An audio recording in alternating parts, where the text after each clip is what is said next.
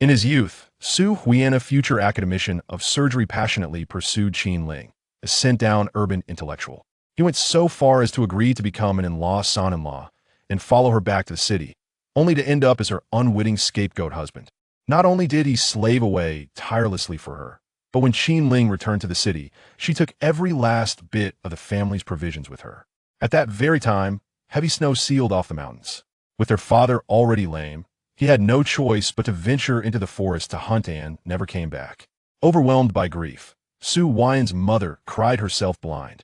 His younger brother was given away to another family, and his little sister, suffering from untreated congenital heart disease, died young due to lack of medical care. Now, heaven has granted Su Huaian a second chance. Reborn back in 1979, when Qin Ling once again demands he follow her to the city, he resolutely refuses. Chapter 1. Absolutely not returning to the city. At the foot of the northern slope of the greater Xin'an Mountains, it was pitch black outside. Biting wind whistled through cracks in the doors and windows, rustling the tattered oxhide paper pinned to the wall. Su Huaian opened his eyes to see an aged octagonal table right before him. Above the table hung a large glass photo frame filled with yellowed black and white snapshots. Beside it was a portrait of Chairman Mao. "I've been reborn. It's December 12th. 1979, the third year since the college entrance exam was reinstated." Su Huaian's body jolted. Hadn't he just finished a 9-hour surgery? The moment he stepped out of the operating room, dizziness overwhelmed him and he collapsed unconscious. He looked up. Hanging beside the crumbling doorframe was an old almanac, flipped precisely to December 12, the very day he married Qin Ling and the night before they were supposed to return to the city together. "Su Huaian, what are you still sitting there for? Go fetch a basin of hot water. I need to wash my feet." An impatient voice cut through the silence. Su Huaian turned toward the Kong-heated brick bed and saw a familiar face. Underneath a brand-new floral cotton quilt lay a beautiful young woman. She appeared to be in her early 20s, with 2 braids and fair skin. Her eyes, fixed on Su Huaian, carried a trace of arrogance. Her name was Qin Ling, a sent-down youth from Mo City who had arrived in the village 3 years ago. And today, she had just become Su Huaian's wife. 3 years prior, after graduating high school, Su Huaian had been recommended by the production brigade to train at the commune clinic. Upon returning, he became the village's barefoot doctor. It was then that he met Qin Ling, who had been assigned to work in Nanling Brigade. From the moment she arrived, Su Huaian pursued her passionately. Within 3 months, she moved into his home, eating fine grain at every meal, sleeping alone on the South Kong, while Su Huaian and his family of 6 squeezed onto the North Kong. Every Chinese New Year had sent her back to the city laden with bags of precious grain.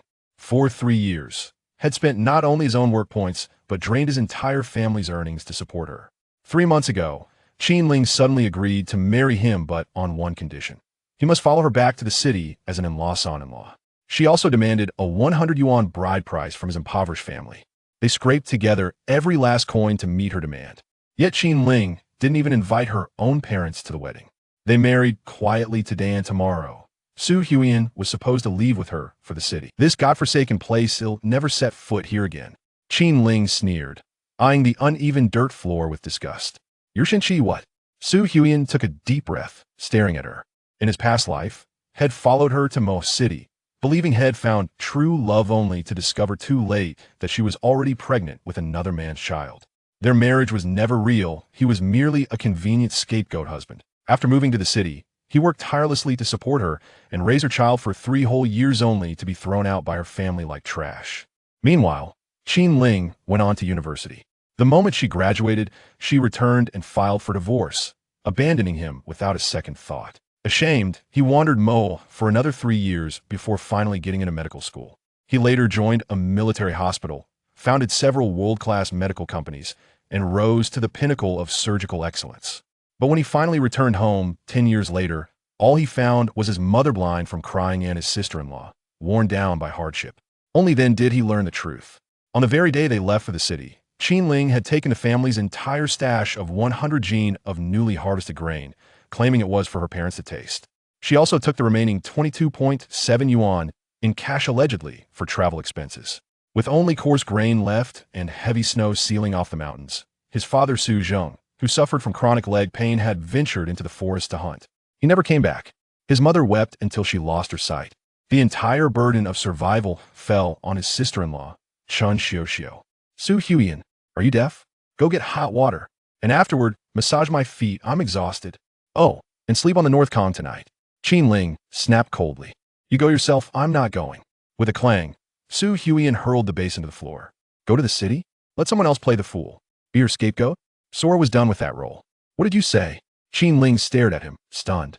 In the past, she only had to utter a word, and head come running, eager to please. No matter how unreasonable her demands, he always obeyed. But today even fetching hot water was too much. I said I'm not going to the city. Su Huiyan stood up, voice icy. Tomorrow, he'll go to the brigade office and file for divorce. You return to your city. I, Su Huiyan, have no interest. You. Qin Ling's face flushed crimson, then crumpled into tears. What would you do if he stayed? What about the baby in her womb? Look at her still acting wronged. Su Huiyan scoffed. Su Huiyan if it's because you want to sleep with me tonight, he'll let you. Qin Ling lifted her head, cheeks burning red. To be fair, Su Huiyan, though a country boy, was tall, strong, and handsome. More importantly, she needed a scapegoat. She was already 3 months pregnant. Her winter coat could still hide it now, but come spring, there'd be no hiding it. Oh, Su Huiyan stepped closer, a mocking glint in his eyes. Qin Ling bit her lip, closed her eyes, and slowly unbuttoned her cotton jacket, revealing smooth, pale skin. Truly fair, Su Huiyan murmured. She was undeniably beautiful. But can you look your brother Mubai in the eye? He added softly. How do you know about him? Qin Ling paled. How could Su Huiyan possibly know about her secret with Xue Mubai? I not only know the child in your belly is Xue Mubai's, Su Huiyan said coldly. I also know you married me to protect his future. You wanted me to raise your child while you went to university. Qin Ling, what do you think I am? What do you think my family is? A charity? Qin Ling burst into quiet sobs, looking utterly pitiful. Huiyan, I do care for you. You used to say you didn't care about anything, you only wanted me. No matter what I did, you'd forgive me. How can you treat me like this now? She couldn't understand. Had always indulged her why this sudden change? Still playing the victim? Su Huiyan stood. We're getting divorced tomorrow. He looked at her once adored, now repulsive. Even if she lay naked before him, he felt nothing. Bang! He shoved the door open and walked out of the South Con. Inside, Qin Ling wept even harder. Chapter 2. You're mad because I want to go back to the city? Su Huiyan headed straight to the North Con.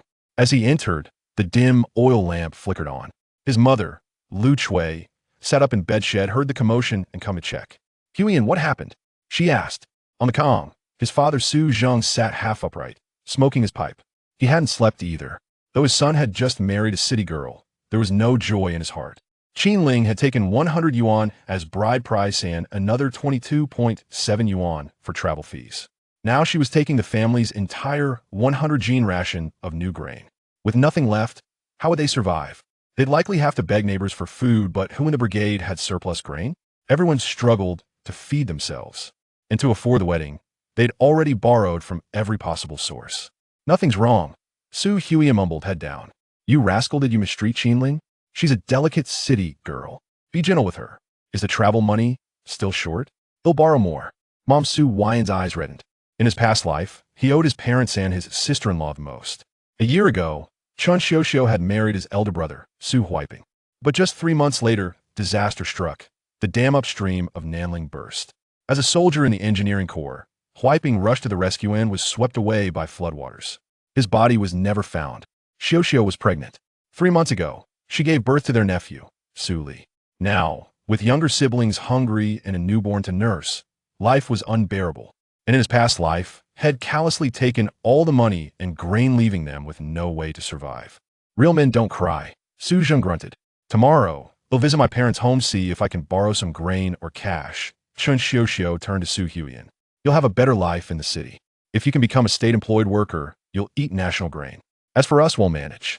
Su Huiyan looked at her purple-faced but strikingly beautiful. She had been only 18 when she married his brother. Now 19, widowed, nursing a 3-month-old infant. She slept against the wall, with younger brother Su Huaigua and sister Su Huaishue beside her. 2 pairs of wide eyes looked up at him. Big brother, they'll sweep snow tomorrow to earn work points, said 11-year-old Huaishue. She suffered from congenital heart disease. Each outing earned her only 23 work points, and she often gasped for breath just walking. She needed surgery in a city hospital, but they had no money. They'll go too. Huaigua piped up. Get some sleep. Su Huiyan gently patted their heads. How could he possibly abandon this family? This life will carry this household on my shoulders. In the past, it was his elder brother who supported his education. With their father disabled, there was little money for school. Only after Su Huaian became a barefoot doctor did his brother finally marry. Now his brother was gone. He couldn't hold and abandoned Xiao and Lil Su Li. Big brother, come sleep with us. Huaibo called. All right. Su Huaian slipped under the covers. In his past life, poverty forced them to give Huaibo away at age 9. Huai Shue, untreated, died in an accident at 13. But heaven had given him a second chance. This time, he would ensure everyone around him lived well. Later, Lu Chui lit the oil lamp and checked on Qin Ling. Soon, the sobbing stopped. Lu Chui returned, blew out the lamp, and darkness filled the room. Outside, the wind howled. Inside, Su Huaiyan's heart grew calm. Tomorrow I file for divorce. The next morning, at dawn, Su Zheng left for work. The squad leader reported heavy snowfall overnight over 10 centimeters deep. Su Zheng was assigned to clear snow, with Huai Shue tagging along. Su Huaiyan headed to the clinic to reclaim his relocation application. At the Nanling Brigade office. Huaiyan, are you sure you're leaving? Brigade Secretary Su Kuan asked urgently. The county's selecting candidates for the college entrance exam. Your family's poor peasants, and your brother Su Huaiping was posthumously awarded third-class merit for his sacrifice. You perfectly qualify, can recommend you. Villagers like Su Huaiyan, politically reliable and from a revolutionary background, were rare. The higher-ups wanted to cultivate such talents. Uncle Kuan, Su Huaiyan said firmly, I'm here to take back my application. You're not going? No. Why go to the Citadel, be a groveling fool and a scapegoat? Not this time. This life, Head carve his own path. In his past life, Head reached the peak of surgery and built global medical empires, but the regret of losing his family haunted him forever. Qin Ling came to see me yesterday and already took the relocation paperwork, Su Kuan said. You just married, should that you reconsider? Uncle Kuan, please issue me a divorce application. You what? Divorce? Su Kuan frowned. Married, yesterday, divorcing today? It's Qin Ling's condition, Su Huaiyan explained. She wanted a divorce because I refused to go to the city. You know our family situation. If I leave, how will they survive? You made up your mind? Everyone doubted this match from the start. For 3 years, Qin Ling had lived lazily in the brigade, expecting everything. But since Su Huaiyan was politically solid and willing, the brigade approved the union. I'm certain. Hey, race the form. Take it and Qin Ling to the commune to finalize the divorce. And since you're staying, we won't need a new barefoot doctor. You'll keep your post at the clinic. Thank you, Uncle Kuan. Su Huaiyan took the document and left. Back home. Huaiyan. Hurry. Qin Ling left. Someone picked her up at dawn. She took everything and went. Lu Chui rushed him the moment he stepped in. She left that fast. Su Huaiyan frowned and turned to leave. I want to go back with her. And she's throwing a tantrum? Chapter 3. I want my things back. Why are you crying? At the commune station, 2 figures stood amidst the snow.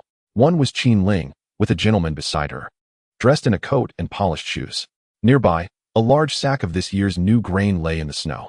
Qin Ling was eager to return to the city, determined not to forget the grain. Qin Ling. Su Huaiyan approached her directly. Upon seeing him, Qin Ling turned her face away, her eyes tinged with red. Convinced that Su Huaiyan had come seeking her, the impeccably dressed man glanced at Su Huaiyan, amusement glinting in his eyes. Is this your partner? He inquired. Brother, bye. He is merely a temporary partner. If it weren't for you, I wouldn't have to endure such humiliation. I had planned to take him into the city, and after giving birth, divorce him in a couple of years. This way, there would be someone to care for the child without affecting your work. Yet he is unwilling. Qin Ling replied with a hint of shyness. Huaiyan, are you coming with me to the city? But let me make it clear, I won't pay for your fare. You must cover your own expenses. Qin Ling turned her head, her expression haughty. Su Huaiyan had come with the assumption that she wanted him to accompany her to the city. I'm sorry, I'm here to divorce you. He produced a divorce application, which bore his signature and seal. All that was needed was for Qin Ling to sign and affix her seal, for convenience. He had even borrowed the commune's ink pad. You want to divorce me? Qin Ling was taken aback, staring at the divorce application in one hand and the ink pad in the other. For 3 years, Su Huaiyan had always fulfilled her desires. Being from the city, this return was due to Shuem Mubai's connections, recommending her for an examination in the city. If she passed, she could pursue higher education, leading to a bright future with a stable job. What right did a rural barefoot doctor have to divorce her? Qin Ling felt deeply wronged. If a divorce were to occur, it should be her decision. She never anticipated Su Huaiyan would genuinely seek to end their marriage. Initially, she thought he was merely being petulant, but it appeared he was serious. To have married one day and divorced the next, what would she do if word spread? Huaian. At that moment, a voice called from behind. A young woman in her 20s emerged from the commune, clad in a cotton coat and sporting a braid. She hurried towards Su Huaian, her face radiant with joy. She carried a basket containing approximately 20 eggs. Xiao Xiao. Su Huaian turned to the person before him, momentarily lost in thought. The figure from his memories merged with the present vision, and tears welled in his eyes as the snow fell softly. Han Xiao Xiao and Su Huaian were high school classmates, having shared a desk for 3 years. With both of her parents employed in the city, Han Xiao Xiao was not required to go to the countryside. Yet, she was remarkably strong-willed, unwilling to allow others to perceive her as someone who relied on parental assistance to secure employment. Thus, she ventured directly to the countryside. Even so, after arriving, Han Xiao Xiao remained at the Lingnan Commune Health Center, becoming the sole announcer in the entire commune. With her beauty and capabilities, she was indeed striking. Xue Mubai looked at Han Xiao Xiao, his eyes sparkling, while Qin Ling beside him quickly pinched his arm, bringing him back to reality. Though he could not help but steal glances at Han Xiao Xiao. Huaian, I was just about to visit your home, Han Xiao Xiao remarked. By the way, you are returning to the city with Qin Ling today, right? Seemingly recalling something, Han Xiao Xiao cast a glance at Qin Ling. Their 3 years as desk mates had fostered a peculiar affection in her heart, which was also the reason for her arrival at the Lingnan commune. But unfortunately, upon returning to the Lingnan brigade, Su Huaian was entirely focused on Qin Ling yesterday. Upon hearing the news of Su Huaian's marriage, she had wept in secret, and today, she had intended to bring eggs to visit Su Huaian's parents. Moreover, she too was set to return to the city. I'm not going, Su Huaian replied with a smile. Not going. Han Xiao Xiao was taken aback. Indeed, I am not heading to the city. Su Huaian took a deep breath. In her past life, after following Qin Ling to the city, she had lost all contact with Han Xiao Xiao. However, after being cast out by Qin Ling, it was Han Xiao Xiao who had recommended her for the college entrance examination. Subsequently, Su Huaian understood Han Xiao Xiao's feelings, yet even if she reached the pinnacle of success, she could not bring herself to confront the emotions she harbored for Han Xiao Xiao.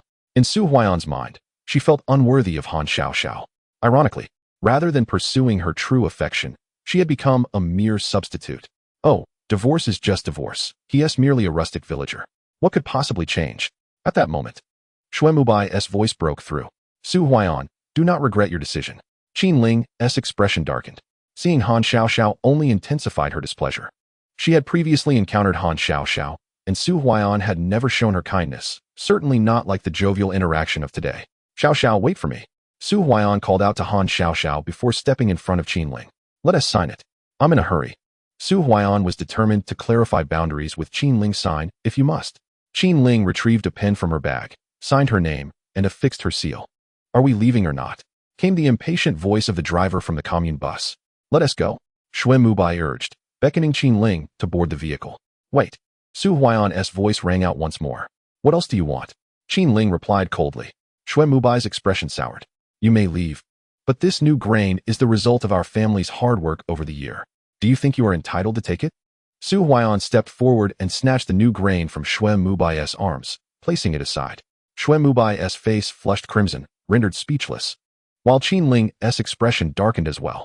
She had written letters expressing her intent to bring the new grain back to her parents, brother, and Su Mubai. She never anticipated Su Huaian would demand it back. Huaian, have you lost your mind? Hannah's eyes widened in disbelief.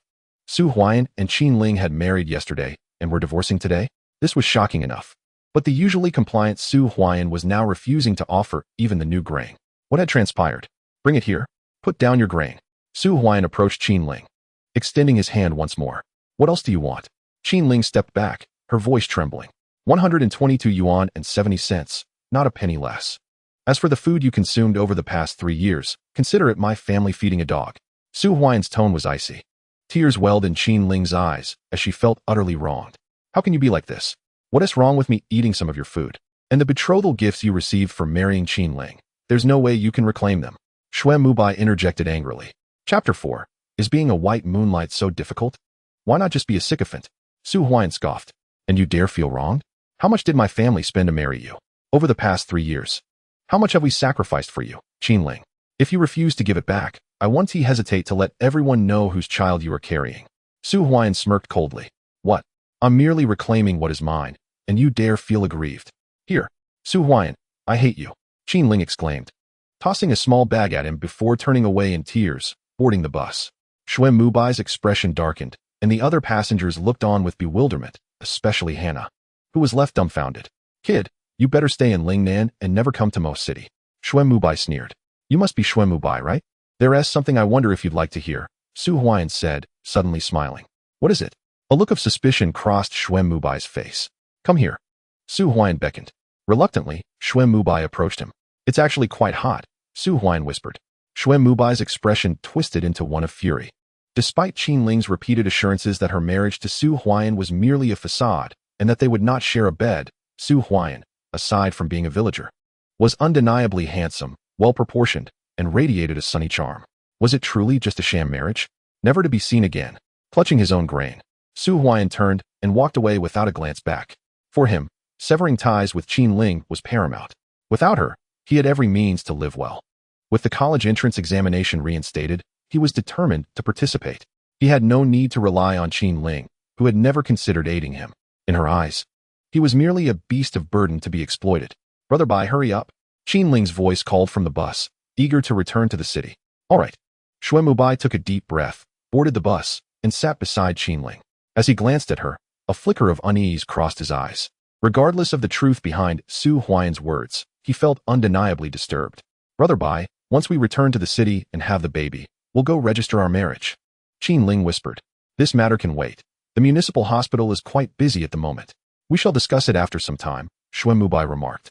He had leveraged his connections to secure a position at the municipal hospital for 3 years and had only just begun to establish himself there.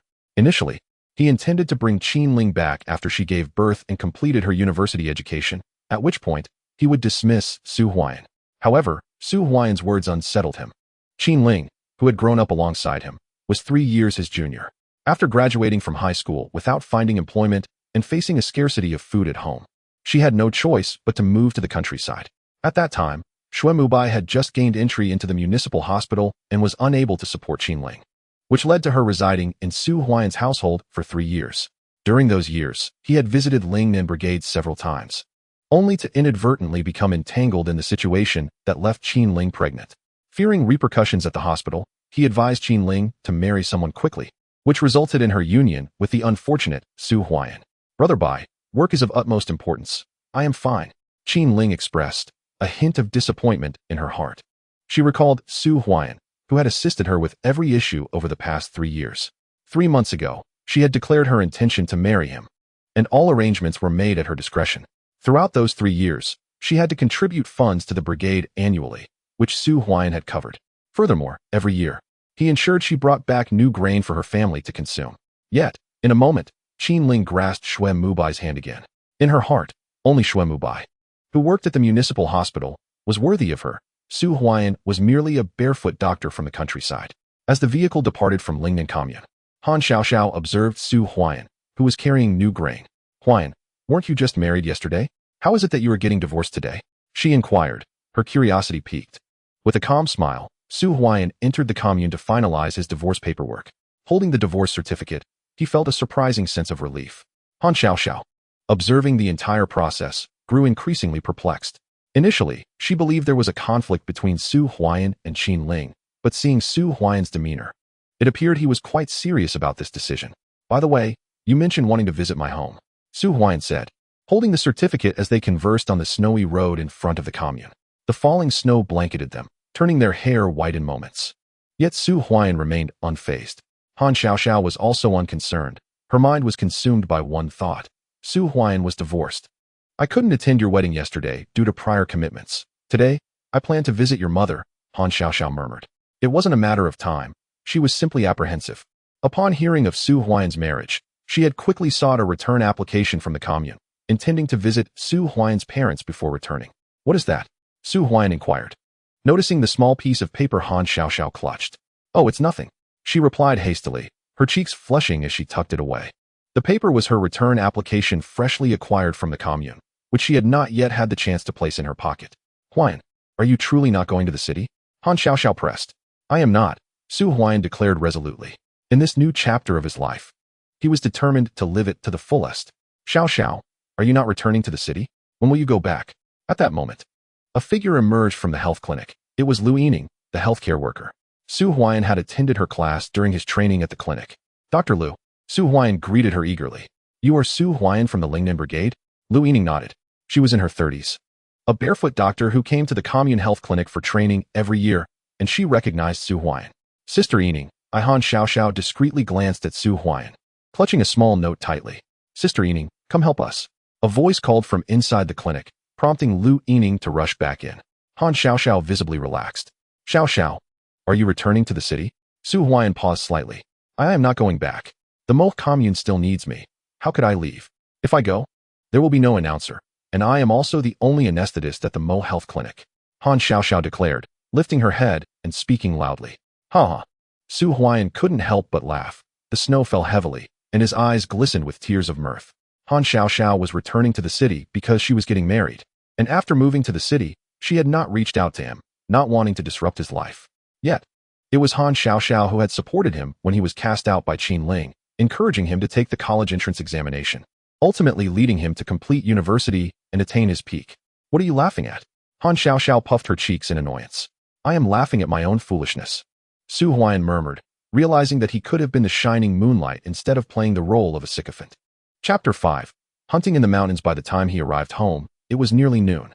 From a distance, a blanket of white covered the landscape. Cradling the new grain and carrying eggs, Su Huaiyan wore a joyful expression.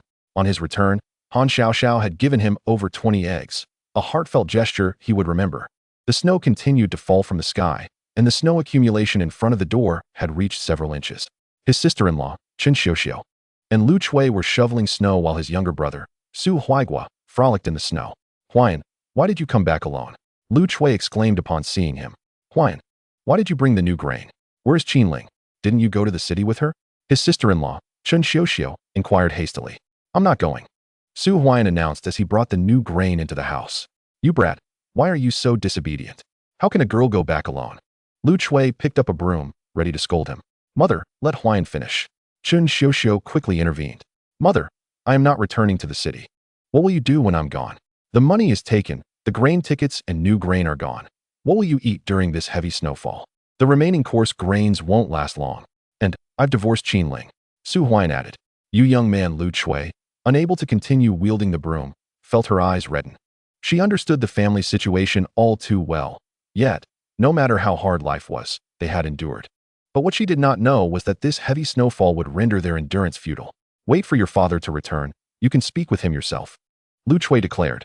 After uttering these words, she cast the broom to the ground and retreated into the house. Su Huaiyan picked up the broom and began to sweep the snow in front of the door. His sister-in-law, Chen Xiuxiu, observed Su Huaiyan and sensed a change in him. In the past, he would never consult them regarding matters concerning Qin Ling. For 3 years, during the first 2 years when his elder brother, Su Huaiping, was still around, family life was barely sustainable. With his brother gone, life had become increasingly arduous. Sister-in-law, allow me to sweep. Su Huaiyan offered. It's all right.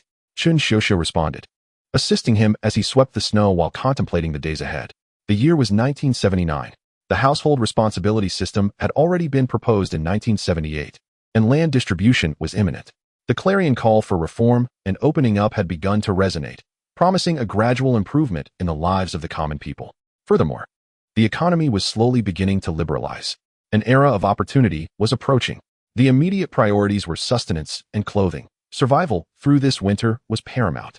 Beyond that lay the necessity of participating in the college entrance examination. Even with land allocated to households, poverty would persist. A better life would ultimately depend on one's own efforts, Su Huaiyan mused. The food at home was insufficient to last through the winter, particularly with his sister-in-law needing to nourish the baby. Day by day, there was no meat to be seen. How could there be milk for the child? His younger sister, Su Huaishua, suffered from a congenital heart defect, which was crucial to remember. It had manifested 2 years ago when she was 13. If the heart condition could be repaired, full recovery was possible. His younger brother, Su Huaigua, could not be sent away either. In his past life, upon reaching the pinnacle of success, he realized he was surrounded by no family. At noon, Su Zheng returned home for lunch. The table was set with coarse grains, a bowl of sweet potatoes, and a plate of pickled vegetables. The sweet potatoes were consumed alongside the pickles. This constituted their main meal. They had only 2 meals a day, often going to bed hungry. Divorce is one thing, but you lack the capability. I warned you when you married that Qin Ling, being a city girl, would eventually return home. Yet you did not heed my words. Su Zheng remarked coldly as he took a puff from his pipe. Father, here is 122 yuan and 70 cents. Take it. Su Huaiyan placed a small bag on the table. This was all borrowed money, a few yuan from neighbors, also preserving Su Zheng's last shred of dignity. You brought back new grain, and now you want the money back as well? Su Zheng paused momentarily. This son has changed. In the past, he had been completely preoccupied with Qin Ling. Were it not for his identity as a barefoot doctor, he might not have been able to afford meals. Even so, Su Huaiyan had to supplement the household throughout the year with his work points. The marriage is over. Today, I am going to the commune. So I have taken leave from the brigade secretary. I won't be at the health clinic in the afternoon. Su Huaiyan stated. Very well. Su Zheng nodded in agreement. Father, I recall that we have a chain shotgun at home. Su Huaiyan added. Are you planning to go into the mountains? Su Zheng inquired. Huaigua and Huaishui probably Haven Tea had meat in a long while. Su Huaiyan replied. Meat? As Su Huaiyan spoke, two pairs of eyes fixed upon him. Su Huaigua and Su Huaishui swallowed hard.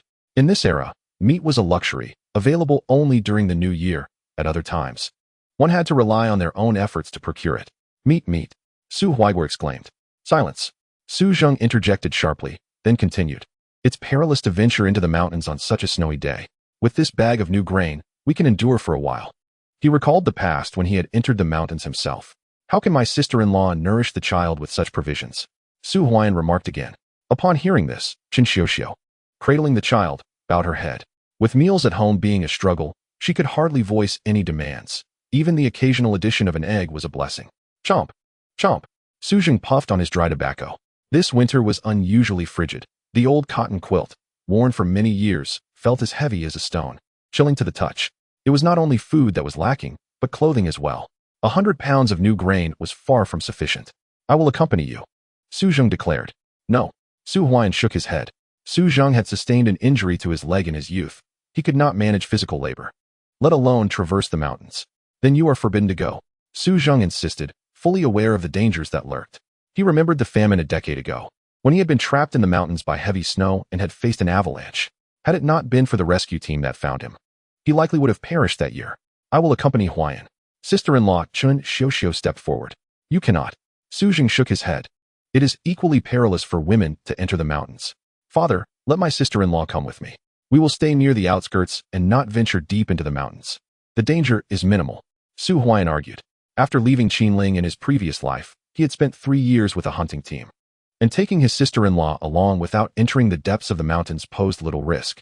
Moreover, Su Zheng would certainly not permit him to go alone. Be cautious, Su Zheng warned. Rest assured. Su Huaiyan nodded, then began to gather his belongings in the courtyard, acutely aware of the dangers posed by the heavy snowfall. However, he understood that the region of Lingnan, nestled against the northern foothills of the Greater Xing'an Range, was rich in resources. In the 1970s, the resources within the mountains were untapped. Farmers were prohibited from engaging in sideline activities, and being caught could lead to severe consequences. The stigma of being labeled could be even more daunting. With the onset of reforms in the late 70s, conditions improved significantly. Su Huaiyan had devised a plan for his first venture into wealth, intending to derive it from these mountains. An hour later, Su Huaiyan and Chen Xiuxiu departed the courtyard, armed with a chain shotgun, and after walking for more than half an hour, they entered the snow-laden mountains. Huaiyan, a rabbit!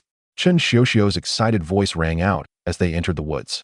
Su Huaiyan looked ahead and spotted a gray rabbit, weighing roughly 2 pounds, leaving a trail of footprints in its wake. Keep your distance and let me set the trap, Su Huaiyan instructed. The preparations for setting traps commenced. As the wild hare emerged in search of sustenance, capturing one would certainly satisfy a craving, particularly for the younger siblings who had scarcely tasted meat in a year. However, it is worth noting that hares are predominantly lean, yielding no milk. Moments later, the traps were complete. You guard this side, blocking the exit, while I chase the hare, Su Huaiyan instructed. Understood, Chen Xiuxiu replied, taking her position. Su Huaiyan followed the footprints, and soon, a gray hare reappeared. He cautiously maneuvered to position himself ahead of the creature. Upon sensing movement, the gray hare turned to flee. It's coming, Chen Xiuxiu announced, successfully obstructing the exit.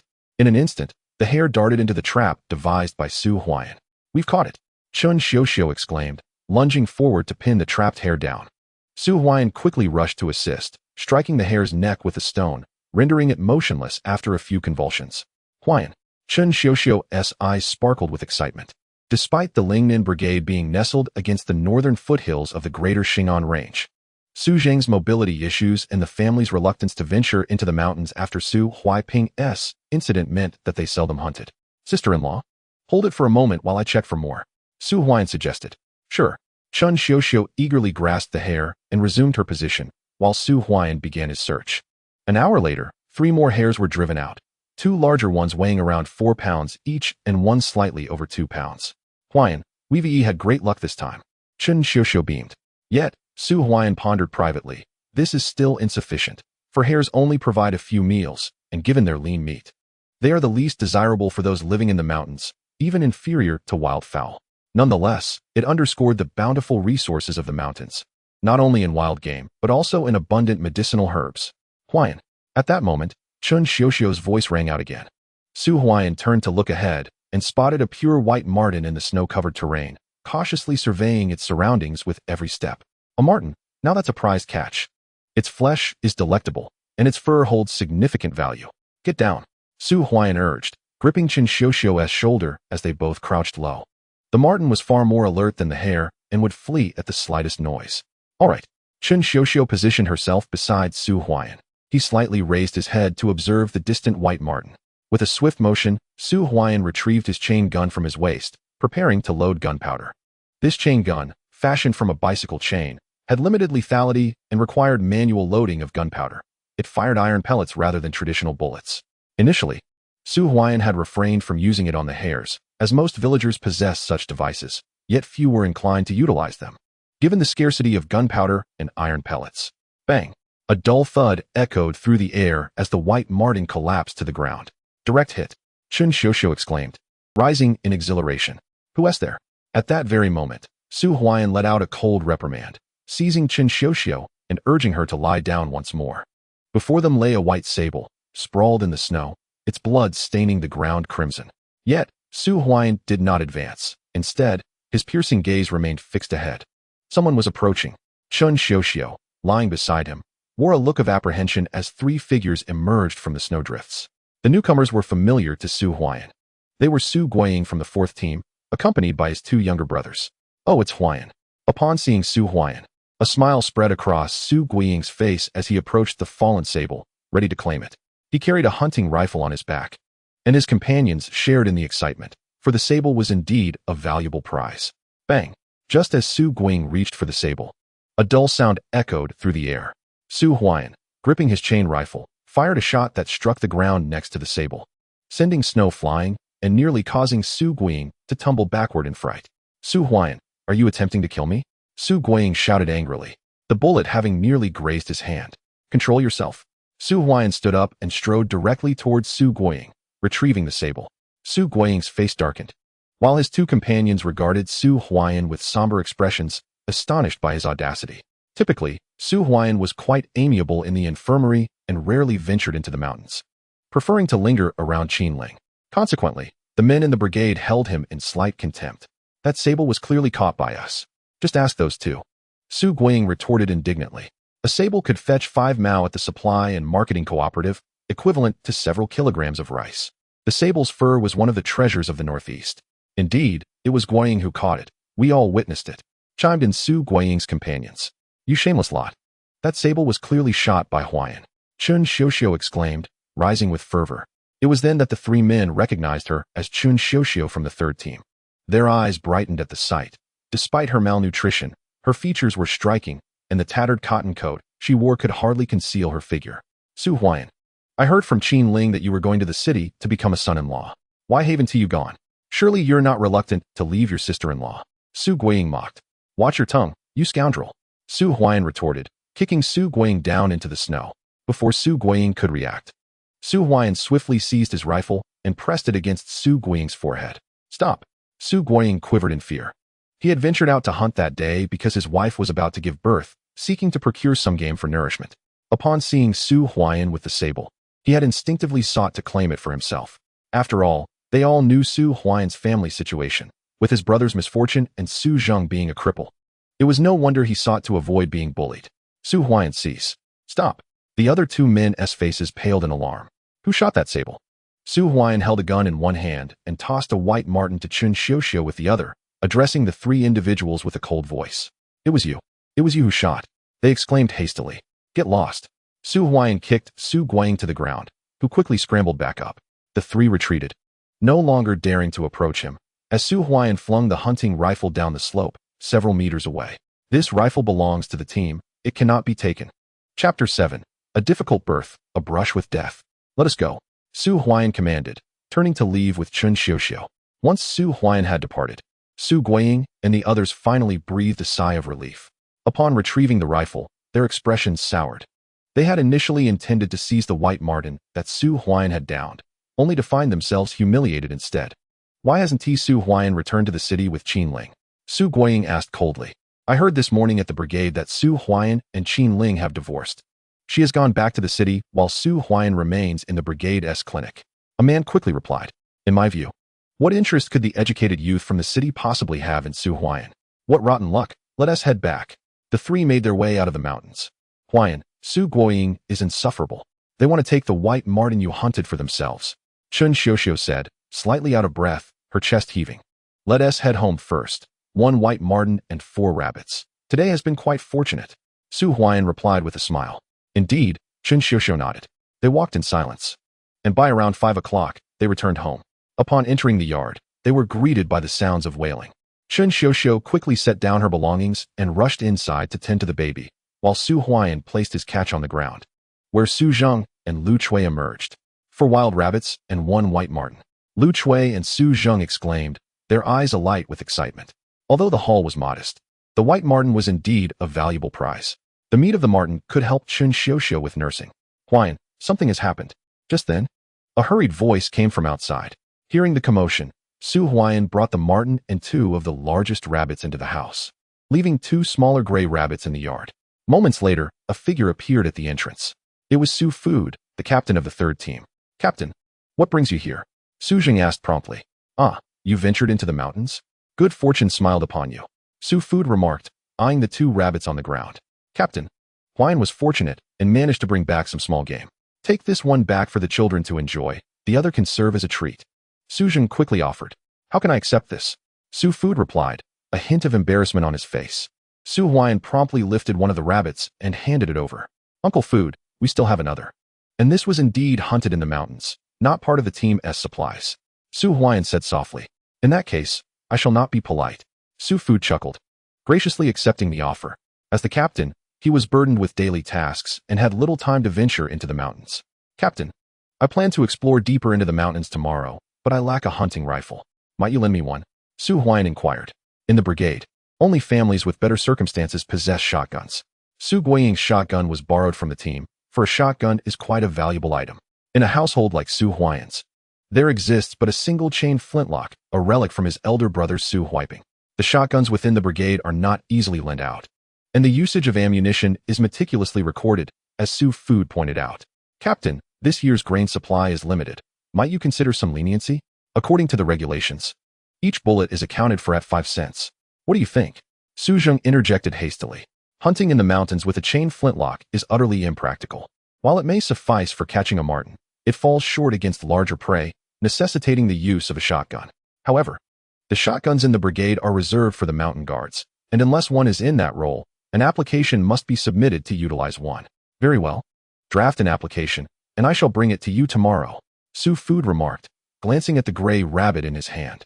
Thank you, Captain. Su Huaiyan quickly replied. By the way, has something occurred in the brigade? He inquired once more. Indeed, Guiying's wife is in labor. The midwife, Su Xiaoxiao, along with Dr. Jiang, has arrived at the health station. Su Xiaoxiao has reported complications, and they intend to transport her to the commune health center. Given the snowy weather, they require your assistance. Su Food explained promptly. Su Huaiyan was taken aback. He had encountered Su Guiying that afternoon, and now, upon his return, he learned that Su Guiying's wife was facing a difficult labor. I will prepare myself, Su Huaiyan declared. In his previous life, he had undergone a mere 6-month training at the commune and served as a barefoot doctor in Lingnan Brigade, with limited skills and merely a manual for barefoot doctors at home. However, after graduating from university, he ascended to become one of the nation's premier surgeons within military hospitals. Upon entering his home, Su Huaiyan grabbed his medical kit and promptly stepped outside. Shortly thereafter, he arrived at the brigade. Huaian has arrived. Upon seeing Su Huaian, Su Guoying's parents promptly cleared a path.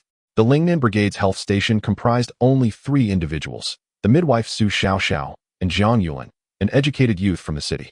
It was said that Jiang Yulin had studied at the city hospital, but due to lack of connections, he could not remain in the city and had to venture to the countryside, where he worked alongside Su Huaian at the health station.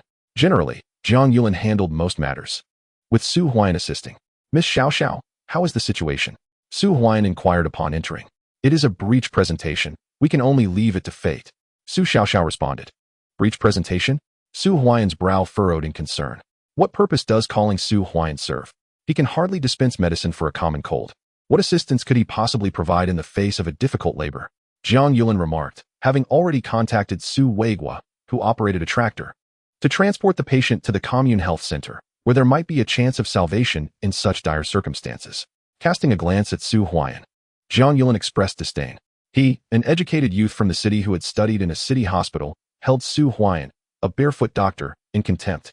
Yet, ironically, he now found himself in the same position. Furthermore, Su Huaian had married an educated youth. Dr. Jiang, an additional person, can always lend a helping hand. Su Xiaoxiao hastily exclaimed. As long as he doesn't complicate matters further. Jiang Yulin sneered. What if my medical skills are lacking? You emerged from a municipal hospital as well, didn't you? Aren't we both merely barefoot doctors? When faced with a difficult delivery, won't you still have to send her to the commune hospital? If you possess such courage, why not deliver the baby yourself? Su Huaian retorted coldly. Jiang Yulin was nearly apoplectic. He had studied at a city hospital, a point of pride for him. Yet, due to insufficient connections, he was unable to remain there and ended up at the Mo Commune Hospital. However, he had not yet met the assessment standards there and was relegated to the Brigade Health Clinic. This matter was a sore spot for Jiang Yulin, and Su Huaian had just brazenly exposed it in front of him. Huaian, refrain from speaking so harshly. Su Xiaoxiao was taken aback. Typically, Jiang Yulin would mock Su Huaian a few times, but the latter would never retort. Today, however, he had boldly pried open Jiang Yulin's festering wound. Even if you are unattractive, you cannot obstruct the path. Su Huaian addressed Jiang Yulin once more. You. Jiang Yulin's face flushed crimson. Su Huaian, I shall observe what capabilities you possess. From this moment onward, I will not intervene. Should anything go awry, you shall bear the responsibility. Jiang Yulin stepped aside, yet his eyes burned with fury directed at Su Huaian. Get out. Su Huaian barked. A malpositioned fetus? If that were the sole issue, Su Huaian would not be fearful. Rather, it was the perilous condition of a placenta previa which could prevent the baby from descending into the birth canal. In such circumstances, a cesarean section would be the only option. Yet, the Brigade Health Clinic lacked the necessary facilities. Huaian, what quarrel are you having with Dr. Jiang? Su Xiaoxiao whispered. What if Dr. Jiang refuses to help? What if something goes wrong? Su Huaian drew back the curtain and entered, only to find a pregnant woman lying on a simple delivery chair, her complexion ashen, beads of sweat cascading down her forehead. Difficult labor, a struggle for life. Chapter 8. The Breach Conversion Technique. Bang. As Su Huaian stepped inside, a figure burst through the door of the health clinic. Dr. Jiang, Dr. Xiaoxiao, please save my wife. I beg you, save my wife. The newcomer was Su Guoying, who was covered in mud, evidently having just returned from the mountains. He had not even had the chance to return home before learning of his wife's labor complications and rushed over immediately. Get up. Su Xiaoxiao quickly assisted Su Guoying to his feet. Upon seeing Su Guoying, Jiang Yulin's expression turned to one of cold amusement as he observed Su Huaian, eager to witness how he would handle the situation. In cases of difficult labor, even if they were transported to the health clinic, the chances of survival were slim. Did Su Huaian truly have a solution? He was all too aware of Su Huaian's capabilities. Guoying, your wife is experiencing a malpositioned fetus and requires immediate transfer to the commune hospital. Su Xiaoxiao stated. Dr. Xiaoxiao, Su Weigua just returned. He said he was driving a tractor to the commune for business, but got stuck in the mud along the way and hasn't been freed yet. Came the voice of Su Food from outside the clinic. Bang. Su Guoying dropped to his knees. We can't transport her to the commune hospital. What will we do now? Please, save my wife. Su Guoying knelt on the ground and began to weep. The sound of crying echoed from outside the infirmary belonging to his parents. Today, he had intended to venture out to hunt a game to nourish his wife, yet unexpectedly, this calamity befell them. Had he known, he would have refrained from leaving. Stop your wailing. At that moment, a cold scoff resonated, and Su Huaian emerged from within. Upon seeing him, a surge of fury ignited in Su Guoying's eyes. Su Huaian was undoubtedly seeking revenge. His wife was in dire straits. And yet, Su Huaian dared to scold him? Su Guoying, today it is not that I am indifferent. Just now, Dr. Su claimed he had a solution. Since Dr. Su possesses a method, let today's matters be entrusted to him. Zhang Yulin remarked with a mocking tone. Su Huaian, it is you again. Were it not for you, I would not have returned so late, and my wife would not be in this predicament. Su Guoying retorted angrily, rising to strike Su Huaian. Su Guoying, if you wish for your wife and child to be safe, then step aside. Su Huaian forcefully kicked Su Guoying down to the ground. What did you say? You have a solution? Su Guoying, now seated on the floor, hastily inquired. Could it be that Su Huaian truly had a way? Huaian. Su Xiaoxiao, with her large eyes, also gazed at Su Huaian. Slightly older, in her 30s.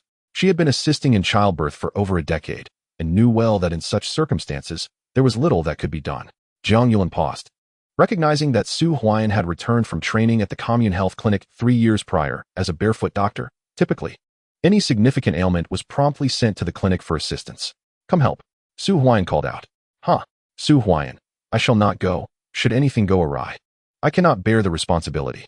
If Xiaoxiao wishes to go, then let her, but I caution you, do not blame me if something goes wrong. Zhang Yulin retreated a few steps. Huaian. Su Xiaoxiao took a deep breath. She too held no belief that Su Huaian had any viable solution. Su Guoying, come. Su Huaian commanded sharply, turning to enter behind the curtain. A jolt of realization struck Su Guoying, and he hurriedly followed, with his wife in distress. Zhang Yulin unwilling to assist, and unable to transport her to the commune health clinic, he could only place his hopes upon Su Huaian. Huaian, this is no jest. If something goes wrong, Su Xiaoxiao attempted to offer a warning, but upon seeing Su Huaian enter, she swiftly followed. Assist in changing the position. Su Huaian instructed. Taking a deep breath, Su Xiaoxiao complied with his directions, adjusting the position of the patient lying on the bed, while Su Guoying rushed to lend aid.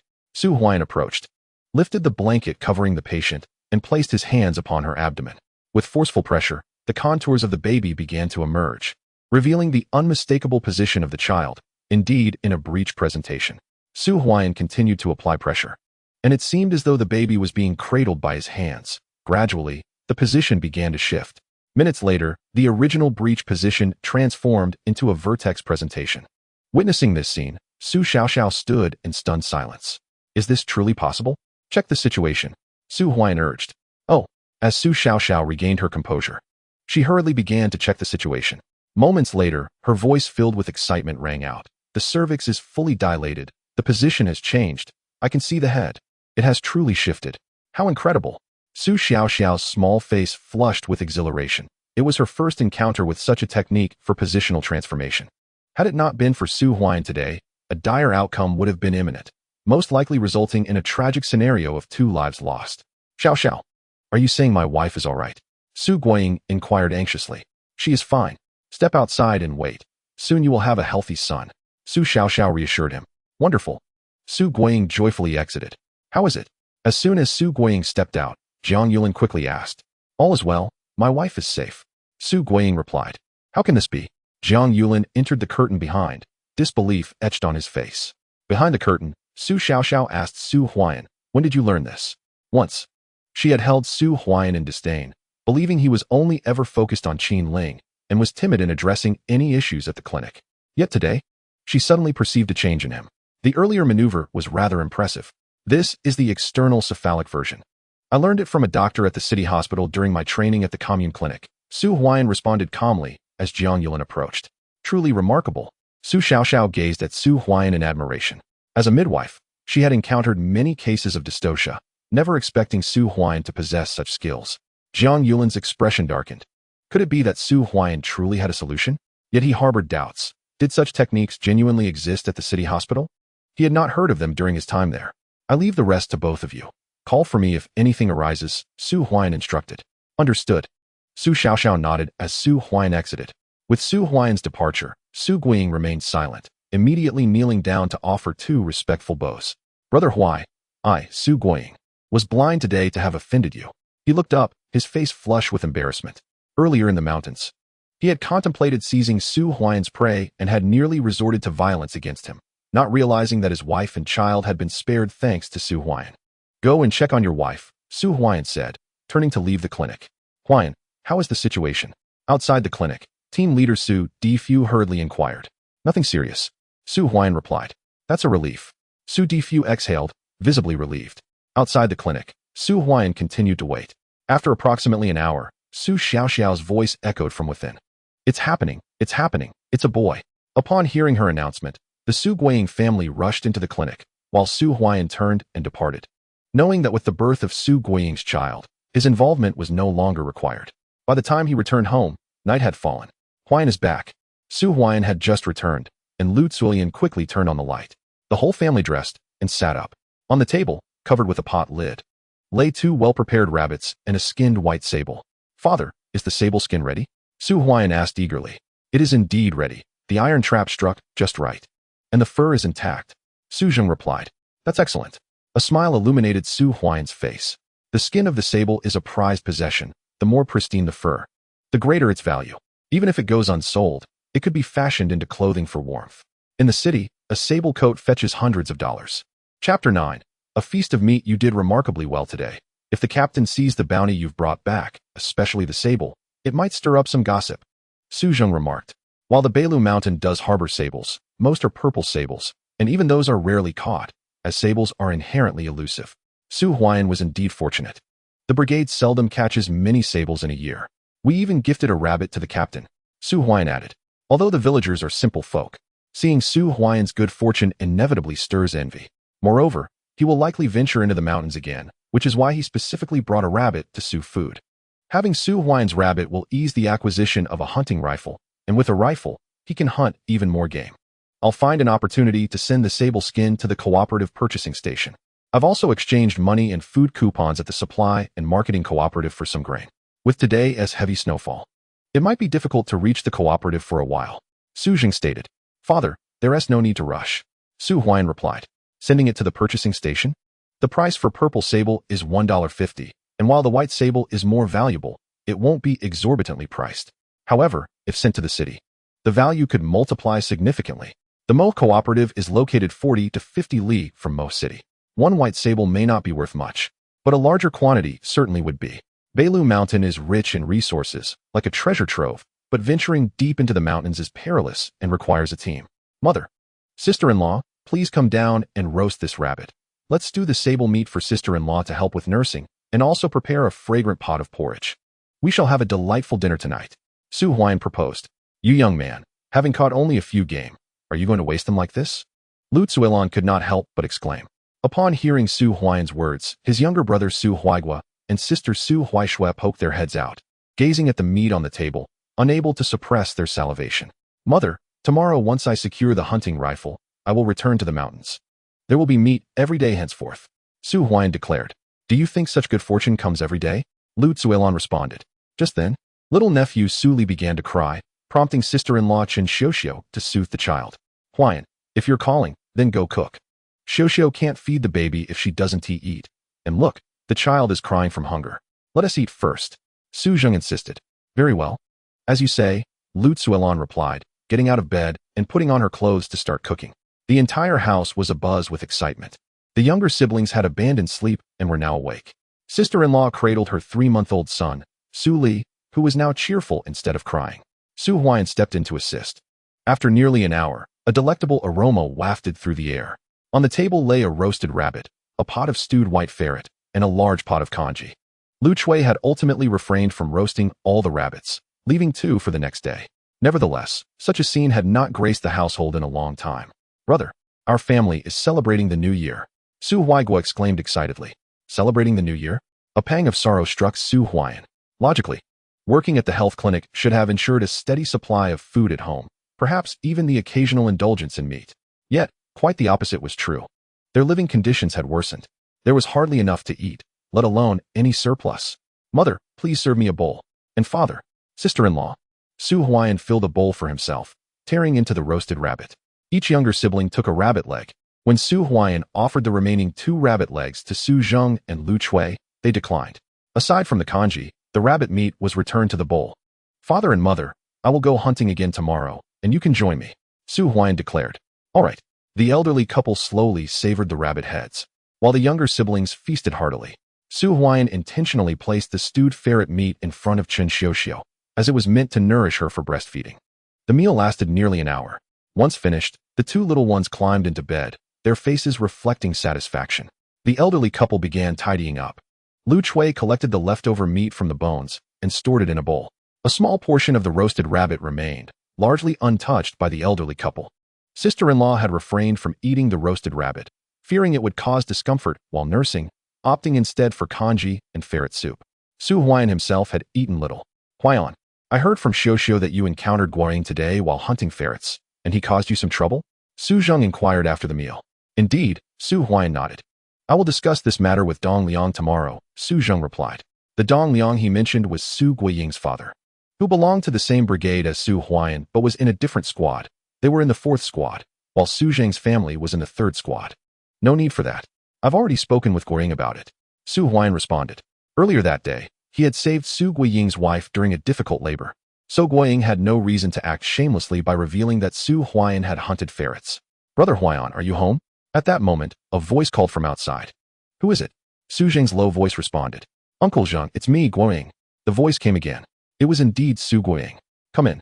Su Zheng opened the door, revealing Su Guiying, who braved the wind and snow to enter the courtyard, carrying a small bag. Upon entering, he spotted Su Huaiyan at the table. Humph. Sister-in-law Chen Xiao shot a glance at Su Guiying before turning away. Su Guiying felt a twinge of embarrassment. Guiying, what brings you here? Su Zheng asked coldly. Aunt Shui, I have come to express my gratitude to Brother Huaiyan, Su Guiying declared, unveiling a bag containing several pounds of millet and a dozen eggs. Gratitude flickered in his eyes as he placed the items upon the table. Thankful? Lu Chui and Su Zheng exchanged bewildered glances. Just moments ago, they had discussed Su Guiying's intent to seize Su Huaiyan's game. How could he now be expressing thanks? Indeed, were it not for Brother Huaiyan today, my wife would have been in grave peril. I shall forever remember your immense kindness, Brother Huaiyan. I, Su Guiying, am prepared to toil endlessly to repay your benevolence. Tears welled in Su Guiying's eyes. In this village, encountering complications during childbirth could often end in tragedy. Had it not been for Su Huaiyan, the likelihood of a double loss would have been exceedingly high. Chapter 10. The Clinic Assessment. Guiying. Huaiyan is part of the clinic. This is his duty. Su Zheng chuckled. This afternoon, upon Su Huaiyan's return, Captain Su Defy summoned him for assistance. Though Su Zheng was currently at the clinic, he and Lu Chui were well aware of their son's capabilities. 3 years prior, he had been recommended by the brigade for 6 months of training at the commune clinic. Upon his return, he had worked as a barefoot doctor, a role of limited scope. In contrast, Jiang Yulin, the clinic's resident, was an educated youth from the city, who had previously studied at the municipal hospital. Villagers typically sought Jiang Yulin for minor ailments, rarely turning to Su Huaiyan. Su Zheng had not anticipated such a significant achievement from Su Huaiyan today. Guiying, take these items back. As a doctor at the brigade clinic, treating the sick is Huaiyan's responsibility. If the brigade secretary learns of your small gestures, Huaiyan may face reprimand. Lu Chui interjected. The brigade clinic did not offer salaries, and consultations were quite inexpensive. A small cold could be treated for mere cents, while serious illnesses required transfer to the township clinic. Any funds collected were allocated to the brigade and did not benefit Su Huaiyan directly. The only compensation he received was in the form of work points. Aunt Shui, this is not for Huaiyan. I have come to visit Sister Xiao. I do not want it. Chun Xiao quickly protested. Enough. Since Guiying has come to visit your sister, please accept it, Su Huaiyan remarked, knowing that Su Guiying would not leave without doing so. This favor was far too significant. Brother Huaiyan, should you need anything in the future, do not hesitate to call upon me. I, Guiying, will not falter, Su Guiying exclaimed upon seeing Su Huaiyan accept the items. Guiying, there is indeed a matter at hand. Su Huaiyan felt a stir in his heart. Speak, Brother Huaiyan, Su Guiying urged eagerly. Today, I noticed you had ventured out to hunt. Su Huaiyan replied, I intended to procure some game to nourish my wife. Rest assured, I will not disclose anything regarding the white weasel. I have warned my 2 younger brothers that should they speak of it, I shall break their legs. Su Guiying asserted. It is not about the afternoon's events. Su Huaiyan gently shook his head before continuing. Your partner has just given birth and requires nourishment for the child. If you are sincere, come to my home tomorrow afternoon, and we shall venture into the mountains together. Brother Huaiyan, will you take me into the mountains for a hunt? Su Guiying inquired eagerly. Indeed. Su Huaiyan nodded affirmatively. Let's choose someone else. Although Su Huaiyan was unlikely to take him, the bond of camaraderie made Su Guiying a trustworthy companion. In rural life, while many things could be settled, The debts of human kindness were the hardest to repay. I would be delighted. Su Guiying responded promptly. Despite having borrowed a hunting rifle for his excursion, he did not dare venture deep into the mountains with his two younger brothers, and his marksmanship was lacking. After a fruitless day of wandering, he ended up wasting ammunition without securing any game. So it is settled then. I will apply for a hunting rifle as well. Let us convene at my home tomorrow at 1 in the afternoon, Su Huaiyan declared. Excellent. Su Guiying agreed enthusiastically. By the way, this matter must remain confidential. It is just between the two of us, Su Huaiyan reiterated. Understood. Su Guiying nodded in affirmation. Moments later, he took his leave. Huaiyan, are you planning to take Guiying into the mountains? Su Jing asked. Indeed. Su Huaiyan replied, then continued. Having my sister-in-law accompany me on the outskirts of the mountains is manageable, but venturing into the deeper woods poses risks. With Su Guiying along, we shall have each other's backs. If we are fortunate enough to hunt something substantial, this winter will be much more bearable. Teaming up for the expedition will yield our first earnings. After a night passed, the following day arrived. In the morning, Su Huaiyan reported to the clinic. Accompanying him were Su Xiaoxiao and Jiang Yulan, who had already arrived. Upon seeing Su Huaiyan, Su Xiaoxiao hurriedly greeted him, a stark contrast to their usual interactions.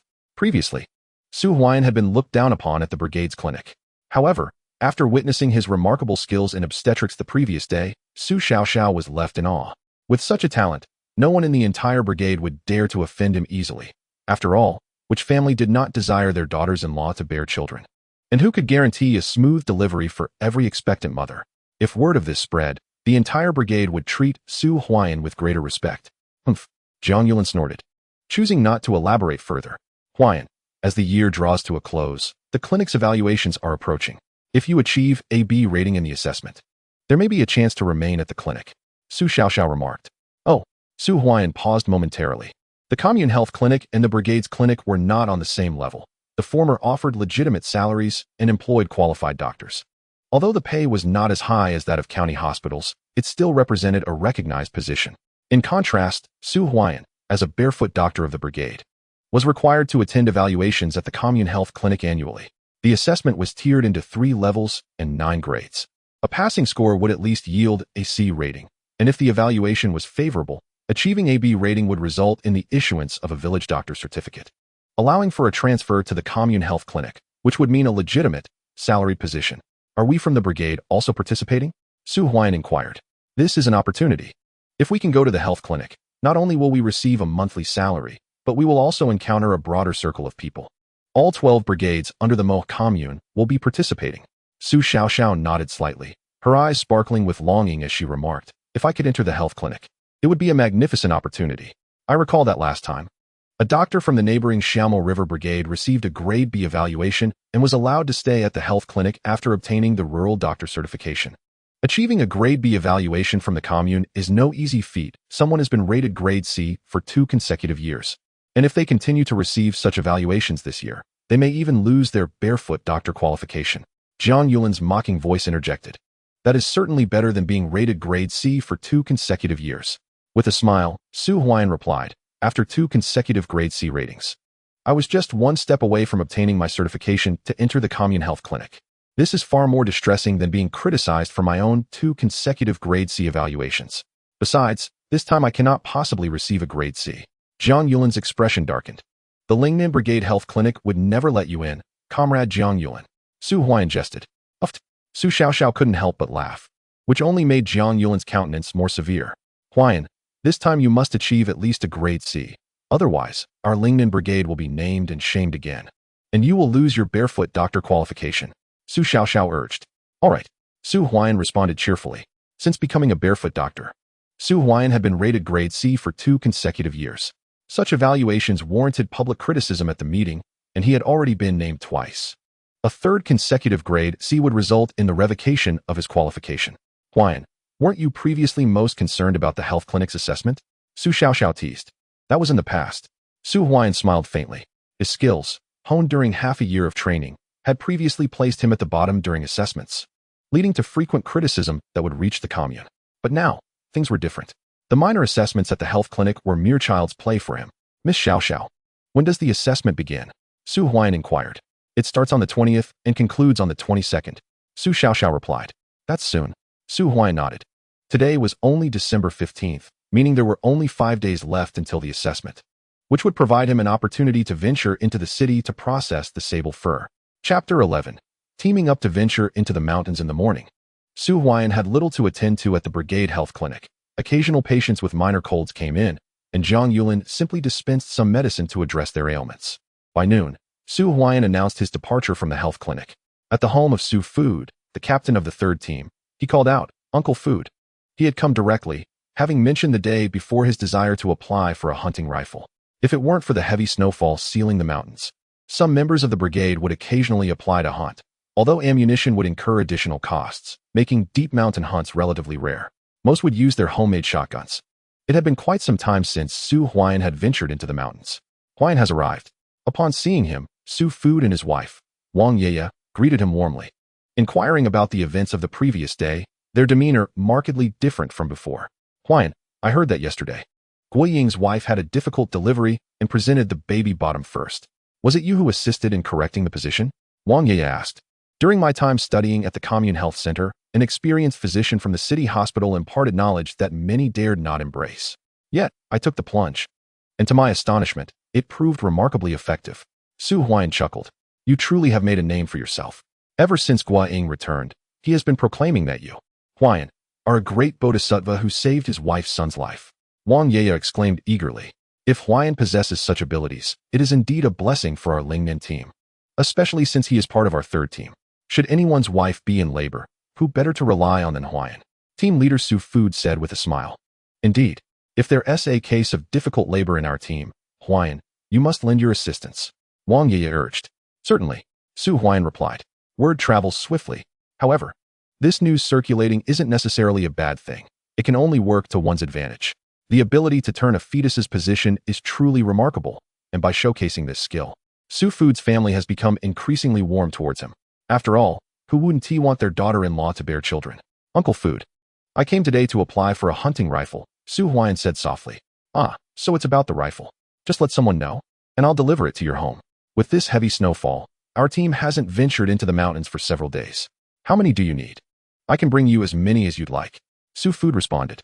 "Two, please," Su Huaiyan requested. "Wait a moment." After a brief pause, Su Food departed. The supplies of the brigade are not stored at home but in the brigade's warehouse, where such rifles are guarded by designated personnel. Only those who are responsible for the mountains may carry them frequently.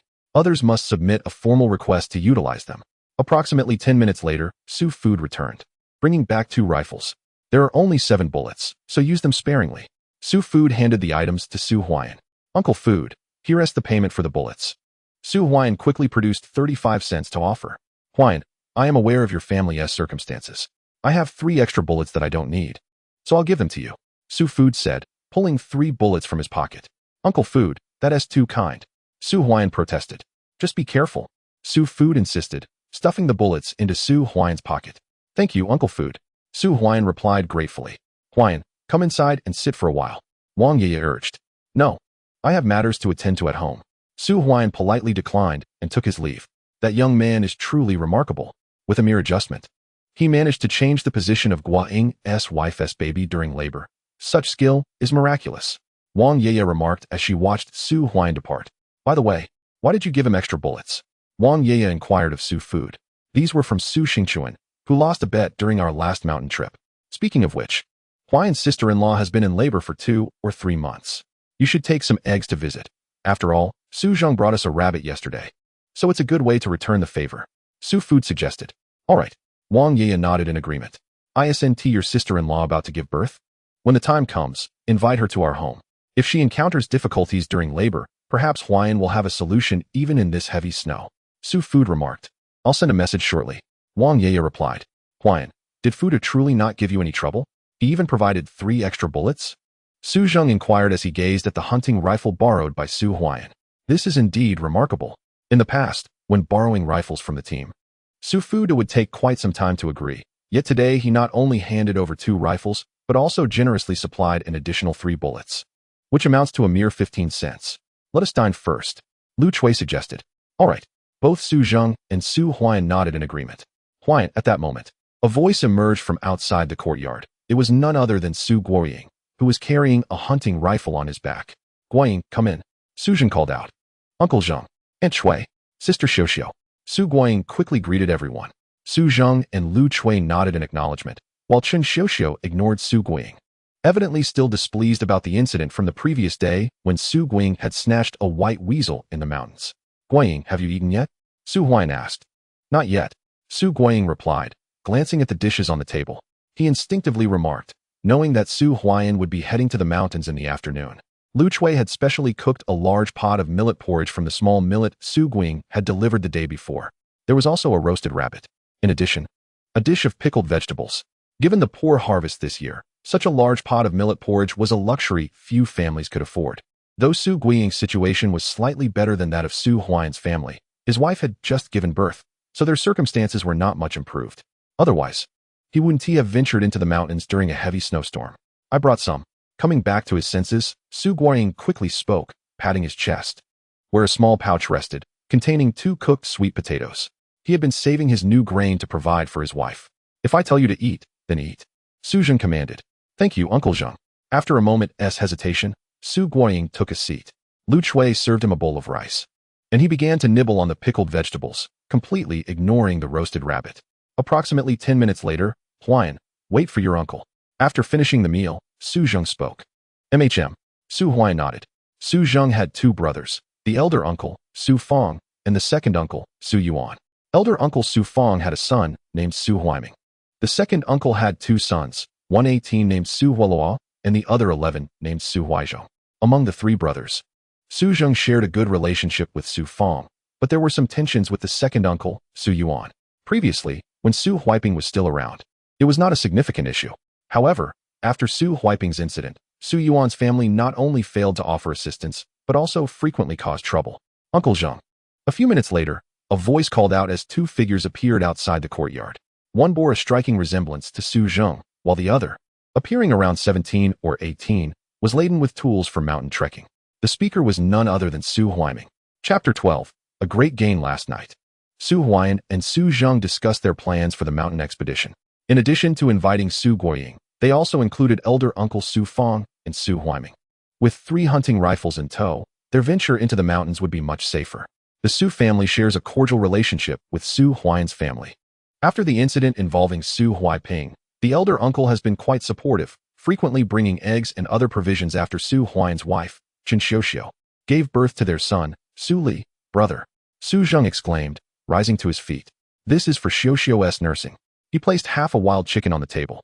Although the family had not ventured into the mountains for the past 6 months, their uncle occasionally delivered some game, primarily for Chen Xiuxiu's nourishment. Brother, why bring anything? Su Zheng hurriedly remarked. Just take it, it's for you. Su Fong replied. Did sister-in-law say anything? Lu Chui interjected. Life was not particularly easy for Su Fong. Whenever his mother-in-law, Li Lan, learned of his gifts, she would create quite a scene, often demanding the items be returned. Thus, Su Zheng seldom confided his troubles to Su Fong. Otherwise, he would not have limped into the mountains in his past life, wishing to spare Su Fong any distress. This half-chicken was requested by my mother. Su Huaiming quickly interjected. Oh, both Su Zheng and Lu Chui paused in surprise.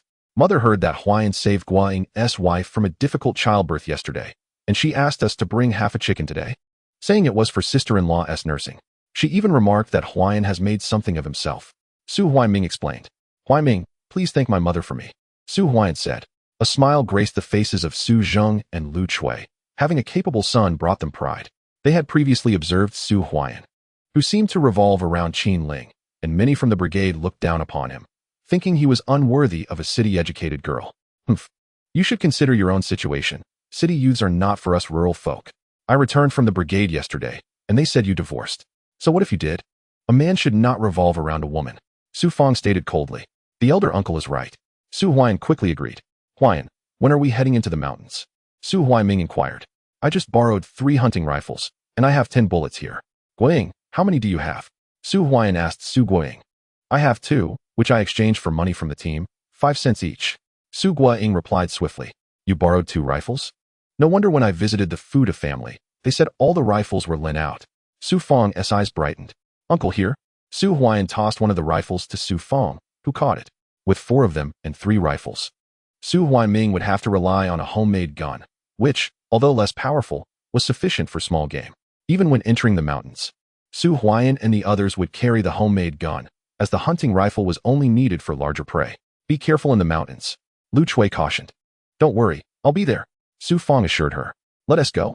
After a brief discussion, Su Huaian also took a small pickaxe, anticipating it might come in handy in the mountains. As they ventured into the wide expanse of snow, Su Huaian's departure caused concern for his wife, who was nursing their child. With elder brother around, everything will be fine, Su Zheng reassured her. Su Fong frequently ventures into the mountains, rendering him quite familiar with the terrain. This familiarity is precisely why he invited Su Huan. The landscape was blanketed in a vast expanse of snow, and the four of them trudged through drifts that were nearly 20 centimeters deep. Such thick snow obscured any signs of previous travelers, as a heavy snowfall sealed off the mountains. Huanan, you have ventured into the mountains infrequently. You will traverse in the middle of our group. Guiying, you will take the rear. Haiming, you shall remain beside Huanan, while I lead the way, Su Fong declared as they entered the mountains. Understood. The three responded with nods. As they journeyed deeper into the woods, the snow grew thicker still. Unlike the previous day, their luck seemed to wane. After nearly half an hour on the outskirts, they had seen no signs of life, let alone the elusive white weasel. They pressed on towards the northern slopes. Wild chickens, Su Haiming's voice rang out, prompting the group to gaze ahead where two wild chickens were half buried in the snow, their vibrant red and green feathers peeking out. To keep warm, these wildfowl instinctively buried their heads beneath the snow. Approach, commanded Su Huanan. The four advanced, extracting the chickens as one would pull up radishes. Once freed, the birds began to flail, but Su Huanan and Su Haiming swiftly dispatched them by snapping their necks, securing the game to their belts. Although the chickens were small, weighing just over a kilogram, they were undoubtedly valuable for their nourishing properties. Look, footprints, Su Guiying exclaimed. Su Fong rushed over to inspect the tracks in the snow, his eyes lighting up in delight. These belong to a foolish roe deer, an excellent find. If we manage to catch one, our efforts today will not be in vain. The foolish roe deer was considered one of the easiest quarry in the mountains due to its low intelligence and reckless curiosity. It often approached rather than fled from potential threats. Each year, numerous foolish roe deer fell prey to hunters, especially during winter when they ventured deeper into the mountains. We should use the earth gun, don't let it escape, Su Haiming urged. Have no fear, Su Fong replied confidently, leading the way. Moments later, a foolish roe deer appeared, standing in the snow, glancing around as if sensing the group's presence. Yet, it showed no inclination to flee. Bang! Su Haiming fired the earth gun, and the foolish roe deer collapsed onto the ground. Huanan, we've struck gold. This roe deer will yield ample meat for each of us, Su Guiying exclaimed with excitement. Haiming, you carry it, Su Fong instructed. Of course. Su Haiming cheerfully hoisted the deer onto his shoulders. Their luck was indeed remarkable. Encountering a foolish roe deer before delving deeper into the mountains was an exceptional stroke of fortune. Typically, when they ventured here, they were content to catch rabbits or wild chickens on the outskirts. Entering the heart of the mountains was a daunting prospect. The threat of large predators rendered such endeavors perilous. Each year, numerous individuals met their fate deeper within the woods, compelling them to remain on the periphery. The four continued their journey, and after approximately half an hour, they stumbled upon a den of foxes, yielding a total of 4 foxes, allowing each person to claim one. Time gradually passed. The 4 individuals ventured deeper into the mountains. The surrounding trees grew increasingly majestic. The snow blanketing the ground had diminished somewhat. While crystalline sounds occasionally echoed through the mountains, the result of heavy snow weighing down branches until they snapped. The presence of small creatures in the woods was also on the rise. Look, it's ginseng, Su Huaiyan exclaimed, crouching down to clear away the snow, revealing the dark soil beneath. A 4-leaf twig emerged, hinting at the shadow of a ginseng seedling. Chapter 13. The nest might. What are you looking at, Huaiyan brother? Su Huaiming inquired eagerly. This is ginseng, and it appears to be a 4-leaf variety, likely around 20 years old. Su Huaiyan responded. Huaiyan, you recognize medicinal herbs? Su Fong interjected. Within their group, few possessed such knowledge. Previously, an elderly doctor would venture into the mountains to gather herbs. But he had since moved to the commune hospital and was even invited to the city hospital. Now, only Su Huaiyan and Jiang Yulin remained as barefoot doctors in their brigade, and those knowledgeable about herbs were even scarcer. Even among those who did, only a handful of common herbs were familiar. Moreover, the value of rare herbs like ginseng would plummet if one lacked the skills to harvest and preserve them. During training at the commune hospital, a traditional Chinese medicine teacher had explained that this was a ginseng seedling, and indeed a 4-leaf variety. As he spoke, Su Huaiyan called out to Su Guiying, grateful for the pickaxe he had brought. After considerable effort, he unearthed a complete ginseng root, with the mountain covered in snow. This ginseng was in its dormant state. Had Su Huaiyan not examined it closely, the withered seedling would have gone unnoticed. The worth of this ginseng, once taken to the city, could be substantial. He mused to himself about the wealth of resources in the mountains. Ginseng is classified into 5 grades. The first and second grades are considered forest ginseng, barely usable for medicinal purposes, while the majority of ginseng on the market falls within these lower grades. Grades 3 and above hold greater value, with earth ginseng and celestial ginseng being particularly prized. The ginseng he had just unearthed was a 4-leaf variety, also known as grade 4, aged over 20 years. Huaiyan, bringing back this ginseng won't be of much use. It would be better to gather more wild goods, Su Huaiyan remarked. No. Su Huaiyan gently shook his head and continued. Uncle, Huaiyan, Guang, look around to see if there are any more ginseng roots. If so, I can share less of today's catch. The ginseng is for me. In the mountains, the immediate value of ginseng might not compare to a hearty meal, but its worth when exchanged was undeniable. If you need us to help you find some, we can manage. We can discuss the catch when we get home. Today's haul of that foolish roe deer is already quite substantial. Su Fang chuckled. Today's yield is indeed commendable. Su Guang quickly added, for them. Seeking out medicinal herbs was hardly a challenge. Let's assist Huaiyan in locating ginseng, Su Fang proposed. Agreed. The 3 individuals commenced their search in the frigid winter. A daunting task indeed to seek ginseng. However, Su Huaiyan discovered a plant, signifying the presence of more ginseng nearby. By clearing away the snow, they could locate the withered ginseng seedlings, thus leading them to the root. Found it. I have too, echoed 2 voices in succession. Su Guang and Su Huaiyan had both made their discoveries, prompting Su Huaiyan to hastily rush over. As he brushed aside the snow, 2 withered ginseng seedlings emerged from the dark earth. 4-star, 3-star. Su Huaiyan inhaled deeply, realizing the immense value of the 3 ginseng roots, far surpassing that of the foolish roe deer. Huaiyan, there's more, Su Fang's voice chimed in. Within a radius of nearly 100 meters, the trio had unearthed 3 roots, hindered only by the snow cover. The mountainous resources were bountiful. It was evident that Su Huaiyan was now situated near the depths of the mountain, a perilous location where further exploration could lead to encounters with larger predators. Let us dig them out, Su Huaiyan declared. All right. The others agreed, assisting in the extraction of the ginseng, while Su Huaiyan continued his search. After approximately an hour and a half, his bag contained 7 ginseng roots along with various other herbs, such as chuan shan long and bei qi. As they ventured deeper, a flash of purple appeared. A marten. Su Fang and the others quickly concealed themselves behind a tree. There's more on the other side, Su Huaiyan exclaimed with excitement. Look, there are 4. Su Guang remarked, his enthusiasm palpable. Huaiyan, I'll count to 3, and we strike together, Su Fang instructed. Good. The others nodded in agreement. For martens represented a substantial fortune. With a dull thud, 3 martens fell to the ground. Only Su Guang's shot missed. As the 3 martens collapsed, the 4th swiftly dashed away. Su Huaiyan raised his shotgun and fired. Bang! The 4th marten also succumbed. Huaiyan, splendid shooting, Su Fang exclaimed, unable to contain his admiration, while Su Guang felt a flush of embarrassment for being the only one to miss. Without Su Huaiyan's marksmanship, they would have only secured 3 martens. Let us tidy up and continue searching, Su Huaiyan urged. Indeed, let's keep looking. The group concurred as they gathered their spoils and resumed their hunt. For martens would yield a handsome profit. This expedition into the mountains was proving to be remarkably lucrative. As time gradually passed, they captured 4 more martens within an hour. The snowfall intensified. Today's haul is quite commendable. Let us head back, Su Huaiyan suggested. His bag was already brimming with treasures. Regrettably, the heavy snow diminished their harvest. Had it been autumn, they would have gathered even more herbs. While these herbs held little value within their team, they would fetch a handsome price in the black market of the city. Indeed, the others nodded in agreement as they departed from the mountains. Huaiyan, today we managed to acquire 1 foolish roe deer, 2 wild rabbits, 2 wild chickens, and 4 foxes. You and Guang can each take a wild chicken, and we can split the foxes. As for the wild rabbits, how about Huaiyan and I take 1 each? For the martens, we'll divide the meat first, and the pelts can be 2 apiece, Su Fang proposed.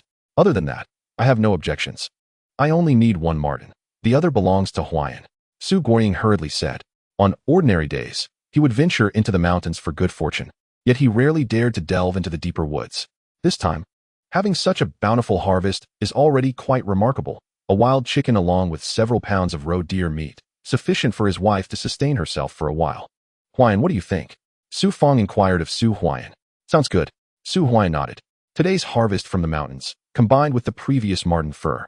If everything is sold, there will be no worries regarding food supplies for this winter. The roe deer meat and wild chicken can be saved for his sister-in-law to nourish her. Huaian, shall we send the roe deer to my home for processing first, and then divide it afterward? Su Feng suggested. No problem. Everyone nodded in agreement. Su Huaiming shouldered the roe deer, while Huaian hung a wild chicken and a fox at his waist, and 2 wild hares dangled from Su Feng's side. The 4 hurried home, bidding farewell to Su Guiying and Su Huaian along the way. At Su Huaian's home, bang! Before Su Huaian even returned, the yard echoed with commotion and sobbing. Huai Luo, what do you mean by this? This white marten was caught by Huaian. Are you planning to take it away? An irate voice emerged from within the house, belonging to his sister-in-law, Chen Xiuxiu. Hearing her voice, Su Huaian's expression darkened as he set down his belongings and swiftly entered the house. Inside, the table had been overturned. Su Zheng's face was ashen, while Lu Chui and Chen Xiuxiu wore expressions of fury. His younger brother and sister were sobbing nearby. Next to the toppled table sat a young man in his 20s, nonchalantly lounging with his legs crossed, holding Su Huaian's white marten fur. Third uncle, repaying debts is a matter of principle. Su Huai Luo declared triumphantly. Owe you money? Who owes you anything? Su Huaian's cold voice rang out, startled by the arrival. Su Huai Luo initially flinched, but then, upon recognizing Su Huaian, leisurely retrieved a promissory note from his pocket and slapped it onto the stool. Huaian, this is your signature on the promissory note. Are you denying it? Su Huai Luo sneered. A promissory note? Su Huaian picked it up for a closer look, his expression darkening. It was a note signed for Qin Ling. He had signed it without much inquiry when Qin Ling requested it, and it stated a debt of 180 yuan.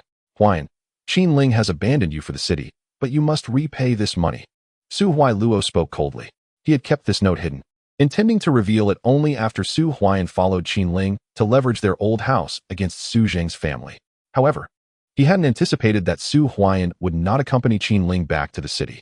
Earlier that day, as he passed by Su Huaian's home, he caught the delicious aroma of meat. After interrogating Su Huaigua, he learned that Su Huaian had ventured into the mountains the previous day and had remarkably caught 4 hares and a white marten.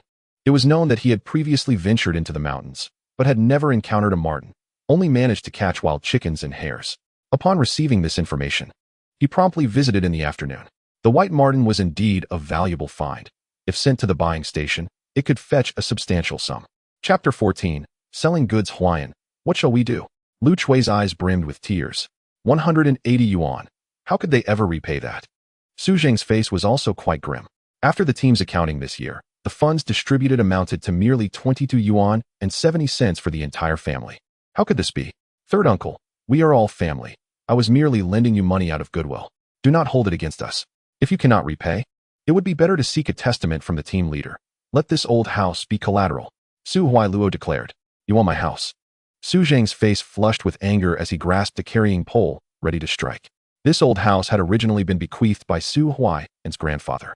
During the division of properties, the 3 brothers drew lots, and Su Zheng was fortunate enough to draw the best 3 mud brick houses. This had left the second uncle's family quite displeased. Who would have thought they would still be coveting his house at this moment? Third uncle, if you strike me, I will report you to the team. Then, Huaian will have no hope of continuing his work at the health clinic. Su Huai Luo retorted coldly.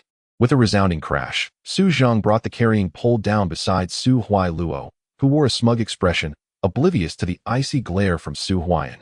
It was no wonder that upon his return in a previous life, the other 2 houses were locked. They had been pledged to the second uncle's family. Brothers should stand united against outside forces, yet Su Huai Luo only displayed arrogance within their own circle. Su Huai Luo, I am eager to see how you will report me to the team. Why not go right now? Su Huaian picked up the carrying pole and struck Su Huai Luo's leg. Ouch! Su Huai Luo jumped up in surprise. Huaian, I will report you. He shouted in fury. Ha ha, go ahead and report. I am quite curious about the 180 yuan you lent Qin Ling. Where did that sum originate? If you have proof, then I shall repay you. Su Huaian laughed. 180 yuan? Unless one works at the supply and marketing cooperative or in the city, who could possibly produce such an amount? Just having enough food for the year is a blessing, and the second uncle's family, while slightly better off, is not much better. Su Huai Luo inhaled deeply. What 180 yuan? Qin Ling only borrowed 3 yuan from me. She simply signed a promissory note for 180 yuan.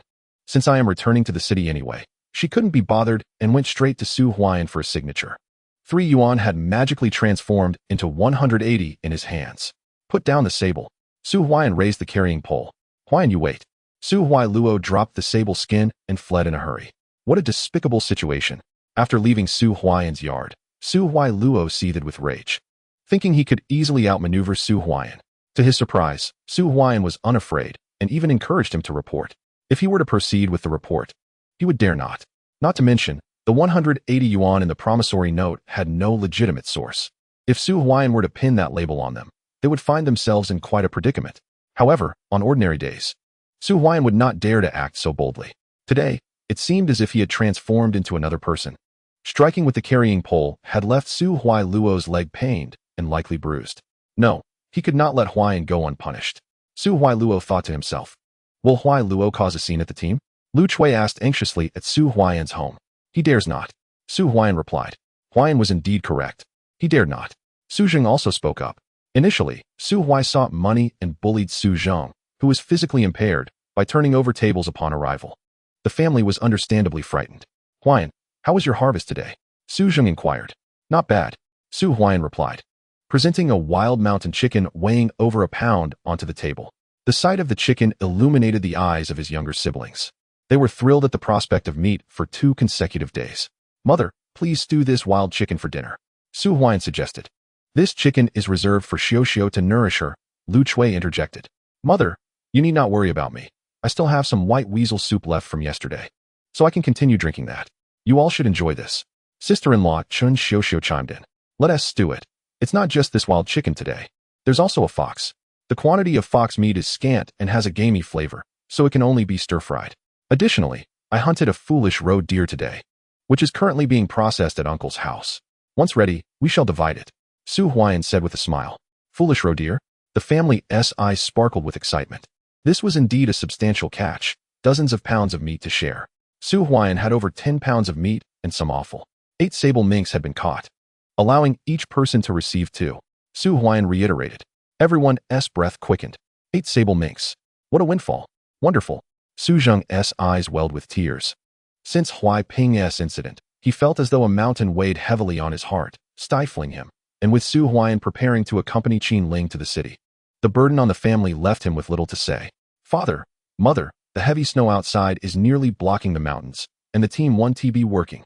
Please help process these ginseng and medicinal herbs, Su Huaiyan said as he brought in a burlap sack and opened it. Inside were 7 ginseng roots and some astragalus. This is ginseng, Su Zheng exclaimed. Indeed, Su Huaiyan nodded.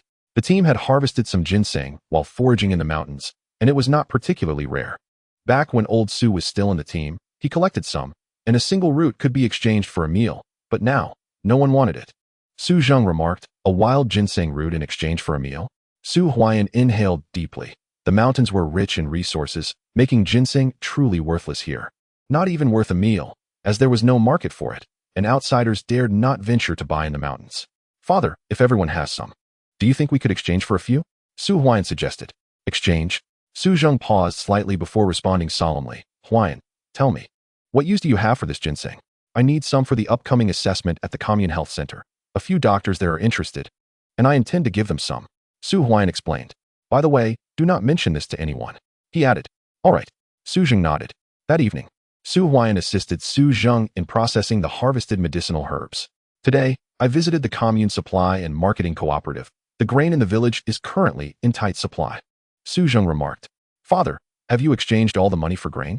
Su Huaiyan inquired. Only 4 yuan remained. Everything else had been exchanged. Su Zhengdao. Although the game hunted by Su Huaiyan had improved their living conditions slightly, the primary issue still lay in the scarcity of food. Father, there must be quite a few furs left from the team's hunting expedition into the mountains, right? Su Huaiyan inquired. Of course there are furs, but every year before the new year, everyone sends them to the commune's purchasing station for money. Why do you ask about this? Su Zhengdao replied. If there are furs, you should take some, father. Since we have no money, we can exchange them for grain. Su Huaiyan suggested. It must be done swiftly. I'm heading out. Chapter 15. Into the city. Huaiyan, these items you exchanged are of little use, Su Zhengdao said in a serious tone. I plan to make a trip to the city, taking sable fur and ginseng with me, Su Huaiyan declared. To the city? Huaiyan, I understand your intentions, But we, the people from the mountains, lack connections. Even if we send items to the city, they would not sell, and we might even face price suppression, making it better to send them to the commune. Su Jingdao cautioned. Moreover, if someone accuses us, it could lead to serious trouble. Everyone knows that the price for furs is higher in the city. But ordinary people simply lack the connections. That is the crux of the matter. Furthermore, the fare to enter the city is 1 yuan and 50 cents. People from the mountains generally do not venture into the city. Some have never set foot in one their entire lives. Father, you need not worry about that. I have my own connections, Su Huaian said with a smile. Having mingled in Mo City for several years, he had a clear understanding of the situation.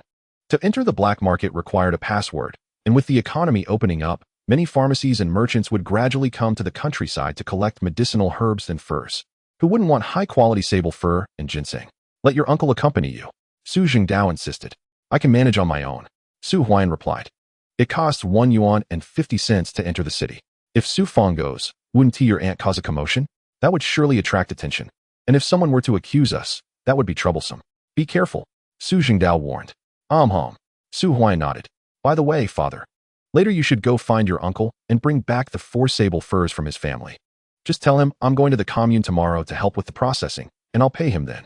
Don't forget to bring Su Guiying S as well, Su Huaian instructed. All right. Su Jingdao took a puff of his dry tobacco and nodded. In the evening, Su Huaiming delivered the goods. A whole silly roe deer yielding 48 jin of meat, which meant 12 jin per person, allowing for some offal as well. However, what Su Huaiming brought was 20 jin, along with the heart and a complete set of intestines. This was clearly more than Su Huaian was entitled to. In addition, there were 3 skin sables. Looking at the basin brimming with meat, smiles spread across the faces of the family. This is more sumptuous than the new year. Mother, let us stew the meat for dinner. It will fill us up, Su Huaian exclaimed with joy. You lucky boy, don't be too extravagant. Lu Chui admonished promptly. Even Su Jingdao, puffing on his dry tobacco, chuckled. In the brigade, which family can claim that meat can fill them up? Saving a bit to eat is acceptable. If there is any surplus, it can be exchanged for grain, Su Jingdao remarked. After a hearty stew, Su Huaian teased. Look, Su Huai was drooling. I am not. Su Huaigua quickly wiped his mouth and shot an irritated glare at Su Huaian. Laughter erupted from the family. The first pot of gold awaits tomorrow, Su Huaian mused. Aware that while hunting could enhance their living conditions, true improvement required venturing beyond the mountains. This was merely the first step in his journey. Just as you wish. Lu Chui rose from her bed and began to prepare the meat. In a short while, the aroma of the stew permeated the entire courtyard. Alongside the stew, she also boiled a large pot of dumplings, allowing the family to indulge in a satisfying meal. The following day, before dawn, Su Huaian sought out the village secretary, Su Kuan, to obtain a certificate for entering the city. He collected 8 pieces of marten fur and 1 piece of white marten fur. Among the 8, 4 belonged to his uncle, 1 to Su Guiying, and Su Huaian kept 3 for himself. Additionally, he had a small bag containing 7 ginseng roots, 2 of which were of the 4th grade, while the others were 3rd grade. With his belongings secured, he departed from home. The snow had nearly reached his knees, falling relentlessly day after day, threatening to seal off the mountains. Upon arriving at the commune, he unexpectedly encountered Han Xiaoxiao, who was on her way to the health clinic. Noticing Su Huaian burdened with a large bag, she hurried over. Huaian, what are you carrying? She inquired. Just some mountain goods, Su Huaian replied with a smile. Did you venture into the mountains? Han Xiaoxiao asked. I only explored the outskirts. Su Huaian quickly clarified. The mountains are perilous. If you are short on money, I can lend you some, Han Xiaoxiao offered. As she spoke, she pulled out a large bill from her pocket. Being a legitimate doctor at the health clinic, she earned a monthly salary of 23 yuan, and this gesture represented nearly half a month's wages. No, it wouldn't look good if others saw, Su Huaian insisted. He regarded her as a shining gem, a petite heiress. Take it for now, Han Xiaoxiao pressed, shoving the bill into his hands. Unable to refuse, Su Huaian muttered, I'll borrow it from you. By the way, in a few days, they will conduct assessments for barefoot doctors. I heard from the clinic staff that this time, it will include people from higher up. Han Xiaoxiao informed him. Are you saying from the county and city hospitals? Su Huaian inquired. Exactly, Han Xiaoxiao nodded. The city hospital is expanding and is in need of personnel, seeking to select some from the lower health clinics. That is excellent news, Su Huaian exclaimed. Make sure you don't receive a grade of C. Han Xiaoxiao rolled her eyes at him, and, after saying this, she handed him 2 steamed buns and an egg before dashing into the clinic. Staring at the white buns and egg in his hands, Su Huaian found himself momentarily lost in thought. Aren't you going to eat? He called out, snapping back to reality. I'm full, came Han Xiaoxiao's voice. Thank you. Su Huaiyan grasped the bill tightly in his pocket. It was imperative to earn that first pot of gold, at the very least. One must first prove worthy of Han Xiaoxiao. Off to the city. Su Huaiyan inhaled deeply, shouldering his belongings as he departed from the commune station. He paid a fare of 1 yuan and 50 cents, and around 8 o'clock, with a roar, the vehicle set off from the commune. The bus swayed and rattled as it made its way to Mo City. What purpose does Huaiyan have in the city? At the health clinic, Han Xiaoxiao watched the departing bus, silently reflecting that the fare from Mo Commune to Mo City cost 1 yuan and 50 cents. Enough to purchase several kilograms of rice at the supply and marketing cooperative. What are you looking at, Xiaoxiao? Lu Yining inquired with a smile from behind her. Nothing. Han Xiaoxiao's cheeks flushed. I heard you withdrew your application to return to the city. Are you not going back? Lu Yining asked. Not going back. Han Xiaoxiao lowered her head even further. Just a few days prior, she had been resolute in her decision to return, believing the health clinic had no use for her. Yet recently, she seemed to have had an epiphany, promptly rescinding her application to return to the city and choosing to stay instead. It's about Huaiyan, isn't it? Lu Yining whispered. Not at all. Han Xiaoxiao quickly retorted. I just saw you hand him a steamed bun and an egg. Are you trying to make Huaiyan robust? But if I recall correctly, he has been on the B list for 2 consecutive years. Lu Yining teased. Sister Yining, are you mocking me? Han Xiaoxiao's face turned crimson, and she softly replied, This time, my second aunt is visiting from the city. Huaiyan will definitely not be on the B list this time. Chapter 16. The first bucket of gold. The bus swayed for nearly an hour before finally reaching Mo City. As Su Huaiyan stepped out of the station, he took a deep breath, inhaling the familiar streets and the old district, a place he knew all too well. Tightening his clothing, he headed straight for the department store. Upon his arrival at the bustling department store, Su Huaiyan observed a myriad of individuals milling about, many others like him, laden with goods, entering the market.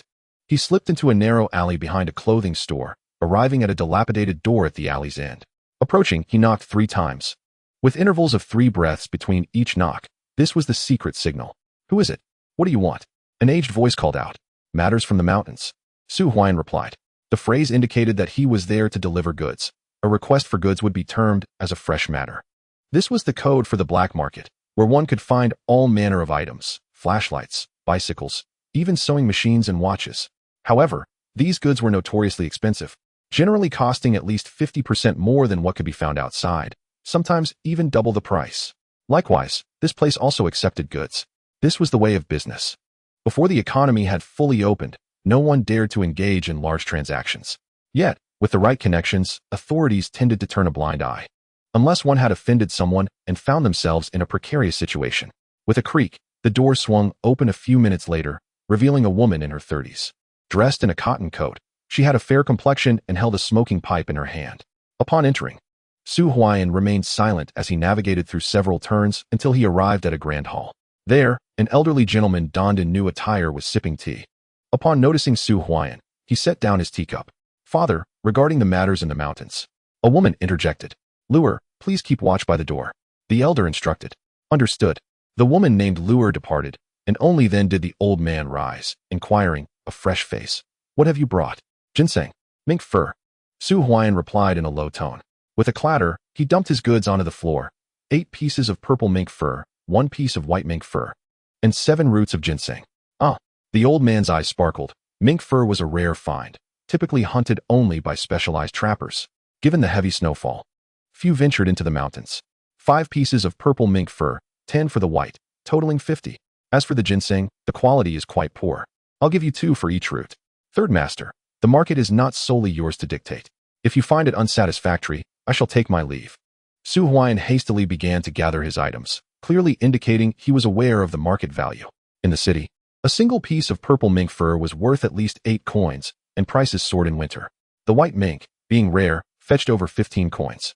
As for ginseng, even the lowest quality could reach 10 coins on the black market, with higher grades exceeding 30. Quality ginseng never lacked buyers. Moreover, such exceptional goods from the mountains were either unearthed by oneself or awaited the arrival of the seller. They dared not approach the collective's gathering. Do you know me? The old man paused slightly. Who does not recognize the capabilities of third master? Su Huaiyan replied with a smile. In his past life, he had dealings with Yang San, who had access to everything one could desire, provided one had the means. This facilitated Yang San's eventual departure from Mo City to establish a large factory. What price do you seek? The elder queried with a smile. In this bitter winter, the price of mink fur is at least double that of other seasons. And I possess only first-rate goods. I shall not ask for much more. 10 coins for a piece of purple mink, 20 for white, 10 for third-grade ginseng, and 40 for fourth-grade. Su Huaian stated firmly. Good lad. The elder regarded Su Huaian with a hint of intrigue. Both ginseng and mink fur were esteemed commodities, especially the latter, which was seldom delivered annually. Yet, here was Su Huaian presenting 9 pieces. Additionally, the ginseng he produced was indeed of excellent quality and well-preserved, indicating his knowledge of medicinal herbs. The economy had loosened over the past 2 years, coinciding with his recent establishment of a pharmacy in the provincial capital, thus requiring high-quality materials. Which commune do you belong to? The elder inquired. Goods do not question their origins. Su Huaian replied. This is the rule of the black market. Upon entering with the password, purchase your goods and depart. We remain strangers thereafter. I can offer you that price for the mink fur, but the ginseng will need to be lower, the third grade at 10 coins, and the fourth grade at 30. How does that sound? Yang San proposed. Agreed. Su Huaian responded with a smile. Price settled. Why is it impossible to send goods out from the mountains? This is due to the lack of channels. If you approach directly, they will not even open the door for you. 8 pieces of sable fur total 80 units. And a piece of white sable fur costs 20 units, making a total of 100 units. 7 ginseng roots, 2 of which are of the 4th grade, amount to 60 units. 5 roots of the 3rd grade are priced at 50 units, totaling 110 units. Altogether, that sums up to 210 units. Su Huaian stated. Lure, bring the money. Came the voice of third master. Wait. Su Huaian called out to Yang San, then smiled and said, Third master, I would like to take away 50 jin of flour and 50 jin of rice immediately. In addition to 6 cotton coats, 4 for adults and 2 for children. The rice and flour are priced at 3 maos per jin, totaling 30 units. The adult cotton coats are 30 units each, while the children's are 15 units each, amounting to 150 units. Third master spoke up. How expensive? Su Huaian inhaled deeply. This price is at least double that of the outside market, but fortunately, purchasing here does not require tickets. They will provide you with as much as you need. I want to take the flour and rice now, and we'll come back for the cotton coats in 5 days. Not a problem. Third master nodded. Lure, count the money. Third master addressed the approaching woman, who hung her smoking pipe and walked up to Su Huaian, pulling out a pouch from her bosom and counting out the notes one by one. Besides the money for the flour and rice, you still have 180 units left. A deposit of 30 units is needed for the cotton coats, which totals 150 units. Lure handed 13 notes to Su Huaian. Holding the money, Su Huaian inhaled once more, then asked, Third master, do you have hunting rifles? I want a decent one. You've come to the right person, replied Yang San. A double-barrel rifle is 300 units, and a single barrel is 150. I will include 30 rounds of ammunition, 50 as a deposit, and I will come to collect it next time, Su Huaian declared. This time, he was merely scouting. T brought the fox furs from home. Su Huaian knew that many hunters in the village had good goods, as long as he offered a slightly higher price. They would not sell to the collection station. However, he must not overdo it to avoid attracting envy. All right, next time, bring the goods directly. Yang San chuckled. Where should the goods be delivered? Lure inquired. 1 hour later, to the bus station in Mo City. Su Huaian replied. On-site transactions. If you buy something, it will not be handed over on-site. That is the rule of the black market.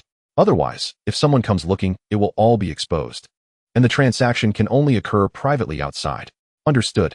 Lure nodded. See them off. Third master waved slightly, and Su Huaian nodded in acknowledgement before turning to leave. Chapter 17. Huaian bought me osmanthus cake. Upon exiting the market, Su Huaian exhaled a breath of turbid air. In his bag, he still had 11 notes, one of which was given by Han Xiao. This trip to the city had been quite profitable. This was far more lucrative than sending goods to the collection station. The first bucket of gold was finally in hand. With this 100 or so, the path ahead will be much smoother. Furthermore, the 100 jin of grain I bring back will ensure a prosperous winter. When I return next time, I shall bring a batch of cotton clothing, and then I shall have no worries at all. Next, I must carve out my own way. I certainly need to attend the assessment at the commune health clinic. Not only must I attend, but I must excel in the evaluation. This way, I can secure a position at the commune health clinic, and with this status, things will become considerably easier. If I could obtain a certificate from the clinic, it would be advantageous. Even if Su Huaian collects medicinal herbs in the brigade, no one would question it, as the clinic is part of the Mo commune.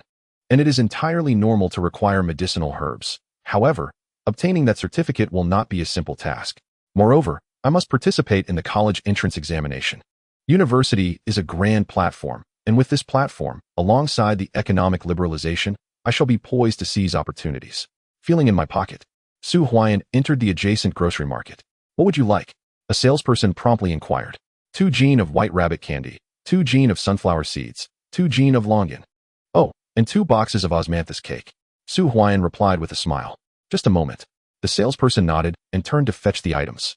These groceries do not require tickets, but grain does. To obtain fine grains, one must resort to the black market. Although the prices are slightly elevated, at least one can purchase freely, as long as one can afford it. A few minutes later, Su Huaiyan exited the shop, having spent a total of 8 yuan. He made his way directly to the Most City bus station. Estimating the time, he noticed 2 figures clutching bags had already arrived at the station. Upon seeing Su Huaiyan, they approached directly. Goods from the mountains. One man exclaimed. Thank you for your hard work, replied Su Huaiyan. After placing the items down, the men departed. Entering the station, Su Huaiyan waited for the bus that would return to Mo Commune in the afternoon. Around 3:30, the bus finally departed. It was nearly 5 o'clock by the time he returned to the Mo Commune bus station. Su Huaiyan. As soon as he disembarked, he encountered Han Xiaoxiao, who was just finishing work, along with Lu Yining. Upon seeing Su Huaiyan, Han Xiaoxiao hurried towards him, and he set down his belongings. Huaiyan, did you go to the city to buy grain? Han Xiaoxiao asked in a hushed tone. Yes. Su Huaiyan nodded. If you need grain, just let me know. I still have plenty of grain tickets. You can buy directly at the supply and marketing cooperative, and the prices are a bit lower. Han Xiaoxiao offered. This is for you. Su Huaiyan pulled out a box of osmanthus cake from his pocket. As the temperature outside was too low, steam wafted up as he opened the box. Upon seeing the osmanthus cake in Su Huaiyan's hand, Han Xiaoxiao was momentarily taken aback. This was the first time Su Huaiyan had given her something. A box of osmanthus cake cost 1 yuan and 50 cents. Don't you like it? Su Huaiyan asked, slightly surprised. I do. Han Xiaoxiao quickly accepted it. By the way, here is your money back. Su Huaiyan hastily handed a large sum of money to Han Xiaoxiao. Although he had purchased numerous items and paid a considerable deposit during this trip to the city, he still had over 90 yuan left. This amount was more than sufficient. I'm not in a hurry, Han Xiaoxiao quickly replied, aware of Su Huaiyan's family circumstances. Huaiyan, next time you go to the city, just say you're visiting my home. I've invited you. She whispered. All right. Su Huaiyan nodded, feeling grateful for his luminous companion. Xiaoxiao, if you're not leaving, I will. Lu Yining interjected. Sister Yining, wait for me. Han Xiaoxiao exclaimed. Then, as if recalling something, she turned and handed a small key to Su Huaiyan, saying, Huaiyan, as a fellow student, I'll lend you this grain for now. You can also borrow my bicycle to ride back. Today, I'll return with Sister Yining, and you can return it to me the next time you come for the health center assessment. Ah. Su Huaiyan was momentarily taken aback. Han Xiaoxiao then turned and left with Lu Yining. Beside the health center, a bicycle was locked up. It was Han Xiaoxiao's. No money needed. And now he had borrowed a bicycle and owed a favor. Su Huaiyan chuckled wryly, thinking it was unusual to not repay a debt. He vowed to return the money next time and to pursue Han Xiaoxiao with integrity, ensuring he would not spend her money. Moreover, with Xiaoxiao's shout, Lu Yining would naturally assume that Su Huaiyan's grain came from her, thereby validating the source of his goods. He had already accumulated enough debts in his past life. He would spend a lifetime repaying them. Taking a deep breath, Su Huaiyan rode away from the commune. Although the snow was deep, the road was manageable, allowing him to ride without difficulty. After about 10 minutes, he arrived home. In the courtyard, Lu Chui was shoveling snow but appeared distracted as the sky darkened. Su Zheng had not said much, but today he hadn't even smoked his pipe, occasionally glancing outside. Sister-in-law Chen Xiuxiu, holding her nephew Su Li, was visibly anxious. The family had finally stabilized. They could not afford any more troubles. Mother, I'm back. Su Huaiyan's voice rang out, prompting Lu Chui's eyes to brighten. She dropped her broom and hurried outside, followed by Su Zheng and Chen Xiuxiu, all of whom smiled upon seeing him. It's already dark, Lu Chui exclaimed. It's fine, Su Huaiyan replied lightly, having intentionally entered the village as dusk fell to attract less attention. Brother, Su Huaixue and Su Huaigua also came out. This is rice and flour. It must weigh over 100 pounds. Wait, where did you get the bicycle? Seeing Su Huaiyan push the bicycle into the courtyard, Lu Chui and the others were left speechless. They knew he had gone to the city, but they had not anticipated his return with so many goods. Su Zheng believed Su Huaiyan was being reckless. He feared this trip might end in disappointment. Without connections, it was not easy to sell goods in the city. Likely, Su Huaian would return empty-handed. Unexpectedly, Su Huaian returned home with over 100 pounds of fine grain, and not only that, he rode back on a bicycle. A rare sight in the brigade. "Father, mother, why are you just standing there? Come help me carry the things inside," Su Huaian exclaimed with a smile. "Yes, let us first take the goods back." Su Zheng hurriedly assisted, and together, the father and son brought the provisions into the house. In the courtyard, Su Huaigua and Su Huaishui stood by the bicycle, eagerly examining it with great excitement. "Huaian, what on earth is going on?" Su Zheng inquired hastily. Inside the house, his sister-in-law, Chen Xiuxiu, along with Lu Chui, also gazed at Su Huaian. With over 100 pounds of grain, this winter would surely be more bearable. Not only would there be an abundance of food, but they could also enjoy fine grains every day. "I went into the city this morning and was fortunate enough to encounter a major employer. Everything was sold off. I bought all this grain from the city." Su Huaian replied joyfully. "But Huaian, we did not give you any grain tickets." Lu Chui interjected quickly. "You can still purchase in the city without grain tickets, albeit at a higher price, about 30 cents per pound, nearly double the price of 15 cents at the supply and marketing cooperative." Su Huaian explained. 30 cents a pound? The group gasped in astonishment. 100 pounds would amount to 30 yuan. "By the way, I still have 92 yuan left." Su Huaian rummaged through his bag and placed a substantial bundle of cash on the table. 92 yuan? Su Zheng, Lu Chui, and the others stared in disbelief. How much did a family earn in a year? This year, the brigade had calculated that each household was left with only 22 yuan and 70 cents. Su Huaian had gone out and returned with 100 pounds of fine grain and 92 yuan. Lu Chui, Xiuxiu, consider this a secret. Not a whisper of this must leave this room, Su Zheng stated sternly. While they had made a profit, Su Zheng was acutely aware of the treachery of human nature. Chapter 18. Teacher Huaian, you have become famous. Indeed, they nodded in agreement. The 95 yuan, combined with the 100 pounds of fine grain, would significantly improve their family's circumstances. If word got out, it would only bring misfortune to Su Huaian.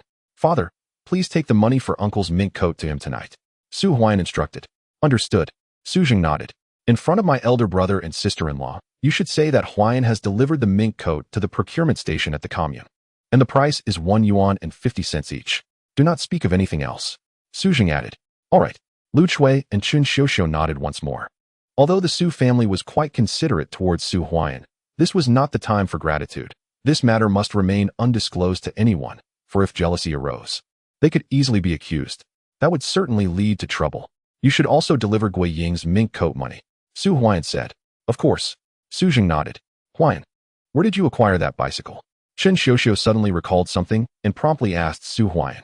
"This bicycle belongs to my high school classmate, Han Xiaoxiao. You all know her. She has visited our brigade before. She currently works at the commune's health clinic and is also a broadcaster for the commune." Su Huaian responded with a smile. It was none other than the charming Xiaoxiao. Lu Chui exclaimed eagerly.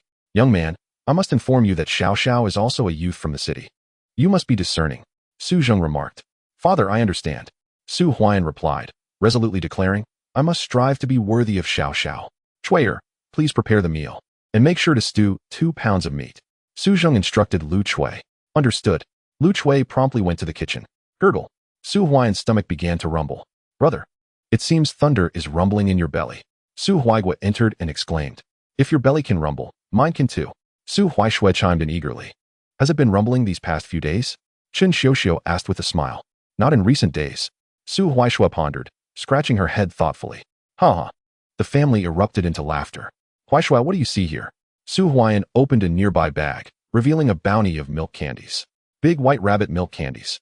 Huaishui's eyes sparkled instantly. Such treats were rare, typically reserved for festive occasions or the new year. "I want some." "Me too." The two little ones hurried to Su Huaian's side. "Here, take a handful each," Su Huaian offered, grabbing a handful himself before sharing a few with Su Zheng, who accepted them but did not indulge, placing them back in the bag. He then offered some to Chen Xiuxiu, who eagerly placed one in her mouth.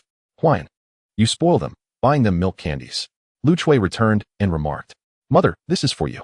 Su Huaian handed Lu Chui a box of osmanthus cake, and as she opened it, a delightful aroma filled the room.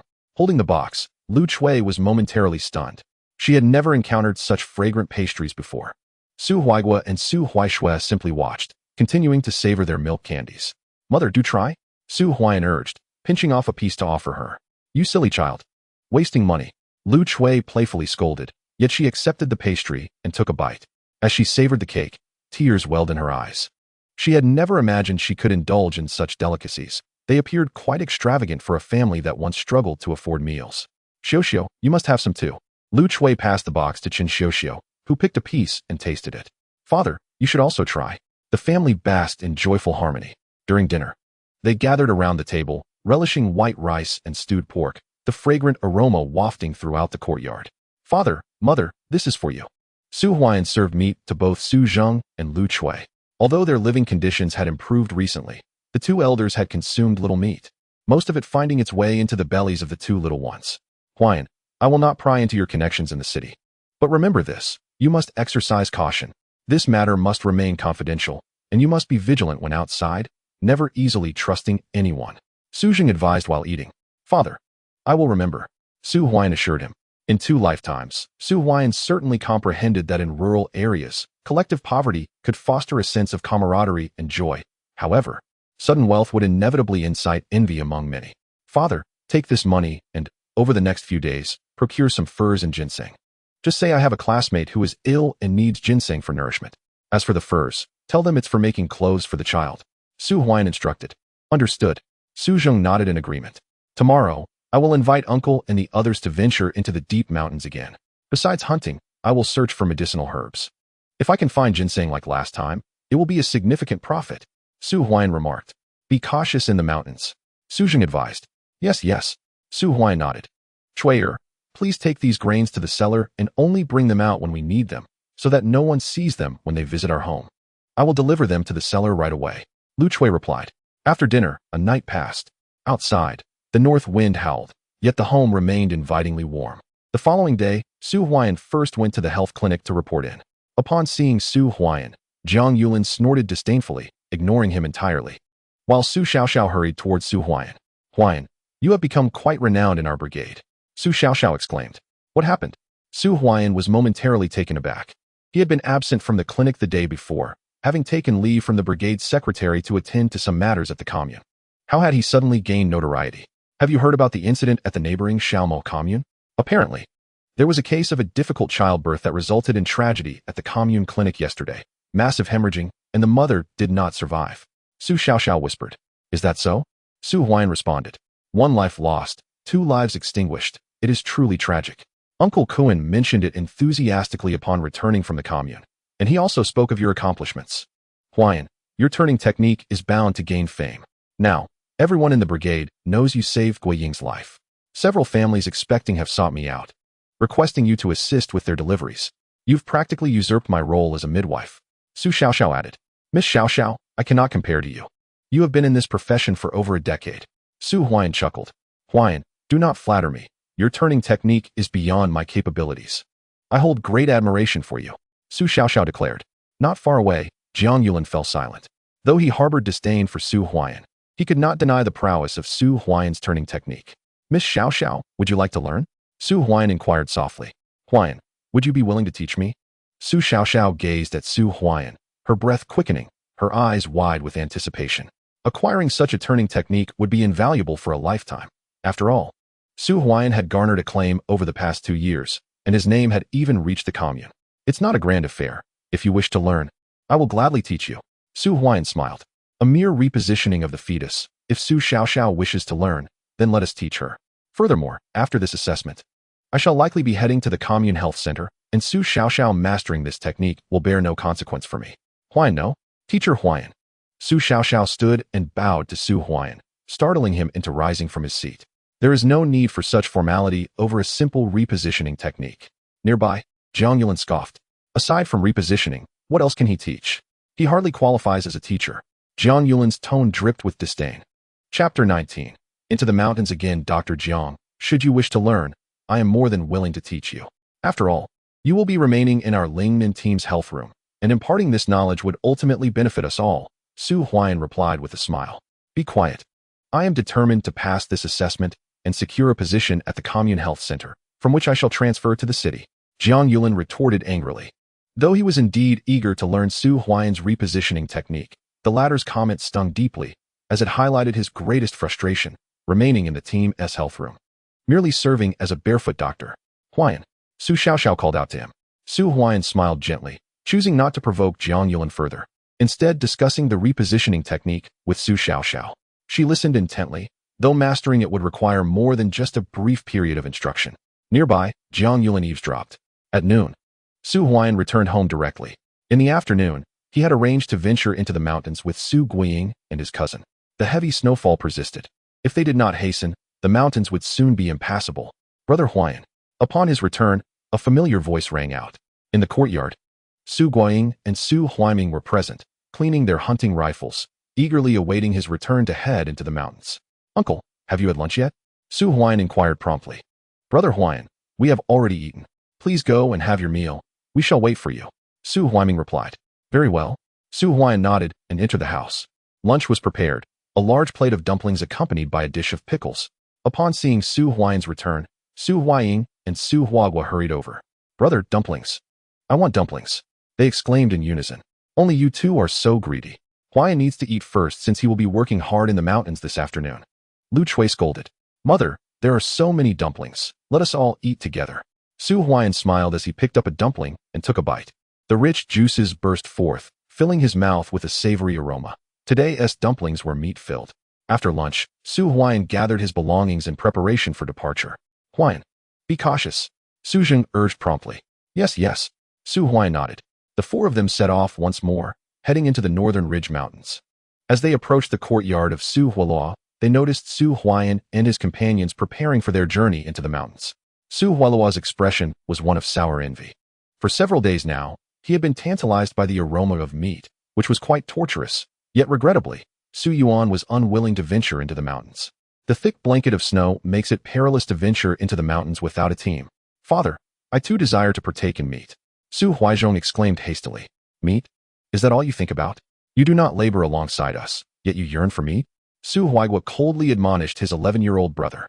The new year is merely days away, and the brigade will distribute meat then. You shall have your share. Su Yuan interjected. You dare speak? Look at how you and your grandfather squander your days idly, while others have ventured into the mountains. I heard from Huaiming that they recently hunted both a marten and a roe deer. A robust voice echoed from behind. It was Su Huaiyan's second aunt, Cheninhua, who chastised Su Yuan and Su Huaigua, unable to bear the fact that the Su family had meat to eat daily while they languished. Father, why not enter the mountains together tomorrow? Su Huaigua quickly suggested. I will consult Xingchuan about the mountains and seek to borrow a hunting rifle from Food, so we can form a team to explore the outskirts. It is far too treacherous to delve into the depths in this heavy snow. Su Yuan stated. If the mountains are so dangerous, how is it that you haven't starved at home? Retorted Cheninhua. Enough. Su Yuan scoffed. This woman is relentless. At Beilu Mountain. After traversing for over an hour, Su Huaiyan and his companions arrived at the location where they had previously dug ginseng. Along the way, they had only managed to catch 2 badgers, and not a single wild hare was in sight. The snow had reached their knees. The occasional cracking sound from the woods was rather unsettling. Huaiyan, this marks the entrance to the heart of the mountain. Su Fong said gravely. Uncle Fong, we have 3 hunting rifles. Shall we not venture deeper into the mountains? Even if we encounter a far eastern leopard or a big cat, we need not fear. Su Guiying proposed. Indeed. Su Huaiming concurred eagerly. Stay close behind me. Su Fong inhaled deeply and led the way. As they proceeded, the surrounding trees grew taller, and the snow cover on the ground lessened, a mist rising within the mountains. Uncle Fong, a deer. Su Guiying's voice rang out as they spotted a spotted deer grazing, intermittently raising its head to survey its surroundings with utmost caution. Keep your distance, Su Fong urged. The deer was exceedingly wary. In the blink of an eye, it could vanish into the depths of the forest. A deer of approximately 50 to 60 pounds would be a significant loss if it escaped, and he would likely lose sleep over it that night. Let me. Su Huaiyan crouched beneath a tree, raising his hunting rifle. He loaded the powder and approached slowly. 100 meters, 80 meters, 60 meters, 50 meters. This was the maximum effective range of his smoothbore rifle. Bang! A dull thud resonated through the woods, and a considerable amount of snow cascaded from the trees, while the spotted deer, 50 meters away, fell to the ground. Excellent marksmanship. Su Fong could not help but exclaim. Hunting deer is indeed a formidable challenge, for these creatures are exceedingly vigilant. Even the slightest rustle of leaves while feeding sends them fleeing, and their speed makes pursuit nearly impossible. One must strike from a considerable distance to secure a successful shot. Huaiming, take it up, Su Huaiyan said with a smile. Huaian, I suspect you didn't study medicine at the clinic, but rather trained as a marksman. Your shooting skills are among the finest in our village, remarked Su Huaiming. You're just flattering me. It's merely luck. Su Huaiyan replied with a faint smile. In his previous life, after being abandoned by Qin Ling, he had joined a hunting team, and to prove himself, he had taken down both Siberian tigers and grizzlies. What was one spotted deer to him? With this spotted deer, it won't be a wasted trip. Su Fong added cheerfully. Guaying, let us search the vicinity. There may be more around, suggested Su Huaiming. No need to venture further. After the gunshot, there likely won't be any spotted deer within 2 to 3 kilometers. Su Huaiyan stated. Huaiyan, isn't this the ginseng you were seeking? At that moment, Su Guiying's voice chimed in. Oh, Su Huaiyan's eyes sparkled with excitement. A large 5-leaf ginseng. He observed, with great clarity, that the age of this ginseng was undoubtedly around 50 years. This 5-leaf ginseng, also known as the 5-grade heavenly ginseng, is a rare treasure even in the vast Greater Xing'an range. Let us search the area for more. Su Huaiyan urged eagerly. All right. The group assisted in the search, and soon they discovered 13 more specimens. Due to the reduced snowfall in the deep mountains, the search was considerably easier. Su Huaiyan quickly retrieved his tools from his bag and began excavating the ginseng. An hour later, they unearthed all 14 ginseng plants, 1 5-grade, 3 4-grade, and the rest 3-grade, with a few 1 and 2-grade forest ginsengs left unharvested. What a windfall! Su Huaiyan mused to himself, contemplating the value of these 14 ginseng plants. Moreover, there must be more ginseng nearby. Ginseng grows in clusters, so where there is one, there is likely another, or even a multitude. Huaiyan, what do you need the ginseng for? Su Fong inquired. A friend of mine requires it for nourishment. Uncle, if you happen to come across any ginseng on your next trip into the mountains, please dig it up. Make sure to do so carefully, and I can purchase it from you later. Su Huaiyan explained. Oh, Su Fong nodded in agreement without further questions. He was aware that Su Huaiyan was likely not gathering it for a mere friend, as he had previously brought back 7 ginseng plants. In recent years, the economy had loosened somewhat, allowing some to smuggle mountain goods out. However, without connections, transporting such goods was futile. Upon reaching the commune clinic, one must obtain certification. Su Huaiyan silently contemplated the necessity of adopting an identity that would allow him to legitimately acquire these medicinal herbs. While furs were relatively inconsequential, these herbs represented a true treasure trove within the Greater Xing'an range. Chapter 20. Forcing my sister-in-law to marry? Did you consult me? For Su Huaiyan, the present reality necessitates clandestine means of earning money. At that moment, a ferocious roar echoed through the air, prompting Su Huaiyan and his companions to hastily take refuge against a large tree and gaze towards the mountain ravine ahead. There, atop a stone, stood a magnificent big cat, its mouth agape, revealing its sharp fangs, while beneath its paws lay a severely mauled Sika deer. The creature was bloodied and mangled. A big cat, Su Guiying exclaimed, his face paling in fear. The expressions of Su Fong and Su Huaiming turned grave, yet Su Huaiyan narrowed his eyes slightly. This big cat was indeed a treasure in its entirety, albeit capturing it amidst the depths of this mountain posed a formidable challenge.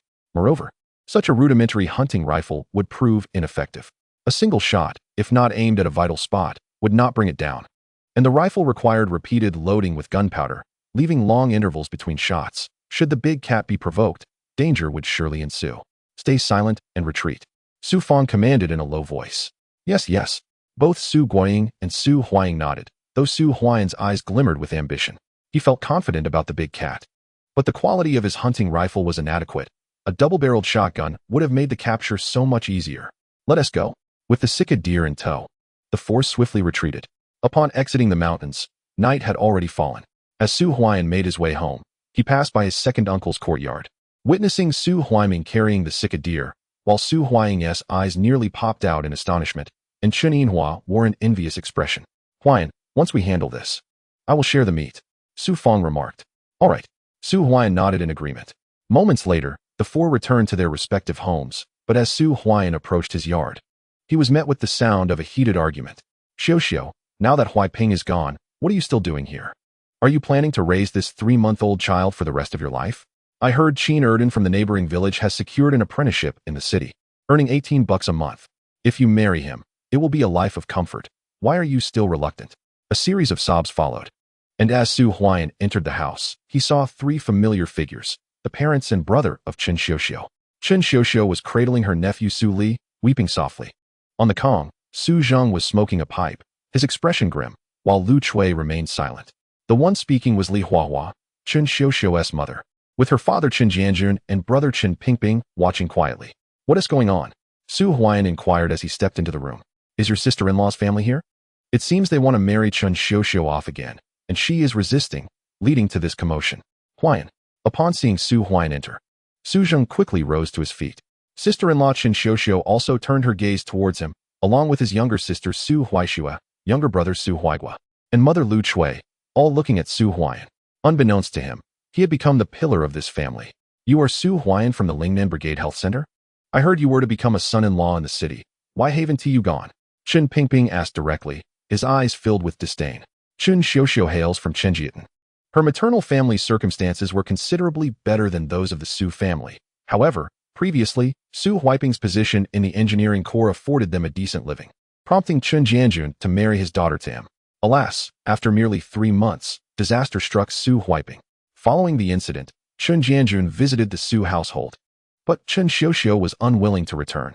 As time passed and her pregnancy became more pronounced, her return was rendered impossible. After giving birth, the Chen family ceased their visits.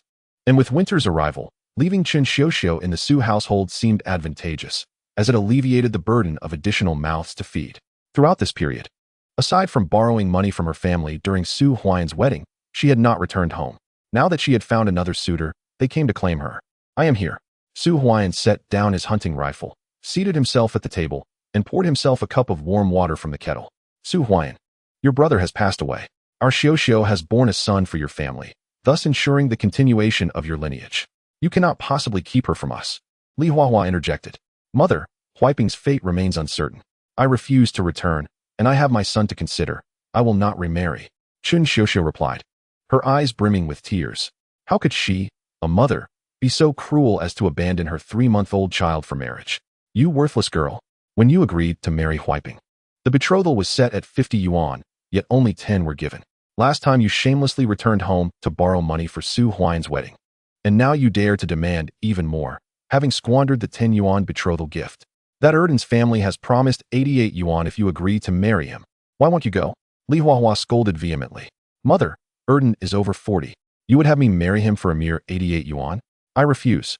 I belong to Huaiping. I will remain here." Chen Xiuxiu cried. "Wah!" The child began to wail as well. "Xiuxiu." Lu Chui's eyes were swollen with tears. "Today you will marry, whether you like it or not." Li Huahua displayed her obstinate demeanor. "Enough." Su Huaian waved his hand. "Su Huaian, this is a family matter and does not concern you." Chen Pingping stated coldly. "Who says it does not concern me? Xiuxiu is part of our family now. Although my brother has met with misfortune, as long as she does not wish to remarry, you cannot force her." Su Huaian retorted icily. "How dare you try to keep our Xiuxiu with a mere 10 yuan? I will summon the brigade to set things straight." Li Huahua insisted. "Let them come, father. Go fetch Secretary Su Kuan. Tomorrow we will confront the commune together. I wish to see whether they support you or me.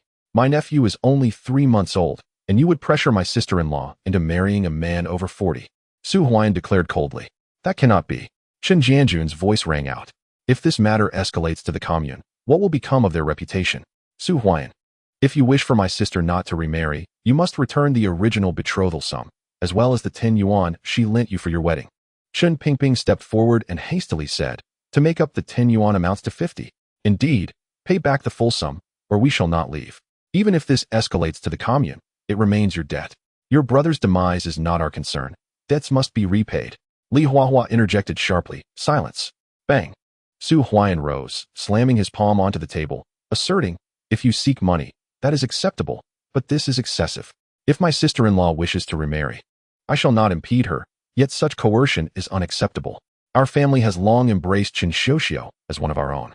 And your words are a profound disrespect to my brother Su Huaiping. I will pay you what you are owed, but you must leave." Su Huaian stated coldly. "Father, fetch the money." He called to Su Zheng. "All right." Su Zheng, his face darkened, stood and retrieved a bag from beneath the Kong, handing it to Su Huaian. This was indeed the pouch he had brought back yesterday, containing 92 yuan. From this day forth, sister-in-law Chen Xiuxiu is a member of the Su family, and you cannot force them into anything.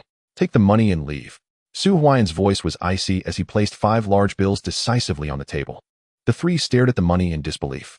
Chapter 21. The assessment begins a few days prior. Xiao had borrowed money from her family. How could they possess such a sum? Li Huahua exclaimed. This does not concern you. My apologies, but I shall not see you out. Su Huaian replied calmly.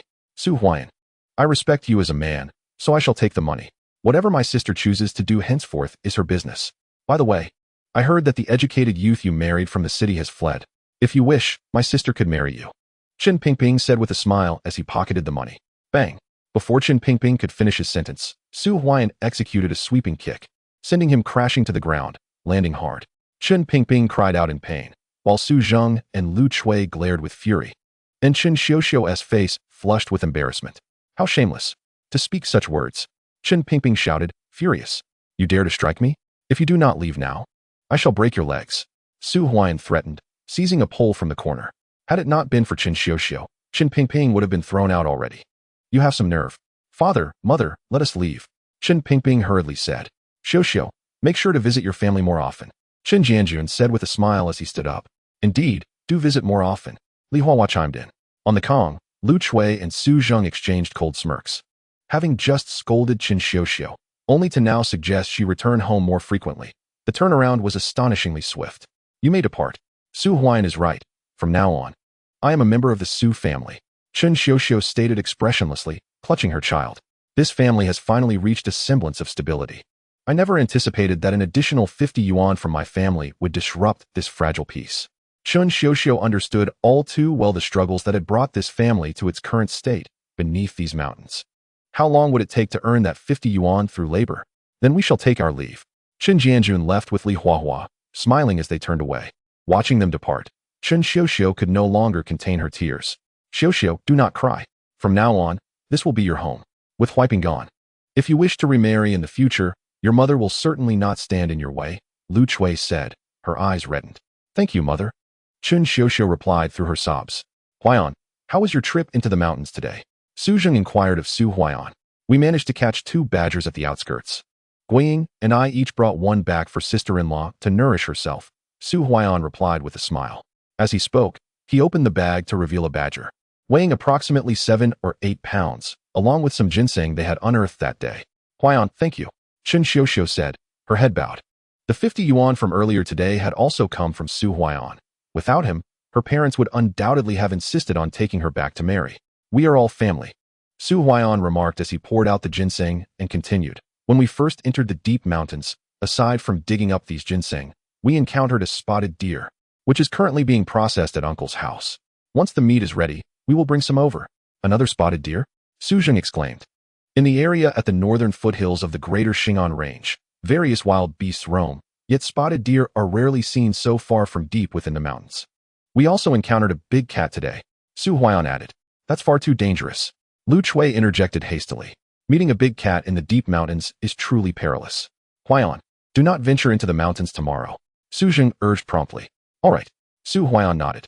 The snow in the mountains had already thickened considerably. In a day or two, it would become impossible to enter. With these provisions at home, they could certainly weather the winter.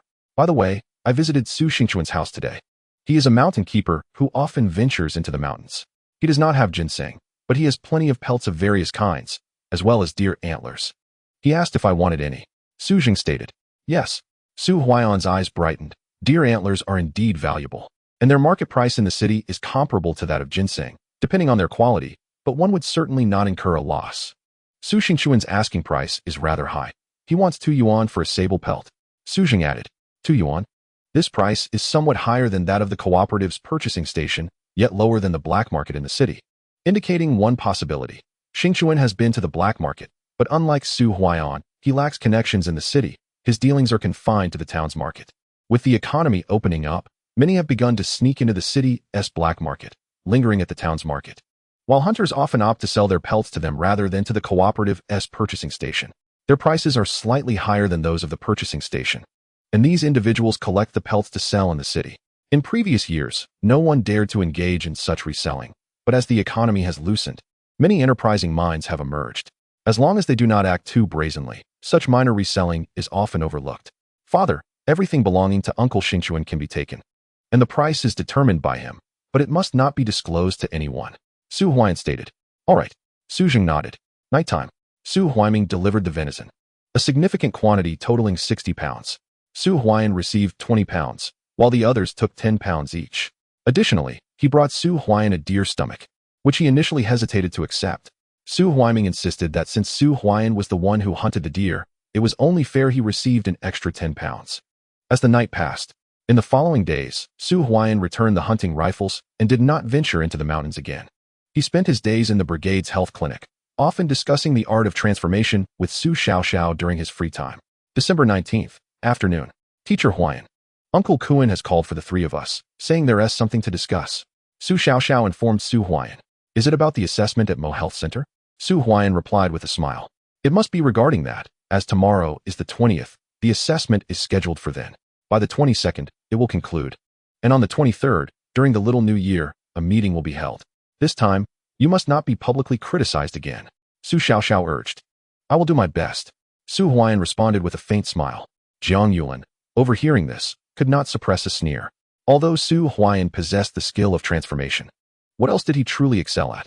This assessment might once again result in a failure, and at the meeting, it would be Su Huaian who would face embarrassment. The three departed the health clinic and made their way to Su Kuan's office. Xiaoxiao, Dr. Jiang, Huaian, you all have arrived. Upon seeing the trio enter, Su Kuan set aside his tasks and smiled. The assessment at the Commune Health Center is imminent. You must all perform well. I've heard that someone from the city hospital will be present. Someone from the city hospital? Is that true? Secretary Kuan, do you know who it is? Jiang Yulan exclaimed excitedly. I don't know the specifics, but you will find out during the assessment tomorrow.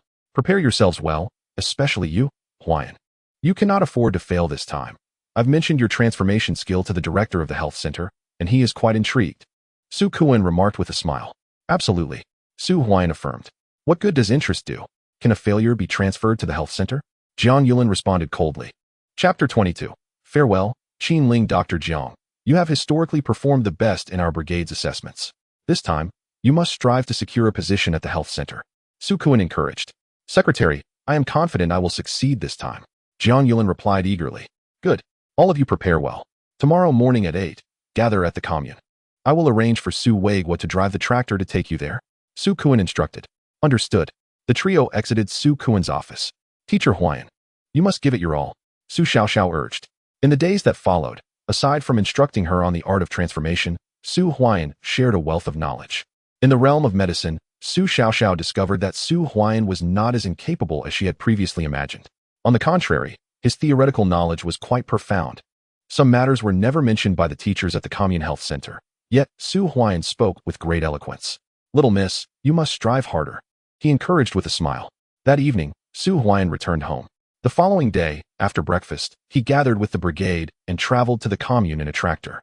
Upon arriving at the Commune Health Center, the atmosphere was already bustling. Today marked the assessment day. All 12 barefoot doctors from the entire Mo commune were present, totaling 36 individuals.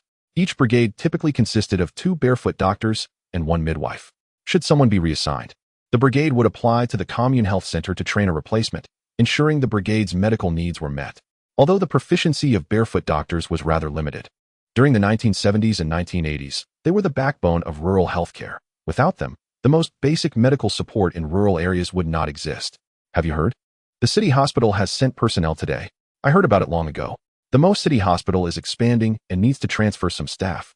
They are here to evaluate the medical personnel at the Commune Health Center, and our assessment is merely a formality. Regrettably, we had yet to step inside the Commune Health Center, let alone the city hospital. Achieving a grade of C would be a significant accomplishment. Inside the health center, the atmosphere was lively. Once the barefoot doctors arrived, many recognized one another, having been trained at the Commune Health Center, with some having participated in training together, leading to animated conversations. Huaian, it's Qin Ling, exclaimed Su Xiaoxiao. Su Huaian turned toward the health center and saw someone emerging from the office. It was indeed Qin Ling. She had come to the Mo commune.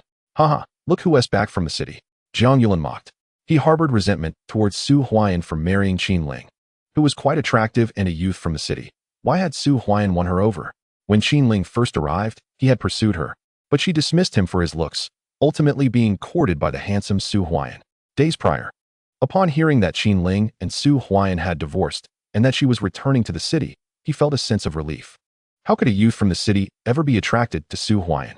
Aside from his good looks, what else did he possess? Ugly people have many troubles. Su Huaian replied nonchalantly. Jiang Yulan's expression darkened, but after a moment, He seemed to realize something, and his eyes brightened. He hurried outside, where he saw Qin Ling accompanied by another individual, Xuemu Bai. Xuemu Bai has come as well. Brother Bai? Qin Ling stood beside Xuemu Bai, looking at Su Huaian among the barefoot doctors, feeling considerably better. Compared to Su Huaian, Xuemu Bai was far superior. Go rest for now, Xuemu Bai suggested. Qin Ling nodded, casting a glance at Su Huaian with a hint of arrogance before slowly approaching him. Observing Qin Ling's approach, Xuemu Bai followed suit. Huaian, are you surprised to see me? Qin Ling, resembling a proud peacock, remarked, looking down upon Su Huaian. Originally, there was an intention to make Su Huaian a figure of resentment, primarily due to his handsome appearance and the fact that Xuemu Bai had just stabilized his career, necessitating Su Huaian's assistance in child-rearing until she could pursue her university studies post-childbirth. However, unexpectedly, shortly after their marriage, Su Huaian displayed reluctance. This was indeed surprising. Su Huaian remarked nonchalantly. Glancing at Xuemu Bai, he understood that Xuemu Bai was a resident physician at the Mo City Hospital, seemingly representing the municipal hospital this time, though it was likely that others from the city hospital were present as well. Su Huaian, are you filled with regret? Qin Ling inquired. I regret not having asked you to leave sooner. Su Huaian responded calmly. Qin Ling, her delicate face flushed with anger, returned once more, with Xuemu Bai still acting as a representative for the city hospital's evaluation. As a barefoot doctor, Su Huaian was expected to show her due respect. Did he not fear failing the assessment? Su Huaian, I told you that you would regret this. This time, I shall make you a laughingstock, Xuemu Bai declared coldly. From Qin Ling, he had already learned that Su Huaian had previously ranked poorly in assessments, and this time, with a little maneuvering, he intended to have Su Huaian's qualification as a barefoot doctor revoked. This was the price to pay for offending him. Fool, do you think you can dictate the outcomes of this evaluation? Su Huaian regarded Xuemu Bai as one might a simpleton. If a dog intends to bite, it should consider whether it is a fierce wolf or a mere puppy. A fierce wolf may bite, but can a puppy manage the same? Infuriating. Xuemu Bai retorted angrily. What gives you the right? Coming from the city hospital, how dare Su Huaian, a mere barefoot doctor, mock him so? Yet, Su Huaian was correct. Although he represented the city hospital, he held no authority. He was merely a resident physician, with the true power resting in the hands of a director, a prominent one at that, who had previously transferred from the provincial hospital to assist in establishing the city hospital. It was said that she did not need to visit the Mo Community Health Center. She merely wished to personally assess the grassroots medical situation before coming. However, she would not directly evaluate the barefoot doctors. Xuemu Bai had plenty of ways to make Su Huaian suffer, relishing the opportunity to see him momentarily bask in his own confidence. Meanwhile, in the office of the Mo Community Health Center, Director Liu, you have arrived. Han Xiaoxiao beamed as she approached the woman clad in a white coat, affectionately linking her arm. The woman appeared to be in her 40s, yet was exceptionally well-maintained, her fair skin and curvaceous figure giving her the appearance of someone in her 30s. Nearby, the director and deputy director of the Mo Community Health Center stood nervously across from her. You stubborn girl, insisting on coming to the Mo Community Health Center when I offered you a position at the city hospital. You are studying anesthesiology. How many surgeries are performed at this health center? Staying here is of little use to you. Lu Yinping chuckled. Auntie, I simply adore this place. Han Xiaoxiao replied eagerly. Very well, I shall indulge your wishes. Lu Yinping shook her head, expressing her concerns about the scarcity of anesthesiologists at the municipal hospital. Yet, Han Xiaoxiao had chosen to work at a commune health center and had declined to attend the college entrance examination despite being encouraged to do so twice, insisting on remaining in grassroots healthcare, claiming it was for the sake of gaining experience. Even though the Mo commune is rather small, it still requires my presence. Doesn't it? If I were to leave, there would be no anesthesiologist in Mo commune, and surgeries would be impossible, Han Xiaoxiao quickly asserted. You're quite the chatterbox. However, I must tell you that you simply must sit for the college entrance examination next year. Once you complete your medical studies, you will have the opportunity to directly enter the municipal hospital, or even the provincial hospital will be within your reach. Lu Yinping replied. All right. Han Xiaoxiao readily agreed. Director Qin, could you kindly provide an update on the current situation at the health center? Lu Yinping inquired, glancing at the man in front of her, who appeared to be in his 50s.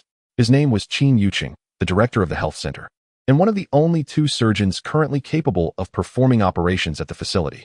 In addition to Qin Yuqing, surgeon Su Mingxian had been transferred from the county hospital and was also qualified to perform surgeries. However, the operations conducted at the Mo Health Center were limited to minor procedures, such as appendectomies, sterilizations, and basic wound debridement. For more complex surgeries, Patients were generally referred to the county or municipal hospitals. Director Liu, the Mo Commune Health Center has a total of 15 medical staff, including 2 midwives, 5 doctors, and the rest being nurses. The Mo Commune encompasses 12 teams, each with 3 barefoot doctors, totaling 36 in all, Qin Yuqing reported promptly. The expansion of the Mo City Hospital requires the transfer of 37 grassroots doctors.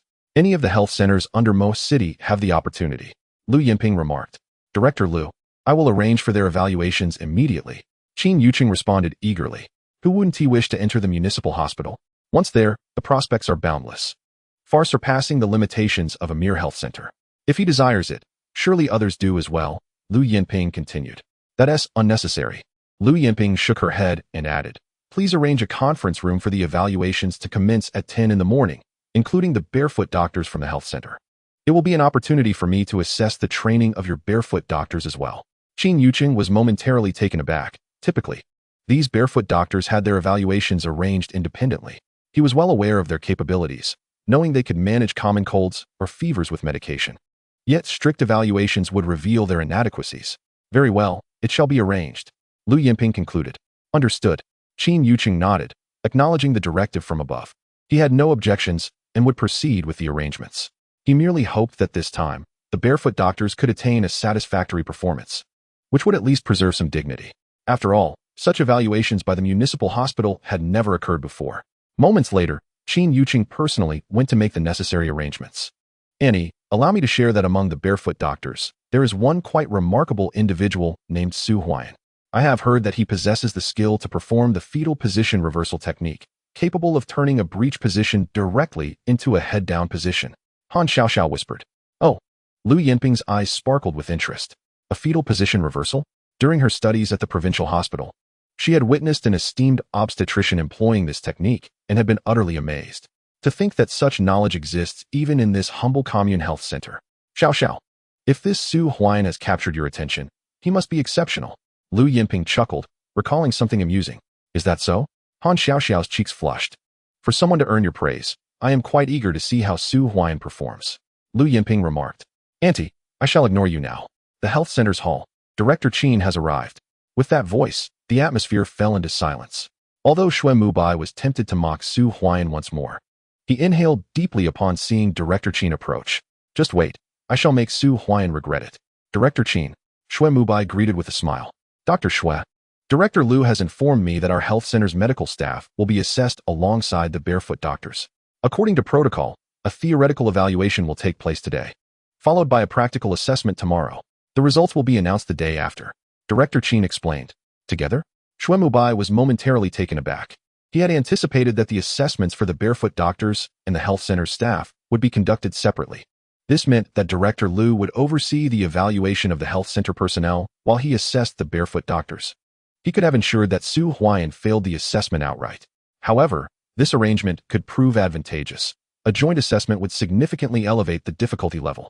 Adhering to the standards set by the municipal hospital, a score of 60 constitutes a pass, while 80 signifies excellence. Typically, the staff at the municipal hospital barely managed to pass, with very few achieving excellence. In the past, he himself had secured his position at the municipal hospital through a passing score, coupled with connections. Dr. Xue, your presence is required for the oversight of the assessment process. I have already arranged for personnel to gather the health center staff in the conference room, Director Qin stated. No problem. Xue Mubai nodded. Huaian, do not let Director Liu be disappointed. He cast a derisive glance at Huaian. Under normal circumstances, Huaian's performance in the health center's assessments had been mediocre, let alone when compared to the staff of the health center. He was eager to witness whether Huaian would dare to be so arrogant during this evaluation. Comrade Xue Mubai, do you still remember me? At that moment, Jiang Yulin excitedly approached Xue Mubai, his eyes gleaming with enthusiasm. They had studied together at the municipal hospital, and Jiang Yulin had failed his assessment due to a lack of connections, resulting in his assignment to the countryside. While Xue Mubai had barely passed and leveraged connections to enter the municipal hospital. Now, their circumstances were worlds apart. One was a physician at the municipal hospital, while the other was merely a barefoot doctor in the brigade. Comrade Jiang Yulin. Xue Mubai's eyes lit up, and he quickly responded. I never expected to encounter you here. Are you now at the Mo Commune Health Center? Jiang Yulin's face flushed momentarily, and he quickly replied, I am at the health clinic of Lingnan Brigade. Lingnan Brigade? You and Su Huaian are in the same brigade. If my memory serves me right, Su Huaian is also at the health clinic of Lingnan Brigade. Comrade Zhang Yulan. Do you know Su Huaian? Xue Mubei paused slightly before speaking. You know Su Huaian as well? Zhang Yulan was taken aback. Did Su Huaian also know Xue Mubei from the municipal hospital? Of course. Xue Mubei replied with a faint smile, continuing. I heard that Comrade Su Huaian has received A grade in the assessment at Mo Commune Health Center twice in a row. This time, I will certainly take good care of him. If he receives A grade for the third time, his qualifications as a barefoot doctor will be revoked. Upon hearing this, Zhang Yulan's eyes brightened. He initially thought Su Huaian had connections at the municipal hospital, but it seemed that Xue Mubei was not there to assist Su Huaian. Rather, Su Huaian had offended Xue Mubei. Connecting this with what he had just observed, Qin Ling approaching Su Huaian, he seemed to understand. Chapter 24. Their hands were intertwined. Comrade Xue Mubei. I truly envy you. You must be the one coming to assess at Mo Commune this time. Zhang Yulan spoke. Indeed. Xue Mubei nodded, leaning against Zhang Yulan. There was a glimmer of pride in his eyes. He had firmly established himself at the municipal hospital, while Zhang Yulan remained merely a barefoot doctor. Comrade Xue Mubei, I have reviewed your previous assessment records, and you have consistently achieved A grade. This time, you should meet the standards for a village doctor. If so, you will surely remain at the Commune Health Center, or even be transferred to the municipal hospital. Xue Mubei said with a smile. Thank you, Comrade Xue Mubei. Zhang Yulan replied quickly. Comrade Zhang Yulan, as a barefoot doctor at Lingnan Brigade, you should be aware of Su Huaian's situation. If he fails the assessment this time, you must speak up, Xue Mubei urged. Absolutely. With Su Huaian receiving grades consecutively, he is unqualified to be a doctor. Zhang Yulan responded eagerly. Comrade Zhang Yulan, I look forward to seeing you at the assessment. Xue Mubei's face was filled with smiles. If Su Huaian failed the assessment and Zhang Yulan spoke out, the matter would be settled, leaving Su Huaian with no recourse to resist. This time, Su Huaian would face dire consequences. He would become the laughingstock of the entire Mo Commune. Dr. Xue, take care. Zhang Yulan's eyes sparkled with excitement. With Xue Mubei present, there would be no issues during the assessment, and more importantly, Su Huaian had offended Xue Mubei. He could discern the closeness between Qin Ling and Xue Mubei. Qin Ling had abandoned Su Huaian, undoubtedly due to Xue Mubei. A barefoot doctor at a brigade health clinic could only earn work points, while a doctor at the municipal hospital received a proper salary and held a high social status. It was clear how Qin Ling would choose. Huaian, look at how Zhang Yulan and this Xue Mubei have come together. Su Xiaoxiao exclaimed. Let them be, Su Huaian replied with a faint smile. What does it matter if they are together? Do they think they can bring me down? One ought to reflect upon their own capabilities, at the very least. Both Xue Mubei and Zhang Yulan are far from qualified to challenge themselves in this regard. Ladies and gentlemen, today marks your annual assessment for barefoot doctors. This year's evaluation differs from the usual. You will be assessed alongside the medical professionals from our Commune Health Center, divided into 2 rounds. Today is the theoretical assessment, while tomorrow will focus on practical skills. The theoretical examination commences at 10 o'clock in the conference room of the health center. The voice of Director Qin resonated through the hall. Is this for real? We barefoot doctors are to be evaluated alongside the doctors from the Commune Health Center? This seems excessively challenging, murmured several barefoot doctors. Indeed, everyone, strive to perform well. As long as you achieve a score above 50 in the theoretical assessment and at least a B in the practical exam, you will gain entry into the Commune Health Center. Should your score exceed 80, along with a B in practical skills, you may even have the opportunity to enter the city hospital. Director Qin reiterated. Enter the city hospital? The eyes of the crowd sparkled with excitement. Huaian, it's a direct leap to the city hospital, Su Xiaoxiao exclaimed with enthusiasm. Do not rejoice prematurely. The difficulty of the city hospital assessment is not comparable to that of the barefoot doctors. Moreover, even if you score 80, further evaluations are necessary. Gaining entry into the city hospital also depends on connections. Su Huaian cautioned.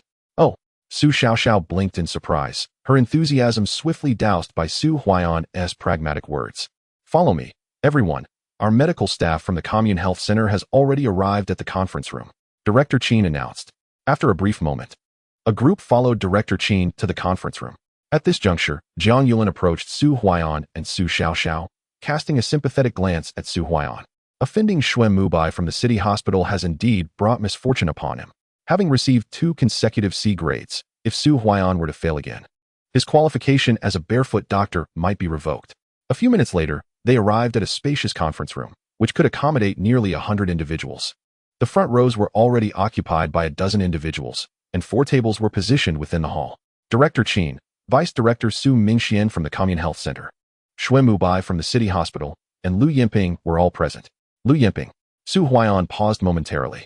Lu Yinping is the chief of the General Surgery Department at the Mo City Hospital, previously employed at the Provincial Hospital.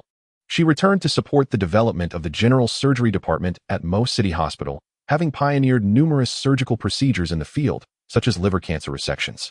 In this era, the City Hospital has limited departments, with general surgery being the sole surgical specialty that encompasses a wide array of procedures. What brings the chief of the City Hospital's General Surgery Department to the Mo Commune Health Center? Huaian. A series of soft voices called out. Su Huaian turned towards the front rows, where Han Xiaoxiao winked at him. He approached and took a seat beside her. Kid, relinquish this seat to me. You should go to the back. A cold voice interrupted. Su Huaian glanced to the side, where a man in his mid-20s stood beside him, observing Su Huaian with a smile while gesturing toward a position behind him. As he turned to face Han Xiaoxiao, his expression radiated cheerfulness. What brings you here? Han Xiaoxiao's smile vanished in an instant. Who is he? Su Huaian inquired. Su Han, the son of Vice Dean Su, entered the health clinic through connections. He was personally evaluated by the Vice Dean during his assessment, and it is rumored he wishes to leverage his connections to join the municipal hospital, Han Xiaoxiao replied. Xiaoxiao. Su Han's demeanor became slightly awkward. Kid, why aren't you leaving when I told you to? Su Han addressed Su Huaian coldly. He was familiar with Su Huaian, who had been rated as a grade C barefoot doctor for 2 consecutive years. If he continued this way, his qualification would be revoked. Such a person dared to sit next to Han Xiaoxiao? 2 years prior, when Han Xiaoxiao arrived at the Mo Commune Health Clinic, Su Han had begun pursuing her. But to his dismay, she had shown no interest.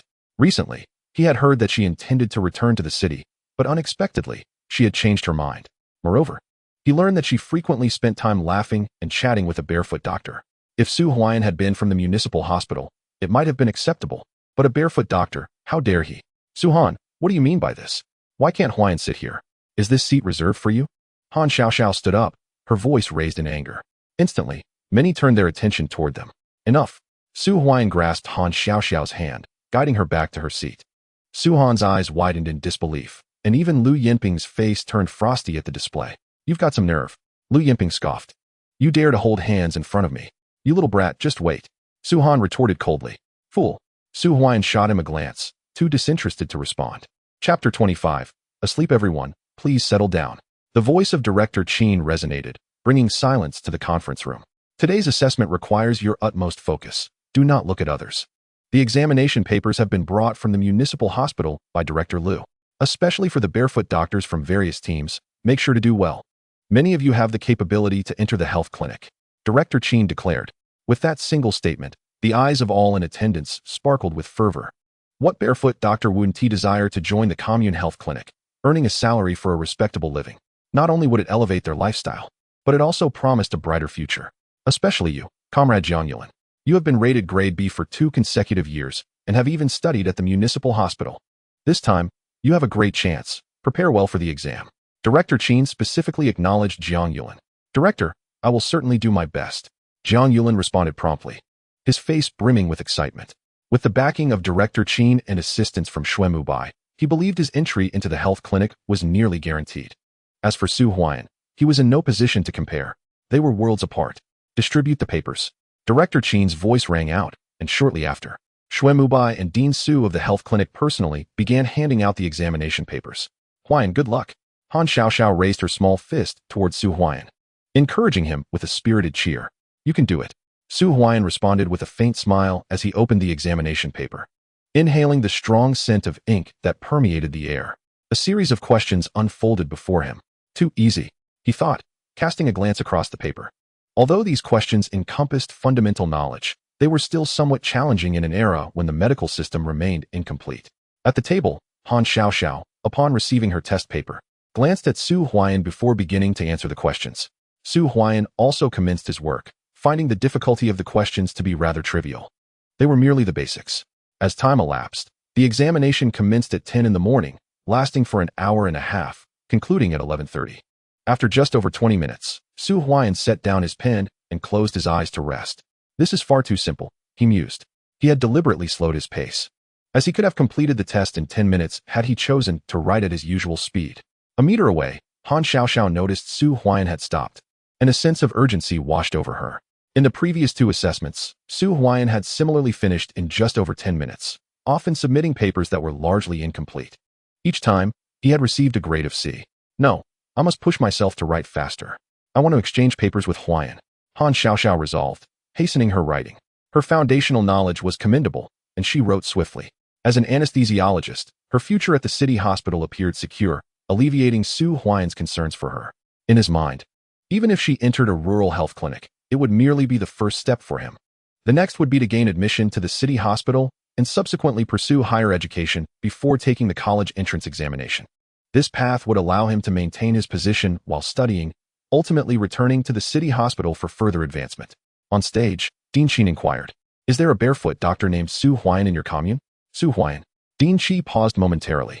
While he might not recall other barefoot doctors, he distinctly remembered Su Huaiyan, who had received a C grade twice in a row. If he were to receive another C in this assessment, he would face the risk of losing his qualification as a barefoot doctor. "What is Su Huaiyan doing?" Director Lu Yinping asked. "Dean Qin, do you know this Dr. Su?" Dean Qi inquired cautiously. "There are rumors that Dr. Su possesses knowledge of fetal positioning techniques. I wonder if it's true. I once witnessed an elderly traditional Chinese physician perform such a technique at the provincial hospital, and it was indeed impressive," Director Lu remarked. Secretary Su Kuan of the Lingnan commune did mention this, stating that Dr. Su's technique saved a woman in labor who was facing complications. Dean Qin added, "Who is this individual?" Director Lu promptly asked. "Dr. Su Huaiyan is right next to Dr. Xiaoxiao." Dean Qin quickly replied. "Oh." Director Lu turned her gaze towards Su Huaiyan. It was indeed him. They had just held hands moments ago. Upon the first glance, he emanated a sunny charm and was quite handsome. However, moments later, Lu Yinping's brow furrowed in discontent. Han Xiaoxiao had repeatedly extolled Su Huaiyan's remarkable abilities, yet to her astonishment, Su Huaiyan was fast asleep. Indeed, at that very moment, Su Huaiyan was indulging in a deep slumber, and it was rather infuriating. The examination had only commenced half an hour prior. Dean Qin offered a wry smile. Feeling utterly helpless. More critically, Lu Yinping had now taken notice of Su Huaiyan. Initially, he had hoped to leverage Su Huaiyan's exceptional skills to grant him an opportunity. But now that Lu Yinping was aware, should Su Huaiyan perform poorly, he would undoubtedly face severe repercussions. It was rather amusing. Su Huaiyan was asleep. Shuemubai, observing the slumbering Su Huaiyan, couldn't suppress a chuckle. He had contemplated various ways to ensure Su Huaiyan's failure. But it appeared that Su Huaiyan had sealed his own fate by choosing to sleep during the examination. Was it possible that he had completed the exam so swiftly? This test paper had been issued by the municipal hospital, and even he would require earnest effort to achieve a score above 60. How could Su Huaiyan, a mere barefoot doctor, possibly finish the exam in merely 20 minutes? The only plausible explanation was that he simply could not answer the questions.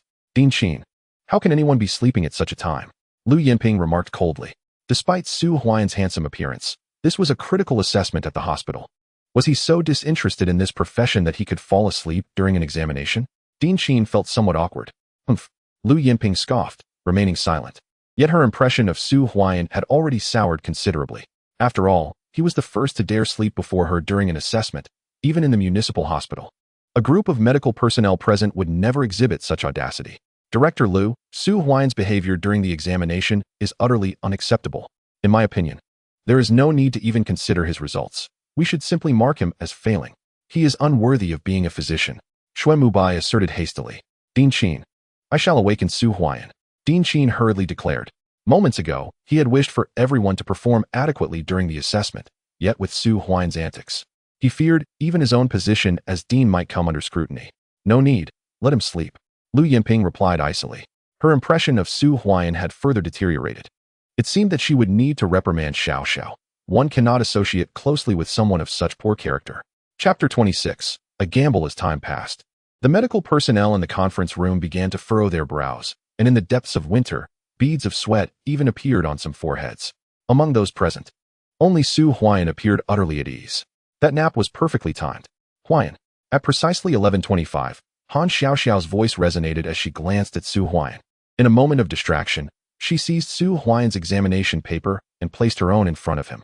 This audacious girl, engaging in such trickery. Su Huaiyan was momentarily taken aback. How bold. If caught, it would lead to complications. Although Su Huaiyan was aware that Han Xiaoxiao's parents held positions in the organization, He was unaware that the woman before him, Lu Yinping, was Han Xiaoxiao's aunt. The examination paper before him was already filled with answers, elegantly penned in a familiar script. Su Huaiyan felt assured that he would at least achieve a B grade. As long as his aunt was lenient during the practical assessment tomorrow, he could gain direct entry into the commune hospital, paving the way for a recommendation to medical school, making entry into the city hospital a mere formality. Han Xiaoxiao beamed with confidence in her abilities. Having studied medicine under her aunt since childhood, she was initially poised to be recommended to stay at the city hospital upon graduation. However, she had chosen to come to Mo Commune, where she consistently excelled in her assessments. There was no doubt that this score would suffice for Su Huaiyan. I should write a bit too, she mused. Oh, Huaiyan has written quite a lot. Wait, these answers seem correct. For a moment, Han Xiaoxiao was stunned. The examination paper before her was far from the blank slate she had envisioned. It was filled. She hastily reviewed a few questions and realized the answers were indeed accurate. Was Su Huaiyan not merely scribbling? Just as Han Xiaoxiao contemplated delving deeper into the paper, Director Qin's voice echoed through the conference room, accompanied by collective sighs as everyone rose to their feet. Su Huaiyan, feeling a slight numbness in his arms, stood as well. Had Han Xiaoxiao swapped their papers? Nevertheless, it was of little consequence. A perfect score exchange for an 80 was still satisfactory. Su Huaiyan possessed considerable knowledge, and even if he faltered on the latter questions, the correct answers at the beginning would surely secure him over 40 points, ensuring a C grade without issue. Han Xiaoxiao thought to herself, humph. A sharp scoff interrupted her reverie. She turned to see Lu Yinping approaching, casting a brief glance at Su Huaiyan's paper before turning away. How could she not recognize that elegant handwriting? To her astonishment, Xiaoxiao had resorted to such cunning tactics. Xiaoxiao, come with me, Lu Yinping commanded coldly, casting a dismissive glance at Su Huaiyan before walking away. Had he offended her? Su Huaiyan touched his nose but remained silent. Such foundational knowledge posed no challenge for him. Now, it was merely a matter of the practical assessment tomorrow. He was certain he would attend the health center. If he could gain entry to the city hospital, that would be ideal. You, Su Huaiyan, sleeping during Director Lu's examination, are truly the first. Xue Muba laughed derisively as he passed by, seemingly already envisioning Su Huaiyan's fate. It appeared that Su Huaiyan would receive special treatment during the practical assessment. Brother Muba, do you feel the temperature? Su Huaiyan replied with a grin. Get lost. Xue Mubai's face flushed with a deep crimson hue. The last time Su Huaiyan had uttered a rather heated remark, it had left him feeling quite uneasy upon returning to the city.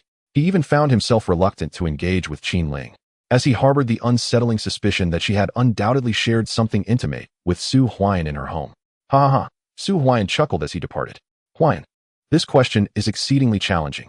I have only managed to complete 2/3, while I have not even been trained on the remaining third. Upon exiting the conference room, Su Xiaoxiao expressed her disappointment. Do not despair. If it is difficult for you, it is equally so for everyone else. Su Huaiyan replied with a smile. And what about you, Huaiyan? Su Xiaoxiao promptly inquired. I have finished. Su Huaiyan stated earnestly. Hee. Someone who has been rated as for 2 consecutive years claims to have completed the paper today. Even I have merely managed to finish about 80 to 90% of the questions. You completed it all. Who do you think you're fooling? A mocking voice interrupted, unmistakably belonging to Jiang Yulin. That would be you, four-eyed guy. Su Huaiyan retorted coldly. Jiang Yulin was the quintessential mediocre individual, had he been truly exceptional. The municipal hospital would have retained him, especially since he had been rated CAT the commune health clinic for 2 consecutive years. This suggested that his skill level was tantamount to that of a barefoot doctor. Ironically, Jiang Yulin believed himself to be quite impressive and often looked down upon barefoot doctors. How dare you call me four-eyed guy? Jiang Yulin seethed, his anger palpable. He often wore glasses, priding himself on being cultured and distinct from others, only to be directly labeled as four-eyed guy by Su Huaiyan. Attention, everyone. Tomorrow's practical assessment will commence at 8 in the morning. The results of both the practical assessment and the theoretical examination will be released the day after, along with ratings. At that moment, Dean Qin's voice resonated. We shall see the results tomorrow, Su Xiaoxiao remarked. The last thing someone wants to face is their score, right? Jiang Yulin coldly interjected, his anticipation for the results palpable. Four-eyed guy, would you be interested in a wager? Su Huaiyan proposed casually. What do you wish to bet on? Jiang Yulin responded with a frigid tone. When the results are announced the day after tomorrow, if your rating is higher than mine, you may command me to do anything. However, if my rating exceeds yours, you shall refer to me as Teacher Su whenever you encounter me. Su Huaiyan declared with a cheerful grin. You. Jiang Yulin glared at Su Huaiyan, seething with rage. He held Su Huaiyan in disdain, and should he accept the wager, His reputation would be at stake. Are you afraid? Su Huaiyan asked, still smiling. Huaiyan, let it go. Su Xiaoxiao interjected hastily. She understood that Su Huaiyan possessed some abilities. But the evaluation from the health clinic posed a significant challenge. Previously, Su Huaiyan had always been rated C, while Jiang Yulin had consistently achieved ratings, making it exceedingly difficult for Su Huaiyan to surpass him this time. I accept your challenge, Jiang Yulin replied solemnly. This time, he was brimming with confidence. Should he outperform Su Huaiyan, he would ensure that Su Huaiyan would be unable to hold his head high in the health clinic, thus affirming Jiang Yulin's own worthiness to enter the hospital. Then it's settled. Four-eyed guy, make sure to give it your all in tomorrow's practical assessment. Su Huaiyan smiled faintly and turned to leave. In the afternoon, he returned home on a tractor from the village. Upon arrival, he found that lunch was prepared. Waiting for his return, and, unexpectedly, a stranger was also present. Shou Shanren, Su Xingchuan. Chapter 27. The plan to re-enter the city. Huaiyan. Uncle Xingchuan has come. Su Zheng exclaimed upon seeing Su Huaiyan. Uncle Xingchuan. Su Huaiyan greeted him promptly. Huaiyan, you have truly made a name for yourself. I heard you saved Gui Ying's wife from a difficult labor. Su Xingchuan remarked. As the village's guardian, Su Xingchuan often carried a hunting rifle on his back. He was known to have come from a hunting team and frequently ventured into the mountains, living a relatively prosperous life among a select few in the village. Uncle Xingchuan, you flatter me. It was merely a trivial matter. Su Huaiyan responded with a smile. Huaiyan, I heard that you are in need of furs and medicinal herbs? Su Xingchuan asked in a low voice, observing Su Huaiyan closely. Are you willing to procure them? If so, I can offer a price that is 1/3 higher than what the commune's procurement station would pay, and you can take as much as you want. In fact, you could even acquire them in the village and then sell them to me. Su Huaiyan spoke earnestly. Su Xingchuan had come with this intention, attempting to gauge Su Huaiyan's capabilities. Recognizing this, Su Huaiyan decided to drop the pretense, given that Su Xingchuan often frequented the black market, albeit with limited connections in the city. Huaiyan, are you planning to send something to the city? Su Xingchuan asked, smiling. Indeed. Su Huaiyan did not conceal the truth. Upon hearing this, Su Zheng promptly rose to usher Lu Chui and Su Huaigua to the southern calm, leaving only Su Huaiyan and two others on the northern calm. Su Zheng shut the door tightly and glanced outside. The village had its share of individuals who frequently hunted in the mountains and engaged in the black market. A few years ago, such activities were met with severe consequences, though recent years had seen a relaxation of enforcement, yet no one dared to act too openly. Huaiyan, do you have connections in the city? Su Xingchuan inquired eagerly. He had considered sending items to the city, but lacked the means to do so. Indeed. Su Huaiyan replied calmly. Huaiyan, would you be able to introduce me to someone? Su Xingchuan asked in a hushed tone. Su Huaiyan remained silent. Xingchuan, your request is rather excessive. Su Zheng interjected coldly. My apologies. Su Xingchuan chuckled awkwardly before continuing. Huaiyan, I happen to have a batch of goods that I need to send to the town for disposal. Since you have connections, I could sell them to you at a price twice that of the supply and marketing cooperative. That price is too high. I could send it to the city for a price that is only twice that of the cooperative. A piece of sable fur fetches 150 at the cooperative, and in the city, it would be 3. I cannot accept that price. Su Huaiyan replied firmly. The black market prices in the town were certainly not as high. A piece of sable fur would be around 2 yuan and would not exceed 250. Su Xingchuan's casual remark was merely a test of Su Huaiyan's profit margins, which he had to keep in check. Is that so? Su Xingchuan's eyes betrayed a hint of disappointment. If the price were only doubled, Su Huaiyan would earn merely 1 yuan for each piece sent. Uncle Xingchuan, I can offer you at most $2.50, but I cannot pay immediately. The payment will be made once I have processed the goods. Furthermore, the cargo cannot be stored at my residence. I need you to find a way to deliver it to the urban area, Su Huaiyan stated. Xingchuan's brows furrowed. The room fell into silence. Xingchuan remained silent, and Huaiyan did not continue speaking. Huaiyan had already discerned that Xingchuan was not merely venturing into the mountains alone. He was covertly amassing a substantial quantity of furs, which were then transferred to the black market in town. This implied that he had a considerable stockpile. In fact, Xingchuan had been seeking connections in the city. As a keeper of the mountain, he was well acquainted with the terrain, and even if he concealed a large quantity of goods, it would not spell disaster for him. Coincidentally, tomorrow a lumberyard is set to deliver a small load of timber to the city, as most of the workers have returned home for the new year, and they have asked me to assist. Xingchuan remarked. The lumberyard is merely a few miles from Lingnan Brigade, frequently requiring timber deliveries. For smaller quantities, mules or tractors are utilized, while larger amounts necessitate the use of trucks. A splendid opportunity. Huaiyan's eyes sparkled with excitement. Uncle Xingchuan, How much cargo do you have? Huaian inquired. To be candid, I know quite a few people at the lumber yard. They often venture into the mountains for hunting. Additionally, many in our brigade also enter the mountains, coupled with the harvest collected by the 5 of us keepers. We have over 150 sable pelts, a dozen white weasel skins. Xingchuan replied. So much? Huaian gasped in astonishment. This is an excessive amount, and this is merely the sable pelts. Transporting them from Xingchuan to the city could yield approximately $7.50 per pelt. For 100 pelts, that amounts to $750. This sable fur could net over 1,000. Moreover, there are other furs as well. How long has it been since you last shipped any goods? Huaian asked. Half a year.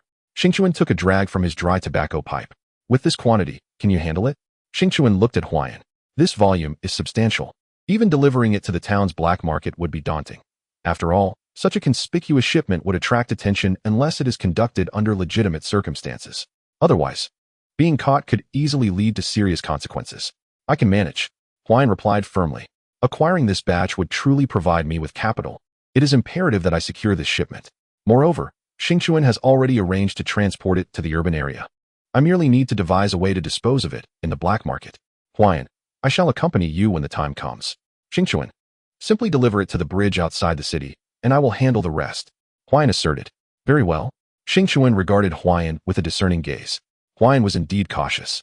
He sought an opportunity to establish this connection, allowing him to manage the delivery himself. But it was clear that Huaian would not afford him that chance or permit his involvement in subsequent matters.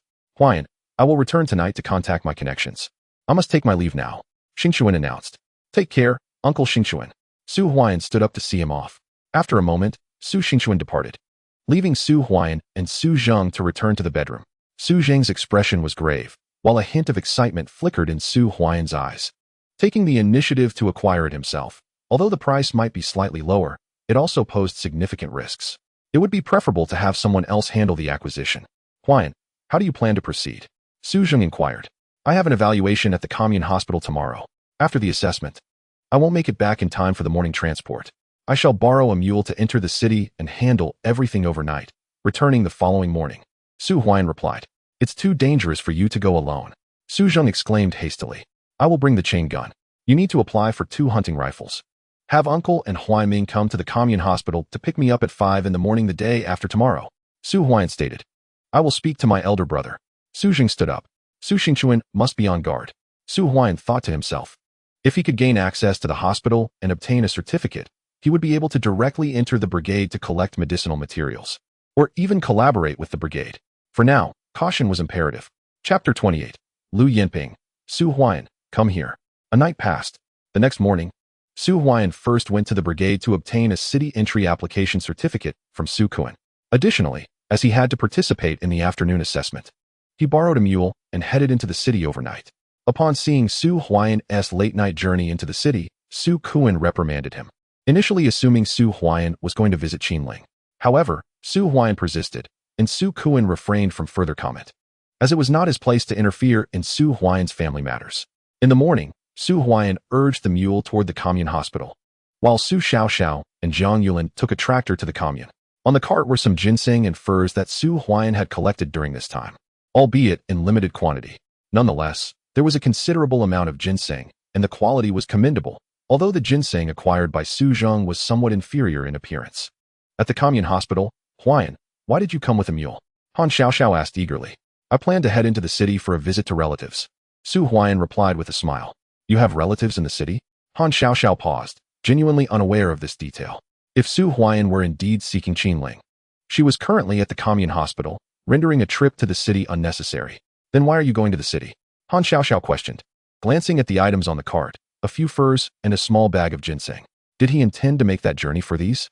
The last time Su Huaian ventured into the city, he returned with grain and osmanthus cake after bringing back some furs and medicinal materials. Was this time no different? I'm just going to take a look. Su Huaian responded softly. Huaian, thank you. Looking at Su Huaian, Han Xiaoxiao felt a surge of emotion. If her memory served her correctly, Su Huaian's family circumstances were quite poor. Yet he had taken the risk to enter the city and bought her osmanthus cake on his last trip, which cost $1.50 per box. Such a price was considerable even for city workers, let alone for someone like Su Huaian. Yet, he had still purchased it for her. Why are you thanking me? Su Huaian asked. Huaian, Should you venture into the city in the future, simply state that you are seeking Lu Yanping, who happens to be your second aunt. She is employed in the general surgery department of the municipal hospital, and furthermore, she serves as the head of that department. At that time, I shall provide you with a letter of her employment verification. This will facilitate your entry into the city, and the items you carry are also intended as gifts for Lu Yanping. Han Xiaoxiao remarked. Su Huaian responded, Lu Yanping? Is she not the director Lu who came to assess the commune's health clinic? Are you certain she is aware of this arrangement? Moreover, Su Huaian's mother is named Lu Chui. Her surname does not match that of Lu Yanping. Although it seemed reasonable, he hesitated. Is this truly acceptable? Not a problem at all, Han Xiaoxiao assured him.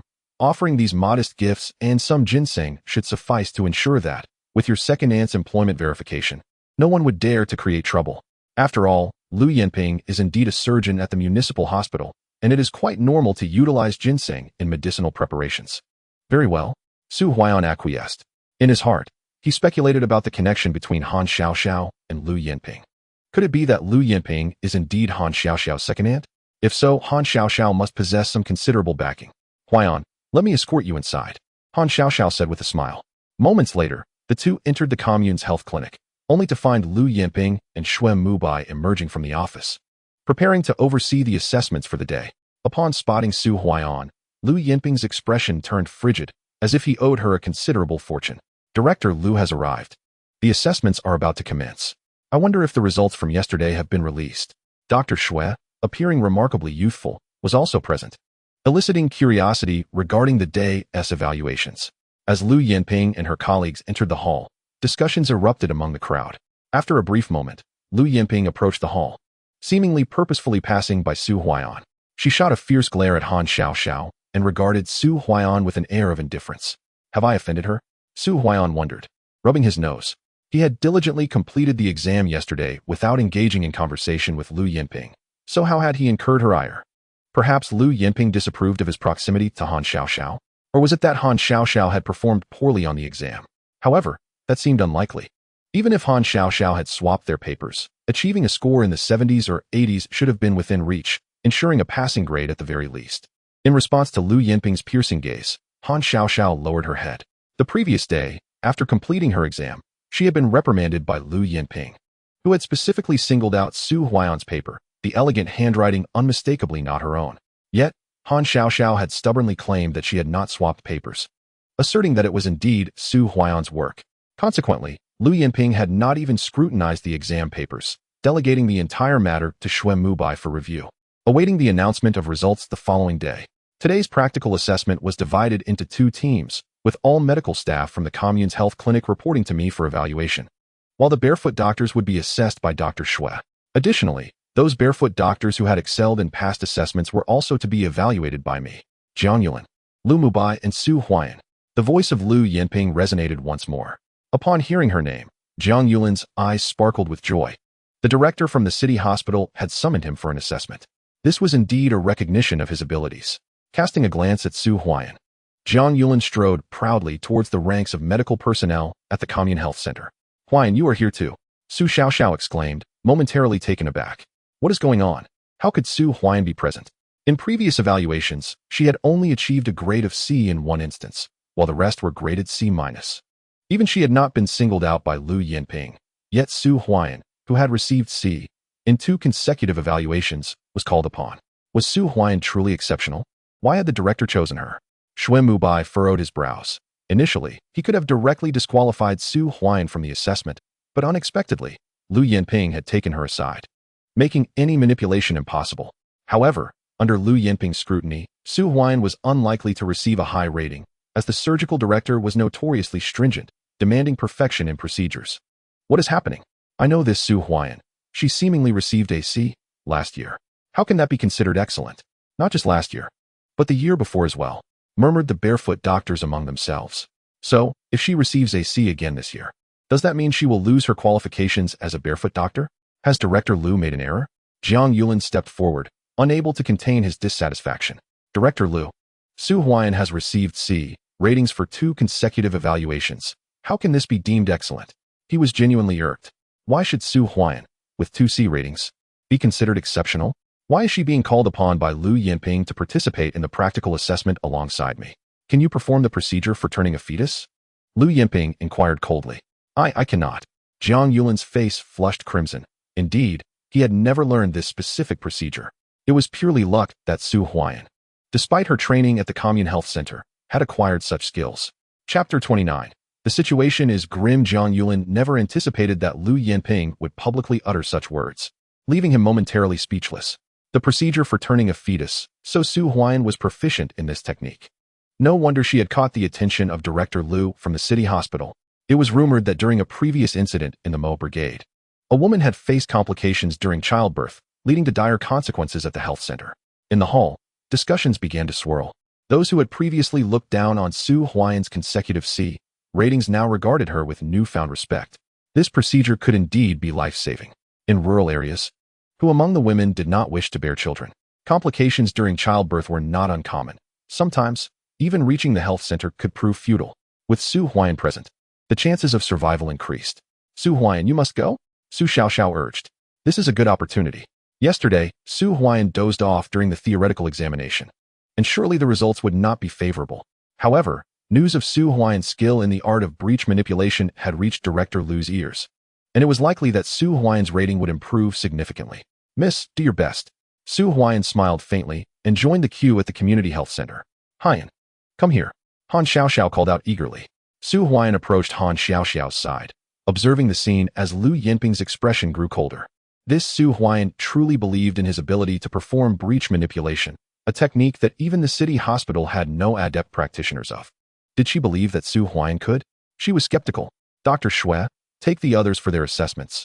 Those from the community health center, follow me. Director Lu commanded. A group of people trailed behind. Along the way, silence enveloped them. Huaian, perform well. Perhaps this assessment could yield a B rating. Han Xiaoxiao whispered. She was confident about her theoretical results, expecting at least an 80, which would be deemed excellent by the city hospital's standards. If Su Huaian also performed adequately, attaining a B rating and entering the health center would be assured. Then, they could both sit for the college entrance examination and eventually join the city hospital after graduation. That would be splendid. Let's do our best. Su Huaian replied with a smile. Silence. Lu Yinping's voice cut through, her tone icy as she chastised Han Xiaoxiao for her exuberance. Did she truly believe that her aunt would show leniency towards Su Huaian during the assessment? That was inconceivable. Furthermore, Su Huaian's attitude of sleeping during the exam had left her quite displeased. Such a person had no right to enter the community health center. A few minutes later, they arrived outside the small operating room of the health center. Although it was termed an operating room, it was merely a small chamber with a cement floor, a simple operating table, and some sterilization tools, quite rudimentary. In this era, this was the venue for surgeries. Director Lu, what will we be assessing this time? Dean Qin inquired hurriedly. Dean Qin, just observe from outside. Lu Yinping replied, casting a glance at him. Dean Qin smiled awkwardly and stepped back a few paces. The others from the health center felt the pressure of the moment, while Su Huaian merely nodded slightly. A surgeon must approach surgeries with utmost seriousness. There are 20 of you in total, and within this container, there are 20 small balls, each containing different assessment topics. You will line up and draw one each. Lu Yinping explained. 20 different topics? The faces of the group paled. Oh, I forgot to mention, 6 of these will involve actual surgical operations, and the assessment process will require a full explanation. I will score you based on your explanations. Lu Yinping added. The gravity of the situation intensified. Who will go first? Lu Yinping's voice resonated. I will. Su Han stepped forward, approached the container in front of Lu Yinping, and drew a small ball. Upon opening it, he revealed the topic for their assessment, abdominal physical examination. The difficulty was not great. Su Han secretly breathed a sigh of relief. As a physician at the Commune Health Clinic, it was mandatory for them to learn at the municipal hospital. The physical examination techniques had been taught, and although he might not meet the standards perfectly, he could at least execute them. Director Qin summoned an individual to serve as a model for the assessment. In the small, silent operating room, the atmosphere was tense, with only Su Han's actions and explanations breaking the stillness. The practical assessment required not only the execution of each step, but also a clear articulation of the key points involved, all under rigorous scrutiny. As time elapsed, 10 minutes passed. Director Lu, I am finished. Su Han announced, standing before Lu Yinping, his eyes betraying a hint of anxiety. The entire process had not flowed smoothly, and he had overlooked certain aspects. Grade B, Lu Yinping stated flatly. Such performance would undoubtedly fall short at the municipal hospital, yet it was commendable for a commune health clinic. Thank you. Suhan exhaled in relief. The second assessment commenced. Time gradually slipped by. Each individual took approximately 10 minutes, with some extending to around 15. These were fundamental operational evaluations, yet no one achieved a rating exceeding grade B. A few from the Commune Health Clinic managed only grade C. This level had already fallen below the standards of the Commune Health Clinic. Next, I'll go. Han Xiaoxiao stepped forward, approaching Lu Yinping. Upon seeing Han Xiaoxiao, Lu Yinping's expression softened slightly, and she instructed, draw a lot. All right. Han Xiaoxiao drew her lot. Upon opening it, she read, thyroid physical examination. Begin, Lu Yinping commanded. Han Xiaoxiao nodded and commenced her procedure. The thyroid examination primarily comprises 3 steps: inspection, palpation, and auscultation. First, the patient should be in a well-lit room, seated with the neck fully exposed and the head slightly tilted back. The inspection observes the size and symmetry of the thyroid. Palpation involves examining both the isthmus and the lateral lobes. For the isthmus palpation, the examiner must stand before the subject, using their thumb. As Han Xiaoxiao explained while performing the procedure, everything flowed seamlessly, concluding in approximately 10 minutes. The observers were captivated, clearly seeing the execution and its key points. Han Xiaoxiao is truly remarkable. They murmured in admiration. Indeed, grade A, Lu Yinping's calm voice resonated. Her eyes sparkled with pride. After all, she had mentored Han Xiaoxiao, and her abilities were impressive. With this performance, had it not been merely a straightforward physical examination, she could have easily achieved a higher rating. Thank you, Director Lu. Han Xiaoxiao exclaimed as she exited with a brisk pace. Xiaoxiao, you were incredible, Su Huaian whispered. Of course, Han Xiaoxiao replied, lifting her chin with a hint of pride. Huaian, I inquired with my second aunt. Out of the 20 operational assessments today, the first 6 surgical evaluations have concluded. The remaining 2 are a surgical suturing assessment and a dressing procedure. Quite simple, Han Xiaoxiao quickly remarked. Indeed, it is simple. Su Huaian offered a faint smile. The suturing technique and the proper donning of surgical attire are merely the most rudimentary operations in the realm of surgery. Such skills are ingrained in the very essence of a surgeon. Chapter 30. Is this your chief assessment? Next, Jiang Yulin. The voice of Director Qin resonated. Among the 5 barefoot doctors selected by Lu Yinping, aside from Su Huaian, the others had all previously been rated as Class C. The first 3 performed their tasks rather carelessly. Jiang Yulin was the one he held in the highest regard. Step in. Jiang Yulin inhaled deeply and entered. Draw 1. Lu Yinping stated coolly. All right. Jiang Yulin quickly approached the jar. Upon touching it, he was taken aback. There was only a crumpled piece of paper inside. But weren't there supposed to be a total of 18? What about Su Huaian behind him? Never mind. I'll focus on my own assessment first. Jiang Yulin unfolded the paper. The prompt revealed, surgical suturing assessment. A rather straightforward task. He had previously trained at the municipal hospital and had even participated in surgeries. Although opportunities for suturing had been scarce, he had performed simple sutures before. There was no doubt he could handle this, although quality depended on skill. The assessment begins. Lu Yinping's voice echoed. 5 minutes later, Class B, Lu Yinping announced. Jiang Yulin exited, his face alight with excitement. He had finally achieved Class B. This time, the municipal hospital had come to assess him, and as long as his theoretical exam went well, a comprehensive evaluation of Class B was undoubtedly within reach. At that moment, he could envision himself stepping into the community health clinic, even possibly attracting the attention of the municipal hospital. Dr. Jiang, your assessment is concluded. It's my turn now. Su Huaian's voice interrupted. Hearing Lu Yinping's rating, Jiang Yulin stood dazed for 2 to 3 minutes, his longing for advancement rendering him momentarily speechless. Huaian, apart from that stroke of luck with the fetal position manipulation, what other skills do you possess? Jiang Yulin queried coldly.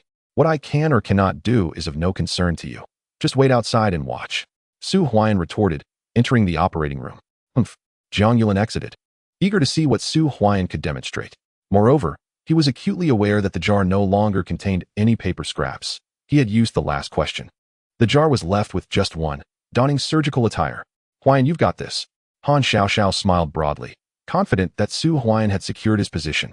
Drawing the task of donning surgical attire was the simplest in the operational assessment, and Su Huaian was indeed fortunate. Director Lu. Su Huaian approached Lu Yinping. Drawl. Upon seeing Su Huaian up close, Lu Yinping spoke coldly, realizing why Han Xiaoxiao was so warm towards him. This young man was undeniably handsome and robust, resembling a young bull. All right. Su Huaian placed his hand into the jar. Inside lay the final piece of paper, and upon unfolding it, the prompt read, multiple trauma surgery. Surgery? Or was it multiple trauma? Su Huaiyan was momentarily taken aback. Wasn't it merely 6 surgical operations being evaluated? The previous assessments had already concluded, predominantly consisting of debridement procedures and other minor surgeries of level 1. Yet, despite this, there had been a complete failure. None of those assigned to the surgeries had attained a passing grade. Was this the 7th surgical assessment? And to top it off, it involved multiple traumatic injuries? The management of such injuries is the most intricate and challenging in the field of surgery. Major multiple traumas typically necessitate a consultation involving the entire hospital. For a procedure of this nature, few possess the requisite skills even in a municipal hospital. Is this some sort of jest? Huaiyan, commence. Han Xiaoxiao urged. Let's begin the assessment. Lu Yinping added. Is this directed at me? Su Huaiyan inquired, glancing at Lu Yinping. The complexity of multiple injuries posed little challenge to him. In his previous life, he had been among the foremost surgeons in the country, having encountered numerous cases of multiple traumas. In fact, he had developed his own unique surgical protocols. Director Lu, the conditions for this assessment are not conducive for me to operate alone. Su Huaiyan stated. Do you truly think you can manage? Lu Yinping's brow furrowed. The final crumpled paper was specifically prepared for Su Huaiyan, intended to dissuade him from attempting it. Yet, upon drawing it, he remained composed, his expression unchanged, and even expressed his willingness to proceed. This was somewhat unsettling. On the operating table, there will be a model. You simply need to follow the surgical process, but you must articulate each surgical maneuver in detail clearly during the procedure. Otherwise, points will be deducted. Lu Yinping instructed. Yesterday, Han Xiaoxiao had inquired about the assessment items, and Lu Yinping was now eager to witness how Su Huaiyan would navigate this challenge. She believed that he would falter at the very first step of such a complex surgery. Apologies, Su Huaiyan replied, shaking his head slightly. He continued. I cannot complete this surgery alone. I require assistance. Assistance? Lu Yinping chuckled. This lad is putting on quite the act. Everyone is here. You can choose anyone. I only need 2. Su Huaiyan declared. Han Xiaoxiao, Jiang Yulan.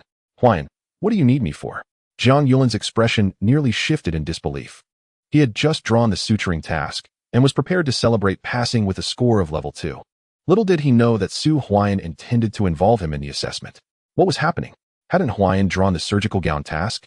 Why did he require 2 assistants?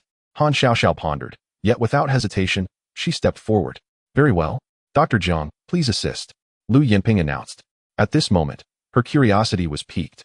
She was eager to observe how Su Huaiyan would perform. With 2 assistants, one being the anesthesiologist Han Xiaoxiao. Did Su Huaiyan genuinely believe he could undertake a multiple trauma surgery? All right, Jiang Yulan thought, albeit reluctantly stepping forward, his eyes filled with a mix of resentment. I have already passed my assessment, and at level 2, yet you still choose to involve me in this. Indeed, Director Lu, should Dr. Jiang operate improperly during the surgery, I bear no responsibility for it. In this procedure, Dr. Jiang Yulan acts as an assistant and will also assist as the instrument physician. Su Huaiyan remarked. Understood. Director Lu nodded. Huaiyan, what did you draw? Han Xiaoxiao inquired eagerly. Even her somewhat slow-witted mind must have realized that Su Huaiyan did not draw a surgical gown. Both of you take a look. We commence in 2 minutes. Su Huaiyan handed the small slip of paper to Han Xiaoxiao, who, upon glancing at it, stared in astonishment at her second aunt. Multiple trauma surgery? Aunt, are you serious? This is a community health center. This assessment is for barefoot doctors. Su Huaiyan, are you trying to sabotage me? Upon seeing the topic, Jiang Yulan exclaimed, believing he was merely there to assist Su Huaiyan. Little did he know it was for multiple trauma surgery. This was no mere operational assessment. It was akin to an examination for chief surgical physicians. Chapter 31. A show of bravado. Multiple trauma surgery operational assessment. Is this for real? Su Huaiyan drew multiple trauma. It must be true. But isn't this a bit too harsh? Even if it were an assessment at the city hospital, it wouldn't be this severe. Unless it were for a chief assessment, perhaps. At this point, Su Huaiyan would surely be doomed. This type of surgery, let alone barefoot doctors. We have yet to encounter it ourselves. How can it be assessed? Multiple trauma implies damage to at least 3 organs. And the critical issue is that we do not even know which 3 organs are affected. As Jiang Yulan spoke, the commotion among everyone escalated. Drawing a minor surgery would have been manageable, but how on earth do we tackle multiple trauma? More importantly, the difficulty of handling multiple trauma surgery is boundless. Director Lu, how could an operational assessment include multiple trauma? Dean Xin quickly inquired. Who says it doesn't exist? Lu Yinping scoffed and added. Are there no multiple trauma patients in the countryside? Dean Xin forced a smile. Of course, there are, but any severe external injuries are directly referred to the city hospital. Who would dare to handle it? Su Huaian, you've put me in a terrible predicament. Zhang Yulin glared at Su Huaian, hoping that Director Liu would not let him be implicated due to Su Huaian's actions. Huaian, what should we do? Han Xiaoxiao whispered. What can we do now that we've drawn it? We must begin. Su Huaian replied. Huaian, I've only encountered multiple trauma once. During my time studying at the city hospital, it was a case of crush injuries from a car accident, and by the time it reached the city hospital, multiple organs were in failure. Han Xiaoxiao stated. Trust me, Su Huaian insisted. Turning to Lu Yanping, he said, Director Liu, please provide detailed patient information. All right. A glimmer of appreciation appeared in Lu Yanping's eyes. As a physician, it is our duty to heal and save lives, regardless of how perilous the patient's condition may be. We must endeavor to save them. Complaining is futile. The patient is a 37-year-old male who was involved in a car accident half an hour ago, reporting that he was thrown 3 meters by the vehicle and subsequently run over. 5 minutes ago, the patient was brought into our emergency department. He claimed to be fine, refusing both a stretcher and a wheelchair, insisting on walking into the emergency room himself. Director Liu inquired, what is the patient's appearance? The patient exhibited a state of heightened excitement, yet his complexion was pallid, beads of sweat cascading down his face. Upon a comprehensive examination, it was noted that there was a laceration on his lower back, with minimal blood loss, and contusions along the areas that had experienced crushing trauma. Director Liu remarked, Huaian, I have encountered a similar case before. Han Xiaoxiao hastily attempted to alert Su Huaian, recalling that this was the same car accident victim she had encountered previously, handled by Lu Yanping at the time. No noise from others, and no assistance from auxiliary doctors. Otherwise, everyone will be rated as C-level, Lu Yanping stated coldly. Upon hearing this, Han Xiaoxiao felt a surge of urgency, yet found herself powerless. Conversely, Zhang Yulin silently breathed a sigh of relief, as this implied that Su Huaian's assessment results would not affect him. What is the nature of the illness? The patient is pale without any visible wounds. This does not resemble hemorrhagic shock. Why is he still so agitated? It was exceedingly perplexing. Thankfully, it was not their responsibility, as this was no ordinary practical assessment, but rather a major case evaluation. Outside, a hushed conversation ensued among the staff. Director Liu is indeed formidable. Multiple injuries are easier to assess with open wounds, but minor injuries with little bleeding are far more troublesome, Su Huaian mused internally. Dr. Su, please assess the patient's condition and formulate the optimal treatment plan, demonstrating on-site. Directed Liu. Understood. Su Huaian nodded. Director Liu, I request to measure the patient's blood pressure and pulse, he asked again. The patient's blood pressure registered at a systolic of 107 millimeters of mercury and a diastolic of 57 millimeters of mercury, with a pulse of 132 beats per minute, reported Lu Yanping. Xiao. Establish an intravenous access, have the patient lie flat, and transfer him to the resuscitation room. This is my initial course of action, announced Su Huaian. Oh, Lu's eyes sparkled with interest. This is problematic. The patient appears to be in good condition, so why transfer him to the resuscitation room? A simple wound treatment would suffice. Director Liu seemed to intentionally reduce the difficulty, yet Su Huaian misinterpreted the situation, believing it to be far more serious. It appeared that Su Huaian would soon face criticism. As Su Huaian outlined his first step, the others began to quietly discuss the case. Aside from the laceration on the patient's lower back, there were no other peculiarities. However, Su Huaian's approach was to initiate resuscitation. Su Huaian, you are finished. Zhang Yulin sneered at him, sensing that this could lead to his downfall. Dr. Su, please continue. Lu Yanping prompted. On the contrary, her eyes gleamed with admiration for Su Huaian's handling of the situation. In cases of multiple injuries, even physicians at municipal hospitals often only perform wound care. Su Huaian's decision to pursue resuscitation indicated that he had discerned something significant. Dr. Zhang, please prepare blood. Su Huaian reiterated. Dr. Su, the patient has minimal blood loss. Why prepare blood? Zhang Yulin quickly interjected. Is blood preparation really necessary? What is he planning? All eyes were fixed on Su Huaian. Go when I tell you to go. Why so much needless chatter? As a physician, you are my assistant at this moment. You shall do as I command, and you have no right to question. Su Huaian spoke coldly. You. Zhang Yulin's expression darkened, yet upon seeing Lu Yanping's silence, he could only proceed to prepare the blood. The blood has been prepared. Zhang Yulin's voice resonated. Dr. Han, enter the emergency room and assist me in performing an abdominal exploration, and also request for surgery. Su Huaian smiled at Han Xiaoxiao. Request for surgery. Han Xiaoxiao was taken aback, and Lu Yanping looked at Su Huaian with astonishment.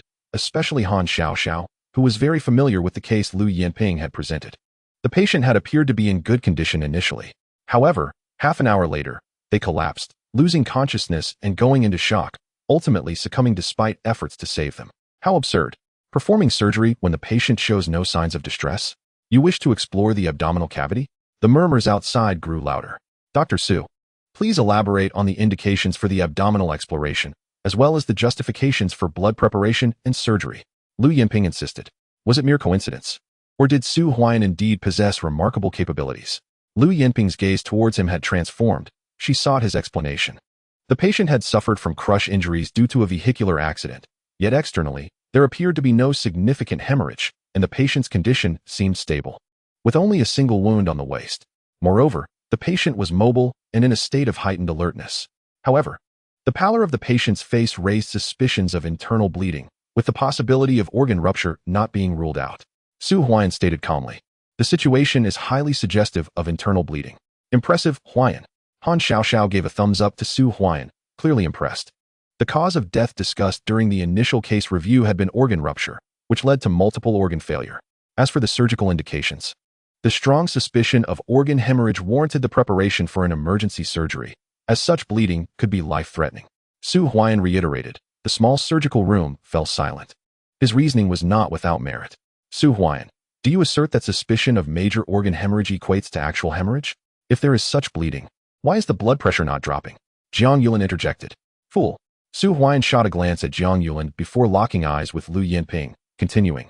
The patient's elevated heart rate alongside normal blood pressure is already abnormal. Furthermore, given the patient's pallor in conjunction with the crush injuries, there exists only one possibility. What possibility? Jiang Yulan inquired hastily. Lu Yinping also turned her gaze towards Su Huaian, her eyes glimmering with anticipation. It was evident that Su Huaian could deduce the internal bleeding from the patient's symptoms and was ready to establish intravenous access at the earliest opportunity. Compensation. Su Huaian articulated succinctly. In surgical emergencies, the greatest fear is encountering patients who, upon arrival at the hospital, display heightened alertness. They might appear perfectly normal one moment, yet collapse the next, leaving no chance for resuscitation. This phenomenon illustrates the body's compensatory mechanisms. When internal organs experience significant hemorrhaging, the body secretes adrenaline, prompting blood vessels to constrict and prioritizing blood flow to the brain and heart. Remarkably, even in the face of severe injuries, one may not experience pain. This is indeed the most terrifying moment. Once the effects of the adrenaline dissipate, even in the event of immediate medical intervention, the prognosis becomes grim. What are you saying? Su Huaian, do you think you can just fabricate some nonsense to deceive people? Jiang Yulan remarked, his expression darkening as he regarded Su Huaian. Enough, Lu Yinping interjected sharply, casting a scrutinizing glance at Su Huaian. Her eyes held a complex expression. Could it be true that this barefoot doctor had received a grade of C twice? If that were the case, he would not even qualify to enter the commune health clinic. Yet, where did he acquire such knowledge? It is worth noting that few in the city hospital are familiar with the peculiarities of traumatic injuries. Is this merely coincidence? Lu Director, do we continue? Su Huaian inquired. Today's assessment, given the prevalence of injuries, has already surpassed the commune health clinic's evaluation standards. Achieving this level is commendable. I deem you passed. Lu Yinping declared. Thank you. Su Huaian responded with a faint smile. Passed. Lu Yinping, the chief of the general surgery department at the city hospital, could not possibly be unaware of these key points. It seemed apparent that the exam questions had been deliberately selected by her, especially in light of Han Xiaoxiao's earlier substitution of his test paper. Su Huaian grasped the implications. Huaian, you've passed. Han Xiaoxiao exclaimed excitedly. Jiang Yulan's expression soured. Was this really considered passing? Throughout the assessment, Su Huaian had only uttered a few words and had not even engaged physically. In his view, Su Huaian's responses were mere attempts at obfuscation. Indeed, Su Huaian was remarkably fortunate to have achieved a passing mark. Precisely. Others murmured quietly, except for Director Qin, who cast an additional glance at Su Huaian. It was somewhat unexpected for him to receive Lu Yinping's endorsement. He had initially believed that only Jiang Yulan would perform adequately among the 5 selected barefoot doctors. Director Lu, what rating did Su Huaian receive for this assessment? Han Xiaoxiao inquired hastily. Rating? Lu Yinping shot a glance at Han Xiaoxiao. This girl had swapped Su Huaian's test paper yesterday. Given Su Huaian's performance today, if it were not mere coincidence, was the paper still in need of a swap? Dr. Han, Su Huaian merely spoke a few sentences. How high can the rating be? A C middle would be quite commendable. Jiang Yulin interjected quickly. Dr. Jiang, is it you or Director Liu who is conducting the assessment? Han Xiaoxiao retorted. Of course it's Director Liu. Jiang Yulin replied promptly, glancing around. His face tinged with embarrassment. He had seen his own rating as B low and was likely to enter the commune health clinic, and with Han Xiaoxiao's attractive appearance, he had hoped to strike up a conversation. But little did he know, Han Xiaoxiao was as prickly as a hedgehog, unapproachable to anyone except Su Huaian. You are aware it is Director Liu conducting the assessment? Humph. The rating for Su Huaian is, of course, at Director Liu's discretion, Han Xiaoxiao asserted. Director Liu. What is Dr. Su Huaian's rating? Director Qin inquired.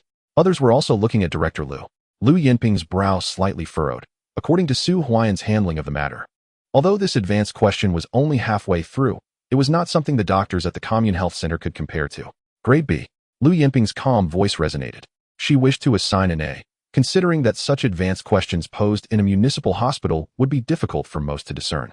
However, after a moment of thought, Liu Yinping directly awarded Su Huaian a B rating.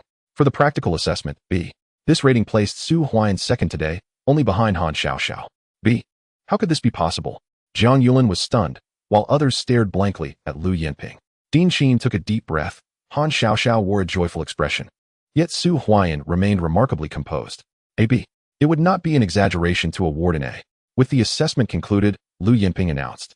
For those who scored above 50 in yesterday's examination and achieved a B rating today, I shall submit an application for the issuance of village doctor certificates, allowing them to transfer to the health center for work. Those scoring above 80 and rated B or higher will be eligible to take the assessment in the general surgery department of the municipal hospital in a month. Jiang Yulin, with a face full of excitement, exclaimed, I have reached AB. I have a chance to enter the commune health center. The other three barefoot doctors wore expressions of dejection, as two of them received a C and one AC. Only Jiang Yulin and Su Huaian achieved a B rating. Huaian, congratulations.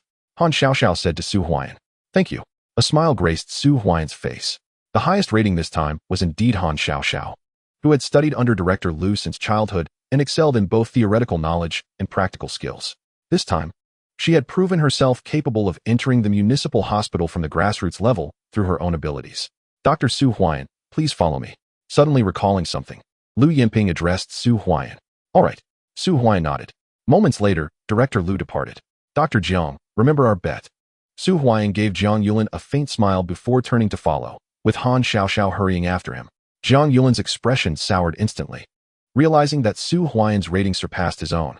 No, even if Su Huaian had good luck today, he could not have scored above 50 in yesterday's theoretical exam. Jiang Yulin thought to himself. Chapter 33. Returning to the city at the Commune Health Center, in the office. Director Liu. Su Huaian knocked and entered the office, with Han Xiaoxiao quickly following suit. Dr. Su, do you truly know how to perform the breech conversion procedure? Liu Yinping gazed at Su Huaian with her beautiful eyes, inquiring. Of course Huaian knows. Han Xiaoxiao interjected eagerly. You can leave. Liu Yinping coldly huffed, thinking to herself that this girl, so protective of Su Huaian, hardly knew him well. Just moments ago, she had discovered the test paper from Su Huaian's examination yesterday. Han Xiaoxiao had swapped papers with Su Huaian. Thus the name on the paper was Han Xiaoxiao, and the score was a perfect 100. Indeed, a full score. The handwriting above is undoubtedly not that of Han Xiaoxiao. It belongs to Su Huaian. Completed in less than 20 minutes and awarded a perfect score. Is this truly merely a barefoot doctor? Furthermore, he has consecutively assessed at the level of B? Indeed, Director Liu. Han Xiaoxiao made a face and turned to leave. I understand a little. Su Huaian replied. Dr. Su, have you ever studied relevant knowledge with anyone before? Liu Yinping inquired. Yes, I have. Su Huaian responded directly. That is indeed the case. Liu Yinping secretly breathed a sigh of relief. Today's multiple trauma cases, the previous techniques for turning fetal positions, and yesterday's exam results are by no means something a mere barefoot doctor could exhibit. Dr. Su, may I ask where you acquired your learning? Liu Yinping smiled as she asked. In high school, there was a retired battlefield doctor in my locality who noticed my keen interest and shared much medical knowledge with me, even gifting me several medical books, which I have been studying over the past few years. Su Huaian explained. What titles were these books? Liu Yinping inquired. The Roche Medical Manual, Harrison's Principles of Internal Medicine, Cinderella's Treatment Handbook, about 10 volumes in total. Unfortunately, the last time I was away from home, my younger brother discarded them into the stove and burned them. There were many things I had yet to read. Su Huaian lamented. Do you know the individual's name? Lu Yinping asked eagerly. I only know his surname is Sun. Everyone calls him Dr. Sun. Su Huaiyan replied. Very well. Lu Yinping nodded and continued. Your performance in today's assessment was commendable. If you are interested, I can recommend you to take the college entrance examination to pursue studies at a medical university, which would significantly increase your chances of being assigned to the most city hospital upon graduation. Thank you, Director Lu. Su Huaiyan quickly expressed his gratitude. Although the team can also recommend candidates for the college entrance examination, it differs from Director Lu's endorsement. When it comes time to fill out preferences, having Director Lu's insights and evaluations would be immensely beneficial. After all, Lu Yinping has far stronger connections in the medical field. You may get back to your work. Lu Yinping waved her hand. Su Huaiyan exited the doctor's office. Huaiyan, Director Lu didn't make things difficult for you, did she? Han Xiaoxiao asked anxiously. Not at all. Su Huaiyan replied with a faint smile, adding, Director Lu even intends to recommend me for next year's college entrance examination to attend medical university. Really? Han Xiaoxiao's eyes sparkled with joy. Of course. Su Huaiyan affirmed. Huaiyan, I will also take the college entrance examination next year. We should go together. By the way, which medical university do you wish to apply to? Han Xiaoxiao asked eagerly. Huaiwa Medical University, I suppose. Su Huaiyan replied. I will apply to Huaiwa Medical University as well. Han Xiaoxiao declared. Then you must work hard. Absolutely. As Su Huaiyan left the commune health center, he coincidentally encountered Xue Mubai and Qin Ling. A group of barefoot doctors was dispersing, some looking dejected while others wore smiles. The assessment results have all been released. Su Huaiyan, did you not perform well? Qin Ling said coldly upon seeing him. It was acceptable. Su Huaiyan replied.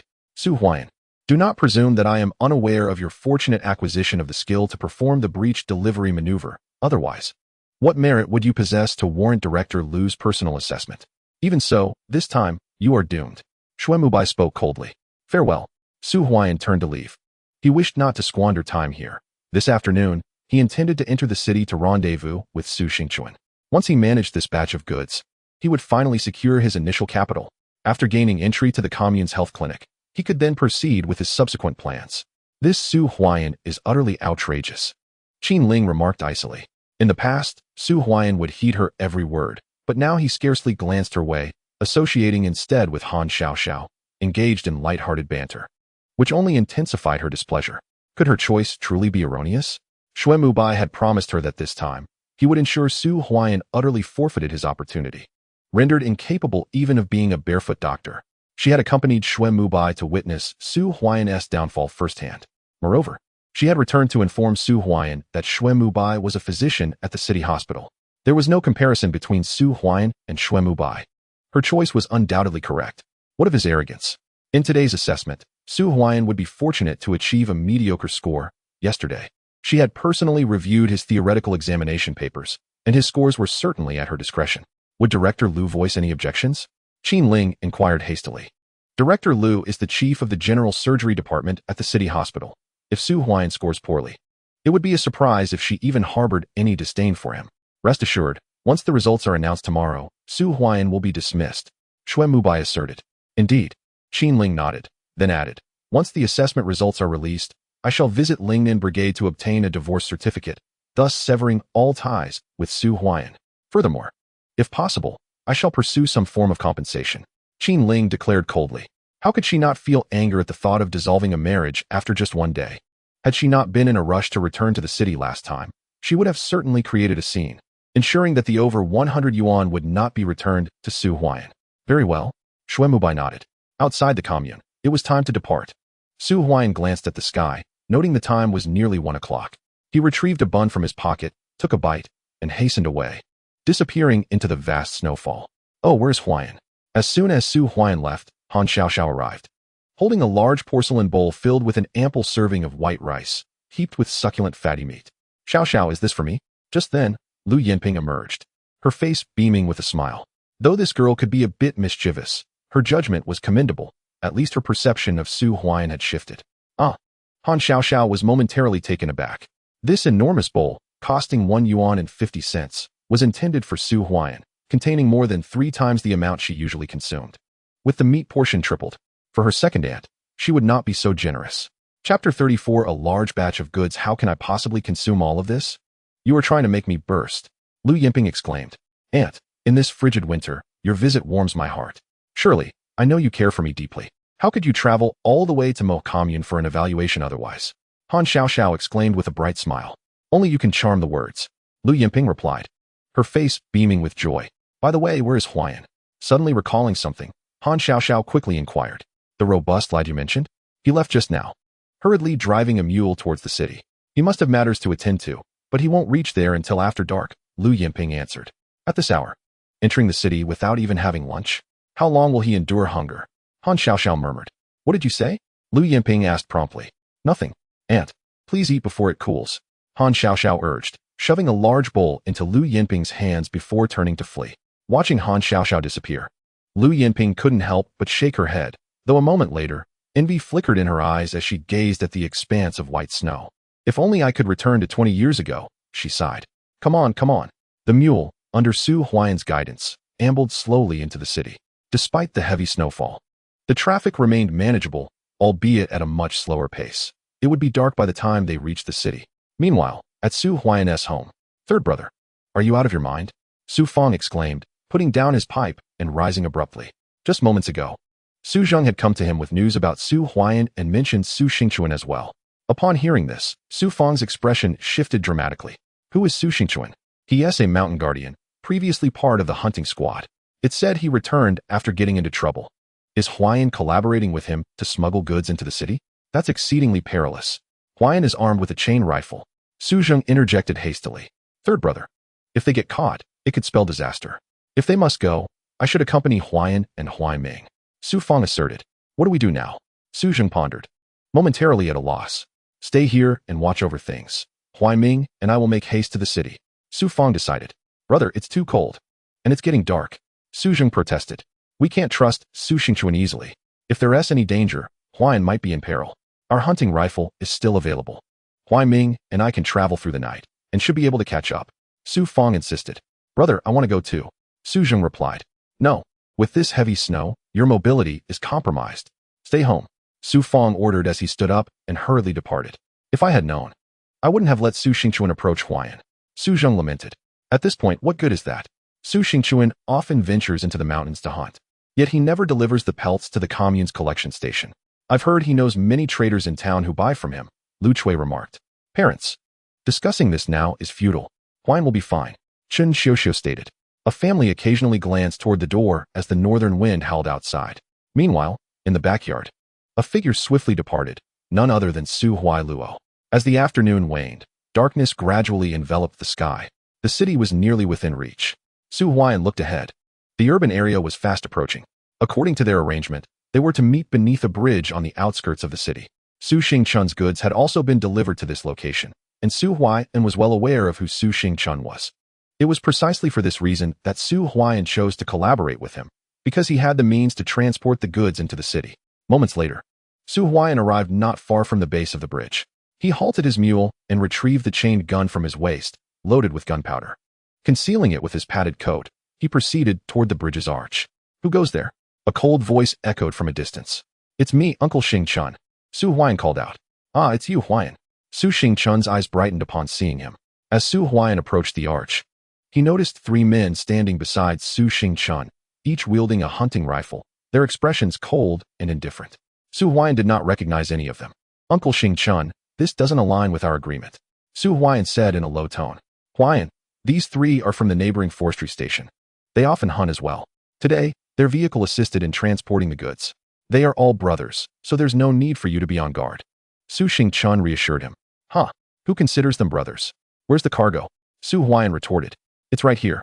Su Xingchun stepped aside, and as Su Huaiyan looked inside, he could not help but gasp in surprise.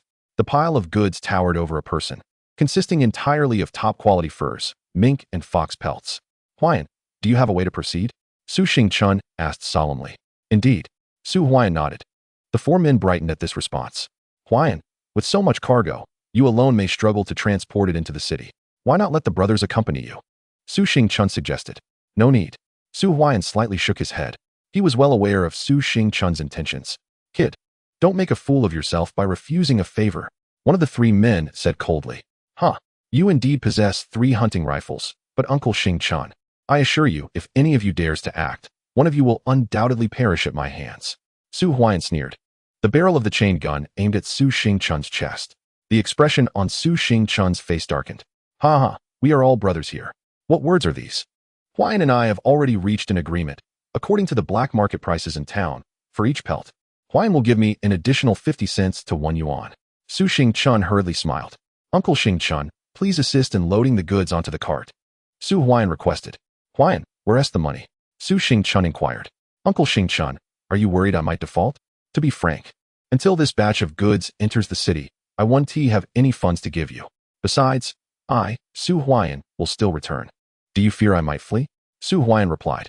Kid, are you trying to deceive us? Anger flared in the eyes of the three men. Enough. Su Xingchun inhaled deeply and then remarked, Huaian mentioned to me yesterday that payment would only be made upon the transaction's execution. However, waiting until your return for the payment seems rather tardy, don't you think? When shall you provide the payment? After we exit the city, we expect the payment. Su Huaian replied in a low voice. Farewell. Su Huaian turned to leave. Though he found Su Xingchun's current batch of goods quite enticing, his priority was safety. Would he, Su Huaian, be foolish enough to flaunt a substantial sum of money? The risk of being harmed was too great. He might not even be found. Huaian, I was jesting. You see, a delay is a delay. I shall personally visit your residence by tomorrow evening at the latest to settle the accounts. It was only as Su Huaian reached his cart, preparing to depart, that Su Xingchun called out to him. Load the goods onto the cart. Su Huaian instructed. Hurry. Assist in loading the goods. Darkness is approaching. Once it sets in, it will be unfavorable for Huaian to act. Su Xingchun beckoned to the three individuals. They promptly assisted in loading the items onto the cart, and with that, Su Huaian ventured into the city. That fellow is indeed cautious. One of the three remarked. Who wouldn't he be prudent when engaged in reselling? Su Xingchun replied. Brother Xingchun, are we truly returning now? One individual inquired. Yes. Do you think that fellow would brazenly make his exit from the city? Su Xingchun retorted coldly. Although he had not gleaned the city's secrets from Su Huaian, he had nonetheless made a considerable profit, earning over a third more than what he would have received at the black market. This venture had proven worthwhile. Chapter 35. The invitation of Third Master outside Mo City. No one was following. Su Huaian quietly exhaled in relief. How could he engage in a transaction with Su Xingchun without taking precautions? With such a large quantity of goods, he could not afford to be careless. Minutes later, Su Huaian arrived at the general market, only to find it shuttered for the night. As darkness enveloped the surroundings, he retrieved a kerosene lamp from his cart, ignited it, and hung it at the front. He then gathered a batch of furs and proceeded into a narrow alley. Knock, knock, knock. Following the familiar knocking pattern, Su Huaian stepped back after completing the sequence. Moments later, a low voice emerged from within. Who is it? Goods from the mountains. Su Huaian responded. Creak. The door swung open, revealing a youth of about 15 years. The boy glanced at Su Huaian before speaking. Come in. Upon entering, Su Huaian traversed 2 corridors, and in the dimly lit hall, the figure of Third Master materialized. He was dining, accompanied by a plump woman in her 30s. Joer, guard the door, Third Master exclaimed, his eyes brightening upon seeing Su Huaian. Certainly. The youth quickly retreated. Third Master, this shipment consists entirely of furs and some ginseng. Please take a look at the goods. Su Huaian declared. The furs were laid aside, and not only that, but the ginseng from the bag was also poured out. Su Huaian had only brought in about 1/3 of the furs, yet even so, there were nearly 150 pieces. There were sable and fox furs, all of the highest quality. Comparatively, Su Xingchun, who had previously been part of a hunting team, understood the importance of preserving furs intact. This batch was indeed genuine first-rate merchandise, with hardly any damaged skins. With such an abundance, Third Master meticulously examined each piece for over 10 minutes. Old prices, he finally announced. All right. Su Huaian responded without further ado and began to tally the goods. 53 pieces of sable fur at $10 each amounted to $530. For pieces of white sable at $20 each totaled $80. Additionally, there were 103 fox furs at $5 each, bringing the total to $1,125. Third Master continued. 13 fourth-grade ginseng roots, 3 of which are in perfect condition. I can offer you $30 each for those. The remaining 10 roots are of poor quality, so I can only offer you $10 each. As for the 46 third-grade roots, 13 are of good quality at $10 each, while 33 are of inferior quality at $5 each. In total, the ginseng is worth $485. Is that acceptable? Yes, Su Huaian replied, not saying much more. The ginseng he had personally dug from the mountains was of excellent quality. whereas the ones he had traded from the various families in the village were of much lower quality, often priced at double or more. In total, the earnings amounted to $1,610. Young man, the items you requested have also arrived, Third Master said with a smile. Oh, Su Huaiyan's eyes sparkled. Lure, bring the goods, Third Master called out. All right. A woman in her 30s, who had been preparing a meal, stood up and entered the inner room. After a moment, she emerged with a brand new double-barreled hunting rifle, which made Su Huaiyan's eyes light up. This will suffice for hunting large game.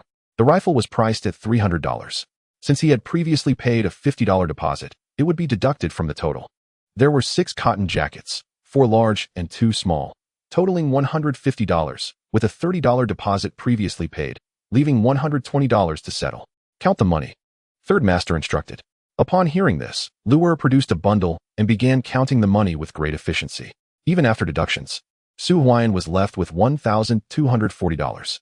What a great profit, he thought to himself. Today, he had not brought along the 5th-grade heavenly ginseng. As it was valuable yet unsellable, he had no intention of bringing it to this black market. Nevertheless, the profit was substantial enough. Third Master, I would like to acquire some fresh goods, Su Huaiyan said in a low voice. Speak, Third Master replied. Flashlights, bicycles, and watches, Su Huaiyan specified. Oh, Third Master's eyes lit up. Flashlights are $15 each, while bicycles are a bit pricier at $300. For watches, the inferior ones are $80 each, while the better quality ones are $180 each. Is it really that expensive? Su Huaiyan took a deep breath. This pricing was about 1/3 higher than that of the general market. However, these items were in high demand and could only be purchased with tickets. Even in the countryside, having money did not guarantee their availability. In the ordinary households of the Lingnan Brigade, even the act of dining poses a significant challenge, rendering them unable to indulge in unnecessary expenditures. However, should one manage to infiltrate the health clinic of the Mo commune, the situation would markedly differ. The residents of the Mo commune receive salaries. Han Xiaoxiao earns a monthly wage of 23 yuan, and while 100 yuan may seem substantial, it amounts to less than 5 months' salary. I require 10 flashlights, 1 bicycle, 5 wristwatches priced at 3 yuan and 80 yuan, and 2 watches at 180 yuan, specifically 1 for men and 1 for women. The remaining 3 should all be for women, Su Huaiyan stated. Please wait. I need to procure these items, Third Master replied. Such fresh goods are not available here. 3 hours later, at the Mo City station, Su Huaiyan declared, All right. Third Master nodded and continued. The total for the items you requested amounts to 600 yuan for the 5 wristwatches, 300 for the bicycle, and 150 for the flashlights, totaling 1,050 yuan. After deductions, you will have 160 yuan remaining. Count the money. Third Master gestured, and 16 large unity bills were handed over to Su Huaiyan. He caught them and turned to leave, bearing his hunting rifle and ammunition. Young man, should you come across any medicinal herbs, you could send them to the Xinglin pharmacy next time. At that moment, Third Master recalled something and spoke up. Su Huaiyan halted but did not respond. The black market typically caters to familiar faces, and newcomers are met with caution. During his last visit, Su Huaiyan had also recognized the signal, or he would have been ignored altogether, as such transactions rely on mutual recommendations. There are numerous opportunities in the city, but one must ensure security. This is a token of trust. Third Master waved, and Lure handed Su Huaiyan a small piece of Huangjing. This piece serves as a token. While the upper market may be flourishing, the lower tiers remain hesitant to indiscriminately acquire medicinal herbs or approach the brigade for acquisitions. Yet, young Third Master possesses an exceptional foresight, recognizing the value of the North Ridge Mountain under the current policies. The Xinglin Pharmacy is the largest in all of Mo City, serving as the foundation for Third Master's subsequent pharmaceutical factory. Following the reform and opening up, Third Master began to acquire medicinal herbs, and the rich resources of North Ridge Mountain propelled his pharmacy to prominence in the provincial capital. Su Huaiyan silently mused, the market has arrived. Upon gaining entry into the Mo Health Clinic, should he secure a connection to obtain a certificate, he could systematically deliver batches of medicinal herbs to the Xinglin Pharmacy and seize the opportunity to profit. Third Master, do you have any big cats in Tianshan? As Su Huaiyan prepared to depart, he seemed to recall something and spoke in a low tone. You have big cats in Tianshan? Third Master gazed at Su Huaiyan in astonishment. The big cat is a treasure trove in itself, with most of its parts being medicinal, and its value is exceedingly high. As for Tianshan, it is regarded as a prized possession in his pharmacy. Name your price. Su Huaiyan responded solemnly. During his last visit to North Ridge Mountain, he had spotted a big cat, which maintains a territory and will not stray far unless another big cat encroaches upon its domain. As for Tian Shun, he already possessed some at home. Tian Shun is worth 800. The big cat is at least 1,000. Master Yang took a deep breath and declared, double the price. The other goods will only be delivered to the commune road. You must fetch the cargo yourself. Su Huaiyan replied in a low voice, agreed. After a moment's contemplation, Master Yang promptly acquiesced, primarily because the goods were exceedingly rare. His newly established pharmacy urgently required such exceptional stock to sustain its operations. Await my news. With that, Su Huaiyan turned and vanished into the vastness of the night. Master Yang, where did this young man come from? He is both the big cat and ginseng. Lu couldn't help but inquire. Do not ask too many questions, Master Yang advised. He has been in business for many years and understands the intricacies involved. The best course is to remain strangers after a single transaction. Outside the general goods market, Su Huaiyan mused, with a buyer for the big cat and ginseng, this is quite manageable. As he spoke, he urged his mule onward, disappearing from sight. A short while later, Su Huaiyan arrived at another narrow alley, burdened with several pelts, and ventured further to continue his sales. 3 hours later, he arrived at the bus station in Mo City, his cotton coat now bulging with the haul from Su Xingchuan, having delivered to a total of 7 households. Master Yang received the largest share, while the others were limited to a few pelts each, making the transaction smaller but safer. The batch included roughly 150 sable pelts and about 200 fox pelts, yielding over 2,500 yuan. With the addition of the ginseng funds, his total exceeded 3,000. Presently, he had 1,535 yuan remaining. The cost was approximately 600 yuan, with each purple sable pelt costing 2.5 yuan and each fox pelt 1.5 yuan. Thus, Su Huaiyan stood to earn 900 yuan. Additionally, he possessed a hunting rifle, 6 cotton coats, a bicycle, 10 flashlights, and 5 watches, all of which were profits. Just then, a voice broke through the chill. Goods from the mountains? At the bus station entrance, a youth stood amidst the swirling snow, various items piled at his feet. Master, he uttered softly before disappearing into the darkness. This was the signal. Hastening his mule, Su Huaiyan approached, and upon confirming that everything he sought was present, he loaded the items onto the cart and swiftly departed from the Mo City bus station. However, instead of returning directly, he sought refuge in a secluded bridge arch for the night. Concerned that Su Xingchuan and others might still be waiting, he decided to wait until dawn to leave. Better to exercise caution, especially in the bitter cold of winter. Even if they had the patience to wait, the harsh weather would test their endurance. Moreover, Su Huaiyan rolled the new cotton coat in the snow, allowing it to gather a layer of mud before placing it back onto the cart. This way, it would appear less conspicuous as new. His hunting rifle was loaded.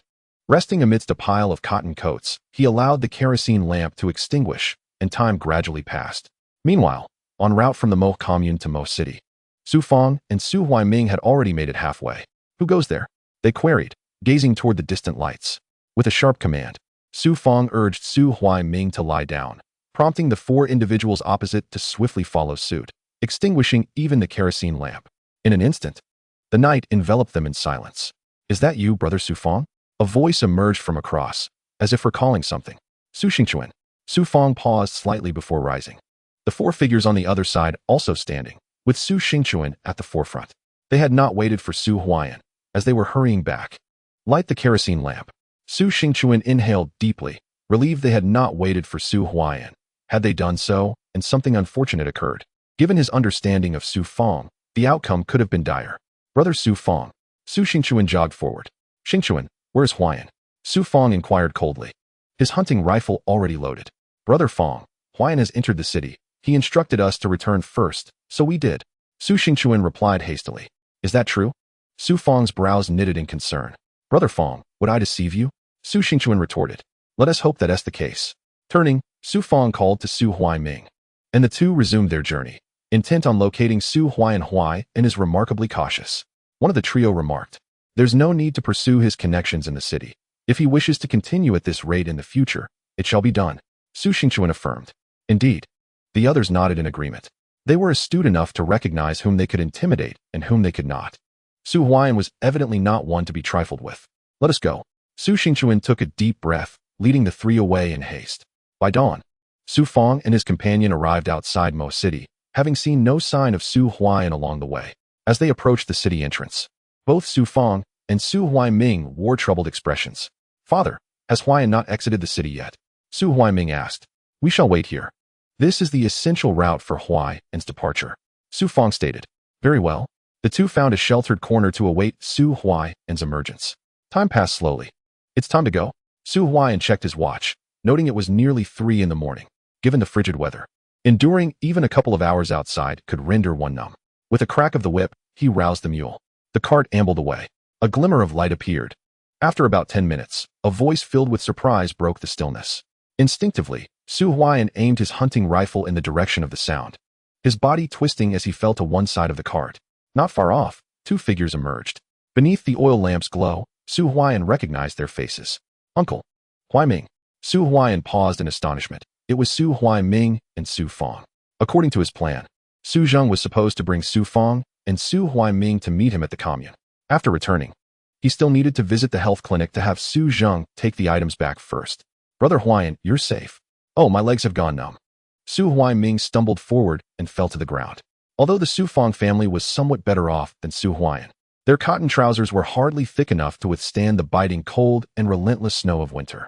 How could anyone endure such conditions for hours on end? Huaiming.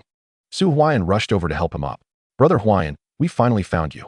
By the way, Su Xingchun hasn't bullied you, has he? Su Huaiming asked anxiously. Uncle, Huaiming, quickly get on the cart and warm your feet with the cotton clothes. Su Huaian urged. Cotton clothes? Where did they come from? Su Huaiming and Su Fong approached the cart, their eyes widening in astonishment at the sight before them. 6 complete sets of cotton clothing. Not to mention a bicycle and several small boxes of unknown contents. Huaian. Su Fong swallowed hard, his eyes glistening with emotion. So many cotton clothes. Just touching them. They feel so soft. These must be of excellent quality, worth dozens each.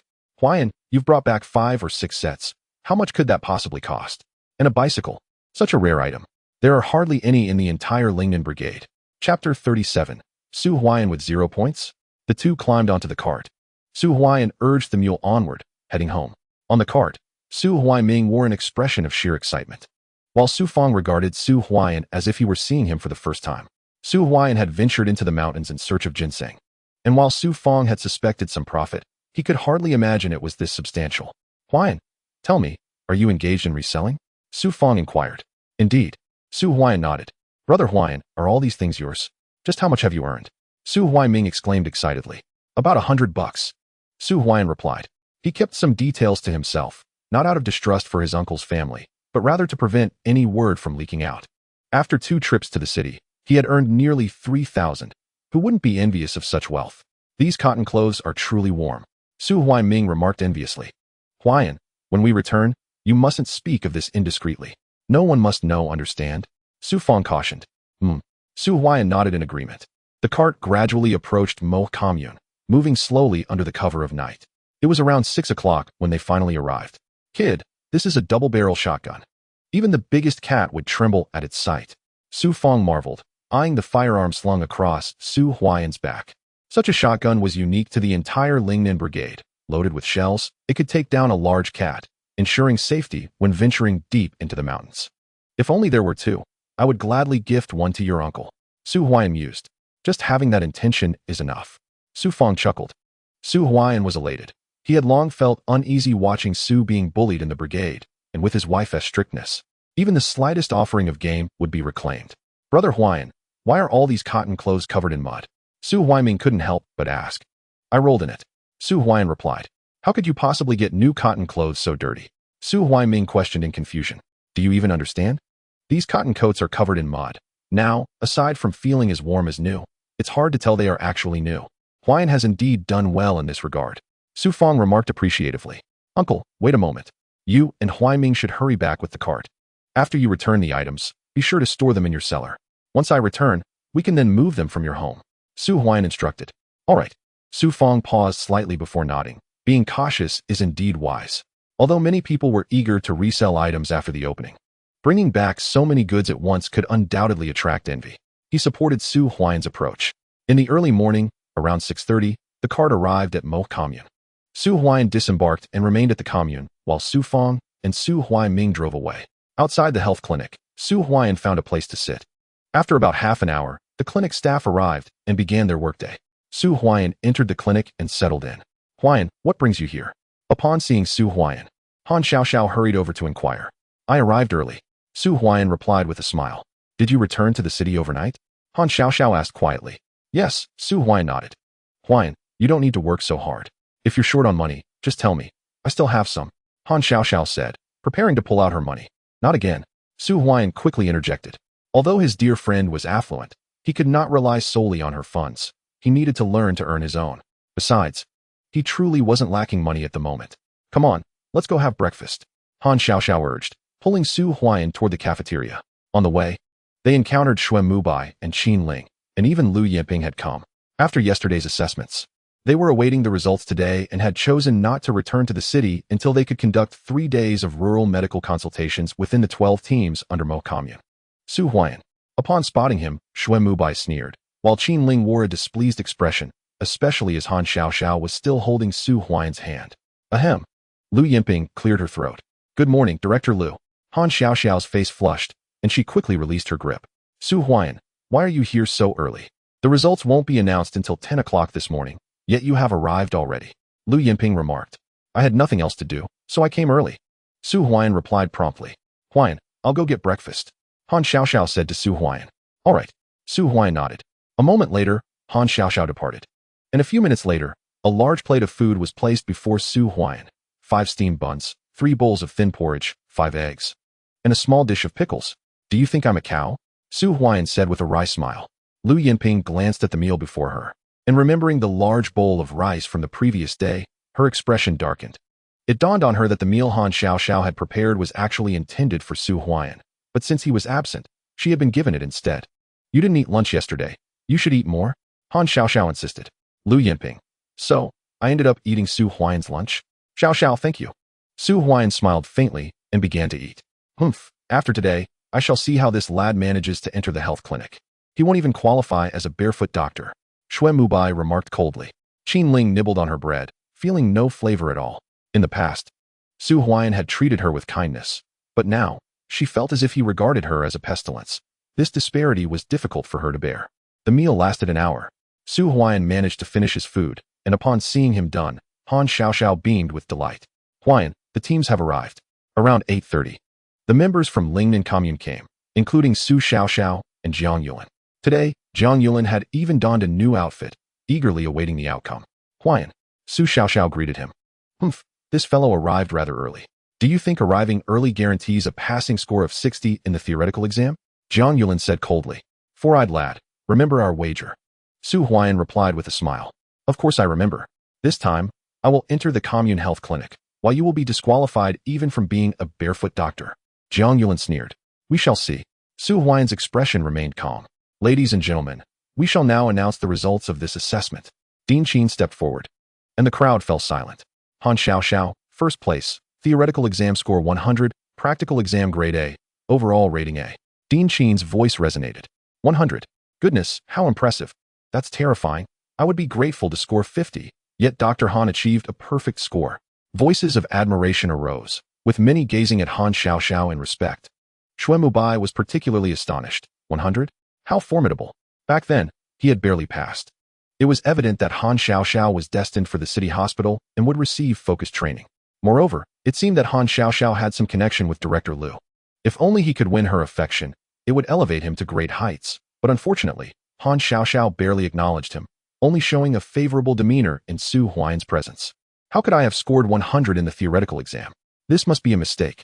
Han Xiaoxiao was equally bewildered. 100? Impossible. My exam paper was Huaiyan's.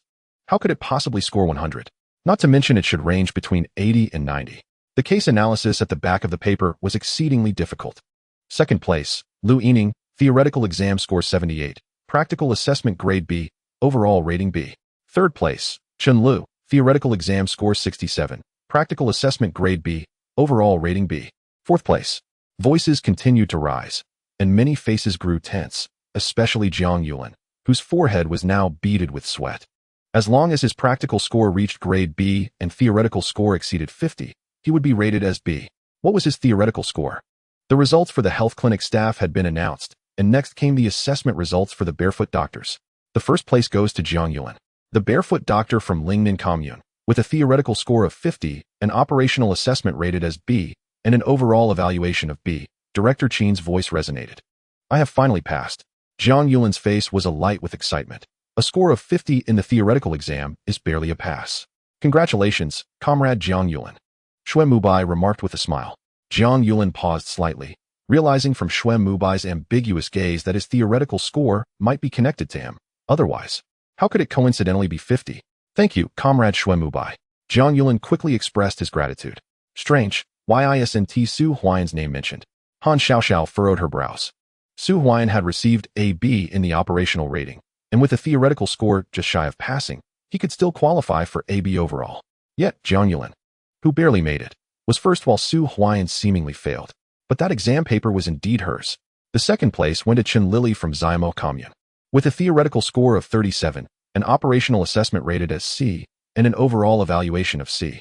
The third place went to Su Huaiyan from Lingnan Commune. With a theoretical score of 0, an operational assessment rated as B, and no overall evaluation. As Director Qin's final words fell, everyone was left in stunned silence. A theoretical score of 0? With a B in the operational assessment, Su Huaiyan only needed 30 points in theory to achieve a B overall. 0 points? Was this a joke? But recalling that Su Huaiyan had been asleep during the exam, it suddenly seemed plausible. Ha ha ha, Jiang Yulin couldn't help but laugh. A theoretical score of 0?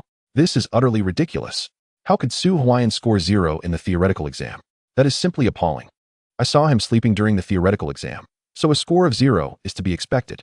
What use is a high operational assessment if the theoretical score is so dismal? Moreover, I heard that Su Huaiyan was utterly bewildered during the operational assessment. After 2 consecutive years of C ratings, this third year he received no overall evaluation at all. He must be joking. In an instant, everyone began to murmur.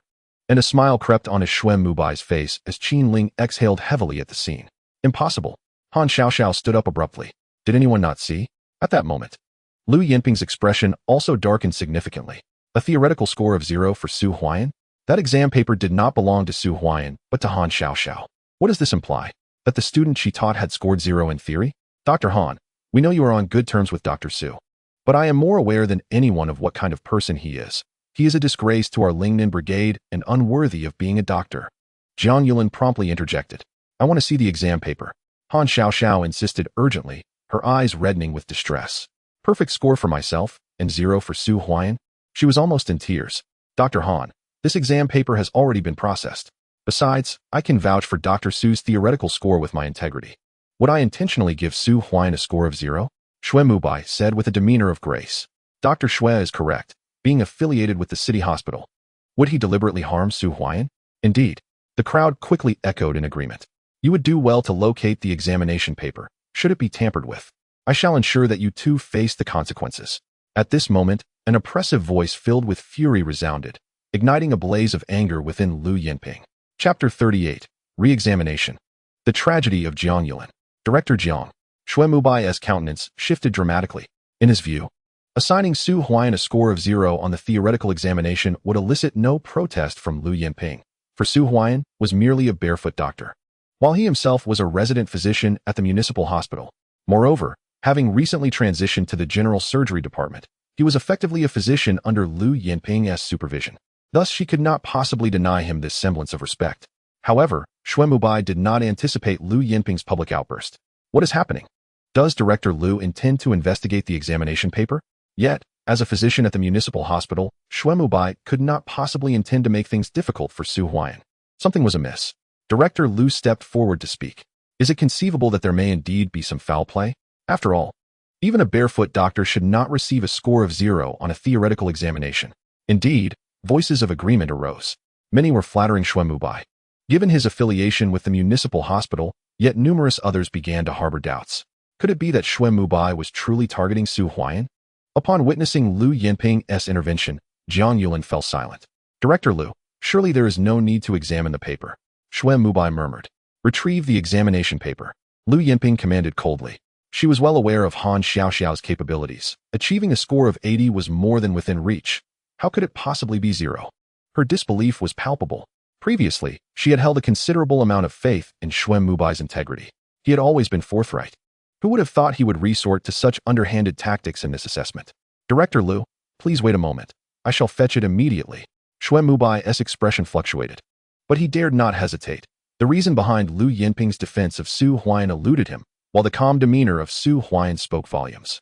This outcome had long been anticipated by him. Director Lu, I implore you to grant Comrade Su Huaiyan a fair evaluation, Han Xiaoxiao exclaimed, her eyes glistening with unshed tears. Indeed, Lu Yinping nodded. If just yesterday she had harbored disdain for Su Huaiyan, following his practical assessment, her perception of him had improved significantly. The more she observed, the more she appreciated him. He was handsome, robust, and composed. Throughout the ordeal, Su Huaiyan had not once caused a scene. Such composure in the surgical field was a tremendous asset. Dr. Lu, what shall we do about this score? Dean Qin inquired awkwardly, having just announced the results, which were evidently invalid. The examination paper has arrived. After a brief moment, Xuan Mubai returned, holding the sealed examination paper, which he handed to Lu Yinping. She regarded Xuan Mubai with an icy glance, causing him to feel a chill within.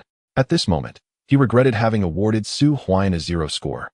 Despite the previous grievances he had harbored against him, he had no reason to jeopardize Su Huaiyan's future.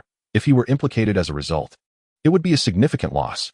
Contemplating this, Xuan Mubai shot a glare at Qinling.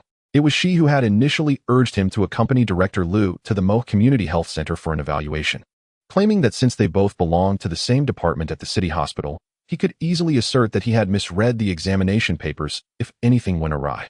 Best if that is the case, Xuan Mubai replied coldly, his irritation towards Qinling growing. Compared to Han Xiaoxiao, Qinling was merely a decorative vase. No, even a vase paled in comparison to Han Xiaoxiao's allure. Especially after returning to the city, she had become a burden to him. Brother Mubai? Qinling's eyes reddened, her voice tinged with grievance. Let us set aside the matter of grades for now. I will personally review the results of the theoretical examination from the other day. Lu Yinping stated coldly. The fact that Director Lu would personally examine the papers was indeed a positive development. Such integrity. For the sake of a rural doctor, she would review the papers herself. We ought to learn from Director Lu. The crowd began to cheer, regardless of whether Su Huaiyan had scored 0. Lu Yinping's proactive approach had won her admiration. The barefoot doctors from various teams, often overlooked and scorned at the health center, found a champion in Lu Yinping today, who did not belittle them. Bring a table, Director Qin exclaimed urgently. Right. Several doctors hastily brought a table over.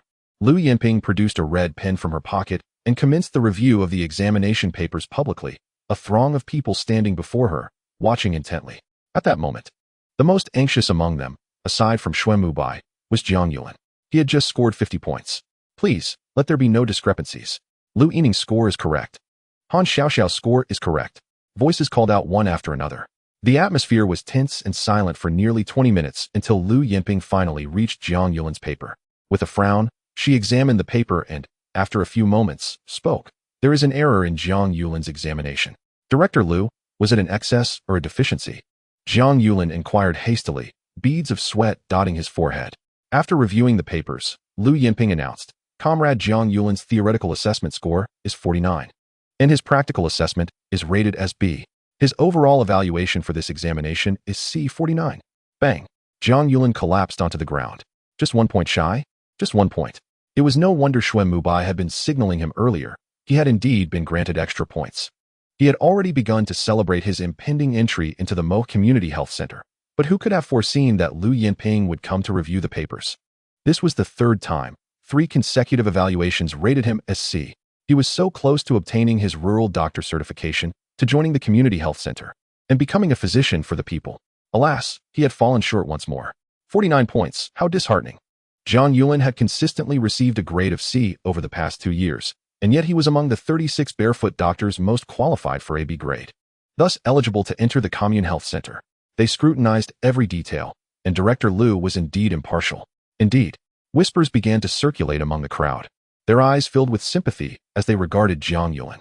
His expression was dazed as he turned to Su Huaiyan, who flashed a grin, revealing a row of pearly whites. It seemed he had known the outcome all along. No, I did not receive a B grade. Su Huaiyan surely did not either. His theoretical exam score could not possibly surpass mine. Jiang Yuan thought to himself, his gaze fixed intently on the examination paper before Lu Yinping, eager to witness her announce Su Huaiyan's score. He could not fathom how Su Huaiyan could perform well on the theoretical assessment, especially since he had only spent a little over 20 minutes writing before dozing off. How could Su Huaiyan possibly score well?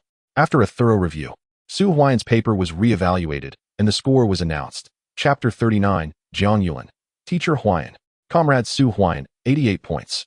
Lu Yinping's calm voice resonated through the room. In an instant, the entire hall fell silent. Su Huaian did not receive a 0, but a score of 88.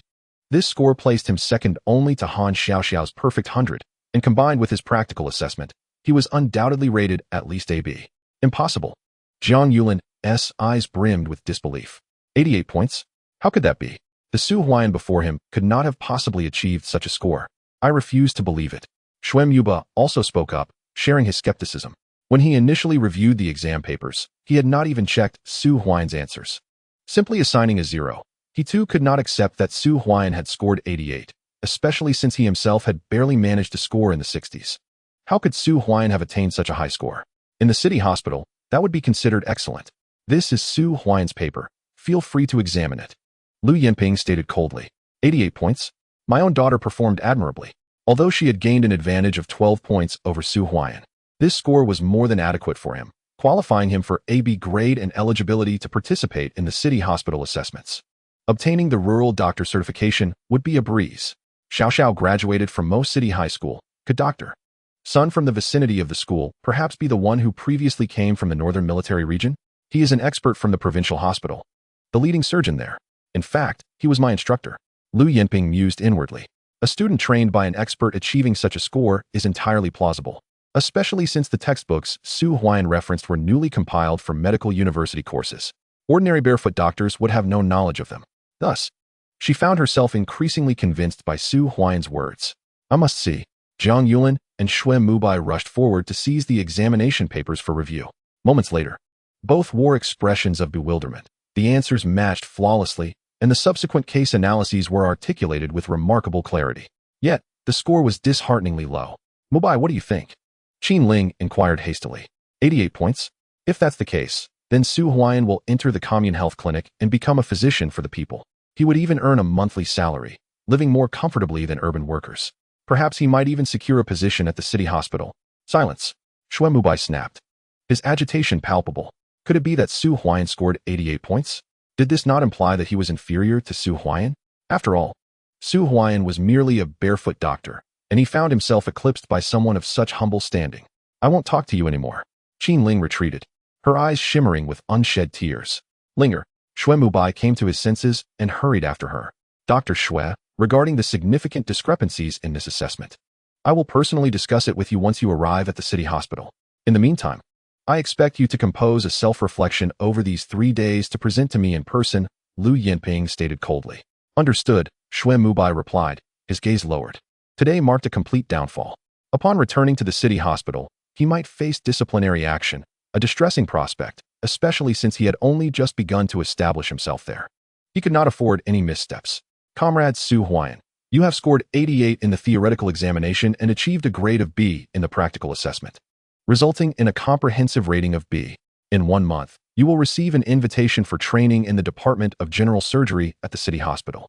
You will undergo 3 months of training, followed by an evaluation. If successful, you will be admitted to the city hospital, Lu Yinping declared with a smile. Naturally, she favored exceptional talent. The newly established Department of General Surgery was in dire need of skilled personnel, which explained her personal presence at the commune hospital for assessments. The college entrance examination had only recently resumed, and during the hiatus, the nation was desperately short of medical professionals. Goodness. He has been directly invited for training at the city hospital. What incredible luck for Su Huaian. Luck? This is merit. He scored 88 points. What about you? Had you also achieved that score, Director Lu would have invited you as well. Su Huaian has soared to new heights. I heard he once saved a woman in labor while at Lingnan Brigade. Could that be true? The hall erupted into a chorus of chatter, with gazes directed at Su Huaian, now infused with envy and respect. Henceforth, Su Huaian would officially embark on his journey as a physician for the people. Comrade Su Huaian, congratulations. Han Xiaoxiao exclaimed eagerly. Her eyes still red, yet her heart brimmed with joy.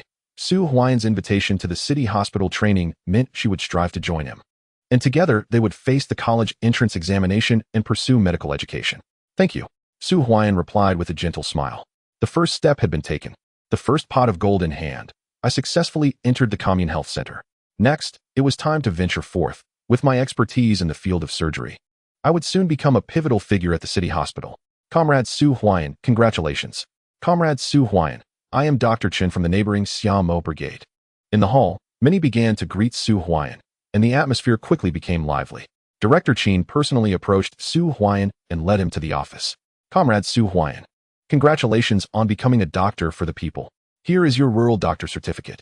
Starting tomorrow, we will report your name to the health department, and you will officially become part of our Mo Commune Health Center. Director Chen handed a red book to Su Huaian. Thank you. Su Huaian accepted it. From this day forth, he was a true doctor. Upon exiting the health center, he noticed the snow had nearly reached his knees. He saw Su Xiaoxiao and Jiang Yulin waiting for him on a tractor, while Su Weigua, the driver, hurriedly got off upon spotting Su Huaian. Dr. Su. Su Weigua quickly greeted him. Teacher Huaian. Su Xiaoxiao exclaimed with excitement. She had initially worried that Su Huaian might receive a lower evaluation, which could jeopardize his barefoot doctor qualification, yet not only had he passed, but he had also successfully entered the Commune Health Center. Henceforth, Su Huaian would no longer be on the same level as them. Comrade Jiang Yulin. Su Huaian turned to Jiang Yulin. Jiang Yulin's face flushed bright red as he softly replied, Teacher Huaian. Ha ha.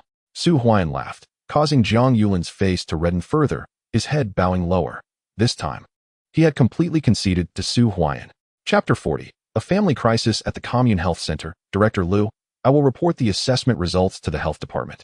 The next 3 days of free medical consultations will require your hard work. In the office, Director Chen addressed Lu Yinping. As a doctor for the people, it is my duty. The Mo Commune comprises 12 brigades, and we will arrange the order of consultations for the 3 days. Lu Yinping replied. Each year, the city hospital conducts free consultations. Minor ailments are addressed by the barefoot doctors at the brigade health stations, while more serious conditions are treated at the Commune Health Center. The city hospital's doctors also undertake regular rounds to ensure that both major and minor illnesses at the grassroots level can be treated. Then let us commence this afternoon from the Xiamo Commune. Director Chen promptly stated. Agreed. Lu Yinping nodded. Director Liu, I want to join. Han Xiaoxiao quickly interjected. With a total of 17 medical staff from the Mo Commune, will remain on duty at the commune, while the rest will accompany me for the consultations. Lu Yinping informed. Director Liu, what about Su Huaian and Dr. Xue? Director Chen inquired hastily. Dr. Xue Mubai is still writing a self-critique, and Su Huaian has just received his rural doctor certificate.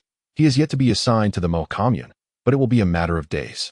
We will discuss Su Huaian's transfer to the Mo Commune when the time comes, while Dr. Xue will continue his self-critique.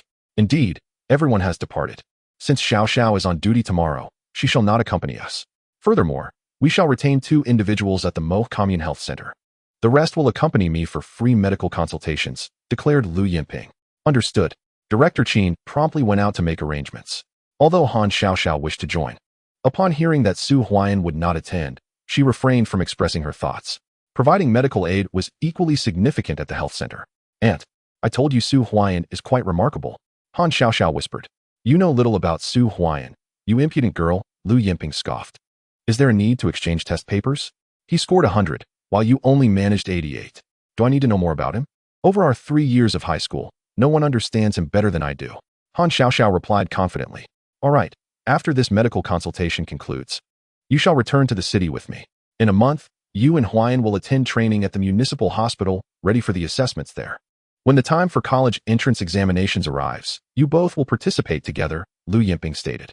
Okay, Han Xiaoxiao readily agreed. Aunt, could you provide me with a work certificate? If I wish to find you next year, it would facilitate my return to the city. Han Xiaoxiao suggested softly, recalling something. You want to find me in the city? Lu Yinping regarded her with skepticism, as this girl typically feared her. Are you sure you'll return to seek me? Aunt, just give it to me, Han Xiaoxiao urged, tugging at Lu Yinping's sleeve. All right. Lu Yinping slightly shook her head, and then said, if it is merely a work certificate, I shall grant it to you. Thank you, Aunt. Outside the commune, on the road back to Lingnan Brigade, Su Xiaoxiao spoke up. Huaian, I heard that working at the Commune Health Center comes with a salary. My current salary as a rural doctor is 23 yuan a month. If I transfer to the county or municipal hospital, my salary will correspond to the level, with a total of 8 levels. Even the lowest level earns 36 yuan. Su Huaian replied with a smile. Teacher Huaian, you are quite distinguished. Su Xiaoxiao remarked enviously. The title teacher now carried genuine respect, as if she were to train at the Commune Health Center. Su Huaian might even personally instruct her. Keep up the good work. Su Huaian encouraged her. Absolutely.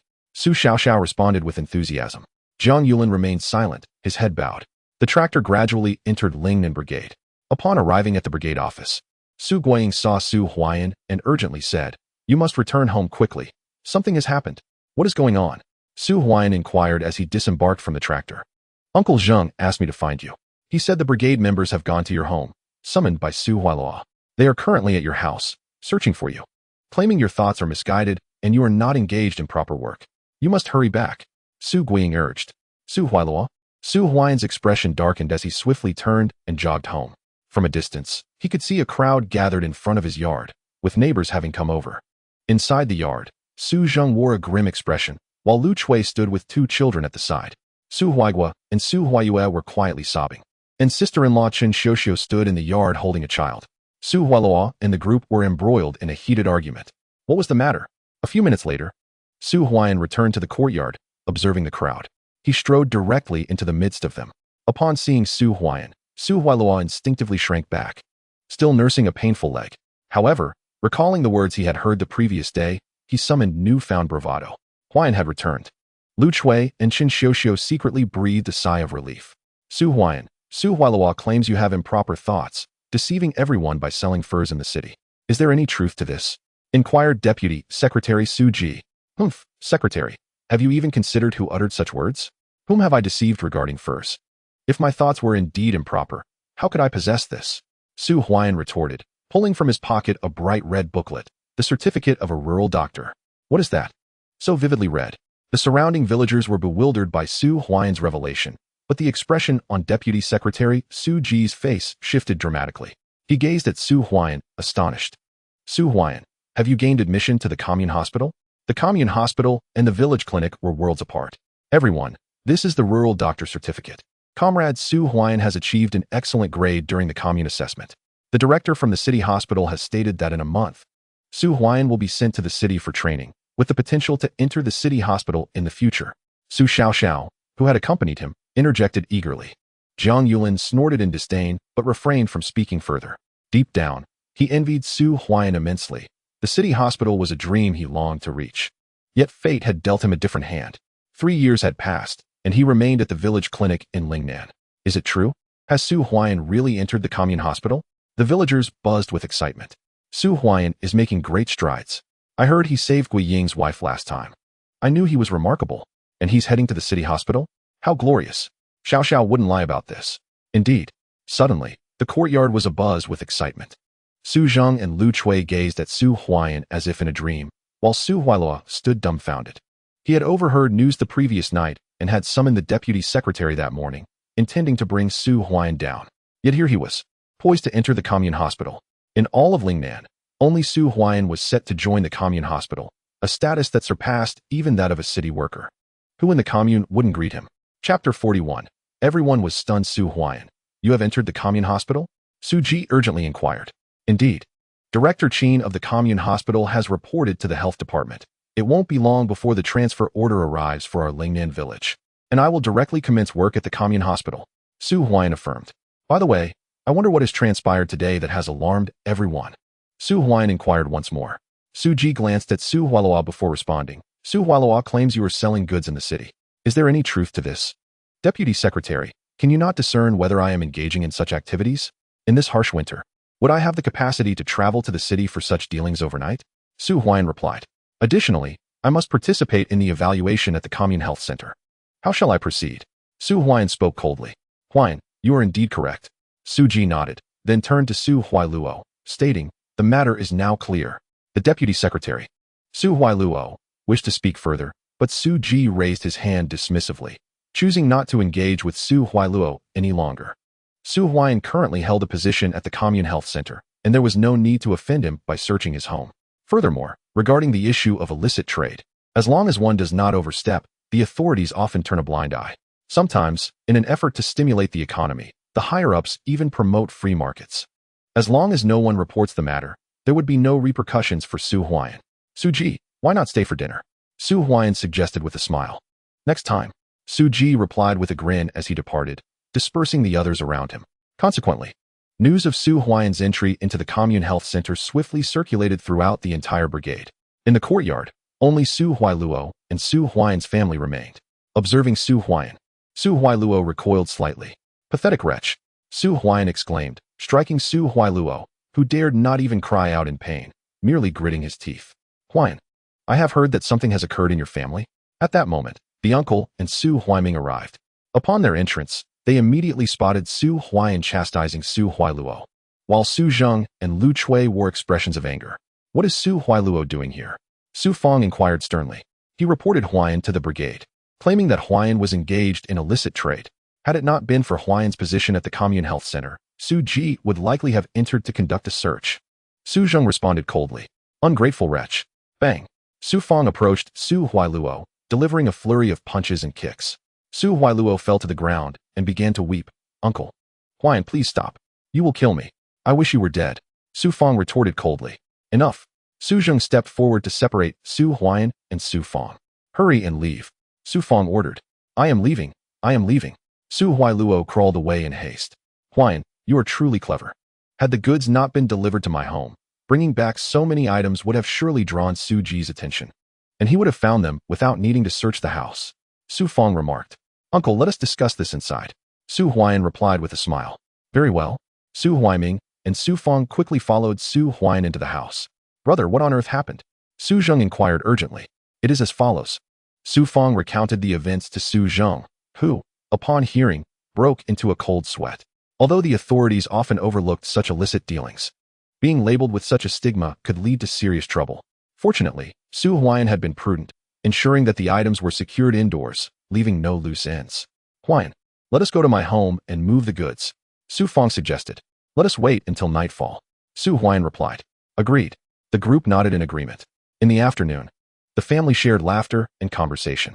Meanwhile, at Su Huailuo's residence, oh dear, Su Huailuo lay in bed, grimacing in pain, while Aunt Chin Yinhua applied medicine to his wounds, exclaiming that Su Huaiyan is truly ruthless, and Su Fong, taking advantage of your father's absence in the mountains, has caused you all this trouble. And you? Huaiyan's family has feasted on meat only a few times. Why did you go and report him? You foolish child. Chin Yinhua's anger was palpable. I distinctly heard uncle and third uncle conversing yesterday, mentioning that Su Huaiyan had gone to the city to sell goods. Who would have thought this was a falsehood? Su Huaiyan has even entered the commune health clinic. Oh, it hurts so much. Su Huailuo expressed his discontent. Are there not enough people in the brigade engaged in selling goods? It takes connections to get anything to the city, and you actually believe such nonsense. Chin Yinhua retorted. How was I to know? Su Huailuo was infuriated. Today, Su Huaiyan had failed to acquire anything, and instead, he had received a beating. If Brigade Secretary Su Kuin returned, he might demand a self-criticism from him, and then the entire brigade would criticize him. By the way, your father went into the mountains this morning. Why hasn't he returned yet? Chin Yinhua seemed to recall something. Father went to find Su Xingchuan. When he comes back, we'll have meat to eat. Su Huaizhong quickly replied. All you think about is meat. Chin Yinhua said coldly. And you, instead of accompanying your father into the mountains to hunt, why are you creating trouble for Su Huaiyan? Wait a moment. You two should go to the mountain's edge to meet him. Yes, yes. The two quickly agreed. As night fell, the darkness deepened. Huaiyan, follow me. Under the cover of night, Su Fong led Su Huaiyan and Su Zheng to his family's cellar.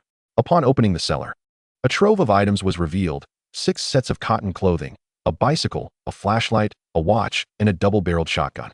Su Zheng was left dumbfounded. How much are all these things worth? That double-barreled shotgun is the only one in the entire brigade. It's meant to fend off large wildcats. A weapon capable of hunting them down. And a bicycle, this is a luxury. 6 sets of new cotton clothing. Who in the brigade would dare to dream of such a thing? What are you staring at? Move it back. Su Fong commanded. Oh, Su Zheng snapped back to reality and began to help. After a mere 10 minutes, everything was transported to Su Huaiyan's home. The cotton clothing was piled high on the Kong, the bicycle was parked at the door, and the double-barreled shotgun was placed on the table, alongside the watch and flashlight. Huaiyan, am I dreaming? Lu Chui was astonished. She could hardly fathom 6 sets of cotton clothing.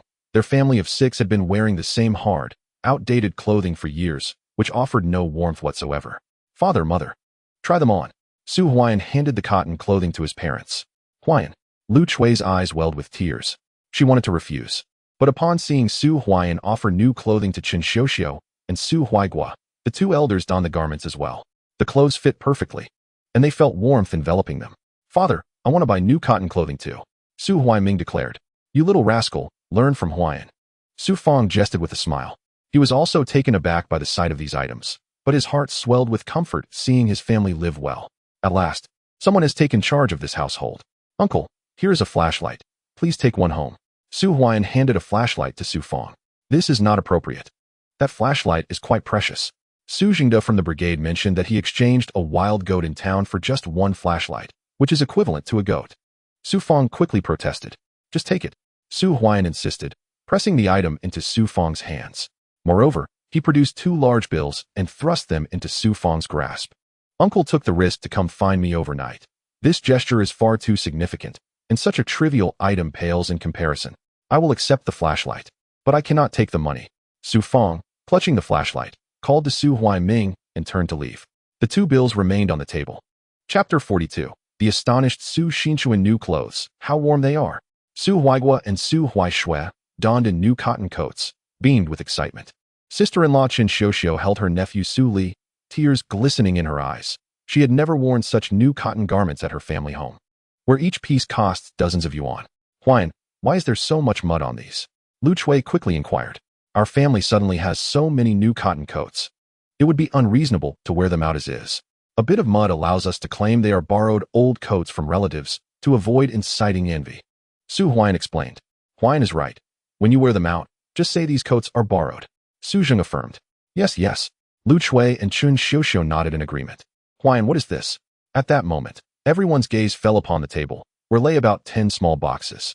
In addition to 9 flashlights, there were 5 watches, among which only one was a men's watch, the rest were women's.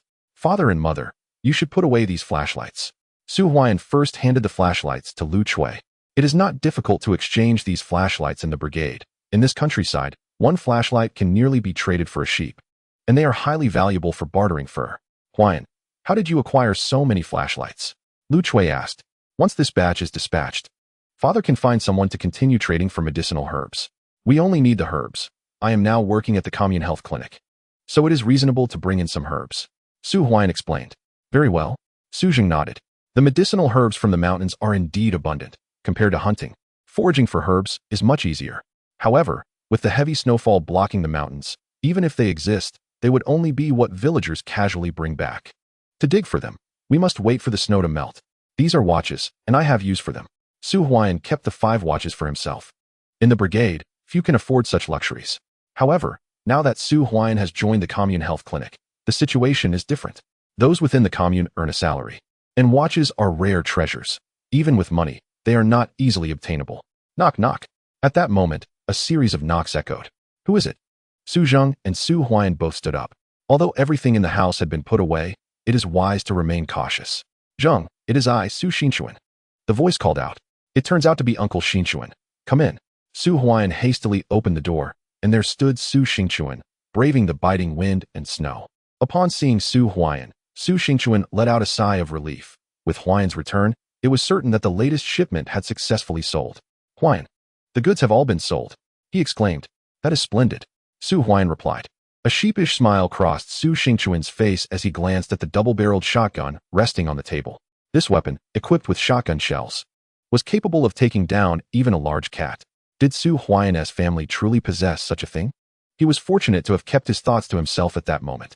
Uncle Xinchuan, as per our agreement, I shall give you 250 for each sable skin, 150 for each fox skin, and 350 for each white sable. The total amounts to 588. Su Huaiyan declared. Indeed. Su Xinchuan nodded in affirmation. This batch of goods was not solely his. He usually transported them to the town. However, with his son's impending marriage, he needed to provide a substantial dowry along with the customary gifts, which amounted to quite a sum. Thus, he had taken the risk of bringing them to the city, but he lacked connections there. Who would have thought that he would encounter Su Huaiyan? The price offered was significantly higher than what he could fetch in town. A third of this shipment belonged to him, yielding him a profit of nearly 200. It was worth the effort. The money is here, please count it. Su Huaiyan placed the cash on the table. He had meticulously calculated that the more than 1,500 he had on him would be divided into 2 portions, one for Su Xinchuan as his capital, and the other, an additional 900, retained by Huaiyan. Such a sum. Su Zheng and Lu Chui were astonished. Nearly 600? They had never laid eyes on so much money in their lives. Lu Chui rose, and, accompanied by Su Huaigua and Huaishui, retreated to the adjacent southern Kong, while sister-in-law Qin Xiuxiu carried her nephew out as well. Inside the room, Only Su Huaian and two others remained. The sound of counting the money echoed for nearly 5 or 6 minutes as Su Xingchuan counted twice. When he looked back at Su Huaian, he was secretly astounded, realizing he had underestimated him. Before him stood Su Huaian, though barely in his 20s, exhibiting an extraordinary level of caution and shrewdness that even Su Xingchuan could not rival. Huaian, you have worked hard this time. If I have more goods in the future, I shall contact you again. Su Xingchuan remarked. Uncle Xingchuan, I have heard you possess deer antler. I would like to acquire some of that as well. Although the price may be somewhat lower, Su Huaian responded with a smile. Deer antler? I indeed have some, and not just me. Many at the forest farm do as well. However, folks usually keep it for making medicinal wine, so they retain it. Do you wish for this? Su Xingchuan pondered. 150 per pair. Su Huaian stated. Medicinal wine? That seems a waste. Deer antler is a powerful tonic, on par with ginseng, particularly the high-quality wild varieties that are hard to come by in the city. 200. Su Xingchuan countered. Agreed. Su Huaian accepted without hesitation. Not just deer antler. I am interested in all medicinal herbs. You know I have entered the commune health clinic. And whenever I have the opportunity, I need to procure some herbs for the clinic. Su Huaian reiterated. Huaian, have you joined the commune hospital? Su Xingchuan was momentarily taken aback.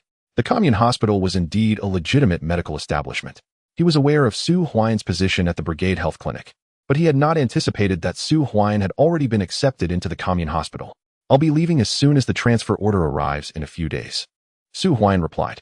Huaian, I must congratulate you. Su Xingchuan exclaimed, realizing that offending a doctor from the commune hospital would be ill-advised. He felt even more fortunate that he had not entertained any inappropriate thoughts about Su Huaian. Otherwise, it would have been troublesome. Thank you, Uncle Xingchuan. Su Huaian's face was beaming with joy. Rest assured, regarding the deer antler and medicinal herbs, I will procure everything I can for you. Su Xingchuan said enthusiastically. Uncle Xingchuan, I have some fresh goods from the city. Would you like to have something? Su Huaian asked with a smile. Oh, Su Xingchuan's eyes lit up. With a grin, Su Huaian went into the inner room and retrieved 2 boxes. The first contained a flashlight, an item Su Xingchuan often encountered at the black market in town, so he was likely familiar with it. The second box opened to reveal a delicate lady's watch. A watch? Su Xingchuan exclaimed in astonishment. You managed to get this? Chapter 43. Su Yuan and Chun Jianjun encounter trouble, so it was a watch. Su Jing took a deep breath, realizing that the 5 exquisite little boxes Su Huaian had stowed away were all watches. Such items were rare in the entire brigade, much like bicycles. It was said that even if one had money, they were hard to come by. Uncle Xingchuan, I heard your son is getting married. A watch as a gift would certainly be impressive, Su Huaian remarked with a smile. How much is one? Su Xingchuan inquired hastily. The price is a bit steep. A lady's watch costs 200 yuan. Su Huaian replied. 200 for one. Su Jing gasped, realizing how exorbitant that was. Over 90% of the brigade would not even dare to consider such a purchase. Huaian, we are all part of the same brigade, and we share a bit of kinship. Could you possibly lower the price? Su Xingchuan urged. 18, that is the lowest I can offer. If it weren't for our business dealings, I wouldn't have reduced it at all, Su Huaian stated firmly. 18 yuan. This. Su Xingchuan pondered. His son was to marry a city-educated youth who had directly requested a 3-turn-1 sound, which posed quite a challenge for him. Previously, he had been part of the hunting team and later returned to guard the mountains. In the brigade, his family was considered well off, often going into the mountains, which not only provided meat, but also additional income. Over the year, they could accumulate a fair amount of money. However, purchasing a 3-turn-1 sound would require a significant sum, and more importantly, such items were not easily obtainable, especially rare goods like watches. Uncle Xingchuan, I can only bring back one this time. If you want it, it's yours, Su Huaian declared. All right, Su Xingchuan readily agreed. Counting 18 large unity cards, Su Xingchuan slammed them onto the table. Money can be earned again. But this watch was beyond reach. It would be difficult to find someone to purchase it next time. Perhaps even over 200 could be unattainable. Not to mention the debt of gratitude incurred. Uncle Xingchuan here? Su Huaian feigned reluctance as he handed the cards to Su Xingchuan, who took them and turned to leave. Uncle Xingchuan, if you need anything else, feel free to seek me out. I want to take advantage of you, Su Huaian remarked with a smile. Huaian, do you have sources for bicycles, sewing machines, and tape recorders? Su Xingchuan inquired. Indeed. However, the prices might be somewhat steep, Su Huaian replied. Huaian, I will come to you in a few days, Su Xingchuan said as he departed, primarily because he had nearly spent all the money he had brought. Initially, he had only a little over 200 from 1/3 of the goods he had secured for this trip to the city. Continuing the negotiations would risk losing others' funds. 180, a net profit of 100. Su Huaian felt a surge of satisfaction. His accumulated wealth now exceeded 1,000, making him one of the more affluent individuals in Lingnan Brigade. Who else possesses such cash? Huaian, you must exercise caution with these dealings. Su Zheng reminded. Father, I understand. Su Huaian replied with a faint smile. Upon entering the commune clinic, he decided not to collect the fur himself, but would let Su Xingchuan handle it. He could avoid the risk while still profiting. As for medicinal materials, his status as a commune doctor would mitigate any repercussions. Father, here is 100. Take it for now. If anyone in the brigade has medicinal materials, accept them, but keep this matter discreet. Operate secretly. Everyone knows I am at the commune clinic, so they won't suspect anything. Su Huaian instructed. Understood. Su Zheng accepted the money. A night passed. The next morning, Su Huaian visited the health station of Lingnan Brigade. Upon arrival, he found the entire brigade abuzz with excitement. Su Kuan approached him, his face glowing with joy. Dr. Su. Dr. Su. The villagers greeted him. Even Zhang Yulin quietly called out, Teacher Huaian. The news of Su Huaian's successful assessment to level B had already spread throughout the brigade. Dr. Su, congratulations. Yesterday at the commune, you were highlighted for commendation. They declared our Lingnan Brigade as a model among the 12 brigades. Comrade Su Huaian has passed the assessment conducted by Director Liu of the city hospital and is to be transferred to the commune clinic. The official order has arrived today, and you are to report to the commune clinic tomorrow. Su Kuan exclaimed joyfully. Excellent. Su Huaian nodded.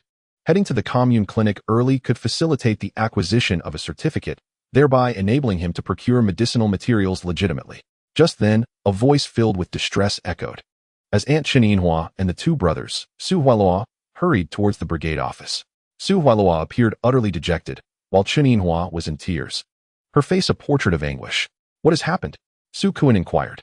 It is as follows. My husband ventured into the mountains yesterday morning to seek out Su Xingchuan, and by the afternoon, he had yet to return. Even as the morning hours of today have arrived, Huai Luo and Huai Zhong have been stationed outside the mountains without a whisper of news. If something were to have happened, how could my entire family possibly survive? Chen Yinhua lamented through tears. Venturing into the mountains on such a snowy day? Is he disregarding his life? Not to mention the possibility of encountering a wild beast. Should an avalanche occur, he might be buried deep within the mountains, leaving no trace behind. What on earth was Su Yuan's wife thinking? Indeed, I saw Su Xingchuan this morning. He was patrolling the mountains, nowhere near the deep wilderness. Surely, Su Yuan did not enter alone. Upon hearing this, the crowd erupted into a clamor, and Aunt Chen Yinhua collapsed onto the ground, weeping loudly, while even Su Hualuo shed tears, and Su Huaian's brow furrowed in worry. Huaian brother. Su Huiming and Su Feng also arrived, followed closely by Lu Chui and Su Zheng, evidently drawn by the commotion. Brother, you must rescue Su Yuan. Chen Yinhua grasped Su Feng's leg, sobbing. Uncle, third uncle, Su Hualuo and Su Huaizhong also knelt. The snow reaches above our knees. Even Huaian and I dared not enter the mountains. How could you allow Su Yuan to venture in alone? Su Feng's expression darkened. I merely mentioned it. Seeing your family and Huaian's enjoying meat every day, and the children craving it, so I spoke a few words. Su Yuan said he would seek out Su Xingchuan to enter the mountains together. Who could have known that Su Xingchuan did not go, and he entered alone? Chen Yinhua cried out. Uncle Kuan, we implore you to organize a search party to venture into the mountains. Su Huaian turned to Su Kuan.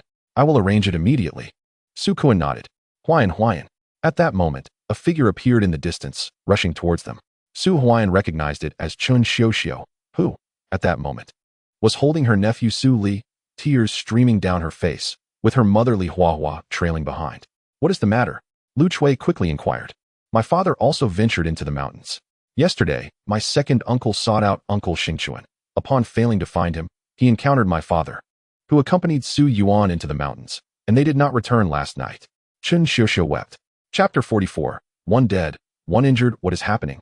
Has Chun Jianjun from the neighboring Chun family village also entered the mountains? And he went in alongside Su Yuan, having not returned for an entire night. This surely indicates trouble. To enter the mountains amid such heavy snowfall is tantamount to courting death. The Lingnan Brigade erupted into chaos, and Su Huaian's expression darkened, yet within, he felt a flicker of relief. If Chun Jianjun had indeed gone, their safety would be considerably enhanced. Forming a team to enter the mountains is far more secure than going alone. Su Feng, go door to door and call upon the members of your third team. They must immediately assemble to enter the mountains and search.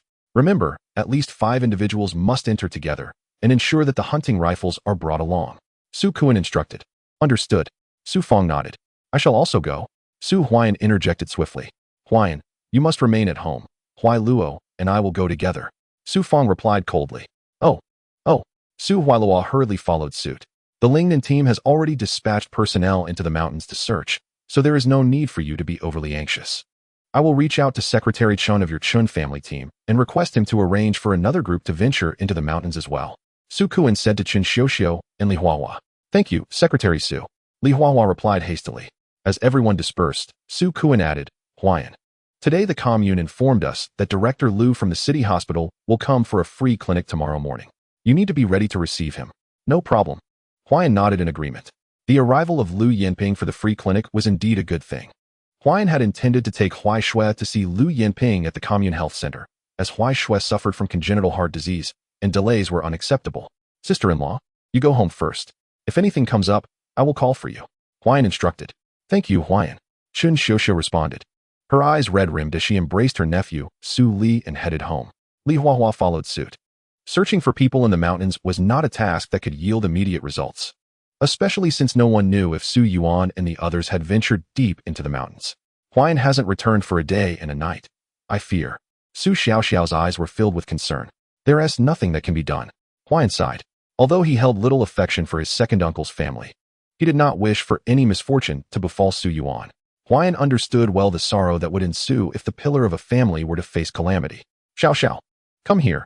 I will teach you the techniques for fetal position adjustment. Huaian declared. Thank you, Teacher Huaian. Su Xiaoxiao's eyes brightened. Nearby, Jiang Yulin glanced over, eager to learn the technique as well, but he felt too shy to ask.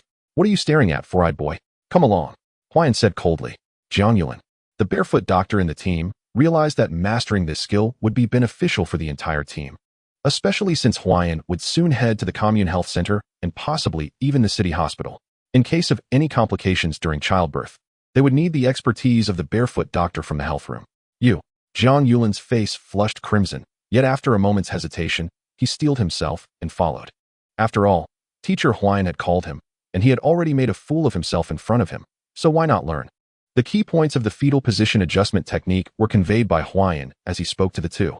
Initially, Jiang Yulin felt somewhat embarrassed, but soon he became earnest in his studies.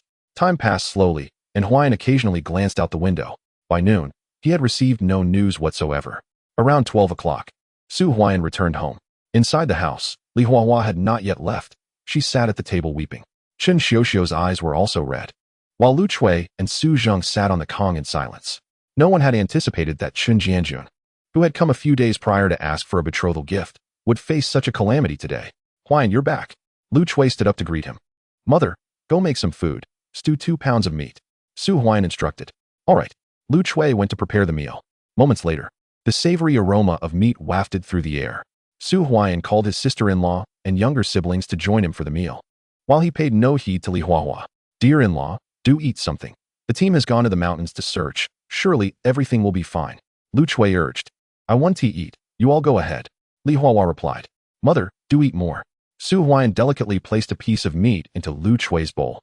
Today was originally the eve of a minor festival, a day designated for making dumplings. Yet due to unforeseen circumstances, such culinary endeavors were now impossible.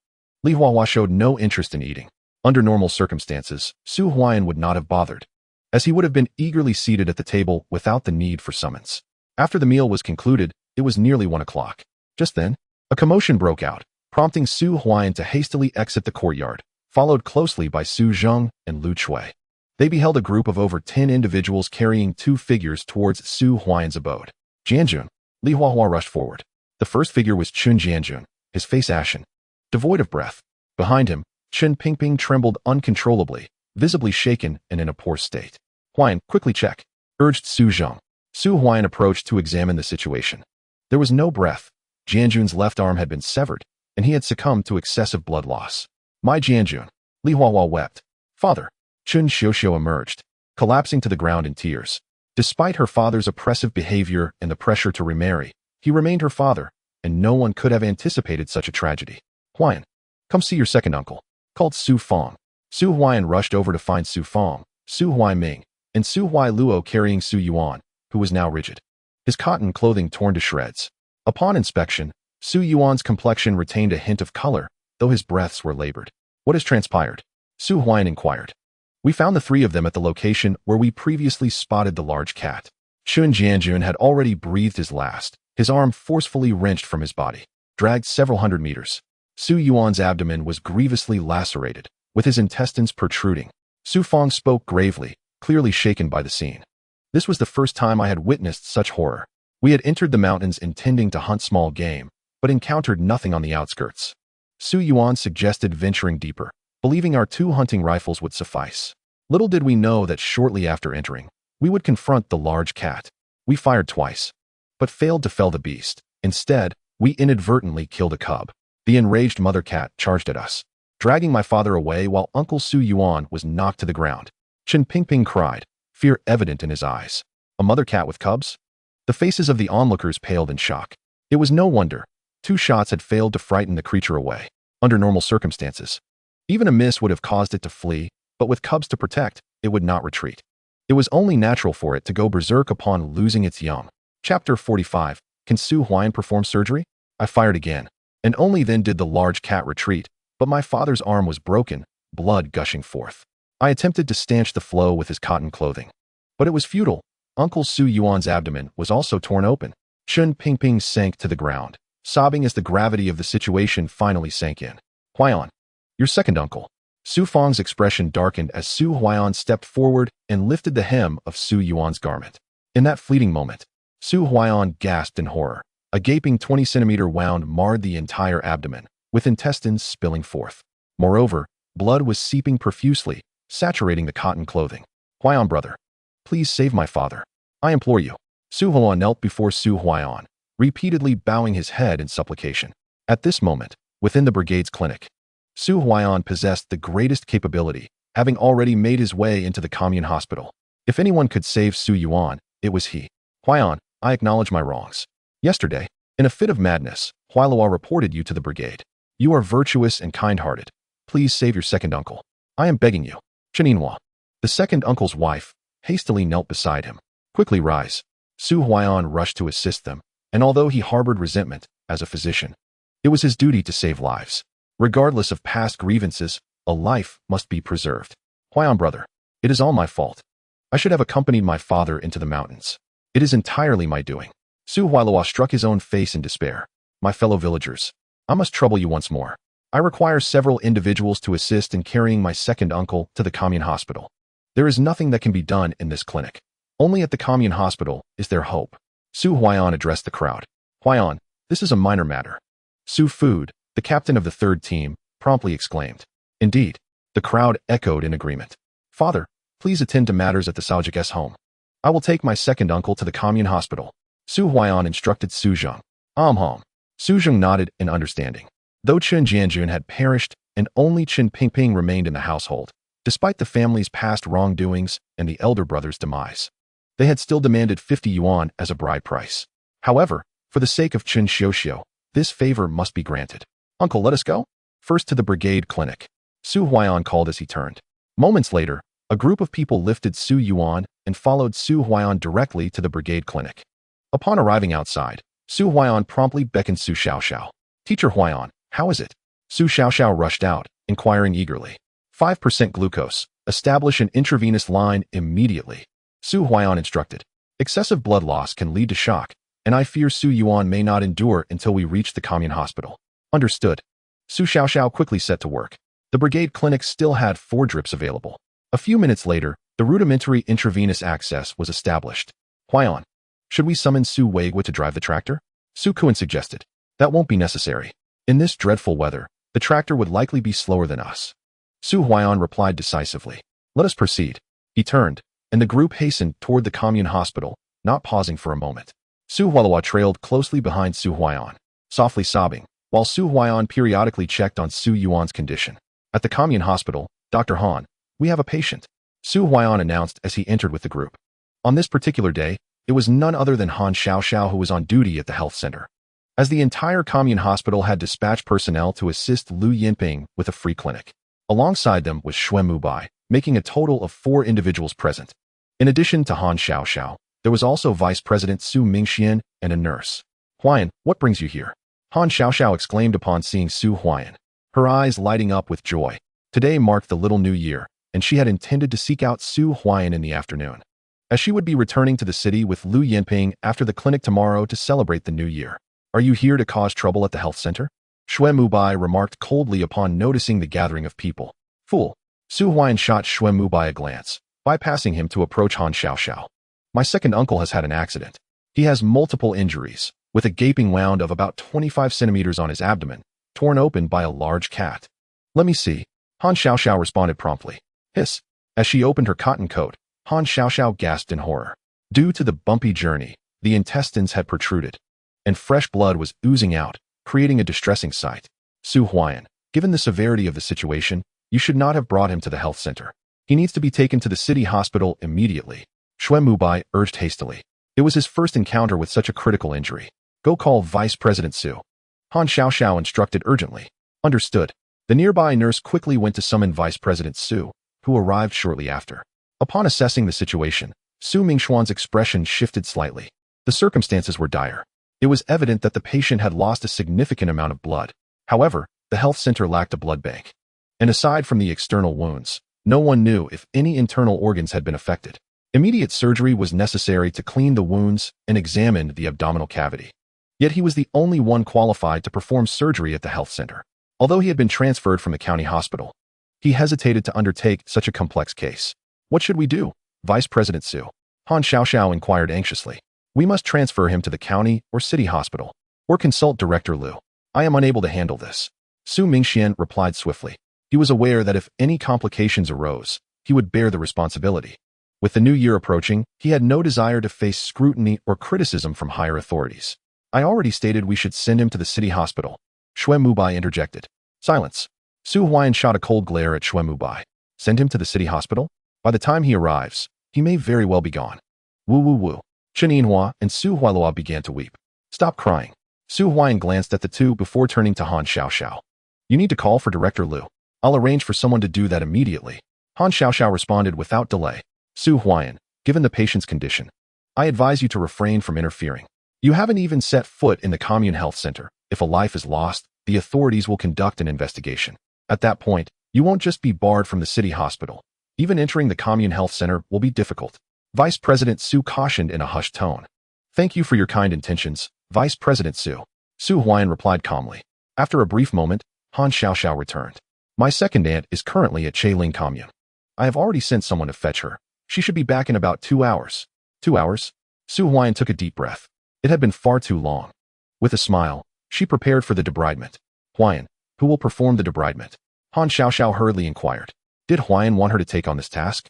Although she had indeed assisted in debridement surgeries during her training with Lu Yinping, she had never been the lead surgeon, and her primary focus at the municipal hospital had been anesthesia. Su Huaian, don't tell me you intend to perform the debridement? Xue Mubai spoke coldly. You just arrived at the health center and have yet to even step onto the operating table. If you attempt debridement, it could lead to disaster. Indeed. I will do it. Su Huaian replied firmly. Chapter 46, Han Xiaoxiao. I only take responsibility for Huaian. You intend to perform surgery? Ha ha ha, Su Huaian. Are you trying to make me laugh to death? Do you even understand what a surgery entails? Do you dare to undertake it? If anything goes wrong, the responsibility falls on you. Xue Mubai sneered. He had not anticipated that Su Huaian would be so audacious, a mere barefoot doctor freshly arrived at the community health center, boldly claiming she would perform surgery. Huaian, you must not act recklessly. Han Xiaoxiao urged. Deputy Director Su, do you believe my uncle can wait another 2 hours? Su Huaian spoke with urgency. At this, Su Mingxian fell silent. Su Yuan's condition appeared dire, and it was a miracle he had been brought down from the mountains. If they did nothing, he might very well perish in the community health center. Deputy Director Su, this surgery will be performed by Su Huaian. Just have her write a letter of responsibility. If anything goes awry, it will be on her shoulders, and we shall bear no blame. Xue Mubai asserted. Xue Mubai? Is this how you learned at the municipal hospital? Han Xiaoxiao exclaimed in anger. It was clear he was setting Su Huaian up for failure, should anything go wrong. The blame would rest solely on her, yet if they did not intervene, Su Yuan would likely not survive until Lu Yinping's return. Huaian, I beg you, save my father. Su Huailua knelt once more before Su Huaian, repeatedly slapping his own face in despair, filled with resentment for his past actions that had wronged her. Enough. Su Huaian waved her hand slightly. I will not perform this surgery. If you insist, write a letter of responsibility, for if anything happens, it will be solely your burden, and we shall have no part in it. Su Mingxian inhaled deeply. He chose to heed Xuan Mubai's suggestion, though it felt rather unscrupulous. It was better than risking complications in surgery. He had been transferred to the community health center precisely because of a previous surgical mishap. Huaian, either write the letter of responsibility or do not perform the surgery. You brought this patient. If the surgery is not done and he dies, you must accept the consequences. Xuan Mubai mocked. In his heart, he hoped Su Huaian would proceed with the surgery. If anything were to go awry, she would face direct repercussions, potentially losing the rural doctor certification she had just received. You are shameless. Han Xiaoxiao glared furiously at Xuan Mubai. Fool. Su Huaian cast a glance at the two of them and then pulled a pen from her pocket. Huaian. Han Xiaoxiao wished to express her thoughts but refrained from interrupting Su Huaian. After a brief moment, she approached the front desk, retrieved 2 sheets of paper, and handed one to Su Huaian while keeping the other for herself. Su Huaian, please write that Deputy Director Su Mingxian and Dr. Xue have examined the patient and recommend transferring them to the municipal hospital for treatment. Dr. Su Huaian, disregarding the guidance of his superior, insisted on proceeding with the surgery. Should any complications arise during the procedure, neither Deputy Director Su Mingxian nor Dr. Xuan Mubai would bear any responsibility. The accountability would rest solely on Su Huaian. How disgusting. Han Xiaoxiao glared at the 2 men before her, appalled by their shamelessness. If anything were to go awry during the surgery, Su Huaian would be in dire straits for having defied his superior's directives. Is everything in order? After completing the writing, Su Huaian signed the document and handed it to Su Mingxian. Although an air of awkwardness lingered on Su's face, he accepted it nonetheless. With this document in hand, should any misfortune befall Su Yuan today, Su would be absolved of any blame. Xiao, arrange for the surgery. Su Huaian instructed. Wait a moment. Han Xiaoxiao produced her pen and drafted an identical document, substituting her name for Su Huaian's. Huaian, should anything happen, I will share the burden with you, she declared resolutely. Dr. Han, you must think this through. Su Mingxian hurriedly cautioned, aware of the connection between Han Xiaoxiao and Lu Yanping. He was indifferent to Su Huaian's fate, as he considered him merely a barefoot doctor who had passed the assessment. Furthermore, his son Su Han had a favorable impression of Han Xiaoxiao, and if Su Huaian were to falter, it might open a door for his son. Deputy Director Su, I only know that if the patient is not treated today, they will certainly perish. Of course, if Deputy Director Su cannot see this, I will not hold it against you. Han Xiaoxiao stood firmly beside Su Huaian. Humph. Su Mingxian huffed, fully aware of the sarcasm in Han Xiaoxiao's words. Dr. Xuan Mubai observed Su Huaian, his expression darkening.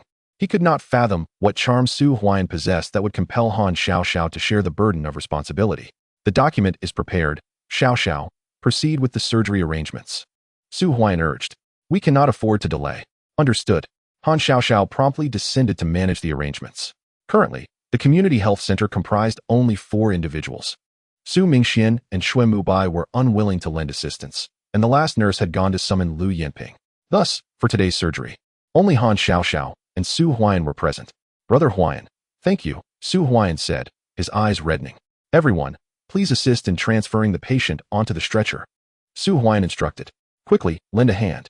Su called out, and everyone helped place Su Yuan onto the stretcher. At this moment, Su Yuan's consciousness was fading. Su Huaian, I am eager to witness how you will conduct this surgery, Xuan Mubai sneered. Given the severity of the patient's condition, even at the municipal hospital, only a chief-level doctor would dare to perform the operation. Su Huaian's attempt at debridement was likely to lead to unforeseen complications, and at that point, Su Huaian would be utterly finished. With this thought, Xuan Mubai's spirits lifted considerably. Look, your second-hand cotton coat has arrived. Su Huaian suddenly smiled as he spoke. Xuan Mubai's expression darkened. Upon turning, he saw Qin Ling approaching. Xuan Mubai was well aware of whom Su Huaian's second-hand cotton coat referred to, which only fueled his anger. Huaijiao, uncle, please wait here. The others should return first. Su Huaian directed towards Su Fang. Huaian, leave this matter to me. You can rest assured and proceed with the surgery, Su Fang replied. Nodding, Su Huaian pushed the patient directly into the operating room. Watching Su Huaian's retreating figure, Xuan Mubai let out a cold snort, waiting for Su Huaian to encounter trouble. As a resident doctor at the city hospital, he should have been respected upon arriving at Mo Commune. Yet time and again, he found himself at a disadvantage before Su Huaian. Brother Mubai, what's wrong? I just heard that Su Huaian is here. Qin Ling approached and inquired. What does Su Huaian's arrival have to do with you? You are already divorced from him.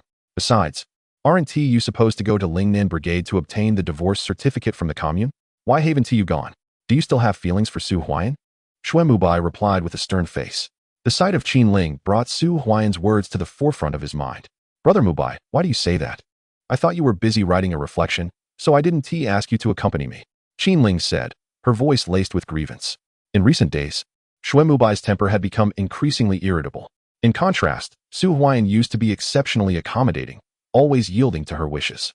Moreover, Su Huaian had now entered the commune health clinic, and it was rumored that he would undergo training at the city hospital in 3 months, potentially becoming a doctor there in the future.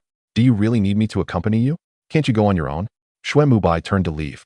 Feeling angered at the sight of Qin Ling, Brother Mubai? Qin Ling's eyes reddened with unshed tears. In the operating room, Xiao, there's no need for you to write a statement. Su Huaian remarked. Huaian, in surgery, one cannot shoulder all the responsibility alone. Moreover, my second aunt has said that in front of patients, even if one lacks confidence, one must strive with all their might. It is what a qualified doctor ought to do. Han Xiao replied. On the path of medicine, if one lacks assurance, they should refrain from taking responsibility. Otherwise, they will suffer the consequences. Su Huaian smiled. Oh, Han Xiao nodded, and then earnestly stated, then I will only take responsibility for you. Huaian. Chapter 47. Abdominal lavage surgery. First, save the patient. Su Huaian declared. Han Xiao quickly followed suit. The two pushed Su Yuan into the operating room. Although it was referred to as an operating room, it was merely a small red brick room of a few dozen square meters, with a layer of whitewash on the walls. Some areas chipped away, revealing fragments of straw within. The floor was hardened, but had become uneven from frequent use. In the center stood a small surgical table, accompanied by a place for medical instruments and a curtain. This was the operating room of the commune health clinic. To speak of the standards of the operating room, it barely met the minimum requirements. Yet this modest space filled a crucial gap in rural surgical treatment, with its simple operating table representing a glimmer of hope for life. Xiao, carefully examine the patient's condition and prepare for anesthesia, Su Huaian instructed. The crude operating table was pushed aside as Su Huaian directly wheeled in the stretcher bearing Su Yuan. Engaging in conversation with Han Xiao, Su Huaian commenced the preparation of surgical instruments. Within the operating room, there existed no designated sterilization area, nor any sterile surgical packs. Instead, there was a large metal box containing high-temperature sterilized surgical tools, all of which were reused after each procedure, subjected to high-temperature sterilization for subsequent use. Given the limited resources of the commune, the availability of such surgical instruments was already commendable. Huaian, the patient's anesthesia assessment has been approved. Han Xiao's voice echoed 5 minutes later. In this era, anesthetics were exceedingly scarce. During the 1950s and 1960s, surgeries often employed needle puncture anesthesia. However, with the advent of reform and opening up policies, there had been a significant focus on training anesthetists. Similarly, the production of anesthetics began to localize. Yet, the purity of domestically produced anesthetics was often low, leading to a high likelihood of allergic reactions. Thus, an anesthesia assessment was imperative. Otherwise, the onset of allergic reactions could occur before the anesthesia even took effect. Administer the anesthesia, keeping the drug administration time within 2 hours. Su Huaian instructed. Understood. Han Xiao nodded, and Su Huaian began washing his hands for disinfection. As a surgeon, he adhered to the sterile principles as best as he could under the existing conditions. However, saving lives was of paramount importance. A few minutes later, dressed in surgical attire, Su Huaian noted that due to the absence of a dedicated sterilization system at the commune's health center, these surgical garments were procured from the municipal hospital, with Director Qin organizing weekly trips for collection. The patient is anesthetized, Han Xiao announced. Go wash your hands and don the surgical gown to assist me, Su Huaian commanded. All right. Han Xiao nodded before proceeding to wash and disinfect her hands. Meanwhile, Su Huaian donned sterile gloves, opened Su Yuan's clothing, and began meticulously inspecting the wound and assessing the abdominal cavity. Minutes later, Han Xiao returned. Huaian, how is the situation? She inquired. Fairly well.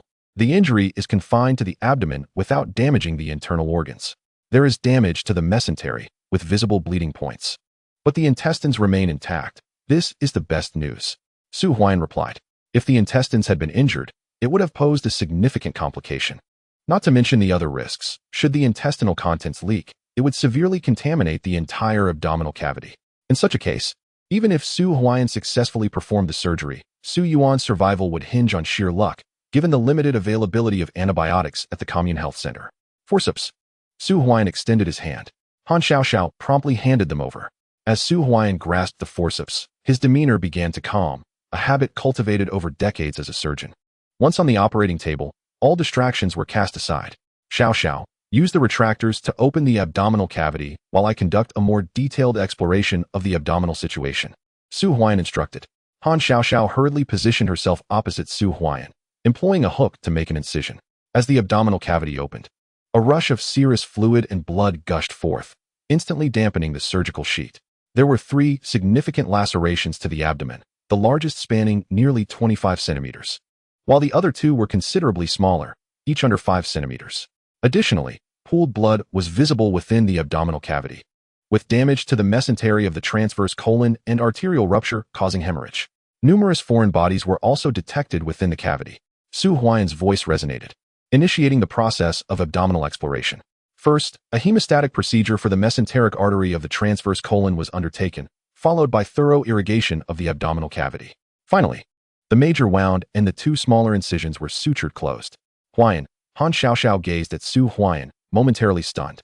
Under the dim light, the surgical field was far from clear, and the absence of shadowless surgical lights in the clinic cast their shadows on the wall. Gripping the tissue forceps, Su Huaiyan seemed transformed. He was no longer merely Su Huaiyan, but embodied the essence of Lu Yanping, the chief surgeon at the municipal hospital. Calm and meticulous, he swiftly assessed the unknown injuries and adeptly orchestrated the surgical procedure. Xiaoxiao, open the hook a bit and use the intestinal clamp to flip the transverse colon. Su Huaiyan instructed. Oh, Han Xiaoxiao's face flushed. Being distracted during surgery was a grave error. If Lu Yanping were present, she would surely face reprimand. Yet, Su Huaiyan's composed demeanor was undeniably impressive. Needle holder. Suture. In the operating room, after thoroughly examining the abdominal cavity, Su Huaiyan's movements quickened. The surgical suturing was rapid. Han Xiaoxiao watched in awe as each placement was impeccably precise. The entire operation flowed seamlessly, as if it were preordained. Han Xiaoxiao was left in a state of astonishment, instinctively handing Su Huaiyan the required instruments. Her initial worries dissipated, replaced by a surge of excitement. This was her first encounter with such a palpable sense of surgical urgency, a sensation even Lu Yanping had never bestowed upon her. After completing the suturing of the mesenteric bleeding point, Su Huaiyan explored the abdominal cavity once more. Finding no further points of bleeding, he commenced irrigation. Xiaoxiao, prepare the saline solution. The irrigation must be slow. Saline is inherently cold, and rapid infusion could lead to hypothermia. Su Huaiyan instructed. Yes. Han Xiaoxiao opened bottle after bottle of saline. As the irrigation began, approximately 5 minutes later, the first round was completed, with Su Huaiyan meticulously clearing away foreign bodies from the abdominal cavity. Then came the second round. Meanwhile, in the corridor outside, Uncle Su Huai's voice trembled with tears as he gazed at the operating room door. His aunt, Chen Yinhua, leaned against the wall, wiping her eyes, while Su Fang's expression remained grave. Such a large wound, with intestines protruding. Had this been in the past, it could have been fatal. Can Su Huaiyan truly save him? With Huaiyan here, Su Yuan will surely be fine, Su Fang murmured. Don't think that even a patient with such severe injuries can be handled by Su Huaiyan. Even for minor wounds, he might struggle. You may not be aware that Su Huaiyan has never stood before an operating table. Today, simply ensuring he doesn't inadvertently cause a death would be a significant achievement. And yet, he aspires to save lives? Xuemubai scoffed. Initially, he had left, but then he reconsidered and returned. He wished to witness Su Huaiyan's surgical failure. Qin Ling also returned, keeping her head lowered in silence. Silence. You must be Dr. Xue from the city hospital, right? It's one thing to stand by and do nothing in the face of death, but to mock here. Do you even have a conscience? No matter how you perceive it, Huaiyan has the courage to approach the operating table, and we place our trust in him. Su Fang retorted coldly, casting an icy glare at Xuemubai. Indeed, we believe in Huaiyan. I believe in Huaiyan. Su Huailuo and Chen Yinhua quickly echoed. Humph. Xuemubai snorted. Now you believe. But when the patient passes away, won't you all turn against each other? Just then, Director Lu returned. At that moment, a cheer erupted as a group of over 10 individuals swiftly poured in from outside the community health center, led by Lu Yanping, who had come to summon personnel. Why so fast? Xuemubai immediately inquired of the nurse who had gone to call for help. It hasn't been an hour since we sent for them. The Che Ling Brigade is not close to Mo Commune. Walking there and back takes over 2 hours, especially since yesterday's snow was knee-deep. Even a tractor is no faster than walking. Lu Yinping should have taken at least another hour to return. We encountered Director Lu on the way. She had completed her consultations at the Che Ling Brigade ahead of schedule and returned early. The young nurse promptly explained. What a coincidence. Xue Mubai took a deep breath. If this were the case, he would not witness Su Huaiyan's surgical failure. However, with Lu Yinping back, it was the perfect opportunity for her to see just how foolish and arrogant Su Huaiyan truly was. Director Lu, you have returned. Su Mingxian also emerged from the office.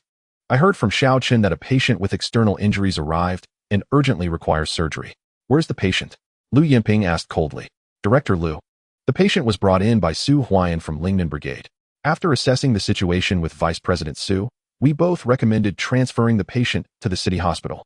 But Su Huaiyan disregarded the directives from senior physicians and insisted on performing surgery.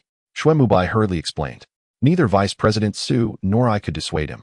He even tricked Dr. Han into assisting with the surgery. Nonsense. Lu Yinping's expression changed as she hurried towards the operating room. Han Xiaoxiao was reasonably capable, having learned alongside her for many years. But what about Su Huaiyan? He was someone who had only passed the barefoot doctor assessment.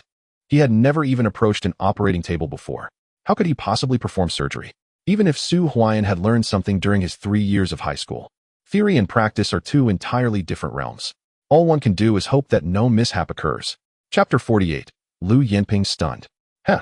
Now this is going to be entertaining. Xue Mubai sneered. In his view, it was remarkable that Su Huaiyan had lasted this long in the operating room without incident. Now that Lu Yinping had returned, Su Huaiyan would surely face disciplinary action, perhaps even have his rural doctor qualifications revoked. Father, why didn't you step in to help? Su Han murmured. Fool, have you forgotten how we arrived at the Mo commune? Su Mingxian replied coldly.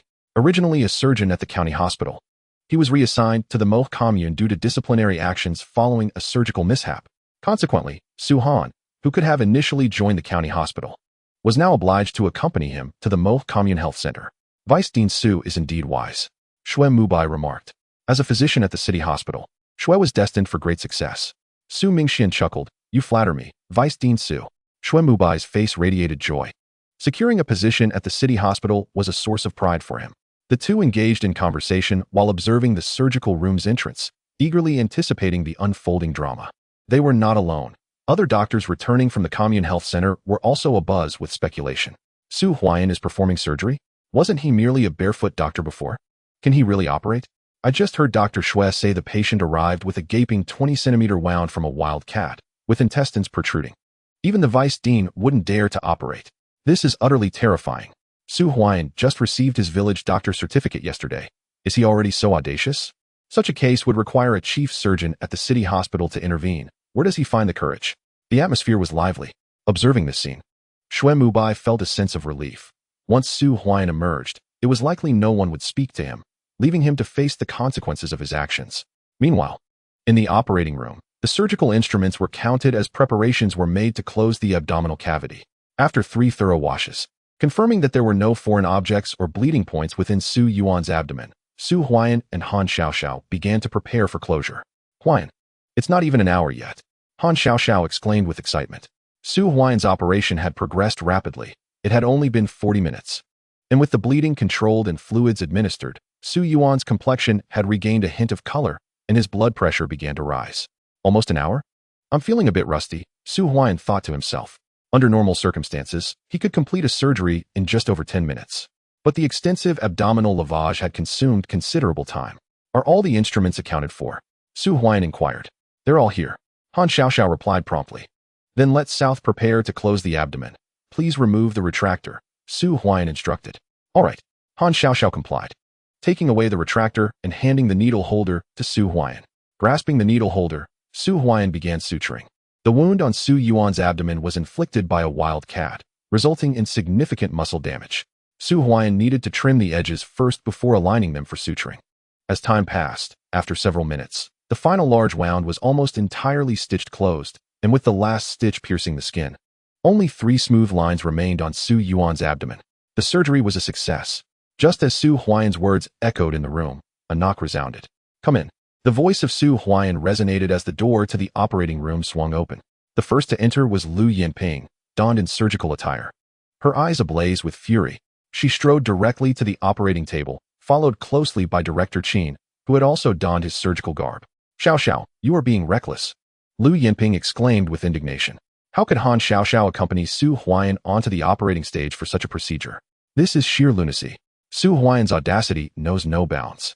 Auntie, Han Xiao quickly lowered her head. Director Lu? Su Huaiyan set down the needle holder and removed his gloves. Director Qin exchanged a wry smile with Su Huaiyan. Realizing that with Han Xiao's presence alongside Su Huaiyan, the situation had spiraled into chaos. Whatever Su Huaiyan undertook, Han Xiao seemed to follow suit. This is not Xiao's fault. I called for her. Su Huaiyan retorted. Of course, I am aware you summoned her. While Xiao may not always be obedient, she possesses a sense of propriety.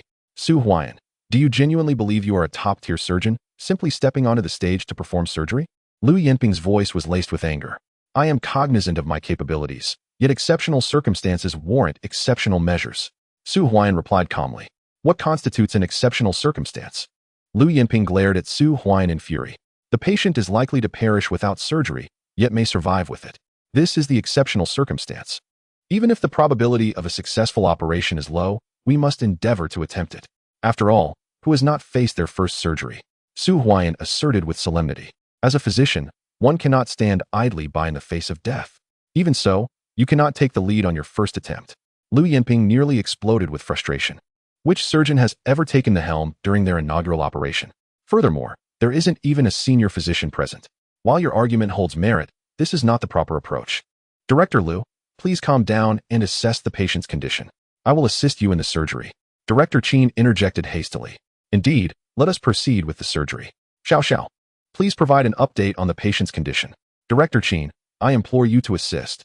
Lu Yinping inhaled deeply, regaining her composure as she began to organize the procedure. As a surgeon, her earlier anger had stemmed from her genuine concern for Su Huaiyan. She held him in high regard and believed he could achieve a commendable rating in this assessment. Su Huaiyan was indeed a talent. It was precisely this admiration that fueled her ire. Such actions could jeopardize his future. Auntie, the patient's vital signs are stable, and the surgery is complete. Han Xiao spoke softly. What? Lu Yinping was taken aback, and Director Qin hurriedly leaned closer to observe the operating table, where Su Yuan lay peacefully, with only 3 fine sutures visible on his abdomen. Auntie, I assure you the surgery is over.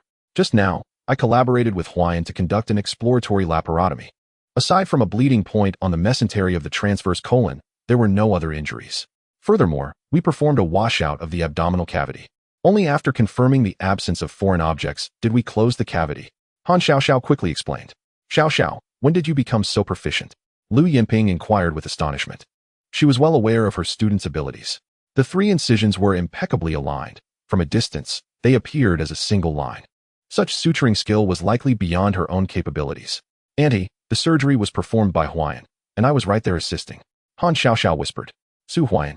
Both pairs of eyes turned to Su Huaiyan, who was merely a barefoot doctor. When did he ever truly perform a surgery? Looking again at the patient's abdomen. The suturing was nothing short of exquisite. Did you do this suturing? Lu Yinping inquired. Yes. Su Huaiyan nodded. Is this truly your first surgery? Lu Yinping asked once more. It should be. Su Huaiyan replied.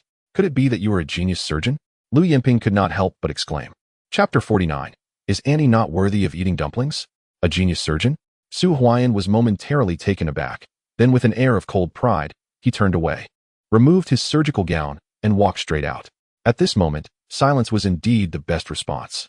It was reasonable to question a barefoot doctor's ability to perform surgery so adeptly. Dr. Su, why did you leave? Director Lu still has questions for you. Dean Qin quickly interjected. Enough. Lu Yinping waved her hand slightly. She felt no anger towards Su Huaiyan's departure. On the contrary, it was only natural for a genius surgeon to possess a bit of temperament. Did she not also have her own moments of irritation? Let us first attend to the patient. Xiao, please tell me about the surgical situation. Lu Yinping directed.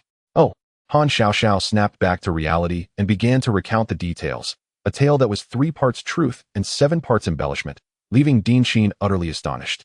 While Han Xiao spoke with admiration, her expressions animated.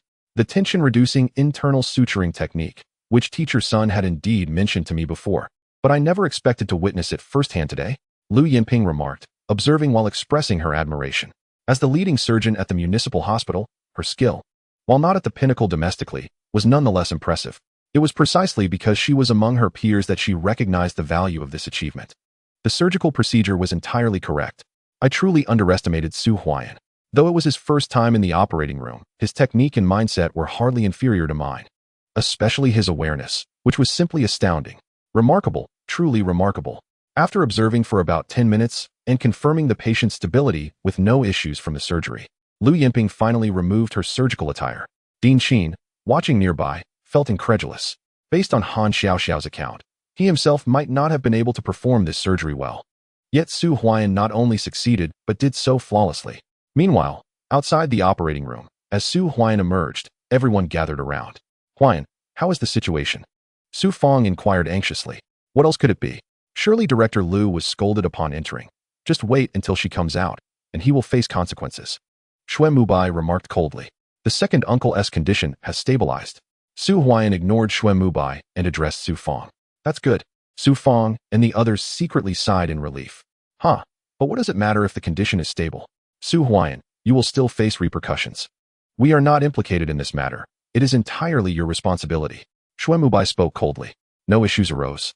Based on his understanding of Lu Yinping, she would undoubtedly reprimand Su Huaian once she emerged. What does a dog bark for? Su Huaian cast a cold glance at Xue Mubai before turning to find a place to sit. After a brief interval, the doors of the operating room swung open, and Dean Qin along with others wheeled the patient out. Su Fong and the others hurriedly surrounded them. The patient's condition has stabilized. We shall transfer them to the ward for rest, Lu Yinping declared. Thank you, Director Lu. Su Fong responded promptly. There's no need to thank me. It was Su Huaian who performed the surgery, and it was highly successful. Xiao Xiao informed me of the circumstances at that time while I was conducting a free clinic at the Che Ling Brigade. Had I returned any later, it might have been too late. Lu Yinping replied with a smile. Brother Huaian. Su Huailu's eyes were red, and upon hearing Lu Yinping's words, everyone turned their gaze towards Su Huaian. Director Lu, are you saying that Su Huaian completed the surgery? How can that be possible? Xue Mubai couldn't restrain himself from exclaiming. Why is it impossible? Lu Yinping's expression turned stern as she glanced at Xue Mubai and Su Mingxian, stating, the patient was sent to the Commune Health Center. Both of you had the capability to perform the surgery, but failed to provide the necessary emergency treatment and even shirked responsibility. Dean Qin, you must report this truthfully. Understood. Dean Qin promptly agreed. Director Lu. Su Mingxuan's complexion changed. While Xue Mubai was from the city hospital, he was the deputy director of the commune. If this incident were reported, it would escalate significantly. Su Huaian, come with me. Lu Yinping called out to Su Huaian, and her initial anger began to dissipate as she observed him more closely. Very well. Su Huaian followed suit, with Han Xiaoxiao hastily trailing behind. By the way, the patient has just undergone surgery and requires a doctor to stay on duty tonight to monitor for any unusual occurrences. Lu Yinping turned around as if recalling something. Staying on duty tonight. Typically, there would be no objections, but today is New Year's Eve. Who wouldn't wish to return home and celebrate? Moreover, given Su Yuan's serious condition, this recently operated patient needs careful observation. Director Lu, the doctors at the Commune Health Center are mostly local. Of course, they wish to return home for celebrations. However, Dr. Xue is from the city hospital, possessing both skill and responsibility. It would be best to have him remain on duty. Su Huaian suggested with a smile. Su Huaian, why don't you stay? Xue Mubai's face darkened. Dr. Xue, Su Huaian is correct. You will remain on duty tonight. If anything happens to the patient, I will hold you accountable. Lu Yinping stated coolly before turning to leave. Bang. Xue Mubai, enraged, kicked the wall. Dr. Xue, the patient is still in a precarious state. Please monitor them closely during your shift tonight. Check the vital signs every 30 minutes. If you happen to doze off, Huailu, remember to call Dr. Xue. Su Huaian remarked. Rest assured, Huaian, I will certainly call Dr. Xue to check on the patient every half hour. Su Huailu replied eagerly. Indeed. Su Huaian nodded, offering a kind smile to Xue Mubai. Xue Mubai's face flushed crimson. This Su Huaian is utterly insufferable. He is doing this on purpose. Xue Mubai seethed. Brother Bai? Qin Ling grasped Xue Mubai's hand, her heart laden with complexity as she observed Su Huaian trailing behind Lu Yinping. The barefoot doctor from the countryside seemed to be drifting further away, earning immense praise even from the director of the municipal hospital. In stark contrast, Xue Mubai faced disciplinary action. Why are you still following me? Shouldn't you be at Lingnan Brigade getting your proof? Do you not wish to return to the city with me tomorrow? Are you intent on remaining in Su Huaian's home? Xue Mubai exclaimed angrily. Tears welled in Qin Ling's eyes. The Xue Mubai she once knew was not like this. In the doctor's office, Lu Yinping inquired, Su Huaian, Was this truly your first surgery? It was indeed perfect, she continued. Regardless of the conditions within the abdominal cavity, the suturing on the exterior was nothing short of flawless. I had previously practiced suturing at home using a pair of forceps, but this was my first time on the operating table, Su Huaiyan replied. A prodigy. Lu Yinping inhaled deeply, acknowledging the situation. Although you successfully completed the surgery today, your actions were inappropriate and should not be repeated. However, considering the exceptional circumstances, I shall not discipline you. Come to the municipal hospital's general surgery department in a month, and I will personally train you for 3 months. Thank you, Director Lu. Su Huaiyan smiled lightly, realizing that prowess spoke volumes. The initially furious Lu Yinping's demeanor softened, and she offered to personally mentor him. A privilege seldom extended by the head of the general surgery department. Xiao, we are making dumplings at our home tonight. Would you care to join us? Su Huaiyan suddenly proposed. Absolutely. Han Xiao's eyes lit up. I shall attend as well. Lu Yinping interjected. Auntie, what business do you have there? Han Xiao hurriedly asked. Am I not entitled to enjoy dumplings? Lu Yinping raised an eyebrow. Chapter 50, Congenital Heart Disease, Tetralogy of Fallet Xiao. I was just about to invite Director Lu to examine my sister. She has struggled to breathe since childhood, likely due to an underlying condition. But the Commune Health Center has been unable to diagnose it. I would appreciate Director Lu's assistance, Su Huaiyan quickly explained. He was acutely aware of Huaishue's condition. And as the director of the municipal hospital, Lu Yinping was well-versed in the current medications available, which could potentially help manage Huaishue's health and buy more time. Did you see that? This young man has taken the initiative to invite me. Lu Yinping remarked coolly. Her mood significantly improved as she regarded Su Huaiyan. Huaiyan, I shall purchase some gifts, she began. No need. Su Huaiyan promptly interjected. That's not how it works, Han Xiao exclaimed as she dashed out, leaving Su Huaiyan and Lu Yinping alone in the office. The atmosphere turned tranquil following her departure. I heard from Director Qin that you have been divorced? Lu Yinping inquired. Indeed, I married Qin Ling on December 12th, and we were divorced by the 13th. You know her. She is the one besides Xue Mubai, Su Huaiyan recounted. You divorced after just 1 day? What did you take her for? To say I do and then I don't at a whim? Lu Yinping's tone turned icy. On the night of our wedding, I discovered that she was pregnant, and the child was Su Mubai's. Su Huaiyan reiterated. Speaking of which, Lu Yinping is also Han Xiao's guardian. Before her, Su Huaiyan felt no need to conceal the truth. This Su Mubai, with such significant personal issues, deserves a thorough investigation by the organization. Upon hearing this, Lu Yinping, who had initially intended to voice her thoughts, instead uttered a curse against Su Mubai. Xiao is a wonderful girl. After a moment, Lu Yinping added, I shall not let her down. Su Huaiyan rose to his feet, acknowledging that he was merely a rural doctor, previously divorced, and from a modest background. Lu Yinping had not asked him to distance himself from Xiao, which was a relief and likely due to Su Huaiyan's recent commendable behavior. You, young man, possess quite the audacity. Let me remind you, Xiao is not Qin Ling. If you wish to earn my sister's approval, you must strive diligently. Lu Yinping remarked coolly. In Han Xiao, she perceived a reflection of her younger self from 2 decades prior, when she had fearlessly become a battlefield medic for the sake of her beloved. Though misfortunes befell her, she had never regretted her decision. I will exert myself and prove worthy of Xiao, Su Huaiyan declared earnestly. The journey from Lingnan Brigade to the Commune Health Center was merely the first step. Who could have imagined that just 10 days ago, his household lacked even the provisions to endure the winter? Yet now, Su Huaiyan's family circumstances ranked among the best in the entire Lingnan Brigade. Let us not forget, Su Huaiyan still possessed over 1,000 yuan, a substantial sum indeed.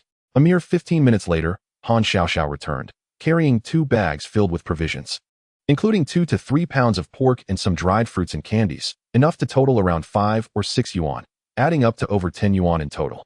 Xiao, why did you purchase so much? Su Huaiyan inquired hastily. 1 portion for me, and 1 for my second aunt. Han Xiao replied softly. Lu Yinping cast a glance at Han Xiao, turning her face away. When did she state her intention to buy anything? However, since the items were already procured, it was too late to refuse, and besides, 5 or 6 yuan was hardly a burden for her. I will go speak with my uncle and them, then head to my home shortly, Su Huaiyan announced. Hurry along, Han Xiao urged him. Su Huaiyan exited the office, seeking out Su Hualuo and his second aunt, Cheninhua. After imparting a few precautions, Su Huaiyan departed the Commune Health Center alongside his uncle, Han Xiao, and others. Unbeknownst to them, approximately a kilometer behind, Qin Ling was slowly traversing the snowy terrain. By the time she arrived at Lingnan Brigade, it was nearing 4 o'clock. Huaiyan. Upon seeing Su Huaiyan return, Lu Zuelon hurriedly stepped outside. Mother, this is Xiao Xiao, and this is Director Lu, whom I invited specifically to attend to Huaishue's health. Su Huaiyan introduced. Please, come in and sit. Lu Zuelon wiped her hands on her apron and promptly welcomed the two inside, enthusiastically serving them tea. She even brought out the dried fruits Su Huaiyan had purchased previously, ensuring that Han Xiaoxiao and Lu Yinping were seated on the Kong, while Su Huaigua and Huaishue curiously observed Lu Yinping and her companion. Our father and sister-in-law not back yet? Su Huaiyan inquired. The military has dissolved. And Li Huahua fainted from crying. Qin Pingping was at a loss, so he could only call upon your father for assistance. Xiuxiu has also returned. Likely not to come back until evening, Lu Chui remarked. Mother, this is the pork that Xiao Xiao and Director Lu bought. You should call Annie to join us. We're making dumplings today for everyone to enjoy together, Su Huaiyan said with a smile. A few days ago, Su Fong and Su Huaiming had rushed into the city to seek him out, a kindness that Su Huaiyan had not forgotten. Moreover, he had previously given Su Fong 2 significant gifts, which Su Fong had declined. Today, being the eve of the Minor New Year, seemed a perfect occasion for a gathering. Then let us invite them for a meal, Huaiyan insisted. No, that one tea do, Su Fong protested, but seeing the determination in Huaiyan's eyes, he could only respond with a resigned smile. Moments later, Lu Chui went to summon Auntie Li Lan. Upon hearing that Su Huaiyan's family was hosting a dumpling feast, Li Lan arrived with a joyful demeanor and brought along 2 pounds of venison, warmly greeted by Su Huaiyan. Auntie, Su Huaiyan rose to pour tea. Let me do it. Li Lan cheerfully accepted the tea and placed the venison down, explaining it was from a deer they had hunted a few days prior. Sister-in-law, come help us. All right. The household soon buzzed with excitement. Han Xiaoxiao and Lu Yinping sat on the Kong, eagerly awaiting the dumplings, while Su Huaigua and Su Huaishue curiously observed them. Uncle and Su Huaiming engaged in casual conversation. Half an hour later, Su Zheng returned, but his sister-in-law Qin Xiuxiu had not yet returned and would only be back tomorrow. That's fine. Su Zheng sighed in relief upon hearing that Su Yuan was safe. Upon learning that Lu Yinping was the director of the city hospital, Su Zheng promptly stood up. Huaiyan, don't just stand there. Bring your sister over for me to see, Lu Yinping said with a smile. Huaishue, Su Huaiyan called, and Huaishue approached Lu Yinping with a hint of trepidation. Huaishue, greet your second aunt, Han Xiaoxiao encouraged. Second aunt, Huaishue called out, her eyes filled with shyness. Do not be afraid. Come here. Lu Yinping embraced Su Huaishue and placed her on the Kong. Su Huaiyan quickly opened his medical kit and handed Lu Yinping the stethoscope, which she began to use with great care. Inside the room, silence enveloped them. After about 10 minutes, Lu Yinping turned to Su Huaiyan. You've listened to her heart before, haven't you? Indeed, Su Huaiyan nodded, having already assessed the situation to be quite similar. He had called Lu Yinping to gain insight into whether surgery could be arranged at the most city hospital. It is a case of congenital heart disease. But not just any type, Lu Yinping explained. Fallot's tetralogy. Su Huaiyan responded. You know about it? Lu Yinping paused slightly. Fallot's tetralogy is a severe form of congenital heart disease that typically cannot self-correct. Without surgical intervention, survival past the age of 15 is highly improbable. Director Lu, does the city hospital have the means to perform the surgery? Su Huaiyan inquired earnestly. Chapter 51. The acquisition of deer antler. Do not speak of congenital heart diseases like Fallot's tetralogy, even with ordinary congenital heart conditions. Surgeries cannot be performed at the municipal hospital, Lu Yinping declared, shaking her head. The cardiothoracic department has yet to be established at the city hospital. Director Lu, is there no alternative? Su Zheng inquired urgently. Surgical intervention for congenital heart disease necessitates opening the thoracic cavity and requires cardiac arrest. Not to mention the complexity of the procedure. Maintaining vital signs while the heart is ceased is beyond the capabilities of the Black River Province Hospital, Lu Yinping explained. Does that mean we need an extracorporeal circulation machine? Su Huaiyan interjected. You are aware of this? Lu Yinping looked at Su Huaiyan in surprise. But upon remembering his connection to Dr. Sun, she felt reassured, for the latter was a leading figure in provincial surgery and had studied abroad. Such machines are not available domestically, Lu Yinping stated bluntly. Aunt, are you suggesting that Huaishue's congenital heart disease can only be treated abroad? Han Xiaoxiao asked. Precisely, Lu Yinping nodded. However, it is not strictly necessary to go abroad. We could initiate the procedures ourselves, Su Huaiyan declared gravely. Your idea is commendable. But to conduct surgeries for congenital heart diseases independently, we need equipment, particularly an extracorporeal circulation machine, which costs no less than $300,000. Lu Yinping shook her head. $300,000? In dollars? Everyone gasped in astonishment. That sum was astronomical, and at the current exchange rate, It amounted to nearly 500,000. Silence enveloped the room once more. In this era, encountering congenital heart disease significantly diminishes the chance of survival, even if one survives. Their lifespan is often limited. This unfortunate reality reflects the considerable gap that still exists in the field of Western medicine domestically. Do not despair. Perhaps there are alternative solutions. Su Huaiyan smiled.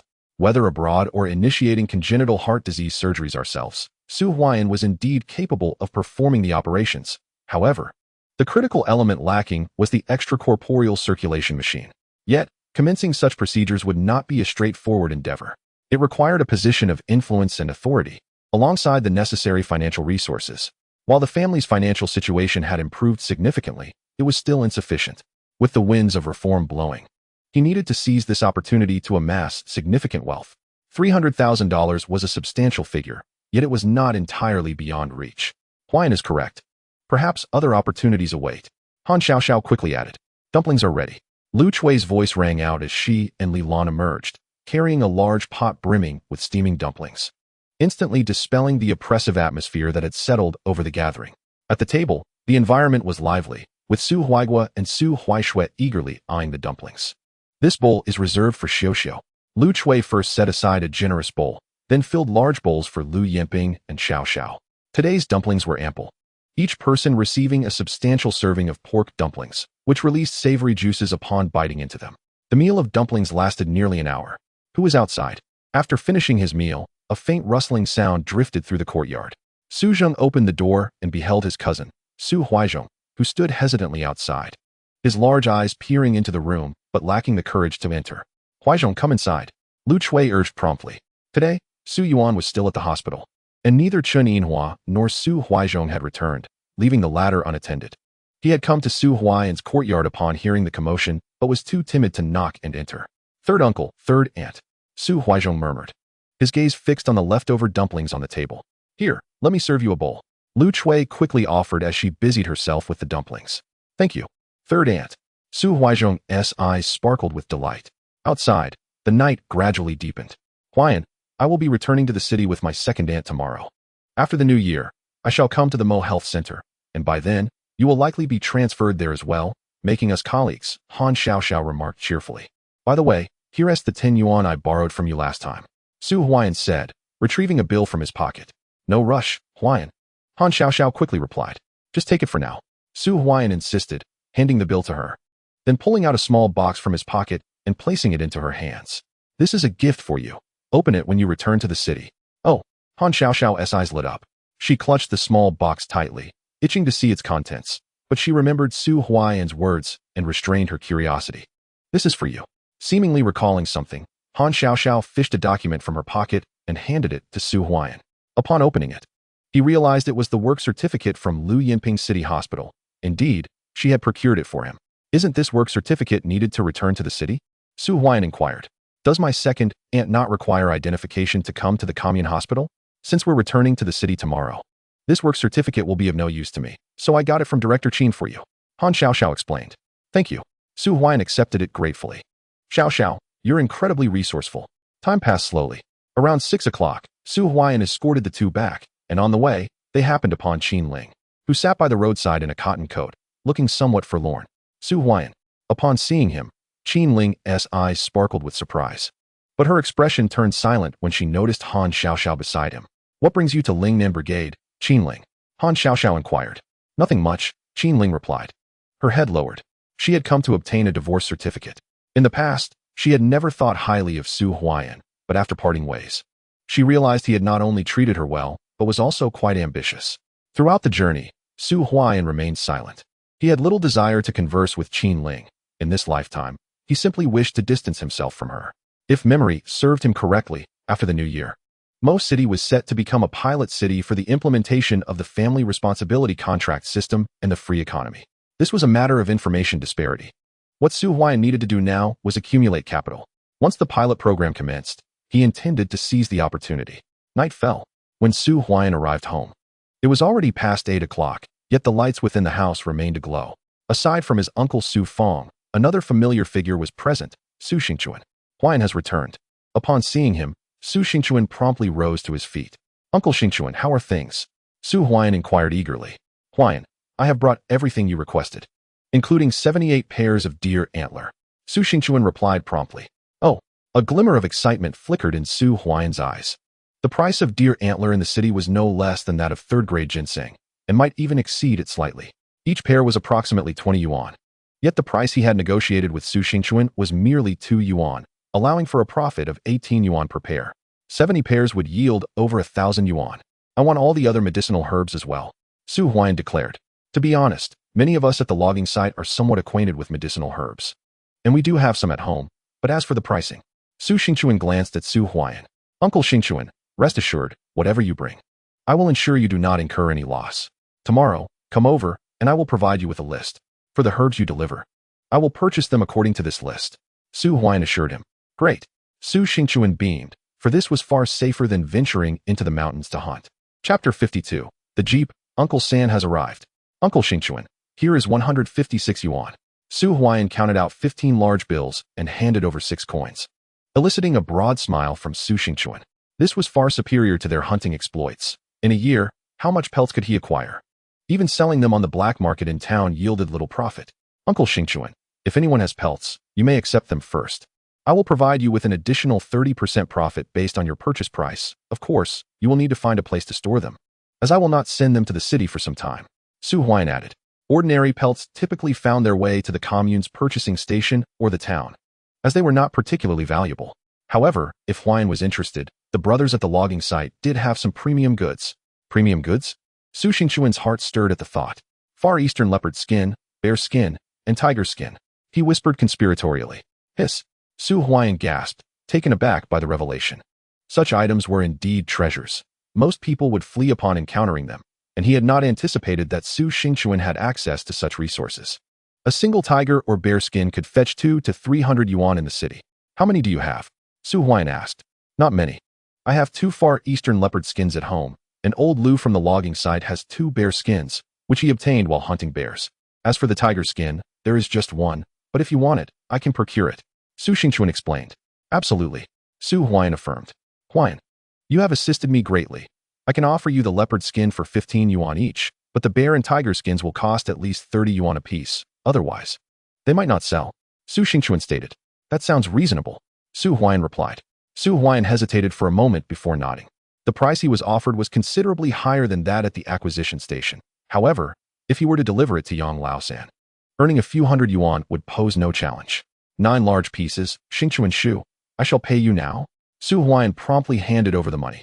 Huaian, your decisiveness is commendable. I shall take my leave now. The goods will be delivered to you tomorrow. Su Xingchuan, chuckling, departed with the money. This Su Xingchuan is indeed formidable. He can procure even bear and tiger skins. Su Zheng could not help but remark. Su Xingchuan previously came from the hunting team and knows quite a few people. Su Feng added. Uncle, you and my father could exchange some medicinal materials at the brigade. Purchasing with cash is also an option, Su Huaian suggested. Huaian, if this matter attracts too much attention, it may lead to trouble, Su Feng cautioned. He was somewhat tempted. He had witnessed the swift improvement in Su Huaian's family's living conditions and wished to earn more money to enhance the lives of his wife and children. Uncle, once you receive them, just deliver them to my home, and I will pay you double the price, Su Huaian proposed. That is out of the question, Su Feng quickly replied. Brother, if I ask you to go, then go. Huaian has connections now, and everyone has the opportunity to profit, Su Zheng asserted. In that case, I shall visit a few places tomorrow to test the waters, Su Feng decided. By the way, how is your sister-in-law's family faring? Su Huaian inquired of Su Zheng. What can be said? Jianjun is no more, and the family was nearly torn apart. Thankfully, Chen Pingping is there. They managed to hold on to a semblance of a home. Once Jianjun's affairs are settled, Xiao will return as well, Su Zheng replied. Father, please offer them your assistance, Su Huaian urged. If it were Chun Jianjun's family, Su Huaian would certainly not involve himself. However, considering his sister-in-law Chen Xiao, Su Zheng made several trips, fulfilling a sense of duty. Indeed, Su Zheng nodded. After conversing for nearly half an hour more, Su Feng returned home and extinguished the lights. Su Huaian lay on the Kong, contemplating the upcoming pilot program for the free market after the new year. He must first accumulate his capital. After the new year, he planned to venture to the city and raise his capital to over 5,000 yuan, and ideally to 10,000. Su Huaian harbored a secret strategy. With the economy opening up, those who seized the opportunity first would reap substantial profits. To engage in significant transactions, capital is crucial. Although Su Huaiyan currently possessed over 1,000 yuan, he was still far from his goal. With the identity of the health clinic, procuring medicinal materials would be legitimate. For the time being, he would leave the matter of furs to Su Xingchuan. Once the goods were sufficiently amassed, they would be sent to the city. As the night passed, the following morning, Lu Yinping and Han Xiaoxiao arrived, along with a dozen medical personnel from the commune health clinic. Today was Lu Yinping's day for the traveling clinic, and it happened to be the turn of Lingnan Brigade.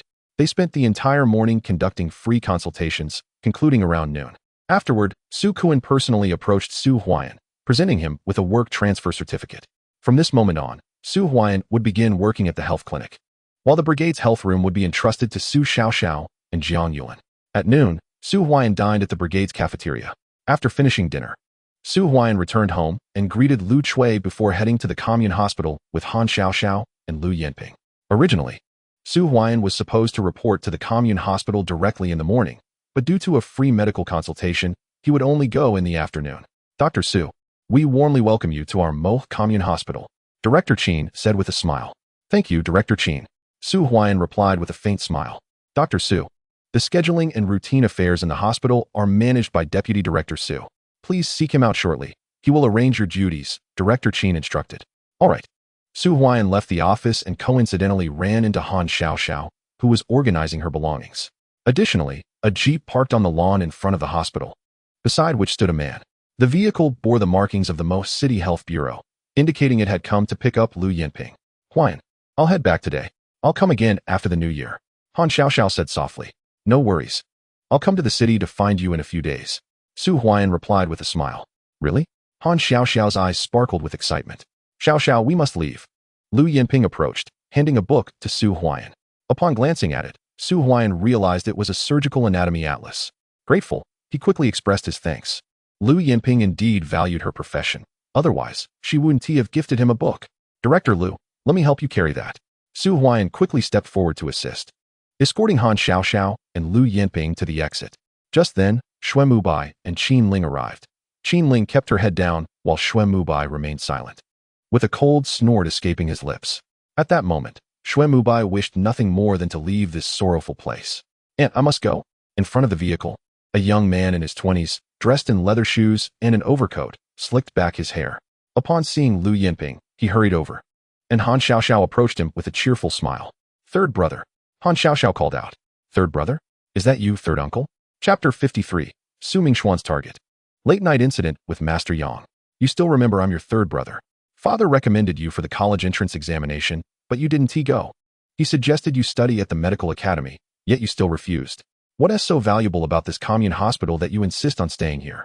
The young man coldly retorted. Brother, you're so nagging. After this trip back, Huaiyan and I will take the college entrance exam together. And I will definitely get into medical university. Han Xiaoxiao declared confidently. Huaiyan? Your high school classmate, Su Huaiyan? The young man glanced at Han Xiaoxiao. Then his gaze fell upon Su Huaiyan. He recognized Xue Mubai, a doctor from the city hospital, but the handsome young man assisting with the bag was unfamiliar to him. Hello, my name is Su Huaiyan. Su Huaiyan greeted with a smile. The attire of the third uncle was quite impressive. Han Xiaoxiao's family circumstances were better than he had anticipated. I'm Han Cheng, the young man responded, glancing at Su Huaiyan. Their eyes met. The atmosphere fell into a hushed silence, but after a moment, Han Cheng coldly remarked, back in high school, Xiaoxiao mentioned you to me, saying you were her desk mate. And later you became a barefoot doctor for the brigade. Indeed, Su Huaiyan replied. Keep your distance from Xiaoxiao. With a decisive thud, Han Cheng slammed the car door shut, rolling up the windows without a second thought. Huh, a toad aspires to eat swan meat. Xue Mubai sneered at Su Huaiyan before turning to usher Qin Ling into the car.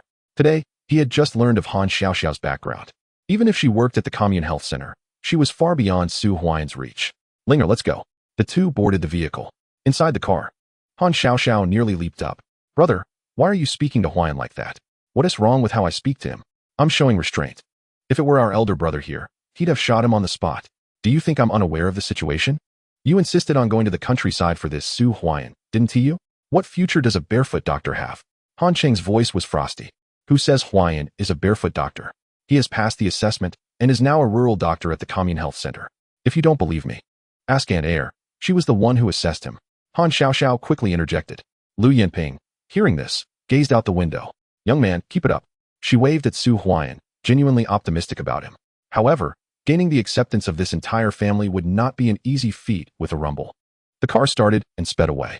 A rural doctor at the commune is merely the most ordinary of doctors. Entering a city hospital is virtually impossible. I've also heard this fellow is married. Han Qing's tone remained icy. Indeed, Huaian is married, but he is divorced now. And the woman he divorced is pregnant with another man's child. This isn't Huaian's fault. He simply encountered a deceitful woman. Han Xiaoxiao quickly defended. Qin Ling interjected. Do you care about my feelings? The one who divorced Su Huaian is me, and I'm still in the car. After marrying and then divorcing, Xiao. Just wait for our elder brother to return. He'll have something to say to you. Han Qing asserted. Elder brother. Han Xiaoxiao fell silent. In front of the Mo Commune Health Center, Su Huaian mused to himself. This third uncle has quite the character. He touched his nose, unfazed by Han Qing's demeanor. As an elder brother himself, he fully understood Han Qing's feelings. This sensation of watching his sister, a blossoming flower, being approached by a swine. Ironically, this flower had long awaited such attention. Xiao, wait for me. I will ensure that everyone blesses our union. Su Huaian silently vowed as he turned away and entered the health center. Dr. Su, Vice President Su is calling for you. Lu Yining exclaimed upon spotting him. Understood. Su Huaian replied with a faint smile and made his way to Su Mingxuan's office. He knocked on the door and entered, but Su Mingxian, preoccupied with his own matters, didn't he even glance at him. A few minutes later, Su Huaian broke the silence. Vice President Su, you called for me? Ah, Dr. Su. Congratulations on joining the Mo Commune Health Center. There's much to address here. Please, take a seat. Here is your schedule. Have a look. Su Mingxian raised his head and, with a smile, handed a note to Su Huaian. Su Huaian glanced at it. Am I on night duty today? He frowned and asked. While the night shift did not particularly concern Su Huaian, according to the clinic's protocol, newly appointed village doctors would typically be guided initially, working alongside other physicians before being assigned to solo night shifts. Dr. Su, do you have any objections to the organization's arrangements? Su Mingxian inquired with a smile. None. Su Huaian replied curtly. Our comrades at the commune clinic are quite satisfied with my arrangements. Night shifts are an essential duty for us doctors, since you have just joined. It is only fitting that you undergo proper training. The junior staff must learn to endure hardships. Su Mingxian remarked. Deputy Director Su is correct. Yet 3 consecutive nights on duty seems excessive, Su Huaian countered. If Dr. Su is dissatisfied with the organization's arrangements, perhaps it would be better for you to return to the brigade's clinic and train for a few more years? Su Mingxian suggested. Due to Su Huaian's actions yesterday, he had been reported to the organization. Although no punishment had yet been issued, Su Mingxian was acutely aware that he would at least receive a critical review. All of this stemmed from Su Huaian's actions. Had it not been for him, he would not have faced such scrutiny. Deputy Director Su. It seems you lack the authority to transfer me, Su Huaian stated firmly. I will report this to the organization regarding your mindset, Su Mingxian retorted. As for this duty roster, I will take it on. I understand you reside in the commune clinic's dormitory. Director Qin mentioned that if anything arises at night, you can directly reach out to Deputy Director Su. Rest assured, I will not disturb you. Su Huaian replied with a faint smile before turning to leave. Kid, you think you can challenge me? After Su Huaian departed, Su Mingxuan's expression darkened. Lu Yinping had left, and within the commune clinic, he was the deputy director. How could Su Huaian dare to resist his authority? Who plays whom? We shall see. Su Huaian scoffed before heading to the doctor's office. As he was on night duty, he knew he could not return home tonight. The night shift at the commune clinic ran from 6 in the evening until 8 the following morning, requiring 2 staff members, 1 doctor and 1 nurse.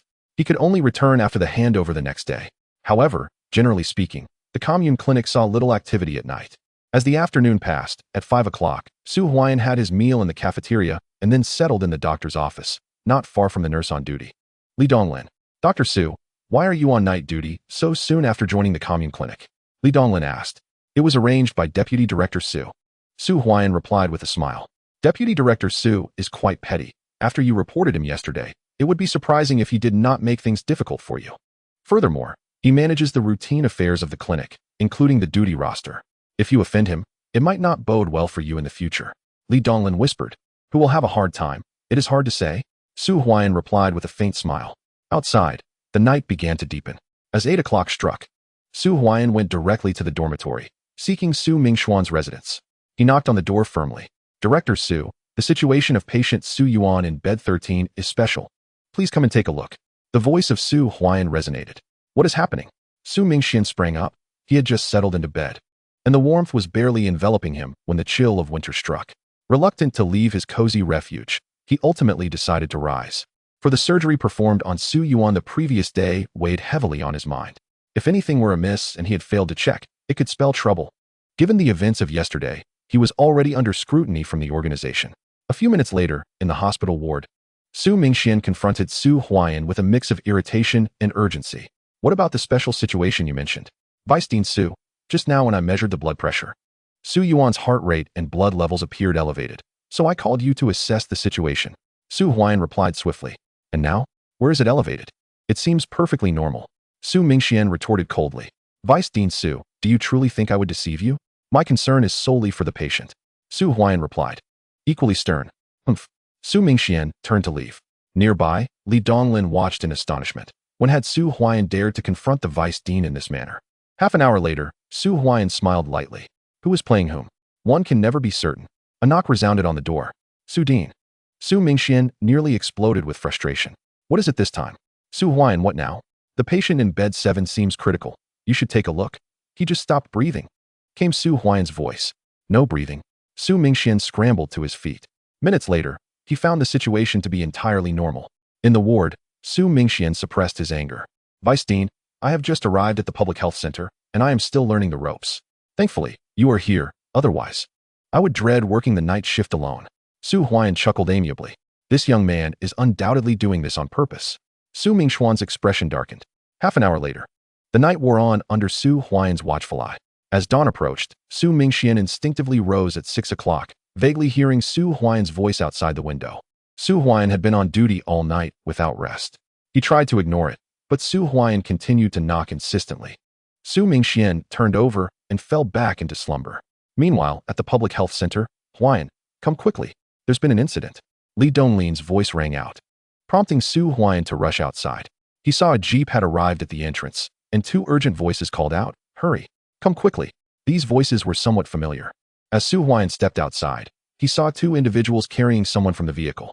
With the aid of a flashlight, he recognized the figures. The shouting had come from Luer and Zhouer, who were often seen with the esteemed Yang Sanyi. The person they were carrying was none other than Yang Sanyi himself. Chapter 54, Performing Surgery on Yang Sanyi. It is you. Upon seeing Su Huaiyan, Luer and Zhouer were momentarily taken aback. They were certainly familiar with Su Huaiyan, as he had visited the city twice in the past half-month, delivering items to Yang San that were far from ordinary. Moreover, Su Huaiyan had procured several valuable goods from Yang San's hands. By now, he had become a regular patron, which led Yang San to present him with a token, instructing him to deliver medicinal herbs to his apothecary. Bring the stretcher, Su Huaiyan called out, and Li Donglin promptly went to fetch it. Su Huaiyan assisted in lifting Yang San onto the stretcher and then pushed the elderly man into the clinic. Young man, are you a doctor at the clinic? Luer inquired hastily. Indeed, Su Huaiyan affirmed with a nod, and then he proceeded to unbutton Yang San's padded coat, revealing that blood had already soaked through the fabric, seeping out in crimson rivulets. What happened? Su Huaiyan asked. Yang San came to Tianyuan town yesterday to purchase furs and was ambushed last night. The assailants likely used a shotgun. Luer responded. Acquiring furs is rarely that simple. With most cities slated to become a pilot city, it is only natural that certain individuals would be privy to this information beforehand. Yang San, with his connections, would undoubtedly be among the first to learn of it. It seems he was not merely here to purchase furs, but to scout the area. Behind Yang San stands the Xinglin apothecary. He intends to establish a procurement point at the onset of the pilot program, thereby seizing control of the herbal market in the mountains. Call Qian Yucheng, call him. Yang San murmured, his breathing becoming increasingly labored, sweat beading on his brow, and his lips turning a shade of purple, indicative of oxygen deprivation. You know our director? Li Donglin quickly interjected. Your director, Qian Yucheng, is Yang San's nephew. Luer exclaimed. Such a connection? No wonder Yang San came to Tianyuan town to scout the area. Su Huaiyan mused silently. Yang San, let me assess your condition. Su Huaiyan retrieved a pair of forceps, carefully inspecting the wound. Yang San grimaced, but remained stoic, biting down on his lip. Su Huaiyan's brow furrowed. The bullet was lodged deep, likely having penetrated into the thoracic cavity. Furthermore, 3 ribs were fractured. The fortunate news was that it was situated at a safe distance from the heart. Otherwise, Yang San would not have survived this long. Huaiyan, I will go summon Vice Director Su. Li Donglin said urgently. No need, just fetch Director Qian. Su Huaiyan instructed. Oh, Li Donglin nodded hastily, grabbing a flashlight and departing. The journey to Director Qian's residence from the commune clinic was approximately 2 to 3 miles, requiring over 20 minutes for a round trip. Doctor, how is the situation? Luer inquired. The bullet has entered the thoracic cavity. It will require surgery to remove it. Fortunately, Director Qian is at home today. Once he arrives, we will perform the operation together. Su Huaiyan replied. Young man, I did not expect you to be a doctor. Yang Sen murmured, his voice barely audible. This is my profession. Su Huaiyan maintained a composed demeanor as he began to prepare the necessary instruments for the impending surgery, ensuring that everything would be in order for when Director Qian arrived, allowing them to extract the bullet without delay. As time gradually passed, anticipation lingered in the air. The breath of Third Master became increasingly labored, his lips turning a deep shade of purple. Su Huaiyan established an intravenous line for Yang San, while Luer and Jior, observing nearby, grew anxious. After approximately 20 minutes, Uncle, Director Qin has arrived, they exclaimed upon seeing Yang San, rushing forward to assess the situation. What brings you to Tianyuan town without informing me? Director Qin inquired. Third Master had received news that Mo City was to become a pilot area for a free economy, with trials commencing after the new year. He had intended to visit the countryside but unexpectedly encountered a group engaged in illicit trade. Upon learning of their intentions, they assumed they were there to undermine their business and reacted aggressively. As they were leaving, they even resorted to violence. Brother Chung, you must quickly check on Third Master's condition, Luer urged. Director Qin began his examination, and minutes later, his expression turned grave. The bullet had struck near the chest, which posed significant complications. Extracting it would necessitate thoracotomy, a procedure fraught with peril. Though he was the director of a health clinic, he had never performed such a complex operation in the city hospital. Indeed, they had come to survey the situation. Su Huaiyan mused silently, realizing that Yang San had also come to gauge the climate. Director Qin, the patient requires immediate surgery. Any delay could exacerbate his hypoxia. The operating room is prepared, awaiting your expertise, Su Huaiyan stated. Dr. Su, Director Qin began, hesitating, for he felt unprepared for such a surgery. Yet, considering it was his uncle, he steeled himself and said, Li Donglin, go summon Director Su. Dr. Su, you will assist me in the surgery. Transporting him to the city hospital would be futile at this point. I'm on it. Li Donglin dashed out once more. Let us proceed, Director Qin urged as he and Su Huaiyan swiftly entered the operating room. Within the sterile confines of the operating theater, the surgical lights cast an intense glow over Director Qin's serious demeanor. Su Huaiyan, recognizing the gravity of the situation, refrained from overstepping. He knew there was no need to vie for the opportunity to perform the surgery. Fortunately, the patient's heart remained unscathed, and with Su Huaiyan present, there was hope for a successful outcome. Dr. Su, you handle the sterilization while I administer anesthesia, Director Qin instructed. With anesthesiologist Han Xiaoxiao absent, he had to undertake the task himself. In this era, it was customary for surgeons to manage anesthesia during procedures. Understood. Su Huaiyan donned his gloves and began sanitizing the area around Yang San's injury. You young man, I had no idea you were from the Mo commune and a physician at the health clinic. Would you be interested in making a substantial income? Third Master remarked with a grin. However, the disinfection process inadvertently aggravated his wound, causing him to grimace in pain. Su Huaiyan shook his head, incredulous that even in such a dire moment, he was contemplating wealth. Uncle, do you know Dr. Su? Qin Yuqing glanced at Su Huaiyan. He was well aware of his uncle's reputation in most cities' black market, especially in recent years as the economy began to liberalize, leading to considerable financial gains. As for Su Huaiyan, isn't he the barefoot doctor from the Lingnan Brigade? How could he possibly know Yang San, having met him twice in Mo City? I certainly wish to engage in business with Master San, but let's hope he survives first, Su Huaiyan remarked with a smile. At that moment, the operating room fell silent, and Qin Yuqing's expression darkened. He had no confidence in today's surgery, especially since Lu Yinping had left yesterday. Otherwise, she could have lent her assistance. This surgery now solely depended on him. Yucheng, I can hardly breathe. Hurry up, Yang Sen exclaimed, feeling a sense of suffocation. Chapter 55, Dean Qin, I am utterly impressed by Huaiyan. Hang in there, uncle, it will be over soon. Dean Qin's voice echoed. Within a minute, Yang Sen fell asleep as the anesthesia took effect. Next came the operation to remove the bullet. This type of shotgun pellet was primarily buckshot, making complete extraction highly challenging. Dr. Su, hand me the scalpel, Dean Qin instructed, donning his surgical gown and sterile gloves, standing before the operating table. Su Huaiyan handed him the scalpel. And under the bright lights, even before the surgery began, Beads of sweat adorned Dean Chin's forehead. Blood oozed from the wound with each breath Yang Sen took, leaving Dean Chin at a loss for how to proceed. The doctors from the commune hospital were ultimately lacking. They could manage minor surgeries, but a large-scale operation like this one was likely something they had never encountered. Even many doctors from the city hospital had not performed such procedures. Su Huaiyan thought to himself, Dean Chin, I will assist you. Stepping forward, Su Huaiyan positioned himself directly opposite Qin Yuqing.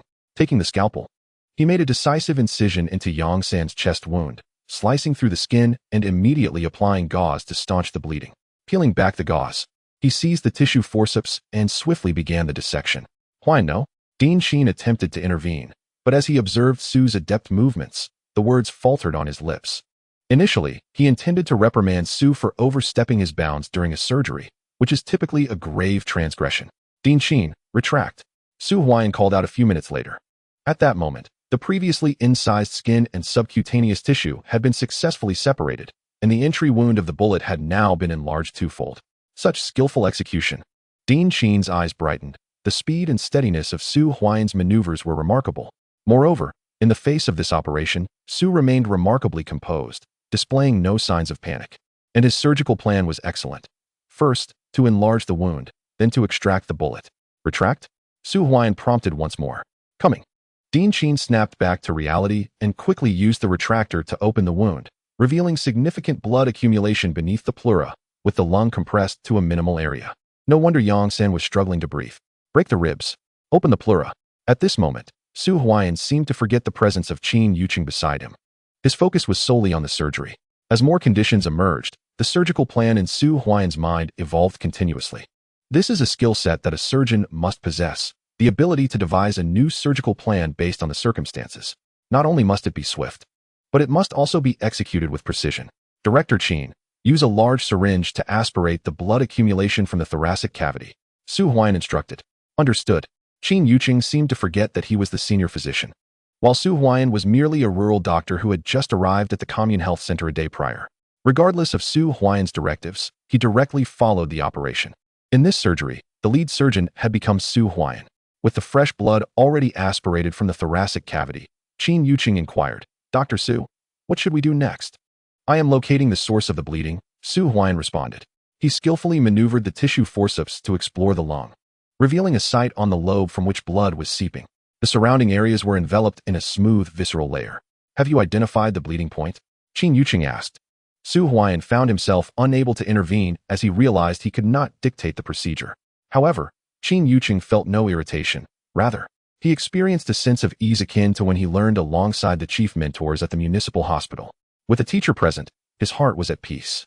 I've located it. Hand me the tissue forceps. I will extract the bullet, Su Huaiyan declared. Although extracting the bullet typically didn't necessitate opening the thoracic cavity, the pneumothorax and bleeding had compressed the lobe, making it impossible to align the original incision with the injury on the lung, which also affected the blood vessels. Thus, it was imperative to open the thoracic cavity for extraction. Here it is. Qin Yuqing passed the tissue forceps to Su Huaiyan, who plunged them into the lung's wound.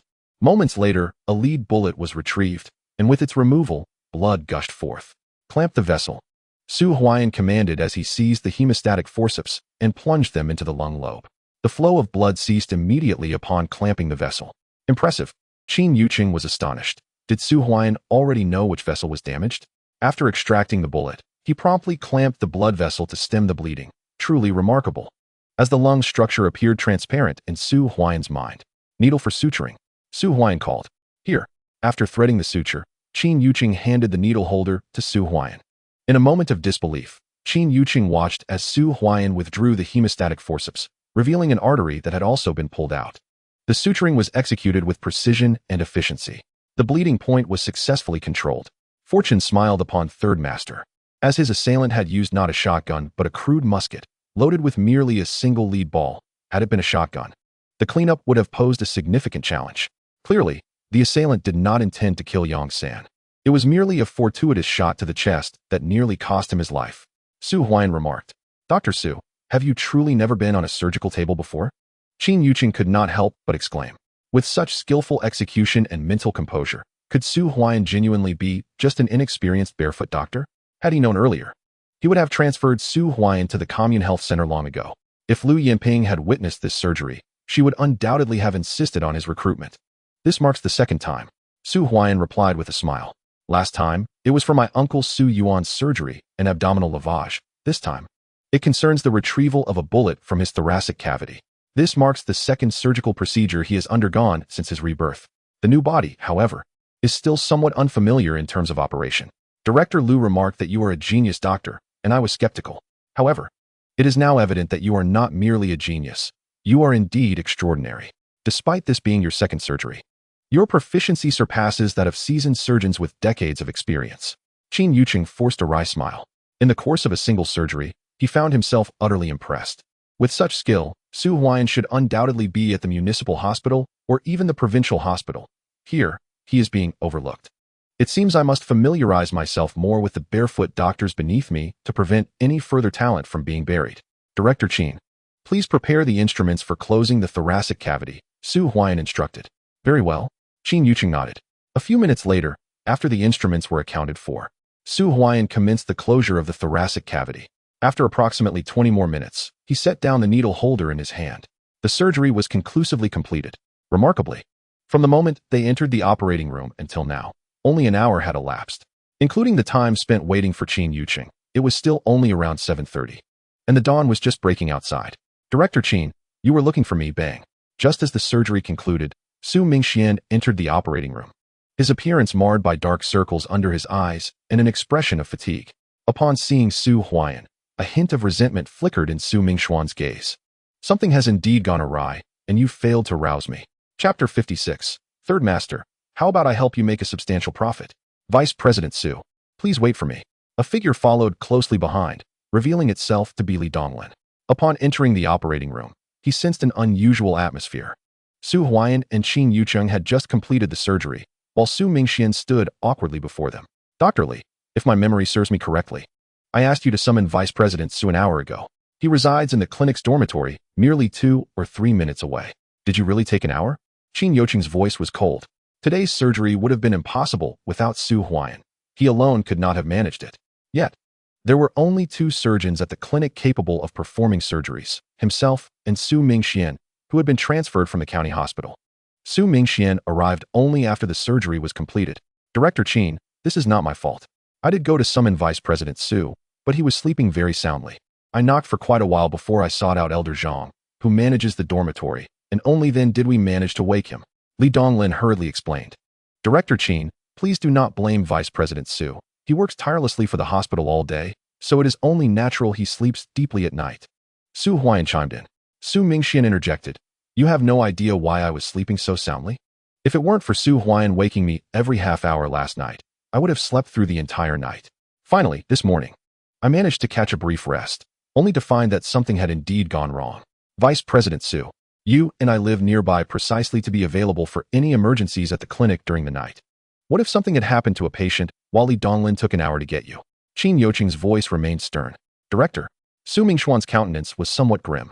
Having endured a sleepless night, he now faced disciplinary action.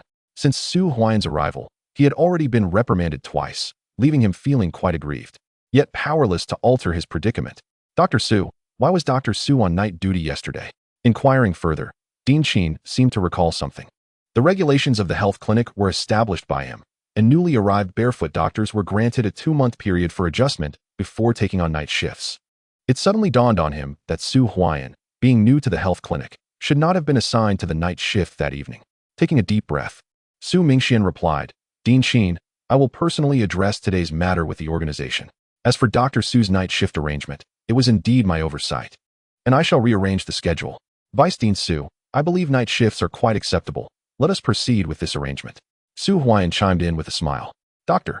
Su, I acknowledge my oversight. Your subsequent night shifts will be cancelled.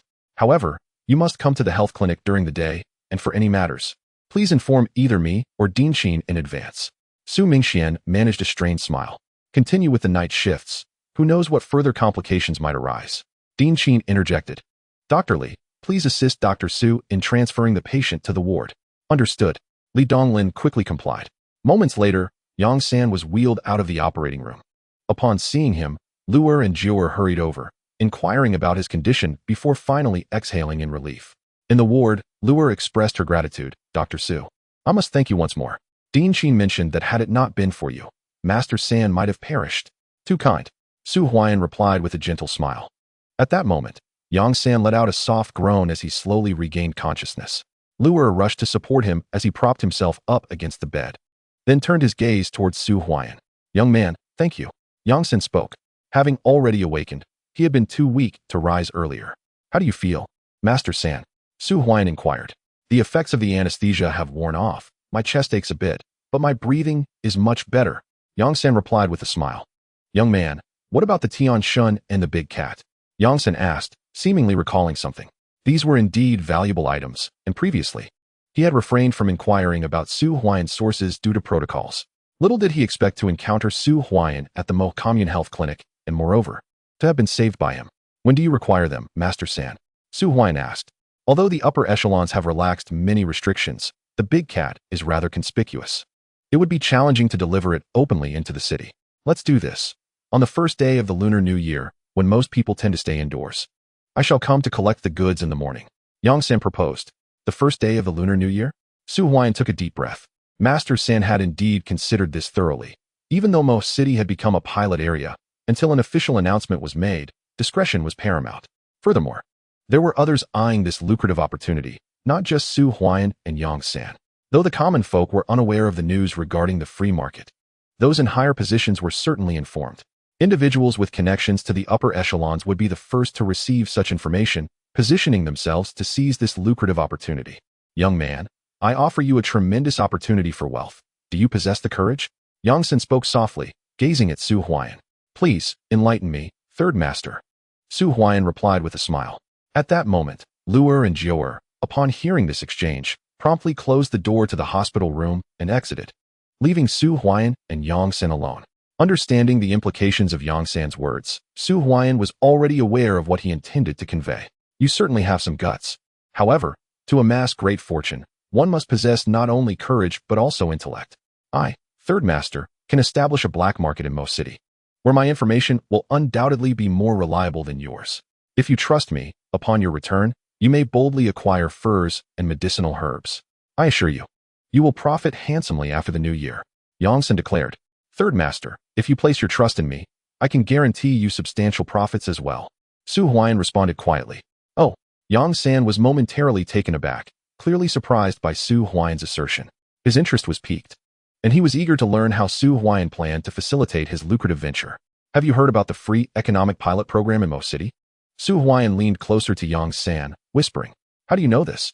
Yang San gazed at Su Huaiyan in astonishment, coughing, which caused him pain due to his injuries. Su Huaiyan smiled at Yang San. You may have some knowledge, but it pales in comparison to mine. I am aware of the developments that will unfold over the next several decades. Not only will the free economy be implemented, but also the family responsibility contracting system will be piloted in Mo City. News of this will emerge after the new year. Su Huaiyan continued. Yang San found himself somewhat disconcerted. How had Su Huaiyan obtained such valuable information? Third master, shall we proceed? Su Huaiyan inquired with a smile. Yes. Please continue. Yang San urged eagerly. Though he refrained from asking Su Huaiyan about the source of his information, an unspoken rule, his curiosity about the means through which Su Huaiyan intended to secure his fortune grew ever stronger. Chapter 57. Into the mountains to hunt big cats. The bait was taken. Su Huaiyan observed Yang San's demeanor and inwardly chuckled. Who could outsmart him in the game of information disparity?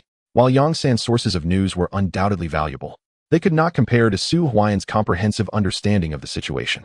To accumulate wealth, mere reselling would not suffice. Su Huaiyan's repeated deliveries were merely a means of building capital.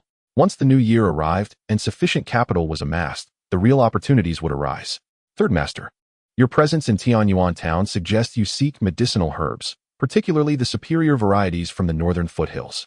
If I am not mistaken, you are here to scout the area with the intention of establishing a medicinal herb collection station after the new year. Su Huaiyan articulated. Continue. Yang San's eyes narrowed with intrigue. Even if you establish a collection station, competing for medicinal herbs may prove challenging. If you can set up a collection station, so too can other apothecaries. However, if you are willing to collaborate with me, I can ensure a steady supply of medicinal herbs for you. Su Huaiyan proposed. And how would we collaborate? Yang San inquired, his eyes brightening with interest. Despite his nephew being the director of the Mo Commune Health Center, Qin Yuqing could not procure the herbs himself, and someone needed to organize the foraging. Without organization, who would venture into the mountains to gather them, even if unearthed? Without knowledge of how to process it, the quality remains subpar. Fortunately, Su Huaiyan possesses such understanding.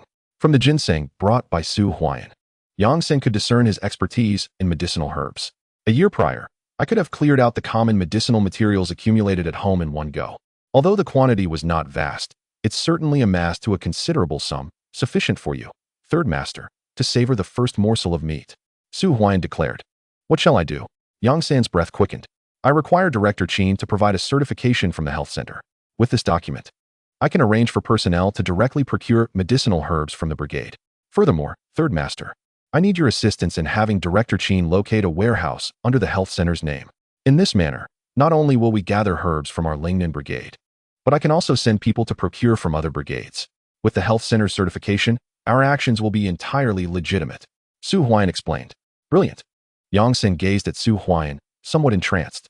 With the health center's certification, we can commence herb procurement before the year ends, seizing the initiative. When policies are enacted post-New Year, the expansion of our procurement will follow naturally. Su Huaiyan profits, and so do I. A win-win situation. Dr. Su, I can discuss this with Director Qin, but you must concede a portion of the profits. Yang Sen pondered for a moment. For the herbs procured before the new year, I can offer Director Qin a 10 profit share. As for post-New Year, I will no longer require the health center's certification, and naturally, the herbs procured will be prioritized for your apothecary, third master. Su Huaiyan smiled. Excellent. Yang Sen readily agreed. I will speak to Qin Yuqing about this shortly. Await my news. Yang Sen stated. Understood. Su Huaiyan stood and departed the ward. As time passed, the doctors at the health center arrived for their shifts. After handing over, Su Huaiyan returned home, relieved from night duty, and would not return until the following morning. On the way, Su Huaiyan rode his bicycle. With the certification in hand, he could send his uncle and father out to gather medicinal herbs tomorrow. Prices could be negotiated down, as this batch before the new year would yield the highest profits and serve as the best accumulation of capital. Su Huaiyan mused inwardly. After approximately half an hour, he arrived home. At home, the family awaited Su Huaiyan for lunch. Since he had worked the night shift yesterday, he had instructed Huai Luo to bring back news. And the family knew he would return only this morning. Within the household, his sister-in-law, Chun Xiuxiu, had also returned, her eyes red-rimmed, clearly having cried. How is your family faring? Su Huaiyan inquired. With everyone's assistance, everything has been arranged, but poor Li Huahua has been like a lost soul, not having eaten for 2 to 3 consecutive days. Su Jing sighed. It will get better in time. Su Huaiyan reassured him. After finishing the meal, Su Huaiyan took a nap and awoke only in the evening. After dinner, he asked Su Zheng to summon his uncle Su Fong and Shoshan's Su Xinchuan. Huaiyan, what is the good news that warranted my summons? As soon as he entered the room, Su Xinchuan eagerly asked. During this period in Huaiyan, he has earned quite a substantial sum, far surpassing what he would have made from hunting in the mountains. Moreover, Su Huaiyan has tasked him with procuring medicinal herbs, which provides an additional opportunity for profit. Uncle Xinchuan, what news do you have regarding the furs? Su Huaiyan inquired. I have secured both bear and tiger skins, and I have also collected a considerable amount of medicinal herbs, including some common varieties such as ginseng and tianma. I will send them to you all at once. Just let me know your price. Su Xinchuan replied cheerfully. Uncle Xinchuan, and you too. Uncle, to be candid, I will obtain the procurement certificate for the health clinic's medicinal herbs tomorrow. From now on, I will be the one procuring herbs for the clinic, which will legitimize your assistance in this matter. Su Huaiyan stated. Really? Both Su Fong and Su Zheng's eyes glimmered with delight. In contrast, they were much more cautious. Even when Su Huaiyan invited them to exchange herbs, they conducted their dealings with utmost care, having only managed to trade a mere dozen ginseng roots over several days. Moreover, there was another matter. Su Huaiyan's expression turned grave. In the next moment, he pulled out a stack of money from his pocket and slammed it onto the table. The bills scattering, 20 large banknotes, divided into 2 piles, laid before them. Huaiyan, what are you doing? Su Fong quickly asked. I plan to venture into the mountains on the afternoon of the 30th day of the new year. Here are 200 yuan. Uncle Xinchuan and Uncle can each take 100. I need you to find 2 reliable individuals who frequently enter the mountains. I don't care about the compensation, but they must carry hunting rifles and be trustworthy. I intend to take down that big cat. Su Huaiyan declared coldly. With Su Xinchuan and Su Fong each recruiting 2 individuals, they would total 6 people, alongside Su Huaiyan, making 7 in all. With 6 hunting rifles and 1 double-barreled shotgun, they could easily handle an injured big cat. Dealing with the big cat. Gulp.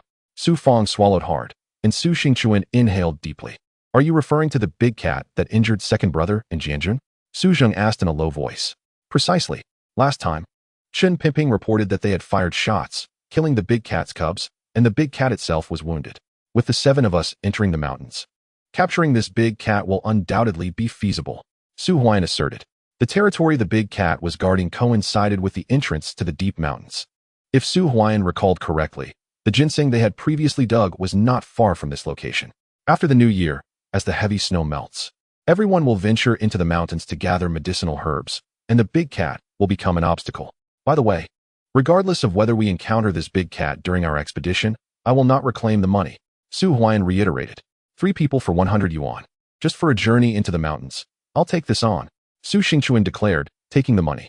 Uncle Xingchuan, let me make it clear. Once we enter the mountains, you must follow my orders. Even if we encounter other game along the way, no one is permitted to fire a shot without my consent. And wandering off is strictly prohibited, Su Huaiyan warned sternly. Understood, Su Xingchuan readily agreed. Chapter 58. Creating more trouble, forcing you both to leave the health clinic. Huaiyan, there is one more thing. Could you possibly bring me a watch the next time you come to the city? A friend of mine is interested in purchasing one, and the price is negotiable, no less than 180 yuan for each. Su Xingchuan seemed to recall something and spoke up. Oh, is that so? Su Huaiyan hesitated for a moment before responding. Since you mentioned it, Uncle Xingchuan, I will certainly bring one back for you next time. Thank you, Huaiyan. Su Xingchuan replied eagerly. Not at all. Su Huaiyan smiled faintly. After a moment, he seemed to remember something and took out a piece of paper from his bag, handing it to Su Xingchuan. The paper listed various medicinal herbs and their prices, all of which could be found in the mountains. Uncle Xingchuan, I'll take the herbs you collected at these prices, Su Huaiyan stated, and Su Xingchuan quickly took it to examine. 6 mao per gene for fresh astragalus, 1 yuan and 8 mao for dried, 50 cents for fresh gastrodia, and 1 yuan and 7 mao for dried, 5 mao each for ginseng. Su Xingchuan grew increasingly astonished. These herbs were abundant in the Sand Mountain area, mostly found around the outskirts, with many people not even glancing at them. To think these items held such value. And the prices were quite respectable. It's worth noting that in the collective, after a year of hard work, one could only take home a few dozen yuan at year-end settlements, often leaving many in debt to the group. Huaiyan, is this price for real? Su Xingchuan asked urgently. If these prices were genuine, he could earn several yuan a day in the coming spring when he ventured into the mountains for herbs. If luck was on his side and he stumbled upon a large patch of herbs, he might even make over 10 yuan. As long as you deliver them, I will buy at these prices. Su Huaiyan smiled. These prices were what Su Huaiyan had arranged with Yang San during his visit to the Commune Health Center, directly reducing Yang San's quoted price by 10-fold. Currently, no one was collecting herbs in the collective, making it the most profitable time due to the lack of competition. Huaiyan, I will head back now. If I manage to collect the herbs, I will bring them to you, Su Xingchuan said, invigorated by the prospect of newfound wealth. Absolutely, Su Huaiyan nodded. A moment later, Su Xingchuan departed, leaving behind Su Huaiyan and Su Zheng in the room. Su Zheng watched Su Xingchuan leave and got up to close the door. Huaiyan, shall we also collect herbs at this price? Su Zheng inquired. Indeed, Su Huaiyan affirmed. Then added, for the herbs uncle collects, I will pay double the price. Huaiyan, we are all family. It's the farming off-season anyway, so I can help you collect. I still haven't paid you for the flashlight you gave me last time. Su Fong interjected eagerly. Uncle, please don't be modest. Next time you bring herbs to the city, I will need your company, Su Huaiyan replied. This made Su Fong feel somewhat embarrassed. Eldest brother, Huaiyan has already stated it. Let us proceed accordingly, Su Zheng insisted. Fine then, Su Fong reluctantly agreed. After discussing matters concerning the Commune Health Center once more, Su Fong departed. That night, Su Huaiyan lay on the calm, contemplating his future plans. The procurement certificate from the health center would be ready by the next day, and he had also established a connection with Yang San's apothecary, ensuring a steady market for his goods. Before the new policy was implemented next year, he aimed to accumulate at least 5,000 in funds, enabling him to seize the first lucrative opportunity when the economy opened up, thereby rapidly expanding his foundation. The following day, Su Huaiyan visited the Commune Health Center. Dr. Su, come here for a moment. Director Qin called him into the office just after the morning shift change. Closing the door behind them, he handed Su Huaiyan a document and said, "This is from my uncle, and in addition, there is a small storage room behind the health center that you may use for a while." Thank you, Director Qin. Su Huaiyan's face brightened with a smile. With the storage space secured and the certificate in hand, He could now proceed with the procurement of medicinal materials without any reservations. What about Third Master? Su Huaiyan inquired. Third Master has returned to the city. His condition has improved significantly, but for recovery, it would be better to go to the municipal hospital. Director Qin replied. The medical conditions at the commune cannot compare to those at the city hospital. Dr. Su, with your surgical skills, entering the municipal hospital should pose no problem for you. If you could gain admission to a medical university through the college entrance examination, there's even the possibility of working at the provincial hospital in the future. Why are you engaging in these matters? Director Qin regarded Su Huaiyan earnestly. You are right, Director. Su Huaiyan replied with a faint smile. But what does it matter if I enter the provincial hospital? There are no external circulation machines in the country. What about my sister Su Huaishue's congenital heart disease? Will I just watch helplessly as time passes? That is simply not an option. And then there's Xiao Xiao. Her family is well off. If I do not prove myself worthy, even if she has feelings for me, she will still be looked down upon by her family. I must earn money and aim for the city hospital as well. By the way, there's no need to hide this matter from anyone at the health center. I have already submitted a request to the higher authorities regarding the procurement of medicinal materials from various teams in the lower regions of Jiamo River. The procurement list will be finalized tomorrow. Aside from your dealings with Yongsan, you must also complete the procurement of the items on the list within 3 months. Your procurement of medicinal materials is entirely legitimate. If anyone has an issue, let them come directly to me. Director Qin stated coldly. Director, I am merely assisting you. Su Huaiyan replied with a smile. With that, his concerns were entirely alleviated. However, had it not been for Yongsan, it is likely that he would not have received the certificate from Director Qin, as the latter had never engaged in reselling and was unaware of the substantial profits involved. Dr. Su, if there are any surgeries in the future, please lend your assistance.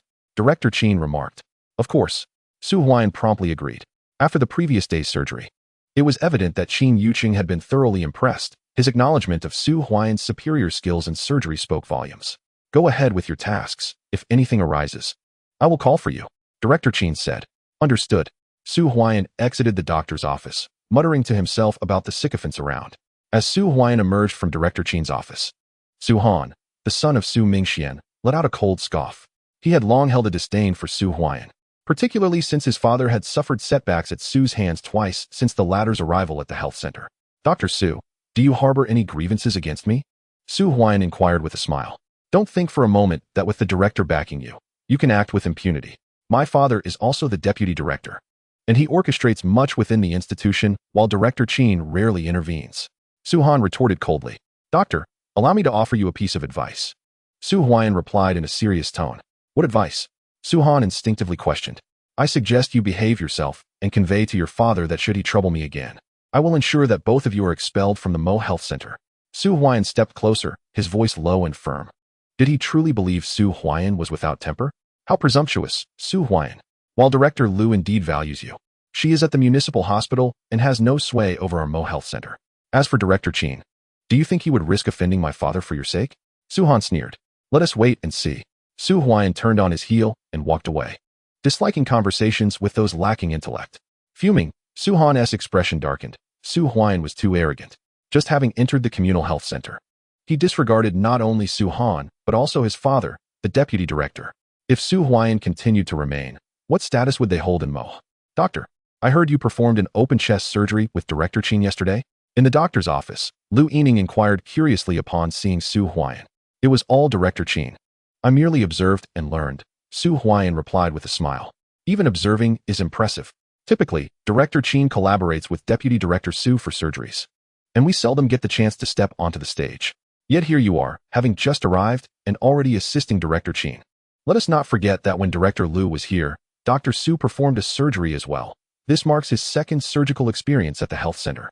Dr. Su is even skilled in breech presentation turning. Truly remarkable. The doctor's office buzzed with excitement. Recently, during evaluations, they recognized Su Huaiyan's significance to Lu Yinping. And with an A rating, he was set to undergo training at the municipal hospital, potentially even securing a position there. Despite his recent arrival, no one dared to underestimate Su Huaiyan. What is all this commotion? A cold snort interrupted as Su Mingxian entered with Su Han. Upon seeing him, everyone quickly returned to their tasks, the atmosphere instantly subdued. Dr. Su, please attend to bed 7 for a medication change, Su Mingxian ordered in a frigid tone. Certainly. Su Huaiyan exited the doctor's office to change the medication. Bed 7 belonged to his second uncle, Su Yuan. Upon arriving, he found his aunt-in-law, Chen Yinhua, feeding Su Yuan rice porridge. "Huaian, you're here," Chen Yinhua exclaimed, promptly rising to greet him. "Uncle, I'm here to change your dressing." Su Huaian replied with a smile. "Huaian, in the past, your second uncle's family wronged you. It is thanks to you that I was saved this time. And as for Huai Luo, upon my return, I shall certainly break his legs. That troublesome lad has learned nothing good, only the bad." Su Yuan's eyes were reddened with emotion. This venture into the mountains was perilous. Had it not been for Su Huaian, I might have ended up in the commune clinic, not surviving. Now, my life is owed entirely to Su Huaian. "Uncle, let us not dwell on the past." Su Huaian responded with a smile. "Very well." Su Yuan wiped the corners of his eyes. After changing the bandages, Su Huaian pushed the medicine cart, preparing to leave. "Uncle, when you fired your gun back then, did the big cat get injured?" Su Huaian inquired, as if recalling something. "At that time, all three of us fired our weapons. Chen Pingping, with poor aim, struck the big cat's cub and killed it outright. Both Jianjun and I hit our marks, and even if the big cat survived, it would not live long. By the way, that big cat had 2 cubs in total." Su Yuan recounted. "Oh." Su Huaian's eyes sparkled. The cubs of the big cat were indeed valuable, and selling them to Yang San could easily fetch several $100s. Furthermore, Su Yuan's words indicated that the big cat was currently not much of a threat. However, for safety's sake, more people would be preferable, as extracting the big cat from the mountains would be no small feat. "Huaian, do not dwell on the big cat. The snow is knee-deep now, and venturing into the mountains is far too dangerous," Su Yuan urged. "Uncle, focus on your recovery." Su Huaian replied with a gentle smile before turning to leave. "This child, Huaian, has truly made something of himself.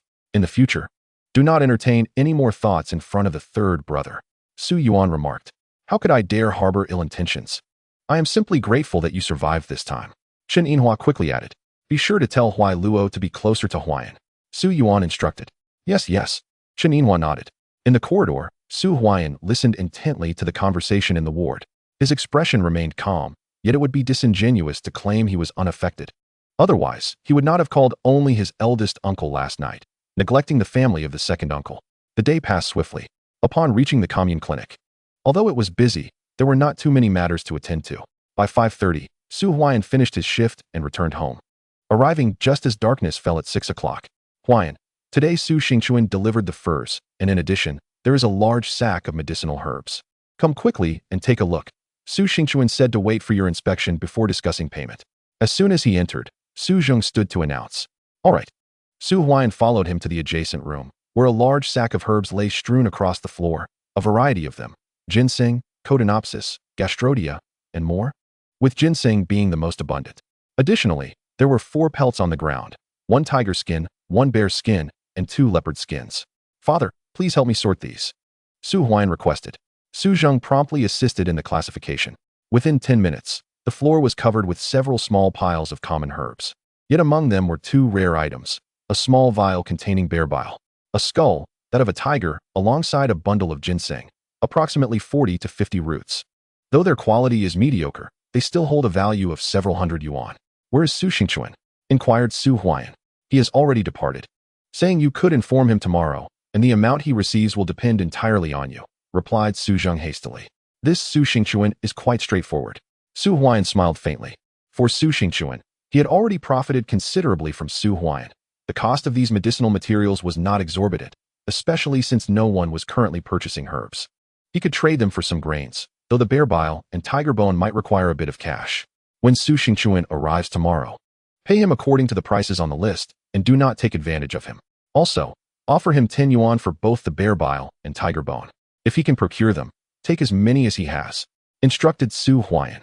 "Understood," nodded Su Zheng. Altogether, this bag could fetch over 100 yuan, a sum unimaginable in the past. "How was the harvest with your uncle today?" asked Su Huaian. "Your uncle collected goods worth 10 yuan, all at your price.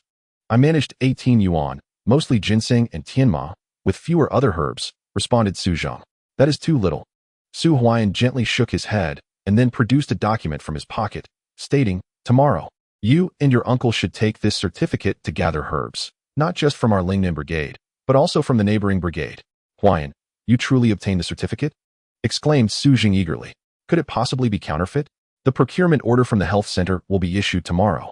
I am officially procuring herbs for the health center." so you and your uncle can collect freely. Also, if anyone has pelts, they can secretly send them to our home. I will take them to the health center's warehouse when I go to work the next day, Su Huaiyan explained. All right. With this certificate in hand, Su Zheng felt reassured. In the following days, Su Huaiyan visited the health center during the day.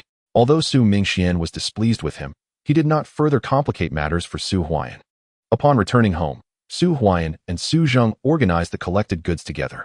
Moreover, every day, Su Xingchuan would deliver supplies. Compared to Su Feng and Su Zheng, Su Xingchuan had many more avenues available. In addition to collecting herbs within the brigade, he also ventured into town, ensuring roughly 30 jin of herbs arrived daily. As 2 days swiftly passed, December 28th approached, bringing the new year ever closer. At the Mo Health Center, in the corridor, Su Han expressed his outrage. Director Qin has gone too far. You were responsible for herb procurement in the past, yet now, with the procurement order freshly issued, Director Qin has tasked Su Huaiyan with the responsibility, as if you do not exist. Su Mingxuan's expression mirrored his anger. In the past, Director Qin rarely intervened in procurement matters, directly delegating them to Su Mingxian, who would then assign them to his son. Unexpectedly, this time, upon receiving the procurement order, Director Qin handed it directly to Su Huaiyan without even consulting Su Mingxian. What's all the fuss about just a procurement? Su Mingxian spoke coldly. Father, there's a substantial profit in this procurement. Last time, we were allocated 600 yuan for medicinal herbs. But we only spent a little over 100 yuan purchasing from various teams. The herbs in the lower teams are unwanted. One could easily exchange a pound of grain for a considerable amount. Moreover, when we procure from the teams, we can use the guise of providing free medical consultations at the team health clinic, ensuring we're well treated in return. Suhan whispered. He could make a profit of over 400 yuan from this procurement, and handing it over to Su Huaiyan left him understandably displeased. Is that something you need to mention? Su Mingxian snorted. Good morning, Director Su. Just then, Su Huaiyan arrived at the health center, greeting Su Mingxian with a smile. Upon seeing Su Huaiyan, their expressions darkened further, and they turned away stiffly. Clearly, the procurement orders, as mentioned by Director Qin, had arrived. Su Huaiyan smiled lightly. After so many years in the hospital, he was well aware of such matters. Those who held the title of director and managed logistics undoubtedly enjoyed the most benefits within the institution. Dr. Su, the director wants to see you in his office. Li Donglin said hurriedly upon spotting Su Huaiyan. All right. Su Huaiyan made his way to the director's office. Inside the office, Director Qin said, Dr. Su, here is the procurement list for next year's medicinal herbs. The total budget is 600 yuan. You may oversee the purchasing. He handed Su Huaiyan a list along with an envelope bulging with cash. Su Huaiyan picked up the list, but did not take the money. Thank you, Director Qin, for this opportunity to hone my skills. I will ensure both the quantity and quality of the herbs. Su Huaiyan replied. Money? What money? Didn't you just receive the procurement funds? Su Huaiyan feigned ignorance. The herbs on the procurement list certainly did not require 600 yuan, even with slightly elevated prices. 200 yuan would suffice. Grasping this small opportunity, Su Huaiyan understood the subtleties of human relationships. Smart lad. Qin Yuqing paused briefly. Considering that all 600 yuan could be his salary was merely 60 yuan a month, totaling 720 yuan a year, equivalent to over a year's worth of wages. Although Su Mingxian had previously handled procurement matters, it paled in comparison to what Su Huaiyan was receiving. Director Lin's son is getting married, and he needs a watch for the ceremony. He approached me for assistance, and I wonder if you could help out. After all, a wedding is a joyous occasion, and we shouldn't let a mere watch be a hindrance. Qin Yuqing continued. Thank you, Director. Su Huaiyan's mind stirred, and he smiled faintly, while Qin Yuqing did not press the matter further. An astute person understands with just a hint. Su Huaiyan knew that acquiring medicinal herbs was no easy task. He had seen Yang San get blackballed for his attempts. While Yang San was correct that seizing this opportunity could yield significant profits, one must also consider the risks involved. Director Lin is simply a deterrent. By the way, I need to go into the city tomorrow. Please keep an eye on the health center while I'm away. Director Qin stated. Not a problem. Su Huaiyan nodded and exited the office. Director Qin, rest assured about this matter. I reside in the dormitory of the health clinic, and should any issue arise, I can reach the scene in 2 minutes to address it promptly. As Su Huaiyan stepped out, he encountered a middle-aged man supporting a heavily pregnant woman entering the premises. Su Mingxian, upon witnessing the scene, hurried forward to greet them, and Su Han promptly joined to assist. Who is this? Su Huaiyan inquired. This is Director Chen Guodong, who manages the commune's economy. Surely, you recognize him? Lu Yining interjected. Director Chen? Su Huaiyan's mind stirred, This individual held a considerable position within the commune. I heard that Director Chun has already had 4 daughters and is hoping for a son with this 4th pregnancy. Lu Yining whispered. You are aware of this? Su Huaiyan remarked, slightly taken aback. Is there anything in the commune that I do not know? Just smile and go along with it. Su Huaiyan quickly interrupted Lu Yining, realizing the gossip was nearly implicating him. Director Su, I must trouble you to arrange a hospital room. My wife will be temporarily staying here today, as her abdomen has been tightening. Please have someone examine her shortly. I fear she may give birth tonight. Chen Guodong stated with a smile. You are too kind, Director. Su Han, please find an available bed and ensure it is a private room. Complete the admission paperwork and bring it along. Su Mingxian instructed Su Han. No problem. Su Han nodded and hurried off to attend to the matter. In the afternoon, Su Huaiyan returned home, but upon arriving at Lingnan Brigade, Su Guiying sought him out. Huaiyan, there has been an incident. Su Guiying exclaimed upon seeing him. What happened? Su Huaiyan quickly asked. Today, Uncle Su Zheng and Uncle Su Fong were in the brigade purchasing medicinal herbs, armed with the health clinic's procurement certificate. Many in the brigade delivered herbs to your home, and Su Huailuo and Su Huaiming were assisting. However, it wasn't long before representatives from the commune arrived. Su Guiying explained hurriedly, and then Su Huaiyan pressed on. With the certificate in hand, who would dare to cause a ruckus? The commune sent representatives from the supply and marketing cooperative, accompanied by a considerable number of people, to also procure herbs and pelts. A dispute erupted, and both parties exchanged blows. Su Huailuo and Su Huaiming were taken into custody by the police. Su Guiying recounted. Chapter 61. Rescue first. Where are my father and uncle? Su Huaiyan inquired urgently. Uncle Zheng and Uncle Fong are still at home. The brigade members are discussing the matter there. Huaiyan, you must return quickly. Su Guiying urged. Thank you. Su Huaiyan expressed his gratitude and turned to sprint homeward. With the health clinic's procurement certificate in hand, who would dare to create a disturbance? The individuals who came today must possess significant influence. Indeed, securing this piece of meat is no simple task. Nevertheless, Su Huaiyan was eager to discern who was instigating the trouble. In approximately 10 minutes, Su Huaiyan arrived at his courtyard, and from a distance, he observed a crowd gathered. Father, I'm back. Su Huaiyan's voice resonated, causing the neighbors to glance toward the yard. Huaiyan, you have returned. Huailuo and Huaiming have been taken by the police. Upon seeing Su Huaiyan, Su Zheng and Su Fong hurriedly emerged, their faces etched with anxiety. Lu Chui and Chen Xiuxiu mirrored their concern. Do not be hasty. Let us discuss this inside, Su Huaiyan urged. Has Uncle Kuan arrived? He inquired. I am here. Su Kuan stepped out from within the house. Noticing Su Huaiyan's grave expression, he exchanged a glance with Su Zheng before entering the house, while Su Zheng dispersed the onlookers gathered outside. Inside the house, Su Huaiyan asked, Uncle Kuan, what transpired today? It was Chun Xueping who came, responsible for procurement at the supply and marketing cooperative. His uncle, Chun Guodong, is the economic director of the commune. Among those he brought were a few from the hunting team of the adjacent forest farm. They spoke disrespectfully, and a fight broke out after Huai Ming and Huai Luo retaliated with words. Both Huai Luo and Huai Ming have been apprehended by the commune's police station. Su Kuan explained, acknowledging the difficulty of the situation. Su Huaiyan understood. Chun, the director, must have received word and thus sent his nephew to the brigade to procure medicinal herbs and furs, eyeing this lucrative opportunity. The conflict arose when Chen's group encountered Su Zheng and others engaged in similar pursuits, leading to an inevitable clash. Uncle, please find Su Xingchuan. We shall head to the commune directly, Su Huaiyan declared. You may feast on your meat while I sip my broth. Such is acceptable. Fair competition does not concern me, for the expanse of Beilu Mountain is vast, and I cannot monopolize it all. Yet, it is evident that Chen Xueping desires to claim it entirely. I shall go now. Su Fong hurriedly departed. Huaiyan, you possess the procurement certificate from the health clinic. Let us not escalate this matter. Please explain to Chen Xueping, and have Huai Luo and Huai Ming offer their apologies to resolve this issue amicably, Su Kuan suggested in a hushed tone. Uncle Kuan, who initiated the altercation? Su Huaiyan inquired. Huai Luo and Huai Ming were indeed angered, but did not strike first. It was the other party who initiated the violence. Su Kuan clarified. Uncle, I shall handle this matter. You need not involve yourself. Su Huaiyan reassured him. Su Kuan opened his mouth as if to speak, but ultimately remained silent. After approximately 10 minutes, Su Xingchuan arrived.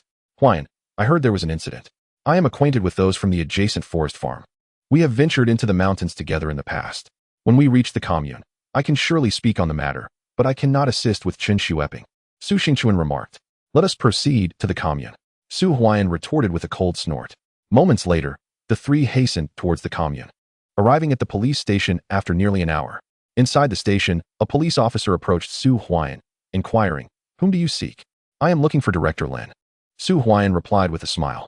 "The director is not here," the officer informed him. "Brother, could you assist me? I am Dr. Su from the Commune Health Clinic. I need to see Director Lin regarding an important matter." Su Huaian stepped forward, discreetly placing a packet of cigarettes into the officer's pocket. "Oh, you are the health clinic's doctor. The director is inside. Take the second door on the left to reach his office. If you hadn't arrived quickly, he would have left for the day," the officer said with a smile. "Thank you," Su Huaian responded. Su Huaian greeted a few individuals from the Su family before stepping inside. He knocked on the door. "Who is it?" A deep voice resonated. "Dean Qin summoned me." Su Huaian replied softly. "Come in." The voice commanded again. Su Huaian opened the door to find a man in his 50s, smoking. Upon seeing Su Huaian, the man extinguished his cigarette and asked, "What brings you here?" "I have something to deliver," Su Huaian said as he produced a box and an envelope from his pocket, placing them on the table. "What does this mean?" Director Lin paused slightly. Without answering, Su Huaian walked to the door and closed it, then asked, "Aren't you going to take a look, Director Lin?" Director Lin opened the items and narrowed his eyes slightly. Inside was a brand new women's watch, precisely what his son needed for his upcoming marriage, as he had previously mentioned it to Dean Qin. To his surprise, Su Huaian had brought it. Additionally, the envelope contained 20 bills of cash. The watch was quite valuable, and combined with the cash, it amounted to nearly 400 yuan. Observing Su Huaian, Director Lin remained silent. Although the young man appeared youthful, he displayed considerable audacity. For a director like him, the usual benefits were meager, and this substantial offer was indeed tempting. However, Director Lin placed the items back on the table. Why must young people learn such bad habits? For Dean Qin's sake, I'll pretend I didn't see this, Director Lin exclaimed, his voice tinged with annoyance. "You misunderstand, Director Lin. Your son is getting married. Surely a watch shouldn't be a hindrance." Dean Qin mentioned this is a good deed. Fostering a marriage is a merit accumulated over 10 lifetimes, and the cash in the envelope is merely a token of goodwill. Su Huaian smiled. "You have a way with words." Director Lin chuckled, yet he still did not accept the gifts. Knowing that Su Huaian was giving gifts and money, he suspected the young man had ulterior motives. If the matter was easily resolved, it would be one thing, but if it posed complications, he would refrain from getting involved. "My two cousins got into a misunderstanding this afternoon and ended up in a scuffle. I kindly ask for your assistance, Director Lin," Su Huaian stated. "Are you referring to the two individuals apprehended this afternoon?" Director Lin inquired gravely. "Precisely," Su Huaian nodded. "This can be easily handled. I will have someone release them shortly. Young people are all alike. If they don't engage in a bit of bickering, how can they claim to have truly lived?" Director Lin said with a smile. "Thank you, Director Lin," Su Huaian exclaimed as he stood up. After a moment, he suddenly stepped forward and whispered to Director Lin, "Dean Qin has asked me to procure some medicinal herbs from various teams. He is concerned for my safety and has requested that I seek your assistance. Of course, consider this amount as a monthly retainer. I will ensure a steady flow of support, 200 yuan per month." Director Lin swallowed hard, contemplating how much that would amount to over the year. He fell silent, as did Su Huaian. Had there not been an incident prior, Director Lin would have readily agreed. However, with Chen Xueping's sudden appearance, he now had to weigh his options. Behind Chen Xueping stood Chen Guodong. Chapter 62. A slap to your face. Where is your dignity? Do not harm others. If you do, I will be powerless to assist, Director Lin stated solemnly. Understood, Su Huaian replied with a smile. The director's words implied his tacit approval. With Director Lin as a formidable ally, Chen Xueping would at least refrain from harboring ulterior motives. Those who engaged in illicit trade, living on the edge, could also be intimidated. The expenditure of 200 yuan was indeed worthwhile. "Dr. Su, come, let us share some tea. In the future, do come by more often when you have the time." Director Lin rose to personally pour tea for Su Huaian, casually sweeping the envelope and watch on the table into the drawer. For him, assisting Su Huaian was merely a matter of a few words. "I shall certainly visit when time permits." Su Huaian sipped the tea. After a moment, Director Lin personally stepped out to summon Su Huo and Su Huaiming. Upon their release, both emerged with red-rimmed eyes. Su Huo's face flushed, bearing the marks of fingers, evidence of being struck. "Brother Huaian." Their voices trembled with emotion. "Let us discuss this further at home," Su Huaian whispered. After a moment, he turned to Director Lin and said, "Thank you sincerely for today, Director Lin. I shall come to visit you again when I can." "Very well." Director Lin nodded with a smile. Su Huaian led the two out, where Su Zheng and Su Xingchuan awaited. Upon seeing them emerge, both let out a quiet sigh of relief. The situation seemed resolved. Su Huaiyan truly was remarkable, having connections even at the police station. Su Xingchuan thought to himself, relieved that he had refrained from ill intentions. Otherwise, matters could have escalated. Are you Su Huaiyan? At that moment, a cold scoff pierced the air as a group approached, led by a man in his mid-20s, flanked by 4 others. Huaiyan. They are from the Linchong hunting team. I recognize 3 of them. Su Xingchuan quickly noted. Brother Huaiyan, that is him, the one who struck me. Su Huailuo pointed angrily at Qin Shueping. Do not rush. Su Huaiyan reassured him, then turned his attention to Qin Shueping. Both men understood each other's thoughts. The procurement of medicinal materials and the alternative purchasing station were mere facades. 3 days prior, Qin Shueping had received word from his uncle, Chen Guodong, who informed him that post-New Year, policies would be comprehensively relaxed, and Mo City would serve as a pilot city. Both the free economy and family contracting systems would be implemented. At that point, delivering medicinal materials to the city would no longer be deemed illicit trade, but rather business. Qin Shueping, already employed at the purchasing station, could not afford to miss such an opportunity. However, to his surprise, on his very first day of procurement, he learned of the Lingnan team's dealings in medicinal materials. Moreover, Su Huaiyan had presented proof of procurement from the health center, which traditionally commenced around June. What medicinal materials could possibly be procured during the festive season? He had observed that all materials on site were being purchased indiscriminately. This was clearly not procurement, but outright acquisition. Dr. Su, as a physician at the Commune Health Center, would it not be more prudent to leave this procurement matter to us? Rest assured, I can procure any quantity of medicinal herbs you require, ensuring both quality and quantity are met, without fail. Qin Shueping approached Su Huaiyan with a cheerful demeanor. This task was assigned by Director Qin, otherwise, you should consult him. If he is willing to entrust it to you, I shall not concern myself with such troublesome matters. Su Huaiyan replied with a smile. Perhaps it is best left alone. Qin Shueping shook his head. If he sought out Director Qin, it was uncertain whether Qin Yucheng would heed him. The affairs of the health clinic were primarily overseen by Director Xiao, not his uncle, Chen Guodong. To his surprise, Dr. Su and Director Lin were acquainted. Qin Shueping recalled something and remarked again, it is quite difficult to traverse these roads in the heart of winter. One must know a few people, after all. Su Huaiyan lamented. Dr. Su, though I am unaware of your audacity in procuring medicinal herbs, I advise you not to court disaster. For your consideration, I could offer you a meager 10 yuan as a token of gratitude for any surplus herbs you acquire. At original price, Qin Shueping murmured. 10 yuan as a token of gratitude? I thank you. The herbs currently in Su Huaiyan's possession were worth at least several thousand yuan. 10 yuan? Qin Shueping certainly held himself in high regard. Moreover, not even Chen Guodong would succeed in this endeavor. Come here. Su Huaiyan beckoned. What do you intend to do? Qin Shueping hesitated momentarily but approached Su Huaiyan, standing quite close. Nearby, Qin Shueping's companions and Su Huaiyan's associates, including Su Fong, were momentarily bewildered. What do you wish to convey? Qin Shueping asked in a low voice. I simply wish to see how large your face is.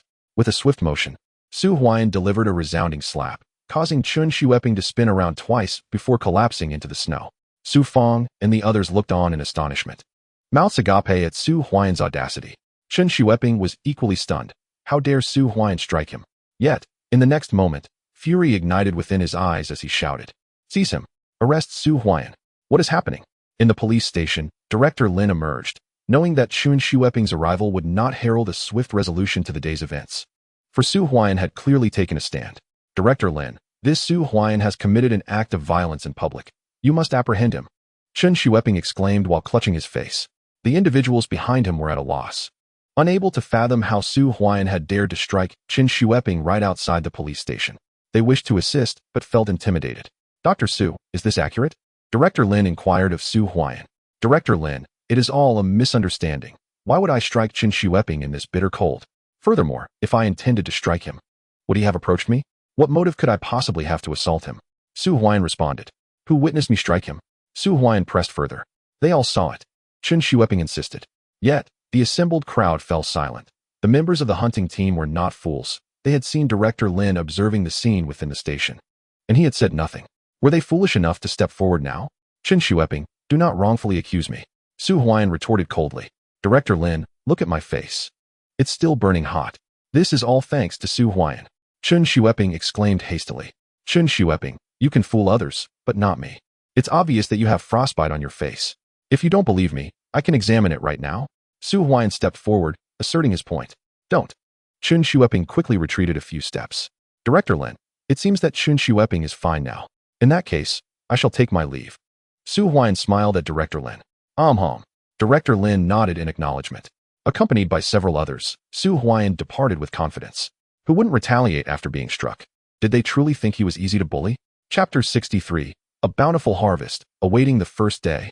Director Lin, Chun Shueping wanted to say more, but was interrupted by Director Lin. I just received news from the secretary of the Xiaomo River Brigade calling me for something urgent. If you have any matters, please consult Old Lu first, and we can discuss it upon my return. Director Lin offered a faint smile before turning to leave. Chun Shueping's expression darkened further. Having been struck by Su Huaiyan, Director Lin had not intervened at the station. Chun Shueping was no fool. A moment's reflection made it clear that Director Lin was intentionally ignoring the situation. Comrade Chun Shueping, I have something to attend to. My wife is waiting for me for dinner. Me too. The four individuals behind Chun Shueping quickly made their exit, leaving him alone in mere moments. Just moments ago, Su Huaiyan had publicly slapped Chun Shueping, and Director Lin had allowed him to leave unscathed. This was a blatant bias in favor of Su Huaiyan. Continuing to trouble Su Huaiyan would be sheer folly. Initially, they had thought of Su Huaiyan as merely a barefoot doctor from the Lingnan Brigade. But it was clear now that this was a gross misjudgment. How audacious for a barefoot doctor to strike Chun Shueping in front of Director Lin. Seeing the winds shift, they all fled. Damn it. Chun Shueping cursed, spitting blood and saliva, the pain from the slap causing him to cover his face. Half of his face was numb from the impact. Just wait, he muttered as he made his way to the commune. He needed to discuss this matter with Chun Guodong. Although Su Huaiyan had Director Lin's protection, he was still affiliated with the health center. As long as Chun Guodong spoke a few ill words about Su Huaiyan in front of Director Xiao, Su Huaiyan would surely be forced to leave the health center. On the way home, Huaiyan, after hitting Chun Shueping, do you think he will seek revenge? Su Fong inquired. Chun Shueping is Chun Guodong's nephew. He might complain to Chun Guodong, but the health center is under Director Xiao's jurisdiction, and with Director Qin above him, there is no need to worry. Su Huaiyan replied with a smile. Even if Chun Guodong approached Director Xiao, the latter would only give a nominal reprimand. Furthermore, Director Qin was not only the head of the health center, but also the deputy director of health for the entire commune, second only to Director Xiao.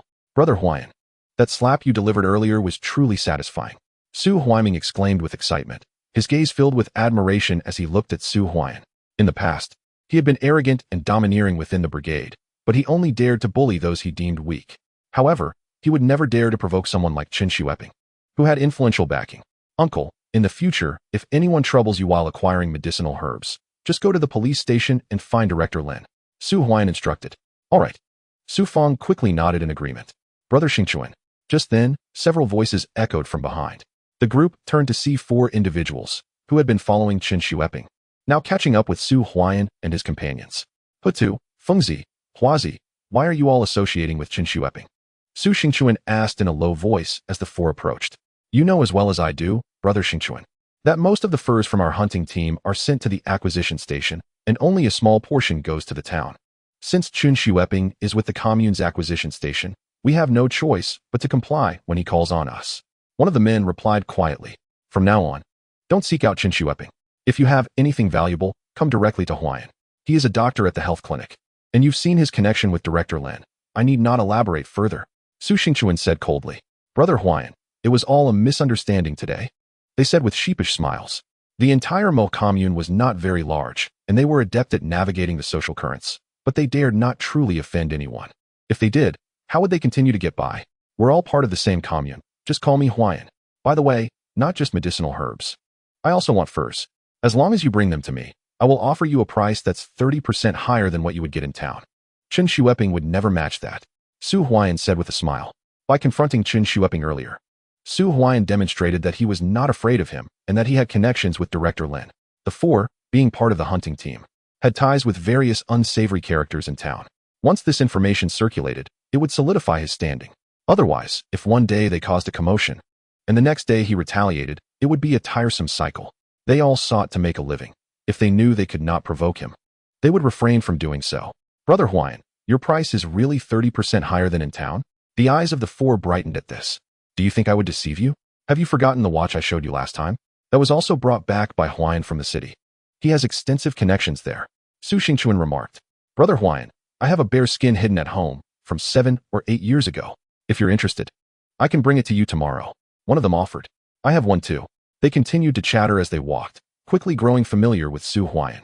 With Su Xingchuan by their side, the four who had previously followed Chun Xueping now turned their allegiance to Su Huaian. By the time they returned home, it was already around 8 o'clock. Su Xingchuan and the 4 members of the hunting team headed back, while Su Feng took Su Huaiming home as well. Su Hualua returned to his own house, leaving Su Huaian alone as he entered his yard. Huaian, how did it go? Upon the return of Su Huaian, Su Zheng promptly rose to his feet, while Lu Chui and Qin Xiuxiu also turned their attention towards him. The family awaited news from Su Huaian, as the recent apprehension of Su Huaiming and Su Hualua had left them in a state of trepidation. Hualua and Huaiming are back. We shall continue our endeavors tomorrow, Su Huaian declared with a smile. A collective sigh of relief escaped Su Zheng and the others. Quickly prepare a meal.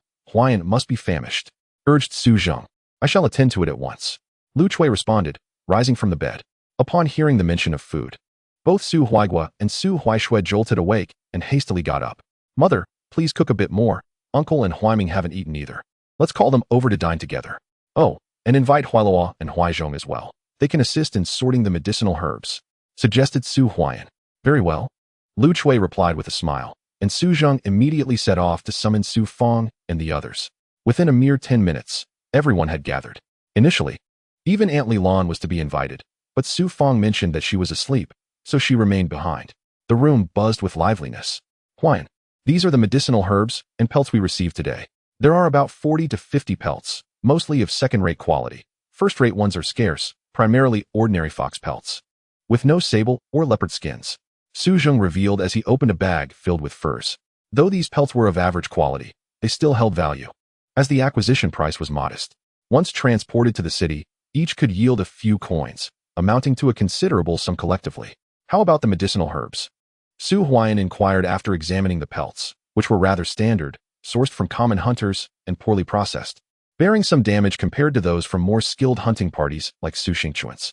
The most abundant medicinal herbs in the group came from Su Qinghua and Lang Zitu. Su Qinghua, the grandson of old Su, had studied under him for several years and was familiar with most medicinal herbs. Typically, people would seek him and Lang Zitu for herbal remedies. Together, they had sold over 100 jin of various herbs. Today, Su Zheng and I collected a total of 187 jin of medicinal herbs. In addition, we unearthed 137 ginseng roots. Nearly every household possesses ginseng, which is nourishing, hence they harvest it to brew nourishing porridge, Su Feng reported. Good heavens! Su Huaian inhaled deeply. Indeed, the results of unrestricted collection were markedly different. In the past, when Su Zheng sought to exchange for herbs, even if they had some, they often hesitated to part with them. However, purchasing them made all the difference. In just one day, nearly 200 jin of herbs were procured, with over 100 ginseng roots alone. This implies that if all were sold, a profit of at least 2,000 to 3,000 yuan could be made. Of course, such gains would not last long, as the supply of ginseng from each household was limited. Once sold out, they would have to wait until spring to dig for more. With the addition of the medicinal herbs collected over the past few days, along with those gifted by Su Xingchuan, the total now amounts to approximately 300 jin, including over 400 ginseng roots, 78 pairs of deer antlers, a tiger's skull, and a bottle of bear bile. Su Huaian contemplated these recent acquisitions, noting that the bulk of the herbs came from Su Xingchuan, who delivered dozens of jin daily, the source of which remained a mystery. As for the furs, there were 2 Far Eastern leopard skins, 1 bear skin, and 1 tiger skin, along with around 70 to 80 additional furs collected by Su Zheng and his uncle over the past couple of days. In comparison, the furs were significantly fewer, as they had not engaged in indiscriminate collection. Even so, the potential profits from selling all these items were staggering. Naturally, Su Huaian had nearly exhausted his capital. Apart from the 200 yuan given to Director Lin today, he retained just over 100 yuan. This meant he had acquired these items for less than 800 yuan in total. Uncle, your share may have to wait until I make the sale, Su Huaian remarked. Why speak like that to family, Huaian? On a snowy day like this, helping you gather herbs should not warrant payment, Su Feng quickly responded. Have the contacts for entering the mountains been arranged? Su Huaian inquired, recalling something important. Yes, I've coordinated with old friends who have previously accompanied me into the mountains. They are reliable. I offered each 30 yuan, and they agreed to come by noon on New Year's Eve, bringing their own hunting rifles. Initially, they were reluctant, but after hearing there were 7 of them, they accepted, Su Feng replied. Uncle Xingchuan will deliver the herbs tomorrow. We should receive a response then, Su Huaiyan added. The prospect of capturing a large cat and the ginseng piqued Su Huaiyan's anticipation of the profits to be made from this trip to the city, and he eagerly awaited the first day of the new year. Father, you and Uncle continue to procure medicinal herbs tomorrow. I need to make a trip to the city on the morning of the first day. Once this batch is ready, we can venture to other teams to gather more. Su Huaiyan stated. Be careful, Huaiyan. Su Jing cautioned. Rest assured, I will bring Uncle and Su Huaiming along this time. Su Huaiyan replied with a smile. Hearing this, Su Zheng felt a sense of relief. He had been deeply worried during Su Huaiyan's previous trip to the city, even sending Su Feng to find him late at night. This time, with an even larger quantity of herbs and the conspicuous presence of a large cat, his concerns were heightened. Tomorrow morning, when Dean Qin goes to the city, I must inform him to have Yang San arrange for transportation on the first day, Su Huaiyan thought to himself. With the snow now knee-deep, it was clear that a mule cart would not suffice for the journey. A vehicle would be necessary, especially with so much cargo. Most of the goods were currently stored in the clinic's warehouse. Dinner is ready. After about half an hour, once the herbs were neatly arranged, Lu Chui finished preparing the meal. Everyone gathered around the table, except for Su Huai Luo and Su Huai Zhong, who stood nearby, hesitant to take their seats. Huai Luo, come and sit down, Su Huaiyan urged. Brother Huaiyan. Su Hualuo's eyes were red-rimmed. And on the table lay a pot of braised meat accompanied by a large pot of rice. Reflecting on his past actions, he felt an overwhelming sense of shame. Su Huaizhong also lowered his head in silence. Why cry? Second brother has undergone surgery and will be discharged once he recovers. Su Zheng quickly interjected. Indeed. Su Feng nodded in agreement and added, we are family. Huaiyan has never held your past actions against you. Let this matter rest. And remember Huaiyan's kindness. Do not be an ingrate. As Su Feng spoke, Su Hualuo wept even more sorrowfully, realizing the true meaning of blood ties only in moments of hardship. His previous actions had indeed been foolish. Let us eat. Tomorrow, Hualuo, you should accompany Uncle to collect medicinal herbs. By the way, our family finances are running low. I still have 8 flashlights here. If anyone wants them, they can buy them for 25 each. Su Huaiyan said with a smile. Flashlights are quite valuable. Ordinary families may hesitate to purchase them, but those in our team with better conditions will surely want them. Just the other day, Captain Su Difu inquired about my flashlight and expressed interest. Su Feng chuckled. Come, let us eat. Su Huaiyan joined in the laughter. Outside, the cold wind howled, yet inside, the atmosphere was lively. The following day, Su Huaiyan rushed to the clinic early in the morning. When he arrived, Director Qin had not yet departed. Su Huaiyan greeted him and asked him to relay a message to Elder Yang, requesting that someone from Yang's family come early on the first morning of the new year. Huaiyan, if anything arises in the clinic, please assist. I won't return until around 4 in the afternoon. Director Qin stated. Ever since learning of Su Huaiyan's surgical skills, Director Qin regarded him as the second-in-command at the clinic, placing more trust in him than in Su Mingxian. Understood. Su Huaiyan replied with a smile. The director hurried to catch his bus, and around 8 o'clock, the shift change began. With Director Qin absent, Su Mingxian led the team in conducting the rounds. And by the time they wrapped up, it was already 10 in the morning.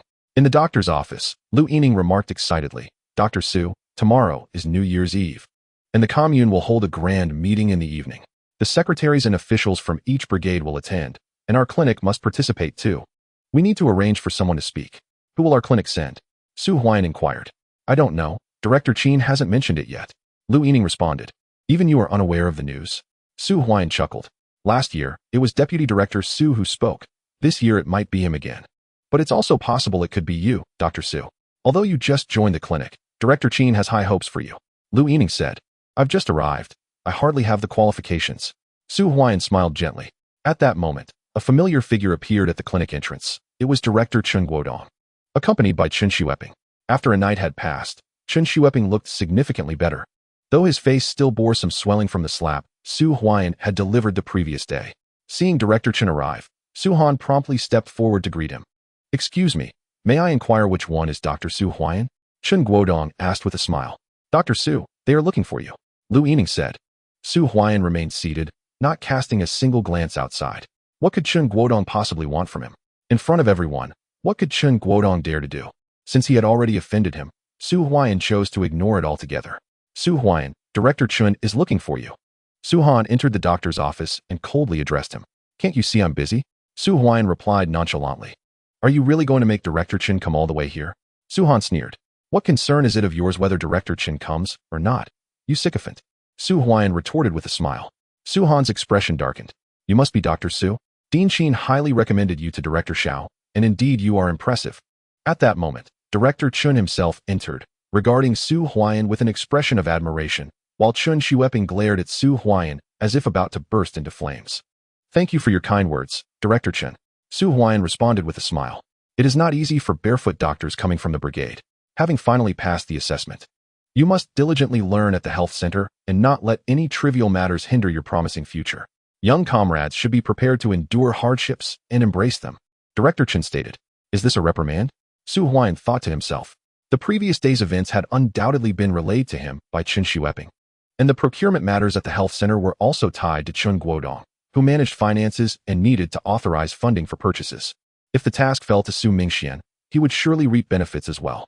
However, since it was assigned to Su Huaiyan, those advantages vanished. Both the procurement and Chun Xueping's issues were matters that directly opposed Director Chun. Director Chen speaks wisely. Su Huaiyan feigned humility, and then, as if recalling something, he lowered his voice to ask, Director Chen, your wife is here to give birth, correct? Indeed. Director Chen nodded. Director, I specifically reviewed your wife's medical history yesterday. Mrs. Chun has suffered 5 miscarriages in 3 years, each occurring after 4 months of pregnancy. This delivery requires special attention. 5 miscarriages in 3 years. The expressions of everyone in the doctor's office changed dramatically, and Director Chen's face darkened. He had already fathered 4 daughters and had exerted considerable effort in hopes of having a son. Each time his wife became pregnant, she would be sent to the city hospital for an initial check. If it was a girl, they would terminate the pregnancy. 3 years, 5 times in total. Moreover, only Su Mingxian was privy to this information. How did Su Huaiyan know? The medical records. His wife had been admitted to the health center yesterday, and it was Su Han who attended to her, writing up the medical records. Realizing this, Director Chen cast a glance at Su Han. If the organization were to discover such matters, it would constitute a grave misconduct issue, and his position as Director Chen would come to an end. He had not anticipated that in his attempt to reprimand Su Huaiyan, he would instead find himself ensnared by a critical point raised by Su Huaiyan. Doctor, Su has misinterpreted the situation. Director Chen murmured. If the director says I misinterpreted, then I certainly must have. Su Huaiyan replied with a smile. Young Dr. Su, you are indeed promising. The health and well-being of the entire commune will soon rest in the hands of your generation. Director Chen praised. Behind him, Chun Xueping appeared somewhat dazed, astonished that Director Chun was genuinely commending Su Huaiyan. It is time for the delivery, Director Chun. Just at that moment, a figure rushed in, shouting as they ran. A glimmer of joy appeared in Director Chen's eyes as he quickly instructed, hurry and summon Vice Dean Su. Understood. Su Han promptly set off to find Su Mingxian. Dr. Su, won't you lend a hand? Lu Yining rose, glancing at Su Huaiyan, who remained seated. Lu Yining was taken aback when Su Huaiyan had earlier spoken about Director Chen's wife having suffered 5 miscarriages, but fortunately, Director Chen had not admonished him, instead displaying courtesy. There's no need for so many people to assist in childbirth, especially since they specifically requested Vice Dean Su. What purpose would I serve? Su Huaiyan waved his hand dismissively. Chapter 65. Another difficult delivery. Indeed. Lu Yining paused for a moment, then sat back down. Realizing that Su Huaiyan had a valid point, it was Su Mingxian whom Director Chen had called upon, not them. What role could they play? You'll see. Chun Xueping shot a cold glance at Su Huaiyan before turning to follow. Dr. Su, why have you incurred Chun Xueping's ire? He is from the Supply and Marketing Cooperative. And his uncle is Director Chun. Lu Yining remarked. Who knows? Perhaps he thinks I am easy to bully. Su Huaiyan replied with a faint smile. He felt untroubled with Dean Qin and Director Lin behind him. He had faith that Director Chun was a wise individual. Within the health clinic, following Su Huaiyan's comments, the other doctors, who had initially planned to assist, decided against it. They believed that with Vice Dean Su present, everything would be all right, and they returned to their respective duties. Approximately 5 minutes later, Su Mingxian arrived. In the delivery room, Vice Dean Su, you have arrived. Upon seeing Su Mingxian, Director Chun hurried to greet him. Director Chun, you've been through so many of these. Why are you still so anxious? Su Mingxian inquired with a smile. Childbirth is nothing extraordinary. It's not as if it's a difficult labor. Even in the event of complications, with you here, it wouldn't be a significant issue. Although I have been reassigned from the county hospital, I can still perform cesarean sections, he reassured. Now that you are here, I feel at ease. By the way, I need your assistance in amending my wife's medical history. There's no need to document her previous miscarriages. Director Chen sighed in relief and spoke softly. Su Han, what is the meaning of this? Su Mingxian frowned at Su Han. Is this also to be recorded? Father, I'll rectify that immediately. Su Han responded hastily. Youth must approach their duties with greater diligence, especially those working in the health clinic. Your lack of meticulousness can lead to significant complications and potentially severe medical accidents. Director Chen asserted. Director Chen is absolutely correct. I will strive for precision. Su Han replied earnestly. Director, I shall go in to assess the situation. Su Mingxian said with a smile. Vice Dean Su, I appreciate your efforts. A smile returned to Chun Guodong's face as Su Mingxian entered the delivery room, while Chun Guodong and Chun Xueping remained outside, and Su Han went to address the medical records. Uncle, are we truly going to let Su Huaian off the hook? Chun Xueping expressed his discontent, his face still burning with embarrassment. Fool, have you been following me all this time without any discernment? Moreover, how did you allow Su Huaian to strike you? He is merely a newly appointed barefoot doctor at the health clinic. How dare he lay a hand on you? Chun Guodong spoke coldly. Uncle, I never anticipated that Su Huaian would have the audacity to hit me. Moreover, Director Lin was present at the scene yesterday. Yet he showed no interest in the matter and even allowed Su Huaian to leave directly. Chun Xueping replied. This Su Huaian is no ordinary individual, Chun Guodong murmured. He had known Director Lin for many years and understood his character well. Typically, he would favor Chun Xueping due to their relationship. Yet this time he sided with Su Huaian, indicating that there must be more to the story. Furthermore, today's encounter was merely the first clash. Yet Su Huaian had swiftly seized upon a critical vulnerability. Uncle, am I to simply accept this beating without recourse? Chun Xueping inquired. If you hadn't struck someone from his side first, how could Su Huaian have retaliated? Let us set this matter aside until your aunt delivers her child. Su Huaian has the health clinic as his backing. He will procure his medicinal materials, and you will procure yours. Besides, with 12 communes in Mo. Do you think you can handle it all? Director Chen replied coldly. Fine. Chun Xueping, though still unwilling, could only nod in acquiescence. He resolved to reclaim his honor at a later time. As the morning gradually unfolded, Su Huaian had lunch in the cafeteria and returned to the doctor's office. With the year's end approaching, the number of patients at the health clinic had significantly diminished. Only those requiring hospitalization remained, while most others were being discharged. His second uncle, Su Yuan, however, still required continued hospitalization. At 4 in the afternoon, Su Huaian contemplated, once Director Qin returns, I shall head home. I will take a day off tomorrow to handle some business, and in the evening, I must attend the summary meeting with Su Kuan and the others. The day after tomorrow, I will ensure this batch of goods is dispatched. He silently calculated the implications of this batch. It would signify the establishment of his foundation and capital. With the economic landscape poised to open after the new year, everyone would be able to engage in business. But capital was paramount. Once spring arrived and the snow melted, it would signal the time for everyone to venture into the mountains to gather medicinal materials, which would command a high price. Dr. Su, aren't you going to check on Chin Director's wife? She is experiencing complications during childbirth. At that moment, Lu Yining entered the doctor's office and addressed Su Huaiyan. Oh, Su Huaiyan maintained a calm demeanor. With Su Mingxian present, there should be no significant issues, if necessary. A natural birth can be converted to a cesarean section. Su Mingxian has been transferred from the county hospital, and he is still capable of performing the surgery. It should be fine. Is Chin Director's wife really in trouble? We should go take a look. Let us proceed. The other medical staff members stood and made their way to the delivery room, leaving only Su Huaiyan and Lu Yining behind. Observing Su Huaiyan's immobility, Lu Yining urged, Dr. Su, you ought to go and check. I shall not. Su Huaiyan flatly refused. At this moment, he was not keen on inviting trouble from Chin Director and Su Mingxian. He had no desire to present himself for ridicule. Moreover, he had already offended Chin Director, so there was no need for him to ingratiate himself. Then I shall go ahead. Lu Yining, seeing that Su Huaiyan remained unmoved, took it upon himself to proceed.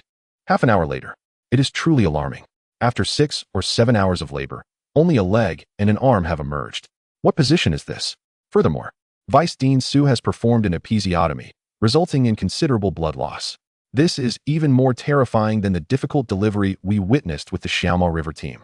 The hand and foot that have appeared are already a deep purple, indicating severe asphyxiation.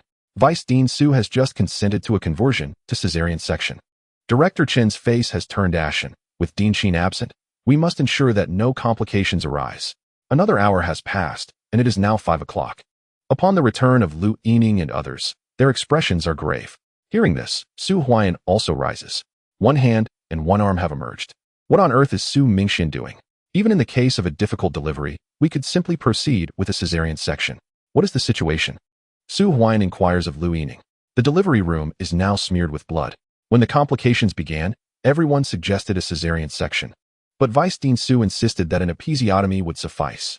Who could have anticipated that only a leg and an arm would follow? Lu Yining hastily responds, Dr. Su, you must go take a look. Lu Yining urges again. Before Lu Yining can finish his sentence, Su Huaian has already exited the doctor's office. Chapter 66. Fool. Hurry and summon Dr. Su. Outside the delivery room. Quickly, rush her into the operating room. We must perform the cesarean section immediately, otherwise, it will be too late. Su Mingxuan's urgent voice resonates. A stretcher bearing the patient passes directly before Su Huaian, entering the adjacent operating room. Outside the delivery room, Director Chen's face is fraught with anxiety. Chun Xueping, upon seeing Su Huaian, lets out a cold snort but remains silent. Dr. Su, your presence is unnecessary here. Su Han, emerging just then, coldly remarks upon spotting Su Huaian. At this moment, he is drenched in sweat. Dr. Su, what is the situation? Director Chen quickly inquires of Su Han. My father has already begun administering anesthesia. The cesarean section will commence shortly. By the way, do not allow Su Huaian to interfere in our clinic. No one performs surgery better than my father, except for Dean Xin, Su Han asserts, casting a glance at Su Huaian before turning sharply and slamming the door of the operating room shut. Dr. Su, you need not enter. Vice Dean Su has stated that your presence is not required. Director Chen speaks to Su Huaian. Very well. Su Huaian nods. The transition to a cesarean section should pose no problem for Su Mingxian. He then turns and departs. Uncle, that Su Huaian is insufferably arrogant. Didn't he notice that everyone in the hospital has gathered, yet he remained absent? Chun Xueping remarks. Humph. Director Chen snorts, feeling somewhat displeased as Su Huaian turns to leave without so much as a greeting. Unbeknownst to him, it was he who had insisted that Su Huaian was unnecessary. With Su Huaian gone, he is left feeling even more dissatisfied. In the doctor's office, Dr. Su, how are things? Lu Yining swiftly inquires. Vice Dean Su and Dr. Su have entered the operating room. The situation should be manageable. I intended to assist, but since Director Chun stated the operating room did not require my presence, I returned on my own. Su Huaian replies. Dr. Su, had you been summoned sooner, your fetal position correction technique might have proven beneficial. Lu Yining suggests. The fetal position correction technique depends on the circumstances. Su Huaian responds. The procedure for turning a malpositioned fetus is applicable solely to cases of dystocia caused by abnormal fetal positioning. In other circumstances, such as in the presence of perilous placenta previa, surgical intervention is imperative. Once in the operating room, all should be well, Lu Yining remarked. Su Mingxian, hailing from the county hospital, should be competent enough to handle a cesarean section.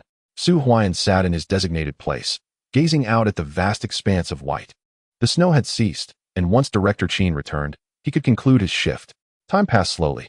At 5:30, the patient had entered the operating room nearly 30 minutes ago, yet no news had emerged. In the doctor's office, everyone exchanged anxious glances. Outside the operating room, Director Chun paced back and forth.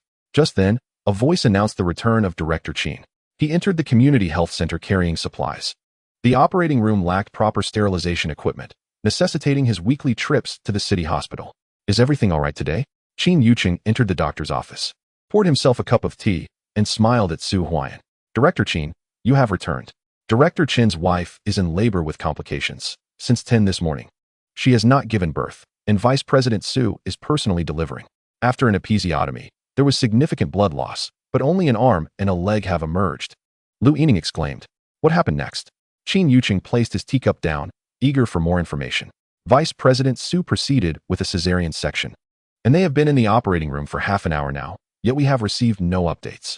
Currently, besides Vice President Su, only Dr.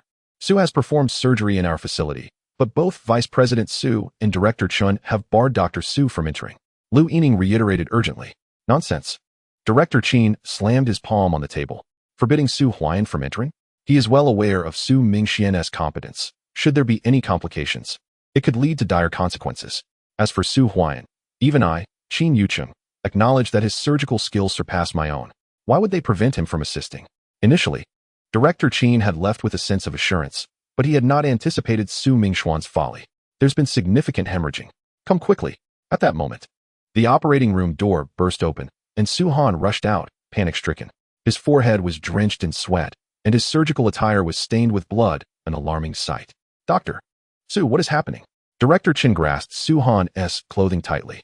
Director, there has been a major hemorrhage. A major hemorrhage. Su Han was on the verge of tears. Hurry. Director Chen rose swiftly, making his way to the operating room. It's Director Chen. Both Director Chen and Su Han's faces lit up with relief upon seeing Chen Yuqing. He was transferred from the city hospital and was the most skilled surgeon in the entire health center. With his return, hope was restored. Dean Chen, you must save me. Before Director Chen could finish his words, Dean Chen abruptly shook off his hand and entered the operating room. Inside, Su Mingxian was drenched in sweat, and it was evident that the surgical table was covered with numerous blood-soaked gauze pads. Upon seeing Chen Yuqing, Su Mingxian quickly vacated his spot. Chen Yuqing swiftly donned sterile gloves, not even taking the time to put on a surgical gown, and seized the hemostatic forceps to immediately take over the position. Upon opening the abdominal cavity, a pool of blood was revealed. The uterus had not yet been opened, and the infant had yet to be delivered. What is happening? Dean Chen inquired coldly while searching for the source of the bleeding.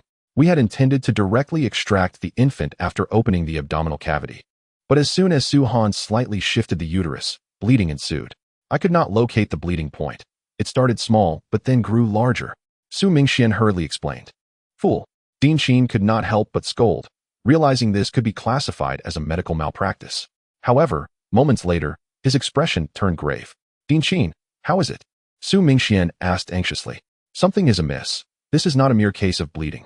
The uterus and bladder are adhered together, and the area where the placenta is embedded has penetrated the uterus and even breached the bladder. Dean Chen gasped in shock as he pried apart with the hemostatic forceps.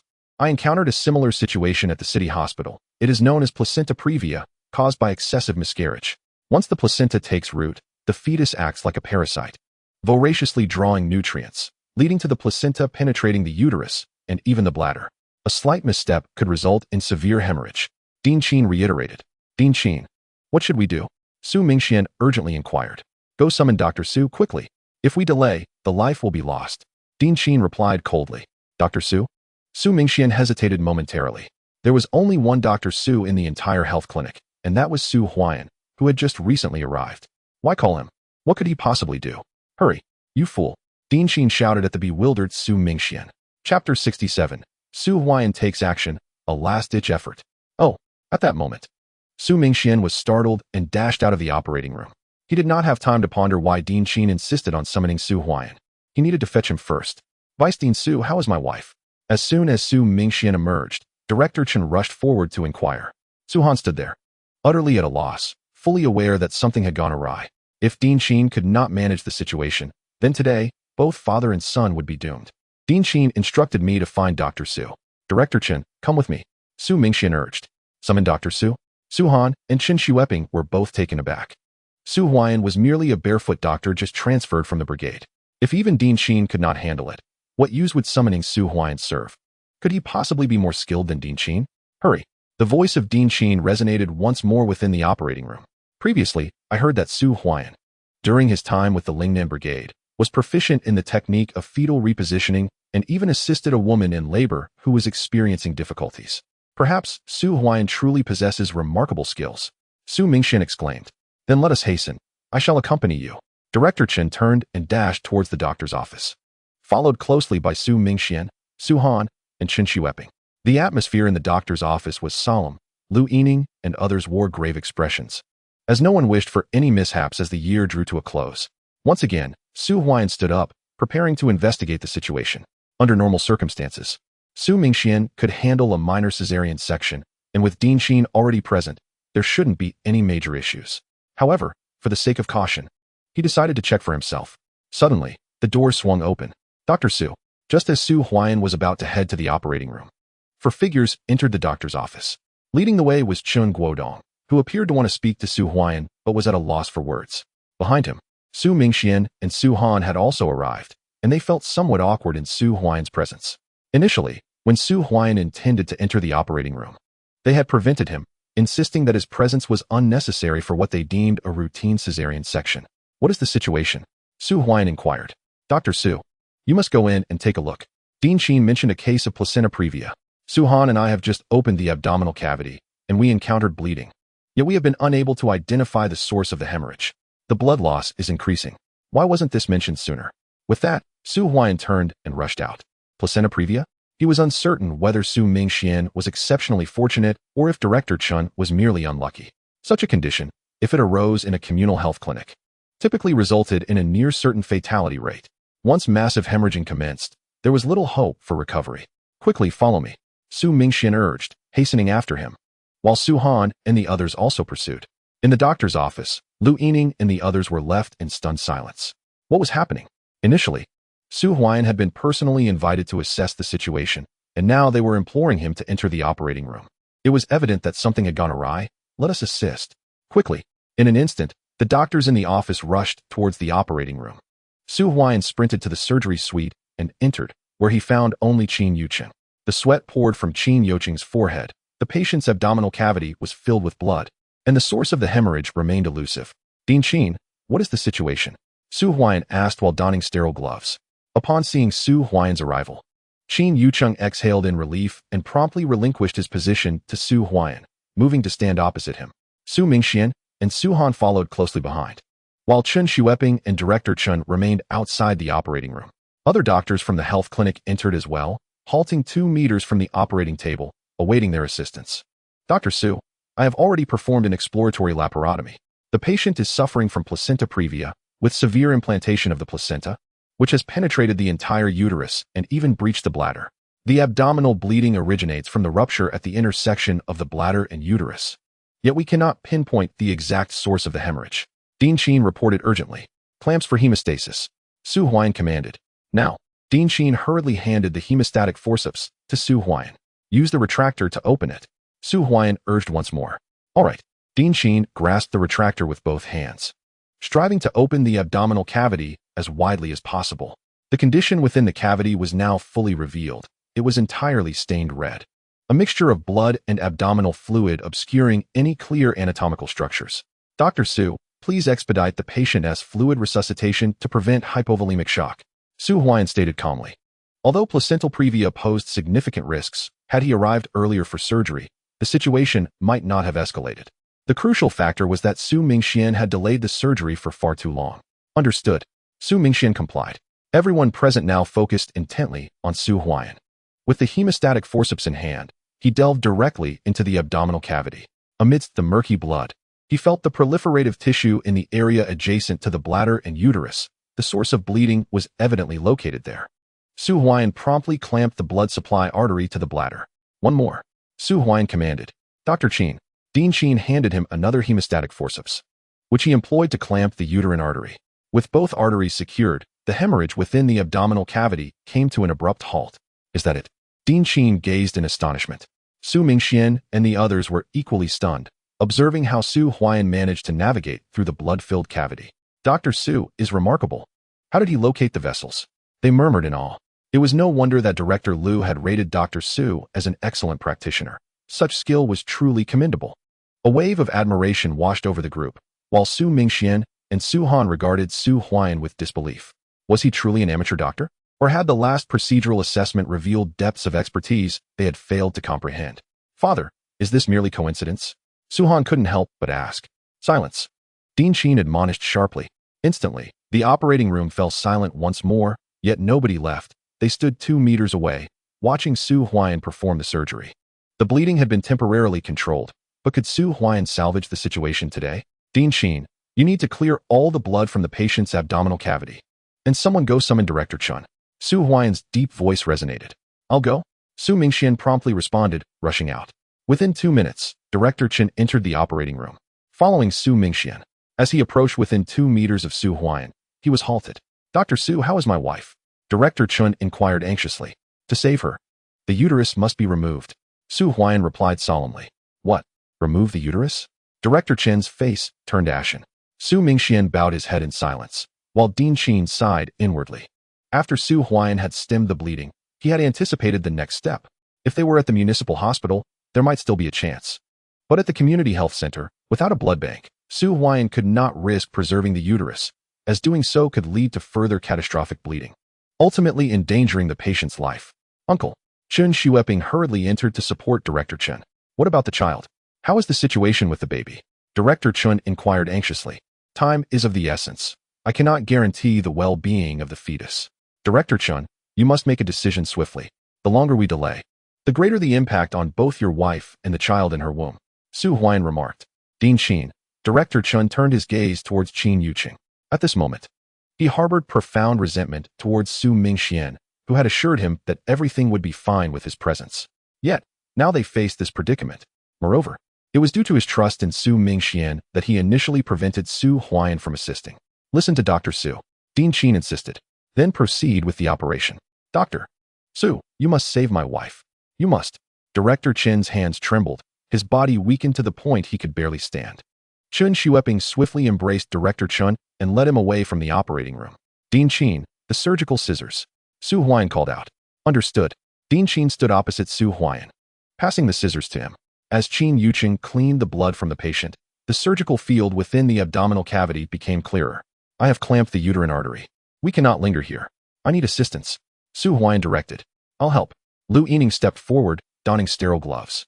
Inside the operating room, Su Huaiyan directly opened the uterus, revealing the infant enveloped in the amniotic sac, yet devoid of any amniotic fluid, dry and gasping intermittently. It's alive, Lu Yining exclaimed. Hearing this, Su Mingxian felt a wave of relief wash over him. Thankfully, the child was still alive. Otherwise, Director Chun would surely hold him in contempt, especially if his wife had to undergo a hysterectomy, rendering her unable to conceive again. Quickly, Su Huaiyan urged. Lu Yining moved forward as Su Huaiyan carefully handed the infant, along with the amniotic sac, to him. Do not tug on the placenta, Su Huaiyan cautioned. Understood, Lu Yining replied, standing cautiously beside Su Huaiyan. Dean Qin used retractors to open the uterus, revealing the placenta, which was profusely bleeding, with streams of blood emerging. Cut the umbilical cord, Su Huaiyan commanded. Dean Qin severed the cord, and the infant was promptly taken away. Dr. Su, please check. Lu Yining's anxious voice broke the tense silence. Su Huaiyan moved to Lu Yining's side, observing that the infant was now a deep purplish hue, and despite Lu Yining's attempts to stimulate it, there was no response. Let me. Su Huaiyan lifted the baby's legs while using one hand to rhythmically pat its back and shoulders. Not only that, but he also inserted his hand into the infant's mouth, extracting clumps of foreign matter. There's no heartbeat, Su Huaiyan announced, placing the baby down and applying pressure to its chest repeatedly. Suddenly, a piercing cry erupted. It's crying. It's crying. The oppressive atmosphere in the operating room dissipated instantly as Su Huaiyan felt a quiet sense of relief. With the first cry, the infant's purplish hue rapidly began to fade. Dr. Lu, please attend to it, Su Huaiyan instructed. Right away, Lu Yining took over, and Su Huaiyan removed his sterile gloves, replacing them with a new pair before returning to the operating table, where the surgery was still in progress. The patient lay pale, devoid of any flush of color. Dr. Su, I just measured the blood pressure. The systolic is 80, and the diastolic is only 45, Director Qin exclaimed. Continue the fluid infusion. We cannot afford to lose any more blood, Su Huaiyan replied solemnly. If we lose any more blood, it could lead to disaster. Understood. Director Qin nodded, increasing the infusion rate. Su Huaiyan grasped the tissue forceps, knowing that the placenta could not be detached. With a previa placenta, any attempt at separation would inevitably result in significant hemorrhaging. If the patient were in better condition, he might consider taking the risk. But now was not the time for such gambles. Director Qin, prepare for a hysterectomy, Su Huaiyan declared. All right, Director Qin replied gravely, nodding. A hysterectomy is classified as a surgery of level 3 or above. Previously, while at the municipal hospital, he had only assisted senior physicians but had never performed the operation himself. Retract slightly, Su Huaiyan instructed. Director Qin promptly pulled the retractor wide open, and Su Huaiyan quickly began the dissection. To perform a hysterectomy, the uterine ligaments needed to be separated and excised, with blood vessels requiring ligation and severing.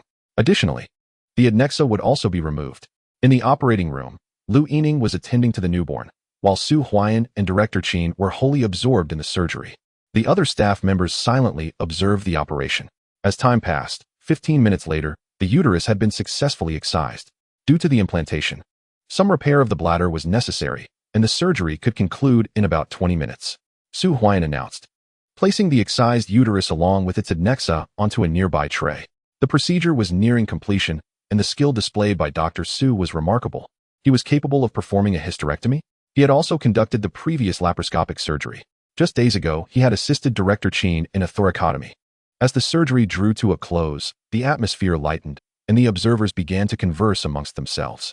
Su Mingxian and Su Han exchanged glances, both lowering their heads. After witnessing this surgery, they could not help but feel a sense of admiration. Truly impressive. Even at the municipal hospital, a hysterectomy was not performed this swiftly. Dr. Su's technique rivaled that of some directors in the hospital. Was this the advantage of innate talent?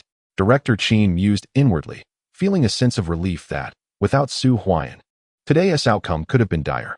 Even if Su Mingxian had not delayed, complications would have arisen. For a previa placenta could not be delivered vaginally and required a cesarean section, a procedure that even he felt uncertain about performing at the health center.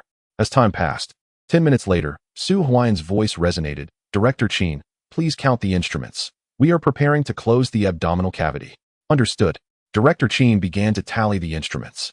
After another 10 minutes, the abdominal incision had been sutured closed, leaving a long, aesthetically pleasing scar on the patient's abdomen. All done. Su Huaian removed his gloves. Who will assist in transferring the patient to the ward? He called out. I will. I will. Several rushed forward to help, pushing the patient out of the operating room, with Su Mingxian and Su Han following closely behind. Outside the operating room, as Su Huaian and the others emerged, Chen Xueping and Chen Guodong hurried over. How is the patient? Chen Guodong asked anxiously. Under Dr. Su's care, the patient is stable now. However, the uterus was removed. Fortunately, the baby was saved. But there was a serious episode of hypoxia and cardiac arrest, which Dr. Su managed to reverse. Lu Yining handed the infant to Director Chen. Thank you, Dr. Su. Director Chen, with tears in his eyes, grasped Su Huaian's hand, unable to contain his emotions. Today had truly terrified him. Dr. Su Mingxian, Dr. Su Han. Director Qin turned to Su Mingxian and Su Han. Chapter 69. Su Mingxuan's dismissal and New Year preparations. In Director Qin's view, with Su Huaian present, no grave incidents were likely to occur. Yet, he could not fathom Su Mingxuan's foolishness in obstructing Su Huaian from entering the operating room. Director Qin, Su Mingxian, and Su Han lowered their heads. You two have seriously violated organizational discipline, and I will initiate immediate dismissal and investigation. Director Qin stated coldly. Director Qin, any dismissal investigation should be determined by the organization. While you are the head of the health center, you cannot unilaterally remove me. Su Mingxian replied, his face pale. Su Mingxian, your and Su Han's actions today have had severe repercussions. I will promptly discuss your dismissal with Director Xiao. Qin Yucheng declared coldly. Upon hearing this, Su Mingxian and Su Han turned ashen. Qin Yucheng, as the Deputy Director of Health, consulting with Director Xiao meant that their situation was as dire as a direct dismissal. Director Qin, there must be room for negotiation. Chen Xueping interjected hastily. Su Mingxian and Su Han cast grateful glances at Chen Xueping, hoping for support.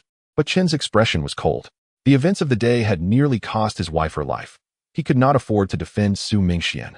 Fool, what do you understand? I support Director Qin's decision. Chen Xueping responded icily. Director. Su Mingxian and Su Han's faces paled further, and Chen Xueping fell silent, while the other doctors at the health center remained mute. Meanwhile, Su Huaian smiled, observing the unfolding drama. Today marked the end of the road for Su Mingxian and Su Han. Once the dismissal investigation commenced, it would not be limited to just these two incidents. Many matters would undoubtedly come to light. Director Qin, if there is nothing further, I shall take my leave. Su Huaian addressed Qin Yucheng. Dr. Su, do not forget about tomorrow night's meeting. Qin Yucheng reminded him promptly. Understood. Su Huaian turned and walked away. The situation regarding Su Han and Su Mingxian was of no concern to him. However, in light of recent events, it would be challenging for Su Mingxian and Su Han to remain at the health center. Dr. Su, wait. Su Huaian had scarcely taken a few steps when Director Chen caught up, with Chen Xueping hastily following suit. Director Chen, is there something you need? Su Huaian inquired with a smile. It's already mealtime. If Dr. Su doesn't mind, why not join me for dinner at my home? Director Chen responded with a grin.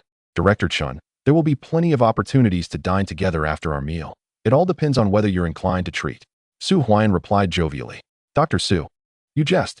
A hint of embarrassment crept onto Director Chen's face, as he understood the underlying message in Su Huaian's words.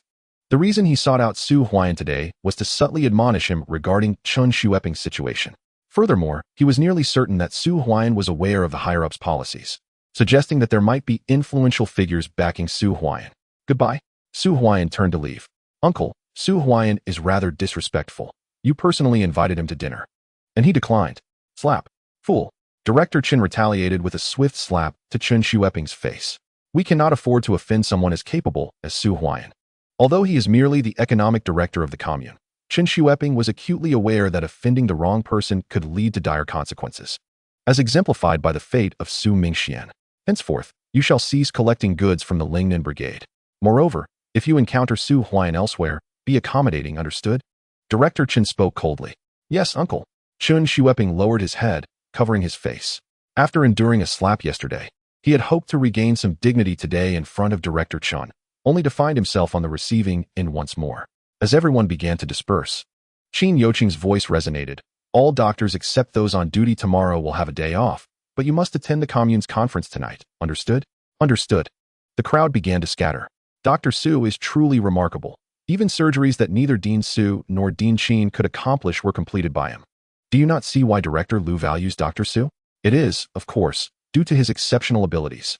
Who do you think will represent our clinic at the conference tomorrow? It has traditionally been Vice Dean Su, but with his dismissal, we may not see him there at all. It will either be Dean Qin himself or Dr. Su. Indeed, they continued to converse as they departed, not even glancing at Su Mingxian and his companion. Previously, when he served as Vice Dean, they would bid him farewell, but today, since his dismissal, he was completely disregarded. Father. Su Han's eyes brimmed with tears of grievance. I intended to curry favor with Director Chen today, but who could have anticipated this turn of events? Now even Director Chen despises us. Had it not been for Su Huaian, we might have faced a far graver situation. This is all Su Huaian's fault. If it weren't for him, we would not have ended up in this predicament.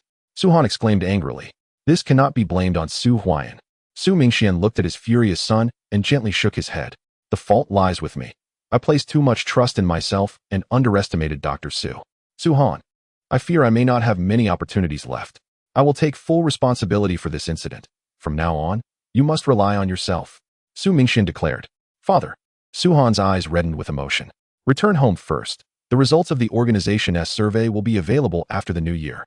As for Su Huaian, it was indeed he who aided us today. Had it not been for his intervention, we might have faced a grave incident. This situation is entirely of our own making. Su Mingxian remarked. Not far away, Dean Qin wore a cold expression. What use is realization at this juncture? Initially, when Director Lu assigned Su Huaian a grade, Dean Qin dismissed it as mere coincidence. Yet, the subsequent abdominal debridement, he could not even manage the suturing himself.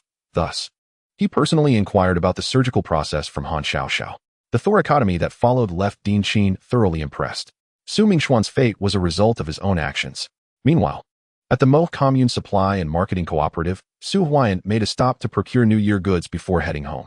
He purchased 15 pounds of pork, along with an ample supply of candies and dried goods, spending over 20 yuan. After loading his bicycle, he hurried home. After approximately half an hour, Su Huaian finally arrived home. Huaian.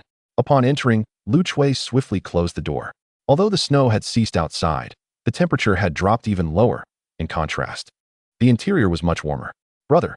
Su Huaigua and Su Huaishui rushed over. Huaian, I bought quite a few New Year goods this afternoon, and now you've bought more. Su Zheng interjected. During the new year, it's fine to buy a little extra. Su Huaian placed the items on the table. The sight of the candies instantly excited Su Huaishui and Su Huaigua. Lu Chui could not help but exclaim, you indulge them too much, buying so many sweets. Father, mother, you should also partake, and sister-in-law too. Su Huaian opened the bag and handed out generous handfuls, although he had little money left on him. Once he delivered this batch of goods to the city on the first day of the new year, his finances would be replenished. Now, he was simply awaiting that day. Chapter 70. New Year's Eve. Father, how was the harvest today? Su Huaian asked Su Zheng. My brother and I each gathered around 30 pounds of medicinal herbs. Huailuo and Huaizhong helped sort them here. Additionally, we sold 5 out of 8 flashlights, just as you suggested, at 25 yuan each. Su Zheng replied. That is quite commendable. Su Huaian smiled gently. After delivering this batch of goods, he would no longer be able to collect herbs in Lingnan Brigade. He would need to venture to other brigades. Moreover, Su Huaian intended to rent a warehouse in town. When the free market opened next year, securing a warehouse would allow him to promptly acquire various goods in town, including medicinal herbs and furs. Once spring arrived, families would have no surplus herbs and could go into the mountains to gather more. Yet, all this required capital, and upon completing this shipment, he would finally have the necessary funds. Mother, you've stewed the meat, especially the 2 large pork knuckles. We'll have a hearty meal to celebrate the new year tomorrow. Su Huaiyan said with a smile. Of course. Lu Chui replied cheerfully as she busied herself. Half an hour later, the aroma of the meat filled the air. After the meal, the family feasted contentedly. Su Zheng had purchased 5 pounds of meat, and Su Huaiyan later added 15 more. Though not much was sliced that evening, there was still 3 to 4 pounds of meat, with the remaining 2 knuckles reserved for the New Year celebration. Huaiyan, having just finished his meal, a sound came from outside the door.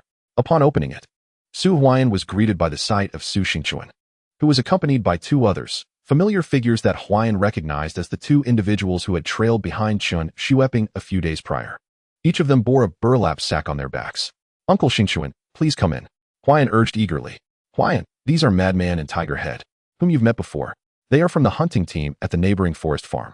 Today, besides bringing some pelts to deliver to you, they wish to accompany me into the mountains tomorrow. What do you think? Su Xingchuan stated as he stepped inside. Are you all aware of the purpose of venturing into the mountains? Huaiyan asked in a serious tone. Brother Huaiyan, Uncle Xingchuan informed us that we are to hunt big cats. The big cat will belong to you, and we shall each receive 30 yuan. Moreover, once we enter the mountains, we will follow your lead and will not act recklessly. Tiger Head quickly responded. Brother Huaiyan, we are all part of the hunting team and have previously hunted big cats. Madman added. Huaiyan, I've already discussed the rules with them.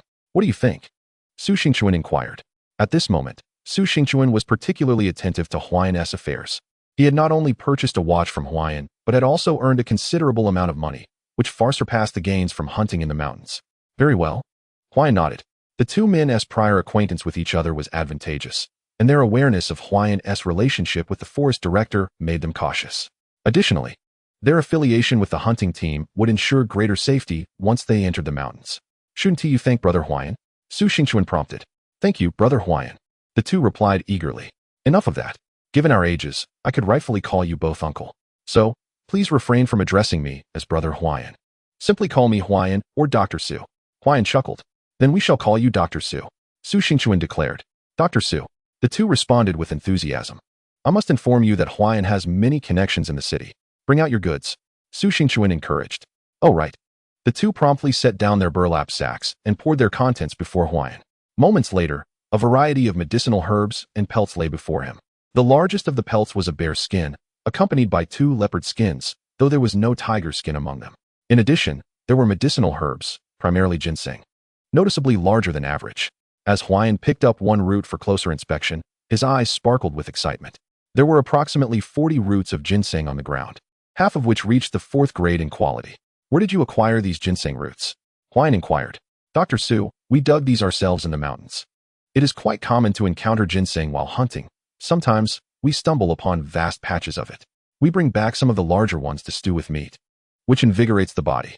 Tiger Head explained eagerly. I'll take all this ginseng, paying 50 cents per root. If you can procure fresh ones that are intact and of good quality, I can offer 1 yuan per root. Huaiyan proposed. 1 yuan per root. The eyes of both men lit up. They were well aware of the presence of ginseng in the mountains from their years of experience. Even Su Xingchuan's breath quickened. As soon as the heavy snow melted with the arrival of spring, he would venture into the mountains to dig for ginseng. There were a total of 38 roots, each worth 50 cents, totaling $19. The leopard skin was priced at $15 per piece, while the bear skin was $30. What do you think? Su Huaiyan inquired. Huaiyan, we'll go with your prices. Su Xingchuan replied. I'll tally the money for you right now. Su Huaiyan rummaged through his pocket, counting out $79, leaving him with little over 100. However, Su Zheng had some money left, having sold 5 out of 8 flashlights. He had over $100. After accounting for the expenses on medicinal herbs, there was still a bit remaining. Thank you, Dr. Su. With the money in hand, the 2 men beamed with smiles. Previously, no one wanted these ginseng herbs, and now they could actually be exchanged for cash. If there's more in the future, feel free to bring it. Su Huaiyan said. All right. The 3 men eagerly agreed. Subsequently, Su Huaiyan and the trio discussed the timing for their expedition into the mountains, which took about an hour.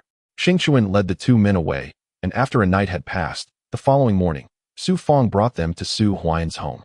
Around 10 o'clock, Su Xingchuan arrived with others. Brother Huaiyan, I want to go too. Su Huaiming and Su Huailuo stood up, having finished their lunch, eager to join the afternoon trek into the mountains. However, Su Huaiyan firmly declined. Hunting big cats was no ordinary affair. You 2 wait outside the mountains, and we'll return for the New Year's Eve dinner. Su Huaiyan instructed. Be careful, Brother Huaiyan. They could only comply. Around 12:30, Su Huaiyan picked up his double-barreled shotgun and vanished into the wide expanse of snow with Su Fong and the others. Watching them depart, Su Zheng stood in the courtyard for a long time without returning indoors. Half an hour later, in the mountains. Huaiyan, you stay in the middle of the group. Su Xingchuan, you lead the way ahead. Remember, in treacherous spots, make sure someone is behind to assist you, lest you slip and injure yourself. Su Fong said in a serious tone. Understood. Everyone nodded. About 10 minutes later, Huaiyan, a deer. Su Xingchuan's voice rang out, and the group turned to see a spotted deer appearing among the thickets, cautiously nibbling on leaves while remaining vigilant of its surroundings. Let us go. Su Huaiyan glanced around and declared, disregarding everything else. His singular focus was the big cat. Chapter 71. The moment of the hunt. Keep up. Su Xingchuan commanded sharply, and the group promptly followed, no longer paying attention to the deer. Today's target was not an ordinary prey, but rather the big cat. Any gunfire now could cause a disturbance. Huaiyan, we're nearing the depths of the mountains. Su Fong's grave voice echoed as the snow reached knee-high, making navigation difficult. It took nearly an hour to reach the heart of the mountains, where the trees grew significantly taller. Crack. In the deep forest, the occasional sound of breaking branches echoed, followed by a cascade of snow falling. Not far now. Su Huaiyan spoke in a grave tone, indicating that he and Su Fong had previously traversed this area not long ago, and they were now within a short distance of the place where they had encountered the large cat. Stay vigilant. Do not move recklessly upon sighting the beast. Su Xingchuan cautioned. Everyone nodded in agreement and pressed deeper into the wilderness. Half an hour later, they arrived at the designated spot. Su Fong raised his hand, signaling everyone to halt. Each person gripped their hunting rifles tightly, scanning the surroundings with heightened alertness. In this snowy, mountainous terrain, a sudden ambush by the large cat could spell disaster, leaving them little time to retaliate. There are tracks. The large cat is still nearby, Su Xingchuan murmured, pointing out a series of footprints a few meters ahead, alongside which lay traces of blood in the snow, evidence of the cat's recent hunt. Stay sharp. Keep an eye on the flanks and behind us. Su Huaiyan commanded coldly. Understood. The group heightened their vigilance, assigning watchers in all directions. They continued to follow the tracks, soon discovering a long trail of blood leading through the snow. Huaiyan, this does not resemble the blood of prey. It appears to be that of the large cat. Su Fong said solemnly. I inquired with my uncle at the clinic the day before yesterday, and it seems this large cat is indeed injured, along with Chen Pingping. Both my uncle and Su Jianjun managed to hit it with their rifles, while Chen Pingping struck one of the cat's cubs. Exercise caution. Let's pursue and investigate. Su Xingchuan urged. The presence of an injured large cat significantly reduced their danger, though it remained a threat. However, with 7 individuals armed, 6 ordinary hunting rifles, and Su Huaiyan's double-barreled shotgun, the task would undoubtedly be manageable. They were eager to complete their mission early and return home for the New Year's Eve feast. Stay close. Su Huaiyan waved his hand, and the group hurried onward. Approximately 10 minutes later, they halted before a thicket. Su Xingchuan came to a stop, spotting the large cat about 30 meters ahead, lying on the ground. Its belly fur stained crimson with blood. Beside it lay a quiet cub. Be careful. Su Xingchuan signaled for silence as everyone crouched down, even their breaths becoming softer. Nevertheless, the large cat sensed their presence, rising to its feet and glaring fiercely at Su Huaiyan and the others. A low growl reverberated through the forest. The hands gripping the hunting rifles trembled slightly. This was the king of beasts, the large cat of the mountains. Were it not for their numbers, fear would have likely driven them to flee long ago. Prepare yourselves, Su Huaiyan whispered urgently. Crouching in the snow, he raised his double-barreled shotgun, loading it with ammunition. His eyes narrowed as he observed the large cat, which, after a warning growl, appeared to sense danger and attempted to retreat. In that moment, Su Huaiyan noticed that one of the cat's hind legs was broken, blood oozing from the wound, and there was also a gash across its back. 2 shots fired, and it has a broken leg. Listen carefully. We have but one chance. If we fail to bring it down in one attempt, even if we hit it multiple times, it will escape into the depths of the mountains, where pursuit will become nearly impossible. Su Huaiyan cautioned in a hushed tone. The great beast must be brought down decisively. Who knows if there are other large cats lurking in the deep mountains? With the heavy snow sealing the mountain paths, Su Huaiyan cannot afford to take further risks. Capturing this magnificent creature is paramount, and then we will retreat. What about the cub? Su Fong inquired. Let us not dwell on that for now. We'll capture it and bring it back later, Su Huaiyan replied. Comparatively, a living cub holds considerable value. Originally, this formidable cat had 2 cubs, but one was slain by Chen Pingping last time, leaving only one remaining. I will count to 3, and then we shall fire together. Su Huaiyan commanded once more. Agreed. The teams swiftly loaded their shotguns, aiming at the great cat. As the creature rose to its feet, it let out a series of low growls directed at Su Huaiyan, then seized the cub and turned to flee. 3, 2, 1. Fire. Bang. The sound of 7 gunshots shattered the tranquility of the snowy forest, causing layers of snow to cascade down from the towering trees. The great cat, which had been sprinting away, suddenly tumbled into the snow. It's down. Su Xingchuan exclaimed with excitement, and the others shared his exhilaration. Do not approach. Continue reloading. Su Huaiyan warned coldly. Understood. The group nodded, hastily reloading their weapons. Su Huaiyan stood up and also prepared his shotgun. In the distance, the great cat lay motionless after its fall, its body twitching for a brief moment before succumbing to stillness. Bang! Su Huaiyan, gripping his shotgun, moved closer, approximately 15 meters away, and fired another shot at the creature's head. Snow was dislodged, and the great cat remained inert on the ground. Su Xingchuan and the others observed in silence. When confronting such a large wild beast, expending a few bullets is inconsequential. We must ascertain its demise before approaching. Huaiyan, it must be dead by now. After a further 10 minutes, Su Fong spoke up, noting that the lone cub was still pinned beneath the great cat. Perhaps it had been waiting in silence for quite some time, peering out cautiously. Approach with care. Su Huaiyan cautioned, gripping his shotgun. Understood. The group nodded, slowly advancing toward the fallen beast. When they reached within a meter of the great cat, they scrutinized it closely, confirming its lifelessness before drawing nearer. Little one, where do you think you're going? Uncle Su Fong exclaimed, swiftly capturing the cub. Huaiyan. The group, having stowed their shotguns, gazed at Su Huaiyan with anticipation. He approached to inspect the great cat, which had sustained 6 gunshot wounds, 2 to its head, both inflicted by him, and a broken hind leg. Even if we hadn't killed this great cat, it would likely struggle to survive, Su Xingchuan remarked. With a broken leg, the creature could no longer hunt. And with a cub to care for, it would soon find itself devoid of strength and ultimately become prey itself. Uncle, you should bleed it out while it's still warm. Uncle Xingchuan, prepare some rope to bind it for transport. Su Huaiyan instructed. Understood. Su Fong nodded, handing the cub to Su Huaiyan while retrieving an iron canister and a sharp butchering knife from behind him, items Su Huaiyan had prepared in advance. He plunged the knife into the soft flesh beneath the creature's neck, and blood gushed forth rapidly. The tiger's blood is indeed a valuable resource. If not extracted promptly, it would be wasted. Moreover, delaying its extraction in this frigid weather would render it impossible later, as the large feline would stiffen within an hour of its demise.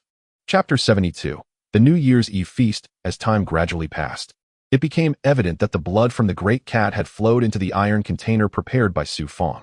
In less than 10 minutes, the blood had completely frozen within the vessel.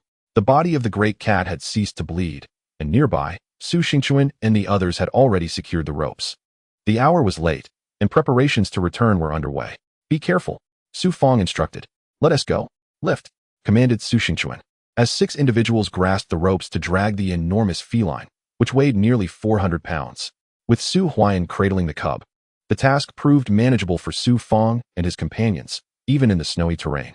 After hunting the great cat, they would descend the mountain. Meanwhile, at Su Huaiyan's home, the clock had just struck 4. Su Zheng stood in the courtyard, occasionally glancing toward the mountains.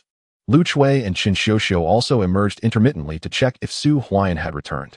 Su Huoluo and Su Huiming had long since gone to wait at the foot of the mountain. Have the dumplings been wrapped? Su Zheng inquired of Lu Chui. They're ready. Over 20 pounds, all steamed. Lu Chui replied softly. Have the silkworm pupae been fried? Asked Su Zheng. Yes, Lu Chui confirmed. What about the frog legs? Have they been stewed? We need to prepare the New Year's Eve dinner as soon as Huaiyan and the others return, especially with the effort expended in this harsh winter and the large cat to bring back. Su Zheng reiterated. Father, everything is stewed. Qin Xiuxiu quickly interjected. The silkworm pupae and frog legs were caught by Su Zheng, along with Su Huaigua and Huaishui, prior to the heavy snowfall and had been kept in a small pond in their courtyard, retrieved in the morning for the evening feast. Has my brother returned? Huaishui and Huaigua emerged, gazing toward the distant mountains. At that moment, the entire village was enveloped in a howling north wind. Although it was New Year's Eve, nearly every household remained shuttered, save for Su Zheng's family, who stood in their courtyard, eagerly awaiting the return of Su Huaiyan and the others. As dusk descended, around 5:30, the sky had darkened considerably. Su Zheng grew restless, but just then, the voices of Su Huoluo and Su Huiming echoed from outside the courtyard. They're back. The call rang out. Through the snow and wind, a group approached the courtyard, led by Su Huaian, followed by Su Fong, Su Xingchuan, and others. The 6 men, panting heavily, dragged the great cat, just as the darkness enveloped the scene. Upon reaching Su Huaian's courtyard, they halted. Huaian. The family rushed out to greet them. Quickly help us bring the catch inside, Su Huaian urged. Coming. Su Huailuo and Su Huiming hurried to assist. The sight of the frozen great cat startled the onlookers. Lu Chui and Chen Xiuxiu had never encountered such a creature before. Thoughts of their father, Chen Jianjun, brought a hint of moisture to Chen Xiuxiu's eyes. And their SA cub as well. Su Huaiguo exclaimed with excitement as the little cub timidly lifted its head from Su Huaian's embrace, gazing curiously at the unfamiliar surroundings. Father, let us take this cub back and confine it, Su Huaian suggested to Su Zheng. Goodness, you truly managed to bring back this magnificent cat. Su Zheng's hands trembled slightly. Moments later, the great cat was delivered to Su Huaian's home, and Su Xingchun and others followed suit. Huaian, we have matters to attend to, so we shall take our leave, Su Xingchun stated. Uncle Xingchun, since you are already here, why not stay for the New Year's Eve dinner before leaving? Su Huaian replied with a smile. The table was already lavishly set with an array of dishes, including 2 substantial pork hocks weighing nearly 10 pounds, which Su Huaian had purchased the day prior. Lu Chui emerged carrying steaming dumplings, while Chen Xiuxiu brought forth rice cakes, alongside stewed frog and fried silkworm larvae, creating a bountiful feast. Xingchun, do stay, Su Zheng urged with a grin. We plan to venture into the mountains today, and Huaian had prepared all this yesterday. This is indeed excessive. The others swallowed hard, their stomachs grumbling at the sight of the glistening pork hocks. Yet, none of them took a seat. Huaian, there will be plenty of opportunities to dine later. Our wives and children await us at home. We must return to reassure them, and we shall visit again after the new year, Su Xingchun declared. Dr. Su, we too must take our leave. After exchanging pleasantries, Su Xingchun and the others, including the madman and Hu Tu, turned to depart. It was one thing to stay for a meal on ordinary days, but on New Year's Eve, it felt inappropriate to dine at Su Huaian's home with family waiting. Su Fong, we must also take our leave. The 2 companions brought by Su Fong bid farewell as well, unable to be persuaded to stay. Uncle, you cannot leave. Huaiming, go fetch Annie, Su Huaian urged. Huailuo, summon Huaizhong. All right. Without waiting for Su Fong's response, the 2 dashed off to summon the others. This child, Su Fong chuckled wryly, ultimately resigning himself to take a seat. Soon, Auntie arrived, along with Huailuo and Huaizhong, while Su Yuan and second aunt remained at the clinic, unable to partake in the festivities. Pour the wine. Cheers. The atmosphere in the room became lively. Come, let us enjoy the dumplings. Su Huaian stood to serve dumplings, filling each bowl generously, far more than they could consume. Initially, he had anticipated Su Xingchun and the others staying for the meal. Now, it seemed he would dine alone. With a crunch, Su Huaian bit into his first dumpling and discovered a coin. Ha! A stroke of luck. He chuckled, revealing a 1-cent coin. I found one too. Su Huaishui joyfully raised her coin in triumph. After enjoying the New Year's Eve dinner for nearly half an hour, Su Huaian sipped a small drink, while Su Zheng indulged a bit more, his face glowing with warmth. After the meal, Su Huaian began to organize his gains. Tomorrow, he would head into the city. This batch of goods was crucial for Su Huaian, serving as his capital to seize opportunities in the new year. With this sum, he could pursue his ambitions. Otherwise, even with an information advantage, he would merely be a spectator. The total weight of the medicinal herbs has reached around 400 pounds, with nearly 400 ginseng roots. Along with deer antlers and pelts, the Tian Shun and big cats are the most valuable. In his heart, Su Huaian was quietly calculating. A year ago, ginseng could be procured for 50 cents, but after the market was liberated post-New Year, the price of ginseng would inevitably soar several-fold. As he was not the only one interested in acquiring medicinal materials, the same applied to pelts. This batch of goods was the most valuable. Huaian, how should we handle the big cat? Su Fong inquired. Uncle, I would appreciate your assistance in dealing with it. Soon. Secretary Su Kuan will likely summon me to the commune. After you finish with the big cat, please return and rest. Deliver it to the commune before 6 tomorrow morning. Su Huaian replied. He had an agreement with Yang San for the following morning. Being the first day of the new year, there would be fewer people at the commune, especially since the news of the economic pilot project had yet to be announced. The less attention drawn, the better. During tonight's commune meeting, he could inquire with Dean Sheen regarding the arrival time of Yang San's team in the morning. Aside from the big cat, most of the goods were stored in the health clinic's warehouse. Su Huaian estimated that this batch was worth at least 10,000. Chapter 73. Su Huaian recognized as an outstanding doctor at the health clinic. Huaian, leave this to me, Su Fong said with a smile. Thank you all for your hard work. Su Huaian replied promptly. Huaian, Secretary Su Kuan has asked me to gather you at the brigade's office. As a doctor at the commune health clinic, you are to attend the year-end summary meeting at the commune. Everyone has arrived and is waiting for you. Shortly thereafter, the voice of Captain Su Food could be heard outside. I'm on my way, Su Huaian responded, grabbing a flashlight and turning to leave. Normally, only brigade leaders would attend such commune meetings, but as a doctor at the commune health clinic, Su Huaian was also required to participate. A few minutes later, he arrived at the brigade office. Huaian is here. Upon his arrival, everyone greeted him warmly. Huaian, today while I was at the commune, Director Xiao personally insisted that you must attend the meeting, and he praised our Lingnan Brigade for making significant contributions to health and wellness in the commune. Su Kuan said with a smile. Uncle Kuan, it is only right. Su Huaian replied quickly. But it wasn't just Director Xiao. Director Chen mentioned it as well, stating that your performance in performing his wife's cesarean section was exceptional. Among the doctors at our commune health clinic, aside from Dean Xin, your surgical skills are the best. Deputy Secretary Su Ji added eagerly. Huaian has made great strides.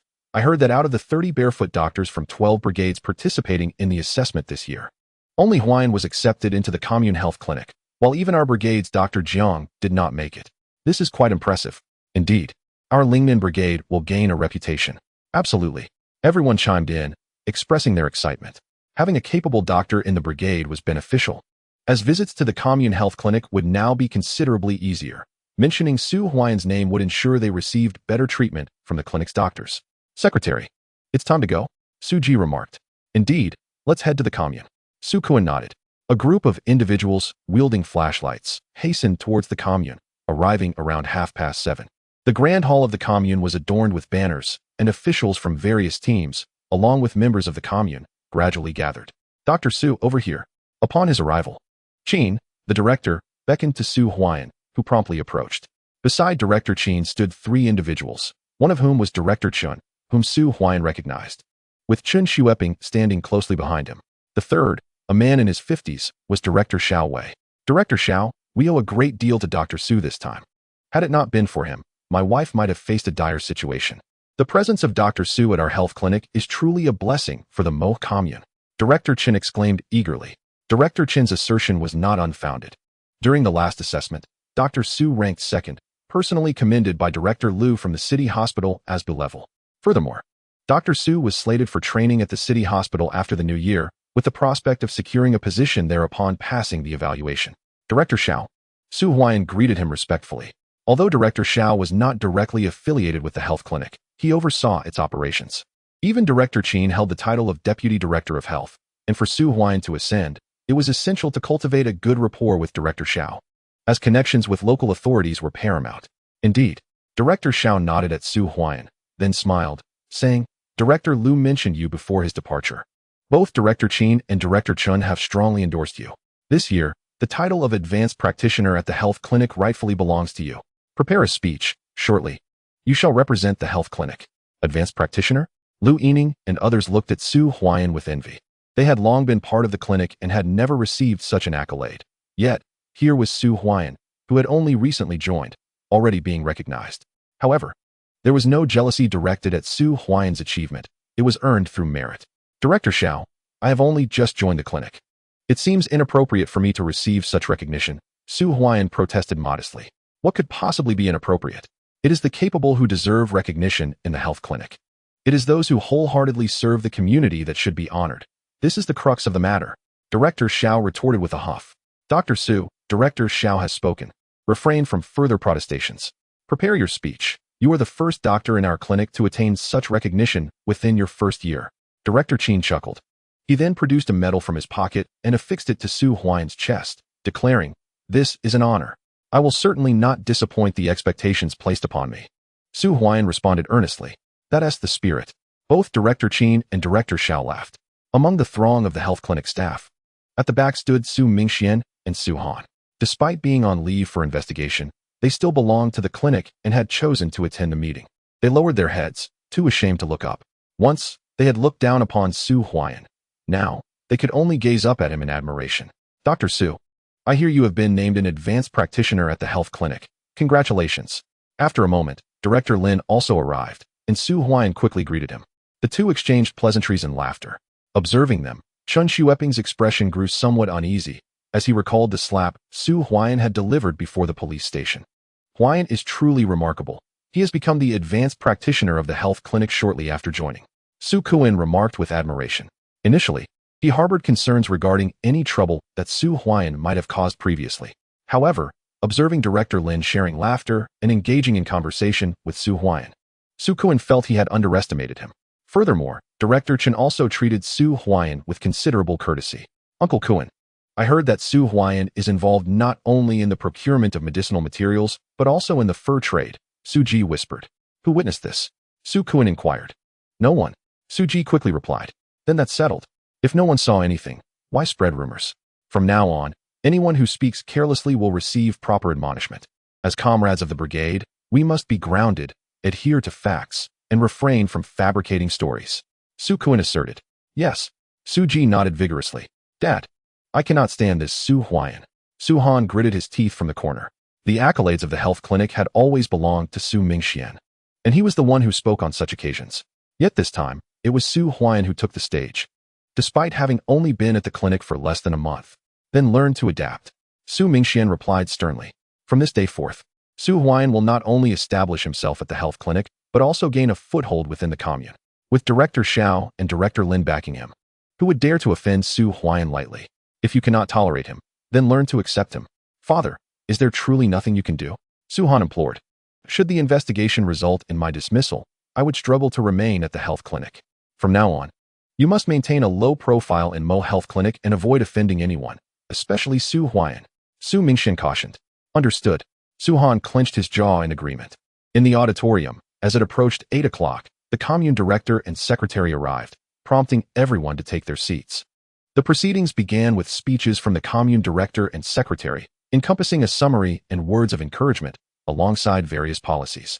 They briefly mentioned the free market and the household responsibility system, but did not delve into details. Both matters are significant, and their implementation will require commune officials to gradually explain them to the populace. Su Huaiyan surmised that these policies would likely be instituted after the new year. Chapter 74. The first meeting with my brother-in-law. Next came the speeches from various departments.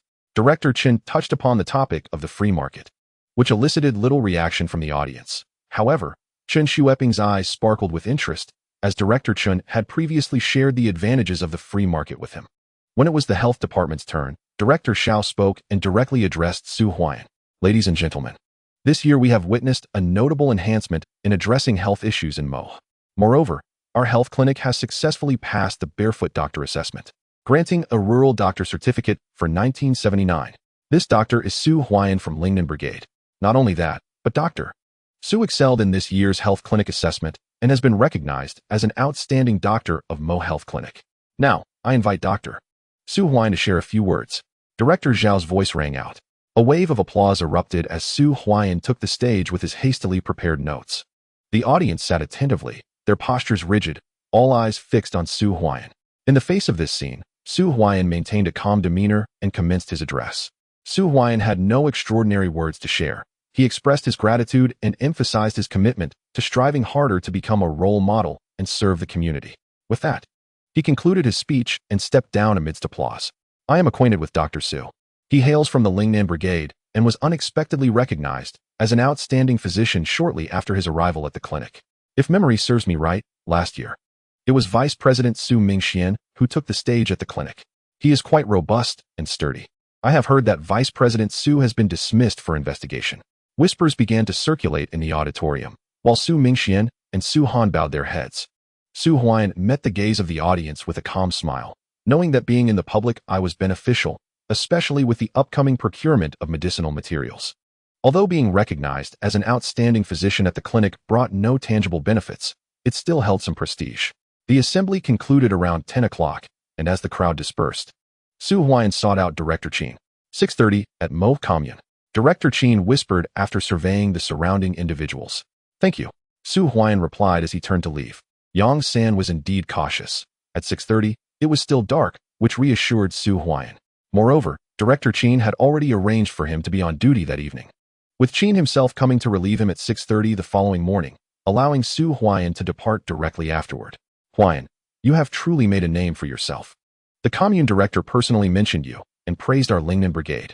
Su Kuan approached Su Huaian, his face aglow with excitement. Uncle Kuan, please return home. I still have duty tonight. Su Huaian replied with a smile. No problem. Su Kuan readily agreed and took the Lingnan brigade members back. Knowing that being lauded at the commune assembly was a tremendous honor for the brigade. Undoubtedly, news of Su Huaian being recognized as an outstanding physician would swiftly spread throughout the entire brigade. Not only did he gain prestige, but future matters would also be more easily managed. At the clinic, Dr. Su, the attending physician, greeted Su Huaian upon his arrival and, after handing over duties, returned home. In fact, only a few patients, including Su Yuan, remained hospitalized, as most had been discharged. After all, during the new year, no one wished to spend the holidays in a hospital.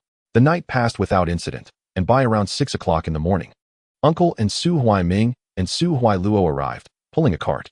It was evident that the cart was laden with not only dozens of pounds of medicinal materials, but also large cat meat. Uncle, Su Huaian emerged to greet them. Huaian, everything has been delivered, Su Fong said eagerly.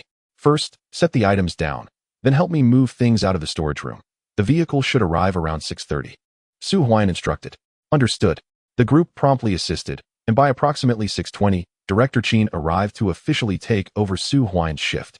Less than 10 minutes later, a liberation truck pulled up in front of the clinic, and two individuals emerged, Luer and Jior, who were associated with Yang San. What an impressive maneuver indeed. A glimmer of excitement flickered in Su Huaian's eyes as he recognized the vehicle belonging to a timber yard, though he was uncertain which one it was. With the snow now knee-deep, only a large truck could navigate into the city, and the public transport services had already ceased operations due to the weather. Dr. Su. The two individuals promptly greeted him. Aside from Luer and Jior, there was also a driver in his 40s aboard. Load the goods, Su Huaian commanded in a low tone. Upon hearing his voice, the group quickly sprang into action. Within a mere 10 minutes, the cargo was stowed away. Once Su Huaian boarded the vehicle, Luer and Jior followed suit, while Su Fong and Su Huaiming settled into the back, bundled tightly in their cotton clothing. Let us go. With a rumble, the vehicle roared to life, belching out a plume of smoke as it wobbled away from the commune. Half an hour later, they arrived at the outskirts of the city. It was just past 7, and dawn had yet to break. Taking advantage of the lingering darkness, the truck proceeded towards the city. But just as they were about to enter, a cacophony of engines erupted as several vehicles closed in on them. Stop! A commanding voice rang out. Another liberation truck halted alongside Su Huaian's. Reacting swiftly to the shout, the driver slammed on the brakes. Luer, Jior, and the others tensed up, especially Luer, whose forehead began to bead with sweat. They were most fearful of military personnel while engaging in the black market, as capture could lead to dire consequences. Stay calm. Su Huaian reassured Luer with a pat on her shoulder before stepping out of the vehicle. 4 to 5 individuals disembarked from the adjacent truck. Led by a young man clad in military uniform, his countenance stern and somewhat familiar. Upon spotting Su Huaian, he approached directly. Huaian, what is going on? Su Fong queried urgently. It's nothing. Su Huaian waved his hand dismissively, moving to stand before the young man. For stars. Su Huaian's demeanor shifted to one of gravity. While he could not discern the young man's rank from his epaulets or cap, the 4 stars signified a leadership position within the military, remarkably young for such a status. Encountering him so early in the morning left Su Huaian in awe of his own fortune.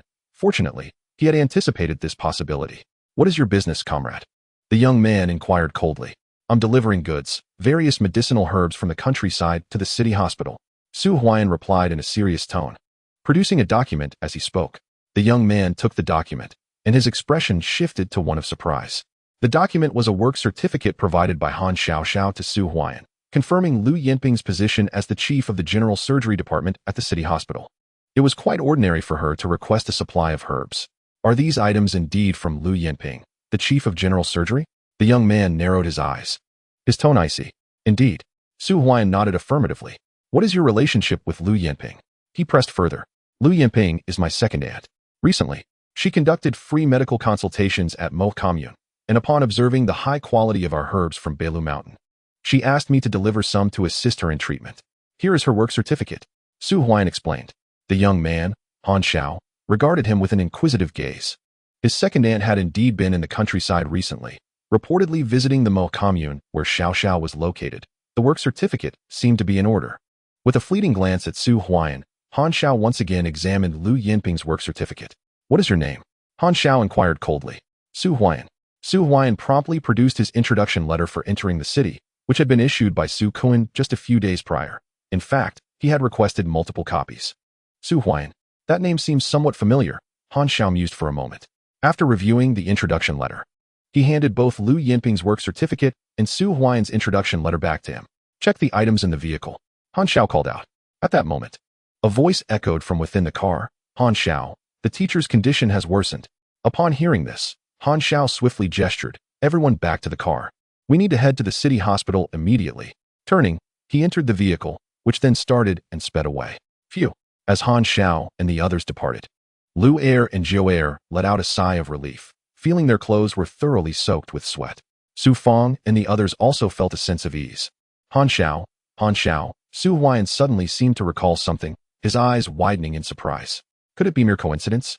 In a previous life, Han Xiao had mentioned that she had 3 brothers, with the eldest, Han Xiao, stationed in the northern military district. Today, on New Year's Day, could it be that she would encounter her brother-in-law while delivering goods? Most importantly, Lu Yinping truly is his second aunt. Chapter 75. Su Huaian becomes a millionaire. Dr. Su. Quickly get in, the car is leaving. After Han Xiao and the others had departed, Lu Er hurriedly urged Su Huaian to board the vehicle. All right. Su Huaian climbed into the car, which rocked unsteadily as it continued toward the city, with the sky gradually brightening outside. Watching the fading lights ahead, Su Huaian couldn't help but chuckle bitterly to himself. This misunderstanding had escalated significantly. "Dr. Su, I didn't expect you to have connections at the city hospital.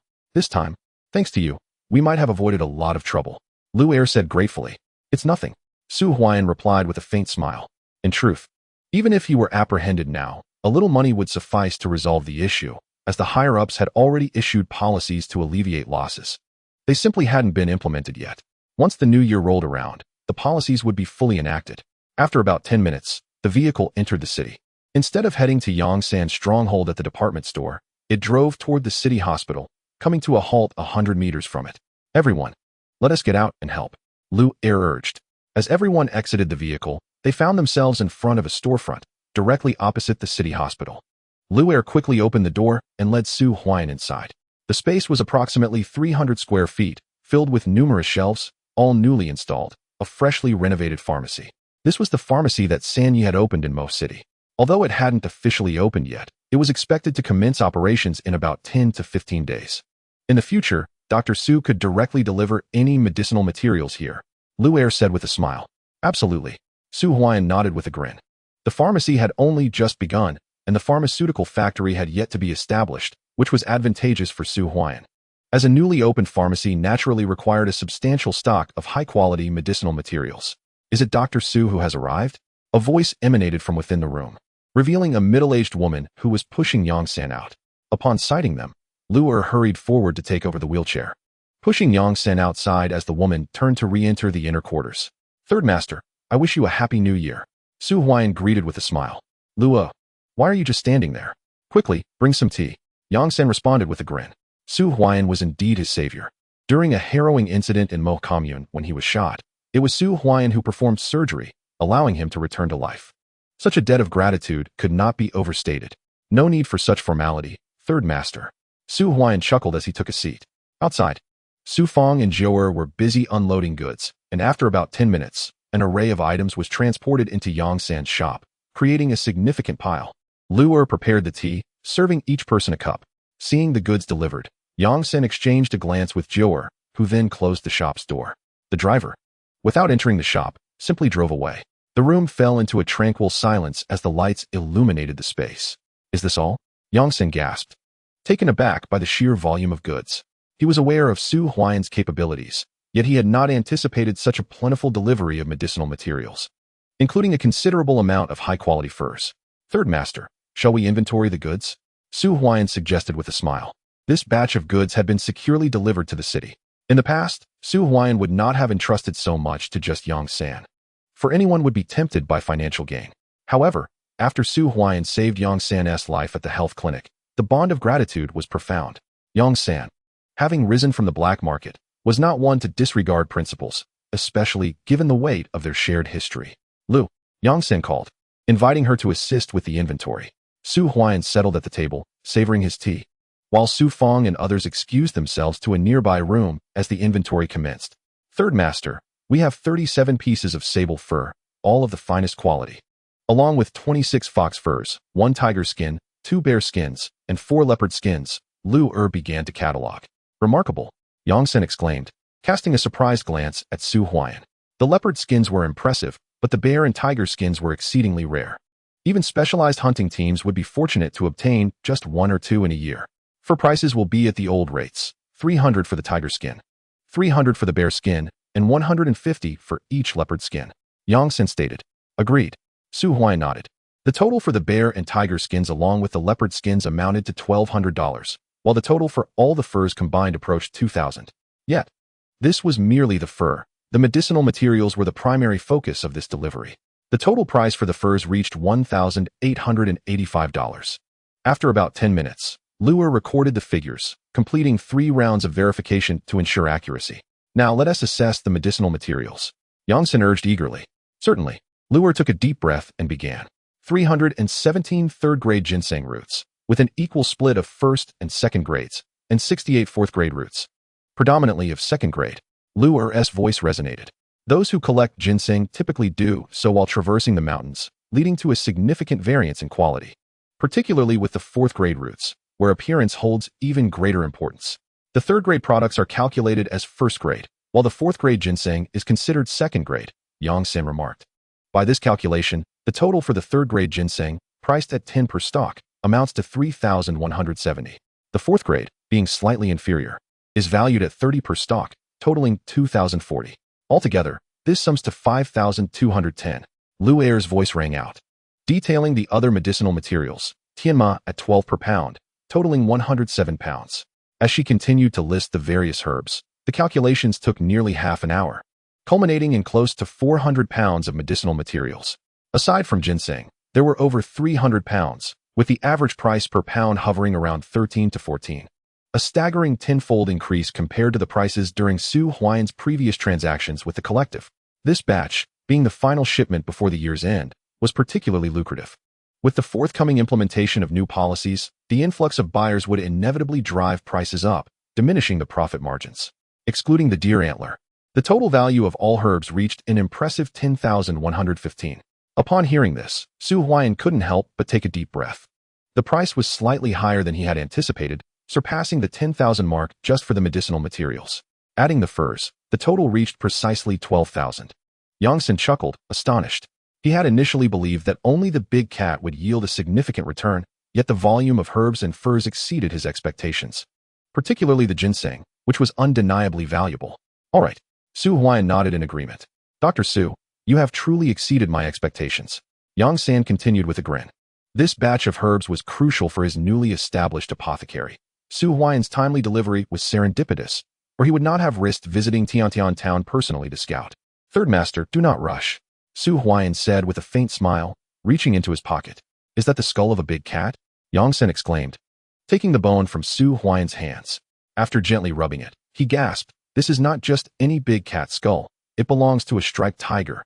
Only those over 5 years old exhibit such markings. In most city, creatures aged 1 to 5 years are called big cats, 5 to 10 are striped tigers, 10 to 25 are termed big insects, and those surpassing 25 years are referred to as mountain lords. Chapter 76. Visiting the father-in-law for the new year. Su Huaian and Su Fong had indeed hunted a big cat that was merely 3 to 4 years old. While a tiger over 5 is considerably more ferocious, compelling hunting teams to retreat upon encountering one. The striped tiger skull had been acquired from the hunting team by Su Xingchuan. The bone of the striped tiger is invaluable for medicinal purposes. I shall offer you 500 for this skull, Yongsen stated solemnly. Agreed. Su Huaian nodded, and then produced a small vial from his pocket, placing it before Yongsan. Upon seeing it, Yongsen eagerly took it, his eyes lighting up. Is this bear bile? He exclaimed with exhilaration. Such splendid items, deer antler, tiger bone, bear bile. Yongsen could not help but inquire about the origins of these treasures. 500, he declared. Bear bile and tiger bones are indeed exceptional treasures that could serve as the cornerstone of any establishment. Even when incorporated into medicine, they are valued by the gram. And the vial of bear bile in Su Huaian's possession weighs over half a pound. 500 yuan is certainly a fair price. Master Yang, The total now amounts to 13,000 yuan, and that does not even account for the deer antlers. Lu Er quickly interjected. The price of deer antlers falls between that of 3rd and 4th grade ginseng. Since you value me, Yang San, I shall price them at the 4th grade ginseng rate. For a pair, I will give you 40 yuan, totaling 3,040 for 76 pairs. Yang San announced. Master Yang, you are quite generous. Su Huaiyan replied with a faint smile. It was evident that Yang San had adjusted the prices favorably for Su Huaiyan, recognizing the latter's life-saving assistance. Moreover, Yang San was keen to establish a long-term partnership with him. Master Yang, how about the big cat? Lu Er inquired. The big cat is approximately 4 years old. If it exceeds 5 years, the price would at least double. Dr. Su, based on the previous price I offered, I will add an additional 500 yuan. How does that sound? Yang San proposed. For the big cat, a bundled price of 2,500 yuan is quite reasonable. But I must reserve a portion for gifting. Su Huaiyan responded. Su Huaiyan had not forgotten to smile, as he had previously promised to visit her in the city. Now that he was here, he decided to pay his respects to his father-in-law. Although he lacked high-end goods from the city, he had the meat of the big cat, which was 100% wild. Take as much as you like within 10 pounds. Yang San chuckled. Once the big cat was processed, it yielded over 200 pounds of meat. After setting aside 10 pounds for home, the rest was brought along, including all the offal, bones, and blood. Thank you, Master Yang. Su Huaiyan stood up and opened the bag containing the big cat meat. He casually picked up a piece of tenderloin weighing approximately 3 to 4 pounds. Rummaging further to extract a prime cut, which he tossed into a nearby bag.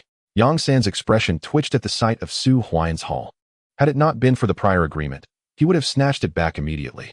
This particular cut is a prized commodity, capable of fetching 200 to 300 yuan on the market. Yet, having already committed to Su Huaiyan, he found himself unable to retract his words. Master Yang, would you kindly provide a bag for wrapping? Su Huaiyan asked with a smile. Lu Er, fetch a bag. Yang San called, turning away to avoid the sight, as he felt a twinge in his wound and couldn't suppress a cough. Had he known, he would not have made such a promise to Su Huaiyan. The loss was indeed considerable. Do not fret, Master Yang. I have more fine offerings. Su Huaiyan produced a small pouch from his garment and handed it to Yang San. Upon opening it, Yang San's breath quickened with excitement. This is truly celestial ginseng. Yang San stared in astonishment at Su Huaiyan, recognizing the rarity of the celestial ginseng, which is nearly unattainable in the mountains. Rest assured, I shall not go back on my word. Master Yang, please provide a price. Su Huaiyan settled down with a sip of tea. Although this is a celestial ginseng, its quality is rather average. Had it been unearthed intact and preserved properly, its price would undoubtedly exceed 3,000. However, under the current circumstances, I can only offer you 2,000. Yang San asserted. Agreed. Furthermore, I expect you to prepare a set of cotton clothing for each of my companions, a double-barreled shotgun for each, and a bicycle for each as well. Su Huaiyan commanded. Lu Er, go prepare the supplies. Yang San instructed. Understood. Lu Er promptly departed, leaving Su Huaiyan alone in the room. Su Huaiyan had his own plans concerning the purchase of shotguns and bicycles. After the new year, he could begin acquiring medicinal herbs from various teams. And once the snow melts, he could encourage everyone to venture into the mountains to dig. Having bicycles would significantly increase efficiency, and the shotguns could be lent out to those venturing deep into the woods. The total for 3 bicycles and 3 shotguns would amount to over 1,000. All right then. I will provide you with a total of 1,000 for these items. Joer, please arrange for a meal, ensuring that Dr. Su dines before he departs. Yang San said with a smile. You are too kind, third master. Su Huaiyan did not decline, as he was on his way to Han Xiaoxiao's home anyway. His uncle and the others would remain here to enjoy a meal together, and it would be difficult to dine out on the first day of the new year. Half an hour later, Lu Er returned, accompanied by individuals delivering the bicycles and shotguns. Not only that, but she also brought a large bag and began counting the money in front of Su Huaiyan, all in crisp bills. Dr. Su, it amounts to exactly 20,000. Please verify, Lu Er said with a smile. 20,000. Such a substantial sum. Grasping the bag of money, Su Huaiyan took a deep breath. He was now a person of considerable means. Yet, this was merely the beginning. 20,000 would not suffice to treat his sister, Su Huaishue's congenital heart disease. There was still a long way to go. Next time, he would ensure that this amount multiplies, perhaps even tenfold. Thank you. Su Huaiyan did not count the money, but accepted it directly. Uncle. After a moment, Su Huaiyan called over Su Fong and the others. Huaiyan, have you finished calculating? Su Fong inquired eagerly. It's done. Su Huaiyan replied with a faint smile. Huaiyan, how much is it? Su Huaiming could not contain his curiosity. Bang! What are you asking for? Su Fong scolded Su Huaiming, striking him lightly on the head. Su Huaiming yelped in pain, daring not to speak further. Yet both brothers gazed at Su Huaiyan with intrigue, eager to learn how much he had earned. Uncle, this is 3 sets of cotton clothing, 3 shotguns, and 3 bicycles. You 3 can divide them. Su Huaiyan announced with a smile. Ah, Su Fong was taken aback. A double-barreled shotgun? Each priced at 180. Su Huaiyan had brought one back last time, and Su Fong had taken a liking to it, even inquiring about the price from him. And now, there were also cotton clothing and bicycles. There were hardly any bicycles in the entire team. Huaiyan, this is too extravagant. Su Fong exclaimed hastily. Su Hualua and Su Huaiming stood dumbfounded, gazing at Su Huaiyan. These were bicycles and double-barreled shotguns. For them, riding a bicycle was a dream they had only experienced in their imaginations, and now that dream had suddenly come true. Uncle, if you insist, then accept it. I will settle the payment for the medicinal herbs when I return. You 3 enjoy lunch with Third Master for now. I must step out for a bit. I will gather you all to head home this afternoon, Su Huaiyan stated. Dr. Su, aren't you staying? Yang San inquired hastily. I have some matters to attend to. Su Huaiyan replied with a faint smile. Yang San did not press further, but called Luer to arrange for lunch, though they had arrived early. The calculations took over 2 hours, and it was now nearly 10 o'clock. Brother Huaiyan, we will accompany you. Su Huailuo quickly offered. There's no need. Su Huaiyan shook his head. After exchanging a few words with Yang San, he tucked the money into his cotton coat, which bulged noticeably. With a bundle of cat meat in hand, Su Huaiyan turned to leave, recalling that Han Xiaoxiao's home was not far from the city hospital, 81, Mo West Street. Meanwhile, at 81, Mo West Street, within the unit of the city hospital, despite the raging snowstorm outside, the interior was quite warm. A table was occupied by 5 individuals.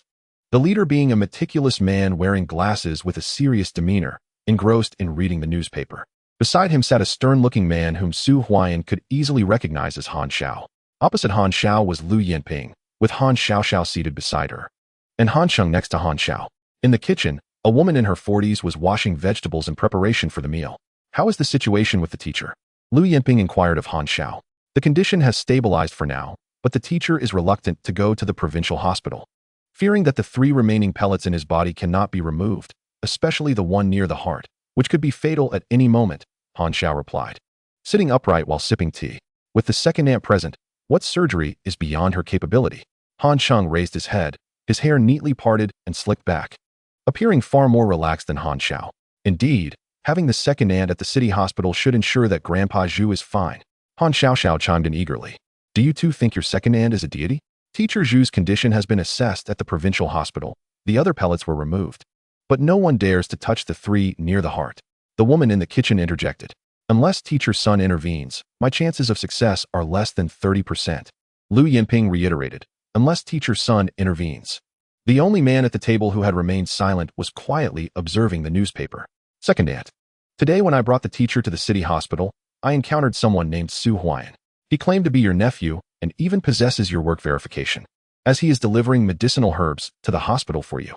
Han Xiao suddenly announced. What? The revelation caused everyone at the table to shift uncomfortably, even the man reading the newspaper nearly dropping it. Lu Yanping had only 2 sisters, apart from Han Xiaoxiao. Who else would refer to her as second aunt? Is it Huaiyan? Han Xiaoxiao exclaimed, standing up in excitement. Did Su Huaiyan really come to see her? Does this brat dare to come to the city? Han Cheng lazily swept a glance, anger flaring in his eyes. I will settle accounts with him later. Lu Yanping shot a glare at Han Xiaoxiao, saying, Did you not come to ask for my work certificate to return to the city to see me? Is this how you intend to use my work certificate? Just then, there was a knock on the door. Is this the home of Director Lu Yanping? At that moment, everyone in the room turned their attention to the door. Even Lu Yanting, who was washing dishes, emerged from the kitchen holding a bowl. The atmosphere in the house shifted dramatically. Who could it be? Could it be Huaiyan? Han Xiaoxiao sprang to her feet in excitement. Sit down. A cold snort echoed through the room. The speaker was Han Xiao, standing rigidly across from her. At his command, Han Xiaoxiao immediately sat back down. He was the brother she feared the most. Her usual charm had no effect on him. I'll get the door. Han Cheng stood up and opened it, and all eyes were fixed on the figures outside, especially Han Xiaoxiao, whose eyes sparkled with hope. Standing at the entrance were 2 figures. One was Xuemubai, and the other was a smiling young man, both carrying items in their hands. Xuemubai? What brings you here? Han Xiaoxiao said coolly, her tone instantly turning frosty. In contrast, Xue Mubai maintained his cheerful demeanor as he replied. I came with Han Good to pay New Year's greetings to Director Liu. Director Liu, Happy New Year. Xue Muhan quickly stepped forward. Xue Muhan, you also came to Mo City. Han Qing stood up, his face lighting up at the sight of Xue Muhan. Observing the two newcomers, Han Xiaoxiao sank back into her seat, disappointed, while Lu Yinping secretly sighed in relief. At least this rascal Huaian hadn't mustered the courage to show up unannounced. Han Cheng, it has been 3 years since we last met. Xue Muhan approached and embraced him, while Xue Mubai hurriedly brought the items inside and placed them on the floor. Xiaoxiao, why aren't you pouring tea? Han Qing urged. I refuse. Han Xiaoxiao turned her head away defiantly. Aunt, let me introduce you. This is my classmate Xue Muhan. After graduating high school, he studied at the Provincial Medical College. And since you're back to help with the construction of the General Surgery Department at Mo City Hospital, he is here to assist as well. Han Cheng explained eagerly. What is your relationship with Vice Dean Xue? Lu Yinping inquired. Xue Liang is my father. Xue Muhan replied promptly. Then you should work diligently in the General Surgery Department that Vice Dean Xue has arranged for you, Lu Yinping said flatly. Director Lu, my father mentioned that you have quite a reputation at the provincial hospital. He encouraged Mubai and me to learn diligently from you to contribute to the surgical development of the city hospital in the future. Xue Muhan stated earnestly.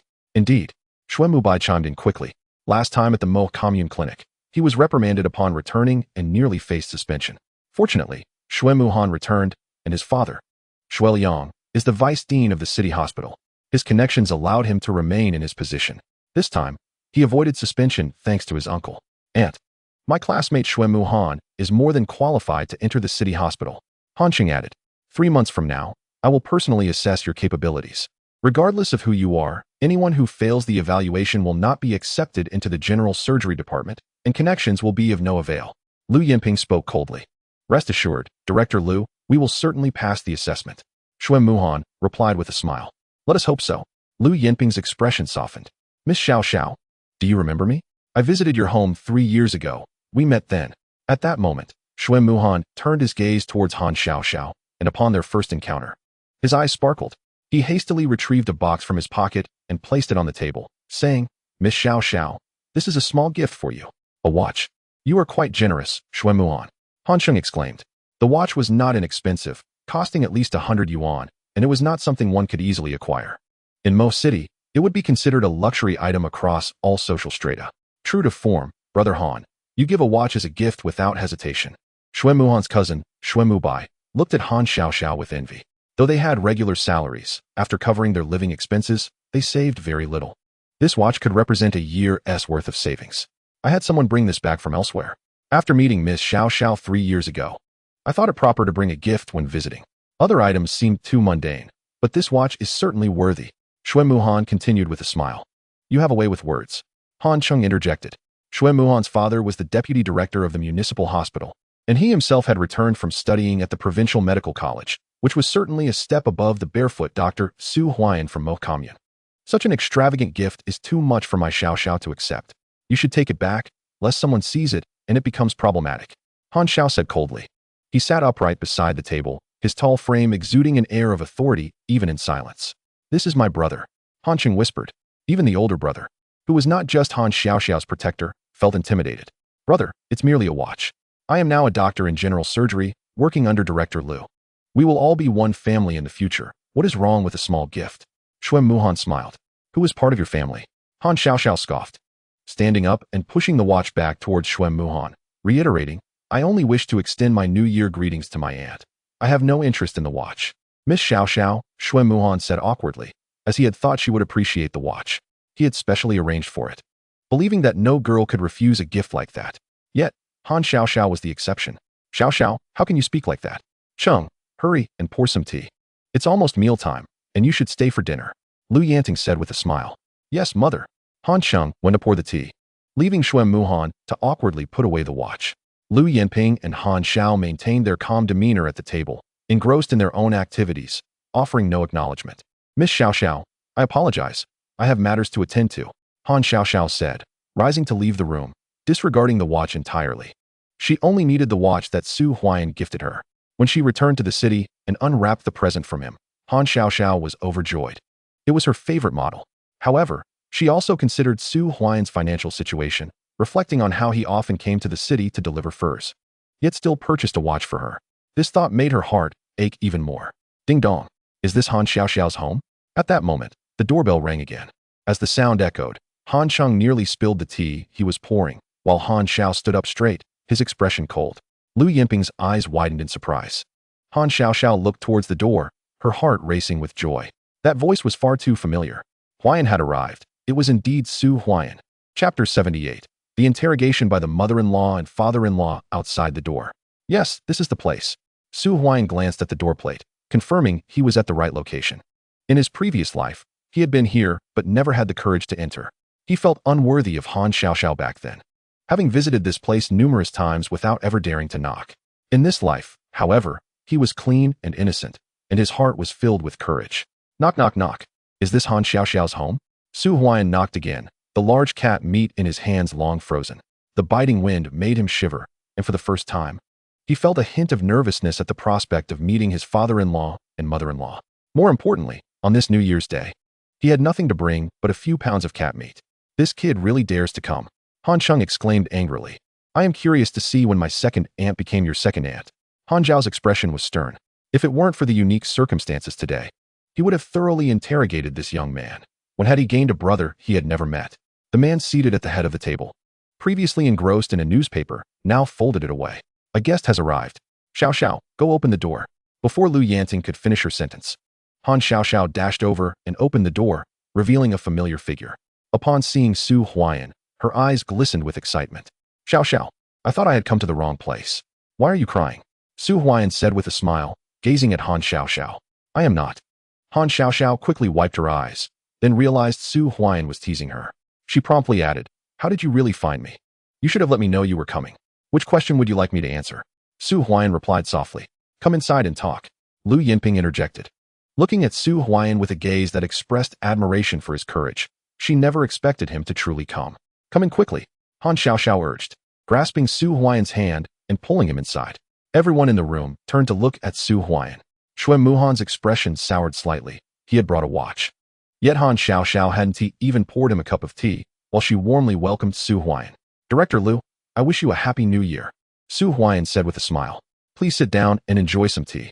Lu Yinping gracefully lifted the teapot to pour a cup of tea for Su Huaian, while Han Xiao and the gentleman seated at the head of the table regarded him with interest. Han Cheng's eyes bore a hint of anger, and Lu Yanting, busy in the kitchen, soon emerged. Greetings, uncle and aunt. My name is Su Huaian. I am a classmate and colleague of Xiao Xiao. I happened to come to the city today to pay my respects for the new year. Su Huaian promptly stated. Ah, so you are Xiao Xiao's classmate. How very polite of you to bring such gifts. Lu Yanting replied with a warm smile, accepting the items from Su Huaian. Huaian, allow me to introduce you. This is my elder brother, Han Xiao. This is my third brother, Han Cheng. This is my father, Han Guoyang. And this is my mother, Lu Yanting. Han Xiaoxiao enthusiastically guided Su Huaian through the introductions. Su Huaian also noticed Xue Muhan and Xue Mubai nearby, but chose not to comment, as it was quite normal for Xue Mubai, who worked in Lu Yinping's department, to come to pay New Year's greetings. Hello. Su Huaian approached Han Xiao, standing straight and offering a respectful salute. The previously indifferent Han Xiao quickly rose to return the gesture, having spent time in a military hospital in his past life. Su Huaian understood that such a greeting outweighed any material gift in Han Zhao's eyes. Please, take a seat. Han Xiao extended his hand for a handshake before sitting down. The two men, appearing as if they were strangers, refrained from mentioning the morning's events. Instead, Lu Yinping cast a knowing glance at Su Huaian, as if to convey that if he wished to win over Han Xiaoxiao, he must exert himself. Huaian, what brings you here? Xue Mubai inquired coldly, clearly surprised that Su Huaian had chosen to visit Han Xiaoxiao's home on the first day of the new year, and seemingly receiving a warmer welcome than either of the two brothers. However, within moments, Xue Mubai understood that Su Huaian's presence was undoubtedly connected to Lu Yinping. After the recent examination, Su Huaian had secured a training opportunity at the municipal hospital, and it was apparent that he was keen to cultivate a favorable relationship with Lu Yinping to facilitate his entry into the city hospital. Xiao Xiao, since your classmate is here, you should stay for lunch. Lu Yanting suggested cheerfully. I'll lend a hand. Han Xiaoxiao quickly replied, dashing into the kitchen. Inside, the family turned their attention to Su Huaian. The disparity in treatment was glaringly obvious. Even a fool could see that Han Xiaoxiao regarded Su Huaian differently. Young comrade, where are you from? Han Guoyang, setting down his newspaper, inquired. He could overlook Xuan Mubai and Xuan Muhan as a father, fully aware that his daughter thought little of them. However, with Su Huaiyan's arrival, Han Xiaoxiao's demeanor had completely transformed, and as a concerned father, he could not remain passive. I hail from the Lingnan Brigade of Mo Commune, Su Huaiyan responded. What is your occupation? Han Guoyang pressed further. I recently passed the examination and have become a doctor at the Mo Commune Health Center. Director Liu has taken a liking to me, and in due course, I will be studying at the municipal hospital, Su Huaiyan explained.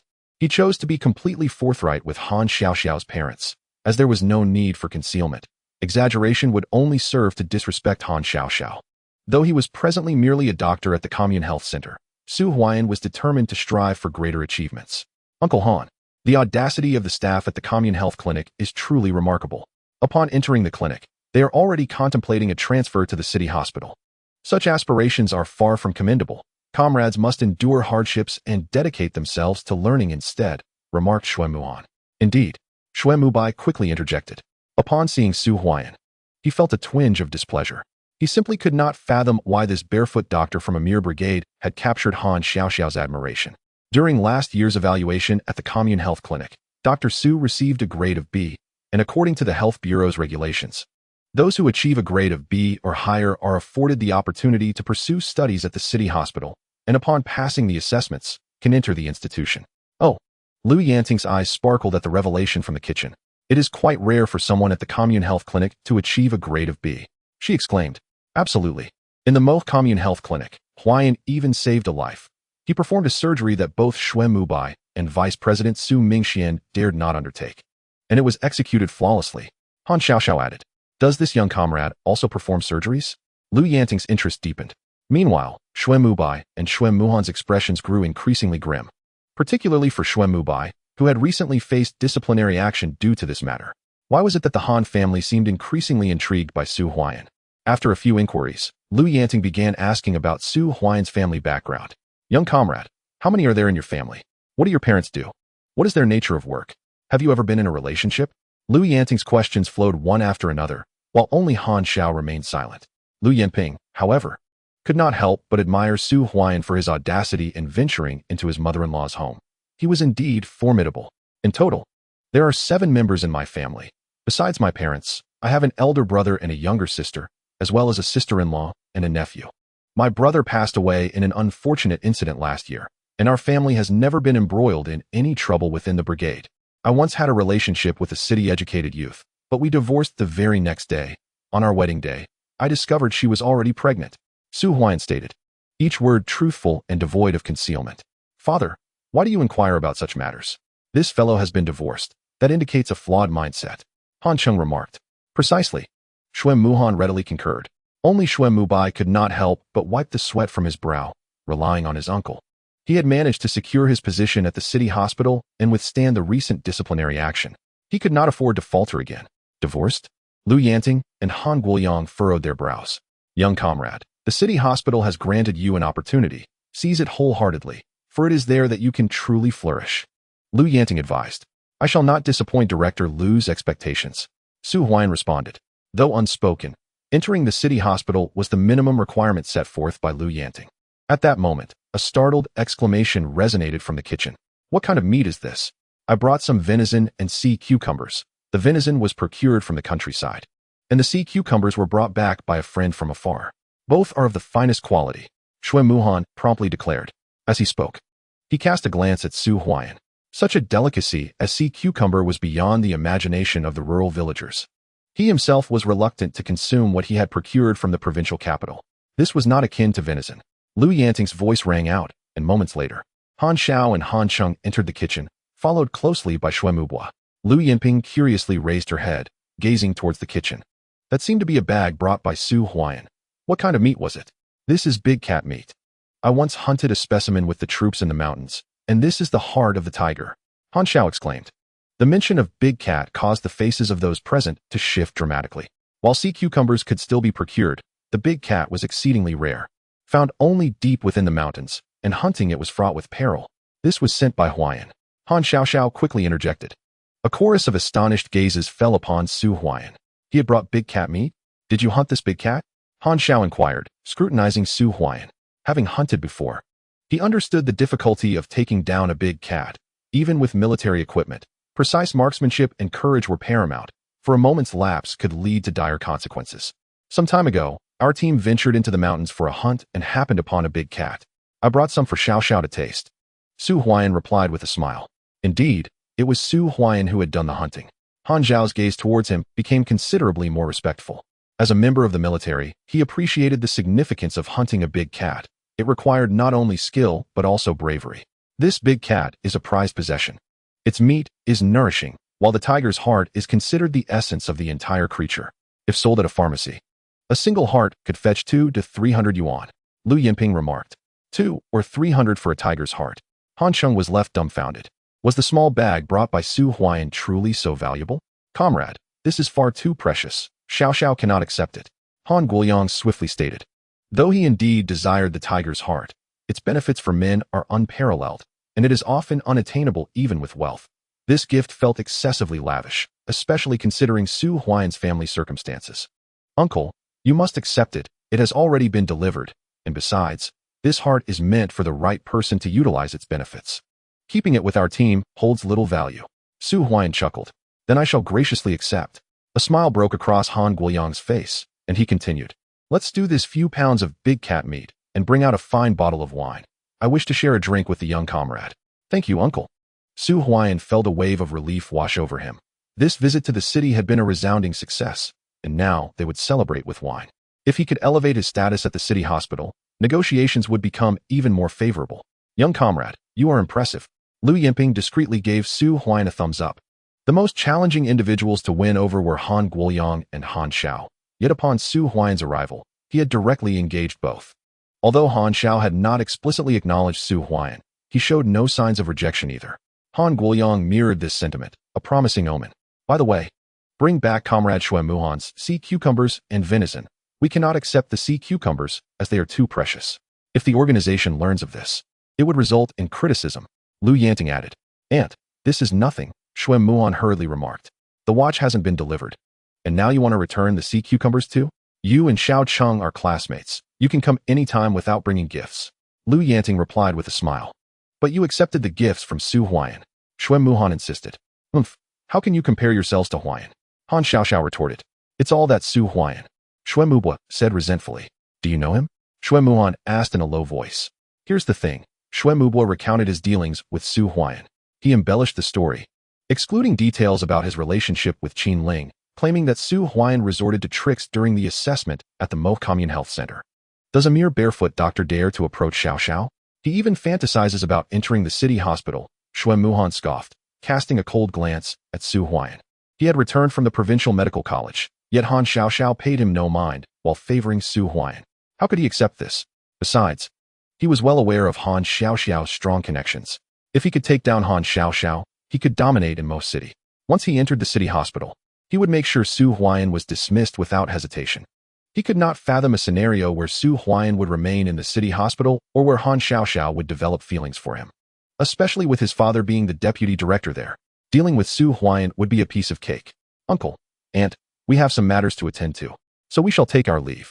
Xue Muhan stood up. He had not accepted anything, and, with the bothersome presence of Su Huaiyan, staying for dinner would only sour his mood further. It was better to leave and seek another opportunity to return, especially since he perceived that the Han family was not welcoming. Xiao Xiao, see the guests off. Lu Yanting instructed. I don't want to, Han Xiaoxiao protested. But Su Huaiyan stood up and said, Oh. Han Xiaoxiao's face flushed as she nodded at him. Inside, Han Xiaoxiao followed Su Huaiyan outside. Han Sheng also wanted to see them off, but was deterred by a glance from Han Xiao. It was clear that both the Han family and Han Xiao were not fond of Xue Mubua and his companion. As they reached the door, both of them carried their belongings back, their expressions darkening as they glanced at Su Huaiyan beside Han Xiaoxiao. They blamed him for the events of the day. Xiao Xiao, you head back first. I need to speak with them for a moment, Su Huaiyan said to Han Xiaoxiao. Oh, she nodded, adding, you mustn't bully Huaiyan, or I'll call my brother for help. Xue Mubua and Xue Muhan urged, hurry up. Su Huaiyan gently patted Han Xiaoxiao on the head and quickly said, I'll wait for you at the entrance. Han Xiaoxiao returned to the door, watching Su Huaiyan. As she turned to leave, his expression darkened, narrowing his eyes at the two before him. Bang! A sweeping kick sent both men crashing to the ground. Stay away from Xiao Xiao, or I'll make you regret it. With that, Su Huaiyan turned and departed. Two individuals stood up, their noses bleeding, their eyes nearly igniting with fury as they glared at Su Huaiyan's retreating figure. Before they could issue a threat, it was Su Huaiyan who boldly threatened them first. "Brother Muhan, this fellow is utterly detestable," Su Mubai exclaimed with indignation. Su Huaiyan's kick had been fierce, sending both men crashing to the ground, their faces swollen and noses bloodied. The final threat uttered by Su Huaiyan only intensified their simmering rage. How dare a mere village doctor from a commune health clinic threaten them? You better not set foot in the city hospital. Su Muhan growled menacingly. Are we just going to let this slide today? Su Mubai felt a surge of resentment. Ever since returning to the city with Qin Ling, he had faced nothing but misfortune. His humiliation at the commune health clinic was compounded by disciplinary actions upon his return to the city hospital, and now he had been dealt another blow by Su Huaiyan. What more do you want? My brother Han Sheng is from the northern military region. Do you dare to cause a ruckus here? Su Muhan stated coldly.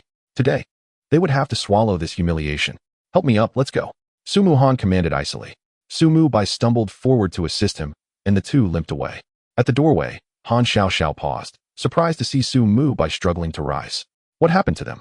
She inquired curiously. They slipped on the icy ground. The wind outside is too strong. We should head inside. Su Huaiyan replied with a smile.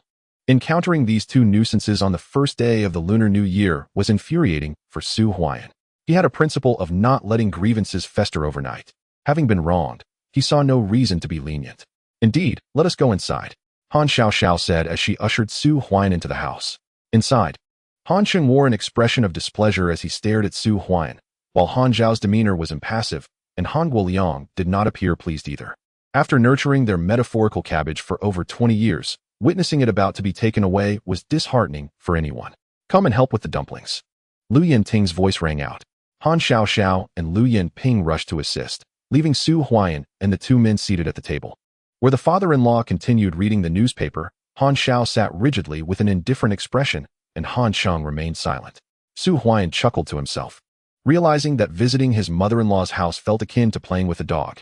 Dr. Su, you might as well consider enrolling in medical school. With a future opportunity to enter the Northern Military Hospital, Han Xiao finally spoke up. As he addressed Su Huaiyan, even Han Guoliang turned his attention toward him. Han Zhao's personality was well known. He seldom spoke to others unless he felt compelled to, indicating a begrudging acknowledgement of Su Huaiyan's potential. I will be taking the college entrance examination this year, Su Huaiyan declared. I'm going to, Han Xiao quickly added. Both Han Guoliang and Han Xiao shot Han Xiao disapproving glares. They had been urging her for 2 years to pursue higher education. Yet she had shown no interest until Su Huaiyan arrived, prompting her to consider attending university. Medical school is not that easy to get into, Han Sheng remarked coldly. Which university are you planning to apply to? Han Guoliang inquired. Huagua Medical University, Su Huaiyan responded.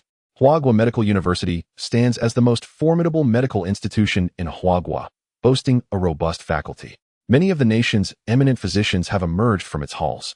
Indeed, young individuals strive diligently. In the midst of cooking, Su Huaiyan sat quietly in his chair, while Han Xiao and Han Guoliang exchanged no further words. Instead, the trio in the kitchen, Han Xiao included, occasionally engaged in light conversation as time gradually slipped by, soon reaching 11:30. Mealtime. The voice of Lu Yanting resonated, as the three emerged with dishes and dumplings, filling the room with an enticing aroma. On the table lay a pot of stewed cat meat, a generous platter of dumplings, and an array of other dishes, totaling around 10. Xiao, fetch the wine, called Han Guoliang. Certainly. Han Xiao dashed to the cupboard, retrieving a bottle of liquor and placing it on the table. Su Huaiyan's eyes brightened. It was Maotai, a rare and expensive find in this era, where a laborer's monthly wage could scarcely afford 3 or 4 bottles. As the wine was poured, its fragrance wafted through the air. Uncle Han, I toast to you. Cheers. The atmosphere around the table grew warm and lively as the first cup was downed, enveloping everyone in a comforting warmth. Huaiyan, enjoy the dumplings. Relish the meat. Han Xiao, sitting beside Su Huaiyan, eagerly served him dishes, filling his bowl within minutes. The family observed in silence. Yet their gaze towards Su Huaiyan held a deeper significance. Shui Muhan came today bearing sea cucumbers and a watch. It seems his father, Shui Liang, has received news from the pharmaceutical factory, Lu Yanting remarked. Mother, Shui Muhan is my classmate. He harbors no ill intentions, Han Sheng quickly interjected. Humph. The higher-ups intend to designate Mo City as a pilot for reform. Shui Liang seeks to establish a pharmaceutical factory, but only one subsidy slot has been allocated. Lu Yinping retorted with a scoff. Shui Liang has wealth. If he desires to open one, let him do so. After all, factories must be established. Han Qing added. What do you understand? Han Guoliang glanced at Han Sheng and said, the purpose of reform transcends mere economics. It also serves the populace. Furthermore, a free economy necessitates fair competition. Do you think reform is a trivial matter? Previously, I had gauged Shui Liang's intentions when the subsidies were not yet dispensed. I personally invited him, but he declined. This time, it is evidently about the subsidies. Mo City, as a pilot, means the factory must either not be established or must commence operations. Otherwise, it benefits Mo City not at all. Han Guoliang reiterated. Oh, so it pertains to the pharmaceutical factory, Su Huaiyan thought, realizing that this was indeed the opportune moment for reform, with a significant demand for pharmaceuticals. Moreover, the products from the factory need not worry about sales, as they can directly interface with hospitals and pharmacies. Coupled with the incentives from reform, who would not be tempted? How much capital is needed to establish a pharmaceutical factory? Su Huaiyan inquired. What? Do you aspire to open a pharmaceutical factory? Han Qing responded. I must inform you that, let alone a pharmaceutical factory, even a regular factory requires at least 100,000.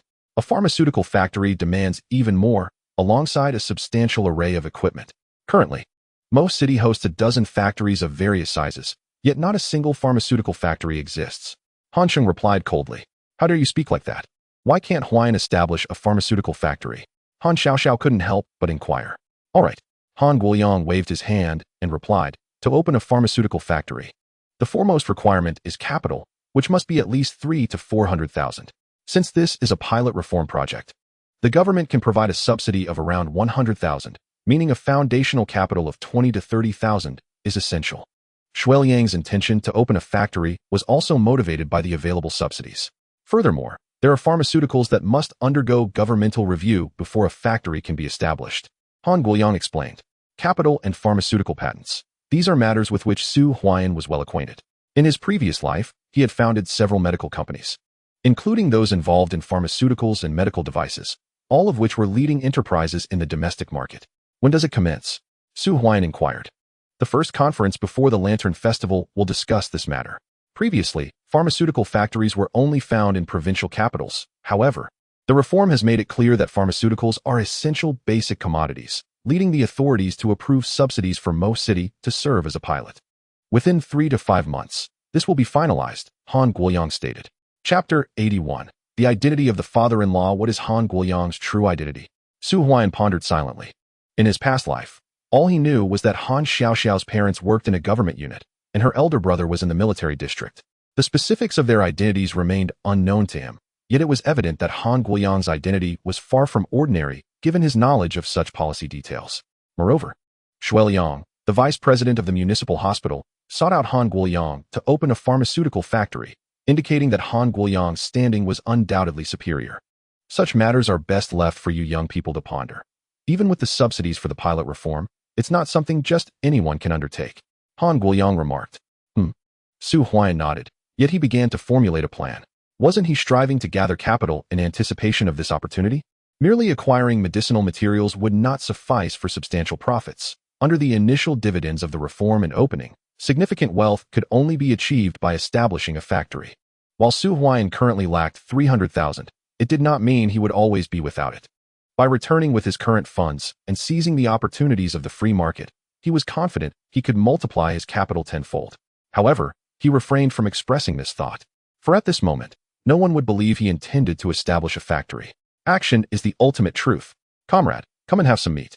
Lu Yanting served Su Huaiyan a piece of meat, and he hurriedly accepted it with gratitude. The conversation at the table shifted away from factory discussions to casual family matters, culminating in Su Huaiyan recounting the tale of his hunt for a large cat. His brief narrative astonished the others, and Han Xiao looked at Su Huaiyan with newfound seriousness. Once the meal concluded, around 12:30, Su Huaiyan stood up to bid farewell. Han Guoliang had imparted a crucial piece of information. He must accumulate sufficient capital within 3 months, or else he would miss out on the initial dividends necessary to establish a pharmaceutical factory. This opportunity must be seized. Mother, Huaiyan has already given us a gift. We should reciprocate, Han Xiaoxiao whispered. What gift could possibly compare to that of Comrade Huaiyan?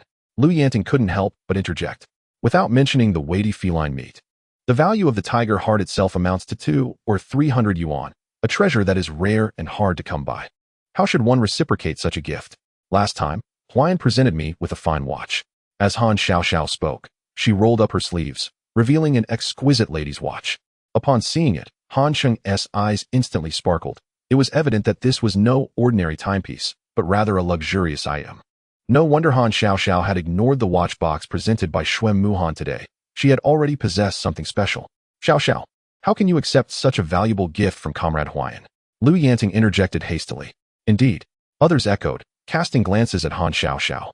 Uncle Aunt. Su Huaian stood up, drawing the family's attention. The watch was a gift from me to Xiaoxiao. You all understand my intentions. I am fully aware of my position. Yet I believe that one day I will be worthy of Xiaoxiao. I kindly ask for this opportunity. I am determined to enter the municipal hospital this year. His declaration silenced the room. Han Xiaoxiao's cheeks flushed crimson as she lowered her gaze, nervously clutching the hem of her clothing. Su Huaian was expressing his desire to pursue her, and he had done so in front of her entire family. Once you are admitted to the municipal hospital, I will not oppose your relationship with Xiaoxiao. However, until that time, I hope you will refrain from any inappropriate advances towards her, otherwise. Bang! Han Xiao stood up, retrieving a box gun from his waist and placing it on the table, his eyes now cold. Han Guoyang remained silent, while Lu Yinping's lips twitched slightly, impressed by the young man's audacity. Brother, Han Xiaoxiao's eyes glistened with unshed tears. No seeking assistance from my second aunt. He must rely on his own abilities to enter the municipal hospital, Han Xiao reiterated. Han Xiaoxiao cast a pleading glance at Lu Yinping, who remained silent. Han Shen glanced at Su Huaian and let out a cold snort. The challenge of a community clinic doctor entering the municipal hospital was far greater than that of barefoot doctors undergoing assessments. Despite Su Huaian having received training opportunities at the municipal hospital, many from the community clinic aspired to such chances, yet only a few could ultimately succeed. Next time we meet, I shall address you as elder brother, Su Huaian declared confidently. Farewell. He turned to leave. Wait. Seeing Su Huaian about to depart, Han Xiao and Lu Yinping called out to him. Han Xiao pushed the box gun towards Su Huaian, stating, in the spirit of reciprocity, this is a gift from me, containing relevant certificates. Thank you. Su Huaian accepted it. Dr. Su, take these books back to study. Lu Yinping emerged, carrying a pile of literature, with Han Xiaoxiao following suit. Also burdened with a stack of medical books, most of which were surgical texts. With reddened eyes, Han Xiaoxiao stuffed the books into Su Huaian's arms. Thank you. Su Huaian responded graciously. Xiaoxiao, fetch 2 bottles of wine for the young comrade to take back and share with your father. Han Guoyang instructed. Thank you. Su Huaian did not refuse. Although his family did not agree to him dating Han Xiaoxiao, they did not underestimate him either, providing him with the opportunity to enter the city hospital, which he understood as a test he was willing to undertake.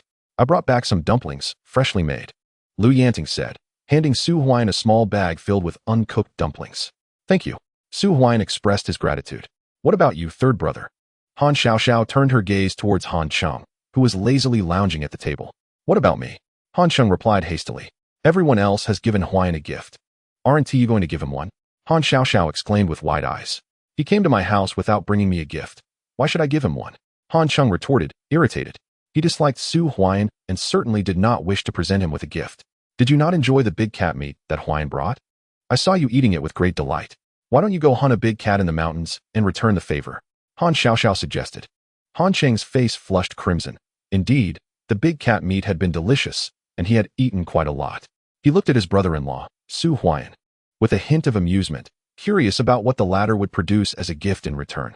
Here, he exclaimed, rushing back inside and tossing a small box to Su Huaian. Stadanking? Hair oil. Su Huaian's lips twitched. This brother-in-law was quite straightforward, gifting him hair oil, which must hold some value in his household. Han Cheng may not have liked him, but he certainly cared about appearances. Thank you, Su Huaian said before departing with the item in hand. Han Xiaoxiao saw him to the door. Outside, Han Xiaoxiao said, Huaian, in a few days, I will go to the Mo Health Clinic, and then we can study together at the city hospital. All right. Su Huaian nodded, then lowered his voice, asking, what exactly is your father's status? My father? Han Xiaoxiao was momentarily taken aback, then replied, he is the former deputy director of the provincial health department, transferred to Mo City 3 years ago, and is now the director of the Mo City Health Bureau. By the way, my mother is the secretary general of the city government. Su Huaian thought, with such a status, one could walk freely in Mo City. Huaian, don't take my brother's words too seriously, Han Xiaoxiao whispered. It's fine. Su Huaiyan smiled faintly. Words alone were insufficient. Action was paramount. After bidding farewell to Han Xiaoxiao, he proceeded directly to find Yang San. At Han Xiaoxiao's home, Lu Yinping called out Xiaoxiao. Upon her return, Han Xiaoxiao appeared somewhat dejected.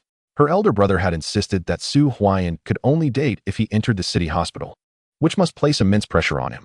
It was exceedingly challenging for the doctors from the commune health clinic to gain entry to the city hospital, and Aunt Lu Yinping was not permitted to assist. Xiaoxiao, actually, Muhan is quite good too. He graduated from the provincial medical college and immediately entered the general surgery department at the city hospital, far superior to Su Huaiyan. Why don't you consider him? Han Qing suggested. Bang! A book was thrown directly at Han Cheng, who quickly caught it, realizing he should refrain from further comments. Young people must feel some pressure. How can that be avoided?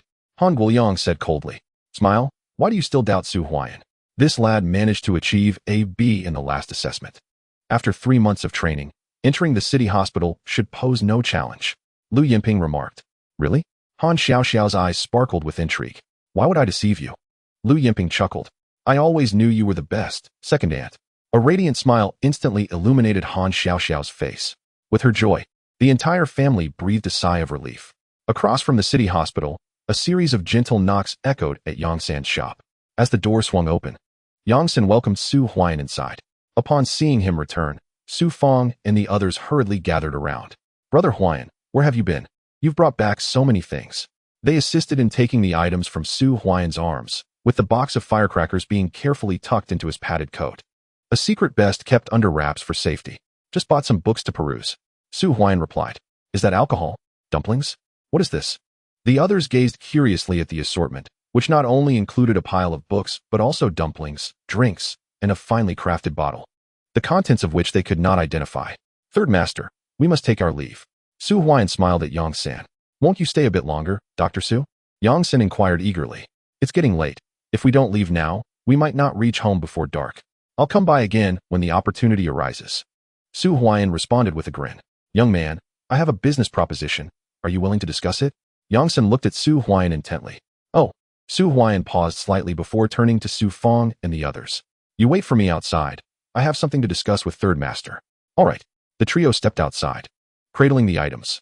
Third Master, please continue. Su Huaiyan urged, his demeanor calm. You are aware of the free market situation. I anticipate that within half a month, the towns surrounding Mo City will host a free market. Yang San elaborated. Proceed, Su Huaiyan replied, maintaining his composed expression. Yang San's prediction was largely accurate. The free market was set to commence on this year's Lantern Festival, which meant there was merely a fortnight remaining. At that juncture, various businesses in Mo City would be fully liberalized.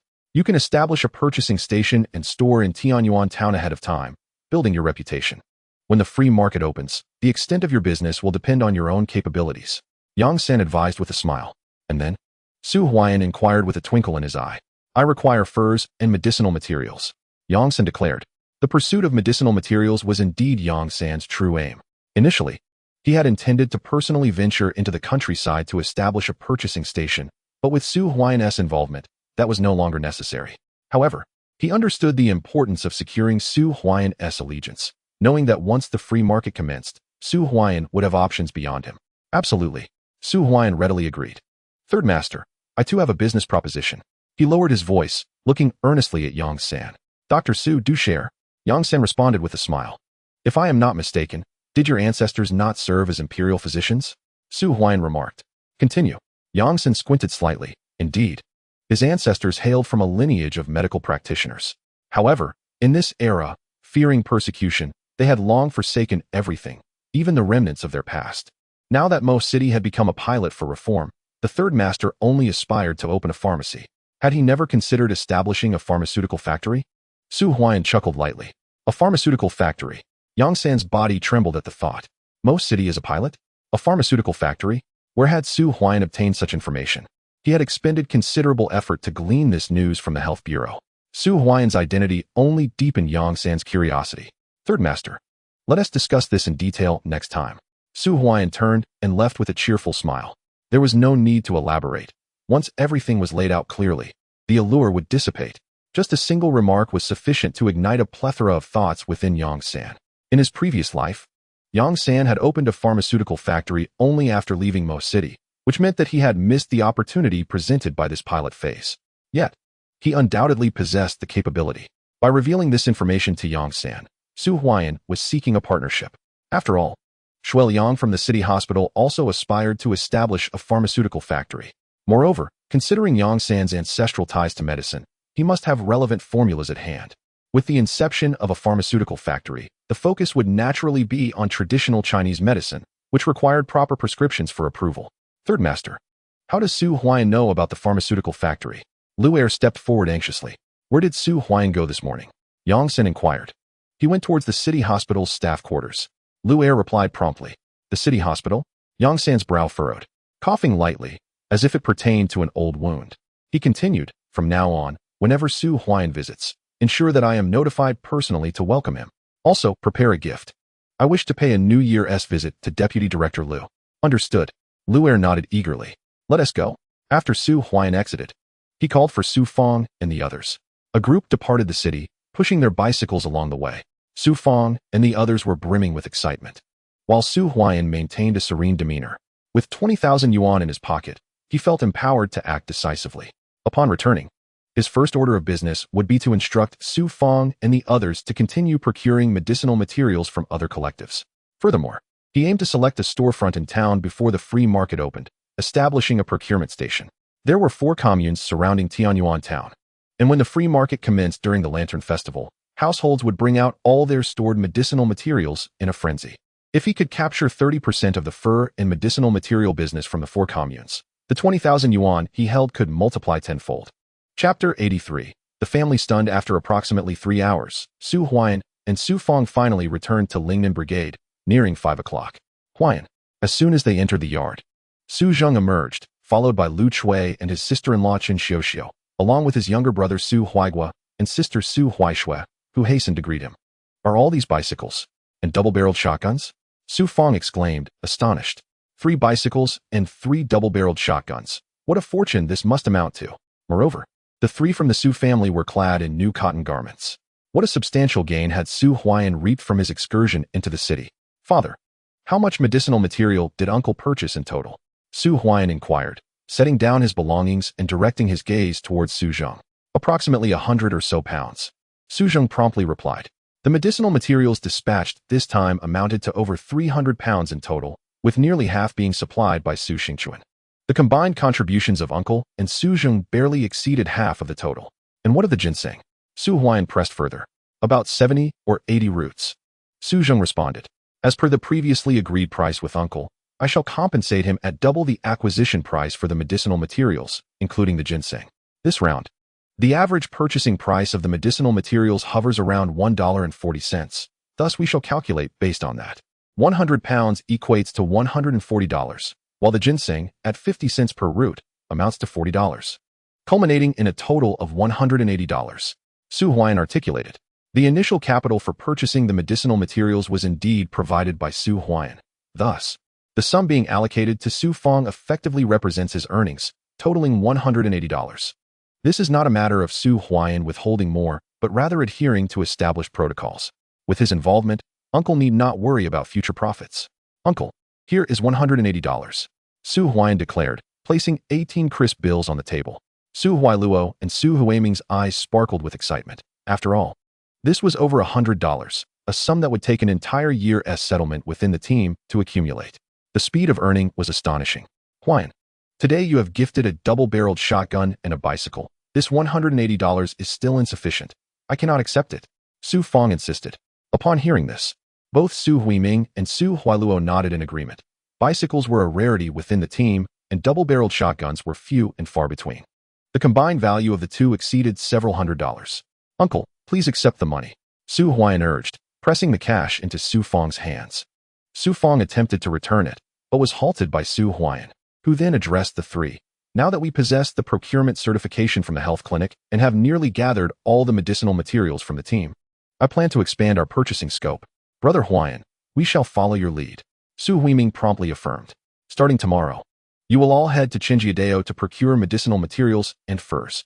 First, visit Secretary Chun of Chenjiadao to explain your intentions before commencing the purchases, prioritizing medicinal materials, with furs as a secondary focus. Understood. The 3 responded eagerly. This represented a capital of $1,000. And the purchasing price for this acquisition would be set at double the previous rate, remaining consistent with earlier arrangements. Uncle, I will additionally provide you with $1.40 per pound for the medicinal materials you procure and 50 cents per root for ginseng, Su Huaiyan declared, producing the cash and laying 100 bills on the table. $1,000? The others were taken aback. Huaiyan, such a sum is unnecessary. Su Fang quickly interjected. Uncle, while you procure the medicinal materials, do share a piece of information. We will establish a procurement station in Tianyuan town, aptly named Mo Procurement Station. In the future, should there be furs or medicinal materials, they can be sent either to Tianyuan town or directly to our home in Lingnan. Su Huaiyan reiterated. The year has come to a close, and it is likely that in just a few days, the team will convene to implement policies. The free market will also commence around the Lantern Festival, and in the meantime, Su Huaiyan plans to scout for suitable shops in Tianyuan town. Prior to the opening of the free market, those who establish their shops first will gain greater renown, thereby acquiring more goods. Huaiyan, isn't this a bit too conspicuous? Su Fang interjected. What is there to fear? If trouble arises, we have the procurement certificate from the clinic. Su Huaiyan replied. Then let us proceed as you suggest. Su Fang responded. By the way, when you head out, ride your bicycle and carry a double-barreled shotgun. It will be safer that way. Su Huaiyan added. Agreed. The others nodded in affirmation. After discussing the procurement details, Su Fang and the others departed, leaving Su Huaiyan, Su Zheng, Lu Chui, and Chen Xiuxiu seated on the calm, while Su Huaigua and Huaishui lay beneath the covers. The heavy snow had finally ceased, and the weather was improving. Lu Chui remarked. The heavy snowfall has blocked the mountains for nearly half a month, and once the snow melts, the team will likely venture into the mountains. Su Zheng noted. In the deepest areas, the snow has reached almost to an adult's thighs. Aside from Su Huaiyan and a few others who have ventured into the mountains, scarcely anyone from the team has dared to go due to the danger. However, since yesterday, the snowfall has ceased, though the temperatures have dropped even further. It will take at least a month for the snow to melt. Su Huaiyan stated. After the Lantern Festival, we should be able to gradually enter the mountains. Even if there is still some snow, it won't be as thick, and by then, we will not only rely on the medicinal herbs stored at home, but also venture into the mountains to harvest more. Even if the ground is frozen, many will be willing to go for the sake of profit. Father, here is 1,000 yuan. Please use it for the household. Su Huaiyan placed the money on the table. However, Su Zheng did not take it, but instead said, keep this money for yourself. When the opportunity arises, I will find someone to introduce a match for you. Father, there is no rush. Su Huaiyan insisted, pressing the money into Su Zheng's hands. As there were household items that needed to be replenished, Su Huaiyan had initially intended for Su Zheng to renovate the house, but it was still too early, and repairs could not be made in this heavy snowfall. Let us save it for Huaiyan, Lu Chui suggested. Father, with school starting, Huaigua will need to attend, and so will Huaishui. After some time, I will take Huaishui to the city to see what the hospitals there can offer, Su Huaiyan declared. Thank you, brother. Both Su Huaishui and Su Huaigua exclaimed eagerly. Tomorrow, Uncle and the others will go to Qinjia village. Sister-in-law, you should also go to lend a hand, Su Huaiyan said.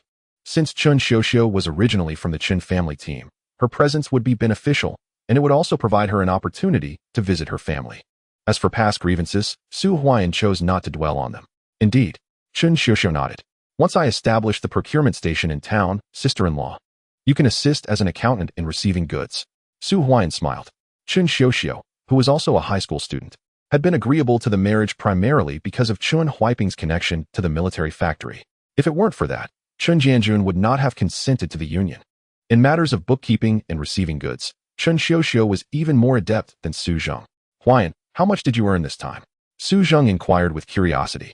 So much, Huaiyan replied, extending 2 fingers. 2,000. Then keep some for yourself, Su Zheng said, instructing Lu Chui to retrieve the money. Earlier, Huaiyan had given his uncle's family 1,000 yuan as capital, and now he was providing them with another 1,000. If he had only made 2,000, he would be left with little to spare. Father, it's 20,000. Huaiyan whispered. What? Su Zheng stared at Huaiyan in disbelief, and Lu Chui's actions froze. Chen Xiuxiu was left dumbfounded, while the younger siblings peered out from their blankets, giggling at Huaiyan. Chapter 84. Director Qin. Huaiyan has given too much. 20,000. A 10,000 yuan household. In this era, 5,000 qualifies as a prominent household, and there were only 2 such households in the Lingnan Brigade. Suddenly, Huaiyan became the sole 10,000 yuan household in the team. If this news spreads, it would create quite a stir. This matter must not be disclosed. Su Jing stated gravely. Earning money is commendable, but it also invites envy. How difficult had life been for Huaian's family before? They were among the least fortunate in the brigade, and now, transforming into a 10,000 yuan household is simply astonishing. Yes, yes. Lu Chui and Chun Xiuxiu nodded in agreement, recognizing the need for discretion. However, excitement sparkled in their eyes. A 10,000 yuan household means life at home is improving and the future holds promise. Mother, take these dumplings to boil and set aside the wine. Later, father and I will share a drink. Please put these books away, Huaian said with a smile as he tidied up the items on the table. Did you buy these dumplings and wine? Lu Chui asked eagerly. They were given by someone else. Huaian replied. You went to Qinling's house. The family fell silent. Several pairs of eyes focusing on Huaian. Had he visited Qinling again? They had only just begun to improve their circumstances, and Huaian must not be careless. It's not Qinling. It's from Xixiao's family, the family of Director Lu who treated Huai Shui last time. Huaian clarified quickly. Oh, it's from Miss Han Xixiao. The family collectively sighed in relief. Xixiao is a good girl, but Huaian, we must not forget our place. Although you have some money now. Xixiao is an educated youth from the city. We do not oppose your feelings for her, but you must strive to match her worth. Lu Chui advised. I will work hard to enter the city hospital. Huaian nodded earnestly. Next time you visit, let us know. Although we have little of value in the countryside, we must bring gifts. Last time, they brought us quite a few things. Su Zheng remarked. Understood. Huaian smiled lightly. Father, these are 2 bottles of wine from Xixiao's father. After mother finishes boiling the dumplings, we shall have a drink. These dumplings were personally wrapped by Xixiao's mother for you to taste. And this is a book sent by Xixiao's second aunt, as well as some cooking oil from her brother. I'm not used to it, so it's for sister-in-law. Su Huaian took out everything, handing Hancheng's oil to Chun Xiuxiu, who caught it and placed it by the Kong. Lu Chui took the dumplings and wine, while Su Huaian organized the books himself. As for the firecrackers, Su Huaian chose not to reveal them. As night fell, after about an hour, Lu Chui finished boiling the dumplings and opened a bottle of liquor. Su Huaian and Su Zheng each took a cup and began to drink, while Chun Xiuxiu and Lu Chui gathered around the table to enjoy the dumplings. With the liquor warming his cheeks, Su Zheng felt the shadows in his heart dissipate entirely. A new pillar had emerged in this household. The night passed, and the next day, Su Huaian walked to the commune. Although the snow had ceased, the air grew colder, and the ground had frozen over, rendering his bicycle unusable. Early that morning, Su Zheng and Su Fong set out to gather medicinal herbs. Though the new year had just begun, the pursuit of profit had not stalled. The distribution of money the previous day had invigorated their spirits. Su Huaian understood that once the policy was implemented, procuring medicinal herbs in the countryside would become far more challenging, as the number of buyers would increase. This was why he aimed to raise procurement costs upon his return. It was not foolishness, but rather a strategic move. Once the free market opened, the prices in the town would not surpass Su Huaian's rates, which were, in fact, slightly higher than what the future market would offer. When the time came, who would people opt for? As for other merchants, they could also raise their prices. But doing so would require capital, hundreds or thousands of yuan, which they could not possibly match against Su Huaian's current standing. When the free market commenced, word would spread of Su Huaian's competitive pricing, and buyers would seek him out directly. At the commune health clinic, Su Huaian arrived around 8 o'clock. The clinic was nearly empty, as it was the second day of the new year and still in a period of rest, resuming normal operations on the 6th. Only the on-duty doctor was present, with others absent unless in special circumstances. Dr. Su, Happy New Year. Lu Yining, the on-duty physician, greeted him warmly upon spotting Su Huaian. Happy New Year, Dr. Lu. Su Huaian replied with a smile, then proceeded to the director's office. He had not intended to visit the clinic today, as his purpose was to meet with Director Qin. In the director's office, Dr. Su, please have a seat. Director Qin warmly invited, quickly serving tea. How was your trip to the city yesterday? Met with third master, and the goods were delivered, Su Huaian replied with a smile. Dr. Su, such matters should be avoided in the future. After the Lantern Festival, the city hospital will notify you to attend training there, and Director Xiao holds you in high regard, having recommended you to Vice President Shui of the city hospital. Director Qin said with a grin. Shueyang? Su Huaian was momentarily taken aback. Indeed. Director Xiao visited the city on New Year's Eve and encountered Vice President Shui at the City Health Bureau. If he recognizes your talent, your future will be bright. Director Qin remarked. Please extend my gratitude to Director Xiao. Su Huaian replied with a wry smile. Outside Han Xiaoxiao's residence, it seemed as though I had just delivered a sweeping kick to Shui Muhan, and given my past grievances with Shui Muhuai. If Shueyang were to discover this matter, I would not only be barred from entering the municipal hospital, but I might also lose my eligibility for training. Dr. Su, once we officially resume work on the 6th day of the Lunar New Year, your attendance is imperative. The organization enforces strict disciplinary standards, declared Director Chin. Director Chin, I intended to discuss this with you. I may be occupied for the next fortnight and might need to request a few days off, Su Huaiyan replied. I just informed you that attendance is non-negotiable, and now you wish to take leave? Director Chin's brow furrowed. He held Su Huaiyan in high regard. His surgical skills were impeccable, and he should not let his career falter as his uncle had. Director Chin, this is my share for you, as promised by Third Master, Su Huaiyan said, placing an envelope on the table. Upon seeing the thick envelope, Director Chin was momentarily taken aback, but quickly opened it to find it abundantly filled with cash. 1,000 yuan. He gasped, counting quickly. Why so much? There are procurement receipts from the health center. During this period, I acquired a substantial amount of medicinal materials from the Lingnan Brigade, and after distribution, I made a little profit. This is your portion. Su Huaiyan smiled. In total, I earned 20,000 yuan from this venture into the city, but according to the agreement with Yang San, 10% of the profits from the medicinal procurement would go to Director Chin, which amounted to approximately 1,000 yuan. This does not include the big cat ginseng. Goodness. Director Chin exhaled sharply, realizing that with the previous 600 yuan from the last procurement, that made a total of 1,600. He had never realized that earning money could be so effortless. This sum equated to over 2 years of his salary. What about my request for leave, Director Chin? Su Huaiyan inquired, looking toward Qin Yuqing. Though our health center maintains strict discipline, if you have pressing matters, do inform me in advance. Of course, you must be present during any special circumstances within the institute. Qin Yuqing responded. Chapter 85. Settling Matters with Chun Guodong. Thank you, Director Chin. Su Huaiyan thought to himself, smiling discreetly. The power of currency was undeniably effective. That 1,000 yuan was exceedingly valuable. Without the health center's procurement receipts, he would not have been able to acquire such a wealth of medicinal materials. After a brief conversation, Su Huaiyan departed. However, this time he did not leave the commune, but instead sought out the economic director, Chun Guodong. Knock, knock. Arriving at Director Chin's office, Su Huaiyan rapped on the door. Who is it? A voice inquired. Moments later, the door opened to reveal Chen Xueping, whose demeanor soured upon seeing Su Huaiyan. He coldly stated, What brings you here? I am looking for Director Chun. Su Huaiyan replied with a smile. Uncle, he is here for you. Chen Xueping called out. Chun Guodong emerged and, upon seeing Su Huaiyan, promptly welcomed him. Knowing well that Su Huaiyan had saved his wife's life during their last encounter at the commune's health center. Director, I wish you a prosperous new year. Su Huaiyan produced the gift he had purchased, a modest assortment of candies from the local supply and marketing cooperative, costing merely a few yuan. Dr. Su, why bring anything else? Just come, exclaimed Director Chun, gesturing for him to enter the room. The space was modest, spanning only a little over 100 square meters. Yet it was bustling with people.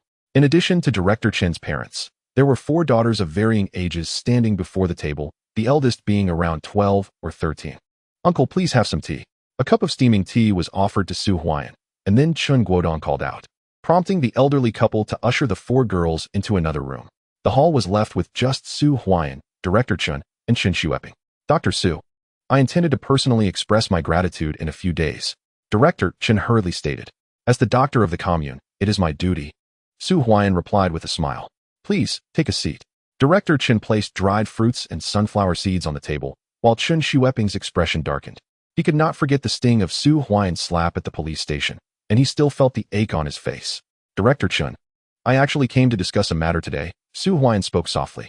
Please, share your thoughts. I will assist in any way I can. Director Chen responded eagerly. You must have heard about the upcoming free market in Tianyuan town for the Lantern Festival?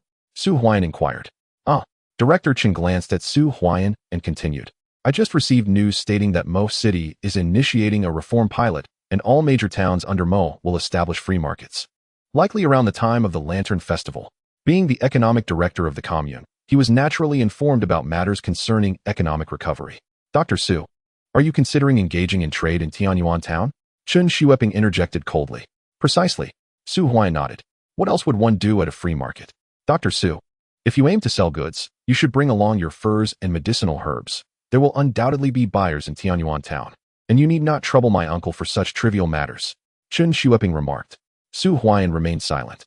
Indeed, Chen Xueping was partially correct. When the free market opened, Su Huaiyan would sell items from the city, including clothing and flashlights, all at reasonable prices. He could procure these goods from Yongsan. Yet his primary objective was to acquire medicinal herbs and furs. Don't tell me you wish to establish a collection station in the town, Su Huaian? Do you have connections in the city? Do you possess the capital for such an endeavor? Chen Xueping could not help but interject. Xueping. Director Chen reprimanded him, prompting Chen Xueping to fall silent. He was overly excited, as Chen Guodong had already promised him that he could go to Tianyuan town to purchase medicinal herbs and had even agreed to help him secure a shop. Tianyuan town is home to 4 major communes, with Mo commune being one of them. When the free market opens, it is primarily the various communes that will send out medicinal herbs and furs to sell, alongside some handcrafted goods at stalls. In addition, there are shops, but their number is limited and not everyone can participate. Beyond connections, capital is essential. To establish a shop, one must be a prominent household within the brigade, possessing a minimum of 5,000 yuan in family funds. This requires a certification from the brigade, followed by the signature of the commune's economic director to proceed with the application for a shop. Furthermore, each commune is allotted only 2 slots. Thus, with the advent of the free market, Tianyuan town will see merely a handful of individual shops emerge, while the majority of expenditures will still reside within the supply and marketing cooperative. However, as the number of individual operators increases, the cooperative will gradually recede. Dr. Su, I regret to inform you that I cannot assist you with this matter. Tianyuan town has allocated only 2 shop slots to our Mo commune, and these slots must be contested fairly among the top households, Director Chen stated. With 2 available slots, one had already been granted to Chen Xueping, leaving no chance for Su Huaian, as there are indeed several standout households within the commune. It would be unreasonable for one to forego their opportunity. Director Chen, would you consider a different approach? Su Huaian glanced at Chen Xueping. What are you intending to do, Su Huaian? Chen Xueping quickly interjected. Xueping, kindly step outside. Chen Guodong commanded coldly. Uncle. Chen Xueping felt anxious, yet he complied with Chen Guodong's stern gaze and exited the room. Outside, he felt disgruntled. He had already secured that slot, and he believed nothing would jeopardize his position due to Su Huaian's arrival. Inside, Chen Guodong continued, Dr. Su, while I am grateful for your assistance in saving my wife, I truly cannot aid you in this matter. Opening a shop in Tianyuan town entails significantly greater costs than merely collecting medicinal materials from the brigade. Without several thousand yuan in capital, it is futile to even consider it. I have advised Xueping that you should continue gathering medicinal materials and furs from the brigade. He will certainly accommodate you, and if you wish, these goods can be delivered to Xueping, who will allow you a share of the profits. He realized that he was indeed powerless in this situation. Capital was essential, and Su Huaian lacked the status of a standout household to possess sufficient funds.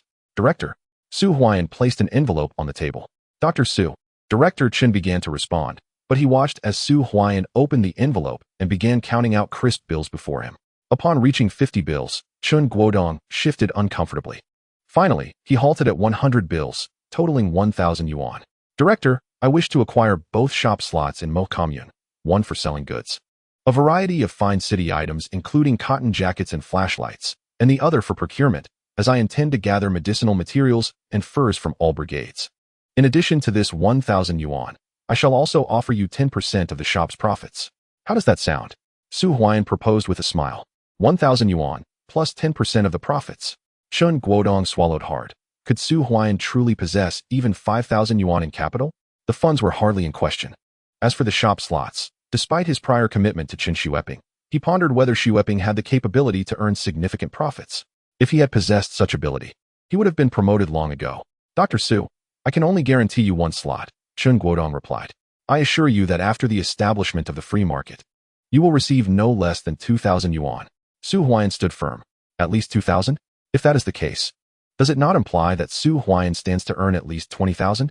During this period of economic reform trials, the emergence of a household with a wealth of 10,000 yuan transcends mere monetary considerations. It embodies performance metrics. With a slight embellishment, one could even elevate it to a household boasting 100,000 yuan. The allocation of shop spaces to Su Huaian not only promises financial gain, but also ensures tangible results. The choice is clear. Dr. Su, upon your return, please draft an application to the brigade, which will require their signature and seal. As for the shop matters, I shall personally convene a meeting to reach a decision, and you shall receive a response within 3 days, stated Director Chen. Thank you for your assistance, Director Chen. Su Huaian replied with a smile as he rose. Dr. Su, you've forgotten the money. Director Chen's voice called out, as Su Huaiyan turned to leave. Director, this 1,000 yuan is invested by Xueping. A profit of 10% will suffice. As the economic director, my sole focus is on the welfare of the community. Please refrain from such trivialities in the future, Director Chen added with a smile. Indeed, Director. You are correct. Su Huaiyan chuckled as he accepted the envelope, humorously realizing that he was investing in himself under the name of Chen Xueping. Truly, he was a seasoned veteran. Chapter 86. The implementation of policy begins. Director Chen. I shall heed your words. Su Huaiyan tucked the envelope away. Though he did not explicitly agree, he understood that the matter was secure. Even if he could not secure both shop spaces, at least one was within reach. Dr. Su, shall we dine before you depart? Director Chen inquired warmly. Director, I have other commitments and shall not impose further. I promise to share a drink with you on my next visit. Su Huaiyan responded, placing the money in his pocket with a smile. Safe travels. Director Chen cheerfully saw Su Huaiyan off. As he opened the door, Chen Xueping stood outside, bracing against the northern wind, turning his head away in displeasure as Su Huaiyan emerged. Unperturbed, Su Huaiyan departed directly. Uncle, what did Su Huaiyan want with you? Chen Xueping inquired as he entered shortly after Su Huaiyan's exit. It pertains to the shop spaces, Director Chen replied coolly. This nephew of mine is utterly inept. He was informed long ago to procure fur and medicinal materials, yet his acquisitions have been meager, with few sold to him, Chen Xueping remarked.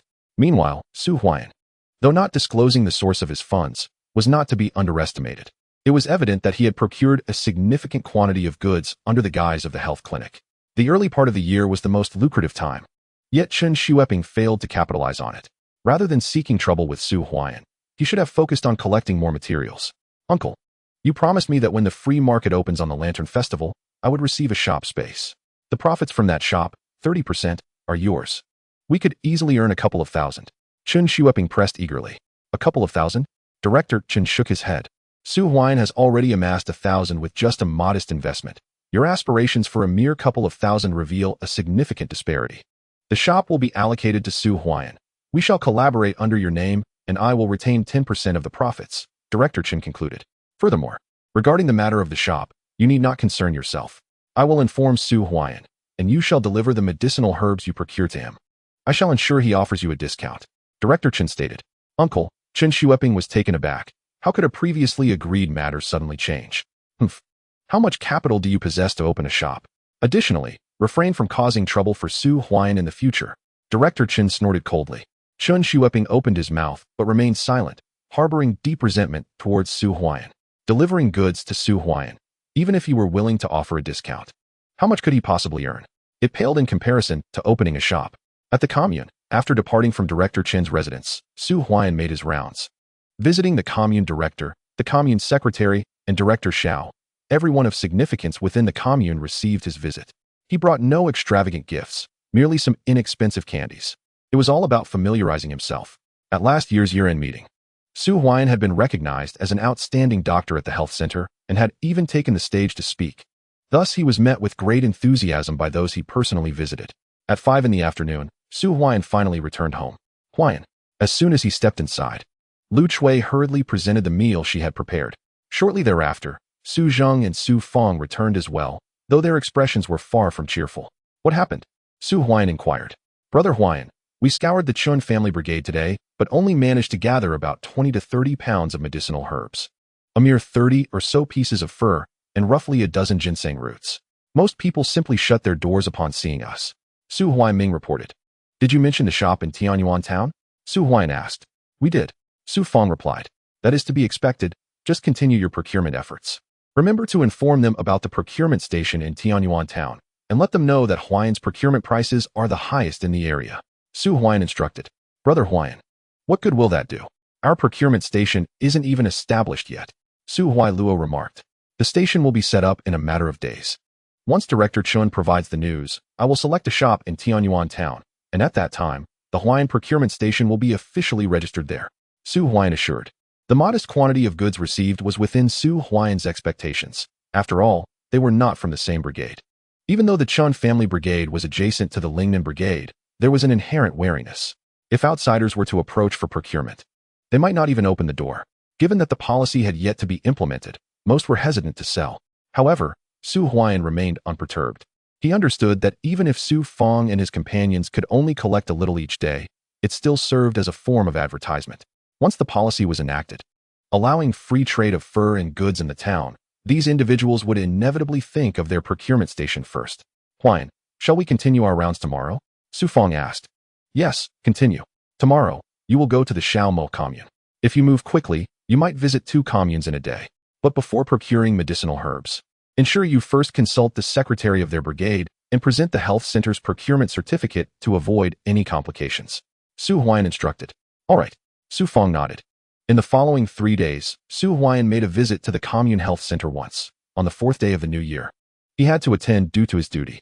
Other than that, he had informed Director Qin and did not go there again. Furthermore, his second uncle, Su Yuan, had also been discharged from the hospital. During these 3 days, there was little activity in the brigade. The heavy snowfall had ceased, and the snow that had previously reached thigh-high had started to melt slightly, although the temperature remained alarmingly low, with a biting cold that struck upon stepping outside. On the 5th day of the new year, at home, Huaian remarked, the medicinal materials total over 130 jin, with nearly 150 ginseng roots and about 150 animal skins. We have already covered 7 of the 12 communes under the Mo commune. After accounting for the medicinal materials, Su Feng commented, collecting over 100 jin in 3 days is quite impressive. Yet the items hoarded by the various brigades have yet to be retrieved. Tomorrow, you shall continue. Su Huaian declared. Huaian, the brigade is convening a meeting. It starts at 10. At that moment, Su Fu's voice echoed. Uncle Fu understood. Su Huaian responded promptly. It was only the 5th day of the new year, and there was still ample time before spring plowing. What could be the purpose of holding a meeting at this time? Lu Chui inquired. Regardless of the reason, we shall go and find out. Su Zheng asserted. The policies are about to be implemented. Only Su Huaian's eyes sparkled at this news. The initiation of policies was indeed a positive development, with the Lantern Festival set to open a free market, requiring the commune's direct involvement in promoting the policies within the brigade. Otherwise, who would dare to venture out? Uncle, father, let us head to the brigade first. In the afternoon, you may continue visiting other brigades to see what can be gathered. Su Huaian suggested. Agreed. Both nodded in affirmation. In a moment, Su Huaian and Su Zheng stood to make their way to the brigade, followed by Su Feng and Su Hualua. As for the second uncle's family, Su Yuan was still unable to get out of bed, leaving Su Hualua to go alone. Chapter 87. The Rising Star Huaian. You are also heading to the brigade. On the way, he encountered Su Xiaoxiao, who greeted him warmly. Su Huaian had become quite a notable figure in the brigade. News of his recognition as an exemplary doctor at the health center had spread far and wide since Su Kuan's return. Little miss, have you mastered that turning technique? Su Huaian asked with a smile. Huaian, that turning technique of yours is truly remarkable. Just a few days ago, when Aunt Wang's sister-in-law, who was 7 months pregnant, had her fetus in an improper position, I applied your technique, and it corrected itself immediately. Su Xiaoxiao exclaimed with excitement. You applied it correctly. Su Huaian replied with a faint smile. This turning technique is indeed most effective in the early stages, allowing for adjustments through various maneuvers and positions. The earlier the intervention, the better the outcome. As for Su Guing's wife, it was too late for such measures. Dr. Su. Along the way, everyone greeted Su Huaian enthusiastically. Su Zheng, beaming with pride, followed closely behind him. Previously, no one in the brigade had shown such warmth towards their family. All of this was a result of Su Huaian's achievements. Not only had he secured a position at the health center, but he had also been recognized as an outstanding doctor, leading to an improvement in their family's living conditions and instilling a sense of hope for the future. After approximately 10 minutes, Su Huaian arrived at the commune. Teacher Su, Jiang Yulin from the commune's health clinic had already been there, greeting Su Huaian in a hushed tone. He was now thoroughly convinced of Su Huaian's capabilities, having not only entered the health institute but also being recognized as an outstanding physician, an achievement he had never dared to dream of. Huaian is here. In the auditorium, Su Kuan and others stood up, offering Su Huaian a cigarette. The atmosphere was lively throughout the hall. After about half an hour, Su Kuan began to use the loudspeaker, and the deputy secretary, Su Ji, announced the names of households that had yet to arrive. After waiting for approximately another 10 minutes, everyone had come. Banners were unfurled. Su Huaian glanced at the wall outside the commune, noting that the original slogans had been changed. With land at home, grain in the house, there's no need for worry. Hard work leads to wealth. Reform and opening up are good. A free economy is beneficial. These phrases, once uttered, could have led to imprisonment. But now they had been replaced, signaling the onset of policy implementation and the relaxation of family responsibility contracts and economic restrictions. The pilot reform in Mo had commenced. Dear villagers, I have gathered you here today for two main matters. The first is regarding the family responsibility contract system, and the second concerns the establishment of a free market in Tianyuan town. Su Kuan's voice resonated. Secretary Su, what exactly is this family responsibility contract system? And what is the free market?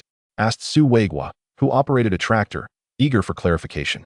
Yesterday, during the commune meeting, it was decided to implement the family responsibility contract system. In essence, this means that land will be allocated to individuals. From now on, how much food you consume and how much grain you harvest will be your own responsibility. After about 10 to 15 days, the commune will send someone to measure the land. This must be implemented before spring. Su Kuan explained. Allocated land to individuals?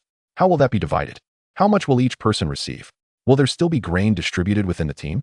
The auditorium buzzed with excitement as many struggled to comprehend the changes, while a few remained silent, recognizing that land allocation could only bring benefits. How much one reaped would depend on their efforts. The more work one did, the more they would earn. Conversely, less effort would yield less reward, thereby enhancing collective motivation. Villagers, let us remain calm. Today, I am merely providing you with preliminary information. In a few days, the commune secretary will personally come to the brigade to elaborate, and the squad leaders will also visit each household to explain in detail. There is no need for haste. Su Kuan reassured. It was clear that one assembly would not suffice to clarify everything, and thus the brigade cadres would need to exert additional effort, going door to door to engage in thoughtful discussions. Implementation would require time. The second matter pertains to the free market in Tianyuan town, which will commence on the Lantern Festival. I invite Director Chen to address you all regarding this. Su Kuan stood up. At that moment, a figure entered through the door. It was Chun Guodong. Greetings, dear villagers. Chun Guodong warmly acknowledged everyone as he took the stage. Hello, Director Chun. The auditorium erupted in excitement. Director Chun was a prominent figure in the commune, and his presence at today's assembly sparked enthusiasm among the attendees for the free market initiative. Reform and opening up are beneficial. A free economy is advantageous. After the Lantern Festival, Tianyuan town will open a free market. At that time, villagers can bring any unwanted items, such as furs, grains, and medicinal herbs, to set up stalls in Tianyuan town, stated Director Chen. Setting up stalls with furs, could that not be a mistake? Indeed. The entire hall buzzed with voices, lively and chaotic. Villagers, not only can you set up stalls at the free market during the Lantern Festival, but you can also open shops in the town. However, to open a shop, you must apply through the brigade and have it approved by me. Only after passing the review can you establish a shop in the town. Director Chen reiterated. Is it truly possible to open a shop? Su Fong and Su Zheng exchanged glances with Su Huaian. Su Huaian intended to open a purchasing station in the town, and they had been concerned about this matter, as previously only the supply and marketing cooperative had such a facility. They never expected Director Chen to personally address this issue. Director Chen, what are the requirements for opening a shop? Su Kuan inquired, as some families with better circumstances in the brigade were indeed intrigued. To open a shop, you must at least be a standout household, possess capital, and be capable of supporting a free economy that can uplift the community. Director Chen explained.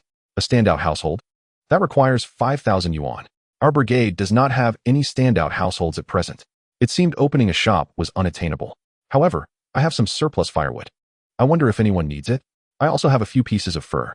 The enthusiasm of the crowd was ignited, and Su Huaian smiled at the scene. When the Lantern Festival free market arrived, it would surely be bustling. I must hasten the progress of my own shop. Everyone. There are indeed individuals from the Lingnan Brigade who have applied for shops. At that moment, Director Chen's voice rang out once more. Has someone from our Lingnan Brigade applied? Who is it? In the hall, everyone looked at Director Chen with curiosity. He turned his gaze towards Su Huaian, and even Su Kuan looked at Su Huaian, as the application had been taken by Su Huaian just the day before. At that time, he had expressed doubt, but upon seeing the genuine 5,000 yuan, Su Kuan was left speechless. Villagers, there is indeed a standout household in our Lingnan Brigade, and everyone knows them. Su Kuan's voice resonated. Secretary Su Kuan, who is it? Su Food quickly asked. The standout household is none other than the exemplary doctor from the communal health center, our very own comrade Su Huaian from the Lingnan Brigade. Su Kuan declared. Su Huaian, the first standout household of the Lingnan Brigade. Chapter 88, the 10,000 yuan household, Schwemmerman. As Su Kuan's words echoed, the entire hall fell silent. Those beside Su Huaian stared at him in disbelief. Who could have imagined that Su Huaian would be the standout household of the Lingnan Brigade? Even Su Fong and Su Huai's group looked stunned. Su Fong's face turned crimson, and the gazes directed at him made his hand tremble around the cigarette stick. In contrast, Su Xingchuan in the crowd wore an expression of certainty. There were only a few families with better conditions in the brigade, yet none reached the level of a standout household. The only one he could think of was Su Huaian. My goodness, it is indeed Su Huaian. Huaian has become a standout household. Just a few days ago, I saw Su Fong purchasing medicinal herbs. I even sold medicinal herbs to Huaian's family. After a brief silence, the entire auditorium erupted in a clamor. Everyone, please quiet down. Next, we invite Comrade Su Huaian to say a few words. Su Kuan announced. Su Huaian stood up and approached the stage, first shaking hands with Director Chun, then smiling at Su Kuan and the others. Taking the microphone, he positioned himself at the center of the stage. Fellow villagers, the reform and opening up is a great opportunity. A free economy is a blessing. I have already submitted an application for a shop to Director Chen. You may bring any medicinal herbs and furs to my store. To express my gratitude for your support, I will double the purchase prices compared to last year. Su Huaian's voice resonated throughout the hall. Moreover, if any of you wish to buy goods, feel free to visit. In a few days, our store will stock numerous items from the city, including clothing and daily necessities.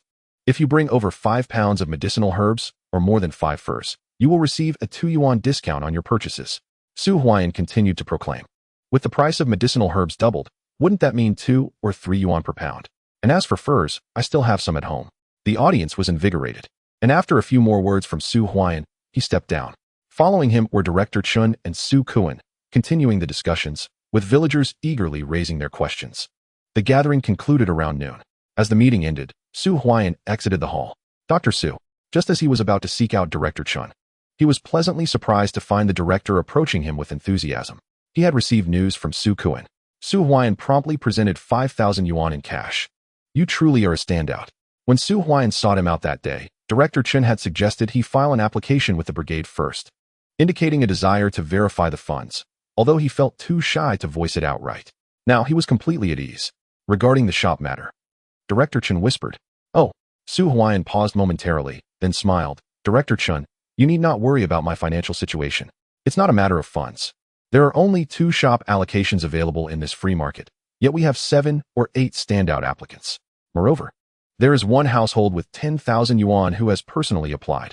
It would not be fair to give you all the allocations, Director Chen explained. Who is this 10,000 yuan household? Su Huaian inquired. Based on his knowledge, the entire Mo commune was quite impoverished, and there was only one standout household in the entire Lingnan brigade, with a significant disparity between the 10,000 yuan household and a standout household. Are you aware of Lingxiao Brigade? Director Chen asked. Yes. Su Huaian nodded. Lingxiao Brigade was located at the foot of the northern mountain, merely half an hour from Mo, and frequent excursions into the mountains could lead to encounters with people from Lingxiao commune. Xuemamin from Lingnan commune previously worked at the city hospital, and upon hearing about the free market, he returned to support the commune's economy. It is said that his uncle went out decades ago and is now the deputy director of the city hospital, which likely contributed to his status as a 10,000 yuan household. While at the city hospital, he often assisted with purchasing for rural areas. What is your uncle's name? Su Huaian asked. Could it be such a coincidence? It seems he is called Huaian, but you might want to confirm with Director Xiao, as he frequently visits the municipal hospital and is quite familiar with its circumstances, suggested Director Chun. Indeed, it is him.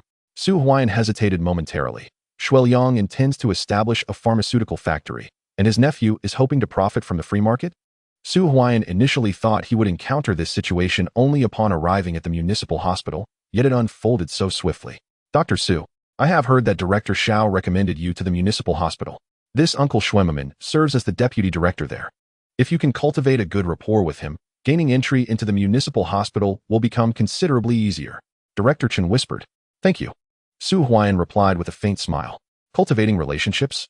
In the free market, the various shops inherently exist in a competitive dynamic. For Su Huaian to make a profit inevitably means that others will earn less, as the market in Tianyuan town is rather limited. By the way, you need not worry too much. Tomorrow, accompany me to Tianyuan town. I can assist you in selecting the best and largest shop. You can divide the entire shop into 2 sections, one for sales and the other for receiving goods. If you manage to become a 10,000 yuan household during this free market, that would be a substantial gain. Director Chen said with a smile. It is quite an achievement for a commune to produce 2 10,000 yuan households due to the free market.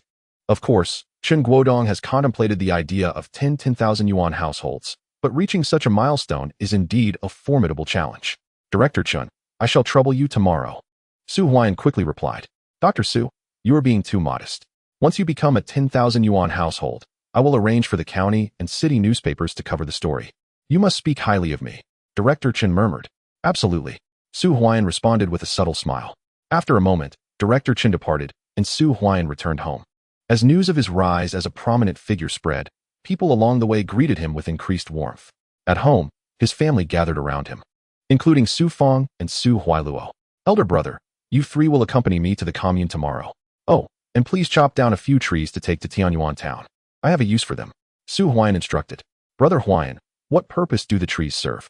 Su Huailuo asked eagerly. Just do as I say. Su Huaiyan replied. The success of the shop hinges first on pricing and then on promotion. The initial wave of advertising has already commenced by the time of the Lantern Festival free market. Most people will think of the Huaian acquisition station first. However, this is not sufficient. Oh, understood. Su Huailuo promptly agreed. Huaiyan, shall we also collect medicinal materials from other teams? Su Fong inquired. Let us not rush into that. First, let us get the shop opened. Su Huaiyan replied. Hom. The others nodded in agreement. Opening the shop is the foundation. The purpose of accumulating capital before the new year was solely for this shop, for this forthcoming free market. Chapter 89. Su Han's apology. In the afternoon, Su Fong and the others ventured out again to collect goods, returning only in the evening. Compared to previous days, they had gathered a considerable amount today. Over 20 pounds of medicinal materials, around 50 pieces of fur, and nearly 40 ginseng roots. However, the entire team in Mo had nearly dispersed. The following day, at dawn, Su Huaiyan proceeded to the commune, accompanied by Su Fong and Su Huai's mule, each bearing a hefty pine log, measuring over 3 meters in length, along with a pickaxe and a hoe. Happy New Year, Dr. Su. Upon Su Huaiyan's arrival at the health clinic around 8 o'clock, he was warmly greeted by the staff, who were all aware of his esteemed position under Director Qin. On the first official day back to work, Director Qin convened a meeting, filled with customary pleasantries, but ultimately revealing the outcome of Su Mingxuan's investigation. Su Mingxian was dismissed and stripped of his medical qualifications, meaning he would return to his hometown, while Su Han was retained for observation. As Director Qin announced the decision, Su Han lowered his head in silence. It was fortunate for Su Han to remain, a privilege granted solely due to Su Mingxian assuming full responsibility. Otherwise, Su Han would have faced repercussions as well. Dr. Su Han, you must dedicate yourself to your studies and work diligently at the clinic. Should you fail to meet the standards in this year's evaluations, I will not be able to retain you. Director Qin admonished him. If he were to fail the assessment or encounter any further issues, his qualifications as a rural doctor would be revoked. I will work diligently, Director Qin. Su Han replied softly. This is the most recent duty roster. Everyone must adhere to it. With Vice Director Su's transfer, I will temporarily oversee the clinic's affairs until Director Xiao reports to the organization and a new vice director is appointed, Director Qin stated, placing a chart on the table. The staff hurried over to examine it. Su Huaiyan glanced at the schedule and noted that he had no day or night shifts for the past 2 weeks. Only auxiliary duties, which meant he needed to come to the clinic daily without being required to remain on-site continuously. He could leave if necessary. As the morning passed, around noon, Su Huaiyan took Su Fong and others to the cafeteria for a meal before preparing to meet Director Chun. As the shops in Tianyuan town needed to be finalized today, Dr. Su, just as Su Huaiyan was about to leave, he saw a figure rushing out from the clinic. It was Su Han, who approached him with his head bowed. Dr. Su, is there something you need? Su Huaiyan asked with a smile. Dr. Su, I acknowledge my past mistakes, and I hope you can overlook them. My father has now left the Mo Health Clinic, and I wish to ask for another chance. I assure you I will work diligently. Su Han raised his head and spoke softly. An apology. Su Han personally apologized. Previously, he had been arrogant and dismissive towards Su Huaiyan, largely due to the influence of his father, Su Mingxian, the clinic's vice director, while Su Huaiyan was merely a newly appointed village doctor from Lingnan Commune. However, the circumstances were now entirely different. Su Huaiyan standing at the clinic was second only to Director Qin, while Su Mingxian had been dismissed and removed, leaving Su Han alone at the Mo Health Clinic. How could Su Han not feel anxious? He recalled Su Huaiyan's words, urging both father and son to leave. Su Mingxian has departed, and Su Huaiyan is determined to ensure his exit is seamless. Both Dr. Su and I are physicians at the health center, dedicated to safeguarding the health of the residents of Mo. Su Huaiyan remarked with a smile. His ambition lies with the city hospital. The commune health center is merely a stepping stone. As long as Su Han does not create trouble for himself, Su Huaiyan finds little reason to concern himself with him. Had Su Han been so compliant from the outset, there would have been no subsequent issues. Thank you, Dr. Su. Su Han sighed in relief. If there is nothing further, I shall take my leave. Su Huaiyan stated. Please take care, Dr. Su. Su Han quickly responded. Su Huaiyan, accompanied by Su Fong and 2 others, exited the health center. Watching Su Huaiyan depart, Su Han felt an immense weight lift off his shoulders. As long as Su Huaiyan does not target him, his ability to establish himself at the health center will depend solely on his own skills. In the commune, upon locating Director Chun, Su Huaiyan found him engaged in a meeting. The Tianyuan town was preparing to launch a free market, and apart from Director Chun, the entire economic department was preoccupied, arranging for personnel to conduct ideological work throughout the various teams. After waiting for approximately 20 minutes, Director Chun emerged. Dr. Su. Upon seeing Su Huaiyan, Director Chun greeted him warmly and personally escorted him to Tianyuan town. The town is merely 7 or 8 li from Mo commune, though the heavy snowfall made travel difficult. Nevertheless, they arrived in just half an hour. In Tianyuan town, compared to Mo commune, it was significantly larger. While Mo commune consists of a single street, Tianyuan town boasts 2 roads intersecting at a crossroads, flanked by houses. The agricultural commune of Tianyuan is substantially larger than that of Mo. I will take you to see Director Tian. Director Chen announced as he guided Su Huaiyan to the agricultural commune, where they were promptly welcomed by Director Tian, who invited Su Huaiyan inside. Director Tian, this is Comrade Su Huaiyan, a prominent figure from our Lingnan Brigade in Mo commune. Dr. Su is eager to contribute to this free economy initiative and has come to examine the commercial premises. Director Chen stated with a smile. Supporting a free economy is indeed commendable. I shall personally escort you shortly. Director Tian responded.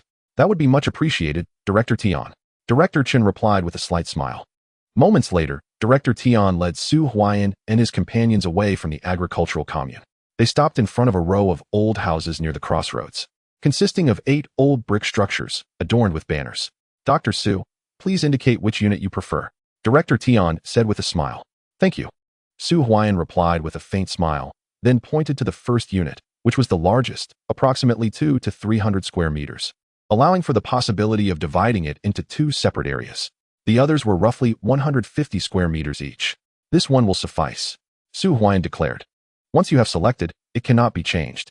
I will assist you with the registration. However, the rent for a unit in the commune is 50 yuan per month. Director Tian informed him. That is agreeable.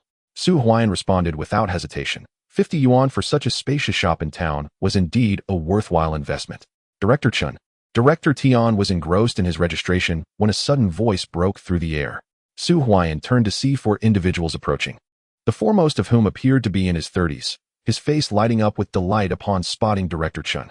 Comrade Schwemmerman. Director Chen greeted him with a smile. Schwemmerman, the millionaire from Mo commune? He is here too. Chapter 90. Huaiyan Procurement Station. Director Chun. I was just heading to the commune to find you. Deputy Director Liu informed me that you were in Tianyuan town, so I decided to come and see for myself. I never expected to actually find you here. This must be Director Tian of Tianyuan commune? Schwemmerman greeted cheerfully. Indeed. Director Tian nodded slightly, then added with a smile. Your Mo commune has been the most proactive regarding this free market initiative. The top households from the other 3 communes are reluctant to engage in this business, citing excessive risks. They are all busy with ideological work. One cannot entirely blame them. Director Chen shook his head. Opening a shop in town incurs significant expenses and requires considerable capital. If one suffers losses, it could be catastrophic. Nevertheless, this is also an opportunity. If one profits, it could mean substantial earnings. Director Chun, this is. Schwemmerman turned to Su Huaiyan. This is Comrade Su Huaiyan from the Mo Commune Health Clinic. He is also here to look at the shops. In this free economy initiative, aside from you, Dr. Su is considered one of the top households from Lingnan Brigade. Director Chen explained. Is a doctor from the Commune Health Clinic truly so affluent? Schwemmerman paused in surprise. Having spent over a decade in the logistics department of the city hospital under his uncle, he had only managed to amass his wealth. How could Su Huaiyan, a mere doctor from the Commune Health Clinic, be classified as a top household? Hello. Su Huaiyan greeted with a smile. Greetings, Dr. Su. Schwemmerman replied with a faint smile, then continued. How long have you been with the Commune Health Clinic? I also work at the city hospital, and when time permits, we could exchange insights. That would be wonderful. Su Huaiyan responded without hesitation. What could a logistics worker at the city hospital possibly know about clinical practice? Truth be told, had it not been for Shuel Yang, Schwemmerman wouldn't even have gained entry into the city hospital. What could he share about making a profit? Director Chun. I too have come to inspect the shops. Are these 8 shops part of the upcoming free market? Schwemmerman inquired, gazing at the row of brick buildings before him. 8 shops, each varying in location. The largest one was situated near the entrance, while the 2 at the far end were adjacent to the wall. Correct. Director Chen affirmed with a nod. Director Chen, may I choose this particular shop? Schwemmerman pointed to the one Su Huaian had set his sights on. This shop was not only spacious, but also conveniently located near the entrance, making it the most desirable option. The others paled in comparison. This shop has already caught my brother Huaian's attention. Su Huaiming interjected eagerly. Dr. Su is interested? Director Chun, the free market hasn't even commenced. Yet you're ready to allocate it to Dr. Su? I believe that contributions to this free market should be evaluated based on capital. As a millionaire, I certainly deserve the best shop, Schwemmerman argued. In the entire Mo commune, he was the sole millionaire. Comrade Schwemmerman, Director Chun appeared somewhat troubled. Director Chun, my uncle mentioned that I can supply all the medicinal herbs to the municipal hospital this time. This means that regardless of the quantity I receive, I need not worry about the market. Moreover, my uncle plans to establish a pharmaceutical factory in the city, which will inevitably require a greater supply of herbs. Schwemmerman stated. Both Director Tian and Director Chen's eyes brightened at the mention of the factory. This is indeed significant.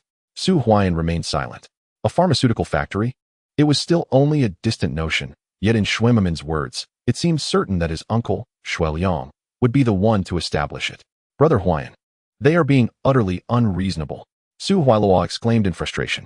Let us not rush. Su Huaiyan gently waved his hand, and Directors Chun and Tian held their tongues. Why the urgency? Furthermore, if it came down to capital, Schwemmerman, being a wealthier individual, was no cause for concern. Su Huaiyan was also well off. Comrade Schwemmerman, Director Tian has already registered the shop, and naturally, it is designated for Dr. Su. After a moment, Director Chun spoke. Director Chun, Comrade Schwemmerman.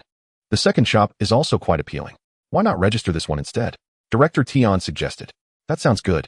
Schwemmerman's face fell slightly. He had come early to consult Director Chun about the shops and had not expected to be one step behind Su Huaiyan. Despite mentioning his uncle, it had not yielded any advantage. Then the second shop it is. Schwemmerman registered promptly.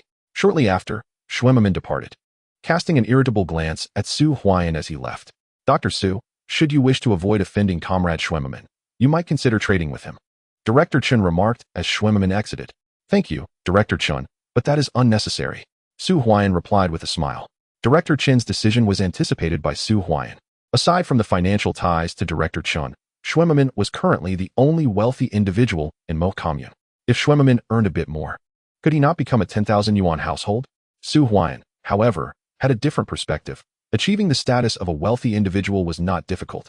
This was merely a matter of performance. Furthermore, the more Su Huaiyan earned, the greater the profit for Director Chun as well. Dr. Su, if there is nothing else, I shall take my leave. Director Chun said with a smile. Wait. Su Huaiyan stepped forward. Is there anything else, Dr. Su? Director Chun inquired, still smiling. Directors, might I promote the shop myself? This way, when the free market opens, business could be more prosperous. Su Huaiyan proposed. Dr. Su, promoting the free market is indeed a commendable idea. You may utilize any means of promotion you deem fit, but remember, ensure that nothing goes amiss. Director Chun chuckled. Indeed. Director Tian nodded in agreement. Thank you both, directors. Su Huaiyan smiled as he escorted them out. After their departure, he exchanged a glance with Su Feng and Su Huaiming, producing 2 envelopes for them to hastily pursue the directors. After approximately 400 to 500 meters, they delivered the envelopes. Su Huaiyan understood the nuances of social etiquette, and he was confident that Director Chun had relinquished some of his own interests. Otherwise, Director Tian would not have so readily assigned the best shop to Su Huaiyan. After a brief interlude of 10 minutes, both individuals returned. Brother Huaiyan, is the shop ready to go? Su Huailuo exclaimed with excitement. In Su Huaiyan's hand was the very key to the shop, having acquired the establishment. The next step was to ensure that this quaint store in Tianyuan town would thrive in the free market. Huailuo and Huiming, I need you both to assist in clearing the space. Designate the rear half as a storage area, the left 2/3 of the front as the sales section, and the right 1/3 for receiving goods. Su Huaiyan instructed. No problem, they replied, promptly getting to work. Coincidentally, with Dean Sheen scheduled to visit the city tomorrow, Su Huaiyan planned to prepare an order for him to take back that evening, ensuring the first batch of goods would arrive and allowing Third Master S crew to assess the shop's condition. Chapter 91. Trouble for Sister-in-Law in the afternoon. Su Hua and Su Huiming were diligently occupied, while Su Huaian and Su Fong were busy erecting pinewood posts at the 4 entrances of Tianyuan town, digging into the earth. Su Huaian also sought out Director Tian for large wooden boards, upon which he inscribed advertisements in bold red characters. Huaian Purchasing Station, highest prices paid. Furs, medicinal herbs. By the end of the afternoon, grand billboards adorned Tianyuan town, in addition to a sign hanging from Su Huaian's own shop, proclaiming Huaian Purchasing Station. Their efforts continued until after 5 o'clock. Huaian, does this really work? Su Huiming could not help but ask. Of course it does. Su Huaian replied with a subtle smile. Anyone coming to do business in Tianyuan town would inevitably pass through one of the 4 entrances, and the first thing they would see would be Su Huaian's advertising slogan. With his shop positioned at the forefront, it was only natural they would gravitate towards it. Once customers arrived, retaining them depended on skill. By the way, tomorrow, take some banners to the teams in each commune and directly approach their leaders. Inform them that directors Chun and Tian have requested the promotion. Regardless of the circumstances, make sure to hang a few banners in their teams. Su Huaian directed. This left Su Fong and Su Hualo momentarily speechless. While advertising in town was one thing, promoting within the teams was somewhat audacious. However, invoking the names of directors Chun and Tian would render refusal unlikely, and Su Huaian's banners were not solely advertisements, but also included a slogan promoting the free market. If anyone were to inquire with Director Chun, he would not deny involvement. Promoting the free market was inherently part of his duties, and Su Huaian was, in essence, assisting him. 3 days before the Lantern Festival, Uncle, gather 30 to 40 loud-voiced women from the team. For each willing participant, offer 2 yuan. Have them carry the banners and march through the streets of the 4 major communes, shouting slogans and advertisements. Su Huaian instructed. Su Fong exclaimed. What kind of commotion will this create? If this were to transpire, Su Huaian would surely become well known across all 3 communes, and the Huaian Purchasing Station would become a household name. If Su Huaian's purchasing prices were to rise further, his shop would surely flourish. Let us go. It's time to head back. Su Huaian called the 3 of them back, stating that it was no longer necessary to procure goods from the countryside. As long as the prices were reasonable, everyone would willingly deliver to Tianyuan town. For the members of the brigade, who had time to spare, the 3 followed Su Huaian back. Upon arriving at Mo Commune, Su Huaian sought out Director Qin to inform him about Yang San's delivery. Director Qin, upon hearing this, said nothing further but requested that Su Huaian provide him with the delivery list early the next day. After returning home, it was already 7 in the evening. The Lantern Festival was approaching. Su Huaian thought to himself that once the festival arrived and the free market opened, it would be a time for making profits. Of course, the shops that had already opened could not be neglected either. Starting the next day, he would have his sister-in-law Chen Xiuxiu and Su Zheng watch over them. His nephew Su Li would temporarily be entrusted to Lu Chui. The next morning, the biting cold wind made Su Huaian shiver, and Chen Xiuxiu and Su Zheng felt similarly. Having just emerged from the warmth of their bed, the outside was frigid. Yet the chill did nothing to dampen the enthusiasm in their hearts. Su Huaian was set to take them to the town. Furthermore, from that day forward, they would no longer need to go to various brigades to procure medicinal materials, but would instead guard the shop. The snow on the road was nearly knee-deep. The weather had been good recently, causing some of it to melt, but the ice on the ground had grown thicker and the cold had intensified, turning their breath into frost on their eyelashes. Huaian, can I manage this? Chen Xiuxiu asked in a low voice, as this was her first venture into business. You graduated from high school. You will certainly excel. Su Huaian encouraged her. Chen Xiuxiu took a bite of her bread, while Su Zheng said nothing, merely following behind Su Huaian. He may not possess much skill, but he would do whatever Su Huaian asked of him. At 7 in the morning, Su Huaian first went to the health clinic, where he submitted the delivery list he had prepared the previous night to Director Qin. Once Yang San received the list, arrangements would be made for a vehicle to deliver the goods later that afternoon. With things opening up below, they would only loosen further above. There was no need for secrecy in the deliveries anymore. When the free market commenced, there would be even more businesses. Dr. Su, I will not be at the commune health clinic today. You must remain here, Director Qin stated. No problem. Su Huaian nodded. This was a sign of trust from Director Qin. He could only feel at ease leaving knowing Su Huaian would be there. A change from the past when he would entrust Vice Director Su. In the morning, Director Qin departed. Su Huaian stayed at the health clinic, instructing Su Fong and others to arrange for Chen Xiuxiu and the others to head to the shop. Additionally, Su Fong and the others followed Su Huaian's orders to prepare banners and went to promote the shop across the various brigades. Everyone was in a flurry of preparation. With little to occupy him at the health clinic, Su Huaiyan spent his time in the office drafting a price list for the medicinal materials he intended to procure, which could later be displayed on a large wooden sign once they reached the town. The hours passed slowly throughout the day. Around 5 o'clock, Director Qin returned. And at the same time, a large vehicle arrived, stopping directly in front of the commune health clinic. Lu Er and Yang Sen both disembarked. Third Master. Su Huaiyan hurriedly went out to greet them. Young man, your speed is impressive, Yang Sen exclaimed, feeling invigorated. Has Su Huaiyan's shop really been prepared in just a few days? After he sent a batch of quality goods last time, I have placed great importance on him. Today, I have come in person. Third Master, your injury has not yet healed. You must take care of yourself, Su Huaiyan replied. What is a man being so sentimental for? By the way, take me to your shop to have a look, and we can check the inventory list for any discrepancies, Yang Sen insisted. Certainly. Su Huaiyan greeted Director Qin and prepared to get in the car. Huaiyan, there's trouble. Just as Su Huaiyan was about to enter the vehicle, a figure rushed over. It was Su Huaiyan. What happened? Su Huaiyan asked urgently. Huaiyan, hurry to the town. Our shop is surrounded by about 20 to 30 people, and they are armed with shotguns. Uncle San and Sister Xiaoxiao are inside the shop. Su Huaiyan replied hastily. What? Su Huaiyan's expression changed dramatically. Huaiyan, you must go find Director Lin immediately and tell him I invite him to the Huaian procurement station in town. Ask him to bring more people. Understood. Su Huaiyan hurriedly departed. Director Qin, I kindly ask you to inform Director Chen to head to the town as well. Su Huaiyan called out to Director Qin. You go ahead. I will handle this matter, Director Qin said solemnly. Third Master, I will accompany you.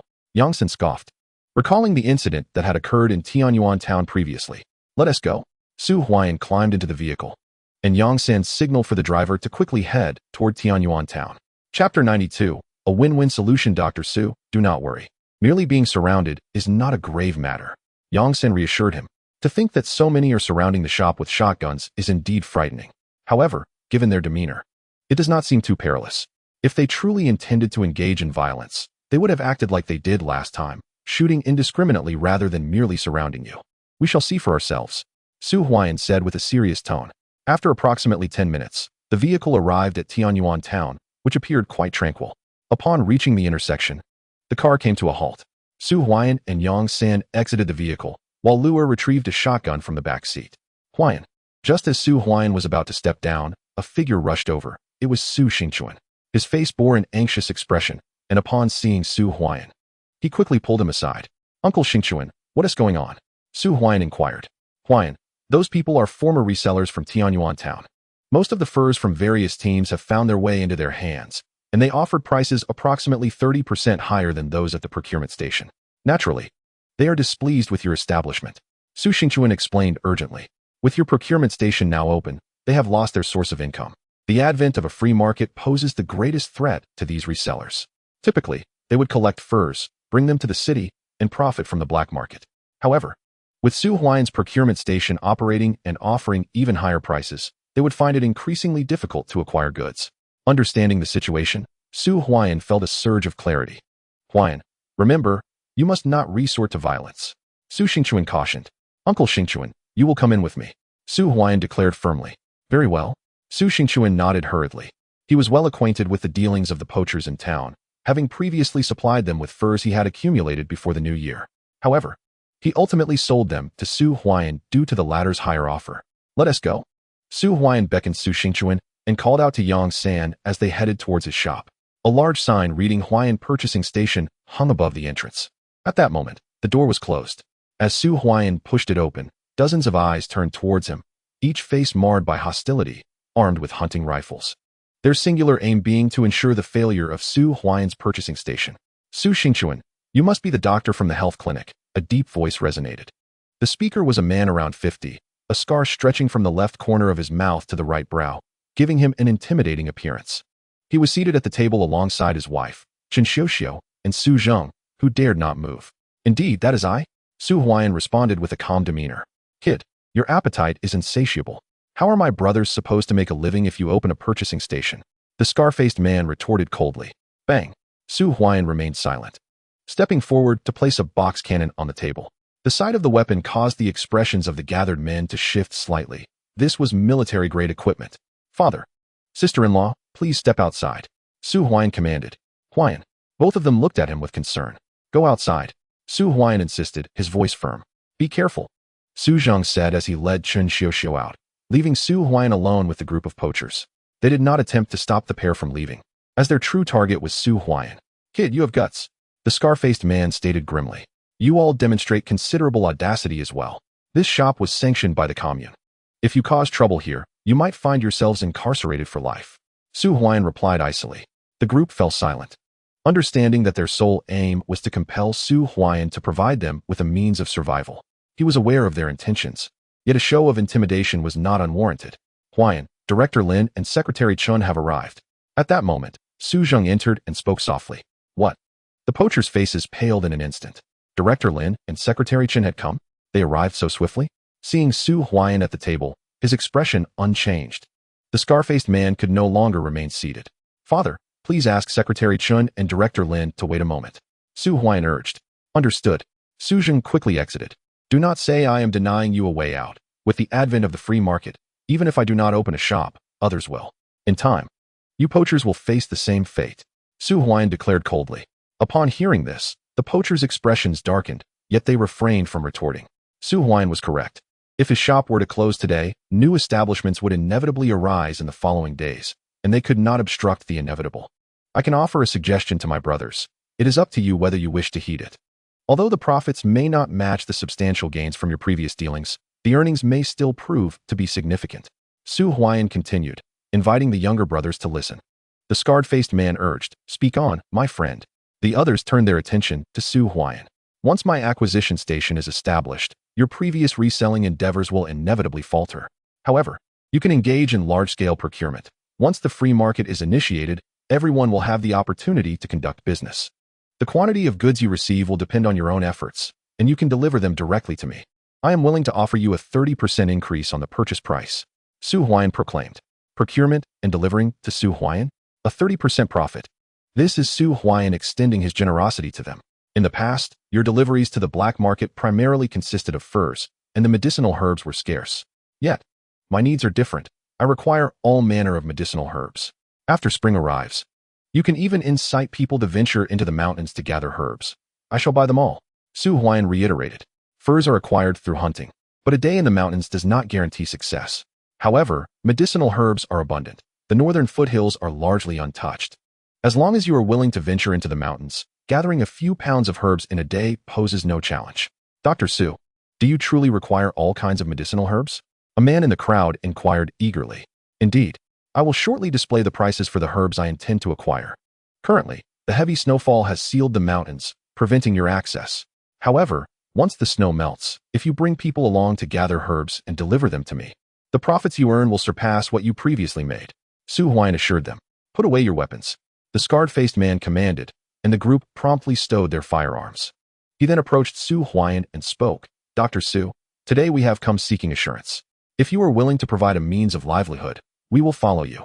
Whether it be herbs or furs, if you allow us to earn, we shall remember your kindness. Well said, Su Huaiyan remarked as he packed away his box cannon. The box cannon and Director Lin served as deterrents. Those engaged in reselling understood that if they crossed Su Huaiyan, there would be dire consequences. Furthermore, maintaining a cordial relationship was preferable to hostility, allowing these resellers to profit. Chapter 93. How to Earn Without Cruelty. Ladies and gentlemen, most of you should be familiar with Su Xingchuan. He has made quite a fortune alongside me. You may inquire with him, and once the snow melts, you can venture into the mountains. You are all well acquainted with the terrain. Leading a group to gather herbs should be quite manageable, Su Huaiyan declared. Dr. Su is correct. He requires all kinds of medicinal herbs, and I am prepared to lead a group into the mountains to gather them after spring, Su Xingchuan affirmed. With Su Xingchuan's words, the crowd felt a sense of reassurance. I have also collected dozens of pelts at home. If Dr. Su desires them, I shall not take them to the city's black market. I will deliver them to you tomorrow. A small shipment to the city is not worth it. As for medicinal herbs, many families in our group possess various common types. The room suddenly buzzed with excitement. A smile graced Su Huaiyan's face, but in an instant, his expression turned icy as a thought crossed his mind. He had only selected the shop yesterday, and the day had yet to come to fruition. How could these resellers arrive so swiftly?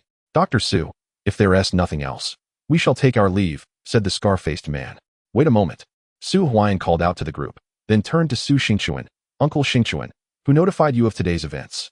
Su Xingchuan looked somewhat troubled as he gazed at Su Huaian. It was Chun Director's nephew, Chen Xueping. After you opened your shop yesterday, he sought me out. And it was he who brought us here just now. I suspect he is lurking not far from the intersection even now, replied the scar-faced man. Please hold on for a moment. I need to attend to something, Su Huaian said with a faint smile, then waved at San Yi before stepping out of the shop. San Yi, observing Su Huaian, couldn't help but take a deep breath. It was remarkable how swiftly he had taken charge. Outside the shop, Lin Director and Secretary Chun hurriedly approached Su Huaian. Dr. Su, what is the situation? Lin Director inquired, followed by 4 police officers. Secretary Chen's expression was also grim. How could trouble arise so soon after confirming the shop yesterday? It's nothing to worry about, Su Huaian replied with a slight smile, glancing towards the intersection. There, behind a tree, Chun Xueping peeked at his shop. This scoundrel, having lost his claim to the shop to Su Huaian, resorted to such petty tactics. Huaiming Hualuo. Su Huaian called out. Brother Huaian. The two quickly came to his side, and even Su Fong returned at that moment. Bring Chun Xueping here. Su Huaian gestured. Understood. The two dashed off, fully aware that today's incident was undoubtedly tied to Chun Xueping. Chun Director's face darkened. How was it that Chun Xueping had become entangled in this affair? What are you planning to do? Moments later, Huaiming and Hualuo returned with Chun Xueping in tow, his face already bruised. Uncle, look at how unruly Su Huaian is. Lin Director, you must arrest him. Chun Xueping cried out. Silence. Chun Director snapped. Then turned to Su Huaian. Dr. Su, is there some misunderstanding here? Director Chun, you might want to inquire further. Who summoned all these people to my shop today? Su Huaian replied coldly. It wasn't me. Chun Xueping protested vehemently. Uncle, these people are here to cause trouble for Su Huaian. It has nothing to do with me. Perhaps he offended someone in the past. With a swift motion, Chun Director struck him. Uncle, I swear it wasn't me. It wasn't me. Chun Xueping burst into tears just as the door opened, and the scar-faced men emerged. Upon seeing Lin Director and Chun Director, smiles instantly spread across the faces of the group. Lin Director, Chun Director. They greeted with beaming faces. Why the delay? Chun Director said coldly. Chun Guodong had anticipated that Chun Xueping, lacking in ability yet full of such cunning, would think it more enjoyable to stir trouble for Su Huaian rather than simply dealing with the goods at the station. Uncle, this is not my fault. The shop was initially intended for me, yet you handed it over to Su Huaian. Why is he deemed worthy to manage it while I am not? Chun Xueping could not restrain himself. Fool. Director Chen's expression darkened to an extreme. Had it not been for his assistance over the years, could Chun Xueping have reached this point? He could not even gain entry to the commune's supply and marketing cooperative. Yet he never anticipated that this incident in the free market would lead to such consequences. He believed it was only natural for Director Chen to support him. Dr. Su, there is no need for Director Chen to speak on this matter. Director Chen intended to say something, but Su Huaian interrupted him. It was one thing for Chun Xueping to cause trouble for himself, but today he had nearly harmed Su Zheng and his sister-in-law, Chen Xiuxiu, which crossed a line for Su Huaian. Bring him in. Su Huaian commanded coldly, as Su Huaiming and Su Hulo escorted Chun Xueping into the room. What do you intend to do, uncle? Chun Xueping was terrified. Su Huaian carefully retrieved a box cannon from his cotton-padded coat. Upon seeing the weapon, both Director Lin and Director Chen's expressions shifted slightly. Were there military personnel behind Su Huaian? He meticulously wiped the gun. Bang! Chun Xueping's agonizing scream echoed. My hand. Chun Xueping writhed on the ground, blood staining the floor, revealing that a bullet had penetrated his palm. Director Lin and Director Chun were taken aback, and Scarface and the others swallowed hard. This was truly ruthless. Next time, it will cost you your life. Su Huaian stated coldly. Family was his bottom line. However, Su Huaian was not foolish enough to act recklessly against Chun Xueping. Director Lin was on his side, and Director Chen would not turn against him either. Besides, he did not intend to kill Chun Xueping. He merely wished to teach him a lesson. In these times, one must be ruthless to earn a living. As for Scarface and the others, after witnessing that shot, they would likely refrain from harboring any ulterior motives. While their intentions in the trade were merciless, they were not foolish enough to clash with Su Huaian. My apologies, the gun went off accidentally. Su Huaian quickly stated. Director Lin and Director Chun remained silent. Su Huaian's act of cleaning the weapon was clearly intentional, yet, now that he had made such a declaration, they could not accuse him of malice. Third Master, please assist in taking Comrade Chun Xueping to the commune hospital. I will cover his medical expenses and arrive shortly. Su Huaian directed Yang San. No problem. Yang San, regaining his composure, promptly nodded. Director Lin, I will visit you in a few days. Thank you for today. Su Huaian smiled at Director Lin. Dr. Su, you are too kind. Director Lin replied hastily, recalling the implications of the box cannon. Possessing such an item in the military was no trivial matter. He felt fortunate for not having offended Su Huaiyan over Chen Xueping. Director Chen, I kindly request your assistance in performing the surgery, Director Chen said solemnly. This time, Chen Xueping had indeed acted inappropriately. After this, Chen Xueping would certainly be of no further use. Having such a fool around would only bring trouble. Chapter 94. Chen Xueping's mindset had completely unraveled. Father, please help unload and arrange the items. I will head to the hospital, Su Huaiyan declared. All right. Su Jing nodded. Moments later, Su Huaiyan departed, followed by the scar-faced individuals, while Director Chen and Chief Lin left together. Chen Xueping was transported to the Mo Commune Health Center, and by the time Su Huaiyan arrived at the hospital, Chen Xueping had already been stabilized. Upon seeing Su Huaiyan, Chen Xueping was startled and stood up. Dr. Su, you have finally arrived, greeted Director Chen politely. What is the condition of the patient? Inquired Su Huaiyan. The situation is relatively stable, though his emotional state is quite poor. He keeps insisting that you shot him. Third Master mentioned to me that it was an accidental discharge while you were handling the firearm. Director Chen remarked with an odd expression directed at Su Huaiyan. It was indeed my doing, but it was an accident. Su Huaiyan replied. Is it truly you? How is the situation at the shop? Director Chen asked. Everything is fine, Su Huaiyan responded. With that, Su Huaiyan approached to assess the situation, causing Chen Xueping to retreat in fear, too intimidated to present himself to Su Huaiyan. Prepare for surgery, debridement, and suturing, Su Huaiyan commanded directly. Fortunately, the wound on Comrade Chen Xueping did not damage any major blood vessels, but recovery will likely take at least half a year, Director Chen stated. I do not want Su Huaiyan to perform the surgery. I refuse. Chen Xueping's face turned ashen. How could he allow the very person who caused his injury to operate on him? Comrade Chen Xueping, I will personally oversee this surgery, with Dr. Su as my assistant. In this health center, only Dr. Su and I possess the skills for this operation. If Dr. Su does not perform it, then who will? Director Chen replied coldly. Are you suggesting we forego the surgery? I. Chen Xueping stammered, overwhelmed with emotion. He began to cry, lamenting the absurdity of being injured by someone only to have that same individual treat him. At that moment, he regretted ever confronting Su Huaiyan. Dr. Su. In a short while, Director Chen and Chief Lin arrived. The situation is good. No vital areas were harmed. A 6-month rest should suffice for recovery, Director Chen reported. That's a relief.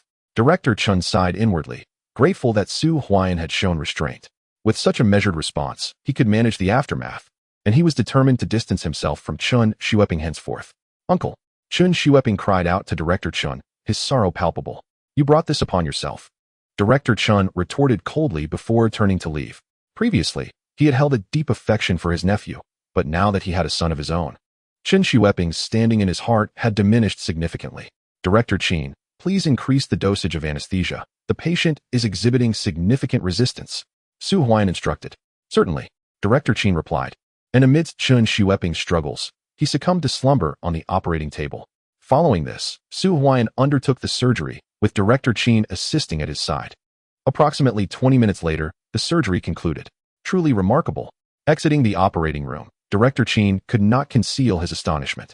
This was the second time he had operated alongside Su Huaiyan. The first had left him awestruck, but the second had completely won him over. Such skill had elevated Su Huaiyan to the ranks of elite surgeons. He felt a tinge of reluctance at the thought of Su Huaiyan departing. If Su Huaiyan were to leave the commune hospital, each time he ventured out, he would inevitably worry about the hospital, for he held concerns. Yet with Su Huaiyan, he was genuinely at ease. Third Master. In the doctor's office of the hospital, Su Huaiyan found Yang San, who promptly rose upon seeing him. Luer stood behind him, and Dean Qin had also arrived. Uncle, Dean Qin greeted warmly. You truly possess remarkable skills, Yang. You have managed to cultivate such an outstanding doctor as Su. Yang San exclaimed with admiration. Cough, cough. Dean Qin cleared his throat. It was worth noting that Su Huaiyan was not his protege. To be blunt, Su had previously failed his assessments twice and was on the verge of losing his qualification as a barefoot doctor. He nearly overlooked the talent. Third Master. What is the total amount for this shipment? Su Huaiyan inquired of Yang San. Here is the invoice. Luer handed the document to Su Huaiyan, who noted that the total was 5,300 yuan. The prices of various goods had decreased to a third of what he had paid on the black market.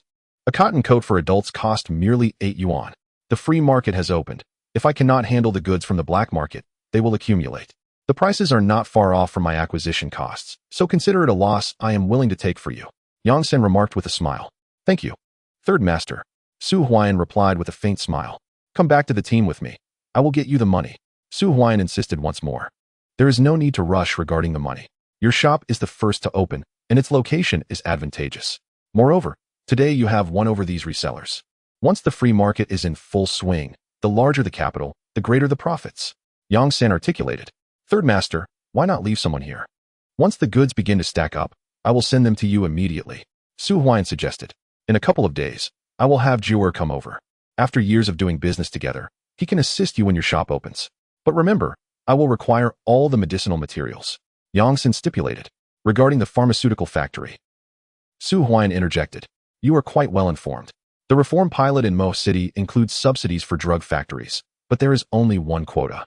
However, the deputy director of the municipal hospital, Huaian, also wishes to establish a pharmaceutical factory, and he is quite formidable.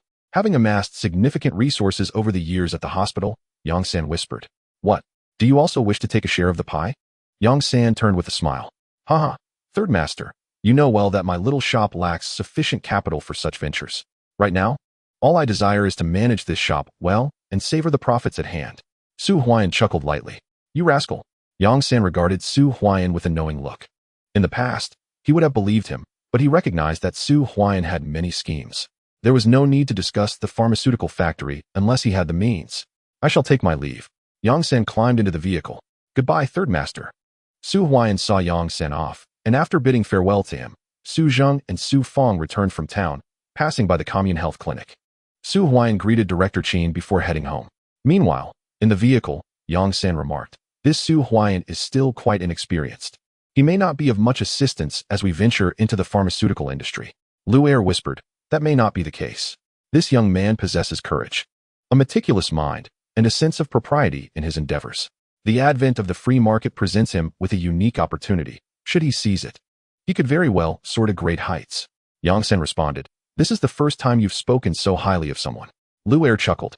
I typically have little regard for others, but this lad is ruthless enough, knowing when to act and how to leverage circumstances.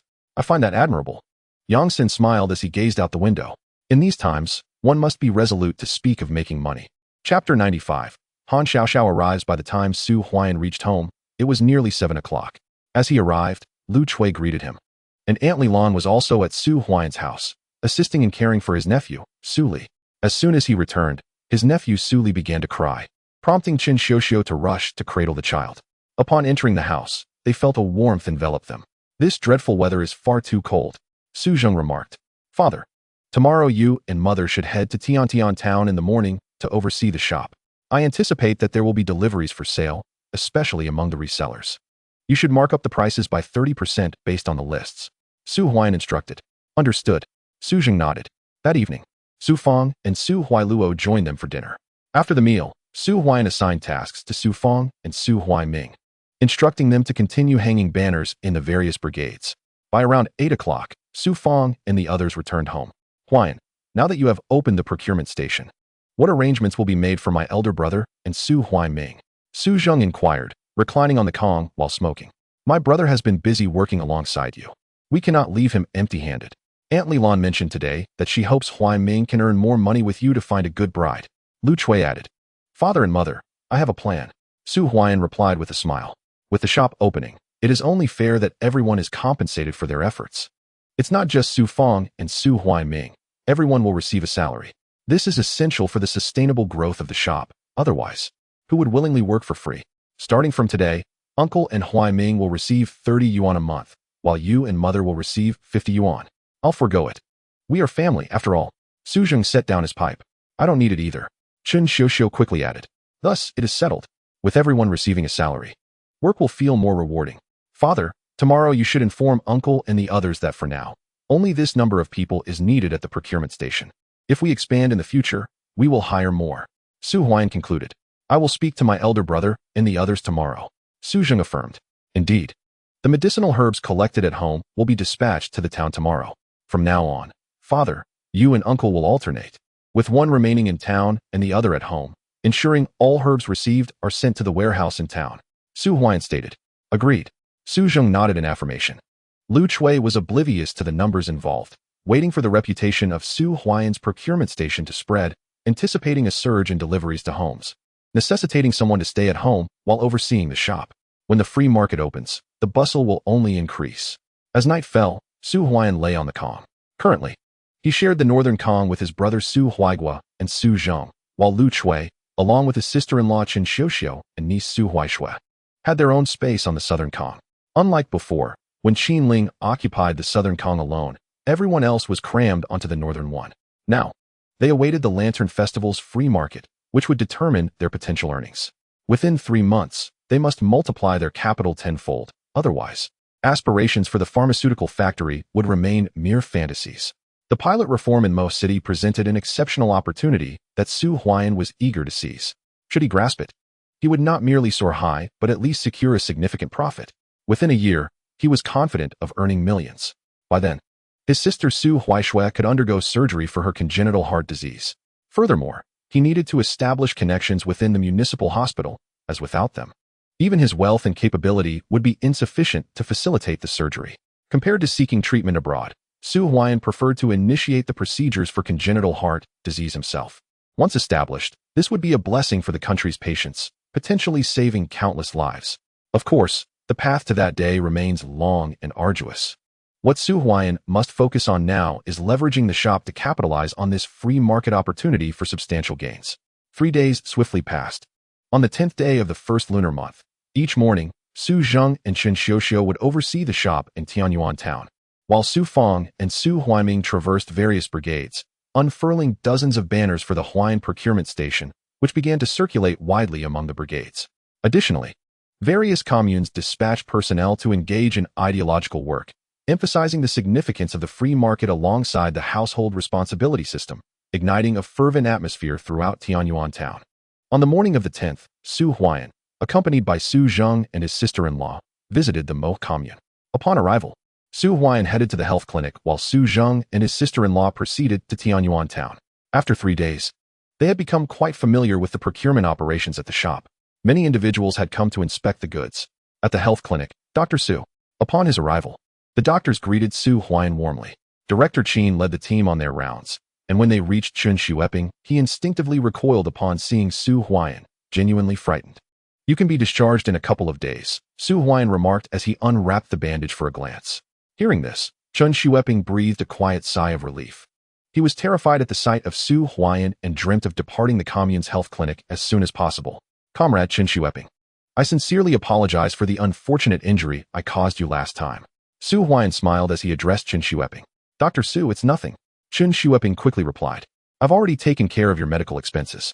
Once you are discharged, I will make a point to visit you and provide you with some nutritional support. I have discussed this matter with Director Chun as well. You must take good care of your recovery." Su Huaiyan continued, "Dr. Su, there's no need for that." Chun Xueping insisted, "How can that be? It was my fault that you were injured, and I cannot bear the thought of not visiting you. How can I face Director Chun again without addressing this? He is a good friend of mine," Su Huaiyan said earnestly. "Then I must trouble you, Dr. Su."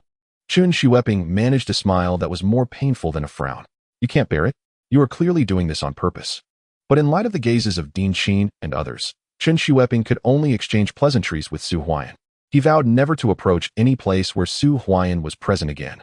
Dr. Su not only possesses great skill, but is also a genuinely good person. Indeed.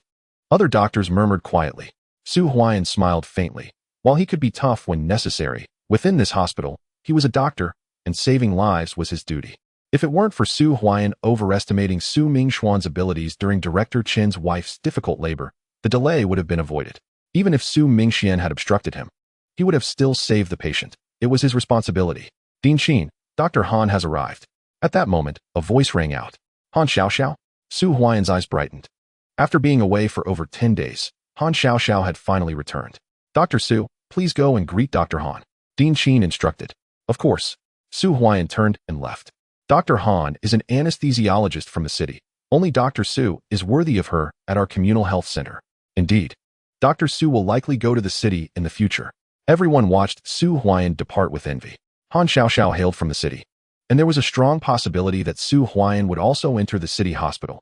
Who wouldn't be envious? Hearing this, Su Han lowered his head.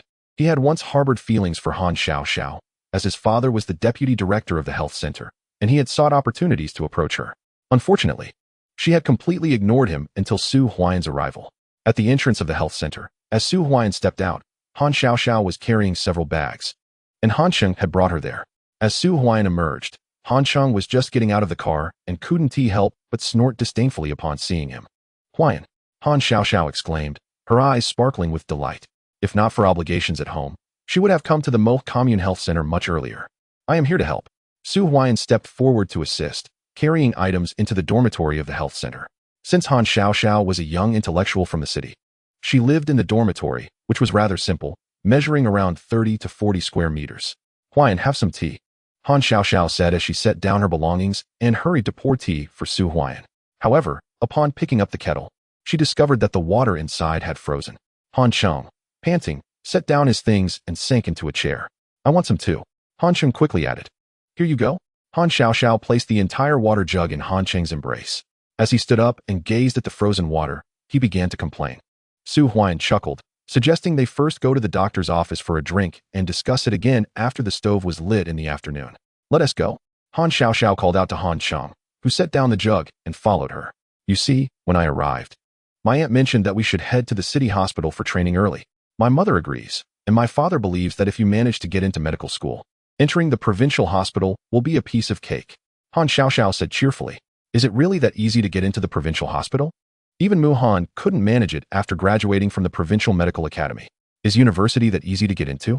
Han Sheng interjected, unable to contain himself. "Huaiyan will definitely get in," Han Xiaoxiao affirmed. "Let us talk about that later," Han Sheng replied, pulling out a camera from his pocket and snapping a picture of the dormitory where Han Xiaoxiao resided. Su Huaiyan glanced over. The camera was a Seagull brand, worth around 200 yuan, and it had a label from Mo City Cultural Newspaper on his backpack. Brother-in-law Han Sheng works for the Mo City Cultural Newspaper, while my elder brother is with the Northern Military District. I haven't met my second brother yet, Han Xiaoxiao noted. "You can head back now." Upon arriving at the health clinic, Han Xiaoxiao urged him on. Han Sheng's expression darkened as he stored the camera away, preparing to leave. Suddenly, he seemed to recall something and remarked, "Muhan mentioned he has a cousin who opened a shop in Tiantian town to support the free market. I plan to check it out and take some photos for the upcoming issue on the free market in the cultural newspaper. Let us go," Han Xiaoxiao urged. Just as Han Sheng was about to depart, Director Qin arrived and, upon seeing Su Huaiyan, exclaimed, "The person you wanted has been sent by Third Master. And he even brought a car to help." "Oh." Su Huaiyan's eyes brightened as he led Han Xiaoxiao outside, where a vehicle had appeared at the clinic's entrance, the same one that Yang San had driven during his late-night visit. A familiar figure emerged from the car, none other than Jiu'er, who was by Yang San's side. "Dr. Su." Jiu'er greeted Su Huaiyan eagerly as she stepped out. "Please thank Third Master for me." Su Huaiyan replied with a smile. "Dr. Su, you're too kind. Third Master said that with the free market opening, your shop is likely to be a hit. So I arrived ahead of time." Jiu'er explained. "Huaiyan, you've opened a shop too?" Han Xiaoxiao asked, momentarily taken aback. Han Sheng, standing nearby, was equally stunned. Su Huaiyan had opened a shop. While it was merely a local store, establishing one during the inception of the free market indicated a significant achievement. 5,000 yuan in assets. That may not seem much to Han Xiaoxiao's family, but in the brigade, it is certainly considered affluent. Yet, the seemingly modestly dressed Su Huaiyan did not fit the profile of a prosperous merchant. "I just opened a small shop to earn a little money. Otherwise, how would I support you in the future?" Su Huaiyan said with a warm smile. "Pa." Han Xiaoxiao's face flushed crimson. But recalling the watch Su Huaiyan had gifted her made her heart ache even more. She realized that Su Huaiyan must have been influenced upon returning from her home. Her elder brother was perhaps too blunt in his words. "Huaiyan, I've saved up 800 yuan. I will bring it to you next time I return," Han Xiaoxiao whispered. Huaiyan's quest for wealth is driven by personal ambition, and Han Xiaoxiao is acutely aware of Su Huaiyan's family circumstances. In the past, they struggled to meet basic needs, which raises the question of how much capital is required to start a business. Su Huaiyan must be deeply troubled by this reality. Yet at this moment, she gifted herself a watch. "Ah," Su Huaiyan was taken aback. 800 yuan? That suggests she has become quite affluent. How much is Han Xiaoxiao's monthly salary? Over the years at the Commune Health Center, it seems that she has diligently saved her earnings without any frivolous spending. This little wealthy woman is quite frugal. "Xiaoxiao, 3 days ago I asked to borrow money to buy film, and you said you had none," Han Sheng interjected. "Just 3 days ago, you claimed to be broke, yet in front of Su Huaiyan, You suddenly have 800 yuan. Isn't that a recent deposit? Isn't that permissible? Han Xiaoxiao retorted sharply. Han Sheng continued, Director Qin, this morning Xiaoxiao and I are taking a leave to head to Tiantian town. Su Huaian turned to Director Qin, who replied with a smile. All right, there's not much going on this morning. Just return after you're finished. Su Huaian, as a doctor, you're also running a shop? Are you desperate to make money? Don't be deceived by the notion that opening a store is easy. Without some capital in this free market, you're just a source of amusement. Han Qing couldn't restrain himself. Moreover, do you have connections in the city? Who says doctors cannot own businesses? Su Huaian frowned. I'm looking out for your best interests. You might fail the city hospital's evaluation, not get into university, and lose your shop altogether. Han Qing said coldly. How can you speak like that? Who claims Huaian lacks capital? I'll just borrow from my second aunt. I'll ask my elder brother. I'll ask my parents. Han Xiaoxiao exclaimed angrily. Enough. Su Huaian patted Han Xiaoxiao's shoulder and pointed to her own head as if to convey a message. What do you mean? Han Qing asked. Use your brain before you speak. It's there for a reason, not just for show. After saying this, Su Huaian boarded Jiuer's vehicle, with Han Xiaoxiao following closely. Han Sheng stood there momentarily stunned, then felt a surge of irritation. Was Su Huaian implying he lacked intelligence? I'm eager to see how your shop performs. Han Sheng turned and got into his car, following behind. Chapter 97. The angered Schwimmerman Jiuer. How is Third Master doing? Su Huaian inquired. Third Master has been busy running around since his return. The economy in Mo City has opened up, and his shop has also launched. Largely thanks to the goods you sent last time. This time, Third Master has enjoyed quite a bit of success. Jiuer replied. Oh. Su Huaian paused slightly. Once the big cat meat was released, a multitude flocked to Mo City, and within half a day, it was sold out. Additionally, most of the ginseng and deer antler have been sold as well. Third Master truly knows how to do business. Su Huaian said with a smile. Third Master plans to expand the pharmacy to the provincial capital within 6 months, but the most pressing need is for medicinal materials, particularly high-quality ones from the mountains. The materials you've collected, Dr. Su, are commendable in both quality and appearance. Third Master holds you in high regard. Jiuer added. Please convey my gratitude to Third Master. Su Huaian smiled faintly. It seemed that Third Master had summoned Jiuer so swiftly, and she had even arrived in a car, which indicated that her purpose was not merely to assist him. She was also there to procure medicinal herbs. Yang San was reluctant to see Su Huaian's herbs being taken by other apothecaries in Mo City. There's a billboard. Han Sheng paused slightly as he gazed at the large wooden sign at the intersection, then quickly stopped to take several photographs of it with his camera. As a cultural reporter for Mo City, he knew they would certainly participate in promoting the newly opened free market. The photos Han Sheng captured could serve as material for his work. Huaian, this billboard reads Huaian Purchasing Station. Han Xiaoxiao exclaimed eagerly. Dr. Su, did you establish this? Jiuer also halted, looking at the billboard in wonder. Indeed. Su Huaian nodded affirmatively. Han Sheng, who was photographing behind them, was momentarily taken aback upon hearing this. Was this billboard actually Su Huaian's? If he used these images to promote the free market, wouldn't that inadvertently serve to advertise Su Huaian's establishment? What is so remarkable about a mere billboard? Han Sheng retorted coldly, putting away his camera. He had come to Tiantian town at the suggestion of Xuemuhan, who informed him that his cousin, Xuemuman, had opened a shop to support the free market there. Coincidentally, Han Sheng was bringing Han Xiaoxiao to the Mo Health Center, so he intended to find the shop to capture some material. However, he had yet to locate Xuemuman's shop and had instead photographed Su Huaian's billboard. Dr. Su is quite adept in business, Jiuer remarked. In Mo City, every shop was contemplating advertising, and even Yang San was considering promotion.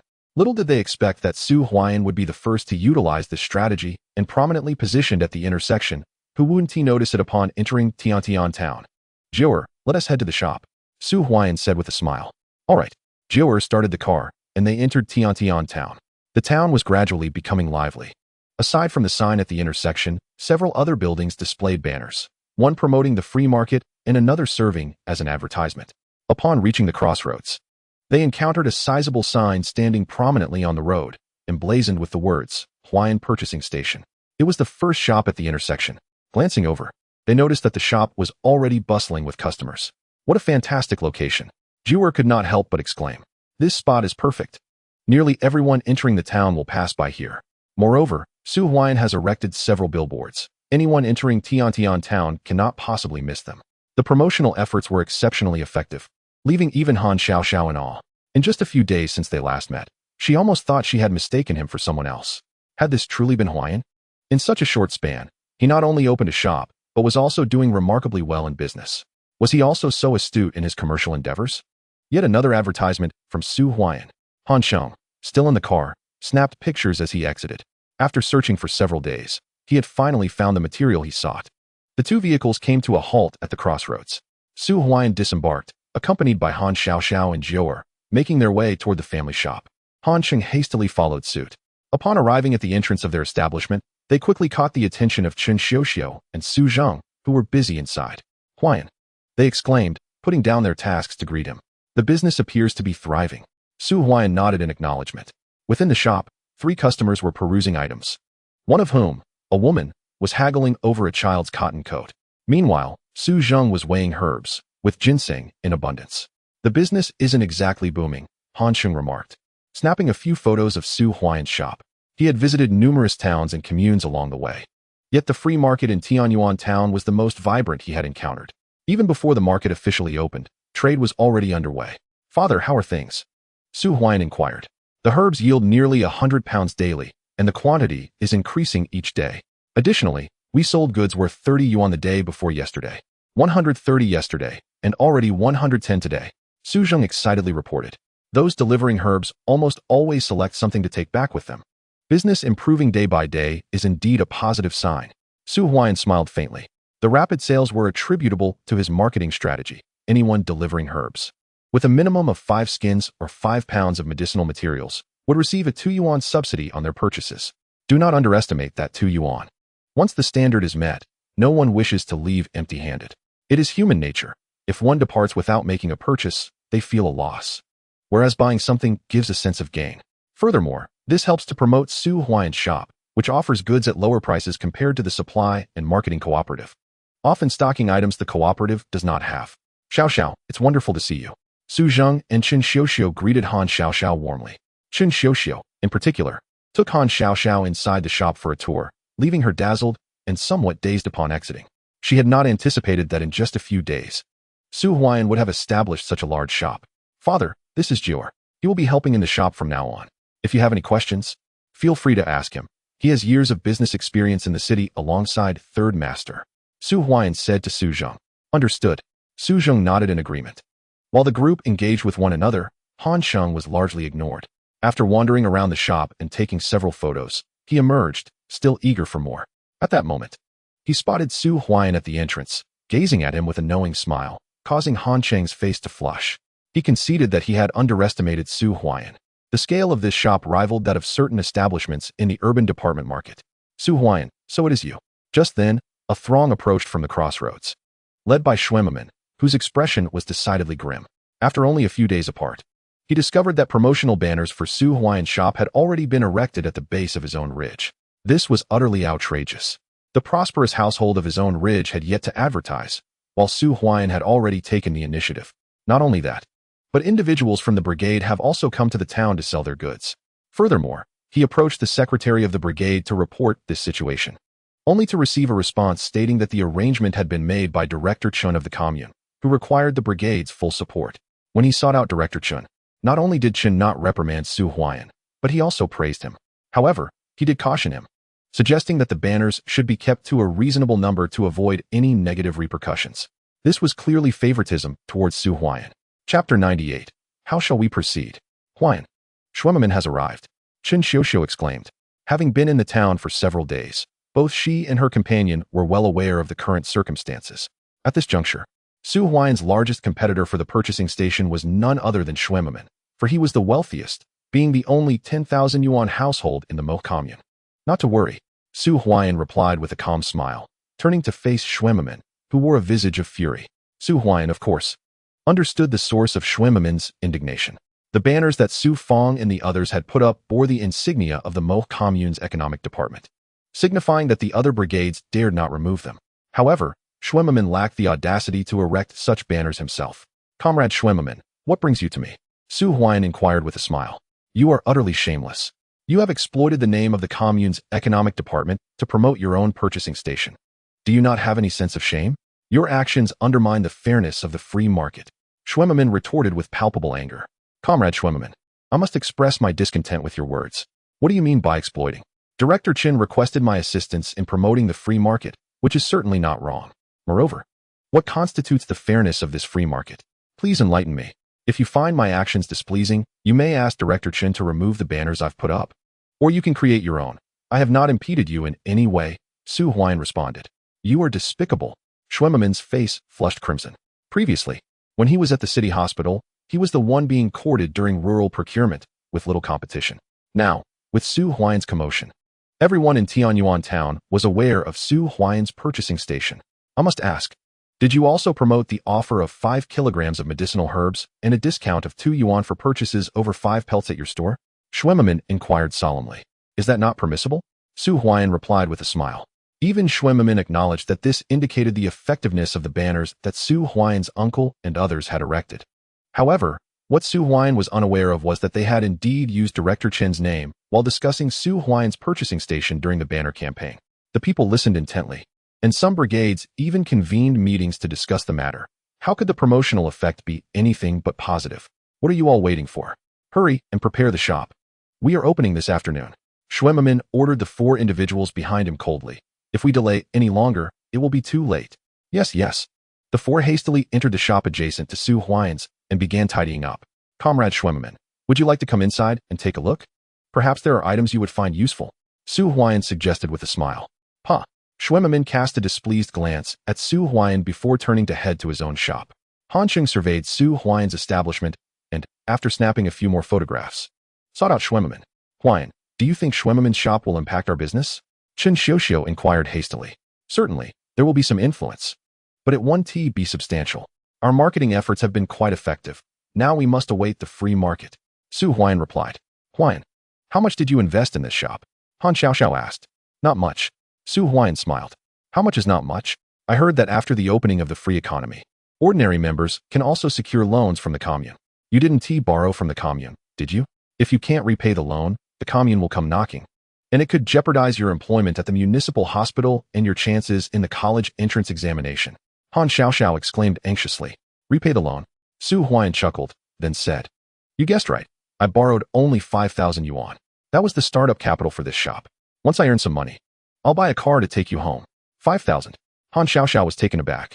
If you incur losses, how will you repay it? Come on, let me show you around. Su Huaiyan patted Han Xiaoxiao on the head and led her into the shop. Han Xiaoxiao, still absorbed in thoughts about the 5,000 yuan loan, pondered how Su Huaiyan planned to make a profit and buy a car to take her home. At the neighboring shop, Han Cheng introduced himself to Schwemmerman. Hello, Comrade Schwemmerman. I am Han Cheng, a classmate of Schwemmuan. He had come to Tiantian town primarily to find Schwemmerman, not anticipating that Su Huaiyan would also open a shop, one that appeared even more prosperous than Schwemmerman's. Comrade Han Cheng, welcome. Muhan has spoken of you, mentioning your work at the cultural newspaper in Mo City. Just the other day, he told me you would be coming to Tiantian town. I didn't expect you to arrive so soon. Schwemmerman responded warmly, rising to greet him. Schwemmerman had his own intentions for establishing a shop to procure medicinal materials. Aside from the potential for profit, his uncle Shui Liang aspired to open a pharmaceutical factory, and the first hurdle was sourcing raw materials. If he could successfully launch this procurement station, coupled with the promotional efforts of the cultural newspaper, it would significantly aid Shui Liang in securing approval for the factory. Comrade Schwemmerman, it appears your procurement station has yet to open, Han Cheng remarked quietly. That. Schwemmerman felt a bit awkward. With 4 to 5 days remaining until the free market commenced, he had initially believed that this time around, competition would be minimal, simply waiting for the medicinal materials to arrive. Who could have anticipated the emergence of Su Huaiyan? The neighboring Huaian procurement station was already thriving, and not only that, they also sold various urban goods. Han Cheng had even spotted high-end items like watches on their shelves. What? Schwemmerman's expression shifted dramatically. How could Su Huaiyan possess such quality goods? Moments later, his demeanor darkened. He pondered where Su Huaiyan had emerged from, and how he had acquired such formidable resources. Despite the current economic relaxation, acquiring goods from the city remains a formidable challenge. Previously, he was engaged in procurement, but was unfamiliar with merchants like Yang San. Securing watches seemed utterly impossible. What is their purchasing price? Schwemmerman inquired once more. I only caught a glimpse of the purchasing price. Huangjing was approximately 3 yuan and 2 jiao per pound, but I did not pay much attention to others, Han Cheng replied. This Su Huaiyan must have lost his mind. Schwemmerman could not help but exclaim. Huangjing at over 3 yuan per pound. What price would he receive at the city hospital? 4 yuan per pound.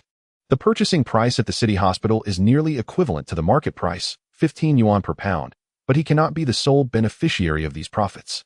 If he purchases at 1 yuan per pound, with a profit of 3 yuan upon reaching the city hospital, his uncle would demand a share, and others would as well. The profits would scarcely suffice to be divided. If Su Huaiyan's purchasing price is over 3 yuan per pound, what business could he conduct? There would be no profit to be made. It would be a futile endeavor. Comrade Schwimmerman, your store is rather desolate.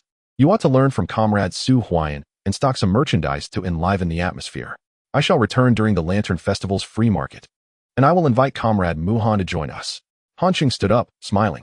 Comrade Hansheng, your efforts are much appreciated. Schwimmerman promptly responded. Chapter 99, Business Booms. Farewell. Hansheng departed and once again found himself before Su Huaiyan's shop, observing the myriad of items within and the occasional delivery of medicinal materials. Hansheng could not resist capturing several photographs. Comparing it to Schwimmerman's shop, it appeared woefully inadequate. Moments later, Su Huaiyan emerged alongside Han Xiaoxiao. Although Hansheng felt a twinge of displeasure upon seeing Su Huaiyan, he could not help but admire him. It was quite an achievement for a barefoot doctor to run such a large shop in town. Comrade Hansheng, how many commercial secrets have you divulged? Su Huaiyan asked with a smile. It is entirely normal for Hansheng to seek out Schwimmerman, considering Schwem Muhan is his classmate. Schwimmerman would undoubtedly seize any opportunity to inquire, yet for Su Huaiyan, this was of little concern. In fact, he even intended to leak information to Schwimmerman. Third brother, what did you just do? Han Xiaoxiao asked, fuming. I hardly said anything. I merely mentioned that Su Huaiyan's shop has merchandise for sale and disclosed the purchasing price. Hansheng quickly retorted. After all that, you still haven't explained? If Huaiyan suffers a loss, it will be your fault. Han Xiaoxiao exclaimed angrily. Xiaoxiao, isn't that a bit of an exaggeration? Han Cheng's expression stiffened. I do not care. Han Xiaoxiao insisted. Enough. Su Huaiyan gently waved his hand and added, these matters are indeed trivial. Even if Comrade Hansheng refrains from speaking, it would be easy for Schwimmerman to discover the information. He could simply send someone to inquire. It is hardly a secret. Xiaoxiao, did you hear that? Su Huaiyan has already made that clear. Hansheng quickly interjected. For Huaiyan's sake, I shall let it pass this time. Han Xiaoxiao declared. Indeed, I must return first. In a few days, the Lantern Festival will usher in the free market. Tomorrow, our cultural newspaper will publish promotional material for the free market, and I need to head back to provide the necessary content and finish my articles. I shall return after the Lantern Festival. Hansheng turned and got into the car, starting the engine and driving off. Xiaoxiao, let us also return to the health clinic. Su Huaiyan remarked. Han Xiaoxiao nodded. Yet her thoughts lingered on Su Huaiyan's venture to secure a loan for his store.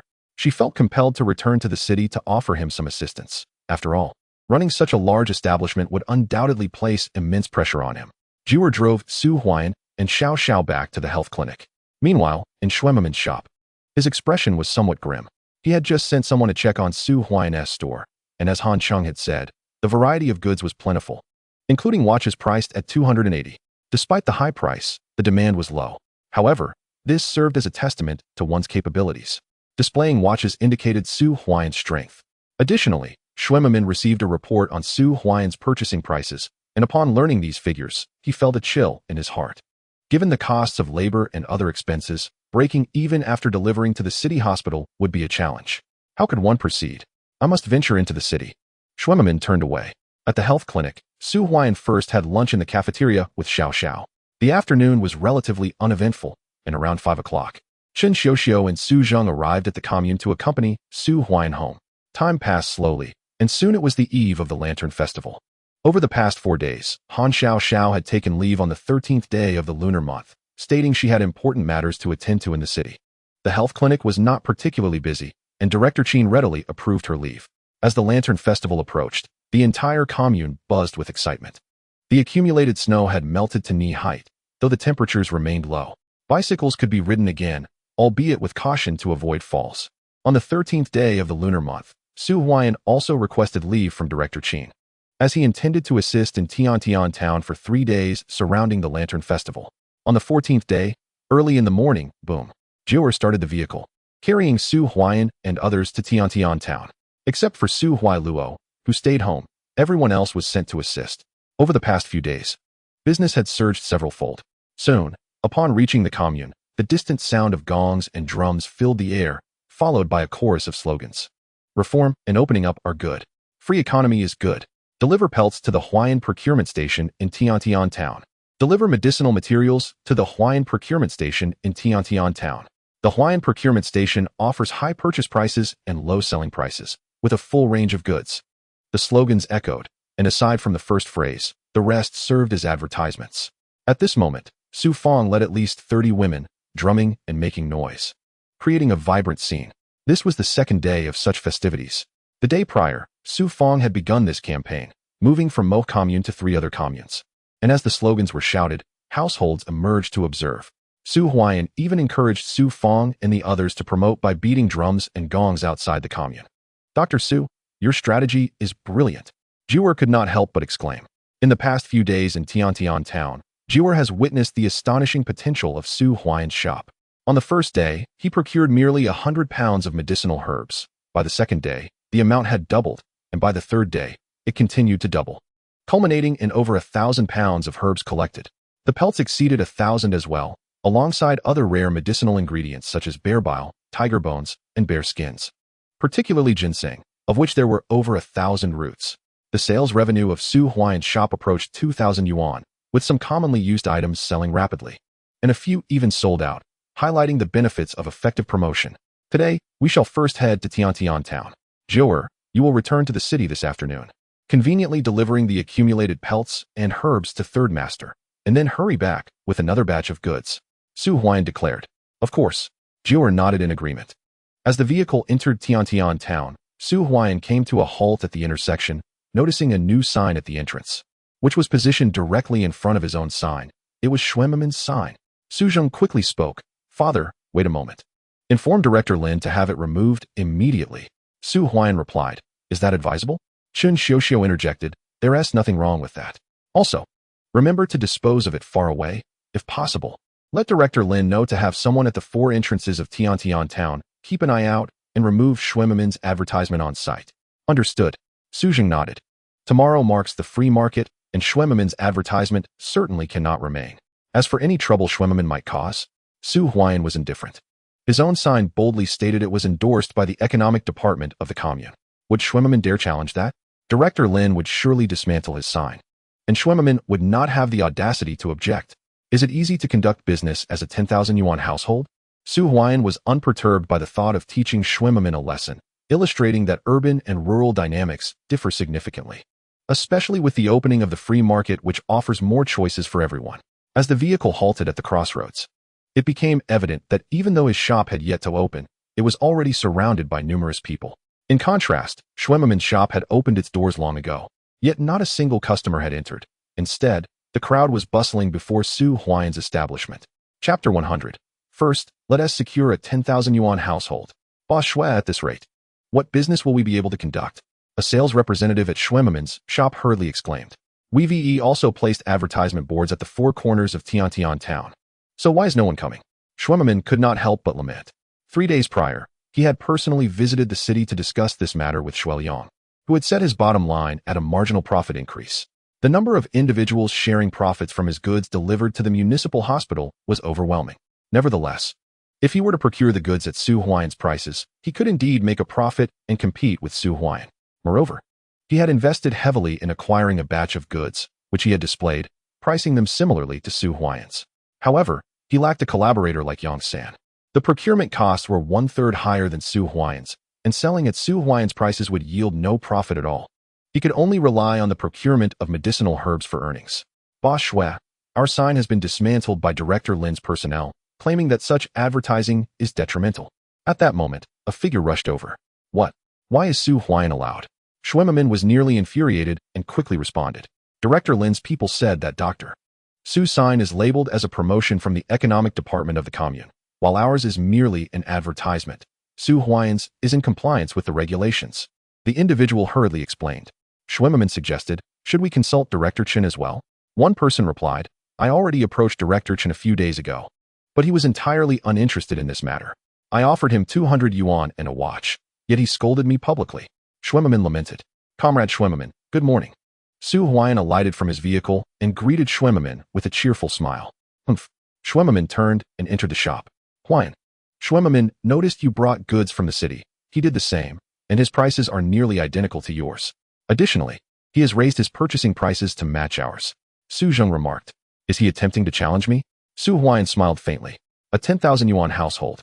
I wonder how long they can sustain this. How has their business been these past few days? Su Huaiyan inquired.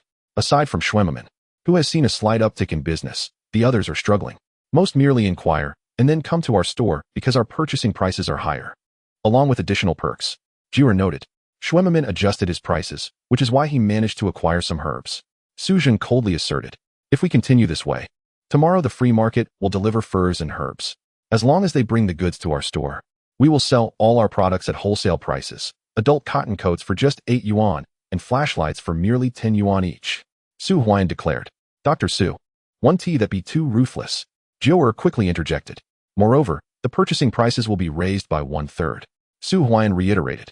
The herbs dispatched by Su Huaiyan go directly to Yang San's shop, eliminating middlemen and profit sharing, averaging a purchasing price of 5 yuan per kilogram. One could earn approximately 9 to 10 yuan per kilogram. And let us not forget, bear bile and ginseng yield even higher profits. You intend to outmaneuver Schwemmerman. Jiwer was left astounded. With Su Huaiyan's pricing, Schwemmerman and other shops would soon face dire circumstances. Should Schwemmerman raise his prices too, he would only incur losses. We will maintain this pricing for 3 consecutive days, after which I will claim all 8 shops. Su Huaiyan stated resolutely. Why do these emerging entrepreneurs open stores? Isn't it for profit? If they discover they are losing money, will they continue operating? At this moment, Su Huaiyan's plan to acquire shops speaks volumes.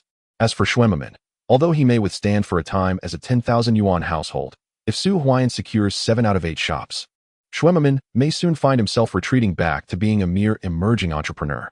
Additionally, we need to hire. Tomorrow, our staff must consist of at least 10 individuals. Su Huaiyan proclaimed. Yes, yes. The others nodded in agreement.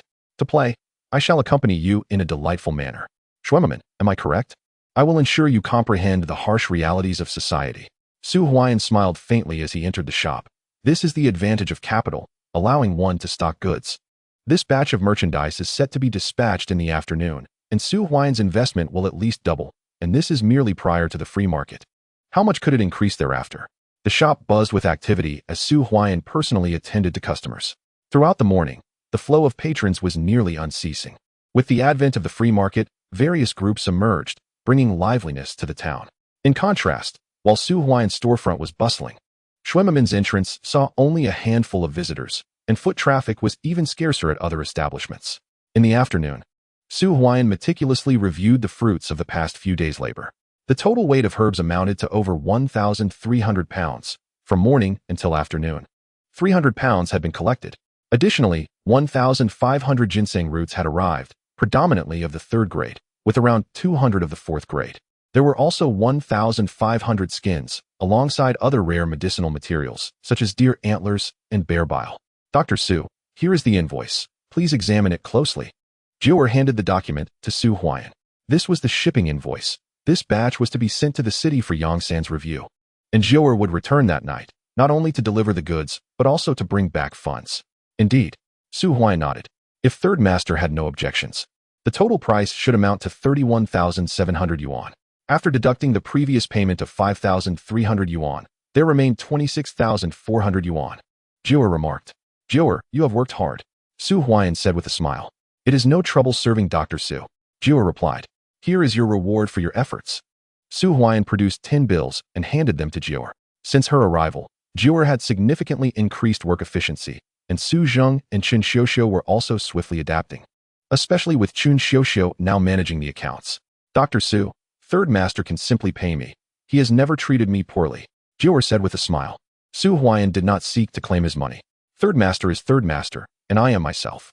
Rest assured, I am not undermining Third Master. Without your assistance, the shop would not have progressed so swiftly.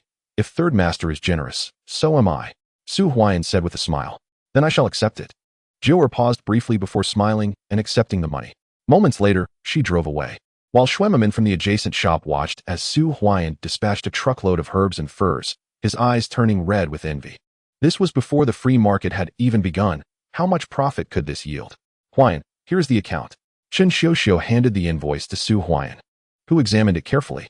The purchasing costs were approximately 6,000 yuan, plus a 10% profit for Director Chen, which indicated that Su Huaiyan had earned nearly 27,000 yuan, the merchandise yielding minimal profit, primarily serving to attract customers. With the funds arriving, Su Huaiyan's capital had already surpassed 50,000. He could hardly wait for tomorrow. Su Huaiyan took a deep breath. 50,000 yuan was sufficient for him to unleash his ambitions. His aspirations were modest. He aimed to double this amount within 3 days of the free market, ultimately becoming a household worth 100,000 yuan. Chapter 101.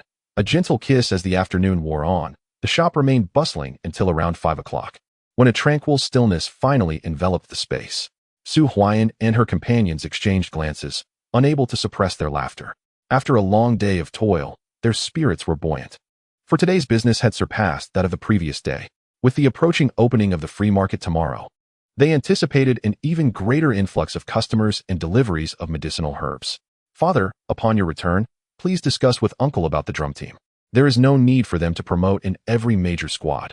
Let 20 remain at the crossroads to attract business, and have 10 assist inside the shop. Su Huaiyan proposed. Understood. Su Zheng nodded in agreement.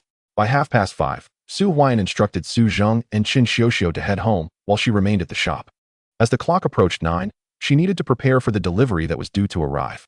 The sky gradually darkened, and next door, Schwimmerman had already closed his shop. Su Huaiyan took down the large sign at the entrance, adding the new prices. Tomorrow's purchasing prices would rise once more, and anyone delivering herbs or furs would be able to select items at wholesale prices, with cotton clothing priced at merely 8 coins per set. Huaiyan. Just as Su Huaiyan was about to close the door, a voice called out. She turned towards the crossroads to see Han Xiaoxiao hastily pedaling her bicycle towards her, skidding to a stop before the shop and quickly dismounting. The biting north wind had reddened her cheeks. Xiaoxiao, what brings you here? Su Huaiyan exclaimed, pulling Han Xiaoxiao inside and pouring her a cup of hot tea. After taking a sip, Han Xiaoxiao reached into her pocket and produced a small, bulging bag filled with coins. Huaiyan, this is for you, Han Xiaoxiao insisted, pressing the bag into Su Huaiyan's hands. Ah, Su Huaiyan was taken aback. Had Xiaoxiao returned to the city to fetch money for her? Yet, this sum far exceeded 800 coins. How had she managed to acquire such a considerable amount in just 2 or 3 years of work? I went home, Han Xiaoxiao murmured, her eyes glistening with unshed tears.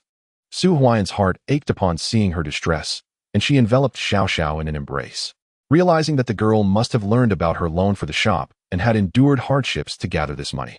I do not wish for you to take out a loan. Please use this to repay it.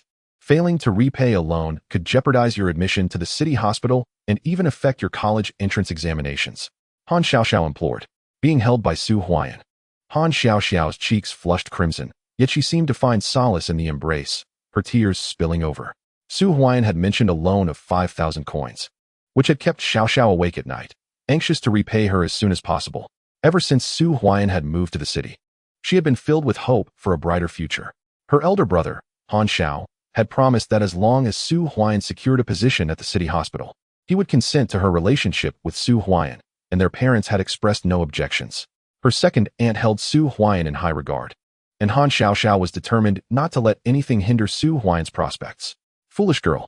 Su Huaiyan felt an overwhelming sense of gratitude. What had started as a light-hearted jest had prompted Han Xiaoxiao to take it to heart, and rather than reproaching her for the loan, she had returned home to gather funds for Su Huaiyan. In Huaiyan, with this sum of money, even if you incur some losses, it would matter not. After all, the individual conducting the assessments at the municipal hospital is my second aunt, and I share a close bond with her. This cannot be allowed. Su Huaiyan swiftly interjected, fully aware of Lu Yinping's temperament.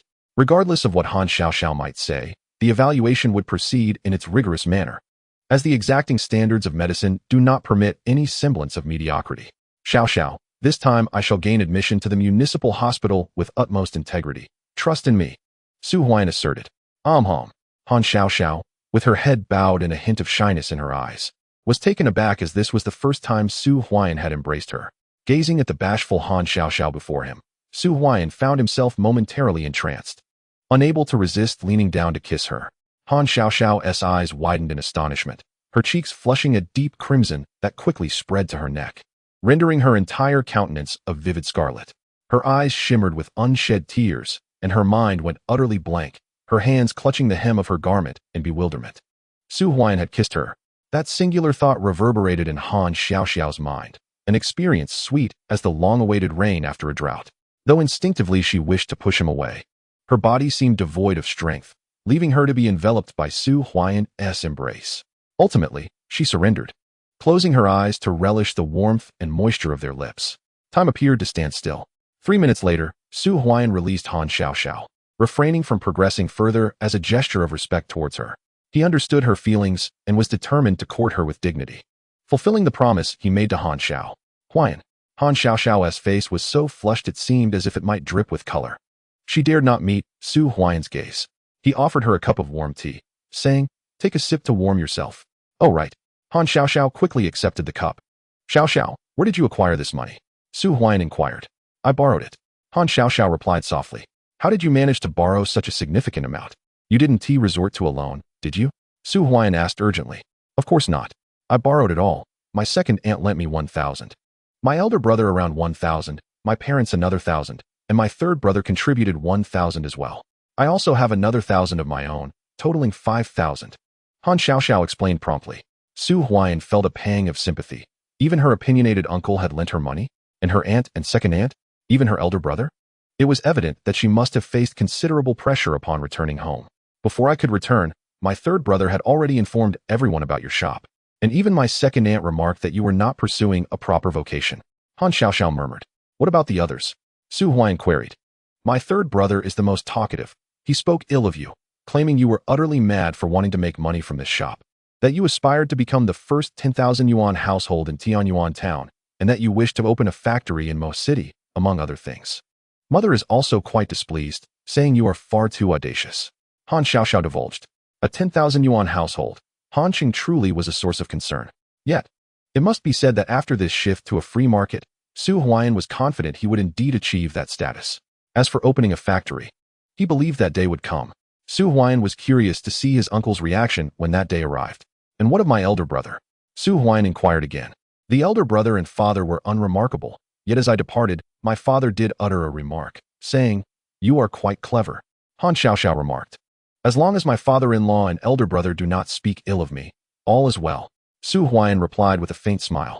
Within Han Xiaoxiao's family, the words of the father-in-law and elder brother undoubtedly held the utmost authority, followed by the mother-in-law and second aunt, and lastly, the younger brother-in-law. As for Han Xiaoxiao, she was a special case. The entire family might scold her, but their love for her was genuine. In this household, the only one who could lend 5,000 yuan was indeed Han Xiaoxiao. Chapter 102. The astonishment of Han Xiaoxiao. "Take this money back with you." Su Huaian returned a small bag to Han Xiaoxiao. He understood her intentions, yet he could not accept the 5,000 yuan. He aspired to become a millionaire through his own efforts and establish a pharmaceutical factory in Mo City. Furthermore, he intended to enter the municipal hospital with dignity. "Huaian, what about your loan?" Han Xiaoxiao promptly inquired. "Who said I took out a loan?" Su Huaian replied with a smile. "You didn't take a loan?" Han Xiaoxiao was momentarily taken aback, then quickly added, "Then how did you open your shop?" "I heard from third brother that to open a shop in the free market, one must be a top-tier household with at least 5,000 yuan in capital. That requirement was indeed accurate, yet I never claimed I needed to take a loan. I merely had 5,000 yuan. Su Huaian winked at Han Xiaoxiao. "Your money?" Han Xiaoxiao touched her head, her mind struggling to comprehend. "Earned," Su Huaian declared. "Not only have I surpassed 5,000 yuan, but my capital now exceeds 50,000. I plan to make a significant profit in this free market. My brother-in-law is right. I aim to become a millionaire and then establish a factory in Mo City. By then, you shall be the factory director." "Huaian, how did you amass such wealth? Please tell me." Han Xiaoxiao's face flushed with excitement. This news was undoubtedly the most delightful she had heard all year. Su Huaian had opened his shop not through a loan, but through his own capabilities, and now he possessed over 50,000 yuan in capital. What Han Cheng had said was indeed true. Su Huaian was destined to become a millionaire and would venture into the city to open a factory. "Allow me to explain," Su Huaian said as he pulled Han Xiaoxiao to sit beside the stove, detailing his journey to wealth. Outside, darkness enveloped the sky, and the cold wind howled. Yet the two of them huddled together, occasionally erupting in exclamations beneath the dim light. Time gradually passed, reaching 7 in the evening. Suddenly, a vehicle rumbled to a halt at the intersection.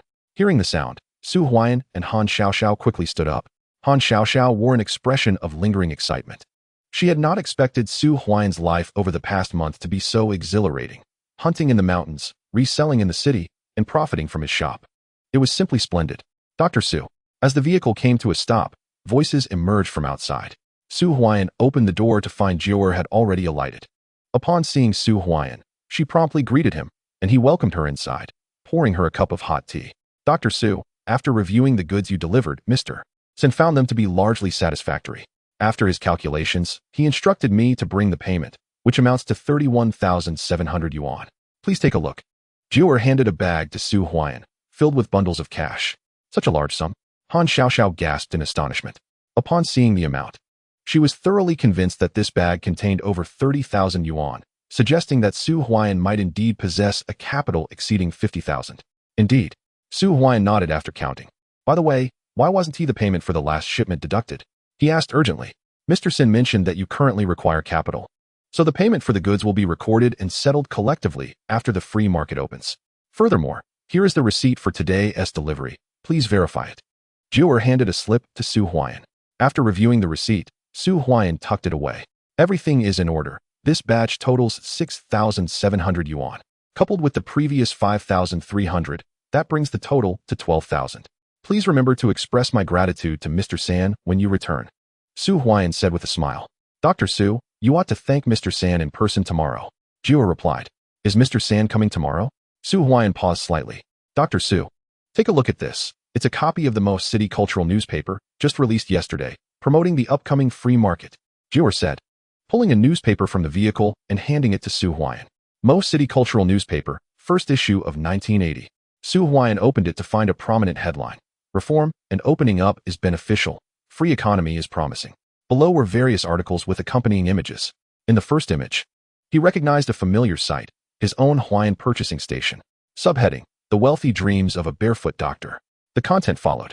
Although it did not name him directly, it essentially described Su Huaiyan as a barefoot doctor who, despite taking out loans, successfully established a shop and aspired to become a 10,000 yuan household in the free market, with future plans to open a factory in Mo City. Huaiyan, this must be the work of Brother San. Han Xiaoxiao exclaimed indignantly. While the notion of a barefoot doctor's dream of wealth may hold some truth, the latter claims are somewhat exaggerated.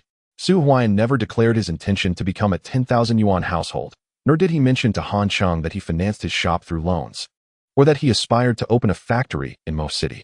Dr. Su, this newspaper has already been printed and distributed to various communes. Tomorrow, you should start seeing it everywhere. As soon as Mr. Sin caught wind of the news, he immediately thought of you, stating that among the shops in the free markets of the towns surrounding Mo City, yours is the most successful. Jiu'er added eagerly, this brother-in-law of mine. Su Huaiyan shook his head slightly. When Han Cheng visits next, he must clarify that while he is free to write, it must be truthful, no exaggerations or fabrications. Otherwise, what would my father-in-law and mother-in-law think of me? What kind of factory can one talk about with merely a shop in the free market? Without delving into trivial matters, it is evident that Han Cheng has articulated a pertinent point. Su Huaiyan indeed aspires to become a person of affluence in this free market and seeks to utilize this opportunity to venture into the city for development. However, such aspirations are for the future. For Su Huaiyan at present, the immediate reward is of utmost importance, and that reward lies in the current free market. Jiu'er, I will arrange for someone to unload these goods tomorrow morning. Please take me and Xiao back. Su Huaiyan instructed. Understood. Jiu'er nodded, and the trio boarded the vehicle. Jiu'er drove them to the commune, where Su Huaiyan asked her to wait outside while he escorted Han Xiao to her dormitory, returning the money she had brought with her. Huaiyan, this money is of no use to me, and since I won't be returning soon, you might as well keep it for your shop's expenses. You can pay me back once you start earning. Han Xiao suggested.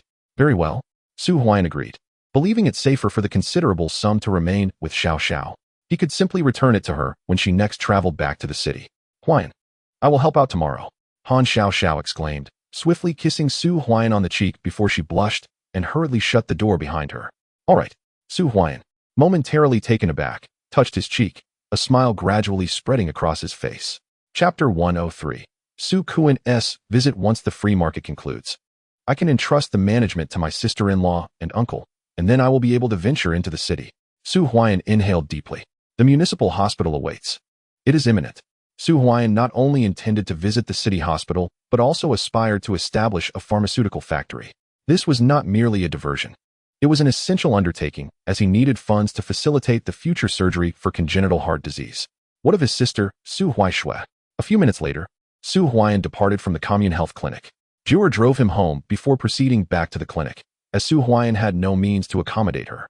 However, Director Qin had space available in the commune health clinic's dormitory. At the Su residence in Lingnan commune, it was nearly 9 o'clock upon his return. Yet the atmosphere was lively. Both his uncles, along with Su Huailuo and Su Huaiming, were present. Huaiyan is back. The family welcomed him warmly as he entered, and he promptly greeted them in return. His aunts were exceedingly warm, but Su Yuan appeared somewhat awkward, reminiscing about the past when their family had faced significant hardships. Dinner is ready, Lu Chui announced, presenting the dishes as everyone awaited Su Huaiyan's arrival. Parents, you need not wait for me in the future, Su Huaiyan urged. It's fine, we are not hungry, Lu Chui replied with a smile. His younger brother, Su Huaiguo, and sister, Su Huaishui, climbed down from the Kong, and his sister-in-law, Chun Xiao, also emerged. Together with his uncles, they gathered around the table for a meal. Sister-in-law, you will be in charge of keeping the accounts tomorrow, Su Huaiyan said while enjoying his meal. Understood.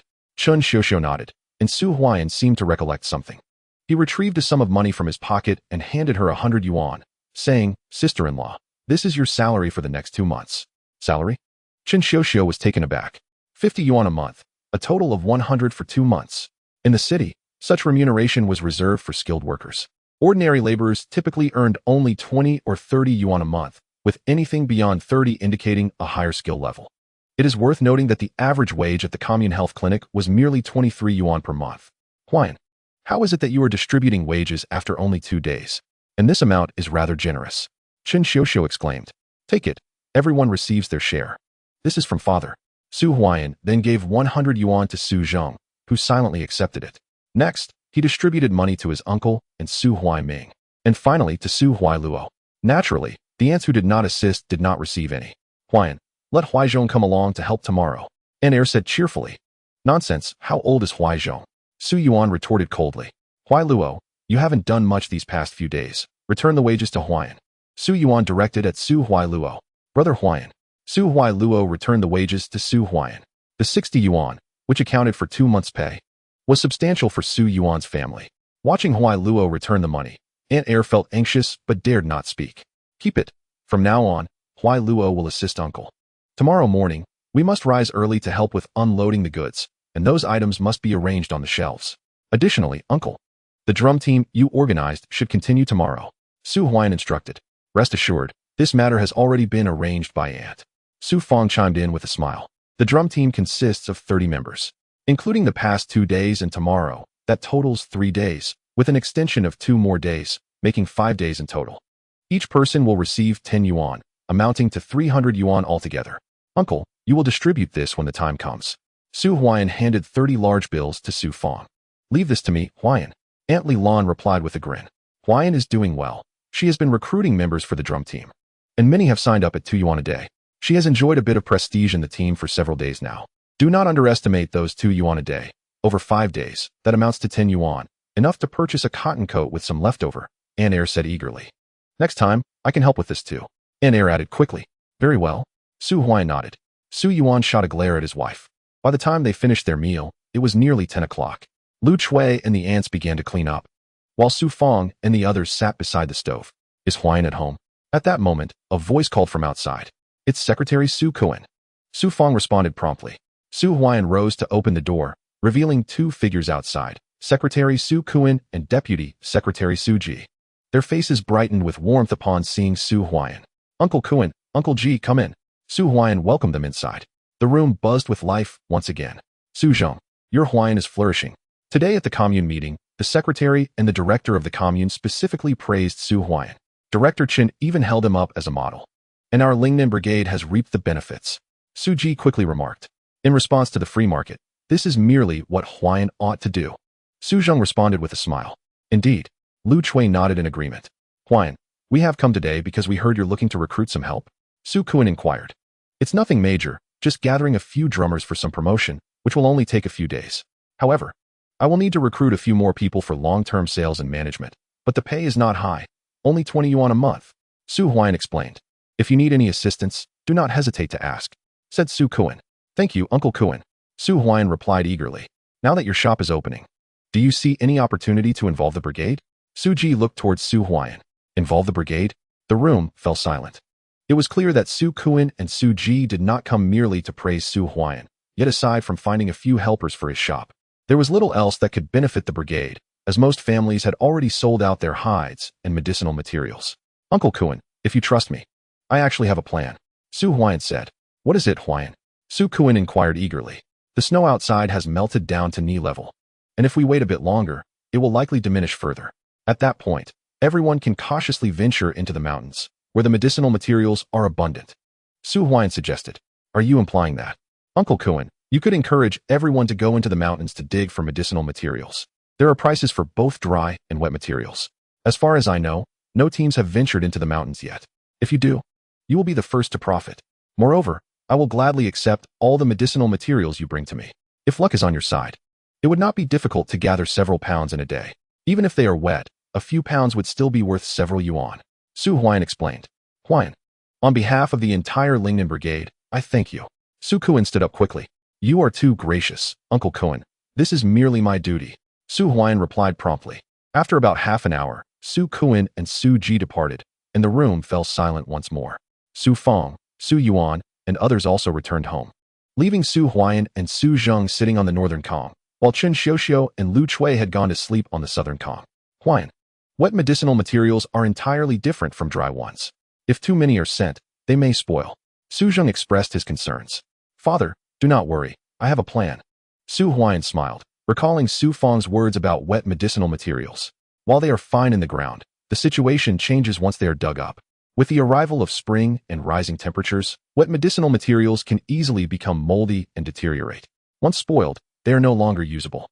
Meanwhile, Yongsan in the city can still consume dried materials, but an excess of wet ones will not be edible either.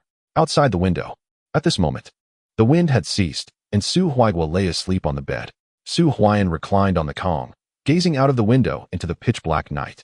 Yet, within his heart, plans were brewing. As spring approached, the number of individuals engaging in trade would inevitably increase, and those collecting medicinal herbs and furs would not be few.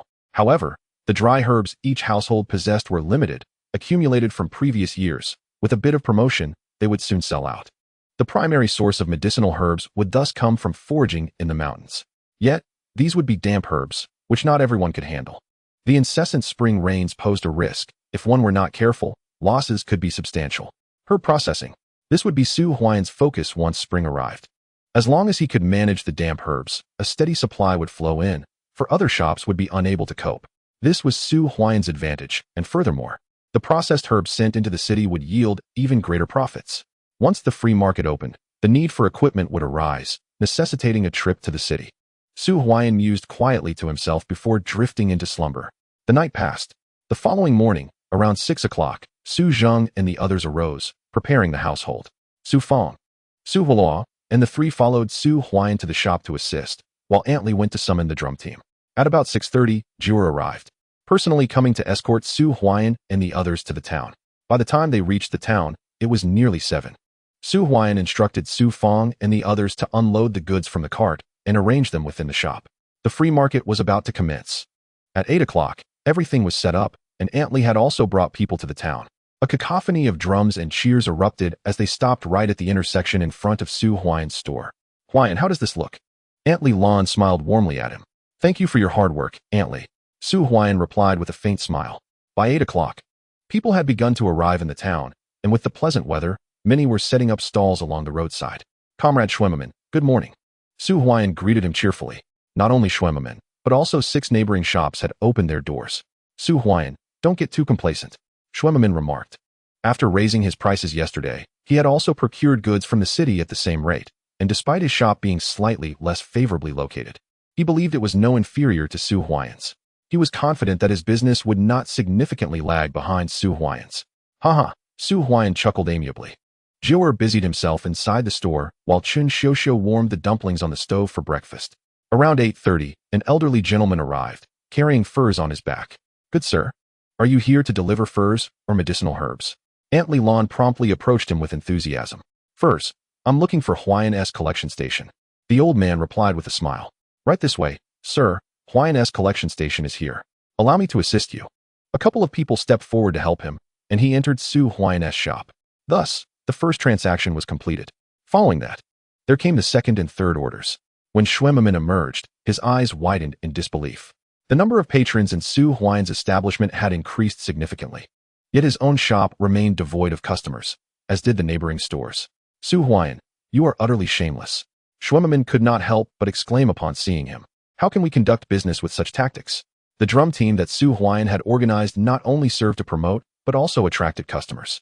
As soon as people arrived, they were approached and lured into Su Huaian's shop, often accompanied by gifts of medicinal herbs and furs. Comrade Schwemmerman, no one has claimed that attracting business is forbidden. Su Huaian replied nonchalantly. However, your methods are rather questionable.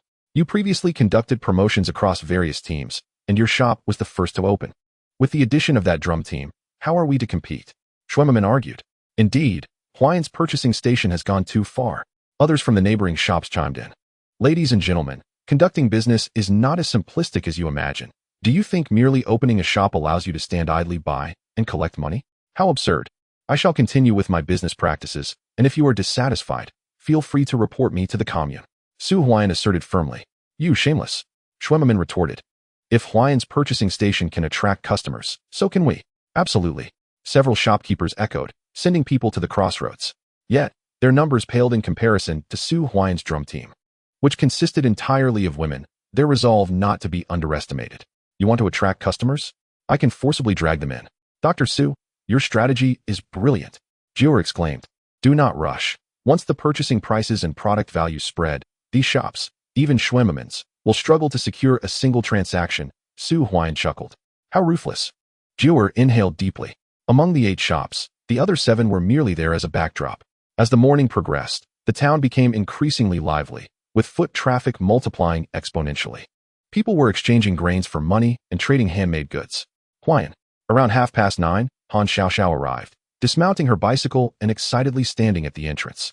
The shop was bustling, and the crossroads echoed with the lively sounds of the drum team. I'll go help. Han Xiaoxiao eagerly offered. No, you are the lady boss. How can the lady boss do the work herself? Su Huaian smiled. Ha! Han Xiaoxiao blushed, yet her heart swelled with delight. Dr. Su.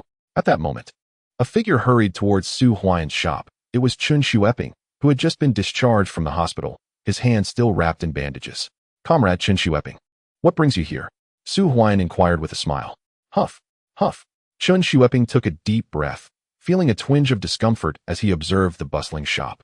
This should have been his venture, yet it was now in Su Huaian's hands. My uncle asked me to come, Chun Xueping replied. He truly did not wish to come, but he found himself unable to refuse. Chun Guodong had summoned him, and he had no choice but to comply, for he would need to rely on Chun Guodong for his livelihood in the commune. As for Su Huaian, he genuinely dared not provoke him any further. Is there something amiss? Su Huaian inquired. My second uncle mentioned that at 11 o'clock this morning, representatives from the 4 major communes would arrive in town to inspect the conditions of the free market. Additionally, the city's cultural newspaper will send people as well. My uncle also mentioned that a significant figure would be present, and he hopes you can assist in hosting them. Chun Xueping replied. A significant figure? Su Huaian hesitated momentarily. The visit from the commune was anticipated, as was the cultural newspaper, given its purpose of promoting the free market. However, who could this prominent individual be? Chun Xueping had come specifically to inform him, indicating that this personage was indeed noteworthy. Please convey to Director Chun that I am fully prepared. Su Huaian smiled. Then I shall take my leave. Chun Xueping turned to depart. The more he observed Su Huaian's flourishing business, the more discomfort he felt, and the pain in his injured hand began to resurface. Huaian, could it be someone from the county or the city? Han Xiaoxiao speculated. That seems highly probable. Su Huaian replied. Director Chin's explicit instructions undoubtedly point to someone from the county or city. However, it is unlikely that they would visit Tianyuan town, considering its status as a relatively impoverished locale beneath Mo City. At that moment, a voice filled with surprise rang out, and Su Xingchuan appeared at the intersection, flanked by a group of about 20 individuals, the very same group that had previously surrounded Su Huaian's shop. Under Su Xingchuan's leadership, they all headed towards Su Huaian's establishment, each carrying various goods in abundance. Boss Shui, a substantial business opportunity has arrived. Noticing the throng approaching, the proprietors of the neighboring shops grew agitated. Among the items they carried, it was evident that the majority consisted of furs and medicinal herbs, indicating they had come to sell their wares. Quick, gather more people, Schwemmerman urged. The shopkeepers rushed out to recruit assistance, while only Su Huaian remained stationary, for these individuals were previously engaged in reselling, and Schwemmermann's shop lacked the capacity to satisfy their appetites. Step aside. Schwemmermann's associates were forcefully pushed aside, falling to the ground, while the scarred-faced individuals approached Su Huaian with jovial expressions, quickly filling the entrance to his shop. Uncle Xingchuan, please come inside. Su Huaian promptly invited. Huaian, this is the first batch of goods sent by the brothers, marking our inaugural business transaction. Su Xingchuan exclaimed with a smile. Sister-in-law, please prepare some tea. Su Huaian welcomed them inside, causing the shop to become quite crowded. Chen Xiuxiu was tasked with serving tea, while Su Zheng and Su Feng began to tally the quantities of goods received and meticulously record the accounts. Uncle Xingchuan, thank you. Su Huaian expressed his gratitude. Huaian, on that note, I must extend my thanks to you as well. With the economy opening up, without your willingness to offer concessions, it would be quite challenging for everyone to make a living in this town. Su Xingchuan remarked. By the way, regarding the watch I promised you last time. Su Huaian entered the shop and handed a watch to Su Xingchuan, whose eyes sparkled with delight. He quickly exclaimed, Huaian, I will bring the money to you once I return home. This watch is wanted by the madman. Uncle Xingchuan, consider this watch a gift from me. Whether you choose to sell it or keep it for yourself is entirely up to you. Su Huaian replied with a smile. How can I accept this? Su Xingchuan protested earnestly. It was well known that Su Huaian had made a considerable profit, as this watch was valued at 180 yuan. And in Su Huaian's store, it was priced at 280 yuan. Uncle Xingchuan, the snow in the free market has nearly melted. I anticipate that many from the various teams will seize the opportunity to venture into the mountains to gather medicinal herbs and hunt. The first to enter will reap the rewards. Su Huaian whispered. Are you suggesting? Su Xingchuan's eyes lit up. Su Huaian was encouraging him to rally others to venture into the mountains for medicinal herbs, a task not beyond their capabilities, as those involved in reselling had often trekked into the mountains before. If they were willing to lead the expedition, numerous individuals would gladly follow. Moreover, they stood to gain. The herbs they gathered could be sold directly at Su Huaian's prices, allowing them to profit from the portion he was willing to concede. It was a mutually beneficial arrangement. Huaian, the damp medicinal herbs can be quite challenging to handle in spring. Su Xingchuan cautioned. Uncle Xingchuan, to be honest, I plan to establish a medicinal herb processing factory soon, so I can handle as many damp herbs as you can procure. Su Huaian replied quietly. Huaian, I will discuss this with them when I return. Su Xingchuan said eagerly. If you are willing, Uncle Xingchuan, you could serve as a promoter in my shop. If you manage to introduce over 1,000 jin of herbs in a month, I will reward you 50 yuan. If it exceeds 3,000 jin, I shall grant you 100 yuan. Su Huaian continued. What do you say, Uncle Xingchuan? Of course, I am willing. Su Xingchuan replied, delighted. Such an opportunity was rare. He was well acquainted with the resellers, and the herbs they brought would count as his achievements. Gathering 1,000 jin in a month would be easily attainable if he led the expeditions. Huaian, I have already calculated it. A total of 877 skins, 681 jin of herbs, and 377 roots of ginseng. At that moment, Chen Xiuxiu's voice rang out. Let us settle up for the brothers. Su Huaian said with a smile. All right. Chen Xiuxiu produced a purse and began counting out bundles of cash. Upon seeing the money, the faces of the crowd lit up with joy. Su Xingchuan also received his share, but it was only about 30 yuan. Su Huaian then took out an additional 5 bundles from his bag and handed them to Su Xingchuan. Though we did not quite reach 1,000 jin this time, we are close. Consider this an advance on your wages, Uncle Xingchuan. If we achieve over 3,000 jin this month, I will make up the remaining 50 yuan. Su Huaian stated. Huaian, you are too kind. Su Xingchuan replied, happily accepting the money. After a moment, the group departed with cheerful spirits. However, before leaving, they couldn't resist the temptation to peruse the goods in the store. Upon seeing the prices, they were left in awe. Such rates were not even worth considering at the commune supply store. As they exited, each one left with their arms full. In the adjacent shop, Schwemmermann's eyes reddened with frustration as he watched over 20 individuals transporting a multitude of goods into Su Huaian's store. Despite their relentless efforts to attract even a single customer, they were met with utter failure. Boss Xue, the price for medicinal herbs at Su Huaian's has risen once more. At that moment, someone behind Schwemmermann hastily exclaimed, What is the new price? Schwemmermann inquired urgently. On top of the previous rates, the price has generally increased by 1 yuan per pound. Moreover, the prices of goods in their store are now at import levels. A cotton coat is now merely 8 yuan. The individual responded promptly. What? Upon hearing this news, Schwemmermann nearly collapsed onto the ground. After painstakingly negotiating with Shuai Yang in the city to secure a profit, he found that Su Huaian had once again raised the prices. while the cost of goods had plummeted to import levels. The crucial point was that he could not even procure goods at this new import price. How could he proceed under such circumstances? How do you know this? Schwemmerman pressed. The purchasing prices at Su Huaian's shop have been posted at the crossroads. Furthermore, many people exiting the store have already spread the news. I fear the entire town is now aware. Someone nearby interjected. Infuriating. Schwemmerman was on the verge of exploding with rage. Despite sending out his own people all morning to draw in customers, they had only managed to secure a meager few, and those were convinced to part with their goods through deceitful means. The inventory received was pitifully scant, with less than 50 pounds of medicinal herbs and fewer than 50 skins, while Su Huaian's store was already overflowing, with a continuous stream of customers. Boss Shue, should we raise our prices as well? Someone ventured. Yes, increase them. Raise them. Schwemmerman shouted angrily. If prices continued to rise, he would surely suffer losses. At this rate, within a few days, his once thriving business would be reduced to a mere shadow of its former self. More critically, he had over 4,000 yuan worth of goods currently languishing in his store. With Su Huaian's price reductions, his stock would be utterly unsellable. How much should we raise it? Someone asked eagerly. Raise it by 1 yuan. What else can we raise it by? Schwemmerman retorted angrily. Knowing that even a 1 yuan increase would lead to losses, if they raised it further, he would be left destitute. Understood. Several individuals hastily began making arrangements. We must at least hold on today.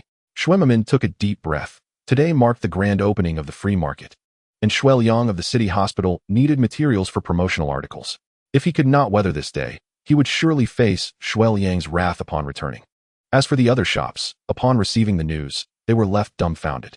They lacked the connections of Su Huaian, who could effortlessly secure supplies from the third master. Most of them sent their goods to the city, only for them to be resold to pharmacies, which significantly diminished their profits. Su Huaian's direct dealings with Yang San gave him a clear advantage. In Su Huaian's store, Dr. Su, you guessed correctly, Schwemmerman has also raised his prices. Jiuer remarked with a smile. Be patient. Su Huaian smiled faintly. At this moment, Schwemmerman still had the chance to struggle, but most of the other shops had already been completely crushed. In just 2 days, when Su Huaian went to discuss the transfer of the shops, they would undoubtedly not hesitate, seizing the market first. Dr. Su, around 10:30, the flow of people in the entire Tianyuan town reached its peak. Director Lin from the Mo commune had come out with his team, hurrying past Su Huaian's shop while greeting him. Director Lin, busy day? Su Huaian replied with a smile. After the last time Director Lin assisted him, Su Huaian had sent him a token of appreciation once again. Dr. Su, wait a moment. People from various communes will be coming to town, and I hear city officials are also on their way. The cultural newspaper has even arranged for a reporter to come for coverage. Director Lin informed him. Thank you, Director Lin. Su Huaian smiled calmly. Moments later, Director Lin continued his rounds. Today marked the beginning of the free market, and minor conflicts in business transactions were quite normal, moreover, with officials visiting. Director Lin needed to ensure nothing went awry. Dr. Su, Sen Yi has arrived. Just then, Jiuer's excited voice rang out. Su Huaian turned his gaze to the intersection and saw a car stop, 2 individuals disembarking. One was Yang San, followed closely by Luer. Sen Yi. Su Huaian greeted him with a smile. Good lad. Yang San was taken aback upon seeing Su Huaian again. It had only been a short time, yet not only had the shop opened, but the business was flourishing. More importantly, the cultural newspaper had specifically used Su Huaian's shop to promote the free market. Sen Yi, please come inside. Su Huaian urged eagerly. I knew I wasn't mistaken. You've truly turned your fortunes around. Among all the shops in Mo City, yours is undoubtedly the most prosperous during this free market.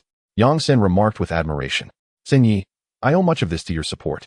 Su Huaian replied with a grin. You have a way with words. At this pace, give yourself a year, and you might indeed have a chance to share in the fortunes of Mo City. Yang San couldn't help but exclaim. That seems too rapid. Moreover, Su Huaian had a meticulously crafted plan throughout this journey, from surreptitiously delivering goods to now openly operating his shop. Yang San had witnessed Su Huaian's growth firsthand. Sen Yi, is Mo City a place I could ever reach? I can hardly dare to imagine it now. Su Huaian quickly replied. Not now, but there will be opportunities in the future. However, you must not miss the chance during the reform pilot in Mo City. There are still subsidies available for opening a pharmaceutical factory. Yang San advised. How much does it take to open a pharmaceutical factory? I am still far from that. Su Huaian stated. You are being modest. If I were you, I would have already soared. Yang San chuckled. Sen Yi, please don't tease me. Su Huaian implored. Then, as if recalling something, Su Huaian leaned closer to Yang San and whispered, Sen Yi, if you have time tonight, I would like to discuss something further with you. Although I cannot yet engage with the pharmaceutical factory in the city, I have a new business venture. Oh, Yongsen paused slightly, intrigued. Another new business? If I recall correctly, this is the third time.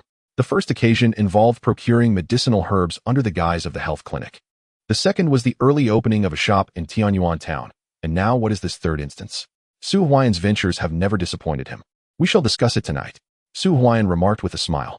You rascal, Yongsen chuckled. If it were anyone else, he would have been indifferent. But Su Huaiyan's words piqued his curiosity. What business venture was Su Huaiyan alluding to this time? Could it possibly be related to establishing a pharmaceutical factory?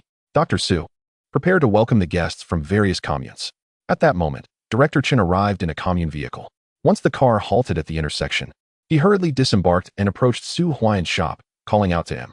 Quick, quick, bring in the drum team. Su Huaiyan instructed his aunt, who promptly gathered the drummers at the intersection. The area soon buzzed with excitement as the drums echoed. In the distance, 4 or 5 vehicles approached at a leisurely pace, observing the town's atmosphere, even rolling down their windows to interact with the onlookers.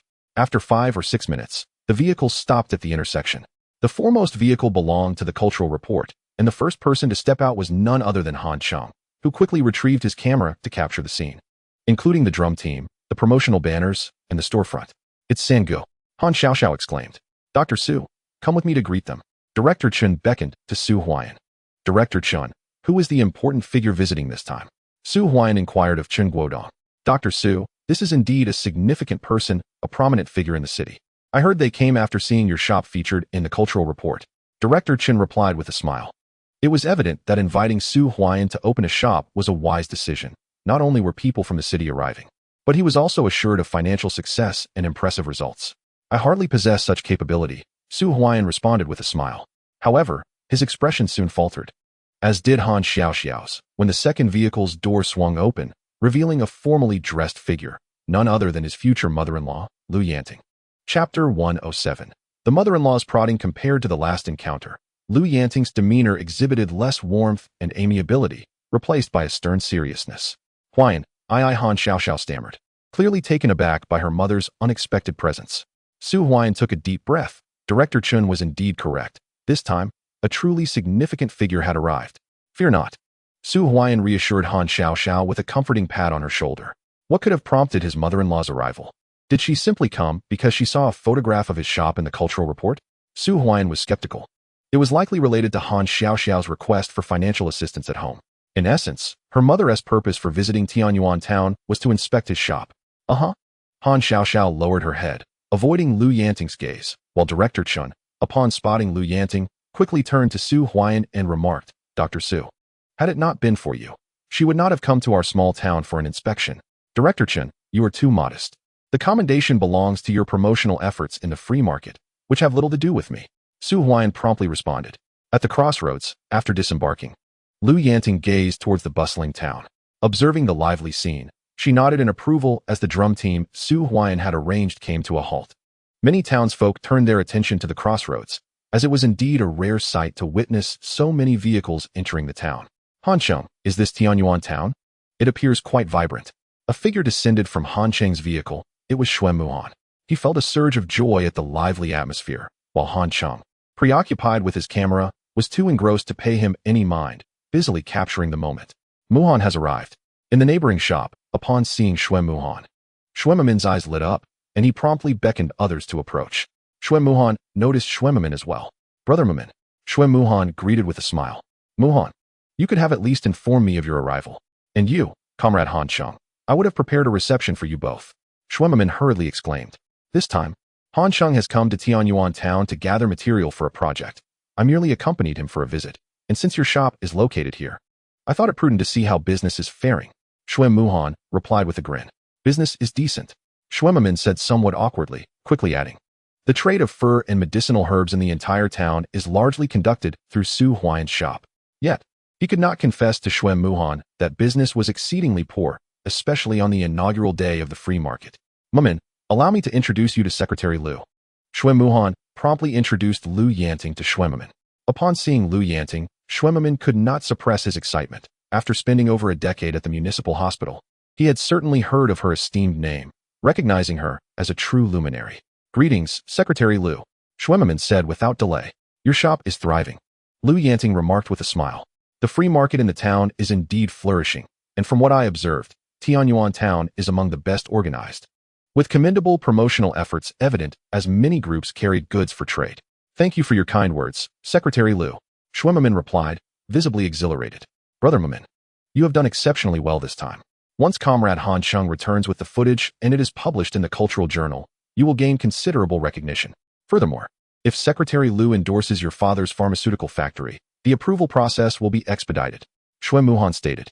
He initially assumed this spectacle was orchestrated by Shuimamin, and he felt quite pleased with Mamin's preparations. Muhan, it is merely my duty, Shuimamin quickly responded. Shuiliang opened the pharmaceutical factory, which yielded significant benefits for him. How else could he have become a wealthy household? Was it not through his association with Shuiliang? Otherwise, why would he raise prices today despite potential losses? He could not afford to appear ineffectual to Shuiliang. Secretary Lu, individuals from various communes have come to extend their greetings. Director Chun, along with Su Huaian, has also arrived. Lu Yanting spotted Su Huaian and, upon casting a glance at him, her expression darkened. Indeed, he is here for me. Su Huaian let out a wry smile, realizing the predicament he faced. During the last New Year visit to his father-in-law, he had boldly proclaimed his determination to work hard. Yet, in his mother-in-law's eyes, he was merely indulging in frivolous pursuits.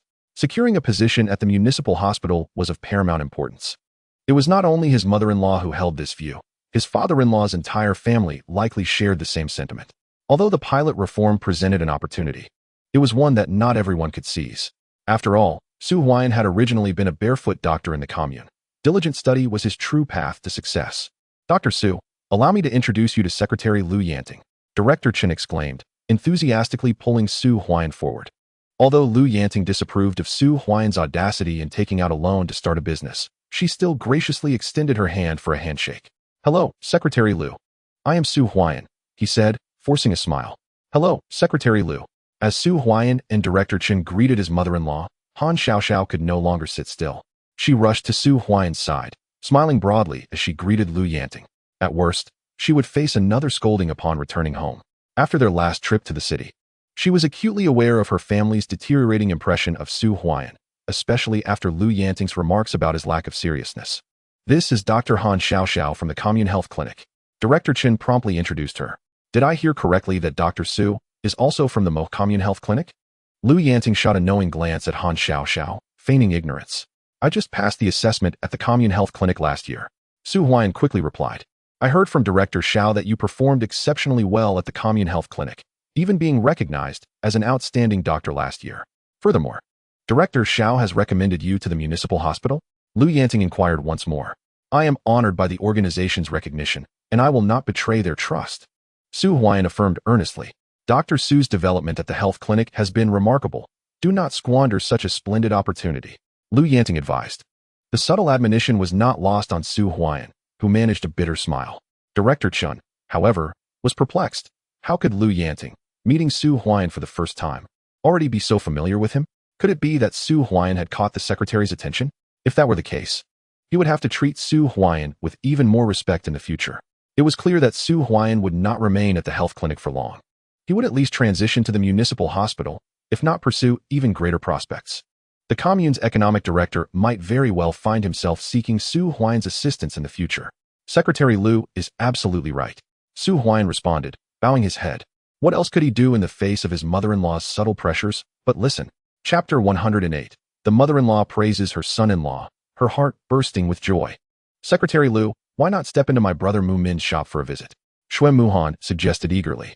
He believed that the lively atmosphere had been orchestrated by Shuimamin to create a favorable impression on Lu Yanting, hoping to win her goodwill and facilitate Han Cheng's photo opportunities for promotion.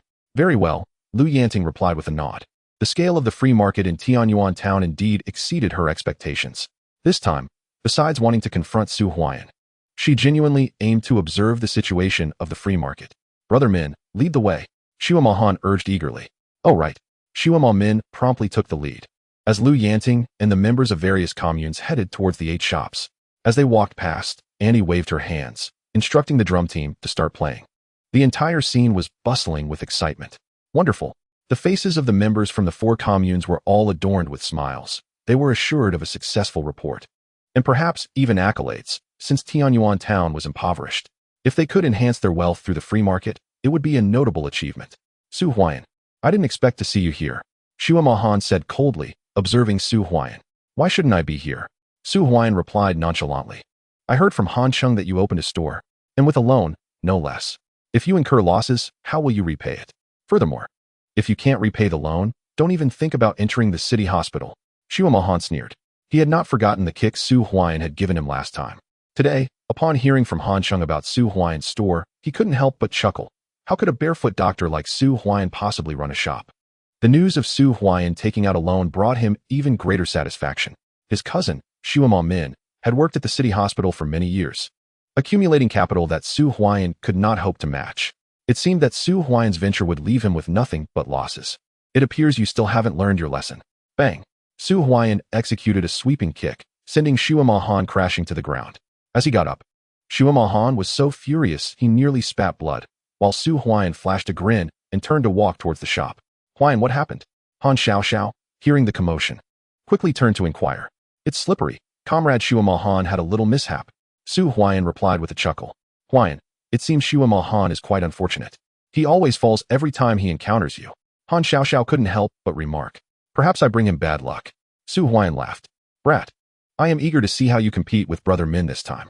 Min's goods can be directly delivered to the city hospital. For ordinary people without connections in the city, dreaming of reaping the benefits of the free market is sheer folly. Do you think you can manage it? Xue Mahan retorted angrily, quickly following behind. At the shop entrance, a crowd had gathered. Lu Yanting and Han Cheng were astonished. There were at least a dozen people inside Su Huaian's shop, some buying goods while others were weighing herbs and furs, creating a lively atmosphere. In contrast, Xue Min's shop next door had no customers at all. Secretary Lu, let us go in and take a look, Xue Mahan urged. All right. Lu Yanting led the group towards Su Huaian's shop, and upon seeing this, Xue Min's expression instantly changed. That was Su Huaian's shop, and his own shop was second. How could Xue Mahan direct people to Su Huaian's establishment? Brother Min, your shop is doing quite well, Xue Mahan remarked quietly. Muhan, this is not my shop. My shop is next door, Xue Min hastily replied, his smile now more reminiscent of a grimace than joy. Upon hearing this, Xue Muhan quickly lifted his gaze, only to find the sign above the store emblazoned with the words Huaian Purchase Station. Next door, Mu Min Purchase Station. Thank you, Comrade Xue Muhan. Su Huaian offered a faint smile before turning to attend to his mother-in-law, leaving Xue Muhan in a state of bewilderment. He clearly recalled Xue Min mentioning that the shop was situated at the intersection of Tianyuan town, and there was no mistake about it. Brother Mu Min, what on earth is happening? Xue Muhan inquired anxiously. Muhan, this indeed is my shop. Su Huaian's shop is also at the intersection, but it is the first one closest to the corner. Mine is the second. Why don't you call Secretary Lu over and ask her to step into my store? Xue Min replied awkwardly. It was not entirely Xue Muhan's fault. How could he have anticipated that the shop owned by the affluent Xue Min would be outperformed in business by Su Huaian's store, which was established through a loan? After all, Su Huaian was merely a barefoot doctor with no prior business experience, while Xue Min had previously worked in procurement alongside Xue Yang, surely giving him a significant advantage in experience compared to Su Huaian. Why didn't you mention this sooner? Xue Muhan snapped back to reality, his expression darkening as he observed Lu Yanting entering the store. At that point, it was too late to intervene. More importantly, how had Su Huaian's shop become so prosperous? Secretary Lu, this is Dr. Su's establishment. What do you think? Director Chen promptly stepped forward to introduce Lu Yanting, while Han Cheng busily snapped photos, capturing the lively scene. The atmosphere was vibrant. Although business had been decent during their last visit, it paled in comparison to today's bustling activity. In the entire town of Mo, it seemed no other shop could rival the success of Su Huaian's. Han Cheng couldn't help but admire the acumen Su Huaian displayed in business. This is Dr. Su's shop? Lu Yanting paused slightly, having noticed the sign upon entering, though she found it hard to believe that her humble rural doctor's son-in-law possessed such prowess. The business was thriving. She glanced over at the neighboring store, which stood in stark contrast. It was nearly empty, while Su Huaian's establishment was brimming with customers selecting merchandise and delivering herbal materials and furs. Impressive. Lu Yanting nodded, casting a glance at Su Huaian, her previously stern expression softening into a smile. It must have cost a considerable sum to open this shop, she remarked playfully. Thank you for your concern. It only required less than 10,000 yuan. Su Huaian replied promptly. As the free market had just been inaugurated, it was indeed a challenge for everyone to establish their businesses. Achieving this level of success was truly remarkable, and the Mo commune had made significant contributions to the promotion of this free market. Lu Yanting commented, "Secretary Lu, this is only to be expected." Director Chen interjected eagerly. Director Chen's heart swelled with joy. He had come to commend their efforts, and he was nearly certain that a report on this would bring great satisfaction to the higher-ups. He, the economic director of the Mo commune, was poised to bask in the glory of their achievements. Comrade Su Huaian's establishment serves as a paragon of the free market in Mo City. Lu Yanting remarked with a cheerful demeanor. As a mother-in-law praises her son-in-law, her joy only flourishes further. Chapter 109. Lu Yanting's visit. A model store in the free market. Instantly, a hush fell over the crowd. Director Chen's eyes sparkled with delight, completely unexpected. As this model store's emergence, even if Su Huaian did not become a 10,000 yuan household, was already a significant achievement. The envy emanating from the representatives of various communes was palpable. Among the 4 major communes of Tiantian town, this time the limelight belonged solely to the Mo commune. Director Chun could hardly conceal his beaming smile, for Su Huaian's success was also a reflection of his own. However, the expression of Xuan Muhan, who trailed behind, darkened. What was happening? Su Huaian had opened a store and become a model? Yet, upon careful comparison, Su Huaian's shop was incomparable to Xuemamin's. The disparity was stark. Xuemamin had lowered his head, thoroughly embarrassed by the humiliation he had suffered. Comrade Su Huaian, how much inventory do you expect to receive today? Lu Yanting inquired with a smile. Nearby, Han Sheng took out his notebook and began to jot down notes, with Su Huaian's store achieving model status. The next issue of the cultural newspaper would undoubtedly highlight his accomplishments, marking a true success in the barefoot doctor's journey to prosperity. Sister Xiuxiu, how many medicinal herbs have you collected today? Su Huaian did not respond directly, but instead turned to Qin Xiuxiu with a loud inquiry. Today, we have a total of 1,370 jin of medicinal herbs. Qin Xiuxiu's voice resonated, revealing that nearly half of this bounty was delivered by Su Xingchuan's team. This was, of course, facilitated by the fact that today marked the inaugural day of the free market, and Su Huaian's effective promotion attracted many delivery personnel from various brigades. In a couple of days, however, the deliveries would dwindle, as it was quite commendable for each household to have a few jin of common medicinal herbs stored away. Over 1,000 jin in a single morning? Is that for real? The crowd erupted into excited chatter, with Xuemamin's eyes widening in disbelief. Over 1,000 jin in just the morning. How much would that amount to by day's end? Su Huaian's store was nearly monopolizing 90 of the fur trade in Tiantian town. Almost everyone delivering medicinal herbs and furs sought out Su Huaian's shop. So much. Lu Yanting was taken aback as well, with over 1,000 jin of medicinal herbs. Even if the profit was merely 1 yuan per jin, that would amount to over 1,000 yuan in a single day, leading to the possibility of becoming a 10,000 yuan household in just 10 days. How many furs are there? Su Huaian's voice rang out once more. There are 1,877 furs. Qin Xiuxiu exclaimed, her face flushed with excitement. Gasp! The crowd collectively inhaled sharply, their astonishment evident as they gazed at Su Huaian. This was truly remarkable. If a profit of 1 or 2 yuan were to be made on each fur, that could amount to approximately 2 to 3,000 yuan. What is the total sales amount? Su Huaian called out again. Today, the total sales amount is 1,137 yuan. Qin Xiuxiu's voice echoed once more. Impressive. Not only was Su Huaian adept at procurement, but he also excelled in sales. A few days ago, I heard that someone came to our brigade with a banner that, apart from the slogans promoting the free market by Director Chun of the commune, also mentioned Comrade Su Huaian's Huaian purchasing station. Just the day before yesterday, I witnessed a lively celebration with drums and gongs, where everyone was fervently exchanging excited remarks. Lu Yanting, gazing at Su Huaian, couldn't help but take a deep breath, pondering if he would earn over 10,000 yuan in a single day. Is this deemed unproductive? Earning 10,000 in a day while being unproductive? Wonderful. Lu Yanting couldn't restrain her enthusiasm and exclaimed in approval. Applause erupted from the representatives of various communes, their faces aglow with excitement. The free market is splendid. The free economy is thriving, and in just one day, Comrade Su Huaian was poised to become a wealthy individual.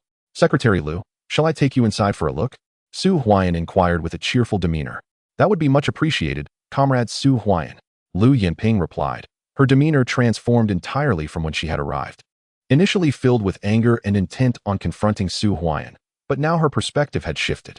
This son-in-law is indeed remarkable. Su Huaian personally guided Lu Yanting through the store. where numerous patrons were selecting items, and those delivering medicinal materials and furs were certainly directed to the merchandise area to choose their goods. Outside, representatives from various communes were waiting, primarily because the store was small. If everyone entered, it would become too crowded for others to view the goods, so they could only catch a fleeting glimpse before stepping outside to wait. How could this be? Shui Muhan's expression darkened. He had anticipated that Su Huaiyan's venture would result in disastrous losses, leaving him penniless. If Su Huaiyan failed to repay the commune's loan, he would have no hope of accessing the municipal hospital. To his astonishment, Su Huaiyan had struck it rich. Third Master, this Su Huaiyan is truly impressive, Luo remarked, unable to contain her admiration. Indeed, remarkable. Yang Sen inhaled deeply, feeling a tinge of envy. Nevertheless, this was a positive development. The more medicinal materials and furs Su Huaiyan procured, the greater his profit, and it was certain that he would profit from those transactions. Third Master, could it be that Secretary Lu is the wife of Director Han? Yang Sen whispered. Why do I feel that Su Huaiyan knows Secretary Lu? Luo inquired. Su Huaiyan is acquainted with Lu Yanting. Yang Sen's body jolted. If this lad has connections with Lu Yanting, I must reconsider and have another discussion with him. Yang Sen spoke solemnly. Lu Yanting's identity, while not solely determining the quota for the pharmaceutical factory, undoubtedly holds significant influence, especially with the involvement of Director Han from the Health Bureau, which added a new layer of urgency to Yang Sen's thoughts. Inside the store, Su Huaiyan guided Lu Yanting on a meticulous tour, and the more she observed, the more satisfied she became. She inquired about the process of Su Huaiyan's establishment of the store, and Su Huaiyan did not withhold any details from his mother-in-law. He shared everything, from the store's inception to its promotion and the concept of the free market. Indeed, it is not an easy feat, Lu Yanting remarked with admiration. Secretary Lu, please. Just call me Aunt Lu. Lu Yanting smiled. Aunt Lu, since you are here today, why not join me for lunch at my home? I would also like to express my gratitude for the gift you sent last time. Su Huaiyan quickly suggested. All right. Lu Yanting pondered for a moment before nodding in agreement. With their daughter returning home to borrow money from Su Huaiyan for her shop, it was high time for me to pay a visit to Su Huaiyan's residence. I shall make the necessary arrangements forthwith. A wave of joy surged within Su Huaiyan's heart. The two emerged from the shop, their faces adorned with smiles. Director Lu, it is now mealtime. We have arranged lunch at the Mo commune. Why not join us for a meal? Director Chen hastily suggested. You all go ahead. I shall dine at Comrade Su Huaiyan's home. Lu Yanting replied. The group stood momentarily in shock, their gazes shifting towards Su Huaiyan. Good fellow. Yang Sen could not help but applaud, recognizing the significance of Lu Yanting's choice to dine at Su Huaiyan's abode. The implications of their relationship were unmistakable. Even if Lu Yanting were to depart, Su Huaiyan would undoubtedly be treated with utmost respect in the future by the four major communes of Tiantian Town. Huaiyan. Han Xiaoxiao looked at Su Huaiyan with a hint of anxiety, pondering whether Lu Yanting might look down upon Su Huaiyan's humble circumstances. What if Lu Yanting disapproved? Chapter 110. Enthusiasm abounds, fear not. Su Huaiyan assured Han Xiaoxiao with a reassuring glance. If Lu Yanting were to harbor any disdain, she would not have permitted him entry previously. A mother-in-law of her stature possesses a certain grace, not to mention her deep affection for Han Xiaoxiao. Although Han Xiaoxiao's father and Han Xiao held the highest statuses in the family, it was Han Xiaoxiao who was most cherished. The last time Su Huaiyan returned, Han Xiaoxiao had insisted on reciprocating with a gift, prompting even Han Sheng to obediently present Su Huaiyan with a bottle of hair oil. Huai Luo, Huai Ming. You two ride your bicycles to the commune to purchase groceries. Once you have completed your task, return and inform my mother that guests have arrived. And kindly invite second aunt to assist with the cooking. Su Huaiyan instructed. Understood. Huai Luo and Huai Ming promptly mounted their bicycles and set off. Elder uncle, sister-in-law. I leave the shop in your capable hands. Su Huaiyan remarked. Rest assured, Huaiyan. Su Feng quickly reassured him, while Chen Xiuxiu offered Su Huaiyan a trusting smile. Su Huaiyan then called for Jiu'er and San Yi, inviting them to join him for a meal at home. He took Su Zheng and Han Xiaoxiao into the vehicle. Noting the time was approximately 11:30, ample opportunity to prepare lunch. Let us depart. The vehicle roared to life. Su Huaiyan, Jiu'er, and Han Xiaoxiao shared one car, while Yang San and Lu'er occupied another. Han Sheng drove with Lu Yanting, and as for Shui Muhan, not having received an invitation from Su Huaiyan, he remained in town at Shui Mumin's shop, intending to return to the city later with Han Sheng. Dr. Su, we shall accompany you. Director Chen promptly halted Su Huaiyan, taken aback by Lu Yanting's intention to dine at Su Huaiyan's home, realizing the importance of extending a warm reception to such a prominent guest from the city. Very well. Su Huaiyan nodded in agreement. Director Chen, along with Director Tian, climbed aboard to follow along. Although others from the commune wished to join, they were gently dissuaded by Director Chun, for Su Huaiyan's home was not adequately prepared to host an excessive number of guests. Let us proceed. Su Huaiyan beckoned to Jior, who then drove away from Tiantian town. Meanwhile, in Shuemaman's shop next door, did you not claim that business was thriving? Is this what you meant by thriving? There isn't a single soul in the shop. Today, the arrival of Lu Yanting presented a remarkable opportunity. If your business were thriving, it could have been advertised in the cultural newspaper, easing my father's approval of the pharmaceutical factory matters.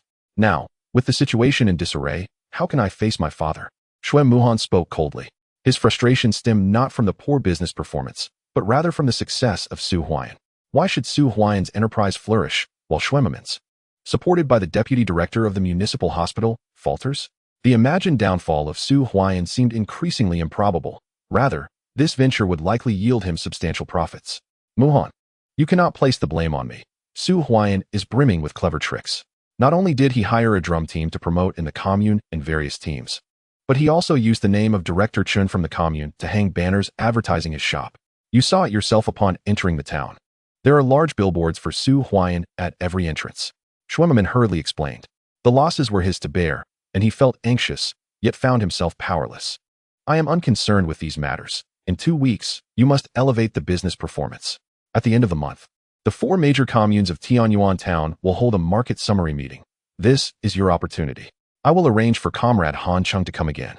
The business cannot afford to remain this poor, Shui Muhan declared coldly. Understood. Shuemaman gritted his teeth and acquiesced. Currently, Su Huaiyan's purchasing price was exceedingly high. Adhering to it would inevitably lead to losses. However, he could not afford to disappoint Shuai Liang, as his future earnings relied on him. Mamin, once my father establishes the pharmaceutical factory, the procurement matters will likely fall to you, given your familiarity with these products. When that time comes, will you still fear a lack of earnings? Shui Muhan spoke earnestly. Indeed. Shuemaman nodded, his eyes glimmering with newfound hope. How much could be earned from procurement for a pharmaceutical factory? Recovering those losses would not be a daunting task. Meanwhile, Su Huaiyan and Jior had already made their way to the Lingnan Brigade. Huaiyan, Han Xiaoxiao in the car felt a tinge of nervousness. Su Huaiyan grasped Han Xiaoxiao's hand and smiled gently. After approximately 20 minutes, the vehicle entered the Lingnan Brigade. Su Huaiyan signaled Jior to slow down, allowing Director Chun and the others to proceed first. Director Chun nodded in understanding and headed off with Director Tian. 10 minutes later, upon arriving at the brigade, they found Su Kuan and his team eagerly awaiting them. Although there was no time to hang banners, the atmosphere was lively. With Director Chen's arrival, notable figures from the city were also expected, and for Su Kuan and his team, the presence of Director Chen from the commune was already significant.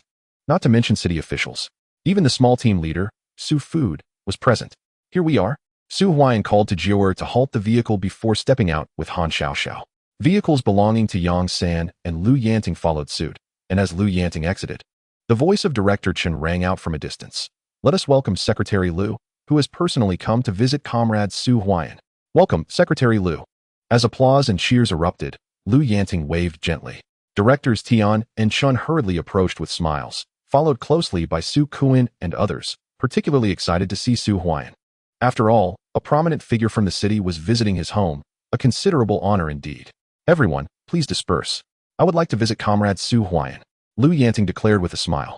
All right, everyone, please scatter. Director Chen quickly added. Director Chen, allow us to lead the way. I am quite familiar with the route to Huaiyan's home.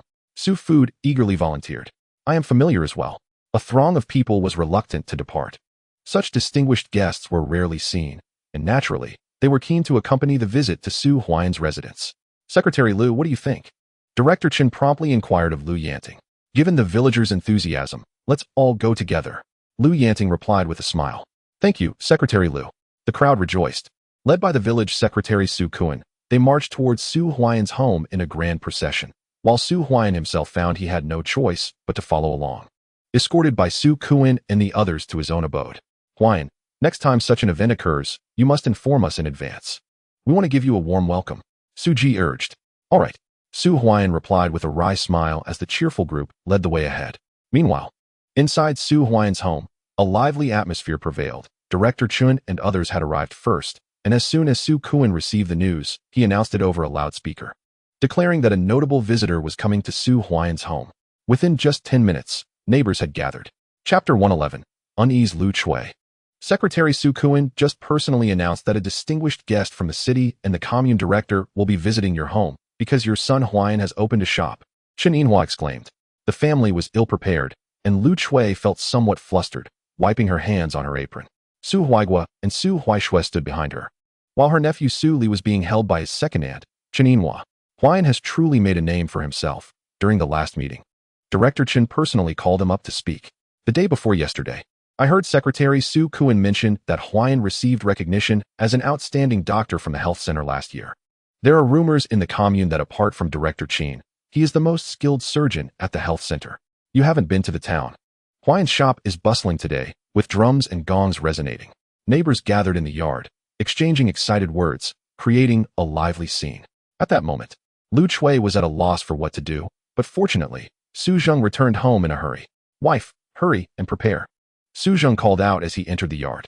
Have the guests arrived? Lu Chui asked anxiously. Indeed, they are on their way. Others in the yard greeted Su Zheng as well. They've already left the village and will arrive in a few minutes. Quickly, get the dried fruits out. And by the way, bring out several more cups for tea. Secretary Su Kuan is here, along with Director Chen from the commune and Secretary Lu from the city. Su Zheng urged. Oh. Lu Chui hurried off to get busy. Su Zheng entered the house and retrieved 2 stools, only to return them shortly after. For the limited space within could scarcely accommodate so many guests, yet placing them outside would be too chilly. Look, they are arriving. There are dozens of people and 3 vehicles. A voice exclaimed, and everyone turned towards the direction of the brigade headquarters. 3 vehicles trailed behind, with Secretary Su Kuan leading the way as a throng approached Su Huaian's home. From a distance, the scene appeared quite lively. Moments later, the group arrived at Su Huaian's courtyard, and the vehicles came to a halt. Secretary Lu, this is the residence of Comrade Su Huaian, Su Kuan promptly announced. Indeed. Lu Yanting nodded, gazing ahead at the 3 adobe houses. The snow in the courtyard was swept clean, and beside a small shed lay a pile of firewood for heating. Upon noticing the arrival of the guests, Su Zheng quickly came out to greet them, holding a pack of cigarettes, gifts from Su Huaian, which he had refrained from smoking until now. Huaishui, distribute all the milk candies from home. Su Huaian instructed his daughter, watching as a large crowd gathered around the courtyard. All right. Huaishui went inside to fetch the candies. Shortly after, a sizable bag of leftover candies from the new year was entirely distributed. Su Huaian hurriedly invited Lu Yanting and Han Xiaoxiao inside to rest, followed by directors Chun and Tian. Inside, there stood an old 8 immortals table, marred by numerous cracks, with much of the plaster on the walls having fallen away to reveal the earthen bricks beneath. Flanking the table were 4 long benches, the only seating available in the house, all now brought out. Lu Yanting took one, directors Tian and Chen occupied another, while Yang San and Lu Er shared one. Leaving one bench unoccupied, Secretary Su Kuan dared not sit. Due to the melting snow, a basin rested on the calm, collecting drips of water, which had nearly filled it halfway, revealing the humble state of the home.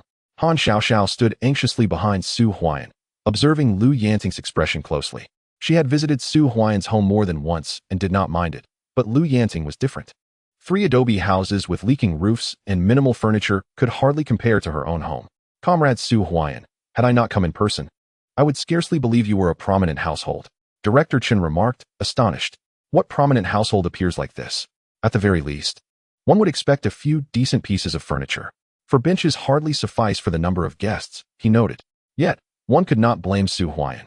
The heavy snow prior to the new year had made it nearly impossible for him to procure furniture.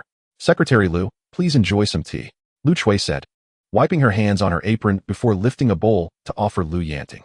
As she approached, her hands trembled slightly, causing some tea to spill over the rim. Lu Yanting had remained silent since entering the courtyard and displayed no discernible expression. Comrade Lu Chui, you are exceedingly kind. Upon seeing Lu Chui bringing the tea, Lu Yanting promptly stood to accept it, her face breaking into a smile. Observing this exchange, Han Xiaoxiao felt a wave of relief wash over her. Lu Yanting was even more eager than Su Huaian himself. Han Xiang, holding a camera, aimed it at Su Huaian's humble home. As he gazed at the dark, looming beams above, he couldn't help but run his fingers through his hair. He had amassed a considerable amount of footage for the team. Yet the poverty of Su Huaian's dwelling was striking. Secretary Lu, Comrade Su Huaian used to be our brigade's barefoot doctor and made significant contributions to the team. It was he who aided Gui Ying's wife during her difficult labor. Su Kuan interjected eagerly. Indeed, Lu Yanting nodded in agreement, recalling how Lu Yanping had often praised Su Huaian, calling him a surgical genius. However, she was skeptical, as she understood her daughter Han Xiaoxiao and her sister well. Whenever Han Xiaoxiao stirred trouble in front of Lu Yanping, the latter would invariably side with her beloved niece, which made Lu Yanting question the veracity of the praises for Su Huaian. Yet, Su Kuan was different. As the secretary of the brigade, his words carried weight. And this was his first visit. At the very least, it was a genuine occurrence. Mother, please prepare dinner. Huai Luo and Huai Ming will soon return with groceries. Today, Aunt Lu will be staying for a meal, Su Huaian announced. I will do so at once. Lu Chui responded promptly. I shall assist as well. Second Aunt Cheninhua offered her help. Everyone else should head back. I wish to take a closer look at Su Huaian's home, Lu Yanting declared. Secretary Lu, we shall take our leave now. Huaian, do ensure you treat Secretary Lu well. Directors Chun and Tian stood, intending to stay for dinner, but feeling pressured by Lu Yanting's urging. As for Su Kuan, he felt even less inclined to linger. Rest assured, Director Chun, I will make certain to extend my hospitality. Su Huaian smiled as he escorted them out, with his mother-in-law visiting. It was indeed inappropriate for him to have Directors Chun and Tian dine with them. They could share a meal another time. Moreover, Su Huaian sensed that Lu Yanting preferred a more intimate gathering. Huaian, we shall depart as well. Su Kuan and the others hastily bid farewell. In the courtyard, after bidding everyone farewell, only Yang San and Lu Yanting remained in the house. Yang San was taken aback by Su Huaian's living conditions, having never anticipated such poverty. Yet, recalling Su Huaian's first visit to offer him fur and medicinal herbs, he considered it reasonable. At that time, Su Huaian had worn a tattered cotton coat, heavily patched. Chapter 112. Mother-in-law delivers Shu's third master. Allow me to introduce you to Secretary Lu, Su Huaian said with a smile. Greetings, Secretary Lu. Third master quickly stood to greet her. You are Comrade Yang San from the Xinglin medicine shop? Lu Yanting paused slightly. I am surprised that Secretary Lu remembers me. Third master replied promptly. The largest pharmacy in Mo City is none other than Xinglin medicine shop. I even kept an eye on your branch opening in the provincial capital a while back. Lu Yanting remarked. It's merely a small shop. Yang San quickly downplayed it. This young man had evidently formed a connection with Yang San, which explained the rapid success of the shop. Lu Yanting cast a glance at Su Huaian. Realizing that Yang San was not merely interested in opening a pharmacy, he had recently sought connections to apply for a pharmaceutical factory. However, establishing a factory involves complexities beyond mere financial means. Aunt Lu, all the medicinal materials in my shop were graciously provided by Master San. Su Huaian replied with a smile. The Xinglin shop has emerged as the most successful pharmacy in this recent free market in Mo City. Lu Yanting remarked. Secretary Lu, your praise is much appreciated. Yang San interjected. The thriving business of his pharmacy was undeniably linked to Su Huaian, who had delivered a batch of excellent goods to him on the first day of the new year, allowing him to capitalize on the post-holiday market surge. With Su Huaian's continuous supply, his business flourished further.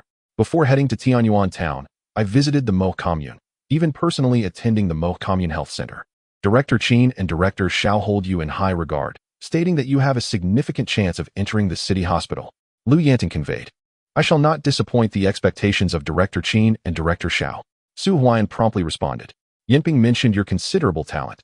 Should you be admitted to medical university, your future prospects are boundless. Do not let this small shop's success distract you from your own path. Lu Yanting reiterated. Aunt Lu is right. Su Huaian agreed hastily. His mother-in-law's admonitions were not unwarranted. Had his shop not been thriving, her words might have been less amiable. Yet, Su Huaian held no resentment towards Lu Yanting. He understood that had he been in her position, he too would feel exasperated. It was understandable that she would be upset. Given his promise to focus on studying for the city hospital while he pursued business loans. Huaian Gu. At that moment, Huai Luo and Huai Ming returned, their arms laden with various items. Quickly, take these to the kitchen to assist. Su Huaian instructed. Oh right. The two hurried off to help, leaving Su Huaian and a few others in the room. Yang San and Lu Er fell silent, while Jiu Er remained quiet as well. Han Cheng sat on a stool, continuing to take photographs with his camera. Han Xiaoxiao stood behind Su Huaian, while Su Zheng lounged on the Kong. By the end of the month, the transfer orders for the city hospital should be released. At that time, both you and Xiaoxiao will need to undergo training at the city hospital. Once you pass the assessment and are admitted, you can also participate in this year's college entrance examination. Gaining admission to medical university will facilitate your future promotions. Lu Yanting remarked. Su Huaian nodded. With this statement, his mother-in-law had effectively acknowledged him and even outlined his future. Han Xiaoxiao, standing behind him, felt a sense of reassurance. Entering the city hospital is no easy feat, nor is gaining admission to university. Han Chung interjected. Do you even know how to speak? Han Xiaoxiao shot him a glare. Humph. Han Chung snorted, choosing not to continue the conversation. Han Chung, go fetch everything inside. At that moment, Lu Yanting called out. Oh. Han Chung dashed out and returned shortly with 4 or 5 bags, filled with pastries, candies, a large piece of meat, and a brand new pair of leather shoes. All placed in the room. Such a bounty. Su Huaiyan was taken aback. The items on the floor amounted to at least 300 yuan, especially the leather shoes, which likely cost 1 or 200. Had Lu Yanting prepared all this in advance for her visit today? Yang San and Lu Er exchanged a glance, then silently stepped outside. Even a fool like Yang San could discern that the relationship between Lu Yanting and Su Huaiyan was markedly different. When Director Chun and the villagers were present, Lu Yanting held back, but once they departed, she revealed everything. I understand now. Outside, as the cold wind blew, Yang San extinguished his cigarette and suddenly comprehended. Third Master, what have you realized? Lu Er inquired eagerly. Did you notice that young girl? She is Han Director's daughter. Han Xiaoxiao, and also the daughter of Secretary Lu. What reason does Secretary Lu have to present such lavish gifts to Su Huaiyan, including leather shoes? Yang San remarked. Could it be that Su Huaiyan is courting her? He added with a wry smile. The notion that Han Director and Secretary Lu's daughters were romantically involved with Su Huaiyan left Yang San in awe. The audacity of Su Huaiyan was indeed remarkable, especially considering Lu Yanting's approval. Third Master, you suggest that if Su Huaiyan assists us, could we possibly? Lu Er's eyes sparkled with excitement. That fellow mentioned today that he intends to engage in a significant business deal with me. I'll inquire this afternoon, Yang San replied, his anticipation intensifying. Inside the room. Aunt Lu, why have you brought so many items? Su Huaiyan asked hastily. You sent such generous gifts to our home last time. How could I not bring something in return? This old wool coat is for Comrade Lu Chui, and I brought this smoking pipe for Comrade Su Zhang, which old Han brought back from the provincial capital. I happened to buy 2, so I brought 1. Lu Yanting smiled as she unveiled the items. That is too much. Su Zhang quickly protested, noticing the golden smoking pipe, clearly expensive. He had not reciprocated the last gift, yet here was another. Father, just accept what Aunt Lu has given.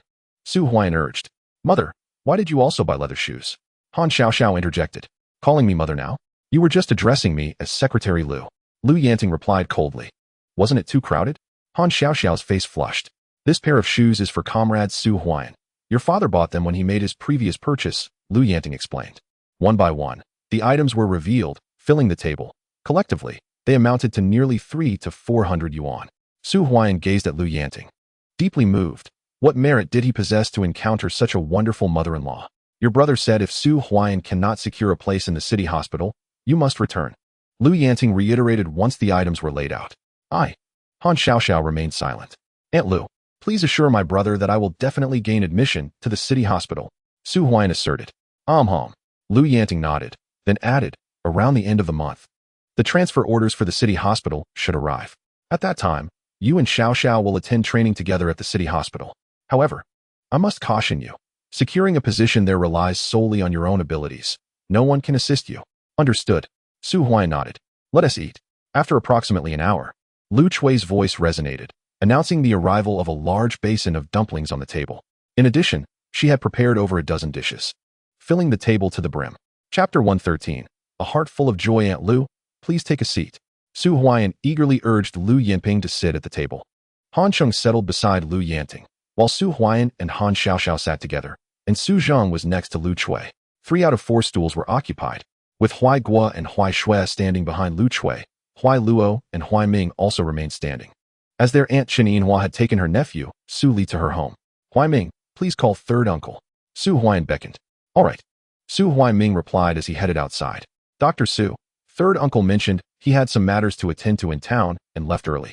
He will come to Tiantian town to see you in the afternoon, so please eat without worrying about him. At that moment, Jiu'er entered, announcing her presence. Jiu'er, come and sit. Su Huaiyan invited. Dr. Su, you are too polite. Jiu'er replied with a smile as she took her seat. Secretary Lu, you truly have brought an abundance of items with you. Lu Chui remarked while serving dishes to Lu Yanting. Comrade Su Huaiyan brought quite a few gifts to my home last time. It would be impolite for me to arrive empty-handed. These are merely small tokens. Nothing to fuss over. Lu Yanting responded with a smile. In that moment, she seemed to have regained her gentle and gracious demeanor, devoid of any airs. As the conversation flowed, Lu Chui and Su Zheng also relaxed considerably, leading to a lively meal. This mother-in-law is indeed wonderful, Su Huaiyan thought to himself. Acknowledging his family's modest circumstances, he was astonished that Lu Yanting, as the city's secretary, bore no semblance of disdain upon visiting their humble abode. After the meal, Lu Yanting engaged in conversation with Lu Chui indoors, while Su Huaiyan and Han Xiaoxiao stepped outside. The north wind howled, but a warm feeling enveloped them as they exchanged glances, filled with hope for the future. Around 3 in the afternoon, as Lu Yanting prepared to return home, Lu Chui hurriedly tidied up to see her off. There was little of value to take, with the only noteworthy item being the leftover meat from the large cat they had hunted, approximately 10 pounds of which remained after half had been consumed. This meat is for Uncle Han and Han's elder brother, Su Huaiyan said as he handed the bag to Lu Yanting, who hesitated to accept. Fully aware of the family's struggles, the effort Su Huaiyan had put forth to reach this point was unfathomable. I have little to offer. Just these 2 rolls of tobacco leaves for you to take back to let Xiaoxiao's father try. Su Zheng presented his prized tobacco leaves, which he cherished dearly. Yet today he willingly relinquished them all. I did not come here to acquire goods, Lu Yanting teased. Aunt Lu, please accept this. What you have given is far more valuable. Here are 2 watches, one for you, Aunt Lu, as I noticed your current watch has seen better days. It would be nice to have a new one. The other is for Comrade Han Cheng. Su Huaiyan retrieved 2 watches to present. Lu Yanting's eyes sparkled. Her watch was a gift from Han Zheng and indeed had aged over the years. Though their family had become considerably more affluent, she was reluctant to replace it, as a new watch would cost 1 to 200 yuan. To her surprise, Su Huaiyan, with such meticulous attention to detail, gifted a watch to herself. It wasn't that she couldn't afford one. Rather, she was reluctant to make the change. However, the watch presented by her future son-in-law instantly filled Lu Yanting with joy. For what lady does not appreciate an exquisite timepiece? Comrade Su Huaiyan, your kind gesture is appreciated, but this watch is far too extravagant for me to accept. Lu Yanting quickly declined. Please, Aunt Lu, accept it, Su Huaiyan insisted, directly placing the watch into Lu Yanting's hands. Han Cheng, also taken aback, gazed at Su Huaiyan. He could afford a watch himself, yet Lu Yanting forbade them from spending frivolously, which is why he had refrained from purchasing one thus far. I don't want it. Han Cheng averted his gaze reluctantly, fully aware of the watch's value. It was indeed quite precious. Huaiyan, how generous you are, Han Xiaoxiao whispered. Those 2 watches are worth 3 to 400 yuan. That is quite a sum compared to what she has saved over the past 2 years. Should I take it back? Su Huaiyan suggested softly. To Su Huaiyan, those 2 watches were not particularly significant. Several watches had been brought back from Yongsan's deliveries, all displayed in the shop with a price tag of 280 yuan, deterring potential buyers due to their high cost. The 2 watches in Su Huaiyan's possession were merely the remaining ones from the last batch. No more gifts like this next time. We need to save money for repairing the house and purchasing furniture. We also need to set aside funds for the future banquet. There are numerous expenses ahead. Han Xiaoxiao enumerated with her fingers. All right. Su Huaiyan patted Han Xiaoxiao's shoulder, saying, next time, I won't gift anything. Now that sounds more reasonable. Han Xiaoxiao nodded, and then turned her attention to Han Cheng. If you want it, just accept it. Do you think Huaiyan is as stingy as you? Unable to part with a small gift? Han Xiaoxiao remarked, pushing the watch into Han Cheng's hands. I am not stingy, Han Cheng quickly retorted. Yet he hesitated to relinquish the watch, admiring its exquisite craftsmanship. You say that, but what did you give last time? Han Xiaoxiao teased. That was a bottle of hair oil I had someone bring back from the provincial city. It cost 12 yuan. I only bought 1 bottle, and I had yet to use it before giving it to Su Huaiyan. Han Cheng couldn't help but defend himself. Enough. Lu Yanting waved her hand. Aunt Lu, if you have the time, please come visit our home more often. Su Huaiyan smiled warmly. Certainly. Lu Yanting nodded with a smile. And with the farewell of Su Huaiyan's family, she boarded the vehicle, followed by Han Cheng and Han Xiaoxiao. Huaiyan, I will wait for you in town. Han Xiaoxiao called out. All right. Su Huaiyan nodded. The car started, and amidst the roar of the engine, Han Xiaoxiao's family departed. Huaiyan, do you think Secretary Lu looks down upon our family's poverty? Lu Chui whispered. Su Zheng remained silent. The gifts presented were indeed valuable, contrasting sharply with the mere tobacco leaves he had given, highlighting the disparity in their statuses. Mother, our family is not lacking, Su Huaiyan replied with a smile. Isn't it? We only have 3 earthen houses with leaky roofs, and there isn't a single decent piece of furniture. Xiao Xiao is a city girl. Her mother is the secretary of the city, and you have been divorced. Lu Chui lamented, tears streaming down her cheeks. In the past, when Qin Ling was at home, she was rather arrogant, to the point where Su Huaiyan almost became a son-in-law. Now, as Su Huaiyan is set to pursue a relationship with Han Xiaoxiao. Her family has come to visit. With their current financial situation being rather bleak, Lu Chui is anxious that she cannot assist Su Huaiyan in any meaningful way. My dear. Su Huaiyan quickly reassures Lu Chui, understanding that Qin Ling's presence has somewhat tainted the family's perception of urban dwellers. However, Han Xiaoxiao differs from Lu Yanting. You must strive hard. Both Xiaoxiao and her family are quite wonderful. Do not let them down. Su Jingdao encourages. Yes, yes. Su Huaiyan nods in agreement. Chapter 114. The plan for a new house. Father, once spring arrives and the snow melts, it will be time to renovate our house. We will build a spacious red brick home, 2 stories high, complete with a large courtyard. Su Huaiyan declares. Although the family's current circumstances are dire, Su Huaiyan is not lacking in finances. Once the snow has melted, renovations can commence, and furniture can be purchased, which will significantly improve their living conditions. Constructing a new house will require a considerable amount of money, especially for a red brick structure. Su Jingdao remarks. Whatever it costs, we shall manage. Su Huaiyan responds. We will discuss this further when the snow melts. Su Jingdao agrees. Yes. Su Huaiyan nods again. New house, new house. Su Huaigua and Huai Shui excitedly jump up. Huai Ming and Huai Luo gaze on with envy. Building a red brick house, especially one with 2 stories, would cost at least 2,000 to 3,000 yuan. And a more refined renovation would require even more funds. In the brigade, anyone who constructs such a house would surely attract attention. Huaigua and Huai Shui will also go to school. Su Huaiyan states. Thank you, brother. The 2 quickly respond. Good. Su Zheng nods with satisfaction. Realizing that Su Huaiyan has truly prospered, and as the family situation improves, he feels his life has been worthwhile. He may lack talents, but his son certainly shows promise. In the past, when Huai Ping encountered misfortune, Huaiyan had to follow Qin Ling into the city, and there were many whispers from outsiders. Now, however, he is praised for having given birth to such a fine son. Jiuer, let us head to the town. Su Huaiyan announces. I will assist as well. Su Zheng quickly replies. Father, it is getting late. You should rest at home and go tomorrow. Su Huaiyan suggests. That works. Su Zheng concedes. Then calls Su Huai Luo and Huai Ming to get into the vehicle, which soon drives away from the courtyard. Watching Su Huaiyan depart, Su Zheng cannot help but wipe his eyes, feeling a profound sense of relief that their family is indeed improving. On the road to Tiantian town, Han Xiaoxiao cannot help but ask, Mother, do you think you will disdain Huaiyan for being poor? If we speak of poverty, it is indeed poverty. Han Cheng responds. How can you speak so? Just now, Huaiyan gifted you a watch. Han Xiaoxiao retorts coldly. Han Cheng immediately falls silent. Which family hasn't he experienced hardship? Ask your grandfather.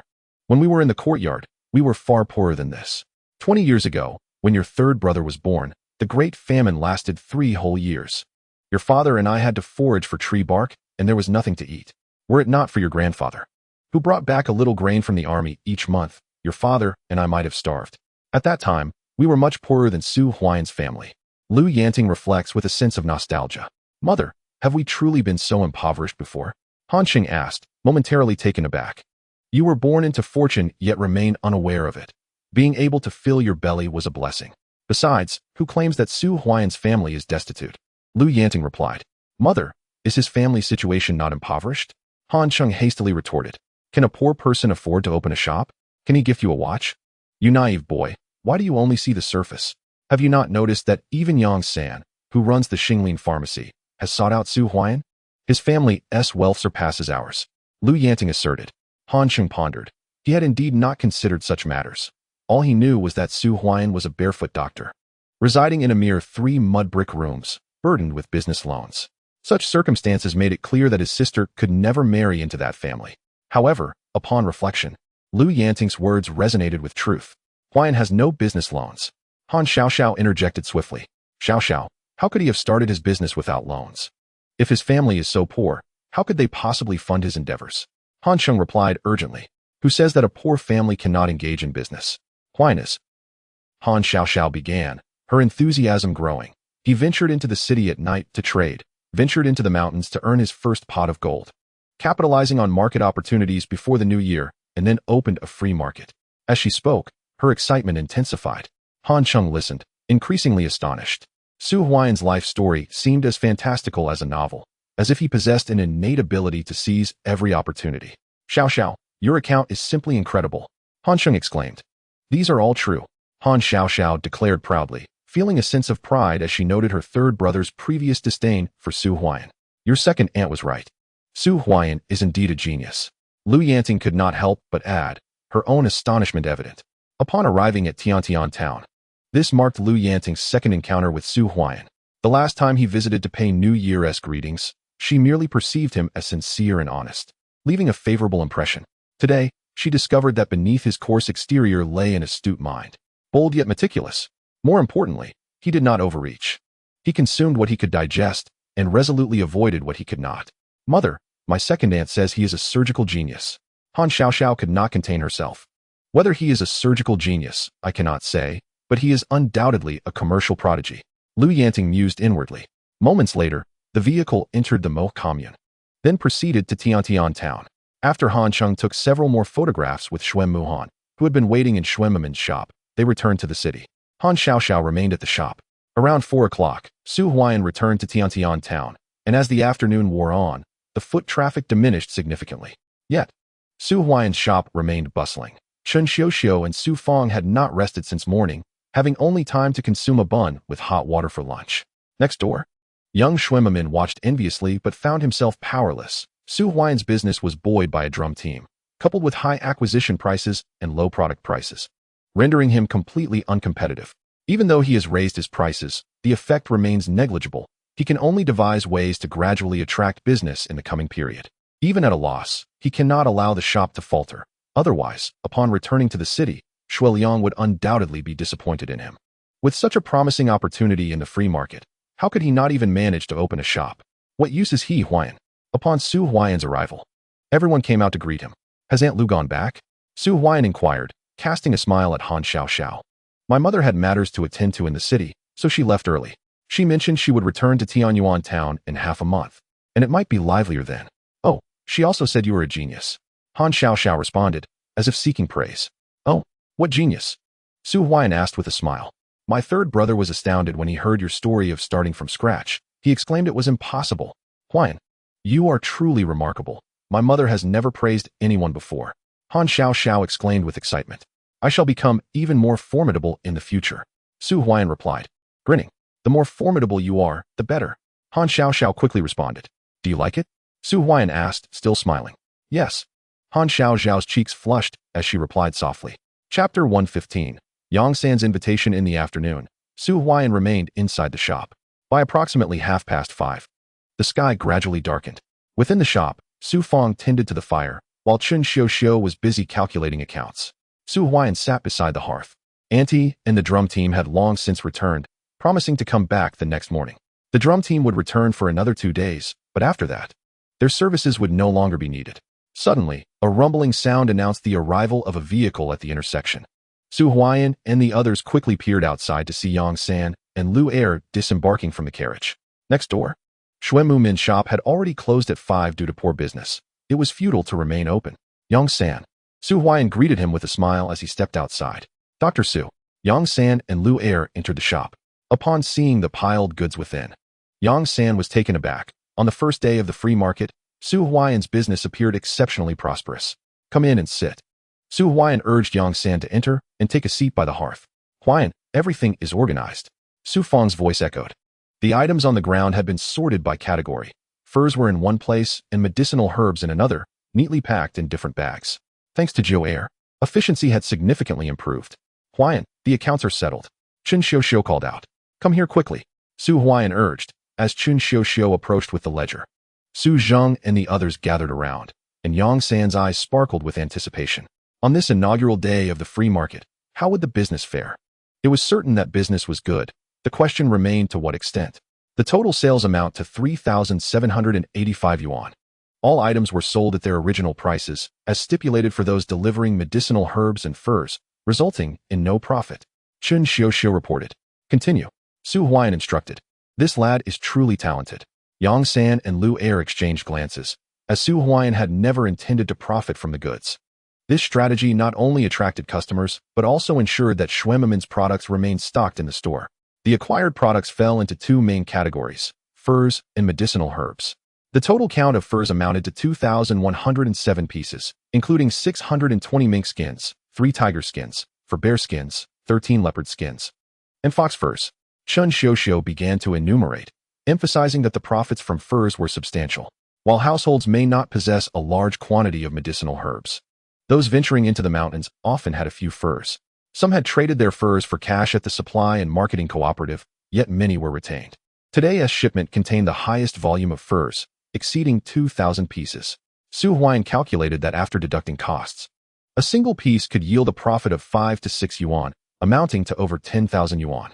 Furthermore, rarer items like bear and tiger skins could generate even higher profits, albeit in smaller quantities. Continue, Huaian urged. The astonishment in Yang San and Lu Er's eyes was unmistakable. They were acutely aware of Huaian's profit margins, which left them in awe. The earnings from furs alone could surpass 10,000 yuan today. And the medicinal herbs?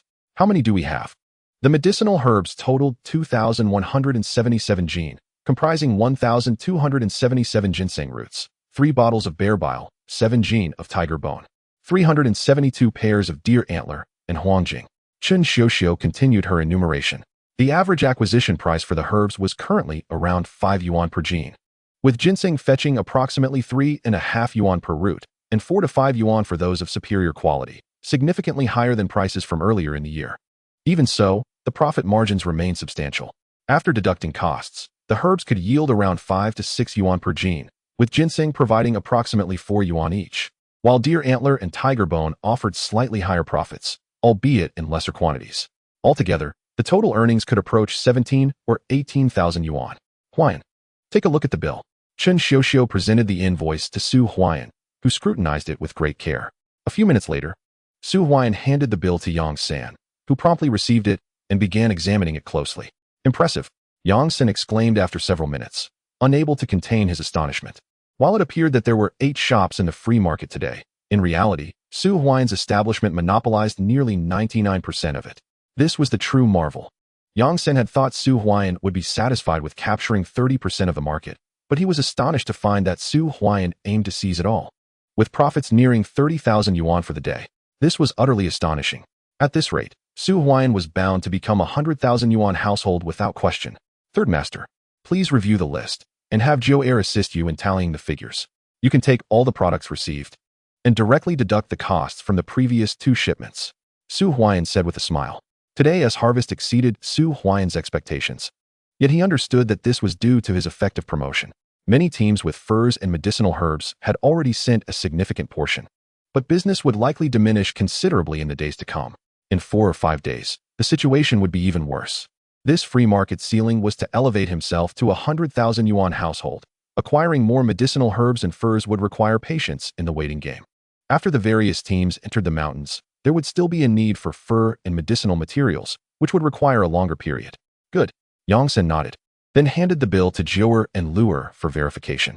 Su Zheng, Chen Xiuxiu, and others gathered around the hearth, warming themselves.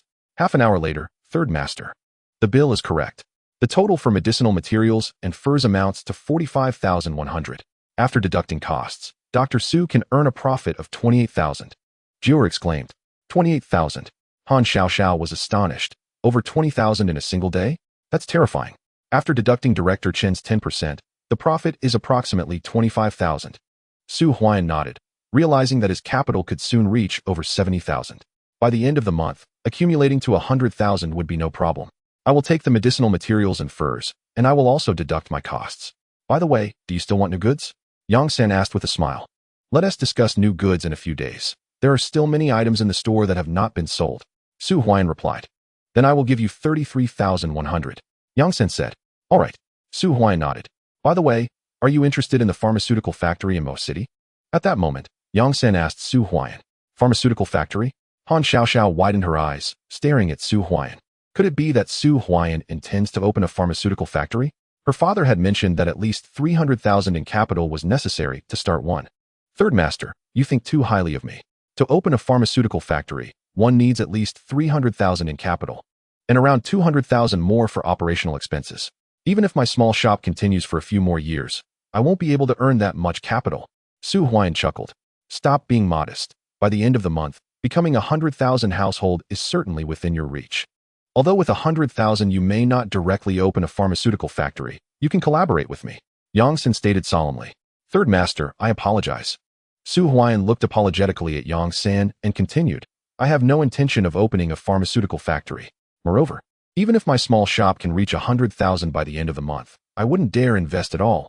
I still have to marry in the future. Marry? Han Xiaoxiao's cheeks flushed, and Yang San shot a speechless glance at Su Huaian. He hesitated to touch the pharmaceutical factory with 100,000 in capital. Was this fellow timid or cautious?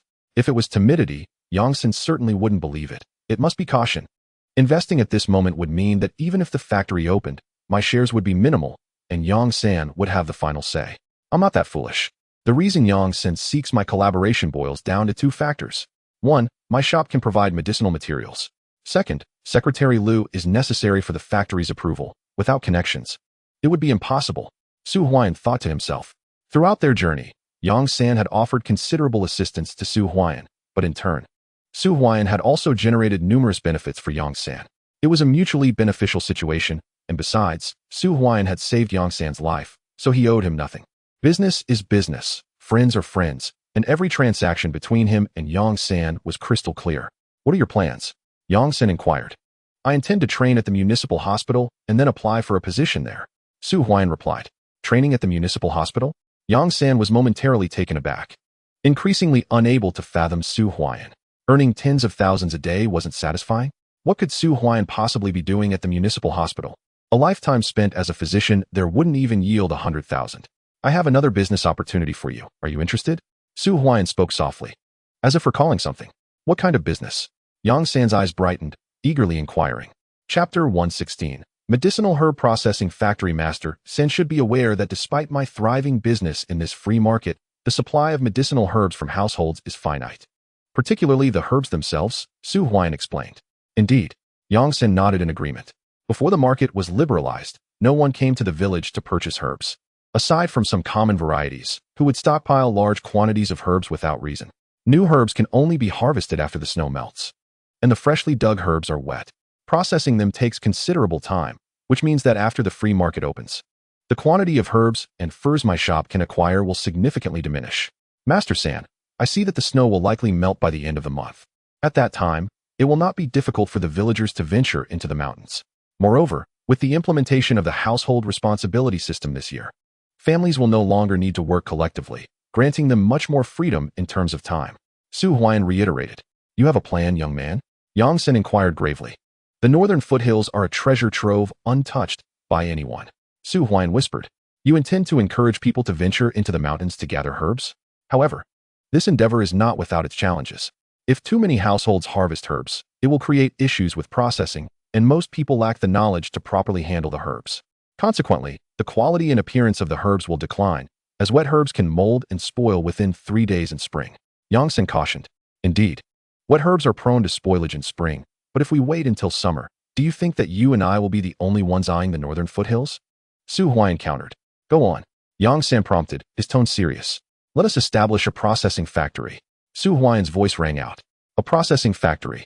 Yang San's body jolted, his gaze fixed intently on Su Huaian. Although he had previously distanced himself from the pharmaceutical industry, the prospect of a medicinal herb processing factory was revolutionary. It would be the first of its kind in Mo City. What might the outcome be? Well done, young man. Yang San took a deep breath. While approval for a pharmaceutical factory was arduous, a processing factory required far less scrutiny. Furthermore, Su Huaian had recently gained recognition in the cultural press for opening his shop, ensuring that the community would rally behind him. Once the herbs are processed, the issues of spoilage would be eliminated, meaning that as soon as the snow melts, villagers could venture into the mountains in droves to gather herbs. Su Huaian declared.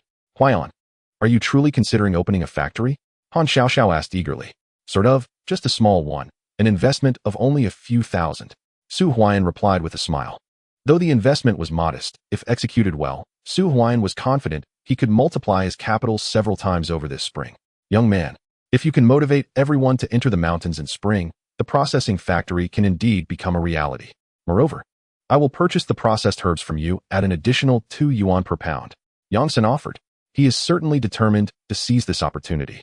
Regardless of whether he can establish a pharmaceutical factory in the future, the medicinal herbs from Beilu Mountain are exquisite, and acquiring them will only benefit his apothecary. Su Huaian is right. This indeed represents a substantial business venture, one far greater than any he has engaged in previously. Absolutely. A smile graced Su Huaian's face. Third Master, As long as you are willing, I will prioritize the supply of herbs from my processing factory to you. Furthermore, should you decide to open a pharmaceutical factory in the future, I can supply your factory with my herbs as well. Su Huaiyan remarked with a grin. You rascal. Yang Sen chuckled in response. Third Master, I wonder if you have any leads on the equipment needed for herb processing. If you do, I would be grateful if you could keep an eye out for me. I plan to visit the city next time to discuss this in person. Su Huaiyan continued. The equipment required for herb processing is minimal. Primarily, we need drying, steaming, and crushing machines. Third Master interjected. Indeed. Su Huaiyan nodded in agreement. The processes of drying, steaming, and crushing require special handling for certain herbs. In this era, reliance on equipment is not substantial, as much of the work can be done manually. A drying machine, a crushing machine, and a large steaming pot will suffice to establish a factory. If the processing plant can manage 1,000 or 2,000 pounds of herbs on its first day, that would be a commendable start. As it develops, other towns apart from Tianyuan will also supply herbs, allowing for future expansion of the processing facility. Of course, even with such modest beginnings, Su Huaiyan would still earn a considerable profit. Fresh herbs cost only a few dimes per pound, while processed ones can fetch over 10 yuan. With a shrinkage rate of approximately 60 to 70%, the material cost would be around 1 to 2 yuan per pound. After deducting labor costs, the profit would be at least 7 to 8 yuan per pound. Selling 200 pounds a day would yield over 1,000 yuan, allowing for a return on investment within a month. Once the various teams begin harvesting in the mountains, the daily output could easily exceed 200 pounds, ensuring a profitable endeavor. I will find a way to procure the drying and crushing equipment for you. I plan to visit the provincial city soon. Where there is a herb processing factory, I will inquire if they have any leads on equipment that can be brought back for you. However, young man, you must sign an agreement with me. As long as I, Xinglin Apothecary, can consume your herbs, you are obliged to supply them exclusively to me. Otherwise, I cannot guarantee my assistance in your affairs. Yang Sen declared. Absolutely not a problem. Su Huaiyan readily agreed. Then it is settled. Yang Sen stood up, and Su Huaiyan called for Su Huai Luo and Su Huai Ming to assist in loading the goods before seeing Yang San out. Although today's shipment of herbs was substantial, it was manageable for Yang San and Jiu'er to transport it back. Around 8 o'clock, all the goods were loaded. The vehicle started, and Yang San and Jiu'er departed. Huaiyan, are you really going to open a processing factory? Han Xiaoxiao exclaimed excitedly. How about you take on the role of factory manager? Su Huaiyan replied with a smile. I'd rather be the deputy manager. You should be the factory manager. Han Xiaoxiao responded. Greetings, Deputy Manager Han. Laughter erupted within the room, and even Su Zheng and Chun Xiuxiu wore expressions of excitement. Su Huaiyan's venture into establishing a factory is indeed a momentous event. Once it is operational, it will be truly remarkable. In the evening, Su Huaiyan beckoned Su Fang and others to ride their bicycles home. After escorting Han Xiaoxiao to the commune, he returned home himself. On the way back to the city, Yang San remarked, this Su Huaiyan is truly impressive. He doesn't involve himself in the pharmaceutical factory, yet is contemplating the establishment of a medicinal herb processing plant. If he successfully launches this processing facility, it will undoubtedly be a lucrative venture. Lu'er couldn't help but chime in, expressing her admiration for Su Huaiyan's thought process. Rather than taking 100,000 yuan to compete in Mo City, it would be far wiser to invest that sum in the town. Indeed, remarkable. Yang Sen agreed. He had not foreseen Su Huaiyan's intentions, and he found himself increasingly perplexed by him. Was it possible that Su Huaiyan truly had no thoughts regarding the pharmaceutical factory? Do you think Su Huaiyan really has no plans for the factory? Jiu'er interjected. It's not that he lacks ideas. Rather, he lacks confidence. Yang Sen replied solemnly. Su Huaiyan is exceedingly meticulous. In Chapter 117, Changing Shops, the discussion continued. If the opportunity regarding the pharmaceutical factory in Mo was missed, Su Huaiyan might find himself unable to open the factory even if he later gained assurance. While the processing plant appeared promising, it paled in comparison to a pharmaceutical factory. Indeed, Yang Sen nodded, acknowledging the aspect of Su Huaiyan that eluded him. While Su Huaiyan's caution was not misplaced, the matter of the factory had been raised by Su Huaiyan himself. Yang Sen couldn't believe that he was unaware of the limited time, only 3 to 4 months, left to establish the factory. If it were him, he would undoubtedly choose to enter the city with the funds and take a chance, as such an opportunity was exceedingly rare. Let us go. The vehicle drove into the city. For the next 3 days, Su Huaiyan dedicated himself to working at the commune hospital. Whenever there was a surgical procedure, Director Qin would summon Su Huaiyan, which significantly enhanced his reputation at the hospital, even overshadowing that of Director Qin. Moreover, every day at 4 o'clock in the afternoon, Su Huaiyan would bid farewell to Director Qin and head to his shop. In Tianyuan town, with the economy opening up, families began to emerge, and it became common to see individuals bringing goods to trade in the town. However, business at Su Huaiyan's shop gradually declined. The supply of furs and medicinal herbs was limited. On the afternoon of the 20th day of the first month, at the Huaiyan procurement station, Su Zheng reported, "Today, we received only about 300 jin of medicinal herbs and approximately 500 pieces of fur. I fear that business will be even worse tomorrow. I've let go of all the helpers in the shop, so now it's just me and Huaimula." Inside, everyone gathered around the fireplace, reminiscing about the previous days of the free market when Su Huaiyan could receive over 1,000 jin of herbs and 1,000 pieces of fur daily, earning over 10,000 yuan.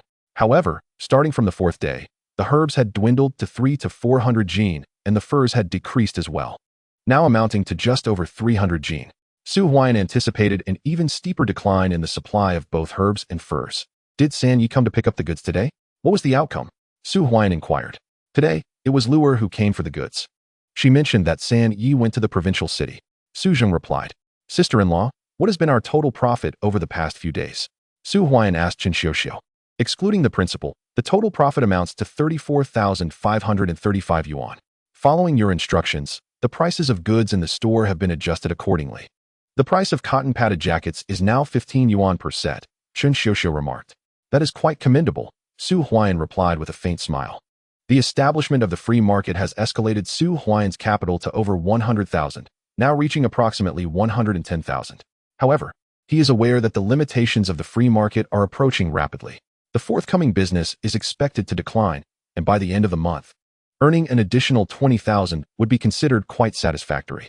His capital accumulation may reach a maximum of 130 to 140,000, and surpassing 150,000 poses a considerable challenge. Nevertheless, this outcome has exceeded Su Huaiyan's expectations. When preparing to open the free market, Su Huaiyan had merely 2,000 yuan, with a plan to earn 100,000, which has now been surpassed. "Should we continue to send more goods?" Luer inquired. "The prices of goods in the store have already been raised. Even if they are slightly cheaper than those at the supply and marketing cooperative, the difference is negligible. For now, there is no need to send more goods," Su Huaiyan responded. "Understood," Chen Xiuxiu nodded. "By the way, the purchase price at the neighboring Mu Min's shop is now the same as ours, and they have adopted our strategy. Anyone who delivers furs and medicinal materials receives the same selling prices, with cotton padded jackets priced at only 8 yuan per set," Chen Xiuxiu added.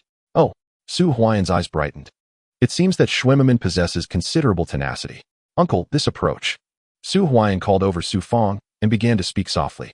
After about 10 minutes, Su Fong stared at Su Huaiyan in astonishment, while Chen Xiuxiu and Su Huaiyan's other companions displayed excitement. "Huaiyan, isn't this somewhat unscrupulous?" Chen Xiuxiu whispered. "What is unscrupulous about it? This is merely business. If it could lead to the closure of my store, Shuimaman would not hesitate for a moment. I leave this matter in your capable hands. Uncle, please have and arrange it for tomorrow," Su Huaiyan instructed. "All right." Su Fong nodded in agreement. "Is Comrade Su Huaiyan at home?" At that moment, a voice came from the entrance, revealing a middle-aged man standing at the door, peering into the shop with an air of hesitation. Could it be Comrade Li Jiangguo from Tianyuan town? Su Huaiyan stood up with a smile. "Indeed, it is I." The man replied hastily. "Please come in." Su Huaiyan beckoned him inside. Chen Xiuxiu promptly served tea. Upon entering, the man surveyed the scene in the shop with a hint of envy. He too operated a shop in the free market and was recognized as an outstanding entrepreneur from the Tianyuan commune. "Comrade Su Huaiyan, regarding the transfer of this shop." "Comrade Li Jiangguo, please hold on. Let us wait a moment longer, as there are others expected," Su Huaiyan said with a smile. Moments later, 5 more individuals, all shop owners, arrived. In total, there are 8 shops in Tianyuan town, aside from Su Huaiyan and Shuimaman. The other 6 shops merely serve as a backdrop. "Comrade Su Huaiyan." A group of 6 individuals sat by the hearth, their gaze fixed upon Su Huaiyan. Apart from Shuimaman, the proprietors of the other 6 shops had gathered. Chen Xiuxiu served tea to each of them, while Su Huaiyan discreetly signaled to Su Fong to close the shop door. "Pray, share with us your asking price for the transfer of your establishments," Su Huaiyan stated calmly. Indeed, the purpose of convening was to discuss the transfer of their shops. These ambitious merchants had initially intended to profit in the free market, but upon encountering Su Huaiyan, they left empty-handed, having incurred minimal losses. Their only setback was the investment in their shops. The sight of Su Huaiyan's thriving business each day filled them with discontent. They no longer desired to continue in this venture and preferred to seek alternative opportunities. Comrade Su Huaian, the monthly rent for our shop is 50 yuan. I have already paid 6 months' rent, totaling 300 yuan. Additionally, we invested approximately 200 yuan in minor renovations. How does 500 yuan for the transfer sound? Li Jiangguo proposed. Indeed, 500 yuan, and you may take it. Several others nodded in agreement. Do you take me for a fool? With your shops yielding no returns. You are losing money daily. You expect me to pay 500 yuan for your establishment? Would you do the same? Su Huaian retorted coldly. Do you truly believe you can transfer it at full price despite no business? Is that even feasible? What price do you suggest then, Comrade Su Huaian? Li Jiangguo pressed. 200 yuan. This is my final offer. If you agree, then let us proceed. If not, you may keep your shop. I intend to use it merely as a storage space, and any renovations would be inconsequential. Su Huaian spoke plainly. Chapter 118. Schwemmerman. This is a disaster. Dr. Su, 200 yuan doesn't even cover the rent we've prepaid. Li Jiangguo's expression darkened. The others also bore grim faces. It was evident they had suffered losses in this venture. They had hoped to offload their shops to Su Huaian to mitigate their losses, but were taken aback by his harsh offer, which didn't even cover the rent. If you find my offer unsatisfactory, you may always turn to Comrade Schwemmerman next door. Su Huaian replied with a smile. The thought of approaching Schwemmerman was laughable. He too was struggling and wished to minimize his own expenses. Very well, if Comrade Su Huaian is willing to take it at that price, I will accept. After all, keeping it would yield no returns, and I would have to allocate staff to oversee it, which is a waste of time. Li Jiangguo conceded. I shall also accept. Following Li Jiangguo's declaration, the others nodded in agreement. Su Huaian beckoned to Chen Xiuxiu, who retrieved a pre-prepared transfer agreement for the group to sign. After which they exchanged money. Comrade Su Huaian, may your business flourish, Li Jiangguo said, handing over the keys to the shop along with 20 banknotes. Thank you, Comrade Li Jiangguo. Su Huaian replied with a faint smile as he accepted the keys. Moments later, the group departed. Huaian, why do we need so many shops? Su Huaiming inquired hastily. The medicinal herb processing factory naturally requires space. For now, we will establish a small processing facility here. Once we acquire a larger quantity of fresh herbs, I will seek Director Chen's approval to construct a larger factory. Su Huaian explained. And what of Schwemmerman? Su Huaiming pressed. Rest assured, after the end of the month, he too shall depart. Su Huaian offered a faint smile. As for the affluent household, it is bound to transform into an exceptional entity after tomorrow. What significance does the support of the vice president of the municipal hospital hold? Schwemmerman cannot sustain it. As night fell, Su Huaian returned home with Su Fong and others. 3 days passed once more. On the 24th day of the first lunar month, Su Huaian spent the morning at the health clinic and ventured to Tiantian town in the afternoon. Upon his arrival at the town, Su Zhang was quick to greet him, exclaiming, Huaian, you've come. Entering the store, Su Huaian observed that the stock, which had once generated several thousand yuan in sales, had mostly been replenished. However, Jiwa had not set foot in Tiantian town for the past couple of days. In the adjacent store of Schwemmerman, 3 or 4 individuals were seen weighing medicinal herbs. Curiously, the quantities in their possession were modest, merely around a pound, yet they emerged with bundles of goods, creating quite an atmosphere of bustling activity. In stark contrast, Su Huaian's shop felt rather desolate. The fervor of the free market had waned. Now, he received merely 1 to 200 pounds of herbs daily, and the skins totaled around 3 to 400, a stark decline from the initial days. Comrade Su Huaian. A voice rang out as Schwemmerman arrived on his bicycle, exuding enthusiasm. Upon seeing Su Huaian, he greeted him with a sense of camaraderie, and it was evident that business had markedly improved for him. Conversely, Su Huaian's shop was witnessing a downer. Nearly 10 days had passed since the free market's peak, and he had finally managed to reclaim some business. If he could maintain this situation until the end of the month, the cultural report would highlight his shop rather than Su Huaian's. Comrade Schwemmerman, your business appears to be thriving, Su Huaian remarked with a smile. Huh, do you think you are the only one capable of conducting business? I, Schwemmerman, have been in this trade for over a decade. When I was engaged in business, you were still playing in the mud. Your business shall only continue to decline. Schwemmerman replied coldly. Then congratulations to you. Su Huaian responded with a calm smile. You are envious of my success. Schwemmerman retorted with a scoff as he strode back toward his shop. Inside Su Huaian's store, Su Fong and Chen Xiuxiu exchanged amused glances, pondering how Schwemmerman could genuinely believe his business had improved. The fervor of the free market had faded. Could his business truly prosper further? Huaian, what do you think would happen if this fellow realized? Su Fong and others wore mischievous smiles. Meanwhile, Schwemmerman had entered his shop. His spirits buoyed over the past 3 days since he had raised his purchasing prices and appropriated Su Huaiyan's procurement methods, resulting in improved business. According to Su Huaiyan's procurement strategy, anyone delivering skins and herbs could select goods at a low price within the shop, which was reflective of the prices Su Huaiyan set in the free market. Adhering to these prices, he would incur a loss of 1/3. Yet, completing the tasks while losing a few hundred yuan was inconsequential. Once Shui Liang established the pharmaceutical factory, recouping those losses would be effortless. Observing his shop's flourishing business, he felt elated. As for Su Huaiyan's calm demeanor, he interpreted it as envy toward his own success. Boss Shui, you have finally returned. Upon seeing Schwemmerman, four individuals hurriedly gathered around him. What is the urgent matter? Schwemmerman inquired coldly. Boss Shui, over the past 3 days, our business has improved significantly, with today's sales surpassing yesterday's by 3 or 4 times. The inventory has nearly sold out. You must replenish stock promptly. One person urged.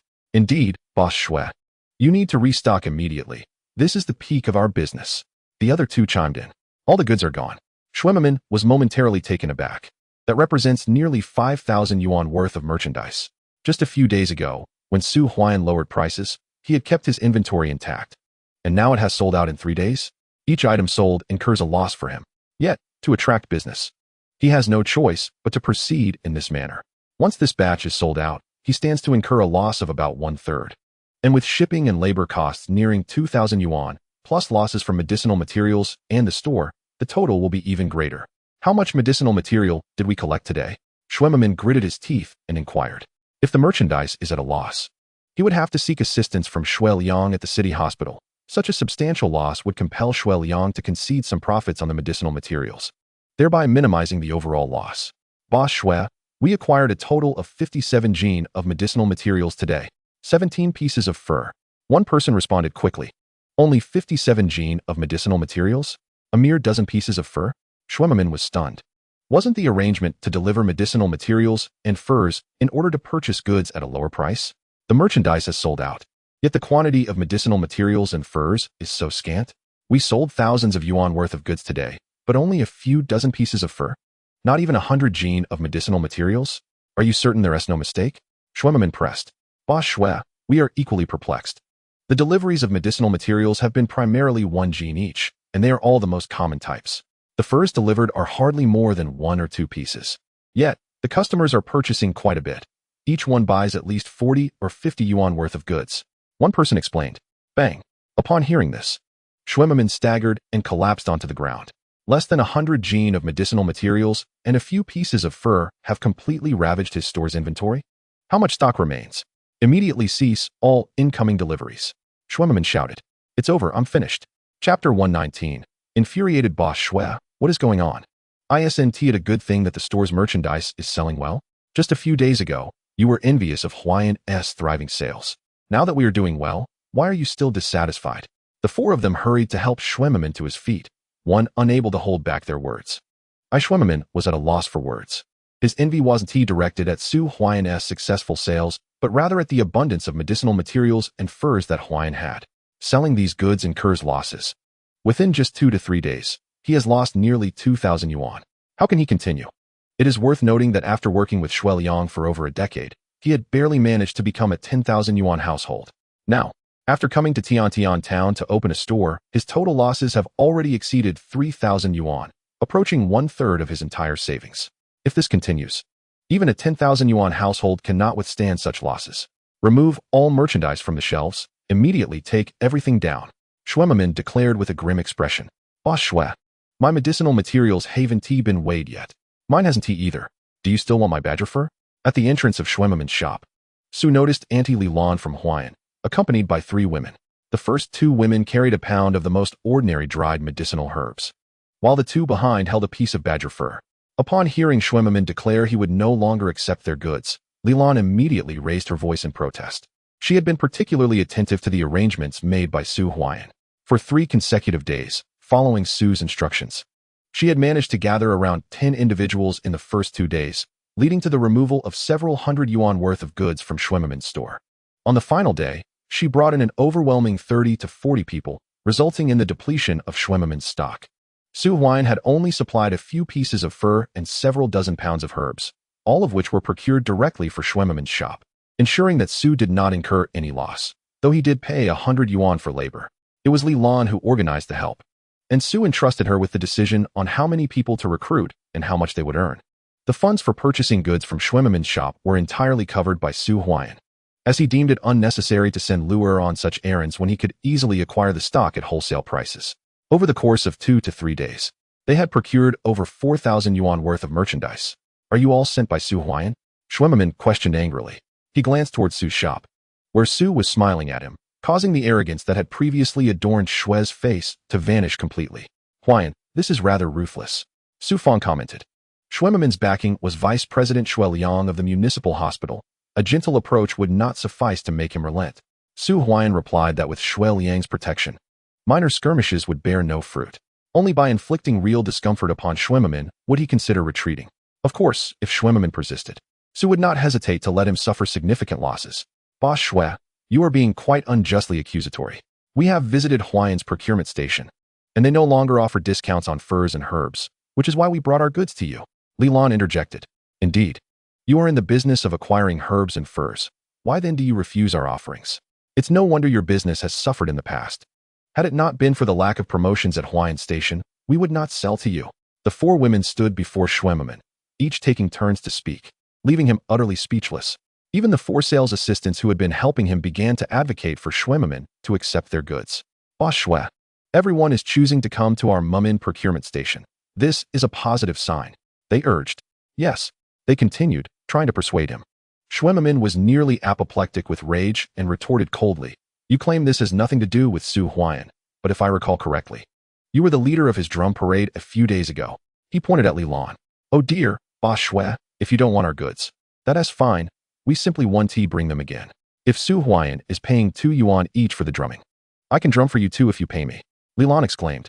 If we leave, Boss Xue, you want to have us selling to Su Huaian. Very well. Under the leadership of Li Lan, the 4 individuals made their way directly to Su Huaian's shop. Upon witnessing this scene, Schwemmermann, within his own store, attempted to retain them, but Li Lan and her companions were resolute in their departure. The expression on Schwemmermann's face was ominously dark. Had he incurred a loss and still been wronged? Quickly, please come in. Chun Xiuxiu cheerfully ushered them into the shop, while Su Huaian emerged, grinning as he regarded Schwemmermann. The sight of Su Huaian only intensified Schwemmermann's disdain for that detestable face. Comrade Schwemmermann, is your business so poor that you can hardly stand? Su Huaian jested. Remember this, Su Huaian. Schwemmermann retorted fiercely. Comrade Schwemmermann, I advise you to leave Tianyuan town soon. Life in the countryside is markedly different from the city, and if you remain here, it seems we shall lose a wealthy household. No, it should be a flourishing household. Su Huaian murmured softly. Schwemmermann, his face flushed with anger, found no solace in Su Huaian's words, who had now moved closer and continued. To be candid, of the 8 shops in Tianyuan town, I, Su Huaian, now occupy 7.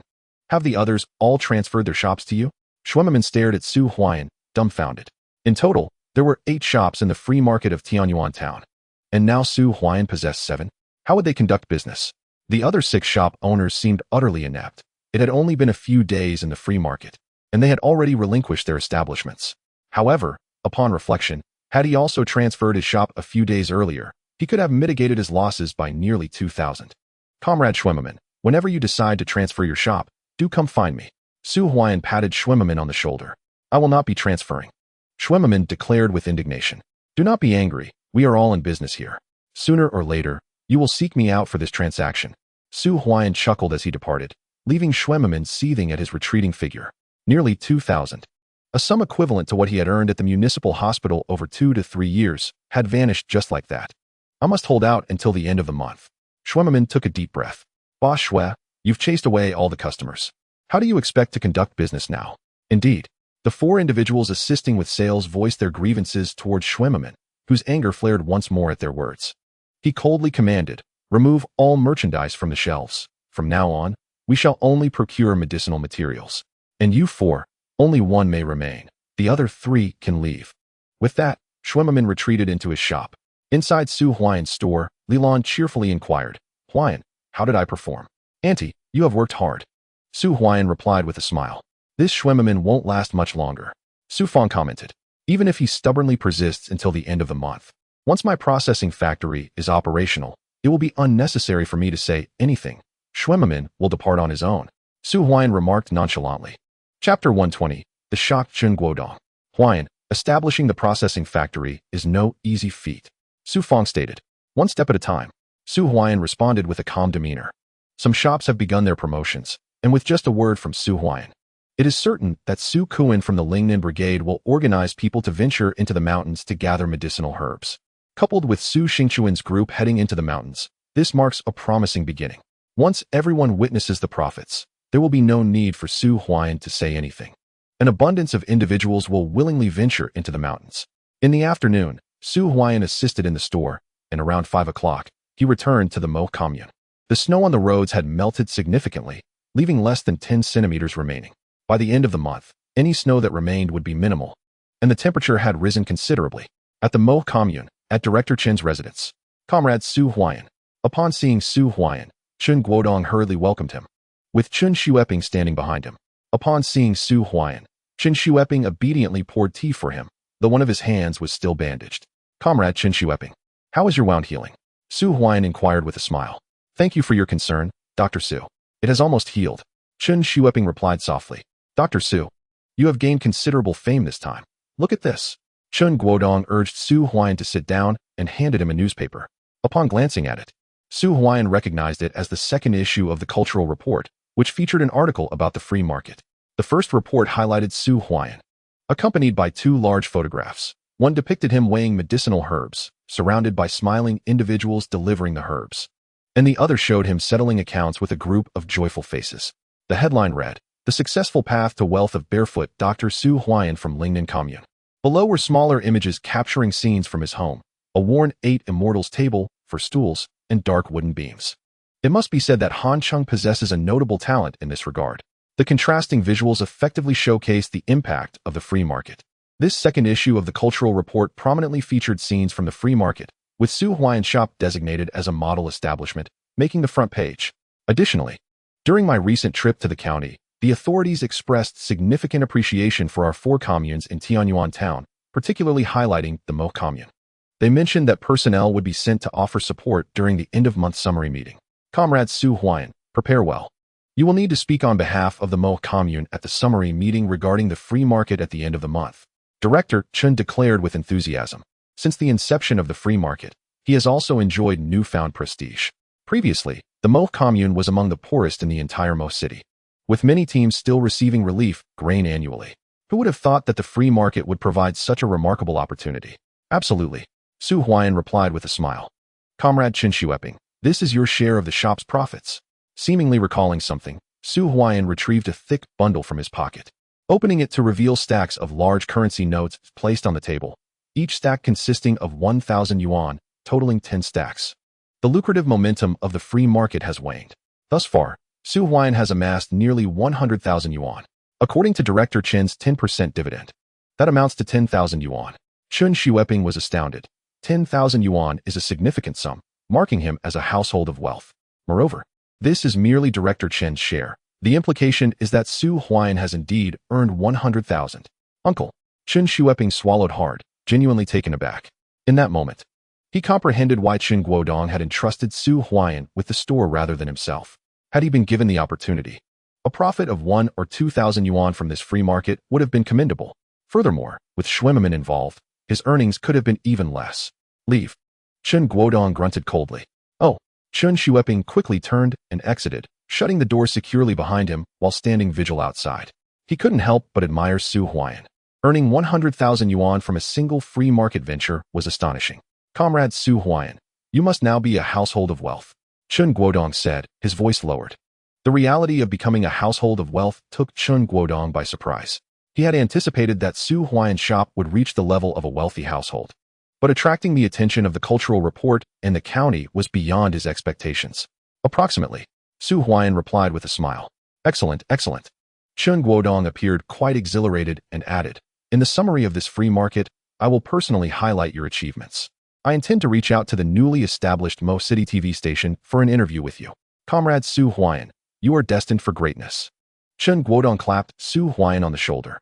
Su Huaiyan paused momentarily, then did not decline the offer. It would be advantageous for him to gain exposure for his upcoming medicinal herb processing factory. Moreover, a burgeoning reputation would facilitate business endeavors. To quickly multiply his capital, effective promotion of the herb processing factory was essential.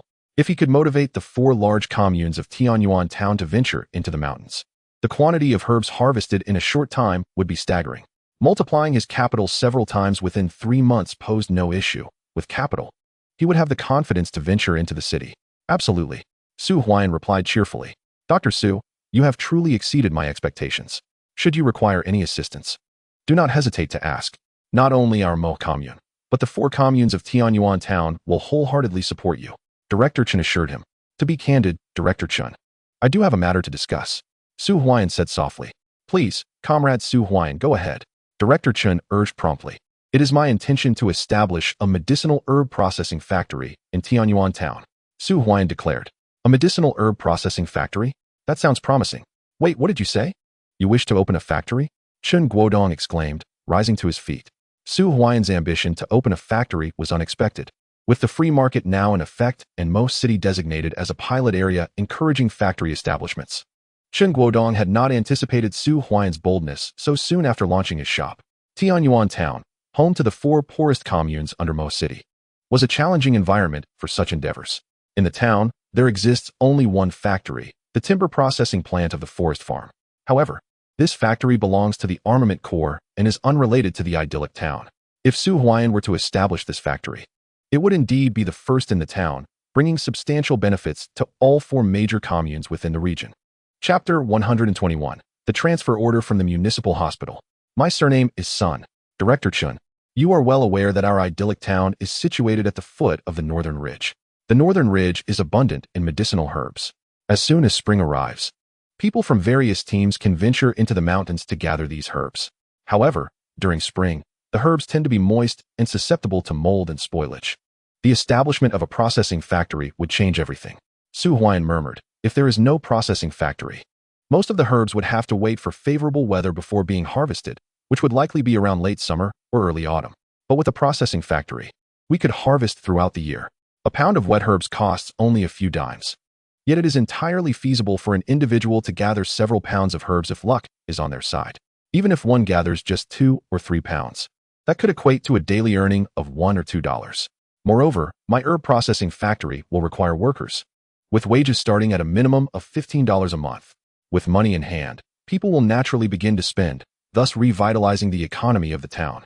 If this processing factory thrives, our Mo commune might even have a chance to escape poverty. Su Huaian spoke with a smile. Comrade Su Huaian, leave the approval matters to me. I will personally visit the county tomorrow. Chen Guodong stood up, affirming, this initiative must be supported. The Mo commune has already produced a household with an income of over 10,000. Opening a medicinal herb processing factory would be an enormous boon. Su Huaian was correct. Without income, there can be no consumption, and with the establishment of such a factory, there truly exists a chance for the Mo commune to overcome poverty. Then I must trouble you, Director Chun, Su Huaian said as he prepared to leave. He was confident that Director Chun would support the factory initiative, especially since he, Su Huaian, would bear the initial costs. If successful, any accolades would belong to Chen Guodong, while any losses would be his responsibility alone. Dr. Su, wait a moment, Chen Guodong called out, gathering the bundles of Unity notes from the table, leaving only 2 bundles for Su Huaian. Director, what is this? Su Huaian paused slightly. I am well aware of Xue Ping's capabilities. Although he takes 10% of the profits from your store, his abilities are limited. This $2,000 is my way of compensating for what Xue Ping would have taken. Please accept it. Chen Guodong smiled. He was no fool. Su Huaian had a good relationship with Secretary Liu, and the money earned was not solely due to his efforts. Furthermore, Su Huaian had helped him achieve results. Should Secretary Liu discover this arrangement, it could spell trouble. Moreover, if Su Huaian's processing factory were to open, he might have the opportunity for further promotion. After many years as the economic director, Chen Guodong understood very well what should be accepted and what should not. Taking too much would only lead to anxiety. Director, I appreciate your generosity. Su Huaian smiled as he accepted the money. Dr. Su, it's mealtime. Why not stay for a meal? Chen Guodong urged. Director, I will come again next time.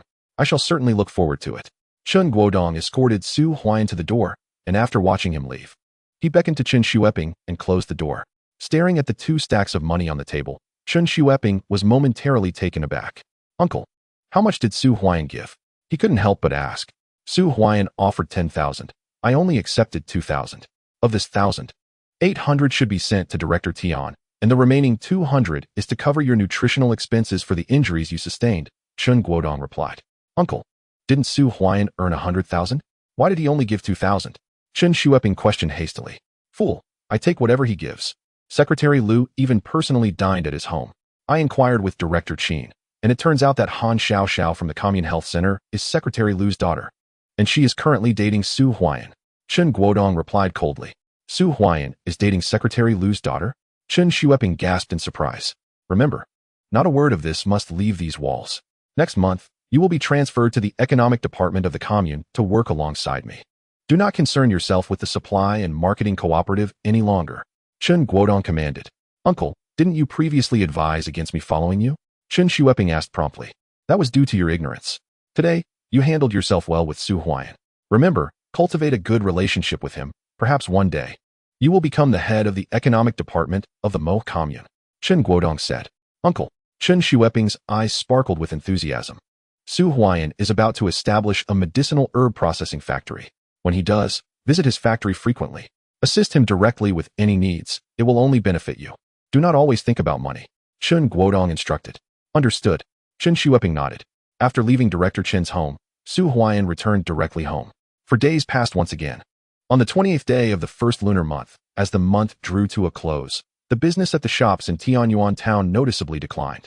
Both Su Zheng and Su Feng directly went to collect materials, but the quantity of medicinal herbs acquired was meager, with the shop receiving only 100 jin of herbs and a little over 100 pieces of fur daily.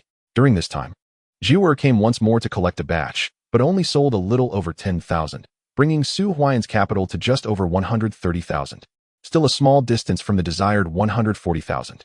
This was indeed the limit of the free market. If this continued, the availability of medicinal herbs would further diminish, and the quantity of fur acquired would gradually stabilize. On the afternoon of the 28th day of the first lunar month, at the Commune Health Center, Dr. Su, here is the transfer order from the municipal hospital. In the office of the director, Director Qin produced 2 transfer orders from the municipal hospital, instructing Su Huaiyan and Han Xiaoxiao to report for training. Upon receiving the orders, which indicated a reporting date of February 2nd and a deadline of March 18th, there were only a few days left. Huaiyan, you are finally going to the municipal hospital, Han Xiaoxiao said with anticipation. Had it not been for Director Liu's personal transfer order, I would not have wanted you to go to the municipal hospital. It would be much more reassuring for me if you stayed at the Mo Health Center. Director Qin lamented. In the past month, the commune had only performed 4 or 5 surgeries, primarily appendectomies and cesarean sections, and it seemed that news had leaked, as people from the neighboring Tianyuan commune had also come to the Mo Health Center for surgeries. The surgical procedure performed by Su Huaiyan was executed with remarkable skill, earning the admiration of Director Qin. Perhaps if I had not taken the exam, I would have had to return to the Commune Health Center. Su Huaiyan remarked with a smile. I am well aware of your capabilities. During the last assessment, Director Liu Yanping informed me that you and Dr. Han exchanged papers. Your theoretical examination yielded a perfect score of 100, and considering your practical assessment, you undoubtedly surpassed the requirements for the municipal hospital, Director Qin stated. He felt no concern regarding Su Huaiyan's evaluation for the city hospital, while he hoped Su Huaiyan would remain at the Commune Health Center a little longer. He also wished for his prompt transition.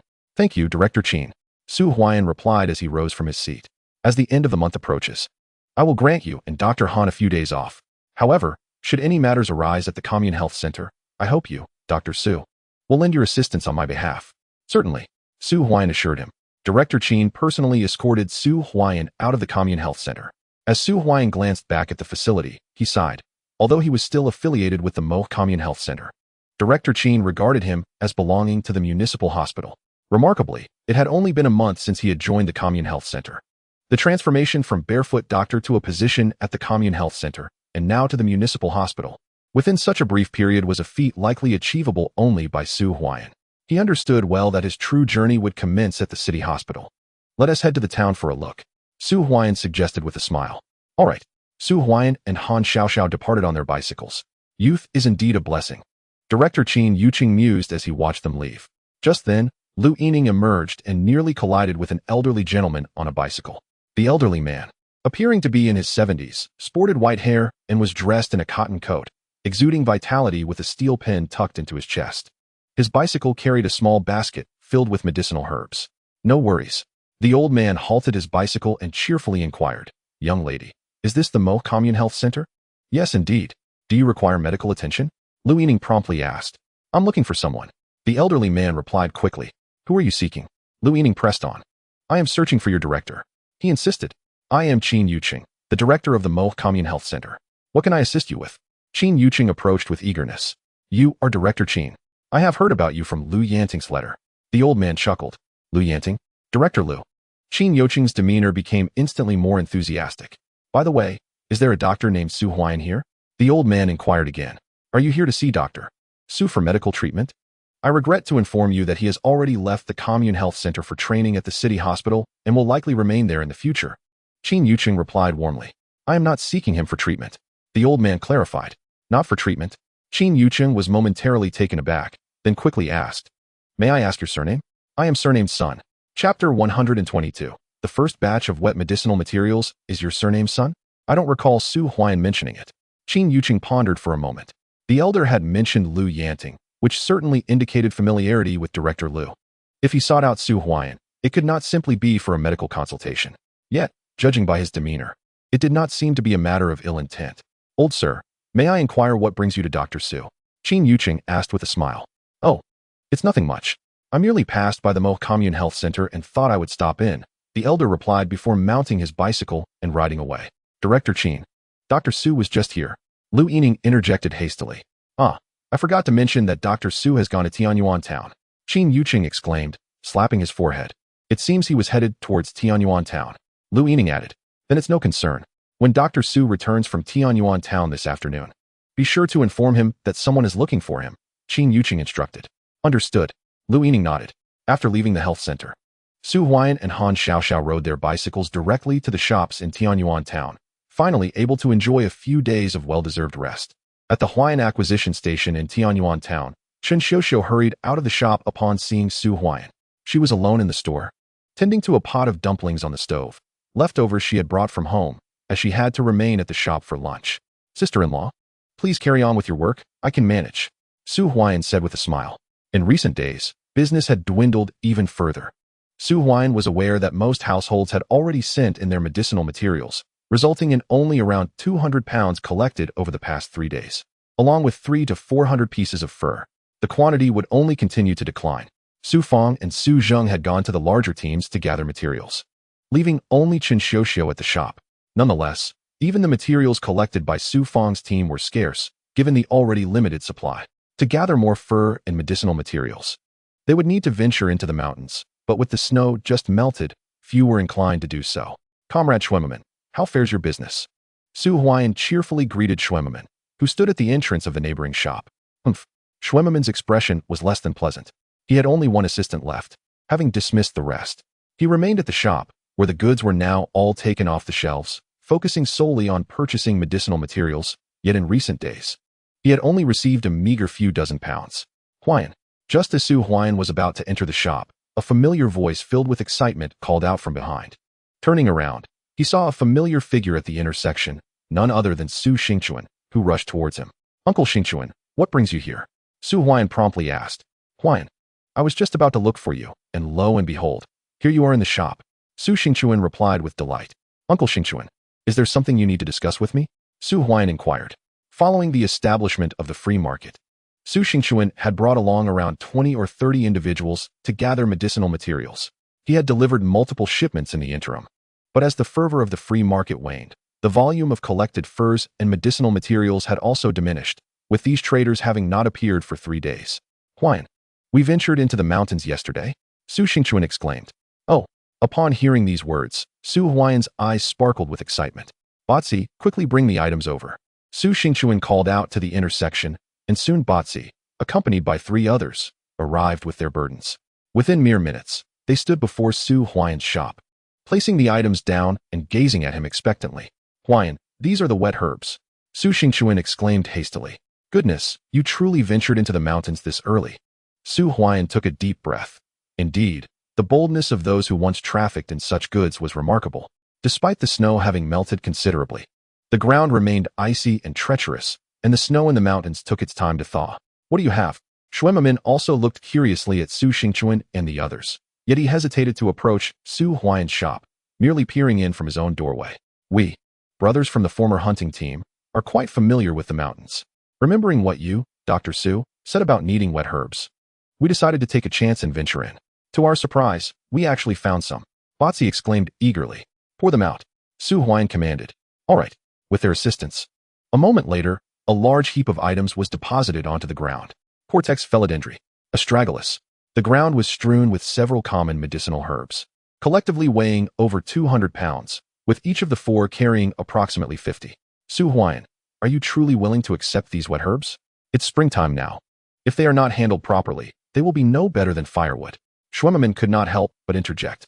He recognized these herbs, but being wet, if not processed in time, they would undoubtedly spoil and become worthless. Did Su Huaiyan truly intend to accept wet herbs? Shuaiman was well aware that wet herbs were indeed challenging to manage, especially in large quantities, which could easily become moldy if not dealt with promptly. Su Huaiyan chuckled. Humph. Shuaiman turned away. What do you think, Dr. Su?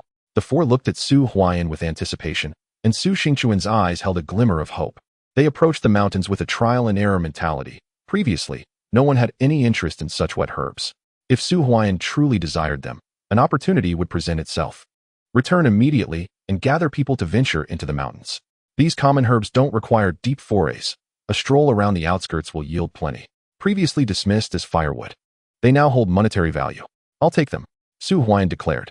Wonderful. The four rejoiced, while Shuaiman stood in disbelief. Did Su Huaiyan not fear the financial loss from unmanageable wet herbs? Surely, he would not accept them, aware of the inevitable loss. Distribute them fairly among yourselves. I'll have Xiaoxia weigh them for you, Su Huaiyan stated. Absolutely. The four, including Su Xingchuan, were elated, and within about 10 minutes, the herbs were neatly divided.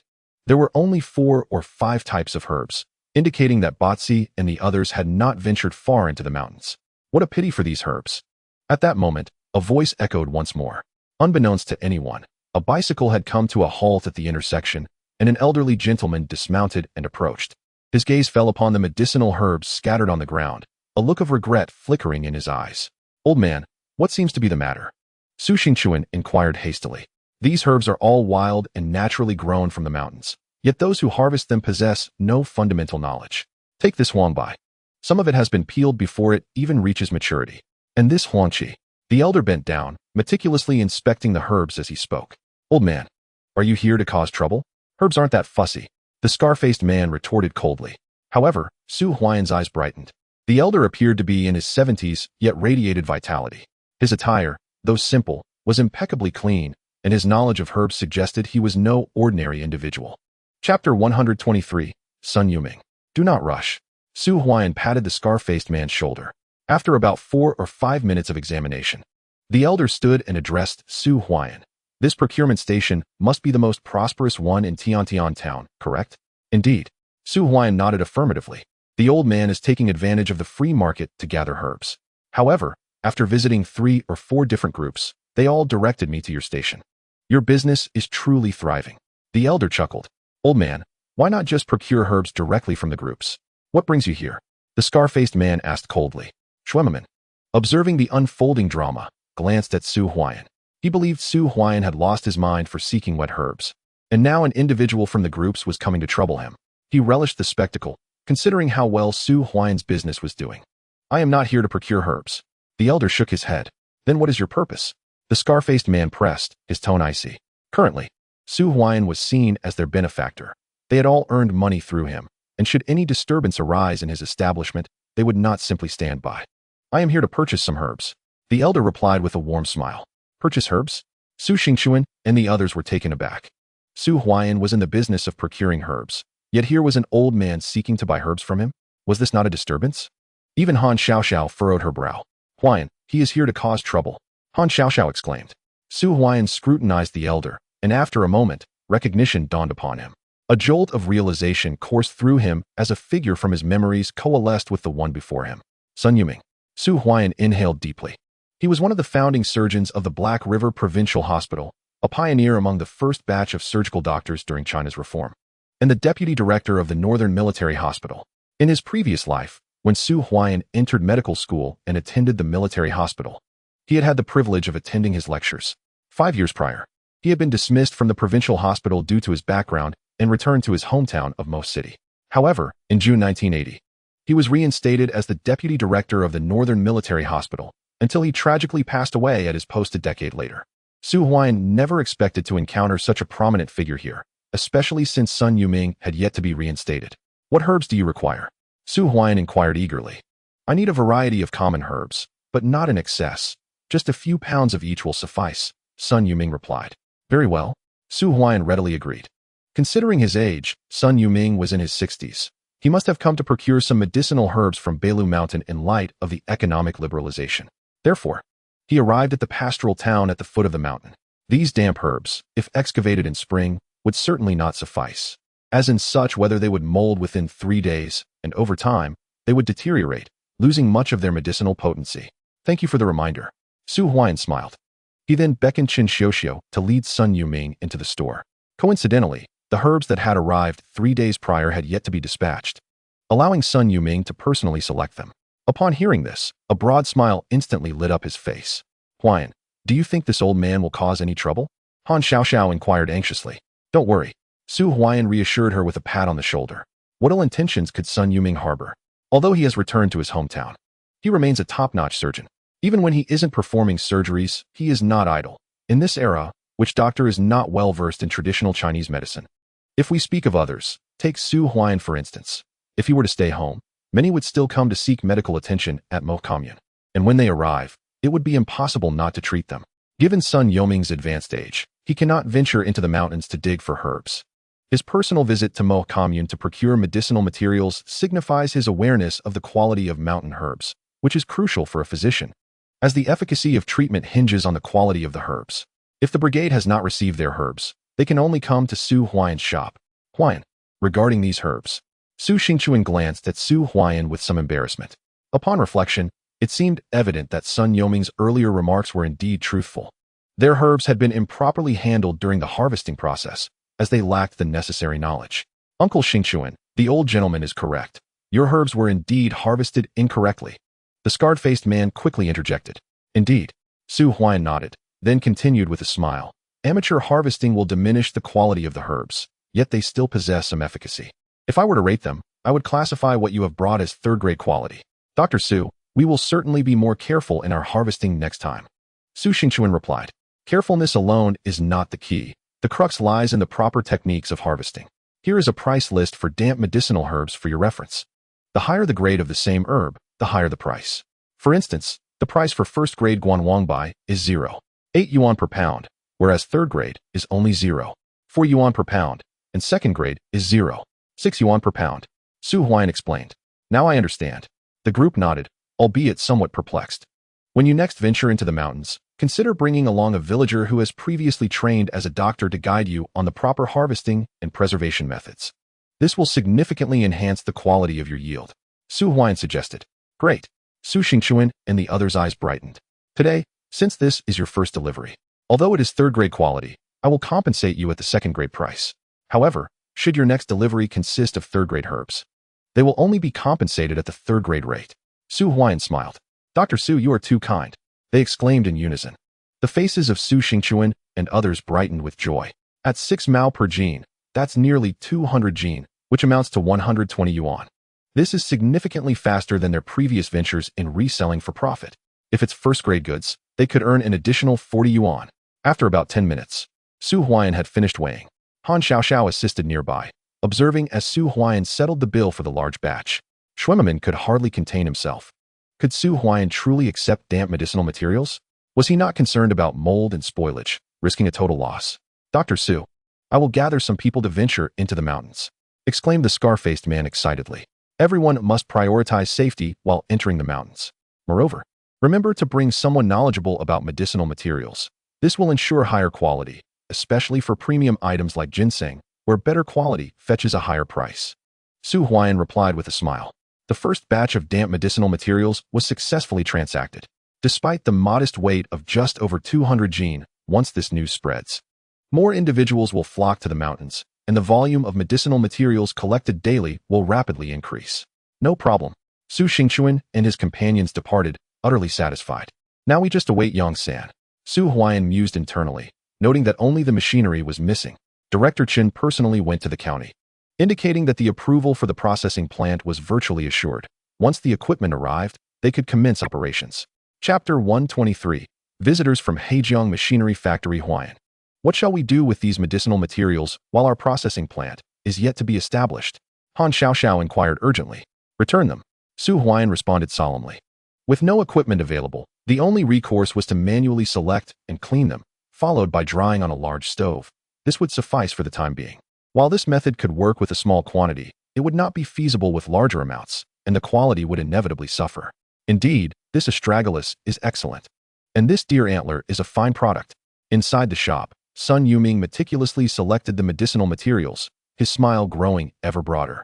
As he aged, many materials had become inaccessible for him to gather, and with the emergence of the free market, he had hoped to acquire some, but had only managed a few gene. Upon arriving at Tiantian town, he merely intended to try his luck, but to his surprise, Su Huaian was indeed selling medicinal materials to him. Sister-in-law, how did it go? Su Huaian entered the shop. The old gentleman has selected about 30 to 40 gene of materials. Chun Xiuxiu quickly replied. Young man, the handling of these materials was not professional at the time. Had it been done properly, their quality could have been significantly enhanced. Nevertheless, receiving such materials in the brigade is already considered first-rate. Sun Yuming remarked. The old gentleman is correct. Su Huaian nodded in agreement and continued, unfortunately, not many in the brigades are knowledgeable about medicinal materials. We will need to train them gradually. How much do these materials amount to? Sun Yuming asked, as he placed the goods into the basket on his bicycle. 212 yuan in total. Su Huaian replied. Such a low price? Sun Yuming was momentarily taken aback. In the past, he had procured medicinal materials in the city, but only in the black market, where prices started at 20 yuan per gene. 440 gene. That would almost total 7 to 800 yuan, whereas Su Huaian charged just a little over 200. You consistently purchase medicinal materials. Yet it seems you are not in the business. You must be a doctor. Su Huaian smiled. How did you know? Sun Yuming paused slightly. To be frank, I am also a physician at the Mo Commune Health Center.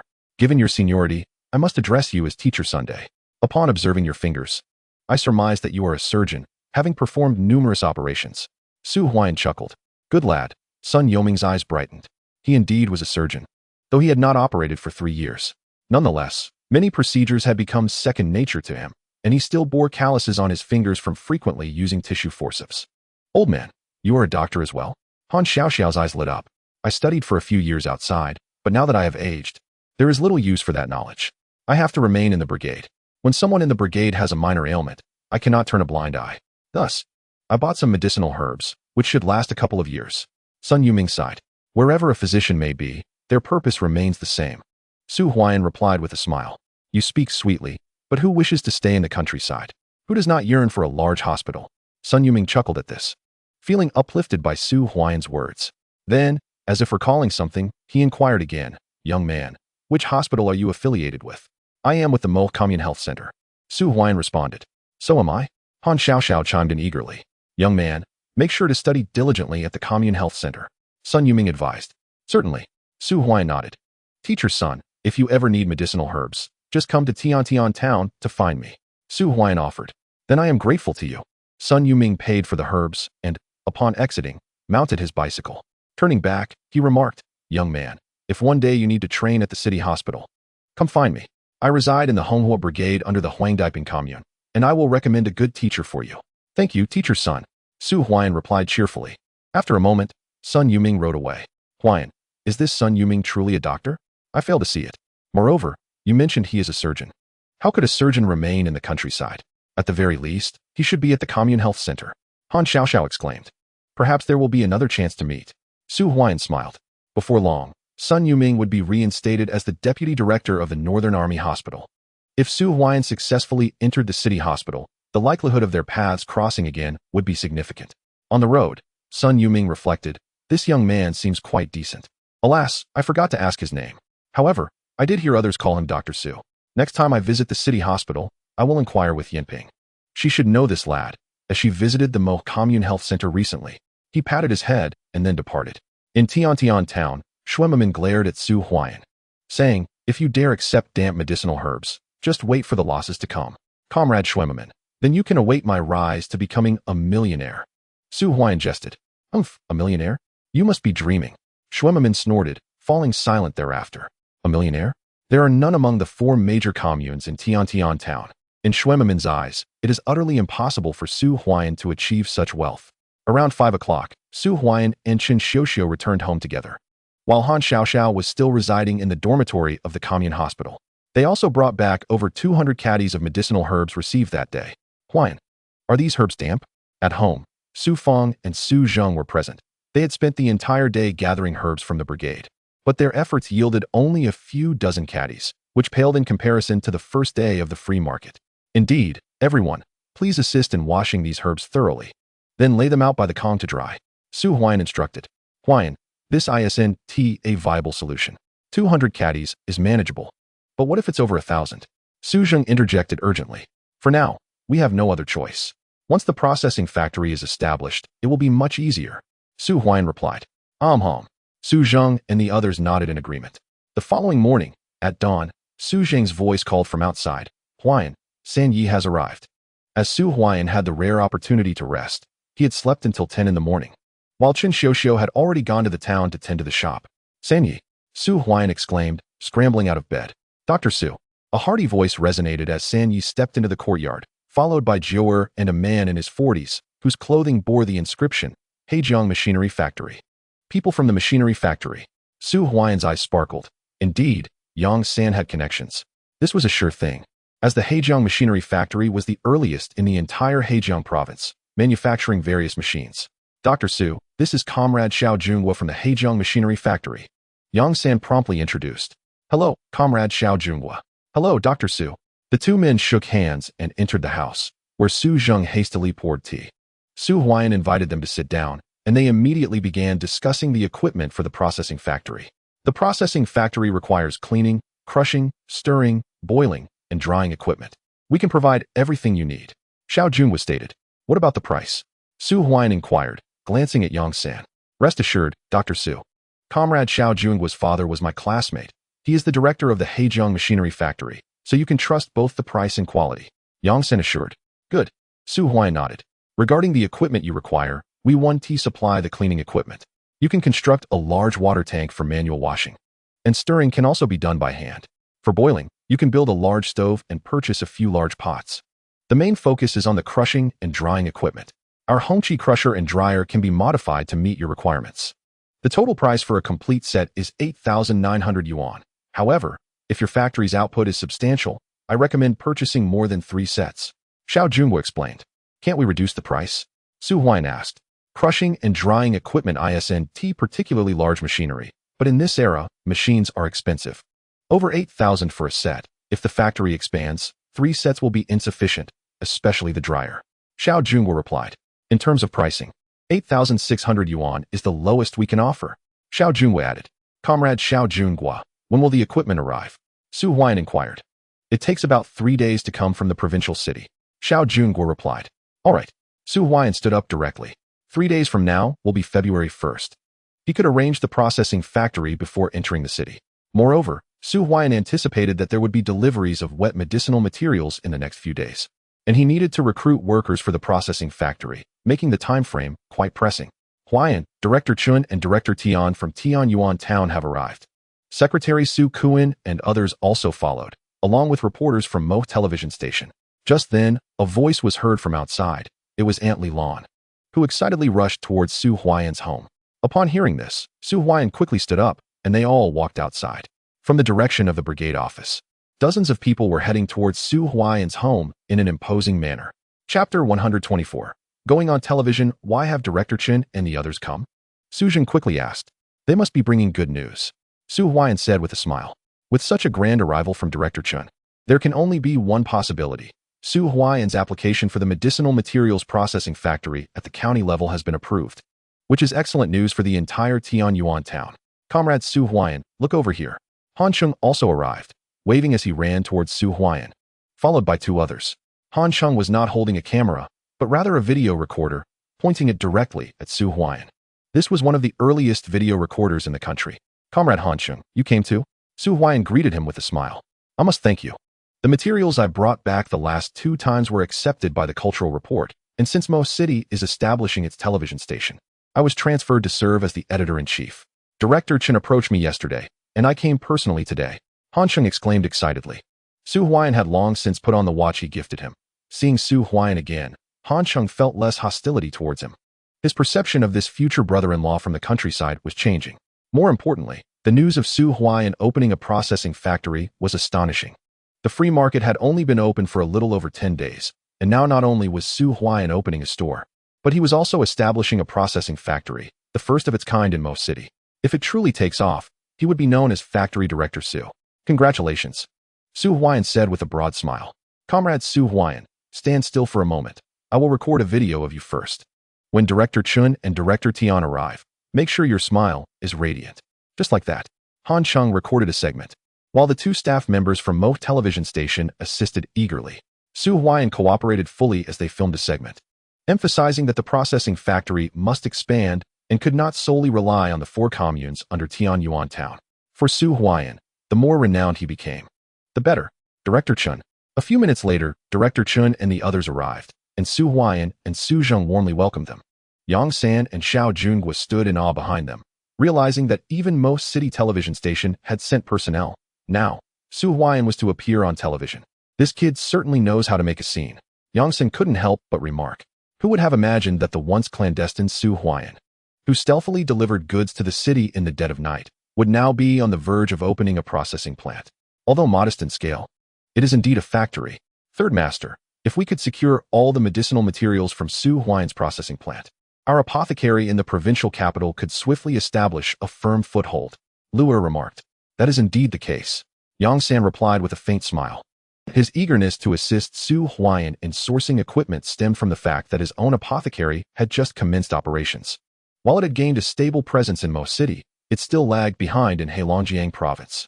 Had it not been for the substantial batch of medicinal materials Su Huaiyan had previously supplied, penetrating the provincial capital would have been considerably more arduous. With the support of the materials from Su Huaiyan's processing plant, he could quickly elevate the reputation of his apothecary in the provincial capital, ensuring a mutually beneficial arrangement.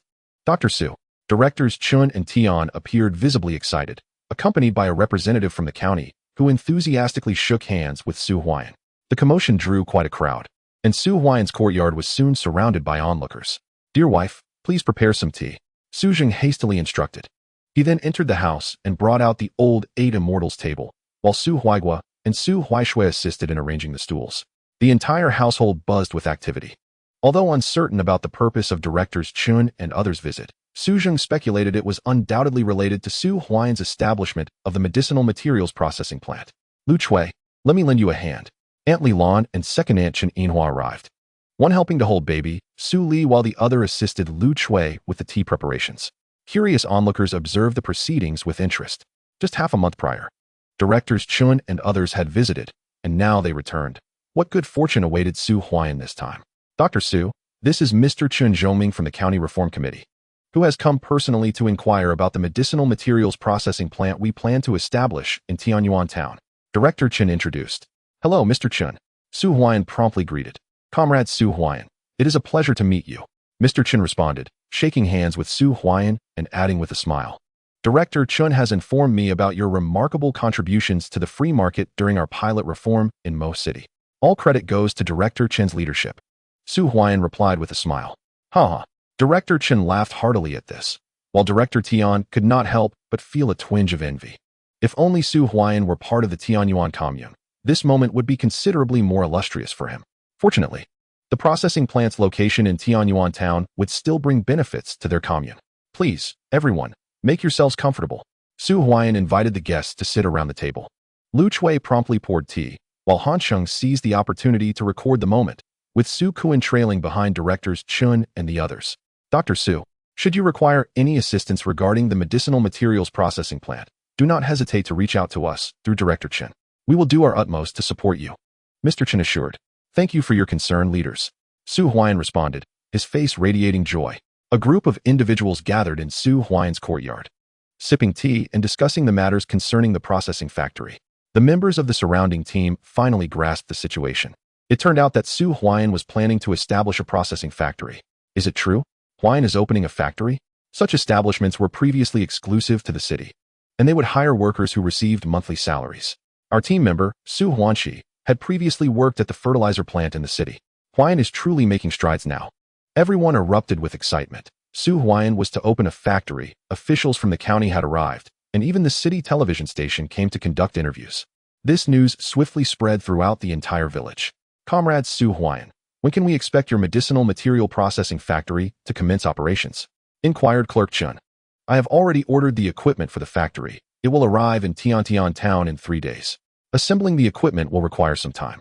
How about we schedule the opening ceremony for the 8th day of the 2nd month? Su Huaian replied with a smile. Excellent. Clerk Chun and the others promptly applauded. The courtyard was filled with a lively atmosphere. Comrade Su Huaian, I have a few questions I would like to pose. Would you be amenable to answering them? Han Chung, accompanied by staff members, pointed a camera at Su Huaian. Please, go ahead. Su Huaian smiled. As Su Huaian spoke, the courtyard fell silent. Everyone's gaze fixed upon him. Lu Chui stepped forward to adjust Su Huaian's clothing. This was an interview from the Most City television station, after all. Chapter 125. The Dream of a Millionaire. Comrade Su Huaian. Earlier, Director Chin from the county revealed that you have become a household worth 100,000 yuan. Is this true? Han Sheng inquired. 100,000 yuan. Upon hearing this, the crowd's eyes widened in disbelief. 100,000 was an unimaginable sum for the Lingnan team. Even 5,000 was considered a standout, and being a household with 10,000 yuan could allow one to walk with pride. 100,000 was beyond their wildest dreams. Su Huaiyan cast a helpless glance at Han Chung. No wonder this fellow was promoted to chief editor at the Most City television station. His ability to find topics was truly remarkable. During his previous visits to Tiantian town, he had zealously filmed Su Huaiyan's shop. Upon returning, he seized the material to create captivating stories. What about barefoot doctors achieving wealth? Loans? Aspiring to become a household worth 100,000 yuan?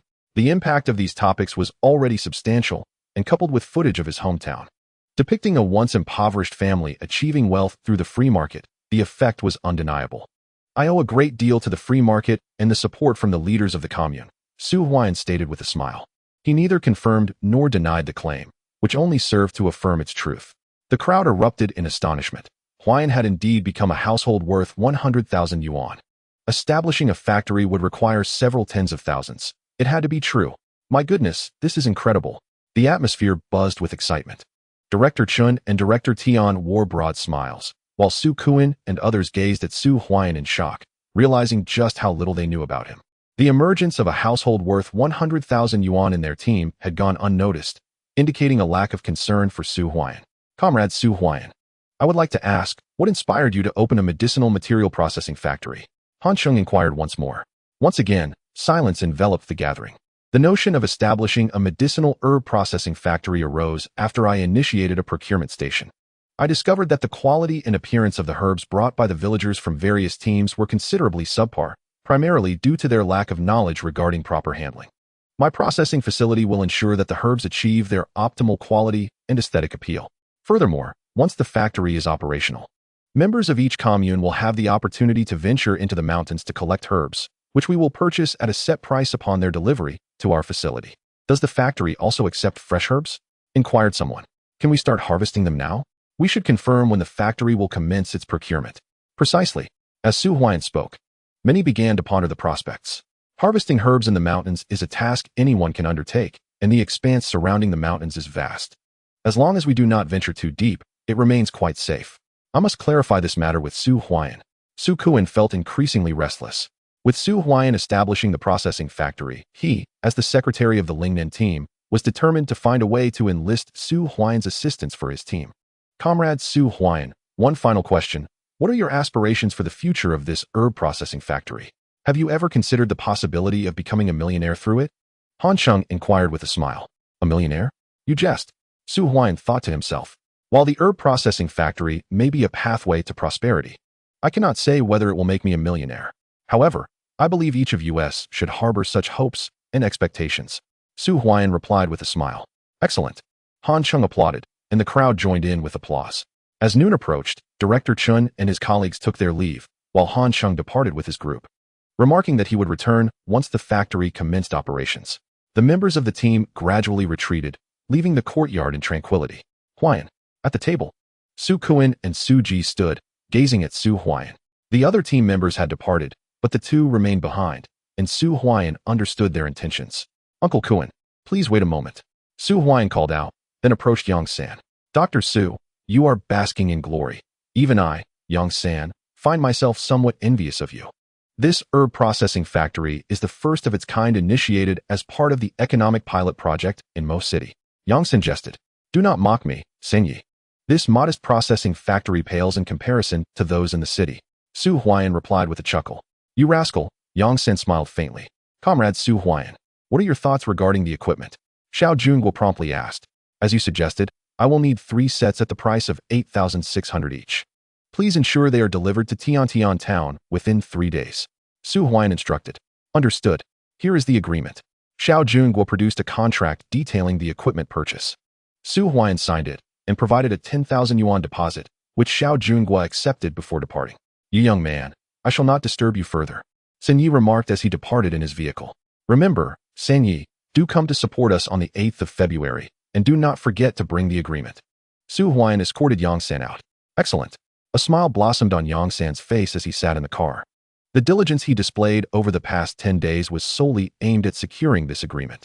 Although his relationship with Su Huaian was currently amicable, business remained business. He intended to procure all the medicinal herbs from Su Huaian's processing factory. With the car started, Yang San departed, leaving Su Kuan and Su Ji in the courtyard. On the journey back to the city, inside the vehicle, Third Master, Su Huaian is quite enlightened. Lu Er remarked, unable to contain her thoughts. That lad has not relied on luck to reach this point. Yang San replied. Third Master, how is the situation with the pharmaceutical factory progressing? Lu Er promptly inquired again. Currently, the matter of the pharmaceutical factory is a contest solely between Shui Liang and myself. However, the higher-ups remain non-committal, stating that a decision will be made at the conference in 2 months. Shui Liang, the deputy director of the municipal hospital, has ample funding, which poses a significant challenge. Yang San said gravely. Third Master, even if we do not establish a pharmaceutical factory, if we can secure the entire supply of medicinal herbs from the mountains, Huaian will surely face difficulties in sourcing raw materials should he decide to open a factory. Lu Er suggested. This is precisely why I value Su Huaian. His medicinal herb processing factory is crucial for the forthcoming pharmaceutical factory. Yang San affirmed. Third Master, do you think Su Huaian has any ambitions regarding the pharmaceutical factory? Lu Er asked. Upon hearing Lu Er's words, Yang San paused momentarily, then chuckled. Once the herb processing factory is operational, Su Huaian will have most of his capital tied up. Unless he manages to earn over 100,000 within 2 months through this processing venture, it seems unlikely. His herb processing factory has only just begun, and considerable preparatory work requires ample time. It is inconceivable to earn tens of thousands in 2 months. The raw herbs necessitate a collective effort to be harvested from the mountains, and professional guidance is essential to ensure quality. Earning 100,000 within a year would be commendable. Lu Er laughed. Chapter 126. Huaian, you are remarkable everywhere. In the Lingnan Brigade, at Su Huaian's residence. Uncle Kuan. Su Huaian approached Su Kuan, who, along with Su Ji, promptly rose to greet him. Su Zheng, smiling, picked up the teapot and poured a cup for both of them, which they eagerly accepted. Huaian, do you require workers for your processing factory? Su Kuan inquired swiftly. Workers are indeed necessary. However, they must possess knowledge of medicinal herbs. Initially, I will only need approximately 30 workers. While they need not be experts, a certain level of understanding is required. Su Huaian responded. Su Kuan sighed ruefully. In the entire brigade, there are only 2 individuals with such knowledge, Old Su's grandson, Su Qinghua, and the apprentice Longzi who learned under Old Su for several years. Both are in their 30s. In that case, father, please call for Su Qinghua and Longzi. Su Huaian instructed Su Zheng. All right. Su Zheng dashed out. Uncle Kuan, please don't rush. Su Huaian said. Should circumstances permit, he was willing to prioritize hiring from within the team. However, he indeed had specific requirements for the workers. Longzi and Old Su could work in his factory, while the others would only be able to venture into the mountains. Understood. Su Kuan and Su Ji settled at the table. Approximately 10 minutes later, Su Qinghua and Longzi arrived. Huaian. Upon the arrival of the 2 individuals, they promptly greeted Su Huaian, who had recently become a person of considerable wealth, known for his plans to establish a medicinal herb processing factory. Su Huaian, aware of their familiarity with his endeavors, directly inquired, Brother Qinghua, Brother Longzi, Would you be interested in working at my medicinal herb processing factory? Of course we would. They eagerly responded, recognizing this as a splendid opportunity. Employment at the factory would yield a salary, effectively akin to securing a job, especially considering that many young intellectuals from the commune had yet to return to the city. Once the household responsibility system was implemented, most of these young individuals would settle down here. From today onwards, Brother Longzi and Brother Qinghua shall be my factory workers. Until your official appointment, I shall offer each of you a monthly wage of 20 yuan. What do you think? Su Huaiyan proposed. Absolutely. The two displayed palpable excitement. 20 yuan a month was only slightly less than what a doctor at the commune health clinic earned. In the factories of Mo City, an apprentice's monthly wage was merely 18 yuan, with 25 yuan reserved for those who became permanent staff. Once you become permanent after a month, your wages will rise to 28 yuan. Su Huaiyan added with a smile. Wonderful. They nodded enthusiastically. A monthly wage of 28 yuan was indeed a lucrative offer, with the prospect of future increases making it even more enticing compared to their previous earnings from labor points in the commune. It was the 29th day of the first lunar month, and Su Huaiyan informed them that his factory would commence operations on the 8th of the following month. In the meantime, you will learn about medicinal herbs from Uncle Kuan. Uncle Kuan, please assemble the team and teach them some herbal knowledge.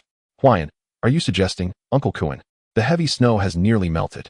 The hunting team from the adjacent forest in Tianyuan town ventured into the mountains yesterday and delivered 200 jin of medicinal herbs, valued at 120 yuan. Su Huaiyan elaborated. Into the mountains? Su Ji and Su Kuan's eyes sparkled with excitement. Indeed, the snow has largely melted. As long as we exercise caution and avoid the deeper mountains, foraging for herbs at the periphery should pose little risk. Qinghua, Longzi, let us head to the commune office. I intend to announce a meeting. Su Kuan urged. All right. The pair nodded eagerly, thrilled to gain both knowledge of medicinal herbs and a salary. With some herbal knowledge, their foraging skills would surely improve significantly. Huaiyan, I must take my leave. Su Kuan remarked. I'll see you off. Su Huaiyan escorted the four out before returning to the courtyard. Father, if the team ventures into the mountains, we should lend them the double-barreled shotgun from home. Su Huaiyan suggested. Very well. Su Zheng nodded in agreement. Possessing a double-barreled shotgun would indeed enhance their safety, as it was significantly more formidable than ordinary rifles or homemade guns.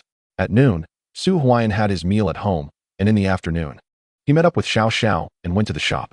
As usual, business was modest, and his sister-in-law, Chen Xiuxiu, was more than capable of managing the store alone. Around 3 in the afternoon, Su Zheng, Su Huai, and their mule returned to the shop. Su Huaiyan beckoned everyone to tidy up the other 7 shops. His first shop, the largest, would remain dedicated to the procurement of medicinal herbs once the processing factory commenced operations. The responsibilities of the remaining shops would be delineated: a selection room for sorting and identifying inferior products, a cleaning room for further cleansing the herbs, a steaming room for the special processing of herbs requiring steaming, and a drying room, the most crucial area, where 2 rooms had been allocated for drying. This process would take approximately 3 to 5 days, ensuring quality was not compromised. The last room was designated for grinding and mixing. Su Huaiyan planned to hire 30 individuals for the factory. If the Lingnan team was insufficient, he would recruit from other teams, ideally selecting those with some knowledge of medicinal herbs. For those completely unfamiliar, the training period would be significantly longer, whereas those with prior knowledge could be operational in 2 to 3 days. At 5 in the afternoon, upon seeing Su Huaiyan directing the cleaning of the other shops, Schwemmerman could not resist a sneer. Don't tell me you're using these shops to collect wet herbs? Yesterday, you took over more than 200 pounds of wet herbs. Are you still planning to continue? In this springtime, wet herbs will mold and spoil within 3 days. I'm waiting for you to lose money. Schwemmerman, how about transferring your shop to me? Su Huaiyan replied with a smile. Not a chance. Schwemmerman scoffed. With no merchandise left to sell, his losses were minimal, as receiving fewer herbs meant fewer losses, and he could still manage. What a pity. Su Huaiyan shook his head slightly and added, I hope you can be resilient at the upcoming free market summary meeting at the end of the month. What do you mean by that? Schwemmerman furrowed his brow. You'll find out soon enough. Su Huaiyan grinned at Schwemmerman. This fool still thought about collecting dried herbs? In recent days, Su Huaiyan had only managed to gather a few dozen pounds of dried herbs, while Schwemmerman had only managed a mere 10. How could they expect to earn anything from this shop? When the news of his processing factory reached the meeting, Schwemmerman would surely be dumbfounded. Disregarding Schwemmerman, Su Huaiyan returned to his shop, where his sister-in-law, Chen Xiuxiu, was organizing the goods on the shelves. With the family's fortunes improving, Chen Xiuxiu felt a sense of fulfillment each day. Previously, she felt helpless, but now Su Huaiyan had even begun to pay her a salary. Just days ago, the village secretary from Chen's brigade had come to town and treated her with great courtesy. Huaiyan, my third brother came to the commune health clinic at noon. He said you've become a household worth 100,000. Han Xiaoxiao exclaimed. He is not mistaken, Su Huaiyan replied. Huaiyan, you are truly impressive. Han Xiaoxiao said excitedly. 100,000. How many families in the city can reach that standard? Who in the family would dare speak ill of Su Huaiyan now? How am I impressive? Su Huaiyan smiled. You are remarkable in every way. Han Xiaoxiao quickly affirmed. Chapter 127. Recruiting workers at 5:30 in the afternoon. Su Huaiyan and Han Xiaoxiao arrived at the Mo commune, while Su Feng and others returned home after tidying up the shop to establish the medicinal herb processing factory. Su Qinghua and Lang Zitu alone would undoubtedly be insufficient. Su Huaiyan estimated that approximately 30 workers would be necessary. Today was the 29th, and the machinery had yet to arrive. It would be prudent to recruit workers now and provide them with training. Even if the members of the brigade possessed some knowledge of medicinal herbs, it was likely limited. If they were truly proficient, they would not still be in the brigade, but would have long since moved on to the commune health clinic or the city hospital. After escorting Xiaoxiao back to the dormitory at the health clinic, Su Huaiyan proceeded to Chun Guodong's home. He knocked on the door. A few minutes later, Chun Guodong opened it, and upon seeing Su Huaiyan, he warmly welcomed him inside. Chun Xueping promptly poured tea for Su Huaiyan. Comrade Su Huaiyan, please take a seat. Chun Guodong invited him to sit down. Director Chun, I have come to seek your assistance on a matter, Su Huaiyan said with a smile. Please, Dr. Su, go ahead. Director Chun responded eagerly. I estimate that to launch the medicinal herb processing factory, we will need at least 30 workers. Currently, I have recruited 2 from the Lingnan brigade, but they must possess some knowledge of medicinal herbs. The salary will be 20 yuan per month before formal employment and 28 yuan thereafter. Could you assist in finding more workers from other brigades? Su Huaiyan explained. Is that all? Xueping, you are quite familiar with the various brigades from your work at the supply and marketing cooperative. Tomorrow, please visit the brigades and help comrade Su Huaiyan gather the necessary personnel. Chun Guodong smiled. Absolutely. Chun Xueping nodded in agreement. Then I must trouble comrade Chun Xueping with this task, Su Huaiyan said cheerfully. Chun Xueping had been notably well-behaved lately. Had he been this compliant earlier, he might have avoided much hardship. Out of respect for Chun Guodong, Su Huaiyan would extend several advantages to Chun Xueping. Dr. Su, you are too kind, Chun Xueping replied with a smile. Dr. Su, please prepare yourself. On the evening of the first day of next month, there will be a summary meeting for the free market. As one of the 10,000 yuan households in the free market, you are required to personally share your wealth-building experiences on stage. Both county official Chun and reporters from the health journal will be attending, Director Chun informed him. Understood. Su Huaiyan stood up. After bidding farewell to Chun Guodong, Su Huaiyan rode his bicycle home. Upon his return, he found the courtyard bustling with activity. Su Kuan and others had gathered, along with several team leaders from the brigade. Huaiyan. Everyone greeted him warmly upon his arrival. Uncle Kuan, how did things go? Su Huaiyan asked with a smile. This afternoon, I convened a meeting in the brigade, and the majority expressed their willingness to explore the mountains. I estimate that each small team will select 5 individuals to accompany Longzi and Qinghua for training, and they should be ready to head into the mountains in 2 or 3 days. Su Kuan replied. Excellent. Su Huaiyan's eyes lit up with joy. As long as the members of the Lingnan brigade ventured into the mountains and earned money, Su Huaiyan would not need to encourage others from different brigades. They would naturally follow suit, and even members from other communes would be eager to join. Who wouldn't he want to earn money? He thought to himself, eagerly awaiting the arrival of the machinery. The machinery has arrived and is ready for assembly. Compared to the training period for the factory workers from the mountain villages, Su Huaiyan estimates that it will take about a week, which aligns perfectly with the reopening on the 8th day of the Lunar New Year. On the 2nd day of the New Year, Su Huaiyan must go to the city. By the time he returns on the 8th, there may be fewer damp herbs initially, but the quantity will undoubtedly increase as others begin to profit. Who can resist such temptation? As the night passed, the next day dawned. Su Huaiyan and Han Xiaoxiao went to the shop early in the morning to lend a hand. With the assistance of Su Feng and others, the 6 other shops had been thoroughly cleaned, eagerly awaiting the arrival of the machinery. Next door, Xuemamin observed Su Huaiyan bustling about. Curiosity piqued about what he was up to. In the afternoon, Chun Xueping sought out Su Huaiyan, confirming the arrival of 28 individuals, along with Su Qinghua and Lang Zitu, totaling 30 people. They were to gather at the Huaian procurement station in Tianyuan town at 8 o'clock the following morning. The next morning, Su Huaiyan, accompanied by Qin Xiuxiu, returned to the shop, where Su Feng and Su Hua also joined to learn about herbal medicine.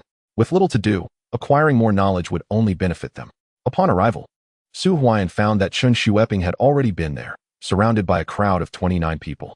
Upon seeing Su Huaiyan, Chen Xueping rushed over with enthusiasm. "Dr. Su, I've gathered everyone you requested," he exclaimed warmly. "Thank you for your efforts, Comrade Chen Xueping." Su Huaiyan replied with a smile. He then handed over 2 large bags of tobacco that he had prepared, though Chen Xueping refrained from accepting them. He understood the weight of Su Huaiyan's influence in Tianyuan town.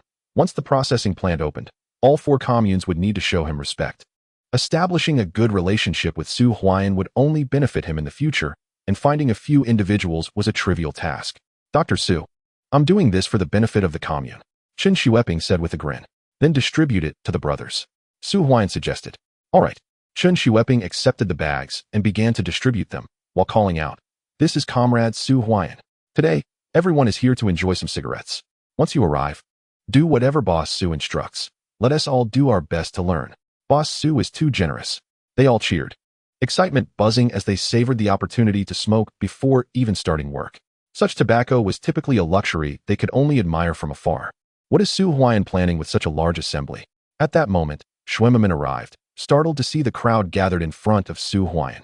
Business had been dwindling since the decline of the free market, yet Su Huaiyan seemed to be recruiting more people than ever. What was going on? "Sister-in-law, please open the shop door. The rest of you follow me," Su Huaiyan called out, disregarding Schwimmerman's curiosity and leading the 30-odd individuals into a shop.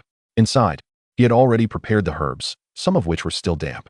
"For the next 2 days, we will learn together how to process these herbs. Once the machinery arrives, everyone will need to learn how to operate and repair it. From today onward, you shall be apprentices at our herbal processing factory, with a monthly wage of 20 yuan, which will increase to 28 yuan upon confirmation after 1 month," Su Huaiyan declared. "We receive wages while learning? Mr. Su is indeed generous." One exclaimed, "Mr. Su, I shall study diligently." The group was suddenly invigorated. Inside the shop, Su Huaiyan closed the door and began the training himself. At the collection station, apart from overseeing the shop, Chen Xiuxiu was also preparing lunch. Around 11 o'clock, Aunt Li Lan and Aunt Chen Yinhua arrived to assist with the cooking. The entire shop buzzed with activity. Beside them, Schwimmerman watched in stunned silence, utterly perplexed by Su Huaiyan's actions. Why recruit so many people while keeping the shop closed and providing them with food and drink? Was Su Huaiyan out of his mind? Chapter 128. Encountering Qin Ling again. The end-of-month summary meeting was merely 2 days away, yet regrettably, my business still lagged behind Su Huaiyan significantly. Otherwise, I would have had the chance to take the stage and bask in the glory. Nevertheless, even in this circumstance, it suffices. Tomorrow, I shall visit Muhan to enlist the help of the health newspaper for some publicity. Schwimmerman thought to himself. Tomorrow marks the first day of February. And that evening, a summary meeting will be held at the auditorium in Tiantian town. Both he and Su Huaiyan would be in attendance. Schwimmerman was already quite content with the state of his business. After all, he was not the only one struggling. Su Huaiyan's business was also faltering. This thought brought balance to Schwimmerman's mind. It would be best for the shop to continue operating, as once Shuel Yang's pharmaceutical factory commenced, he could transition directly there. Meanwhile, Su Huaiyan would still be running this shop. How much could Su Huaiyan earn from just a few dozen pounds of herbs in a day? As long as he did not incur losses after covering costs, he would be fortunate. Once he arrived at Shuel Yang's factory, recovering the earlier losses would be effortless. Time passed swiftly during the training. On the 30th day of the lunar month and the first day of February, Su Huaiyan continued the training. The 30 workers recruited over the 2 days were significantly more capable than those who had started. On the afternoon of the first day of February, Su Huaiyan concluded the training and stepped out of the shop. "Dr. Su," a voice filled with surprise called out. Su Huaiyan turned towards the intersection to see Jiu'er, and the third master had arrived, the latter dressed sharply in leather shoes and coat, leaning on a dragon-headed cane. "Third master," Su Huaiyan greeted him warmly. "Comrade Xiao Junghua is just behind. He will arrive in about half an hour," Yang Sen informed. "Excellent." Su Huaiyan's eyes sparkled with excitement. The arrival of Xiao Junghua signified that the equipment was on its way. Once the machinery was installed, the herbal processing factory could commence operations, and with the workers now assembled, they were merely awaiting the equipment. "Third master, let us head inside." Su Huaiyan ushered Yang San into the building. Although the heavy snow had melted, the weather outside remained frigid. Inside, the warmth of the stove enveloped them as Chen Xiuxiu poured tea for the guests. "Dr. Su, here is the agreement." Lu Er handed a document to Su Huaiyan, who opened it to find a straightforward agreement. It stated that the raw materials from Su Huaian's herbal processing factory were to be prioritized for Yang San's Xinglin shop. Additionally, the prices for each herb were listed. Notably, after processing, the price for second-grade guanhuangbai had risen to 13 yuan and 50 cents per pound, up from the previous price of 11 yuan and 50 cents, marking an increase of nearly 2 yuan per pound. This price hike was not limited to guanhuangbai. The prices of other herbs had also escalated, with some reaching 18 or 19 yuan per pound. 10 minutes later, Su Huaian set down the agreement. Dr. Su, what do you think of this agreement? Yang San inquired with a smile. No issues here. Su Huaian nodded, then added with a grin, if you're not at ease, perhaps you should leave someone here? What schemes do you think I have in mind? But let me assure you, do not set your sights on Jior. My Xinglin shop has only just established itself in the provincial city and is currently short-staffed. You'll have to manage on your own. Yang San replied. Understood. Su Huaian responded with a faint smile. It would indeed be beneficial to have Jior stay, especially since he was to attend training in the city the following day. Having someone oversee the processing plant would be advantageous. However, Su Huaian was not overly concerned, as the distance between Mo City and Tianyuan town was manageable, allowing him to return the same day if needed. You've made quite a name for yourself across all of Mo City, Yang San remarked, suddenly recalling something. Oh, Su Huaian paused slightly. After the crew from Mo City Television returned, the news about the processing plant opening in Tianyuan town has already been broadcasted on the Mo City radio station and will soon make its way to the television. Yang San declared. So soon? Su Huaian inhaled deeply. Radio and television served different purposes, with radio being accessible through simple receivers, lacking visuals but reaching a wider audience. After all, not everyone could afford a television, while radios were far more affordable. I suspect it won't be long before someone from the herbal shops comes looking for you. Yang San added. Rest assured, Third Master, as long as your Xinglin shop can accommodate all the herbs from my processing plant, I will not sell a single pound of herbs to any other pharmacy, Su Huaian declared with a smile. I trust you, young man. Yang San chuckled in response. Take it slow, Ling. At that moment, a car emblazoned with the cultural newspaper's insignia halted at the intersection, and 5 individuals disembarked, all of whom Su Huaian recognized: Xuanmu Bai, Qin Ling, Xuanmu Han, and Xuanmaman. Additionally, a staff member from the cultural newspaper was present, capturing photographs. The cultural newspaper has arrived, Yang San exclaimed. Third Master, if I am not mistaken, the gentleman in the middle is Xuanmu Han, the son of Xueliang. His visit to Tianyuan town must be related to the summary conference of the free market. Dr. Su, the acquisition station next door to you, is backed by Xueliang, and he too seeks to leverage the local acquisition station for opportunities in the pharmaceutical industry, Jior said solemnly. Having spent considerable time in Su Huaian's shop, he was well aware of Xuanmaman's background. Observing Xuanmaman's dismal losses brought Jior some satisfaction, as Xueliang and Third Master were competitors in Mo City, both vying for the chance to establish their own pharmaceutical factories. The business of the neighboring shop pales in comparison to that of Dr. Su. However, Xueliang's intention is not genuinely to acquire medicinal materials, but rather to leverage the pretense of purchasing the shop to bolster his application for a pharmaceutical factory. After all, the primary challenge faced by the factory is sourcing raw materials, Yang San remarked nonchalantly. Taking a few photographs to deceive people is futile. Those in charge are not so easily fooled, Su Huaian retorted. Without Yang San's support, Xueliang would have had a significant chance of seizing the pharmaceutical factory. Nevertheless, it is still quite early. Should Su Huaian accumulate sufficient capital, his arrival in the city will inevitably disrupt the delicate equilibrium between Yang San and Xueliang. Brother Mu Bai, is this the shop that Brother Mu Min opened in the free market? Upon disembarking, Qin Ling inquired with curiosity. Her belly has begun to show a pronounced roundness, and Xuanmu Bai supported her, harboring a deep envy for Mu Min's entrepreneurial venture.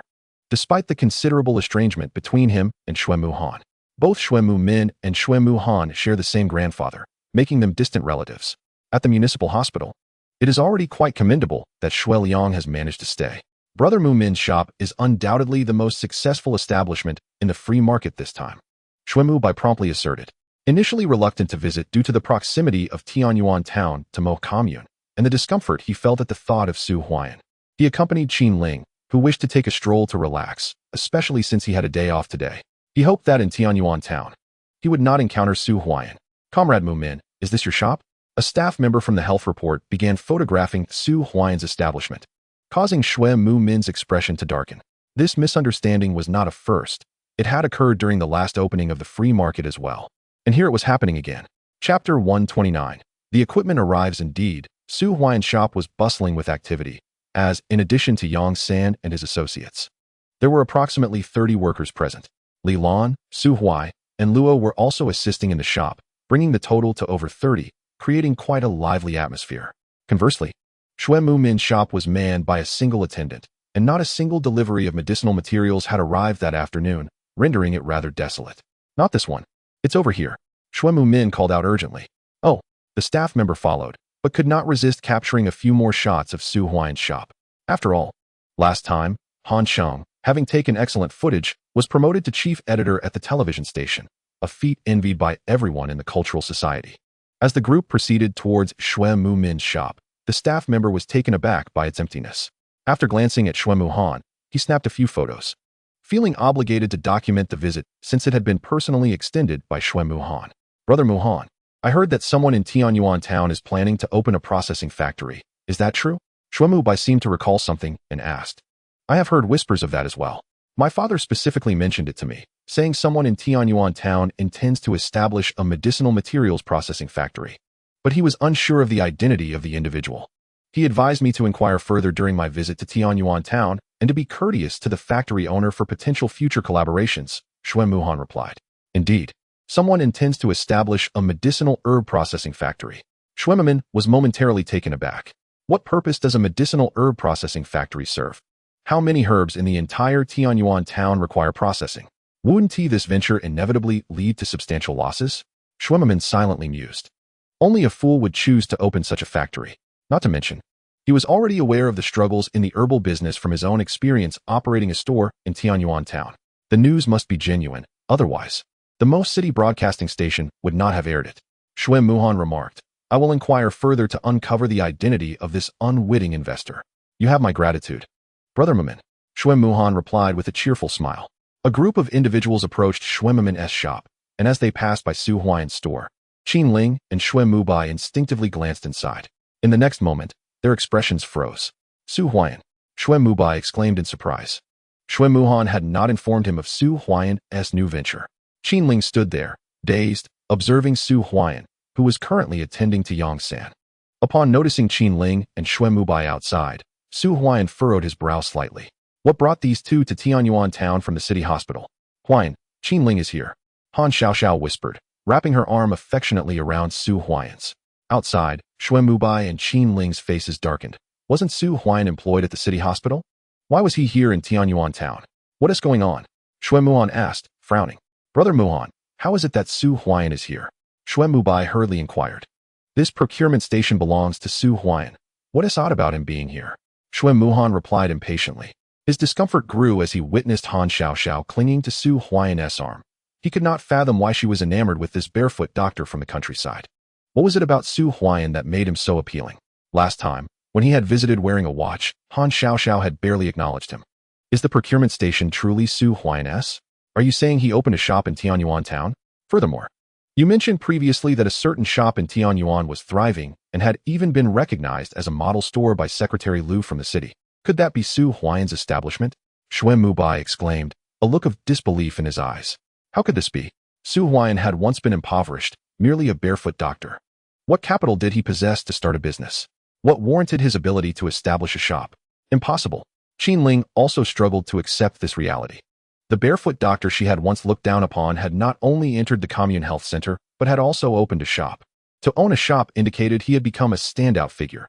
Had Su Huaiyan truly risen to prominence?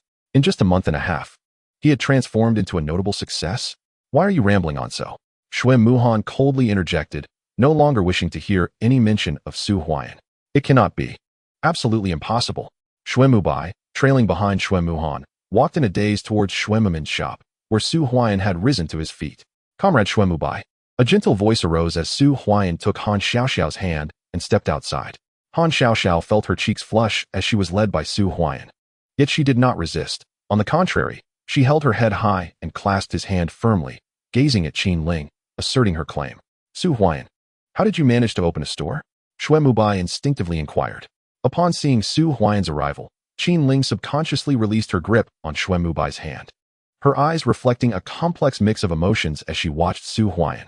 After returning to the city, Xue Mubai had not married her, and now she was pregnant without a job. making life even more challenging. Had she chosen Su Huaiyan back then, she would have been the one to become the mistress of the house, thriving amidst the flourishing business. Think it through, Su Huaiyan remarked with a smile. Pointing to his head, Dr. Su, Comrade Xiao Jun-Gua has arrived. At that moment, Yang San's voice echoed, prompting Su Huaiyan and Han Xiaoxiao to turn and leave. On the crossroad, two large Liberation brand trucks came to a halt, emblazoned with the insignia of the Hejiang Provincial Machinery Factory, delivering the equipment for the processing plant. Let us go, Su Huaiyan urged Han Xiaoxiao as they approached. Meanwhile, Xue Mubai's expression darkened as he watched Su Huaiyan and Han Xiaoxiao walk away. Qin Ling couldn't help but feel tears welling in her eyes. A sense of suffocation enveloped her, rendering Xue Mubai less appealing by comparison. What is happening? Xue Mimin and Xue Muhan also turned their gaze toward the intersection. After the truck stopped, two individuals emerged. One was Xiao Jun-Gua, who had previously liaised with Su Huaiyan, and the other was a technician clad in the work attire of Hejiang Machinery. Dr. Su. Upon spotting Su Huaiyan, Xiao Jun-Gua hurriedly extended his hand for a handshake. Huaiming, quickly gather everyone to help. Su Huaiyan called out to Su Huaiming. Sure. Su Huaiming excitedly dashed into the store.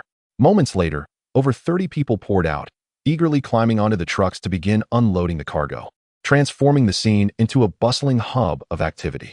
Brother Mimin, did Su Huaiyan purchase this machinery? Xue Muhan asked, slightly taken aback. It seems so, Xue Mimin replied. Momentarily lost in thought, his mind struggled to comprehend the situation. Su Huaiyan had recruited so many individuals, taken over 6 other shops, and acquired such extensive machinery. What was his intention? Was he planning to establish a factory? Xue Mimin was taken aback by the thought. Brother Mimin, do you know what Su Huaiyan intends to do with all this machinery? Xue Muhan inquired. No, I do not. Xue Mimin shook his head slightly, then added.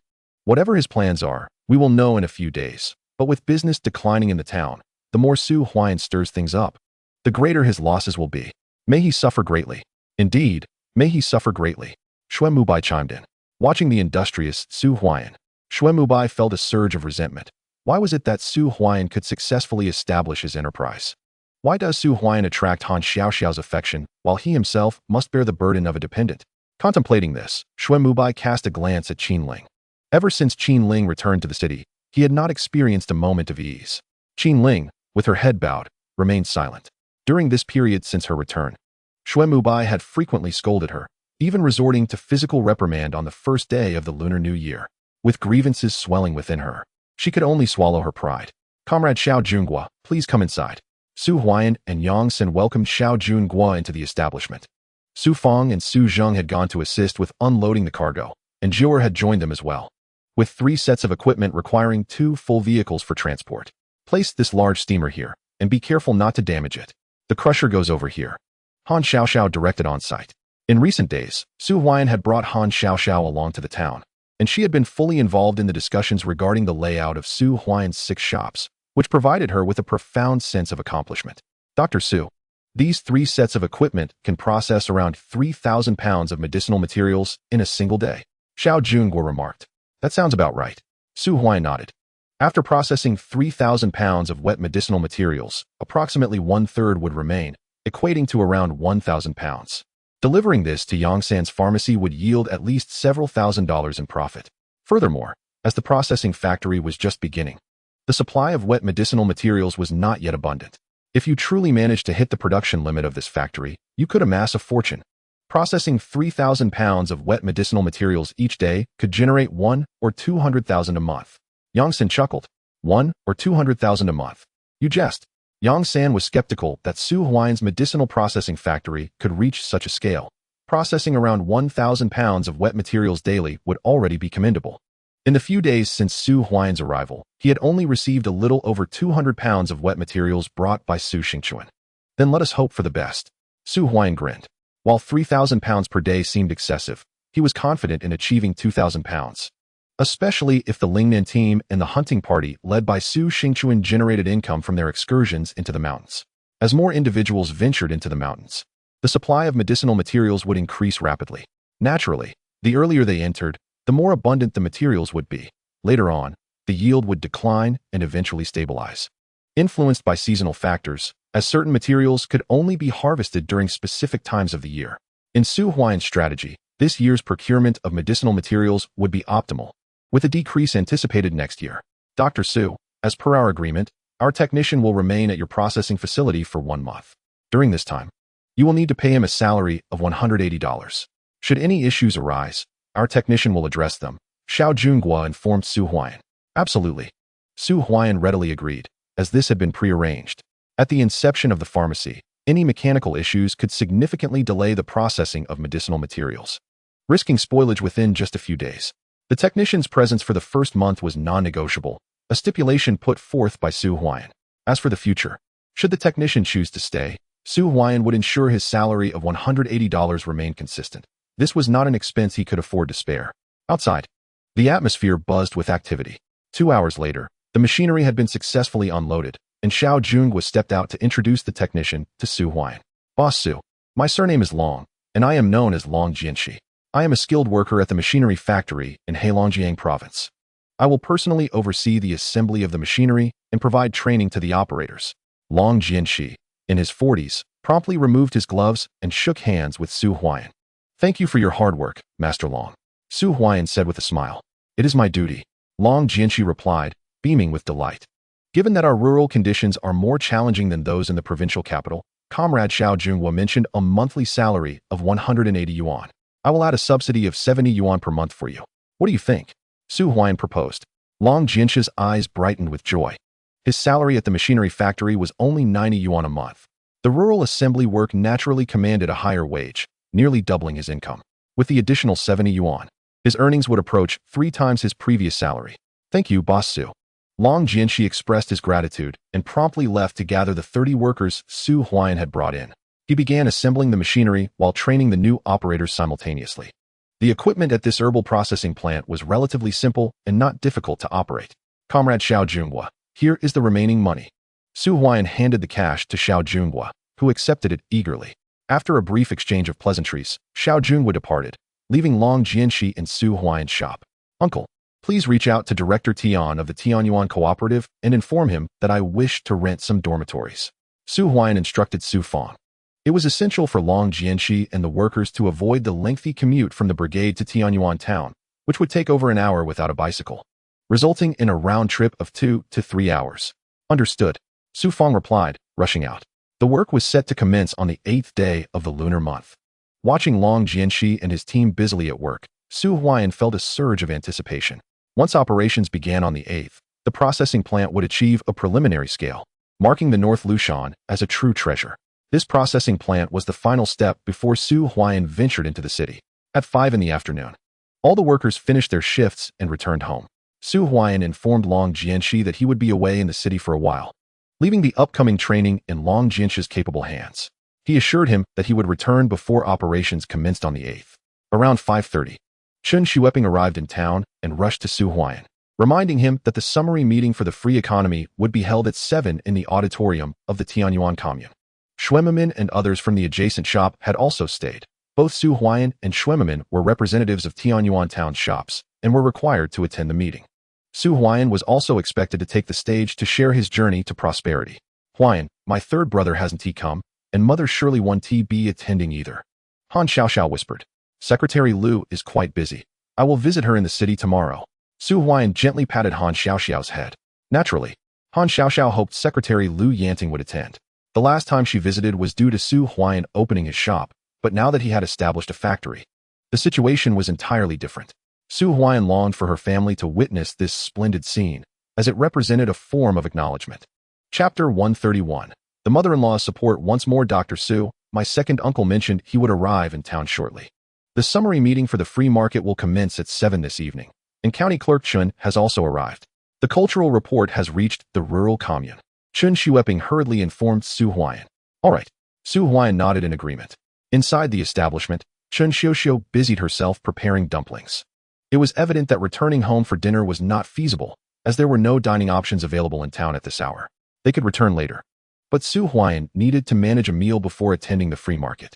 After boiling several bowls of dumplings, Su Huaiyan and Yang Sanhan shared smiles, relishing the ample food.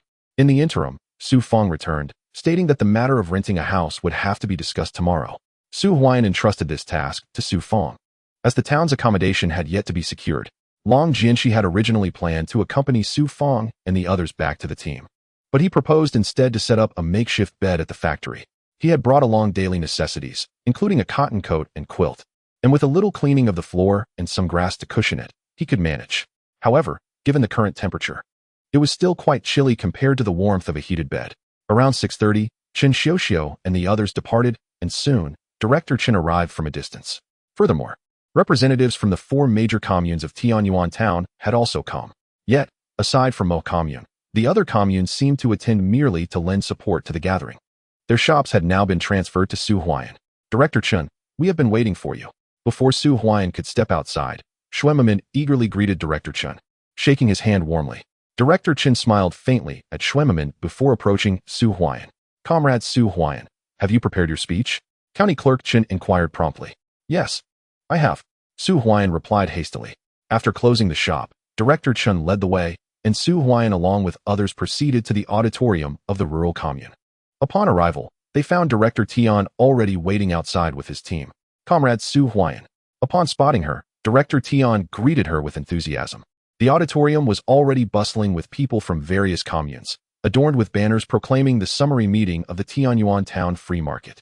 As time passed, the atmosphere outside grew lively as it approached 7 o'clock. Secretary Liu, what brings you here? A voice of surprise rang out. Huaian, my mother has arrived. Han Xiaoxiao exclaimed joyfully, and Su Huaian quickly stood to head outside, realizing that the summary meeting was about to commence and her mother-in-law had finally arrived. It is Secretary Liu. The attendees in the auditorium rose to their feet, and Yang San followed Su Huaian outside, while Xuemamin and Xue Muhan also rushed out. A vehicle had come to a halt, and as the door opened, Han Sheng stepped out. Today, Han Sheng had not brought his camera or video equipment. Mother, you've arrived, Han Sheng announced. After his last return, he initially intended to wait until the 8th day of the lunar month, when the Su Huaian processing plant commenced operations. However, upon informing Lu Yanting about the factory's opening, she insisted on visiting today. It's merely a matter of you driving me there. I'm attending the summary meeting for the free market in Tiantian town, which is an organizational task and emphasizes the importance of the economic market below. Lu Yanting declared. Mother, you have a point. Han Sheng rolled his eyes. Are you really going just to see Su Huaian? The last time you visited Tiantian town, wasn't it for work as well? With so many towns and shops in the entire Mo city, why must you visit Su Huaian's home? This time, he hadn't even had dinner before she insisted he drive her. Secretary Liu, Chun Guodong, greeted them, while Su Huaian trailed behind, unable to approach. Yet, Lu Yinping spotted Su Huaian immediately. Today, he was dressed simply yet neatly. This fellow is about to become a factory manager, yet he doesn't bother to dress up. Lu Yanning thought to herself. Su Huaian hadn't even worn the leather shoes she gifted him last time. Editor Han, what brings you here? A young reporter from the cultural news hurried to Han Cheng's side. Although Han Cheng had moved to the television station, the cultural news and the television station were originally affiliated, and Han Cheng, as the editor-in-chief, held a significantly higher position. I'm just here to take a look. Han Cheng replied with a smile. Third brother, Han Xiaoxiao brought Su Huaian over to Han Cheng. Meanwhile, Lu Yinping, eager to learn more about the medicinal materials processing plant, found herself surrounded by a throng of people, preventing her from approaching. Comrade Su Huaian, congratulations. Han Cheng said with a smile. Thank you for your hard work. Comrade Han Cheng, Su Huaian replied with a grin. My mother hasn't expressed any concerns about your processing plant, and even supports it. But my father and my second aunt are not optimistic, especially my second aunt, who argues that you should be practicing medicine instead of opening a factory. Han Cheng whispered. What did Uncle Han say? Su Huaian inquired. This brother-in-law, who had initially been quite critical of him, was now offering reminders. Even Han Cheng might not realize that his prejudices against Su Huaian were gradually diminishing. My father said that a factory is not the same as a shop. While a shop may incur minor losses, a factory can lead to substantial financial ruin. Han Cheng articulated. Uncle Han is right. Su Huaian nodded in agreement. Where's the eldest brother? Han Xiaoxiao asked quickly. The eldest brother has not been at the military camp lately. I heard that the instructor fell ill again and is reluctant to go to the provincial city. My second aunt is not entirely confident about the surgery, so it's still on hold. Han Cheng explained. Didn't my second aunt say she would invite her instructor out of retirement? Han Xiaoxiao interjected. I'm not entirely sure about that. I heard from my second aunt that you all will be heading to the city tomorrow. Once you arrive at the municipal hospital, you can ask her for more details. Especially you, Comrade Su Huaian. Be courteous when you meet my second aunt tomorrow. Han Cheng advised quietly. Thank you. Su Huaian replied with a faint smile. Third brother. Please come to pick me and Huaian up to go to the city tomorrow. Han Xiaoxiao requested. With a hint of annoyance, Han Xiaoxiao remarked, I have matters to attend to tomorrow, and my manuscript remains unwritten. Moreover, the bus service from Mo Commune has long been established. You can simply take the bus to the city hospital in the morning. There is no need for you to return the watch to Huaian. The watch, after all, was valued at nearly 200 yuan. Han Sheng inquired what time. He was fond of the watch he wore. Who would wish to reclaim a gift? Yet, he understood that reasoning with his sister was futile. 10 o'clock. Han Xiaoxiao replied. All right. Han Sheng could only nod in acquiescence. Nearby, Su Huaiyan could not suppress a chuckle, exclaiming, Han Sheng. The higher the climb, the steeper the fall. Moments later, Xuan Muhan arrived. Su Huaiyan and Han Xiaoxiao turned to head towards the auditorium. While Xuan Muhan initially intended to converse with Han Sheng and Han Xiaoxiao, but was left feeling awkward as he watched them depart. Xuan Muhan, what brings you here? Han Sheng promptly asked. My cousin has opened a shop here, and I came to observe the summary meeting of the free market in Tiantian town today. Xuan Muhan replied. Is it the poorly performing shop next to Su Huaiyan? Han Sheng nodded. Chapter 132. Renowned across the 4 major communes inside the auditorium, as the clock struck 7. Lu Yanting was seated at the forefront, flanked by the directors and secretaries of the 4 major communes, alongside the heads of various departments. At 10 minutes past 7, the summary meeting commenced. Lu Yanting personally took to the stage to deliver her speech, then announced the beginning of the summary meeting of the free market. Following her, Director Chun from the county and the directors of the 4 major communes took turns to speak, followed by the department heads. After nearly an hour, it was finally Su Huaiyan's turn. Ladies and gentlemen, during this free market, our Mo commune has successfully produced a 10,000 yuan household, namely Comrade Su Huaiyan. Furthermore, Comrade Su Huaiyan is preparing to establish a medicinal herb processing factory in Tiantian town. Now, let us invite Comrade Su Huaiyan to the stage. Director Chen's invigorating voice resonated through the hall. A 10,000 yuan household. The entire auditorium fell silent. In recent days, whispers had circulated among the 4 major communes about someone from Mo commune planning to open a medicinal herb processing factory. Yet no one had anticipated that Mo commune had produced a 10,000 yuan household. Is it true?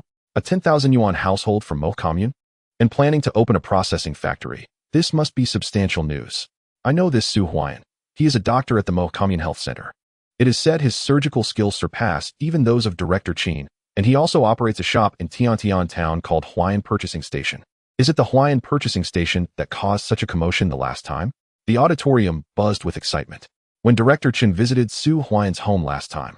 Only Director Tian and Director Qin accompanied him. Other communes had caught wind of some rumors, but remained unaware of who intended to establish a medicinal herb processing factory.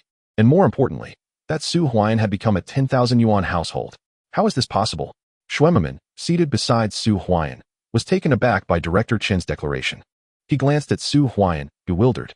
How can this be? It is inconceivable that Su Huaiyan could establish a medicinal herb processing factory, let alone become a household with assets exceeding 100,000 yuan. This young man is truly remarkable. Han Sheng murmured. Indeed, Huaiyan is truly extraordinary.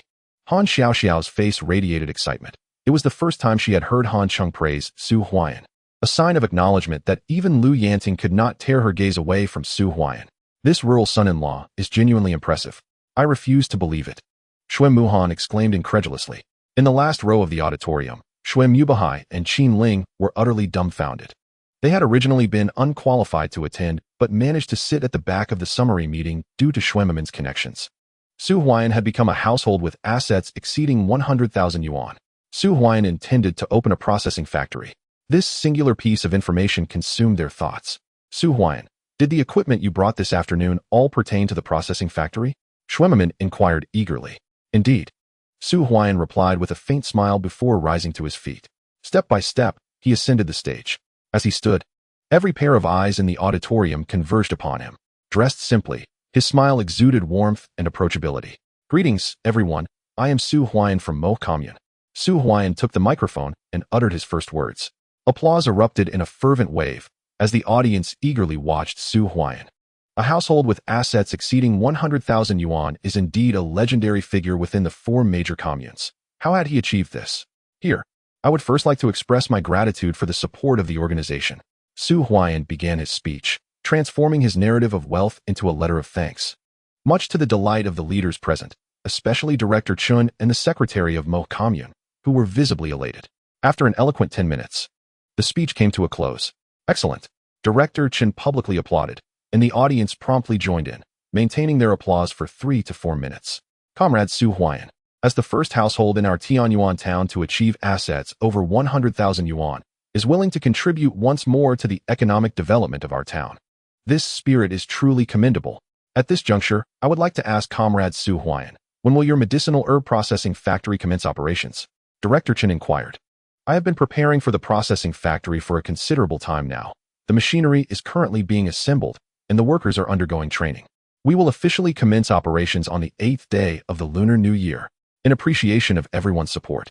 I will host a grand movie screening in Tianyuan town on the 8th of February, Su Huaian declared with a smile. Excellent. The audience cheered once more. For the members of the various brigades, movies are the most cherished form of entertainment.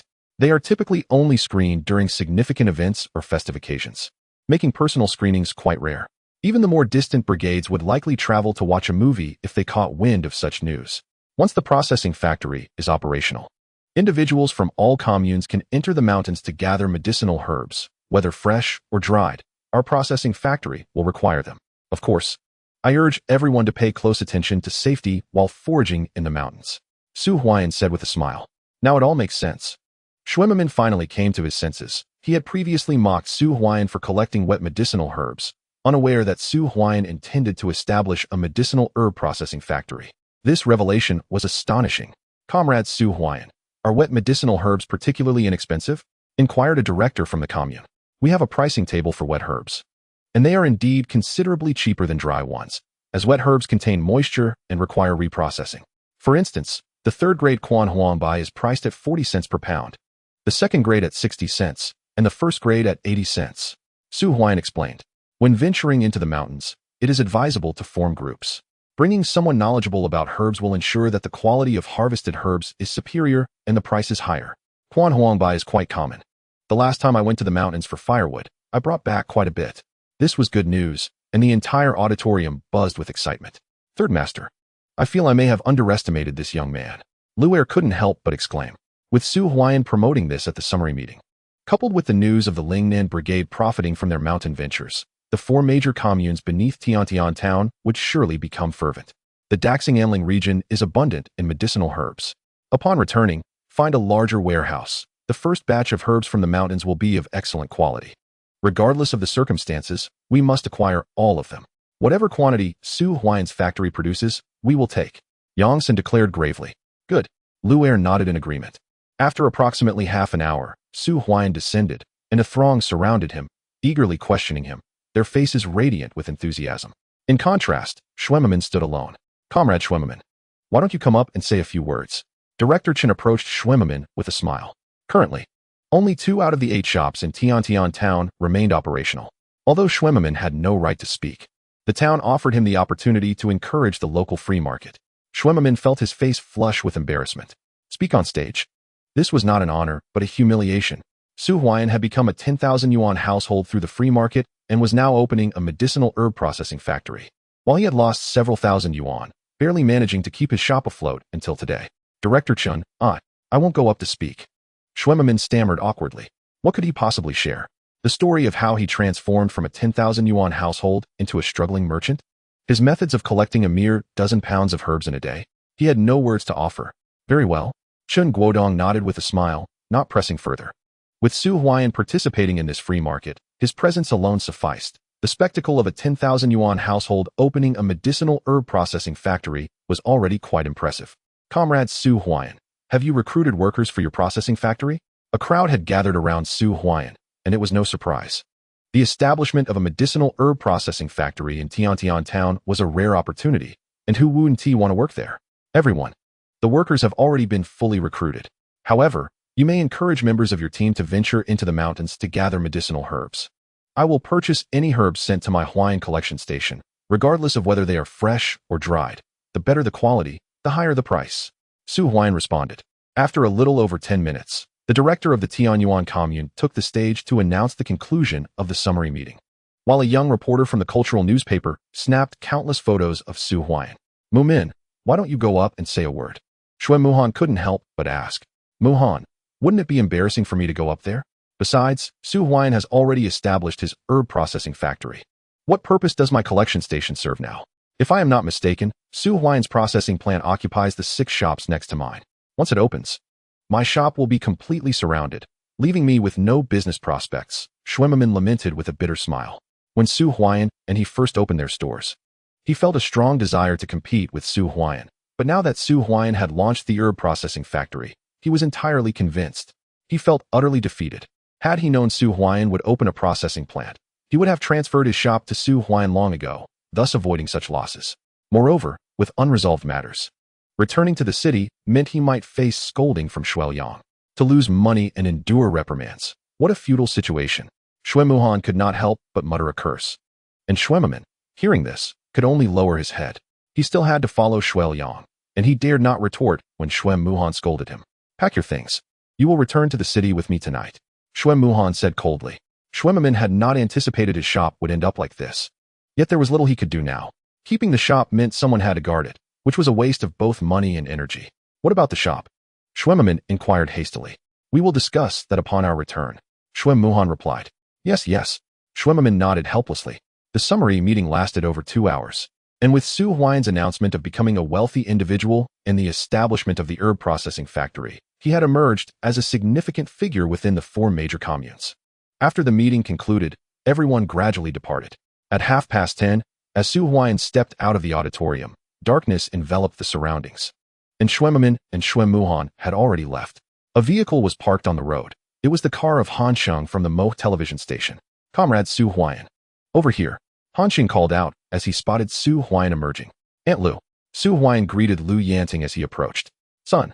Han Xiaoxiao stood beside Su Huaian. You truly exceeded my expectations. Establishing a herb processing factory must require a considerable investment, right? Lu Yanting inquired. The equipment cost over 20,000 yuan, and over 30 workers have been hired. Currently, they earn 20 yuan per month, and once they are confirmed, they will receive 25 yuan. Additionally, there is a technician in the shop who earns 250 yuan per month. Su Huaian explained.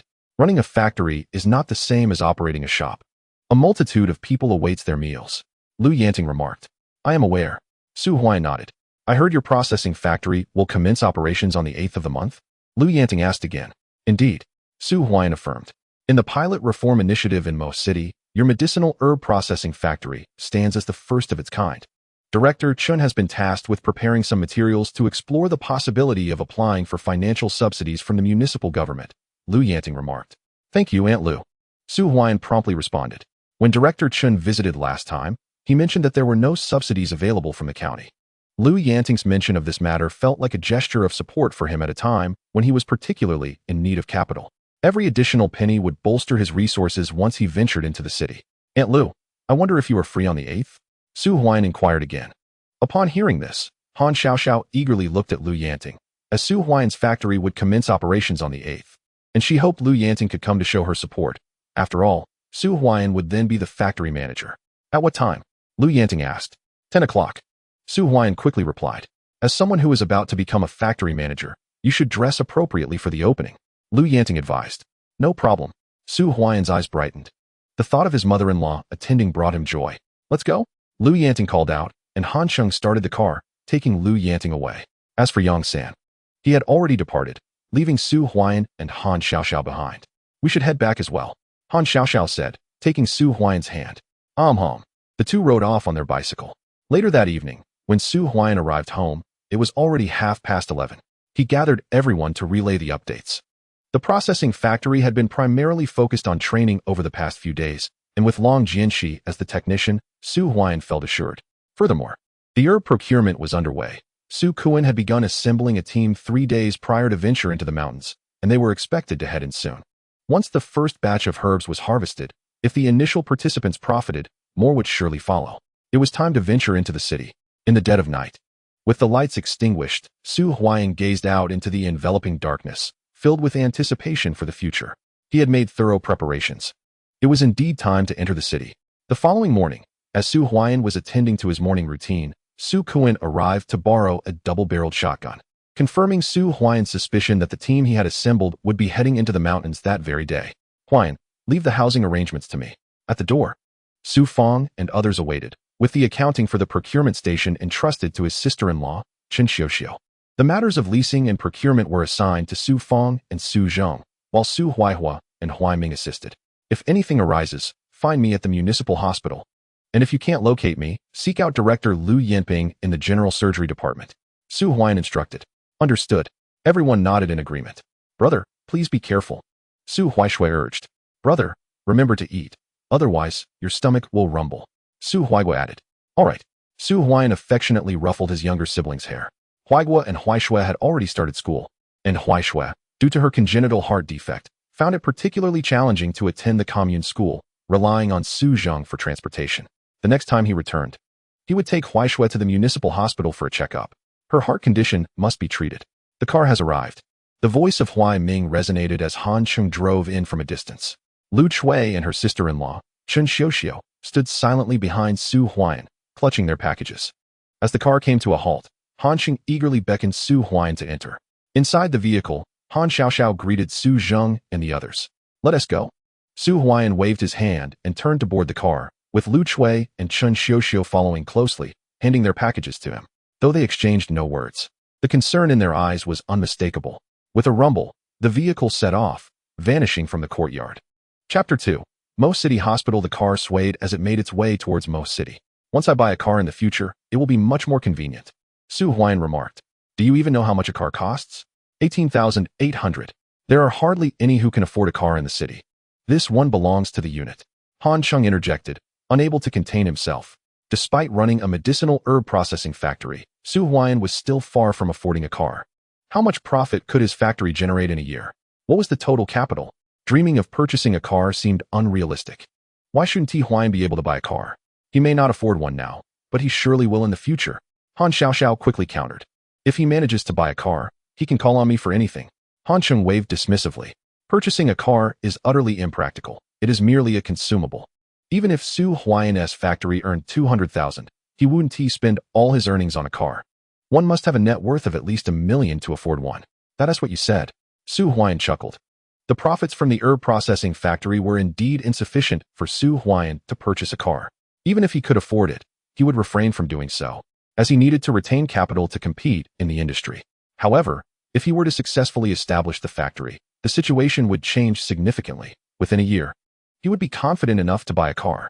My words carry weight, Han Chung declared, raising his hand. Ha ha. Both Su Huaiyan and Han Xiaoxiao erupted in laughter. It took an hour of bumping along before they finally entered the city, where the car headed directly to the city hospital. At 11 o'clock noon, Su Huaiyan and Han Xiaoxiao arrived at the city hospital. Compared to the Mo Commune Health Center, the Mo City Hospital was far larger, comprising about 10 buildings. In addition to the outpatient department, there were inpatient wards and logistical departments. On the roof of the outpatient building, a large sign proclaimed Mo City First Hospital. We're here. Han Chung parked the car. After a brief greeting, he drove away, leaving Su Huaiyan and Han Xiaoxiao standing before the grand entrance of the city hospital, gazing at the edifice. Huaiyan, I am quite familiar with this hospital. Follow me. Han Xiaoxiao advised. All right. Su Huaiyan complied. And Han Xiaoxiao led him first to the medical department. Both of them were there for training from the Commune Health Center and needed to report to the medical department and obtain their training certificates. Upon their arrival, they found approximately 40 to 50 individuals standing before the medical department. Is there really this many here for training at the city hospital? Han Xiaoxiao exclaimed in surprise. Did you think it was just the two of us? Every year, when the city hospital initiates its training program, the local health centers arrange for personnel to attend.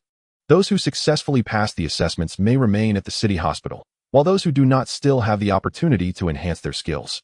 Su Huaiyan remarked with a smile. This is the norm with higher-tier hospitals. The further up one goes, the more individuals there are pursuing training and advancement.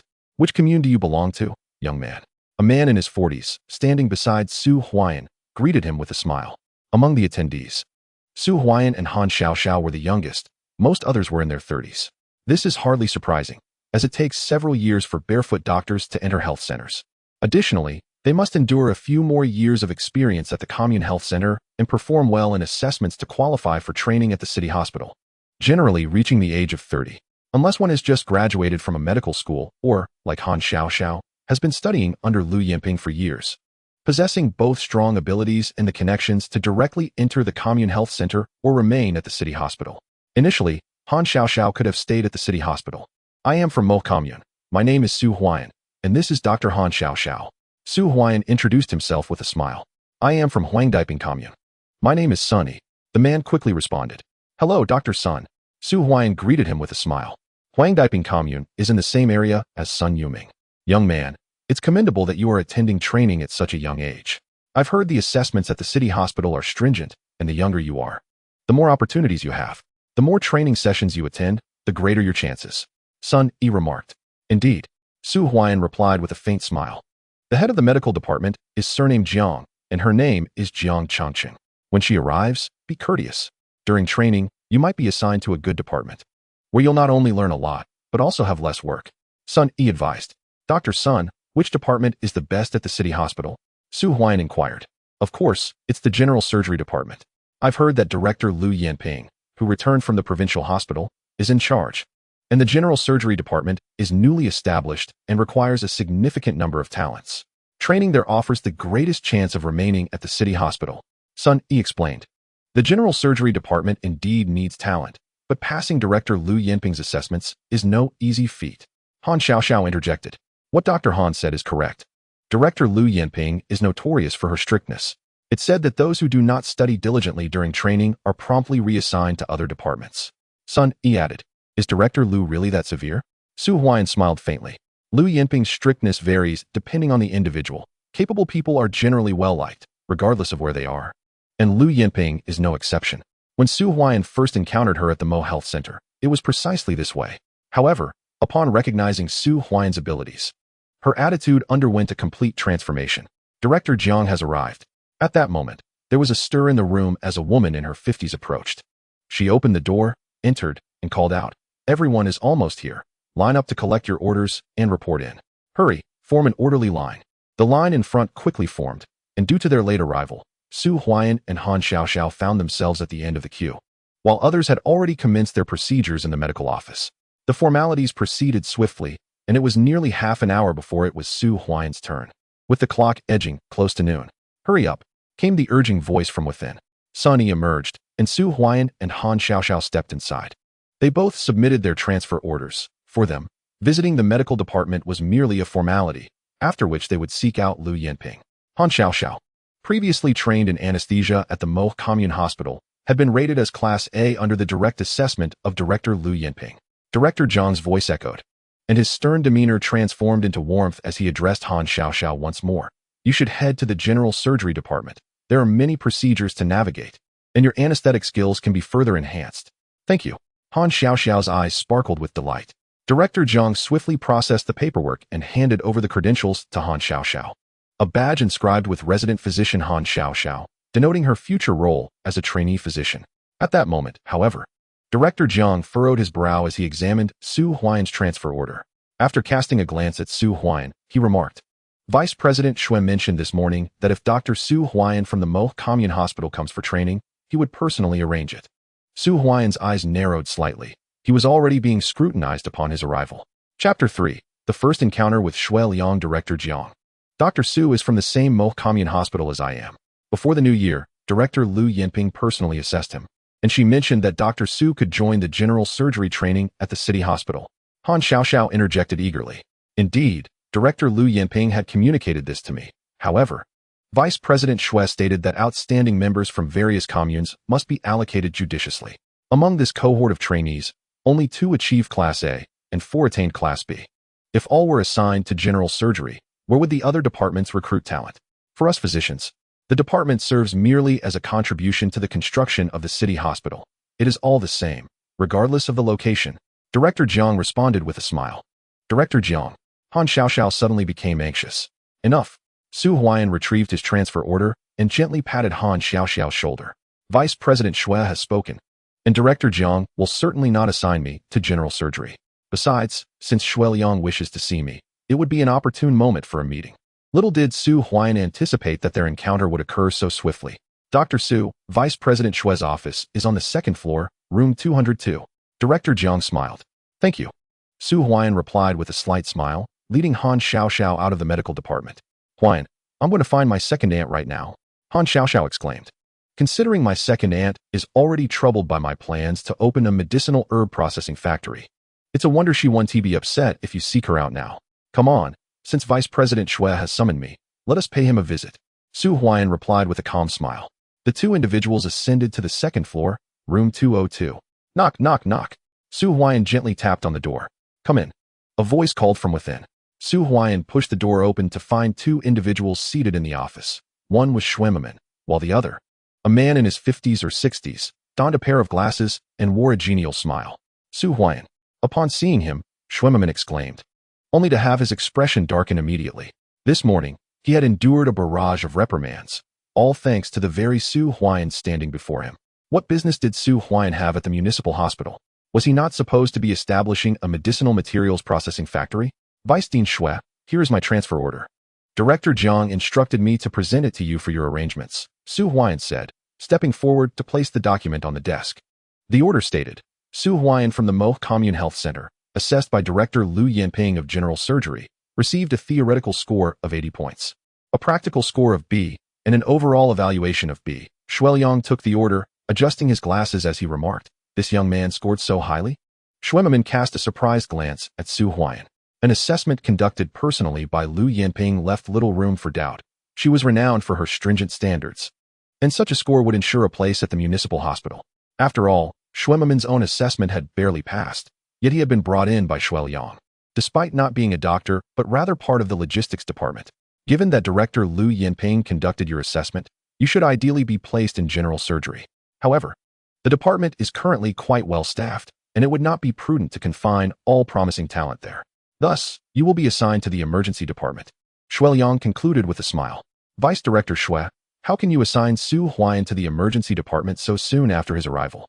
That department has historically not accepted residents. One must at least be a chief physician to take on duties there.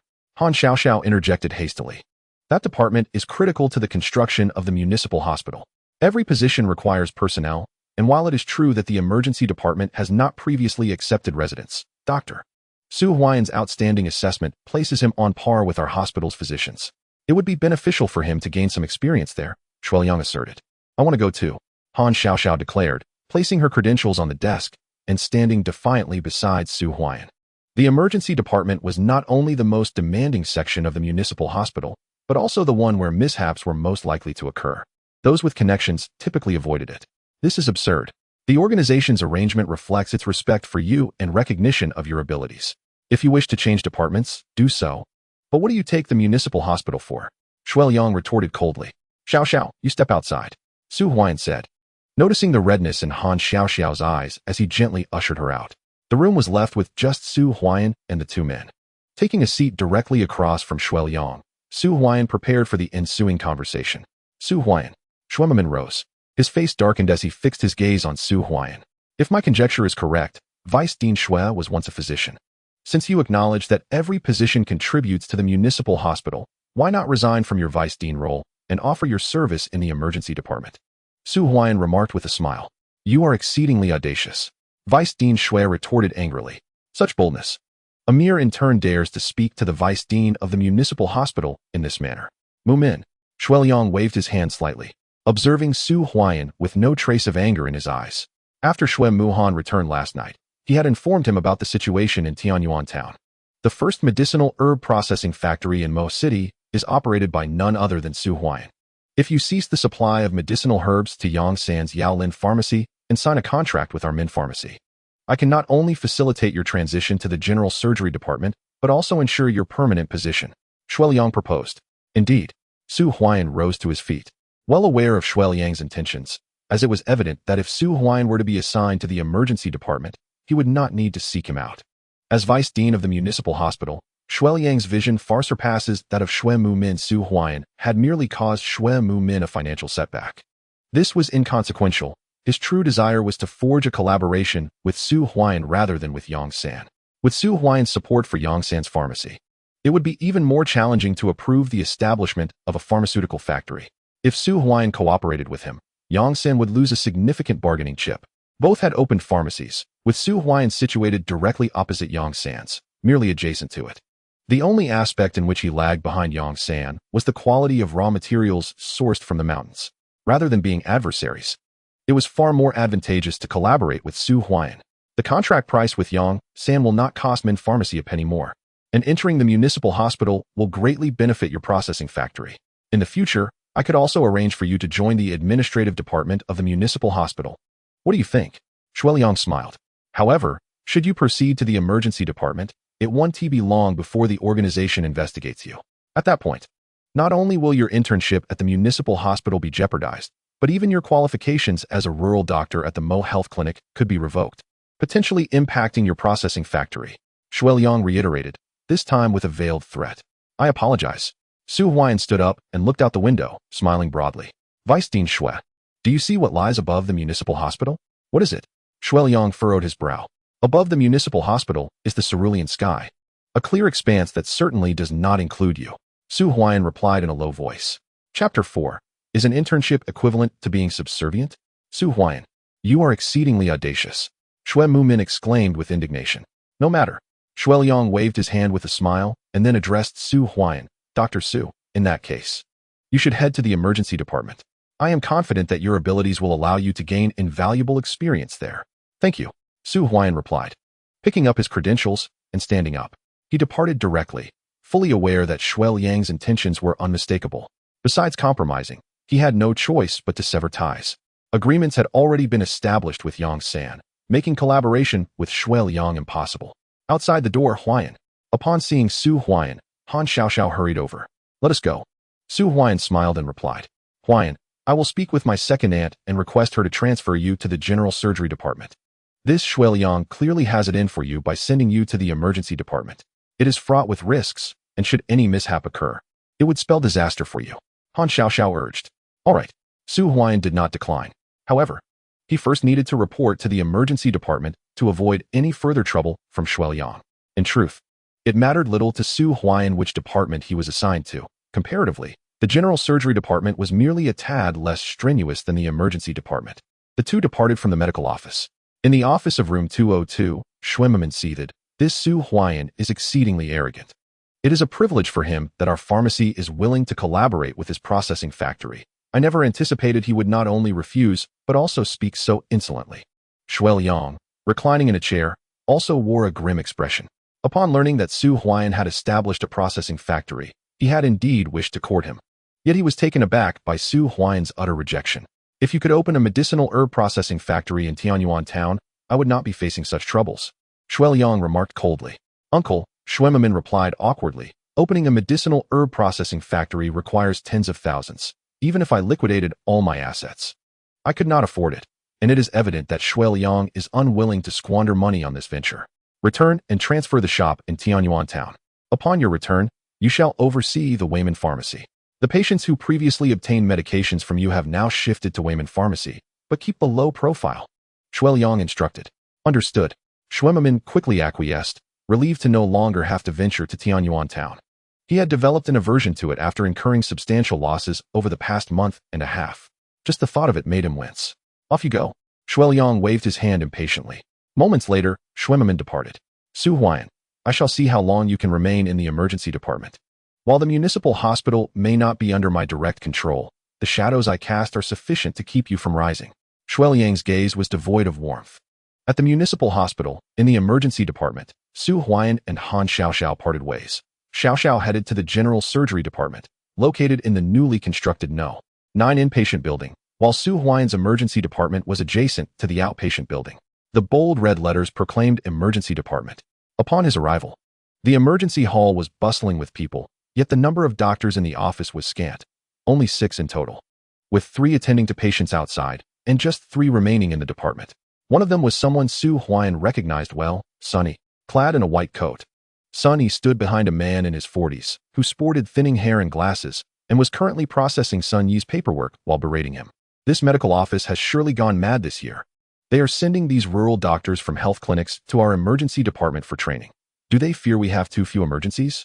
The man's words were far from pleasant, and Sun Yi appeared somewhat embarrassed, keeping his head lowered in silence. The village doctors arriving from the commune health center are here to learn. Sun Yi, somewhat advanced in age, recognizes that this will be his final opportunity for further studies in his lifetime. If he cannot remain at the city hospital, he will have no other chances. Being assigned to the emergency department signifies that Sun Yi has virtually no connections within the city hospital. As this year marks the first time the emergency department has begun accepting interns, and coincidentally, Both Su Huaian and Sun Yi have been allocated to it. Knock, knock. Su Huaian rapped on the door. Come in. The man replied impatiently. Su Huaian stepped inside. Hello, Deputy Director Yu. My name is Su Huaian, and I have come from the Mo Commune Health Center to further my studies at the city hospital. I have been assigned to the emergency department by the medical affairs department. Here is my credential. Su Huaian presented his internship certificate.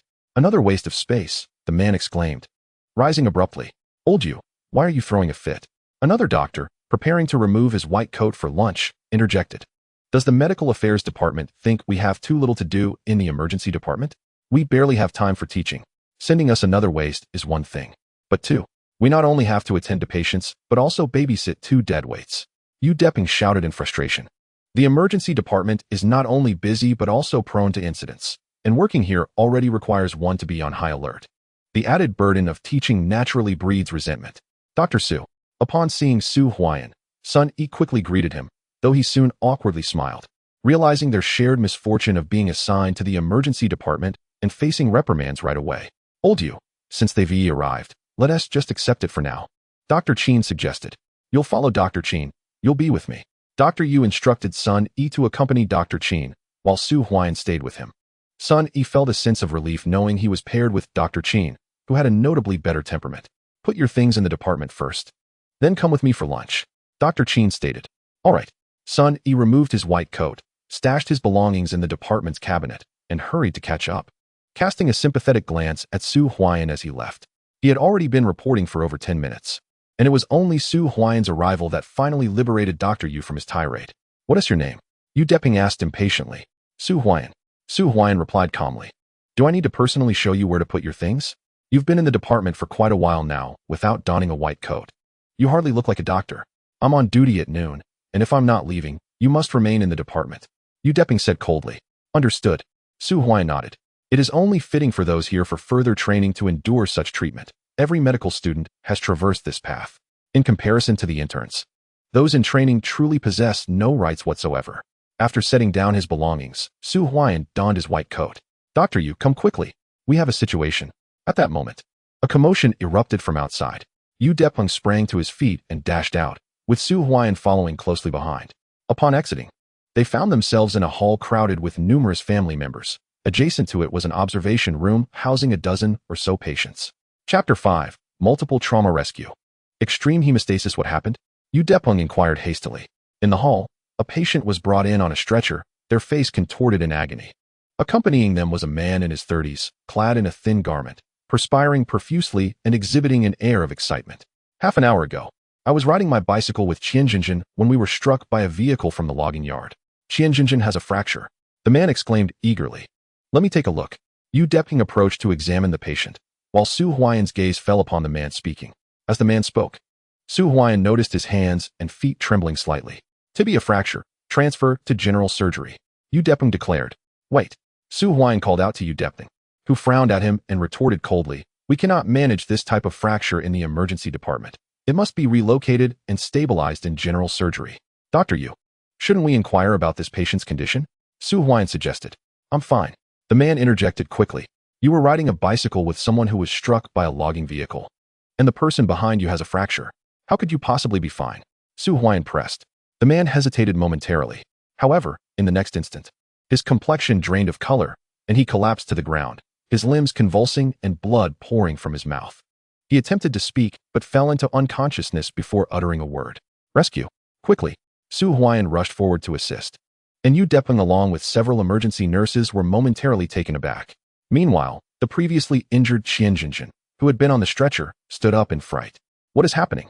The nurses were stunned. What are you waiting for? Hurry and help. Yu Deping barked. As he spoke, he too hastened to assist, and the nurses quickly surrounded the man, lifting him onto the stretcher. One nurse began measuring his blood pressure and heart rate. Blood pressure 60/40. Heart rate 137. Within a minute, the nurse reported the figure urgently. The blood pressure has collapsed. Yu Deping's face turned pale. The situation had escalated too suddenly. His attention had been focused on the patient with the fracture, unaware that the accompanying individual had collapsed. Get him into the treatment room. Quickly, Su Huaian commanded. What extraordinary luck. Even Su Huaian had to admire his own fortune. Not long ago, Lu Yinping from the commune clinic had asked him about managing multiple traumas, And here he was encountering such a situation right upon arrival. In the emergency department, the greatest fear is precisely this: if one is not vigilant, a patient may collapse without warning. This also highlighted the inadequacies in emergency preparedness. The temperature outside was so low, yet the man was dressed only in a thin shirt, sweating and trembling. Was this normal? Dr. Yu. The nurses looked to Yu Depting. Hurry. Yu Depting gritted his teeth. He was the deputy chief physician of the emergency department, and reviving a patient with such a collapsed blood pressure was immensely challenging. It was evident that the patient was likely experiencing internal bleeding, and the volume was certainly substantial. In such circumstances, survival was nearly impossible. Due to the urgency of the situation, even if the patient were to enter the operating room, it would be impossible to quickly ascertain the source of the hemorrhage and effectively halt the bleeding, resulting in a continued decline in blood pressure and ultimately leading to loss of life. Let us go. Yu Depeng and Su Huaian, accompanied by 3 nurses, swiftly transported the patient to the emergency treatment room. Sound the alarm, a multi-trauma consultation for the entire hospital. Yu Depeng's voice echoed as he firmly closed the door. In the emergency department, a flurry of activity ensued. Simultaneously, in the inpatient department of Building 9, General Surgery, Han Xiaoxiao placed her belongings on the table, where a dozen individuals stood in the doctor's office. Among them, Lu Yinping occupied the main seat, with Xue Mubai and Xue Muhan present below her. From now on, you shall remain in general surgery. Should any surgeries arise, you will accompany me to the operating room, Lu Yinping declared. Hom. Han Xiaoxiao replied, her spirits somewhat dampened. By the way, where is Su Huaian? Lu Yinping inquired with a furrowed brow. Huaian has been assigned to the emergency department by Vice President Shuai Yang, as they require competent personnel there. Huaian, having been rated as exemplary at the community health clinic, needs to gain experience in the emergency department. Han Xiaoxiao hurriedly explained. Nonsense. Lu Yinping immediately rose from her seat. She had waited over a month at the municipal hospital for Su Huaian to commence training, believing that such a talented surgeon must remain in her department. What shall we do now? Huaian has reported to the emergency department. Han Xiaoxiao quickly responded. Everyone, go have your meals first. You and I will head to the emergency department. I am keen to see how Yu Deping manages to poach from my general surgery. Lu Yinping huffed disdainfully. All right. Han Xiaoxiao's eyes sparkled with delight. The medical affairs department announced, multi-trauma consultation for the entire hospital. Multi-trauma consultation for the entire hospital. The emergency department requests a consultation from all departments. Please ensure that deputy directors and above arrive within 5 minutes. The patient, suffering from multiple traumas, currently displayed a blood pressure of 60/40 and was being resuscitated in the emergency treatment room, with suspected internal bleeding but no certainty regarding the bleeding site. Please hurry, please hurry. At that moment, the loudspeaker in general surgery blared, multi-trauma, consultation for the entire hospital. Lu Yinping immediately stood up. Xiaoxiao quickly, to the emergency department. Lu Yinping dashed out, with Han Xiaoxiao promptly following. The other doctors in the department were left dumbfounded, wanting to pursue, but finding themselves too late to catch up. Brother Muhan, Su Huaian has been sent to the emergency department. Something has happened there. Xue Mubai exclaimed with excitement. That is the emergency department, the most arduous and demanding place in the entire municipal hospital. Not to mention, it is also the most prone to incidents and investigations, where anyone with a connection tends to avoid. This is why there are only 5 doctors in the emergency department, with Su Huaian and Sun Yi, the 2 trainees. There are now merely 7. Offending my father? Su Huaian 1T just be barred from the municipal hospital. He 1T even be allowed to step into general surgery. Xue Muhan stated coldly. Indeed. Xue Mubai exhaled in relief, pondering how Su Huaian's success in business would amount to nothing. The city hospital's Su Huaian is not to be considered. Currently, Han Xiaoxiao and Xue Muhan are in the same department. Over time, Han Xiaoxiao will undoubtedly recognize Xue Muhan's merits. In comparison to Xue Muhan, what is Su Huaian? Even with a processing factory, he cannot compete. Xue Muhan's father, Shuai Liang, is set to establish a pharmaceutical factory. Meanwhile, in the emergency department's treatment room, Dr. Yu observed, blood pressure continues to plummet, now at 60/30. Heart rate at 101. The nearby nurse hurriedly interjected. Yu Depeng's expression was dire as he repeatedly instructed the nurses to administer life-saving medications, yet none seemed to take effect. The intravenous line had long been established, but blood pressure remained stagnant, continuing to decline. This is the reality of multiple injuries. The patient's initial state was one of bodily compensation, sustained by adrenaline, but now that adrenaline has lost its efficacy, most resuscitative drugs are futile. The only chance for survival lies in one course of action: immediate hemorrhage control. Hurry. The door to the treatment room swung open. Within 3 minutes, 5 doctors from the emergency department had arrived, including Sun E, who still had a grain of rice at the corner of his mouth, clearly having been interrupted mid-meal. A hospital-wide consultation was underway. This was an urgent situation. Medical personnel from various departments rushed to the emergency department. "We cannot save him." A doctor from the emergency department trembled, stating as resuscitative agents were administered, yet the patient's blood pressure showed no signs of improvement. This was a first for them. "Contact the operating room for blood and prepare for an abdominal exploration to locate the source of the bleeding." Huaian's voice rang out. "How can you be certain it's abdominal bleeding?" A nurse quickly inquired. "If it were thoracic bleeding, it would compress the lungs, causing changes in the patient's respiration. Currently, there is no respiratory distress, so I preliminarily conclude it is abdominal bleeding." Huaian replied. "Even if we open the abdomen now, it would still be challenging to locate the bleeding site." Udeping countered. "But this is our only chance." Huaian insisted. "Anesthesia." Udeping glanced at Huaian and spoke in a solemn tone. Huaian was correct. This was indeed the sole opportunity.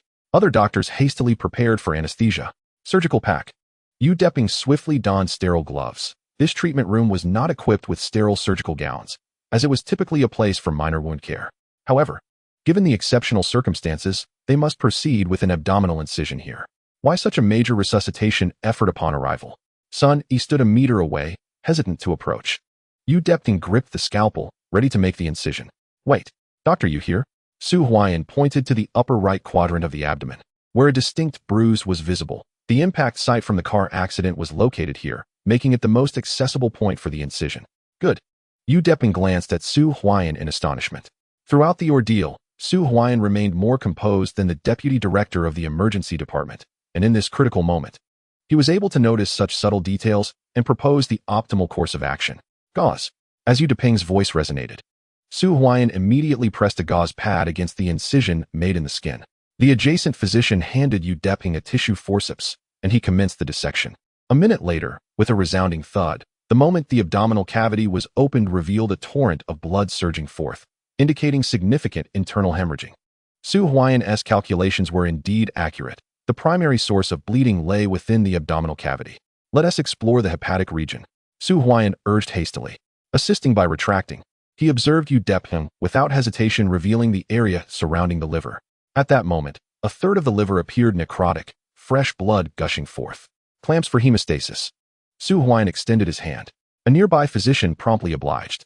In this critical juncture, the distinction between the resident and attending physician became negligible. Grasping the hemostatic forceps with precision, Huaian swiftly located the hepatic hilum and applied the clamps.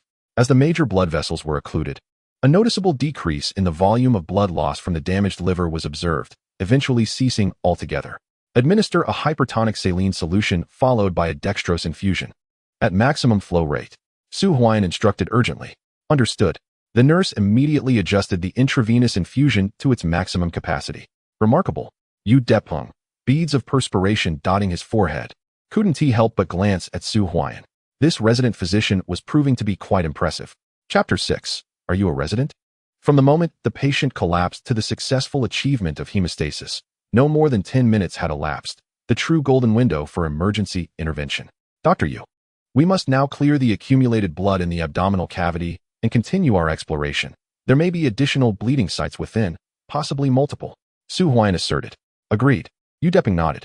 Unbeknownst to them, the 5 emergency physicians at the surgical table were now all executing Huaian's directives. "Commence the clearance of accumulated blood," Udeping commanded. With collaborative effort, they began to remove the blood, during which additional bleeding points were identified, one at the head of the pancreas, another due to a fractured rib on the right side, and a laceration in the gastric antrum. 5 minutes later, the assessment was complete. Almost all bleeding points within the abdominal cavity had been identified, and the accumulation of blood was thoroughly cleared. However, the presence of other bleeding points within the thoracic cavity remained uncertain. "Dr. Yu, the patient's blood pressure is 68/42, heart rate 88. A nurse announced. "The blood pressure is stabilizing." A collective sigh of relief swept through the room. The blood pressure had finally begun to rise. "Blood is on its way." A voice called from outside the treatment room. "Dr. Sun, please fetch the blood." Huaian instructed. Right away, Sun E dashed out to retrieve the blood. In just over 10 minutes, Sun E had gained a renewed appreciation for Huaian, who, despite appearing to be in his 20s, was capable of performing alongside seasoned emergency physicians. Even Yu Depeng, known for his notoriously irritable demeanor, seemed to treat Su Huaian with considerable respect. The blood has arrived. Sun Yi returned with the blood bags and began the transfusion. A few minutes later, the patient's blood pressure is 80/55, the nurse reported. Excellent. On Yu Depeng's face appeared a smile, and Dr. Qin, along with several others, felt their taut nerves finally relax. The entire rescue operation had been quite harrowing. Had they been even a moment later, the patient might have been lost. Of course, had the situation been detected earlier, such a frantic rescue would have been unnecessary. Dr. Qin, please assist in transferring the patient to the operating room and instruct the surgical team to prepare for the procedure. Yu Depeng commanded. Understood. Dr. Qin nodded in affirmation. You all follow me to the doctor's office. The consulting physicians should have arrived by now. We will conduct the consultation before proceeding with the surgery, Yu Depeng continued. The physicians nodded in agreement. Dr. Qin and Sun Yi pushed the patient out of the treatment room. Although the abdominal cavity had been opened and hemostasis achieved, the time required to repair the organs was extensive, necessitating a transfer to the operating room. The treatment room had merely provided temporary hemostasis. Dr. Su, you come as well. Yu Depeng called to Dr. Su Huaian as he departed. From which department were you transferred, Dr. Su? Quite impressive. One physician remarked cheerfully upon noticing Su Huaian. Though he appeared youthful, his previous actions had garnered their respect, particularly his calm demeanor, which is crucial in emergency medicine. One must maintain composure in the face of any sudden situation, making swift judgments and providing appropriate interventions. I am here for further training from the health center of Mo Commune, Su Huaian replied with a smile. Training? Several were momentarily taken aback. Having assumed Su Huaian was transferred from another department, they had not realized he was merely a trainee from the Commune Health Center. Since when has the standard of the Commune Health Center risen so high? Teacher Yu has been waiting outside for quite some time. We should head out, Su Huaian suggested. Oh right. The group promptly followed suit. Inside the doctor's office, when Su Huaian and the others arrived, there were already over a dozen individuals seated, including Jiang Chengcheng from the medical department. Among them were Lu Yinping and Han Xiaoxiao. Upon seeing Su Huaian, Han Xiaoxiao waved enthusiastically, while Lu Yinping wore a rather displeased expression. I awaited your arrival for the training, yet you went to the emergency department? The atmosphere in the doctor's office was quiet, with no one speaking. Yu Depeng, along with the other emergency physicians, settled in, while Su Huaian stood at the back. Dr. Su, please provide an overview of the patient's condition, Yu Depeng requested. Certainly. Su Huaian moved beside Yu Depeng and began to recount the details. The patient is a male in his 30s, brought to the emergency department at 12:45 p.m. by Qianjinjin. At that time, the patient appeared agitated, drenched in sweat despite wearing a single garment. He reported being struck by a logging truck while cycling, but claimed he sustained no injuries. Suddenly, at 12:48, he turned pale, collapsed, and began to bleed slightly from the mouth while experiencing convulsions in all four limbs, slipping into unconsciousness within a minute. Following this, my department initiated immediate resuscitation efforts. The patient's blood pressure plummeted to 60/40, heart rate exceeded 130 beats per minute, and his breathing was shallow and rapid. In our department, a patient who could not be revived experienced a continuous decline in blood pressure. We promptly transported him to the processing room for exploratory laparotomy. Upon opening the abdominal cavity, we discovered a ruptured liver constituting 1/3 of its mass, accompanied by significant hemorrhage. Additionally, there was a laceration in the gastric antrum with bleeding, and the head of the pancreas was also hemorrhaging. Our team initiated hemostatic measures, fluid resuscitation, and blood transfusion, resulting in the patient's blood pressure rising to 80/50. At present, his vital signs are stable. We have already informed the operating room to arrange for the repair surgery of the damaged organs and now invite all departments to provide consultation and treatment recommendations. Within the department, only Su Huaian's voice resonated, concise and clear. All essential information was presented, prompting those present to reflect. Lu Yinping cast a glance at Su Huaian, affirming her belief in his brilliance wherever he may be. Yu Depeng, notoriously known for his bad temper, surprisingly exhibited courtesy towards Su Huaian. The internal medicine department proposed the patient should undergo initial repair surgery, followed by observation. The cardiology department suggested that post-surgery, attention should be given to the risk of infection, and that the gastric contents must be thoroughly cleared after repairing the laceration in the gastric antrum to prevent subsequent infections, with fasting advised. The atmosphere in the department grew lively. 10 minutes later, the patient was determined to have multiple injuries, yet with damage to both the liver and digestive system. Which department would be willing to accept him? Yu Deping's words brought a sudden silence to the office, despite the current stability. This multiple trauma was merely a temporary halt to bleeding, with a high probability of significant hemorrhage during and after surgery. Let us assign him to the general surgery department, suggested the head of the gastroenterology department. Indeed, the general surgery department, concurred the head of general surgery. Director Liu is the most skilled surgeon in our city hospital. With such complex multiple injuries, who would dare claim they could handle it better than him? The group turned their attention to Lu Yinping. All right, she nodded. Then turned to Han Xiaoxiao, saying, Xiaoxiao, you take charge of the patient. Yes. Han Xiaoxiao hurried out. The other doctors began to depart as well. Yu Deping stood up, removed his white coat, and prepared to leave. Suddenly, as if recollecting something, he turned to Su Huaiyan and said, Dr. Su, since it's your first day and you're unfamiliar with the city hospital, let me treat you to dinner. Okay. Su Huaiyan stood up, a smile illuminating his face. This dinner represented Yu Deping's highest recognition of him. Chapter 7. A new plan. Wait. Just as Su Huaiyan was about to follow Yu Deping for lunch, Lu Yinping called him back. Most of the doctors from various departments who had come for consultation had now left, leaving only Lu Yinping. Director Lu. Su Huaiyan greeted her as she approached, sensing her stern demeanor. Pack your things and head to the general surgery department. Lu Yinping glanced at Su Huaiyan and stated coldly, Director Lu, are we leaving immediately? Su Huaiyan replied, glancing at Yu Deping. Yu Deping's expression visibly darkened. Was Lu Yinping directly requesting Su Huaiyan?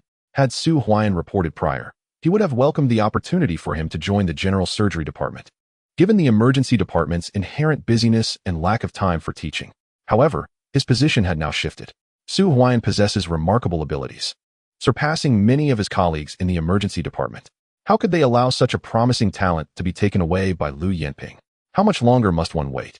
Lu Yinping said in a low voice, Director Lu, this is excessive. Dr. Su was assigned to my emergency department by Vice President Shui. If you wish to poach him, you should consult Vice President Shui instead. What does it mean for you to come here to take someone? Yu Deping interjected. Yu Deping, do not direct your foul temper at me. What is wrong with me coming to your emergency department to take someone? Lu Yinping retorted sharply.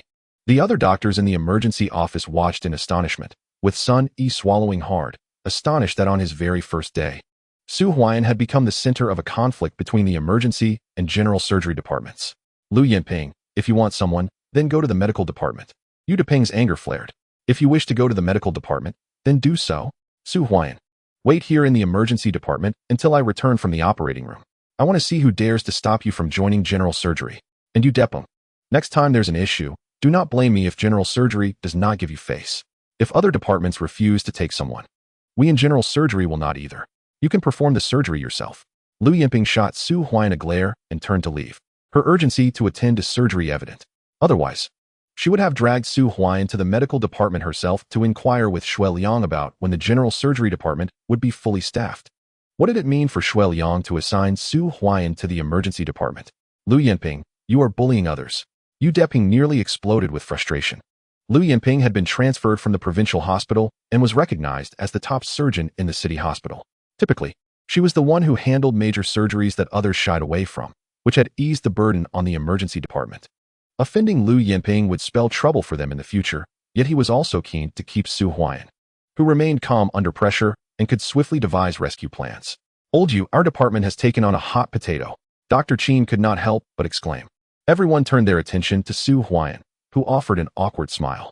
In his plans, he intended to relax in the emergency department for a few days, allowing Lu Yinping to come and take him away, thinking that they would be eager to let him go.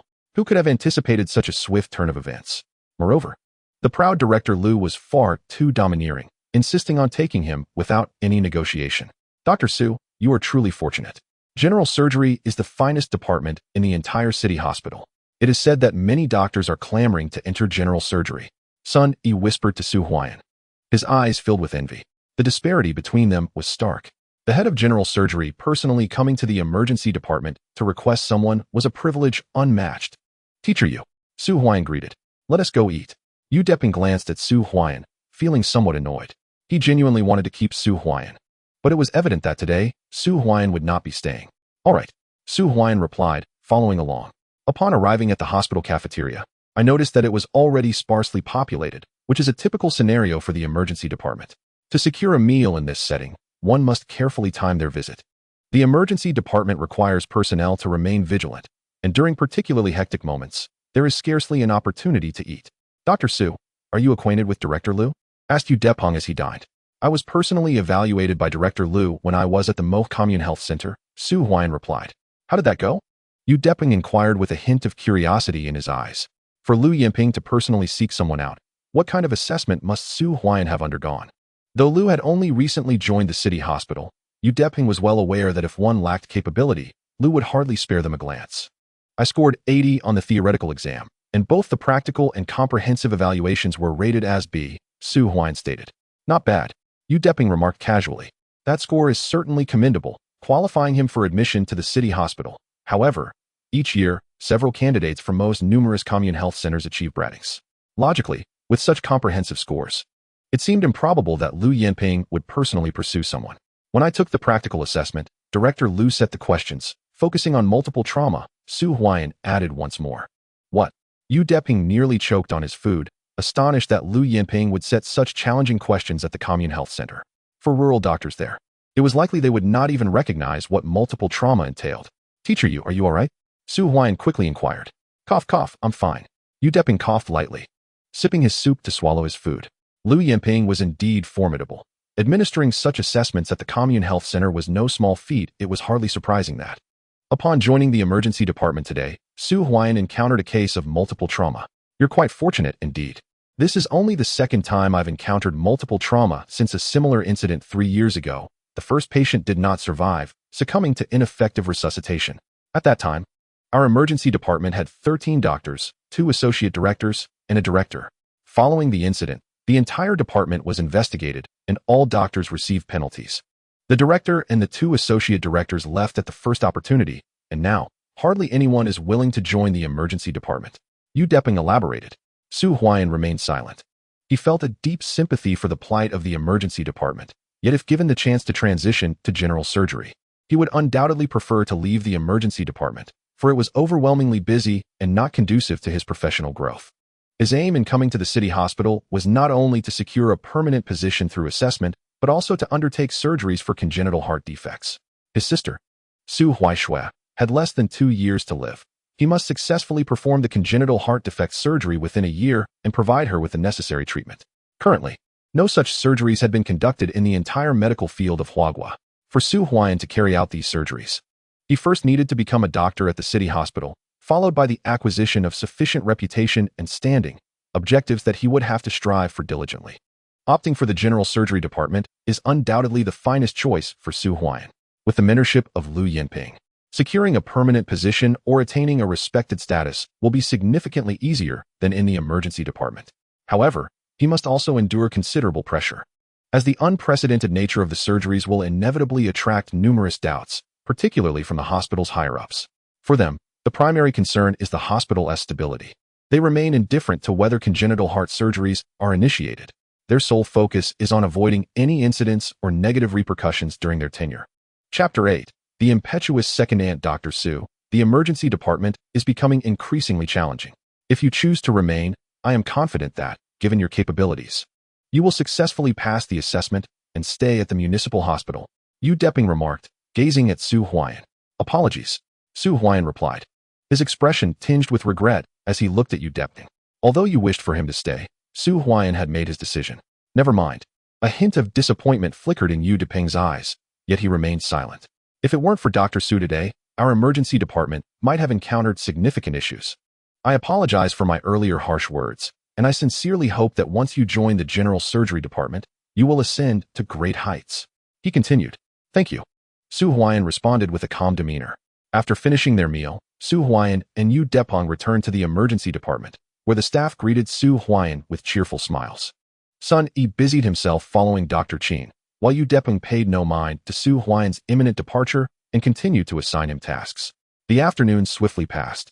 Around 5 o'clock, Han Xiaoxiao arrived, and her face lit up upon seeing Su Huaiyan.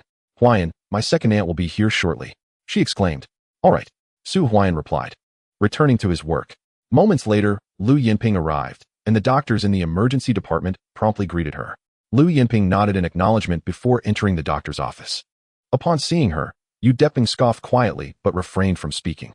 Lu, don't accuse me of poaching from your department, asked Su Huaiyan himself. If he wishes to stay in the emergency department, I will allow it, Lu Yinping declared. Why ask? Just take him. Yu Depeng retorted coldly. Comrade Su Huaian, I will accompany you to the medical affairs department. I intend to see who claims my general surgery department is full, Lu Yinping said to Su Huaian.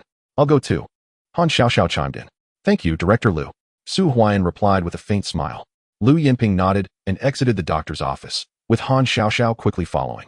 Su Huaian couldn't help but smile at Yu Depeng's stern expression, then approached him, saying, Goodbye, teacher Yu. Off you go. Yu Depeng waved his hand nonchalantly.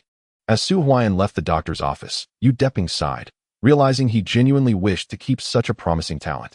Although he recognized that Su Huaian's advancement would be curtailed if he remained in general surgery. Sun Yi watched Su Huaian depart, his face filled with envy. Old Yu. Stop staring. Dr. Qin chided. Old Qin, please inform Director Jiang from the medical department that next year, our emergency department requires at least 3 training slots. And those coming for training must have a comprehensive assessment of at least AB grade. Yu Depeng stated coldly. Old Yu, weren't you previously reluctant to accept training doctors? Dr. Qin paused slightly. 3 years ago, after an incident in the emergency department, we ceased to accept training doctors, which has led to a dwindling number of personnel. Now, only 5 doctors remain. Old Qin, draft a training plan for the doctors. Yu Depeng commanded sternly. Understood. Dr. Qin nodded and glanced at Sun Yi. Sun Yi was fortunate. Su Huaian's departure had provoked Yu Depeng. Although the emergency department was generally shunned by everyone in the city hospital, it undoubtedly remained the most effective place for nurturing talent. 3 months of training here was equivalent to a year in other departments. City Hospital. After leaving the emergency department, Lu Yinping hurried with Su Huaian and Han Xiaoxiao to the medical department. Han Xiaoxiao, her face flushed with indignation, recounted to Lu Yinping the exaggerated words of Director Jiang and Shui Liang from that morning. Lu Yinping's expression grew increasingly grim. This was clearly directed at Su Huaian. Second aunt, please slow down. Han Xiaoxiao quickly followed, with Su Huaian hurrying behind, carrying his belongings. After approximately 10 minutes, Lu Yinping and Su Huaian arrived at the medical department, where Jiang Chengcheng was preparing to leave for the day. Upon seeing Lu Yinping, she promptly raised the teapot from her desk to pour tea. Director Lu, weren't you busy with surgery this afternoon? What brings you here? Jiang Chengcheng inquired with a smile. Director Jiang, was Su Huaian's assignment to the emergency department arranged by you? When the transfer orders were issued a few days ago, I mentioned that Comrade Su Huaian from the Mo Commune Health Center and Comrade Han Xiaoxiao should be assigned to my general surgery department. Lu Yinping replied, her tone serious. Without touching the tea on the table. Director Lu, you cannot blame me. This was specifically arranged by Vice President Shui. He stated that your general surgery department is currently overwhelmed with talent, and Comrade Su Huaian has a commendable assessment. Other departments must also receive 1 or 2. Jiang Chengqing said with a forced smile. That is absolute nonsense. Where is Shui Liang now? Lu Yinping rose abruptly. Vice President Shui is in a meeting at the administrative building, which has only just begun half an hour ago. I estimate it will take at least another hour to conclude. Perhaps it would be best for you to return and discuss this tomorrow. Jiang Chengqing urged quickly. To the meeting room, Lu Yinping declared as she strode out. Su Huaian and Han Xiaoxiao followed closely behind. Jiang Chengqing stood in stunned silence. What was Su Huaian standing that prompted Lu Yinping to seek him out personally? She knew of the relationship between Han Xiaoxiao and Lu Yinping, but was unaware of any connection between Lu Yinping and Su Huaian. Thankfully, she had not offended Su Huaian that morning, and the arrangement for Su Huaian's transfer to the emergency department was not her doing. I forgot to mention, the director of the health bureau and both presidents are in the meeting room. Jiang Chengqing smacked her forehead as I rushed out in search of Lu Yinping. She had already vanished. Director Lu, shall we discuss this tomorrow? Su Huaian quickly suggested upon witnessing Lu Yinping's fury. We are going now. I have yet to hold Shui Liang accountable for repeatedly assigning individuals to my department of general surgery, and he dares to push you into the emergency department. Shui Liang wields immense power in this municipal hospital, Lu Yinping retorted coldly. Approximately 5 or 6 minutes later, Lu Yinping escorted Su Huaian into the administrative building of the municipal hospital, heading straight for the conference room. Inside, one could see Han Guoyang seated at the head of the table, with 5 vice presidents and 2 directors of the municipal hospital below him, among whom was Shui Liang. Regarding the development of the surgical department at the municipal hospital, the provincial authorities had already issued clear directives. They would strongly support the surgical advancement of Mo Municipal Hospital. But the hospital must strive for self-sufficiency. Moreover, the province had provided a dossier on Sun Yuming. Han Guoyang placed a document on the table. Director Han, are you referring to Sun Yuming, who returned to Huangdiping Commune 5 years ago due to issues with his credentials. Jiang Li, the president of Mo Municipal Hospital, interjected promptly. Sun Yoming's dismissal from the vice presidency at the provincial hospital and his subsequent return to the countryside was not solely due to his credentials. It was also related to the patient death resulting from the first intracranial tumor resection he performed at the provincial hospital. Xueliang added. Chapter 9. The Ant's Protection. Xueliang stunned intracranial tumor surgeries are inherently perilous, and complications are not uncommon. There are already considerations for Sun Yoming's reinstatement, and his credential issues have been resolved. Han Guoyang stated. Director Han, are you suggesting we invite Sun Yuming to our municipal hospital? Huang Ping, the president of the municipal hospital, inquired eagerly. This dossier is not solely for us at Mo Municipal Hospital. It has also been distributed to Southern Military Hospital and other hospitals in Heilongjiang Province. Sun Yuming was not only the vice president of the provincial hospital, but also one of the leading figures in surgery within Heilongjiang Province. Han Guoyang explained. He desires Sun Yuming to join Mo Municipal Hospital, as his influential presence could swiftly elevate the surgical department to a leading position within the province. Dr. Sun was previously the vice president of the provincial hospital. Would he even consider coming if we extend an invitation? One of the vice presidents of the municipal hospital asked. Vice President Xueliang, you and Director Lu Yinping should personally approach this matter. When Director Lu was at the provincial hospital, Dr. Sun was her mentor. And this connection significantly increases our chances of inviting him to Mo Municipal Hospital. Han Guoyang asserted. Understood. Xueliang nodded. Recognizing the municipal hospital's robust initiative to develop its surgical department, he had arranged for both his son and cousin to join. If Sun Yuming were to come, his son could learn from him, paving a promising future ahead. Director Han, do we have any updates regarding the pharmaceutical factory? Establishing a pharmaceutical factory in Mo would greatly bolster the development of our municipal hospital. Xueliang inquired once more. The pharmaceutical factory's conference room fell into a profound silence. In total, there were 2 chief directors and 5 deputy directors at the hospital in Mo City. At this moment, the 2 deputy directors and 1 chief director turned their attention towards Director Han. The matters concerning the pharmaceutical factory were of utmost significance, prompting the higher authorities to convene a grand meeting for detailed discussions. Director Han cast a fleeting glance at Xueliang and remarked, Director Han, just as Xueliang was about to inquire further, the door to the conference room swung open, revealing 3 figures before the eyes of Director Han and the others. It was none other than Lu Yinping and Su Huaian.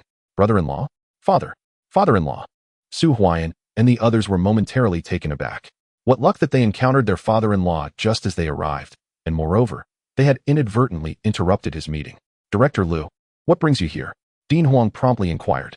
Everyone is present, and I have a matter to discuss with Deputy Director Xue, Lu Yinping replied coldly.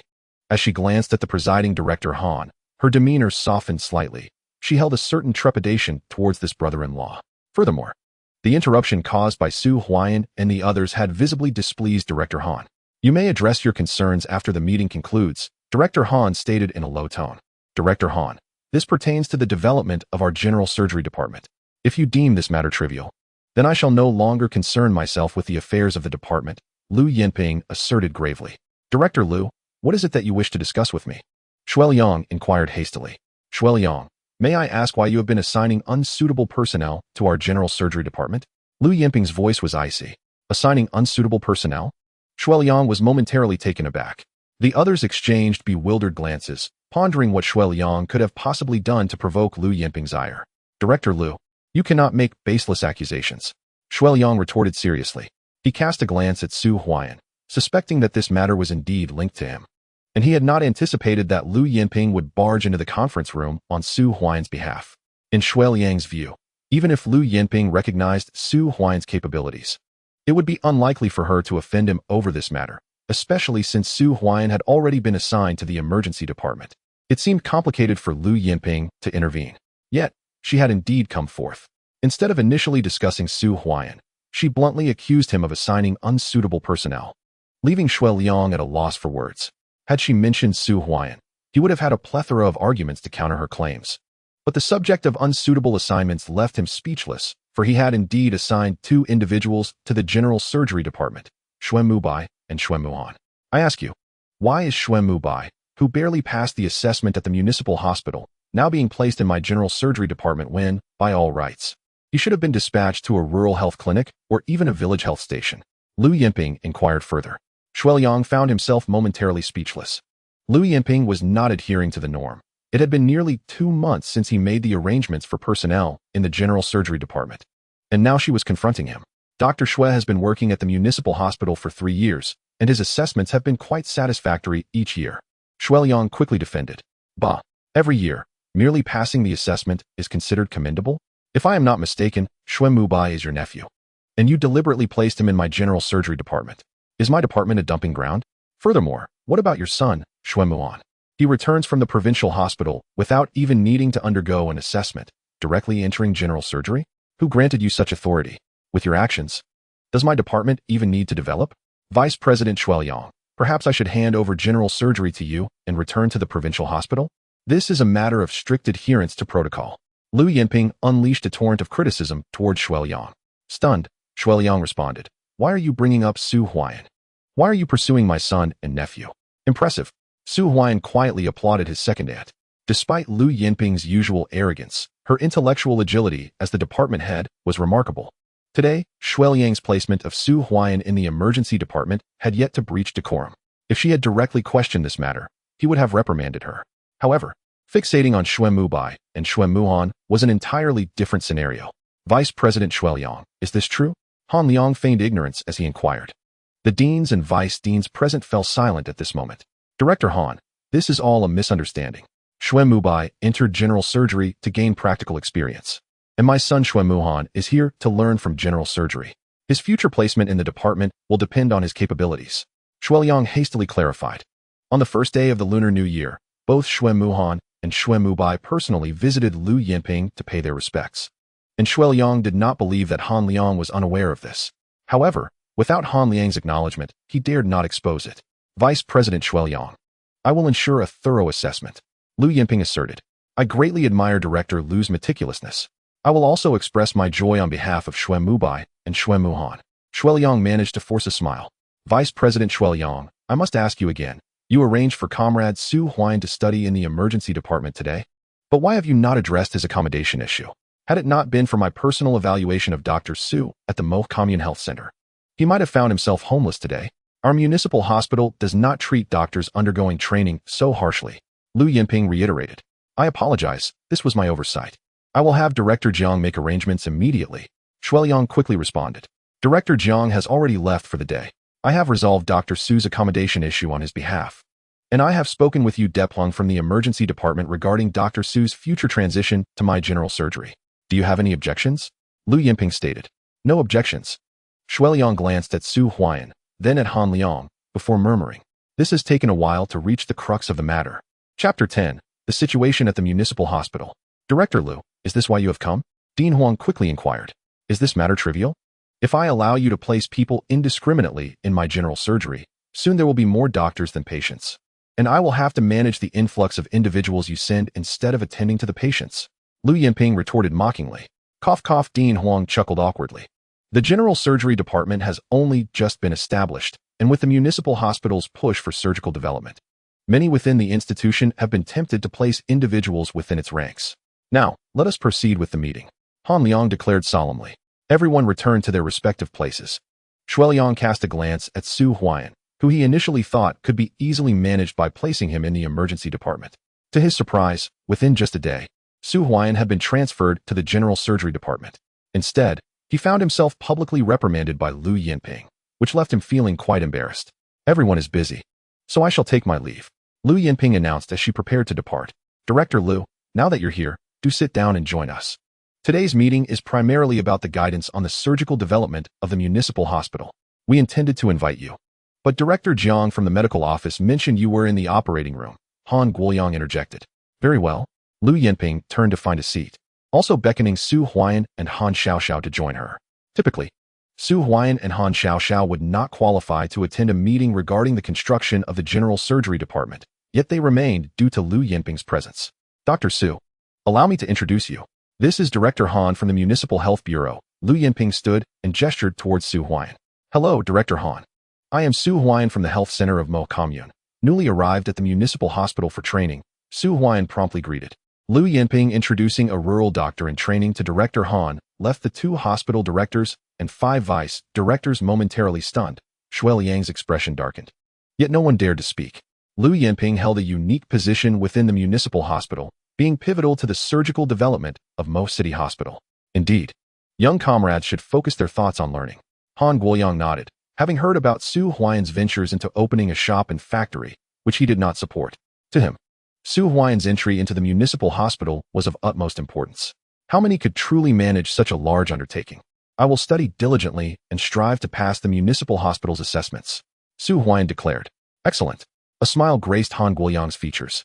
This is Dean Huangping, responsible for overseeing medical technology innovation and quality within the hospital. Lu Yinping continued her introductions. Hello, Dean Huang. Su Huaian responded promptly.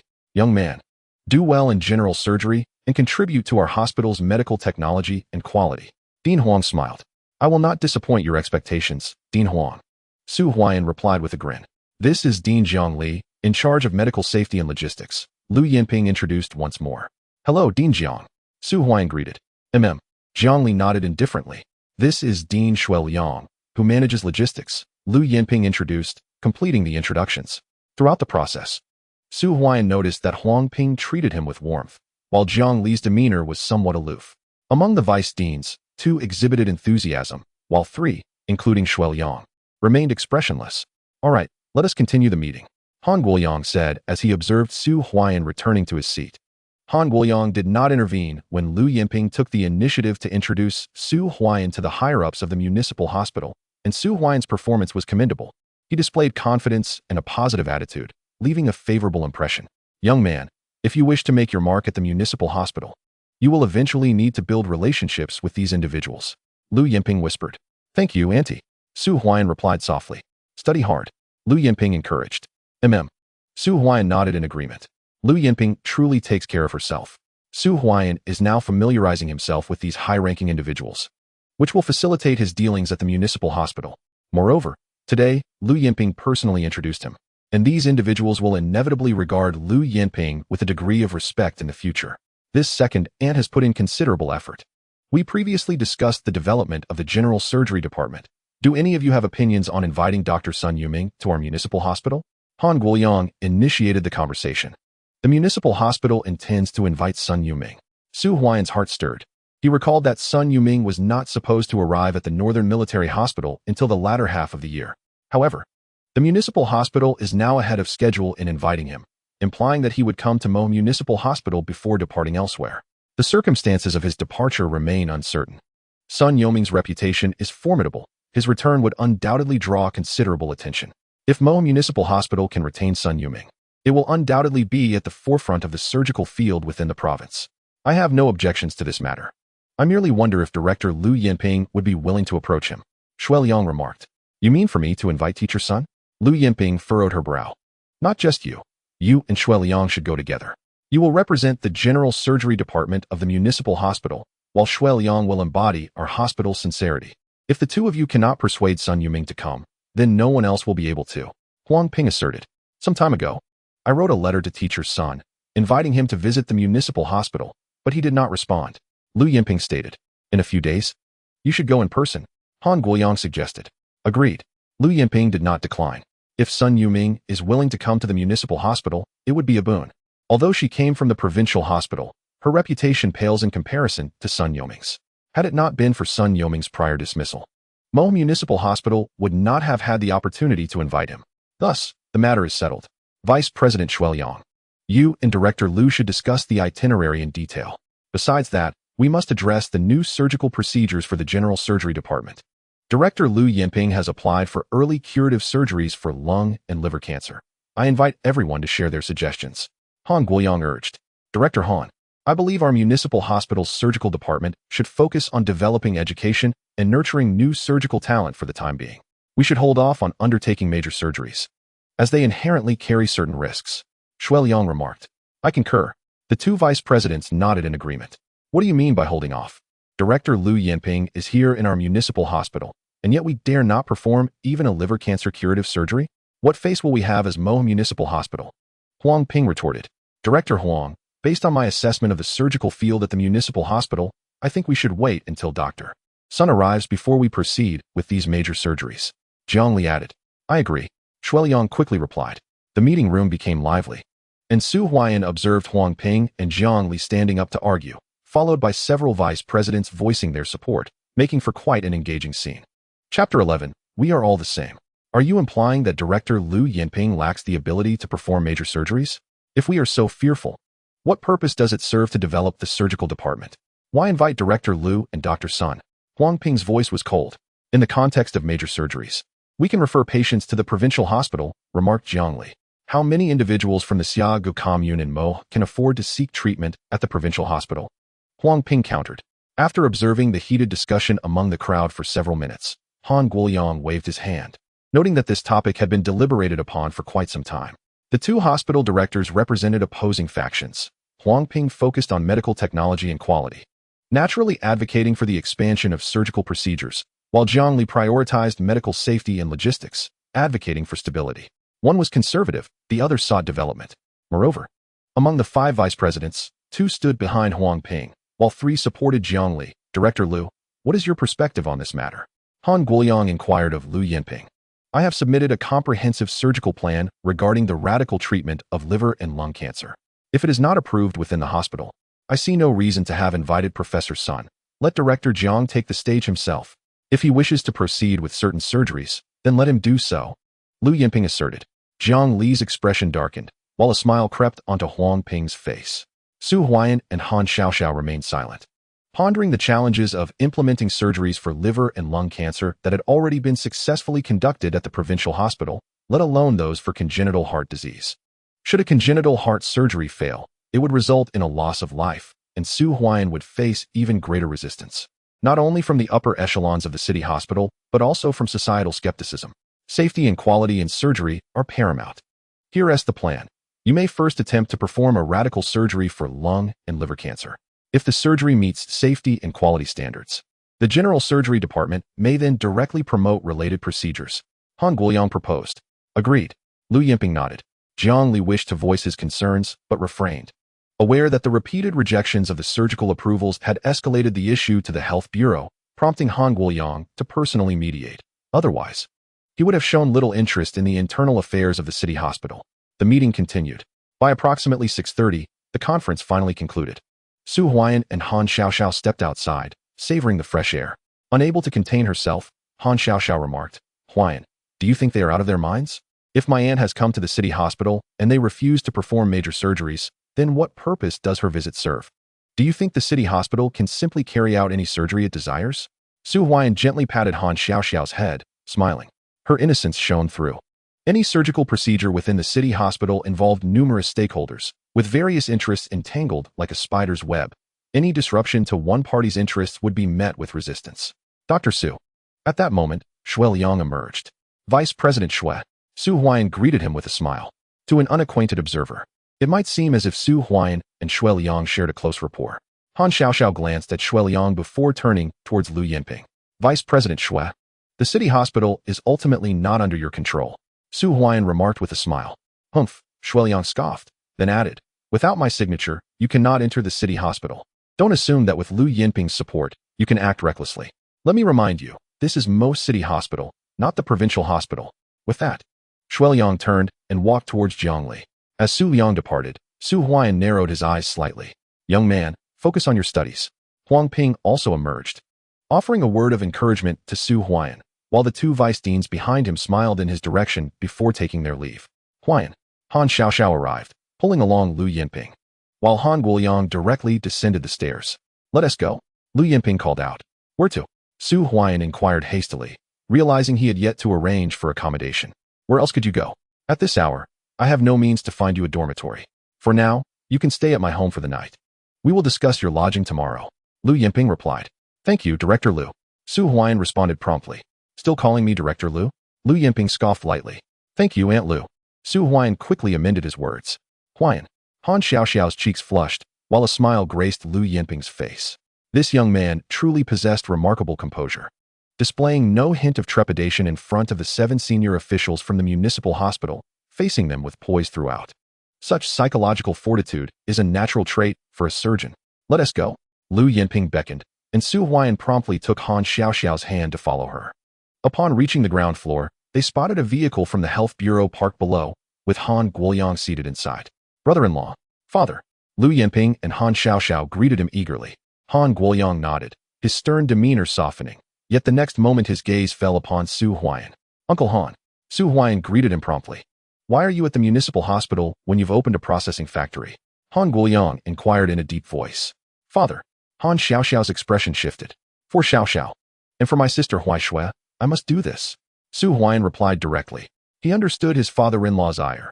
After all, running a factory consumed a considerable amount of time. And as a physician, one must be wholly dedicated to the profession. Yet, Su Huaian felt he had no other choice. Good lad, Lu Yinping observed Su Huaian, secretly admiring his courage. Despite her assertiveness in the meeting room, she would not dare speak so boldly to Han Guoyang at home. If you truly care for Xiaoxiao, you should not be running that factory, Han Guoyang asserted. I run the factory to earn money, substantial amounts of it. My earnings can provide Xiaoxiao with a better life, improve my family's circumstances, and acquire an extracorporeal circulation machine.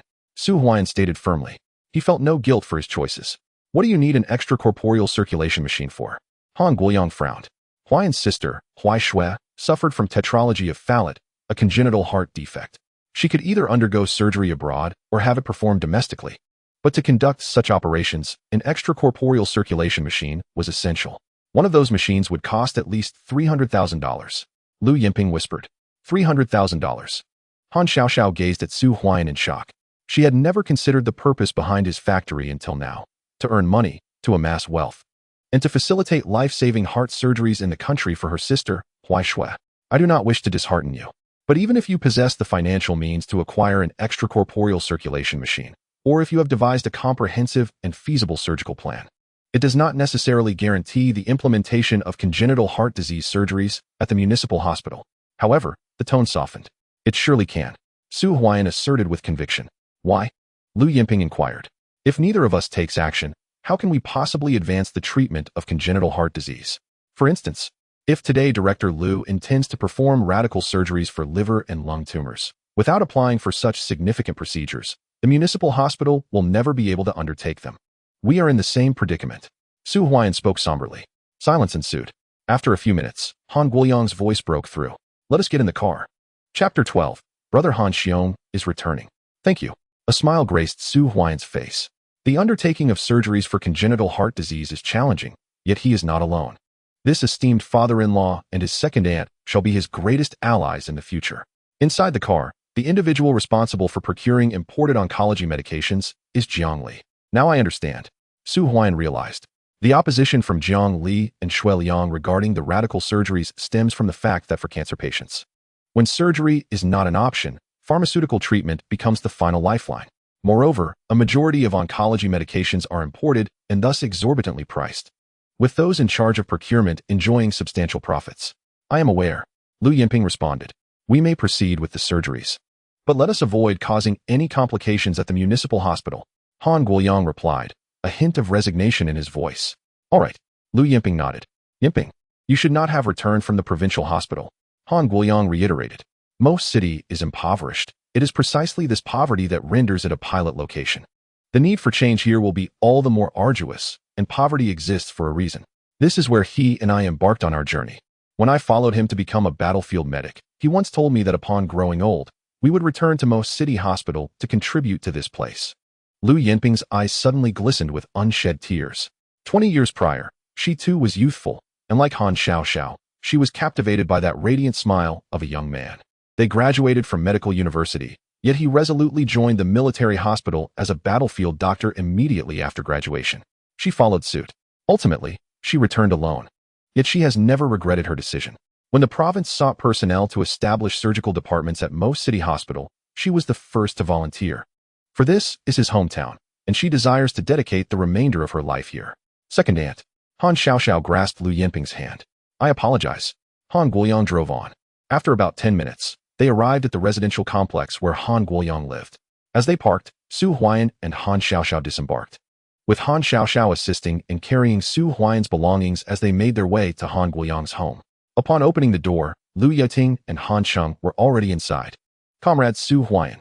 Han Cheng immediately spotted him, and Lu Yiting, who had been cooking in the kitchen, emerged upon hearing the commotion. Comrade Han Cheng. Aunt Lu. Su Huaiyan greeted them promptly. Why are you just standing there? Quickly help Huaiyan with the things. Lu Yanting urged. Oh, Han Sheng hurried to assist. After setting down the items, Su Huaiyan entered the house, where Lu Yanting personally poured him a cup of tea. Han Guoyang sat solemnly on the sofa, engrossed in a newspaper, while Lu Yinping entered the kitchen to assist. Han Sheng took a seat opposite Su Huaiyan. Comrade Huaiyan, why have you arrived so late today? Lu Yanting inquired. The department was rather busy, which delayed my arrival, Su Huaiyan replied. Yinping, you must take good care of Comrade Huaiyan in your department from now on. Xiao Xiao, please fetch a bun for Comrade Huaiyan to tide him over until the meal is ready. Lu Yanting instructed. All right. Han Xiao responded as she went to grab a bun. At that moment, a knock echoed through the room. Big brother is back. Han Sheng exclaimed as he rushed to open the door. A tall figure appeared at the entrance. It was Han Xiao. Upon entering, he immediately spotted Su Huaiyan and walked over. Big brother. Su Huaiyan greeted. Have a seat. Han Xiao gestured to a chair before sitting down himself. When did you return from the army? Han Xiao quickly asked. The commander's condition is unstable, so I took him to the city hospital for observation and decided to stop by today, Han Xiao explained. What is the situation? Su Huaiyan inquired. He has an old injury. The pellets are lodged within his body and cannot be removed.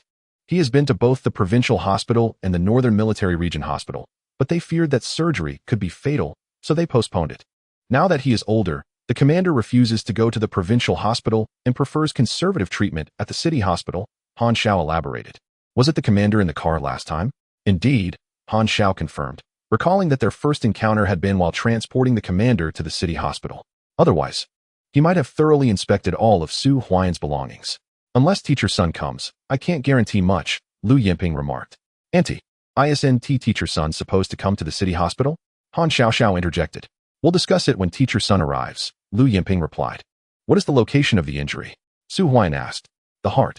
3 pellets. 2 are in the pericardium, and 1 is embedded in the heart itself. The commander is fortunate. If it had gone in a bit further, he might have died on the spot. Lu Yinping explained. The heart. Su Huaiyan gasped. Realizing how lucky they were that it was only pellets, had it been a full bullet, the outcome could have been dire. Nevertheless, the presence of pellets in the heart posed a significant risk, with life-threatening implications at any moment. By the way, we received a telegram from Sanchi. Han Xiao announced again. Quick, read it. Lu Yanting urged. Han Xiao and Han Sheng gathered around, while Han Guoyang put down his newspaper to listen. Sanchi was Han Xiao's second brother, whose real name was Han Xiao. Han Xiao had 3 brothers in total, while she had introduced Su Huaiyan to both her eldest and third brothers. She had never encountered the second brother and was unaware of his profession. Sanchi mentioned that he is about to graduate with his doctorate. Before his graduation, Professor Dell hoped that he would remain in the Michigan experimental zone and was willing to establish a laboratory for him. The prestigious Glorious Pharmaceutical Company expressed their intent to offer him an annual salary of $200,000. Han Xiao placed the telegram down, exclaiming, $200,000 a year. Han Xiao and Han Sheng were utterly astounded, and Su Huaiyan was equally taken aback. Han Xiao's elder brother had gone abroad to pursue a doctorate at New York University, which was no small feat, especially in this era when studying overseas posed significant challenges. Moreover, the willingness to return home after studying abroad was even rarer. The economic disparity between the homeland and the United States was immense, particularly in terms of salaries. It could be said that those capable of studying abroad and willing to return home were fewer than 1 in 10, perhaps even less. How did Sanchi respond? Lu Yanting inquired eagerly. Sanchi declined. He only wishes to return home. He mentioned he is already preparing to come back in about 3 months and intends to join a domestic pharmaceutical company to contribute to our nation's pharmaceutical industry. Han Xiao replied. The boy, Han Guoyang, couldn't suppress a smirk. Was your brother not tempted by the $200,000 a year? If he worked for a year and returned with that sum, our family could live comfortably without working for a lifetime. Han Sheng exclaimed. You only think of money. Han Xiao retorted. Why is it only me? Isn't Comrade Su Huaiyan opening a shop for the sake of profit? Isn't he starting a processing factory for financial gain? Han Sheng quickly countered. Huaiyan is different from you. Han Xiao insisted. How is he different? Han Sheng asked. It's just different. Han Xiao huffed, storming out. Laughter erupted among them. Even Han Guoyang on the sofa couldn't suppress a smile. Chapter 13. Is someone bullying Su Huaiyan? Dinner concluded, and it was already 7 o'clock in the evening. Sister, Huaiyan hasn't arranged accommodation at the city hospital yet, so he will stay with us for a few days. Once everything is settled there, I will have Comrade Su Huaiyan move to the hospital, Lu Yinping stated right after the meal. I have no objections.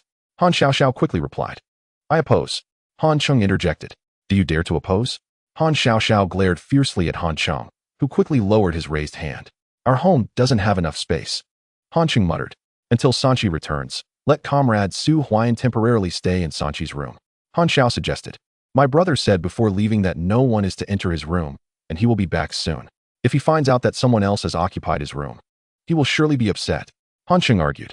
Who do you consider an outsider? Han Xiaoxiao retorted coldly. Xiaoxiao, it's not that I oppose this. You know how your brother is. Since childhood, he has forbidden us from entering his room. Han Chung quickly clarified.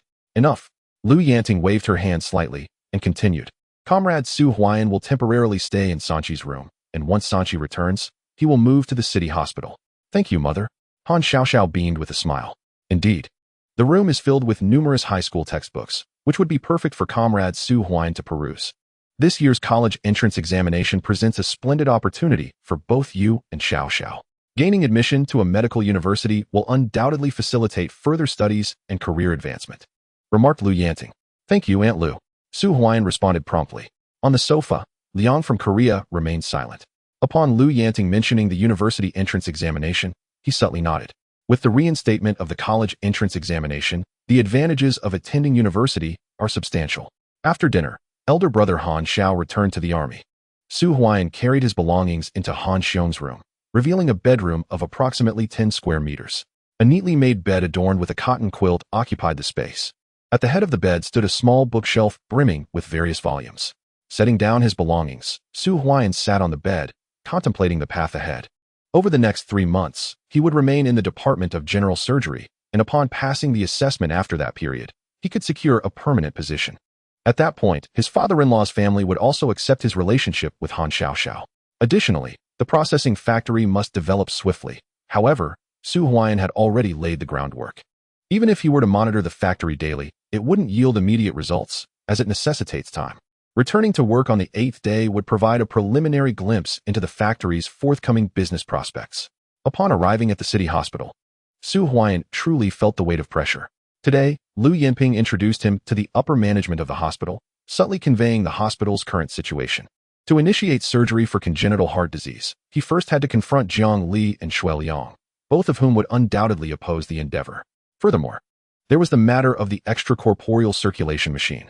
Presently, the primary goal was to secure a permanent position, if he could acquire the pharmaceutical factory. That day would not be far off. Neither Jiang Li nor Shui Liang could hinder his progress. Su Huaiyan thought to himself. Establishing a pharmaceutical factory for profit. Performing congenital heart disease surgeries at the city hospital. Every step was crucial. As night passed and dawn arrived, Su Huaiyan washed up and had breakfast with Han Xiaoxiao before heading to the city hospital together. However, since he had just arrived and did not bring his bicycle, he had to ride Han Xiaoxiao's bicycle alongside her. At the city hospital, in the Department of General Surgery, Su Huaiyan arrived at 7:30. Yet, the doctor's office was already bustling with people, including Xue Mubai and Xue Muhan. Upon seeing Su Huaiyan enter, their expressions darkened. Clearly aware of his transfer to the Department of General Surgery. Who is the new resident doctor? A voice called from outside. It is I. Su Huaiyan promptly stepped outside. Encountering a nurse in her 50s, the head nurse of the Department of General Surgery, Wang Jingjing, who held Su Huaiyan's documents. After verifying the information, Wang Jingjing handed Su Huaiyan 2 sets of white coats and departed. Su Huaiyan, fetch me a cup of tea. Xue Mubai coldly instructed, glancing at him. Fetch tea? Su Huaiyan stood motionless. I have come to learn, not to serve tea. Comrade Su Huaiyan, did you not hear Dr. Xue's request for you to bring a cup of tea? The current advanced trainees in medicine tend to overestimate their own importance. Do you believe that your presence at the municipal hospital entitles you to expect our servitude? Xue Muhan snorted disdainfully. A spectacle was unfolding. The resident doctors and attending physicians in the office directed their gazes towards Su Huaiyan, fully aware of the standings of Xue Mubai and Xue Muhan, who were backed by Deputy Director Shui Liang. Su Huaiyan had evidently stepped on the toes of those he ought not to offend. Those beside Su Huaiyan instinctively took a few steps back. What do you mean by that, Xue Mubai? Can't you pour your own tea? Han Xiaoxiao retorted coldly. Su Huaiyan patted Han Xiaoxiao on the shoulder, casting a glance around the department. He comprehended that although Lu Yinping held the title of department head, the influence of Shui Liang was still palpable. Many present were likely arranged there by Shui Liang himself. Dr. Han, it is not unreasonable for Comrade Su Huaiyan to pour a cup of tea for Dr. Shui. considering that he may very well be receiving guidance from Dr. Shui. One of the residents chimed in with a smile.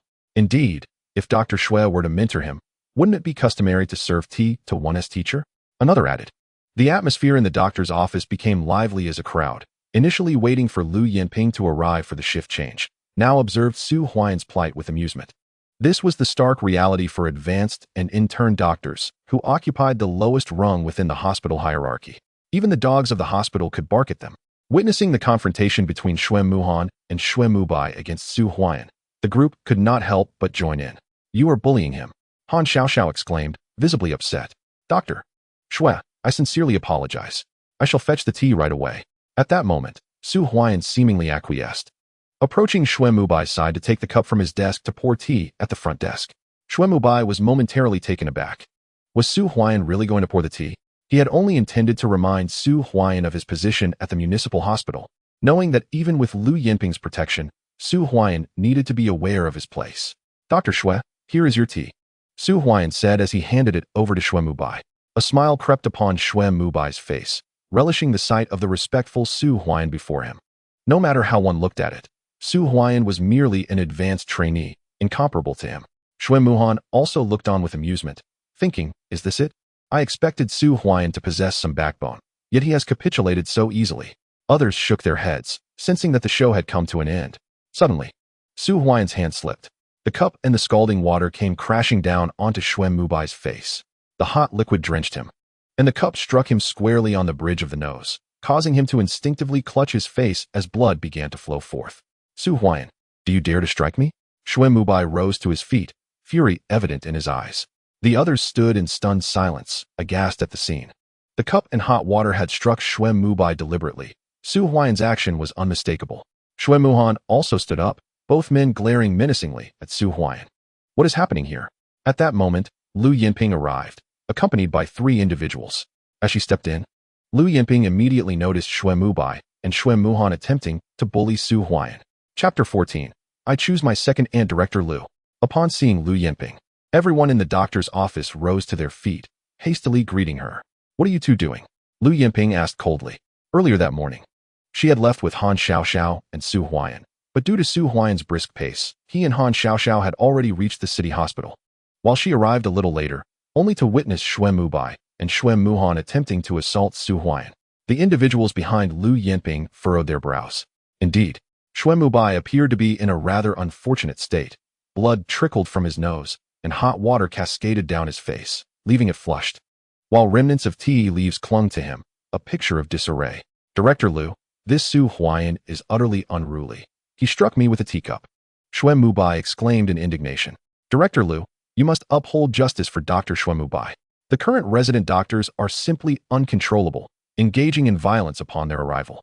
Can we still accept such attitudes and actions in our general surgery department? Xue Muhan added. Comrade Su Huaiyan, what transpired? Lu Yinping inquired, her eyes reflecting a hint of helplessness. It was evident that things had escalated quickly, yet Lu Yinping understood that had it not been for the provocation from these two, Su Huaiyan would not have resorted to violence. Director Lu, Huaiyan, Dr. Han, I am fine.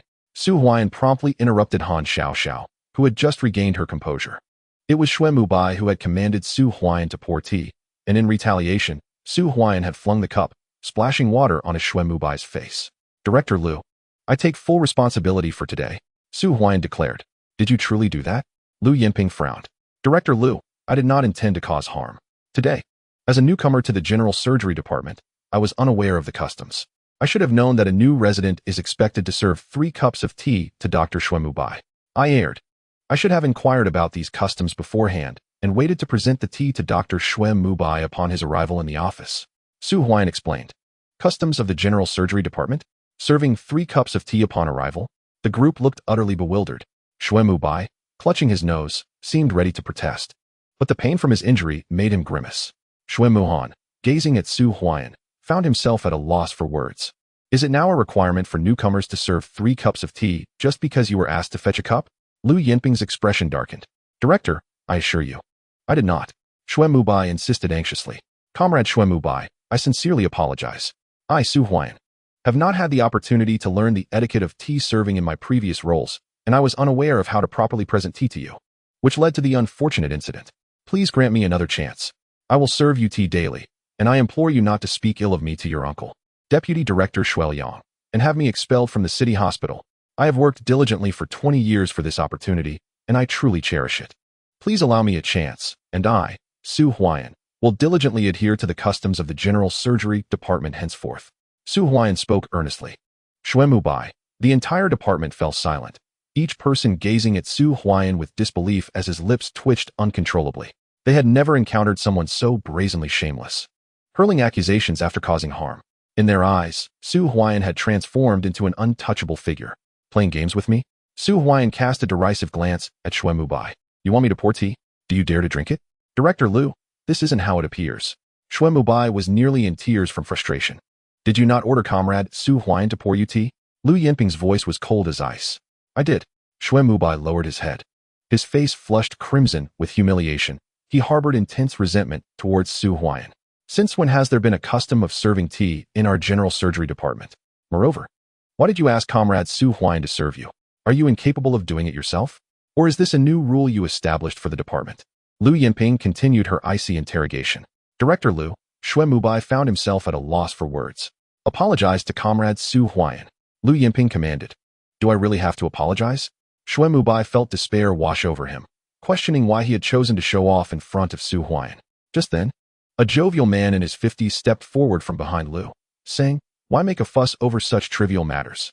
Dr. Xue, hurry and tidy up. Yes, Director Jiang. Shuemubai hastily exited. In our general surgery department, whether they are resident doctors or those from the municipal hospital, our purpose is to enhance the quality of general surgery. Those unwilling to stay should leave. Liu's voice was stern. The entire department was enveloped in a chilling silence. This deputy director is formidable. Su Huaian mused inwardly. All right, let's commence the shift handover. After Lu Yinping called out, she entered the office, glancing at Su Huaian as she passed by. She had witnessed him throw the teacup just moments ago. This young man was not someone to be easily trifled with. Yet, she found his character appealing. In this municipal hospital, especially within the general surgery department, the environment was rife with chaos. As a newcomer, if Su Huaian didn't learn to assert himself, he would truly be at the mercy of others.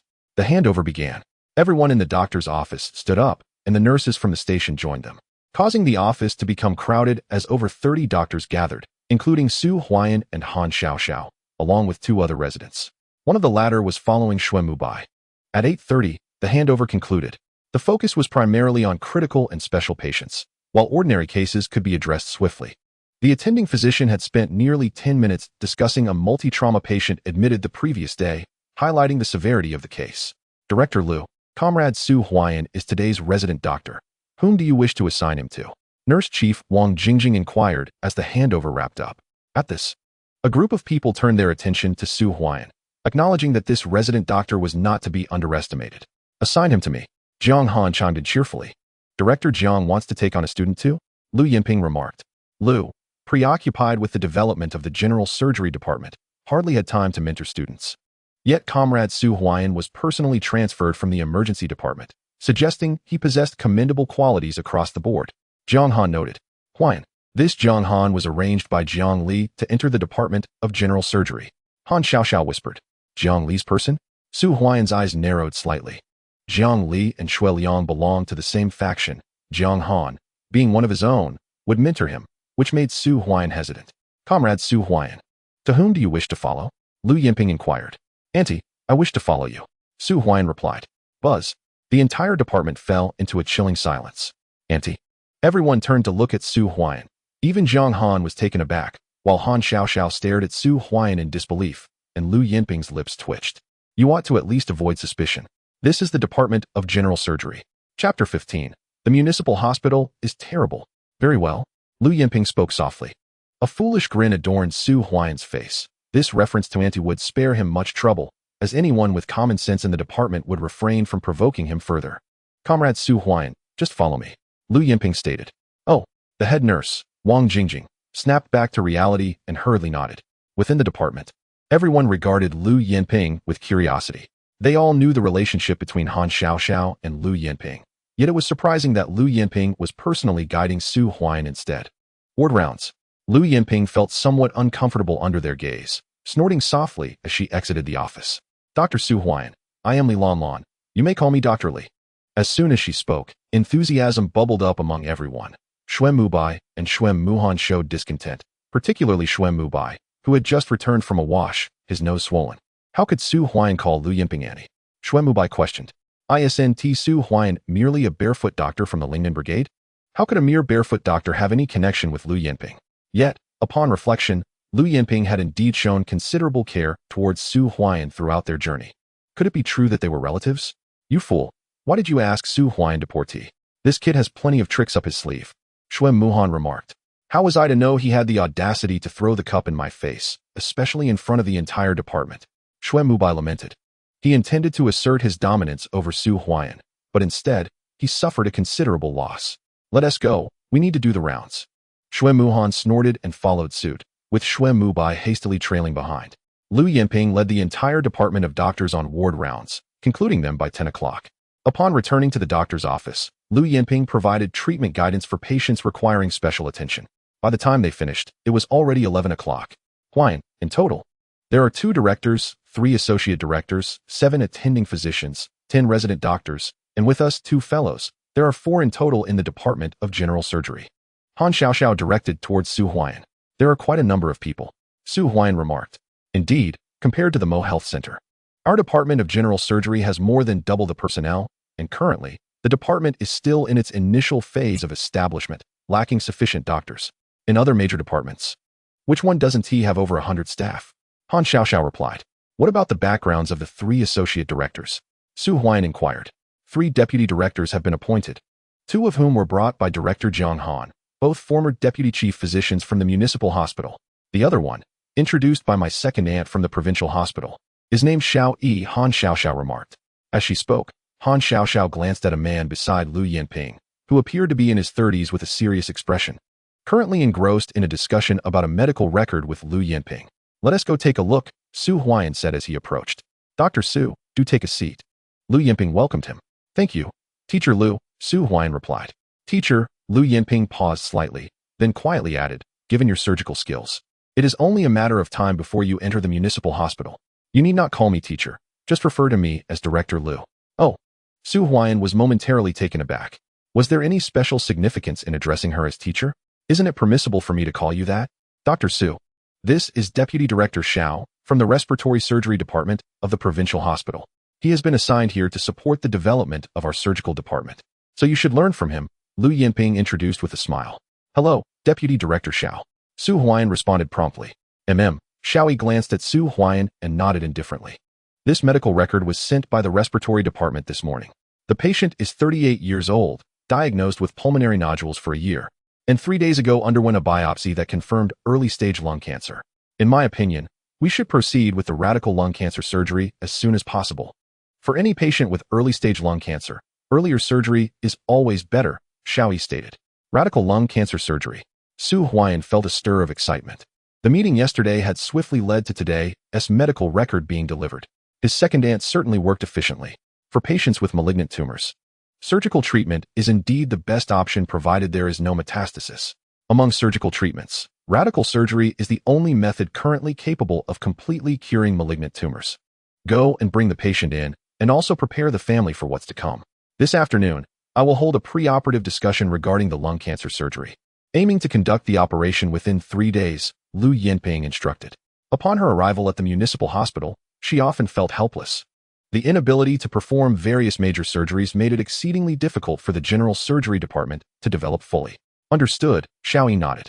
Take Huaiyan with you, Lu Yinping reiterated. Director Lu, it would be better for the resident doctors not to participate in such surgeries. Once we proceed, the attention will be considerable, and some might even wish for our failure, Xiao Yi stated solemnly. Failure? That is out of the question, Lu Yinping replied resolutely. This upcoming radical lung cancer surgery is of utmost importance. Lu Yinping understood that if she failed to perform the operation successfully, Shui Liang and Jiang Li would undoubtedly seek opportunities to hinder the further development of the general surgery department, which, over time, would fall under their control. This was not something Lu Yinping wished to see. Feeling underestimated, Su Huaiyan touched his nose in silence. It was quite natural for Xiao Yi, coming from the provincial hospital, to look down on him. After all, he was merely a resident doctor. The other physician's warmth towards him was likely a courtesy extended due to Lu Yinping's influence. Director Liu, I shall take my leave, Xiaoyi stated before departing directly. Young man, if you wish to earn respect, then dedicate yourself to your studies. Demonstrating competence in the medical field is the most commendable path to garnering esteem. If one lacks ability, then diligent study and rigorous practice are imperative. After Xiaoyi departed, Lu Yinping spoke solemnly. Thank you, Secondant. Su Huaiyan replied. It would suffice if teacher Sun could come. Lu Yinping raised her head, brushing her weary brow. The burden of the general surgery department rested solely on her shoulders, a daunting task indeed. Aren't you supposed to invite teacher Sun in a few days? Han Xiaoxiao inquired. If I were to request his assistance with surgeries, he would not refuse me. However, persuading him to join the city hospital is an entirely different matter. He had previously voiced his opinions about most city hospital while he was at the provincial hospital, Lu Yinping articulated. What did teacher Sun say? Su Huaiyan asked. He remarked that most city hospital is utterly deficient. Lu Yinping responded gravely. Deficient? I find this place quite satisfactory. Han Xiaoxiao retorted. You impudent girl. Lu Yinping could not help but chuckle, while Su Huaiyan remained silent. In a previous life, Su Huaiyan was aware that Mo was the most impoverished city in the entire Hejiang province, where medical facilities were severely lacking. However, he was unaware of the specifics. It was only upon entering the city hospital that he truly grasped the reality. Shui Liang wielded considerable influence. The emergency department bore the brunt of blame, and the general surgery department was a veritable mix of talent. There were likely many aspects he had yet to witness, such as Lu Yinping's attempts to conduct major surgeries, thwarted repeatedly. Dr. Su, beds 7 and 12 require medication changes. Please attend to it with Xiao Xiao. Lu Yinping instructed. Understood. Su Huaiyan rose. Alone in the general surgery department, Lu Yinping felt somewhat isolated. However, with Su Huaiyan's presence, she was no longer alone. A few minutes later, Han Xiaoxiao, pushing a medication cart, walked out of the doctor's office alongside Su Huaiyan. Upon stepping outside, they spotted Shui Mubai leaning against the wall, conversing with a family member of a patient. The hospital does not have this medication. You will need to procure it yourself. There is a pharmacy across the street called Huaian, and when you go, mention that Dr. Shui from the general surgery referred you. They will recognize you. Shui Mubai handed a note to the patient's relative. Upon noticing Su Huaiyan, Shui Mubai snorted disdainfully and turned to leave. Chapter 16, Huaiman Pharmacy Huaian. What are you looking at? Han Xiaoxiao hurriedly asked. Nothing much. Su Huaiyan replied with a subtle smile. The family member who had received the note was preparing to depart. But upon seeing Shui Mubai vanish, Su Huaiyan approached the relative. Hello, I am Dr. Su. May I take a look at the note Dr. Shui gave you? Su Huaiyan inquired with a smile. Of course.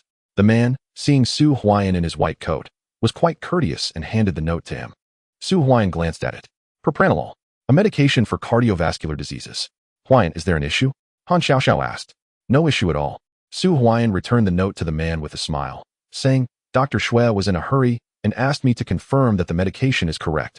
You should hurry to purchase it. Thank you, Dr. Su. The man turned and left. Huaiyan, have you noticed something amiss? While pushing the medication exchange cart, Han Xiaoxiao inquired. Unsure, Su Huaiyan replied. Propranolol, also known as Inderal, is one of the most commonly utilized cardiovascular medications in clinical practice, yet it is currently imported. With no corresponding production line domestically, logically, this medication should only be available within the hospital. Private pharmacies should not possess it. Without raising an alarm, Su Huaiyan accompanied Han Xiaoxiao to exchange the medicine, and by the time they completed the exchange, it was nearly noon, and the doctors in the office gradually began to head to the cafeteria for lunch. Aunt, I'll fetch your meal, Han Xiaoxiao said. All right. Lu Yinping, who was reviewing medical records, nodded. Although there were no surgeries scheduled for the morning, she had remained busy, checking on patients and reviewing medical records to provide guidance on certain treatments. After lunch, Han Xiaoxiao handed the lunchbox to Lu Yinping. Aunt, doesn't TR City Hospital have propranolol? Su Huaiyan asked, observing Lu Yinping while she ate. Of course we do. Propranolol is the most common cardiovascular medication. How could our hospital lack it? Lu Yinping responded. What is the price within the hospital? Su Huaiyan inquired. Propranolol is an imported medication, and a box costs approximately 3 yuan. Lu Yinping replied. By the way, why do you ask? Lu Yinping questioned. I saw Shui Mubai instruct a patient to go outside to purchase propranolol, seemingly directing them to the Huaiman Pharmacy across the street. If I'm not mistaken, Huaiman Pharmacy is owned by Deputy Director Shui Liang. Su Huaiyan disclosed without reservation. Huaiyan, are you suggesting that Shui Mubai is instructing patients to procure medications outside the hospital? Han Xiaoxiao interjected swiftly. It is a possibility, Su Huaiyan affirmed. The expression of Lu Yinping darkened as she absorbed the information. The entire general surgery department was under her management, yet such an issue had arisen. The purpose of sending patients to buy medications outside was evident without further contemplation. While assisting in the ward yesterday, I overheard family members of patients discussing their intention to purchase medications outside. Han Xiaoxiao remarked. Who is responsible for managing these patients? Lu Yinping asked coldly. Dr. Zheng manages these patients. Han Xiaoxiao replied. The Dr. Zheng mentioned by Han Xiaoxiao is the attending physician in the department. Having been transferred from another department of the city hospital, maintaining a good rapport with Jiang Han and others. And how could they be so audacious? Su Huaian spoke in a low voice. If the departments under Lu Yinping's management are engaging in such practices, what about the other departments? The logistics management is primarily handled by Jiang Li and Shuai Yang. They are responsible for procuring medications, and if they are profiting from this situation, will they not continue to exploit it? Xiao, please inquire about the price of propranolol at Huaian Pharmacy. Lu Yinping instructed. And I shall go. Su Huaian rose to her feet. She then wrote herself a note similar to the one Shuai Mubai had provided, requesting propranolol. After taking the note, Su Huaian hurriedly left the city hospital. Directly opposite the city hospital was Huaian Pharmacy, situated merely 100 meters away, adjacent to Yang San's Xinglin Pharmacy.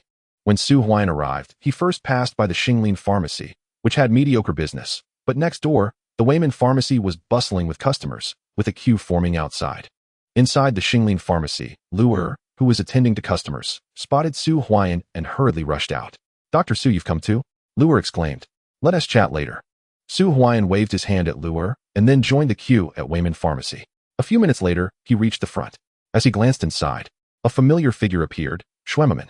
What medication do you need? The attendant inquired. I was sent by Dr. Shui from the general surgery department to pick up some medicine. But I'm not sure what it is, Su Huaian replied, lowering his head. Please wait a moment. The attendant turned to fetch the medicine, and after a short while, a brand new box of medication was handed to Su Huaian. $12. Came the flat voice. That's quite expensive, Su Huaian inhaled sharply. A box of medicine that cost $3 at the city hospital had now become $12 at Huaian Pharmacy, yielding a staggering profit of $9. Outrageous. Thank you. Su Huaian took the medicine, paid, and turned to leave. Su Huaian. Just as he was about to exit, Shuaiman, who had been drinking tea inside, noticed him and quickly approached. Upon seeing the medication in Su Huaian's hand, Shuaiman's expression grew cold. Comrade Shuaiman, your pharmacy is certainly more profitable than running a collection station. Su Huaian jeered. Su Huaian, are you sent by Lu Yinping? Let me tell you. Lu Yinping won't last long at the city hospital. Once she's gone, the general surgery department will still be under my uncle's control. Shuaiman sneered. Su Huaian's greatest ally at present was undoubtedly Lu Yinping.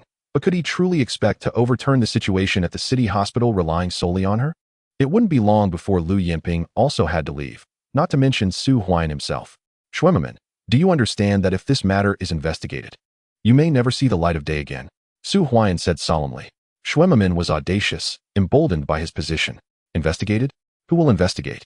Let me inform you that behind the Huaian Pharmacy is a warehouse of the city hospital, housing various medical equipment. I am one of those responsible for procurement.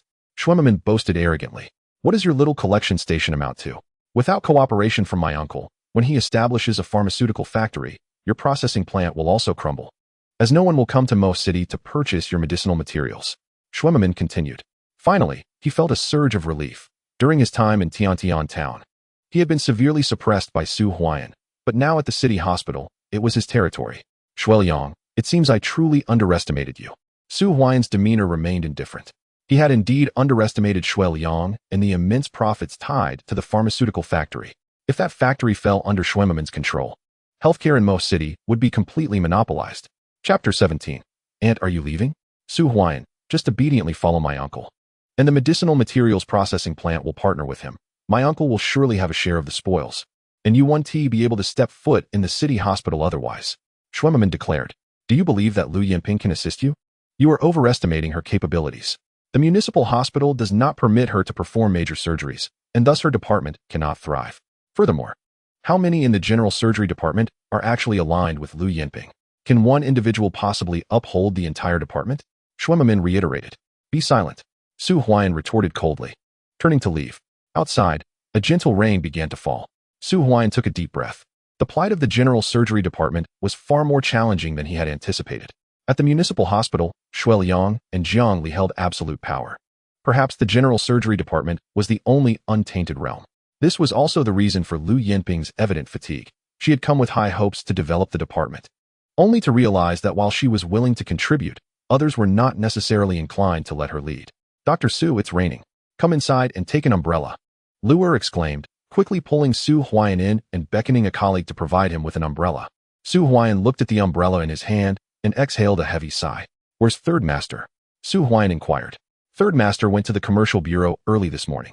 The matter with the pharmaceutical factory is still pending, and he doesn't want to miss this opportunity," Luer replied. "Thank you," Su Huaian said as he took the umbrella and stepped outside. Everyone was striving hard. Though Shui Liang wielded considerable influence, Su Huaian was not alone. Yang San was still advocating for the pharmaceutical factory, and Lu Yinping was diligently pushing for major surgeries to transform the general surgery department. It's time to return to work. Gripping the propranolol tightly, Su Huaian made his way to the municipal hospital. Upon his arrival at the general surgery department, most of the staff had already gathered. Shui Mubai and Shui Muhan were present, with Lu Yinping seated at the head of the table, flanked by Jiang Han. The others appeared dutifully attentive, yet Su Huaian noticed that Lu Yinping seemed quite solitary. In the absence of Su Huaian and Han Xiaoxiao, it was likely only Xiao Yi who truly listened to her. The rest were transferred from other departments, largely aligned with Jiang Li and Shui Liang. "Dr. Su, we were waiting for you," Han Xiaoxiao exclaimed upon seeing him. Su Huaian entered the doctor's office, slipping the propranolol into his pocket. What could an intern possibly contribute? Was it really necessary for him to provide preoperative discussion on such a complex lung cancer resection? What is wrong with having an intern? Huaian's comprehensive assessment rating is B. If I recall correctly, Dr. Shui Mubai, you were rated a mere B when you first joined the municipal hospital. Han Xiaoxiao retorted angrily. Shui Mubai's face flushed with indignation. "All right, since Dr. Su has arrived, let us commence the preoperative discussion," Jiang Han declared. "Very well." Lu Yinping nodded and turned to Xiao Yi. "Please present the patient's basic information." Xiao Yi stood up. The patient is a 38-year-old male with pulmonary nodules for 2 years. 3 days ago, he underwent a lung biopsy, with pathology confirming right lung adenocarcinoma. The patient has completed various examinations in the gastroenterology department, with X-rays indicating a mass in the right lower lung lobe, without evidence of lesions in the surrounding areas, suggesting no metastasis. Blood examination. Xiao Yi meticulously elaborated on the patient's condition, and the entire general surgery department listened in rapt silence. According to Xiao Yi, the patient was diagnosed with a relatively low-grade adenocarcinoma, which happens to be the most prevalent malignant tumor of the lungs. Moreover, the staging was early, and the surgical indications were quite apparent. Director Lu, Director Jiang, the patient's condition is as stated. Currently, the surgical indications are evident, and the gastroenterology department has completed all necessary examinations, all conducted yesterday, Xiao Yi communicated. Since the gastroenterology department has finalized the examinations, we need not repeat them. Let us proceed with a preoperative discussion based on these results and consider the radical lung cancer surgery, Jiang Han proposed. Indeed, Lu Yinping nodded in agreement. The patient is young, and given the low malignancy grade, there are no evident metastatic lesions in the examination results. I recommend we proceed with the radical lung cancer surgery tomorrow. So soon? Xiao Yi and Lu Yinping exchanged glances. Jiang Han, brother of Jiang Li and arranged by him to impede the progress of general surgery, typically obstructed major surgical operations, especially those for lung and liver cancer. Yet this time, he readily concurred. The earlier the surgery, the better the prognosis, and since all approvals for such major surgeries are in place, I have faith in Director Lu's capabilities. I also hope that Director Lu can successfully perform this major surgery at the city hospital, Jiang Han remarked with a smile. Director Zhang's support for the development of the general surgery department at the city hospital is indeed a positive development. Lu Yinping responded, her expression slightly easing. Director Lu, let us commence the preoperative discussion. Su Huaian stood quietly behind Lu Yinping, listening intently, while Xiao Yi and the other 2 deputy directors presented their opinions. An hour passed in the blink of an eye. Thus, the surgery has been arranged. Today is the 3rd day of the Lunar New Year. Xiao Yi, please communicate with the patient's family. We plan to conduct a radical right lung adenocarcinoma surgery under general anesthesia at 10 o'clock on the 4th day of the 2nd lunar month. I will personally perform the operation, Lu Yinping declared. Understood, Xiao Yi responded, rising from his seat. Director Jiang, Director Lu, I must attend to outpatient consultations tomorrow morning. Jiang Han quickly interjected. I have an appendectomy to perform. I have a patient requiring debridement. The 2 deputy directors beside Jiang Han also rose swiftly. Jiang Han turned to leave, followed by his 2 colleagues. and the department fell silent. Director Liu, I have matters to attend to. So do I. The remaining doctors in the department soon departed, leaving only Su Huaian and Han Xiaoxiao. Lu Yinping sat calmly at the table, while Han Xiaoxiao's eyes glinted with anger. Auntie, are they truly that fearful of major surgeries? Han Xiaoxiao asked coldly. Jiang Li and Shui Liang are forcing me out, as is Jiang Han. Once I leave, the general surgery department will fall into Jiang Han's hands. Lu Yinping replied helplessly. Auntie, I visited the Min pharmacy. Their prices are 12 yuan, while the hospital charges only 3. Su Huaian remarked. Dr. Su, if this assessment at the municipal hospital does not go well for you, why not join Xiao in pursuing a degree at university? After completing your medical studies, you could directly enter the provincial hospital. With your capabilities, I have no doubt that you would succeed. Lu Yinping remarked with a smile. Annie, are you leaving? Han Xiaoxiao quickly inquired. Chapter 18. Lung cancer radical surgery. No tumor found upon opening the chest? If they wish for me to depart, I shall defy their intentions. Lu Yinping retorted coldly. Auntie, I am here as well. Su Huaian asserted. And I too. Han Xiaoxiao chimed in eagerly. You too. Lu Yinping couldn't help but smile. Su Huaian was indeed a surgical prodigy, yet how much could that assist him? Han Xiaoxiao was merely an emerging anesthesiologist. Both Su Huaian and Han Xiaoxiao required time to mature. Very well, I shall be the lead surgeon for tomorrow's operation, with Xiao Yi as my first assistant. Huaian and Xiaoxiao, you may accompany us. Lu Yinping declared. Understood. Su Huaian and Han Xiaoxiao nodded in agreement. Director Lu. Just then, Xiao Yi returned. Glancing around the doctor's office before placing the patient's medical records on the table. Are we two again for tomorrow's surgery? Xiao Yi inquired. Along with Su Huaian and Xiaoxiao. Lu Yinping replied. In such major surgeries, their presence makes little difference, Xiao Yi remarked. Su Huaian and Han Xiaoxiao remained silent. Xiao Yi spoke the truth. Trainee doctors lack the qualifications to even step onto the stage during significant operations. Director Liu, I have submitted my application to the organization, and it has been approved. I will be leaving Mohe Municipal Hospital for the provincial hospital next month. Xiao Yi announced. You are departing? Lu Yinping paused slightly. Indeed. Xiao Yi nodded and continued reviewing the medical records. As afternoon passed, at 5 o'clock, Su Huaian and Han Xiaoxiao returned home. Director Huang Ping from the municipal hospital informed me that your general surgery department will be performing a radical lung cancer surgery tomorrow. Han Guoyang spoke at the dinner table. That is correct. Lu Yinping affirmed with a nod. I will personally attend to observe. Han Guoyang stated. My cultural report and the municipal television station have also received news. I have applied for an interview. Auntie, best of luck. Han Cheng quickly added. Thank you. A smile spread across Lu Yinping's face. The following day, early in the morning, after the handover and rounds, it was nearly 10 o'clock. Lu Yinping and Xiao Yi had already proceeded to the operating room, while Su Huaian and Han Xiaoxiao escorted the patient to the surgical suite. The operating room was located on the 5th floor of the municipal hospital, with a lobby outside and a teaching room adjacent. Upon their arrival, Han Cheng was already there with 2 reporters, one holding a video camera and the other a still camera. Director Han. At that moment, Han Guoyang arrived, accompanied by a dozen individuals, including the 2 hospital directors and 5 vice directors, along with Jiang Li and others from the general surgery department.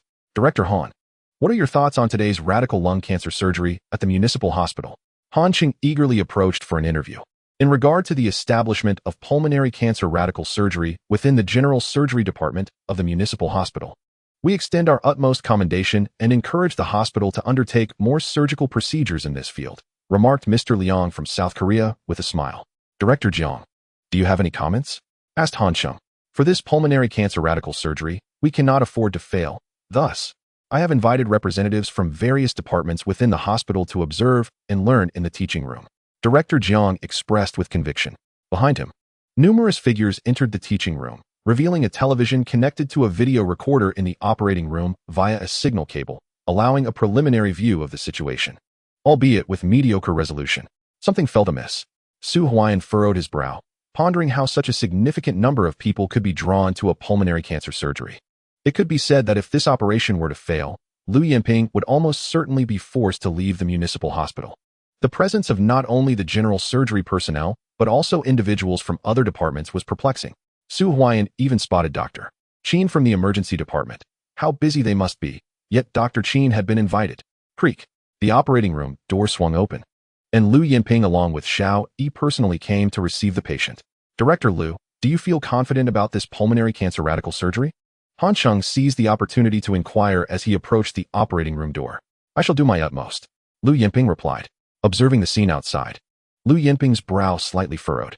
Aunt, Su Huaian and Han Xiaoxiao wheeled the patient forward. You too, please wait behind and observe. There is no need for you to intervene in the surgery. Should anything arise, I will take responsibility. Lu Yinping spoke softly. Although this scenario appeared to outsiders as a manifestation of the municipal hospital's emphasis on general surgery, Lu Yinping was acutely aware that just days prior, they had been vehemently obstructing the procedure. Were it not for Director Han's personal intervention, she would not have been able to conduct today's surgery. Su Huaiyan nodded in understanding. In the teaching room, brother, everything is arranged. Lu Yinping must be removed. Jiang Han whispered. Once Lu Yinping is gone, you must diligently develop the general surgery department and produce tangible results to assure Director Han, lest he continues to harbor doubts about our municipal hospital, Jiang Li asserted, casting a glance at Mr. Liang from South Korea, whose departure he most fervently desired. 10 minutes later, the patient was wheeled into the operating room. The four of them donned surgical gowns and sterile gloves, the operating table already prepared with surgical drapes, while Xiao Yi was engaged in disinfection, and Lu Yinping stood at the front of the table. The patient had been adequately anesthetized, with the anesthesiologist seated nearby, ready to commence the surgery. The operation may begin, the anesthesiologist announced. Good. Lu Yinping nodded in acknowledgement. After Xiao Yi completed disinfection, he returned to the instrument table and handed the scalpel to Lu Yinping. The surgery commenced. From the adjacent teaching room, observers could witness the events unfolding within the operating room. As the surgery commenced, an air of silence enveloped the room. Mr. Liang from South Korea maintained a calm demeanor, while Shui Liang and Jiang Li wore smiles. Inside the operating room, the thoracic cavity has been opened. Lu Yinping's voice resonated. Once the thoracic cavity was opened, the right lung was revealed within view. The tumor is located in the lower lobe of the right lung. Xiao Yidao stated that the more thorough the resection for early-stage lung cancer, the better, and thus proposed a right lower lobectomy. Lu Yinping interjected, wait a moment. As Xiao was about to proceed with the excision of the right lower lobe, Su Huaiyan called out. What is it? Lu Yinping inquired. Xiao Yi furrowed his brow as well. Second aunt, please examine the right lung to check for any metastatic lesions. Su Huaiyan urged. I have already assessed the situation in the right thoracic cavity and found no significant ruptures or metastases. Xiao Yi replied. Deputy Director Xiao, please palpate. Su Huaiyan insisted. With Jiang Li and Shui Liang personally present, Su Huaiyan felt an unsettling tension. This surgery was crucial for the general surgery department. Should it fail, both Jiang Li and Shui Liang would undoubtedly hold Lu Yinping accountable. Lu Yinping possessed the capability to conduct an early-stage lung cancer surgery without issue. Yet it was prudent to exercise caution. Moreover, this patient had been referred from the respiratory department, arriving yesterday and scheduled for surgery today. With all preliminary examinations conducted by the respiratory department, thus causing Su Huaiyan to harbor doubts. All examination results are correct. There is no need to waste time. Xiao Yi asserted. Please palpate. Lu Yinping insisted. All right. After exchanging a glance with Su Huaiyan, Xiao Yi grasped the patient's right lower lobe and applied slight pressure. Something felt amiss. Xiao Yi's expression shifted dramatically. Continue palpating. Something was wrong. Sweat beaded on Xiao Yi's forehead. He felt no nodules or masses in the right lower lobe, which was impossible. The X-ray had clearly indicated a mass in the right lower lobe, and the biopsy confirmed the same. If the tumor was not present and the right lower lobe were removed, it would constitute a significant medical error. Xiao Yi's hands trembled. What's wrong? Lu Yinping quickly inquired. There is no mass in the right lower lobe. Xiao Yi stammered. Impossible. Lu Yinping swiftly extended her hand to palpate as well. After a minute, her face turned grim. Indeed, there was no mass. The patient's right lung lobule was devoid of any tumor. Check other areas. Su Huaiyan urged. Oh, Xiao Yi snapped back to attention and resumed his examination. A minute later, he exclaimed, there is a mass in the right middle lobe. His eyes lit up momentarily, but after another minute, his expression darkened once more. There are two masses in the right middle lobe, one near the lower lobe and the other in the hilum. Xiao Yi exclaimed urgently. Damn it. Lu Yinping could not suppress her expletive. The tumor had shifted locations, and now there were two masses. Were they both primary lesions, or had metastases occurred? If metastases were present, the patient would be at least in the mid to late stage. Furthermore, was there a possibility of cancer thrombus in the hilum? This was far from the support needed for their extensive surgery. It was evident that they were being set up for failure. Chapter 19. Su Huaiyan took the lead. Director Lu, what should we do? Xiao Yi asked hastily. The examination results are incorrect. The patient's tumor is not located in the right lower lobe, but rather in the right middle lobe. Moreover, there are not one but two lesions, and we cannot ascertain whether there are any metastases. The biopsy records indicate the presence of adenocarcinoma in the right lower lung lobe, and moreover, it is at an early stage. The biopsy results are undoubtedly flawed. The treatment modalities for tumors of differing natures are entirely distinct, and the degree of differentiation also signifies the level of malignancy. The meticulously devised surgical plan has suddenly become futile. What a travesty! Lu Yinping's hands delved deep into the patient's thoracic cavity, and upon completion, her countenance was grave. With the thorax now opened, this surgery was imperative. Failure to proceed would undoubtedly constitute a medical malpractice incident. But if the surgery were to continue, how should it be performed? Meanwhile, in the teaching room, Director Han remarked, "This time, Director Lu will undoubtedly achieve a triumphant surgical outcome, marking a significant advancement for the general surgery department of our Mo City Hospital. In the future, radical surgeries for liver and lung cancers will be comprehensively undertaken in our general surgery department." Huaian, seated beside Han, enthusiastically concurred. Indeed, since Director Lu joined our hospital, her efforts have been evident to all. Despite the challenging conditions at our facility, she has never uttered a word of complaint. Her spirit is truly commendable and worthy of emulation.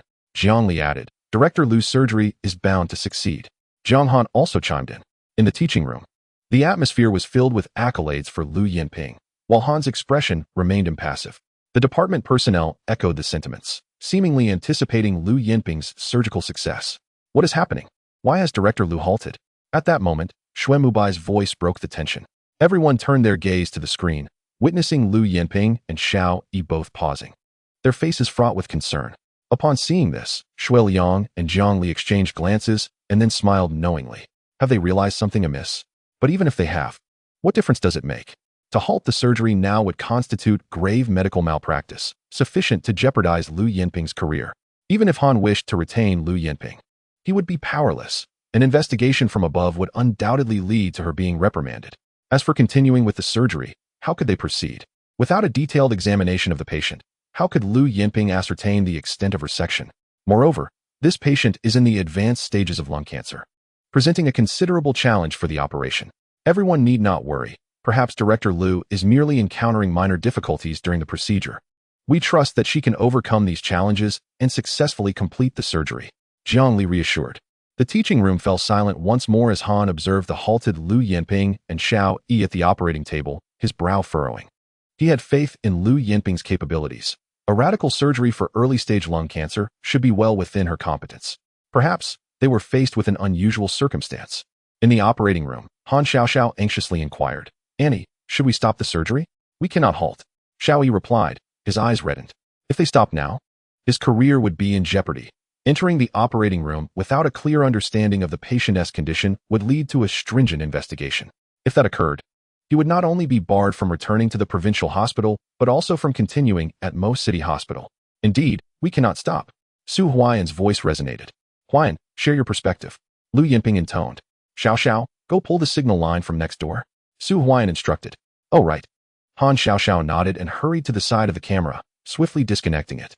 Instantly, the television in the adjacent classroom erupted into a flurry of static, rendering everything invisible. What was happening? Why could they no longer see anything? The classroom descended into chaos as Jiang Li and Xue Liang rose to their feet, while Han Guoyang remained seated, his expression indifferent. Something was amiss. The signal cable had been unplugged, indicating trouble in the operating room. "Director Han, I will arrange for someone to check it out," Huang Ping suggested. "There's no need." Han Guoyang waved his hand slightly and continued. "This surgery is crucial for the municipal hospital." It was likely Dr. Han who accidentally disconnected the signal cable. Whether we observe this surgery or not is inconsequential. What matters is the outcome of Director Lu's operation. Director Han's words rang true. The result of the surgery was paramount. Everyone can either wait here for Director Lu to finish or return to the department to continue working, Huang Ping stated. Jiang Li and Xue Liang had thoughts to express, but fell silent, with Han Guoyang having spoken. They could not insist on sending someone into the operating room to fix the issue, especially during surgery, a highly inappropriate course of action. "Director Lu, aside from unplugging the cable, what else can you do?" Jiang Li mused inwardly. This time, Lu Yinping was certainly in a precarious situation. Inside the operating room, Huaiyan, The cable is unplugged. Han Xiaoxiao exclaimed. What good does that do? Even if we cannot see the scene inside, failing to complete the surgery will also lead to an investigation. Xiao Yi retorted. Then let us proceed with the surgery. Su Huaiyan's deep voice resonated. You, a resident doctor, speak so boldly. Do you even know how this surgery is performed? Have you ever conducted a lung cancer operation? Without auxiliary examinations for localization, how can we excise the tumor? Which areas should we remove? There is simply no reference. Xiao Yi coldly replied. I have indeed not performed a lung cancer surgery, but I remind you, Director Xiao, auxiliary examinations can never match the reality seen through our own eyes. Even the best X-ray images cannot reveal all the diseased areas, but our eyes can. Su Huaiyan asserted firmly. As surgeons, those of us with extensive experience in lung cancer surgeries can instantly discern the difference between tumor tissue and healthy tissue. A mere touch can indicate whether the internal tissue is pathological. Xiao Yi found himself at a loss for words. Su Huaiyan was undeniably correct. For surgeons, experience often outweighed auxiliary examinations. No imaging study could rival the precision of direct exploration. Xiao Yi stepped back. Lu Yinping commanded. Director Lu. Xiao Yi looked at her in surprise. Huaiyan, assist me. Lu Yinping took a deep breath. Initially, she had intended to close the thoracic cavity directly. But Su Huaiyan's words reminded her of Sun Yoming's advice. Utilize everything at your disposal to assess the condition.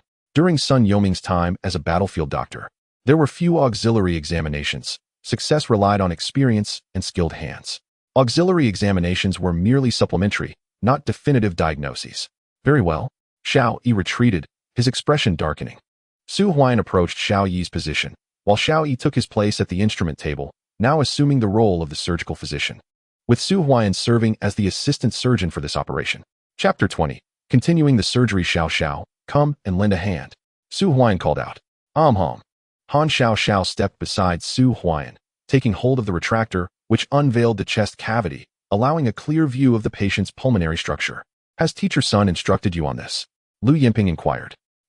Su Huaiyan hesitated briefly, and Xiao Yi paused as well. Lu Yinping's insistence for Su Huaiyan to assist left them both incredulous. After all, Su Huaiyan was merely a trainee physician. Yet, Lu Yinping seemed to place considerable trust in him. Could it be that Annie truly considers me a student of Sun Yuming? Su Huaiyan's heart raced. During the assessment at the Mo Commune Health Center, Lu Yinping had broached this subject, and Su Huaiyan had instinctively responded, recalling that in his previous life, he had indeed attended lectures by Sun Yuming at the Northern Military Hospital. The lessons imparted by Sun Yuming had left a significant impression on Su Huaiyan. However, he was no longer a student of Sun Yuming. Has Teacher Sun ever discussed the techniques for probing and locating pulmonary tumors during surgery? Lu Yinping asked. I've learned a little, Su Huaiyan replied. Then you shall probe first, and I will follow, Lu Yinping directed. All right, Su Huaiyan nodded. Xiao Yi's eyes sparkled with anticipation. Having performed numerous pulmonary tumor surgeries at the provincial hospital, he understood that probing and localization were essential skills. Yet, with the advent of X-rays, many surgeons began to overlook these techniques. He was one of those surgeons, and as an associate director, he could only conduct simple palpations for tumor localization, lacking confidence in his own hands without definitive X-ray results. Start from the lower lobe of the lung, Lu Yinping instructed. Xiao, retract a bit more. Su Huaiyan placed his hands into the patient's chest cavity, grasping the right lower lobe of the lung, probing from the periphery towards the center. 5 minutes later, Su Huaiyan's voice resonated. No significant abnormalities detected in the right lower lobe. He announced. Proceed. Lu Yinping urged. Su Huaiyan shifted his hands to the right middle lobe. 1 minute later, he reported, a mass is palpable in the lateral segment of the right middle lobe. The characteristics of the mass include high hardness, limited mobility, and clearly defined borders without a capsule. The mass is adjacent to the bronchus of the right middle lobe, and it presents a spiculated texture. The estimated dimensions are approximately 3 centimeters by 4 centimeters. Continue. Lu Yinping exclaimed, her and Xiao Yi's eyes alight with excitement. The moment Su Huaiyan spoke, they sensed a difference. This was professionalism. In merely a minute, he had accurately assessed the first mass in the right middle lobe. Near the bronchus of the right middle lobe, another mass is palpable. It is slightly softer, with restricted mobility, clearly defined borders without a capsule. And the pulsation of the right middle lobe vein can be distinctly felt. The estimated dimensions are approximately 2 centimeters by 3 centimeters. A mass is adjacent to the right lung's middle lobe veins and arteries, raising the possibility of carcinoma embolism. Su Huaiyan's voice resonated. Is there an embolism? Xiao Yi inquired hastily. It cannot be determined, yet the possibility cannot be dismissed. Preliminary assessments suggest that the patient is not in the early stages of lung cancer, but rather in the mid to late stages. However, both masses are likely to be primary lesions. Su Huaian elaborated. Examine the right upper lobe. Lu Yinping spoke firmly. Understood. Su Huaian continued his exploration. As time gradually passed, 5 minutes later, he reported, no abnormalities were detected in the right upper lobe. Let me take over, Lu Yinping asserted, taking matters into her own hands. This time, she bypassed the right lower lobe and began her examination from the right upper lobe. A few minutes later, she turned her gaze towards Su Huaian. Truly impressive, a worthy student of Master Sun. Lu Yinping mused internally. Had it not been for Su Huaian's initial findings, she would never have been able to discern such intricate details. Upon careful comparison, Lu Yinping realized that there was nothing she could add to Su Huaian's results. Director Lu, what is the situation? Xiaoyi inquired urgently, his eyes fixed intently on Lu Yinping. After Su Huaian's examination, he recognized the latter's exceptional capabilities. A student of Master Sun? Could it be that he is a protege of Sun Yuming? If so, then Su Huaian should not be underestimated. Sun Yuming departed from the provincial hospital 5 years ago, yet he had many students, any of whom would be top-tier surgeons.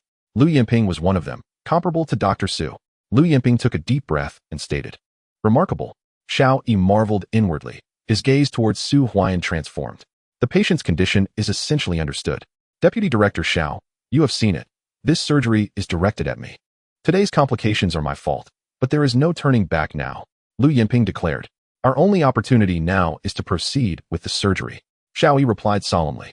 Indeed. Lu Yinping nodded. Auntie, what are we waiting for? Let's commence the surgery, Han Xiaoxiao urged. The patient's situation is unique, based on our examination. We can only ascertain the condition of the right lung. However, we cannot determine the nature of the tumor at this moment. Is it adenocarcinoma, small cell carcinoma, or squamous cell carcinoma? Lu Yinping elaborated.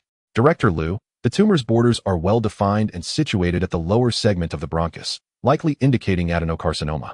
If it is adenocarcinoma, even in the late stages, it may not have metastasized, Su Huaian asserted. Dr. Su is correct. Xiaoyi quickly concurred. The patient's condition became increasingly clear. Prepare for surgery, Lu Yinping commanded. Dr. Su. As Lu Yinping's words concluded, Xiaoyi handed the tissue forceps and hemostatic clamps to Su Huaian, continuing the surgery, seemingly conceding his position to Su Huaian. Auntie. Su Huaian passed the tissue forceps to Lu Yinping. Please assist. Lu Yinping accepted the tissue forceps and beckoned Su Huaian to join her efforts. Within the operating room, a profound silence enveloped the atmosphere. Outside, at this moment, the classroom was enveloped in an eerie silence. Except for Dr. Qin from the emergency department, everyone else remained in the classroom, awaiting the conclusion of Director Lu Yinping's surgery. Outside the operating room, Jiang Li had managed to procure a banner that proclaimed a warm congratulations to Director Lu Yinping for successfully performing a lung cancer radical surgery at the municipal hospital's general surgery department. Jiang Li and Shui Liang wore broad smiles, while Han Guoliang appeared calm, though anxiety gnawed at him. Upon the disconnection of the signal line, he had realized that something had gone awry in the operating room.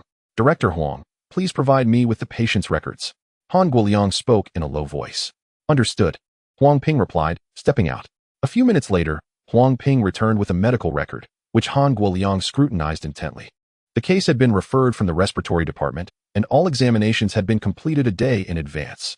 The diagnosis read, right middle lobe adenocarcinoma in the advanced stage, with puncture results indicating 2 primary lesions, one of which was adjacent to the pulmonary veins and bronchi of the middle lobe, raising concerns of vascular adhesion and potential cancer embolism.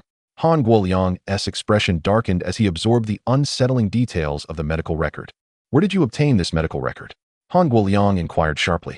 I inquired at the general surgery department. Their records have already been moved to the operating room. This is from the respiratory department.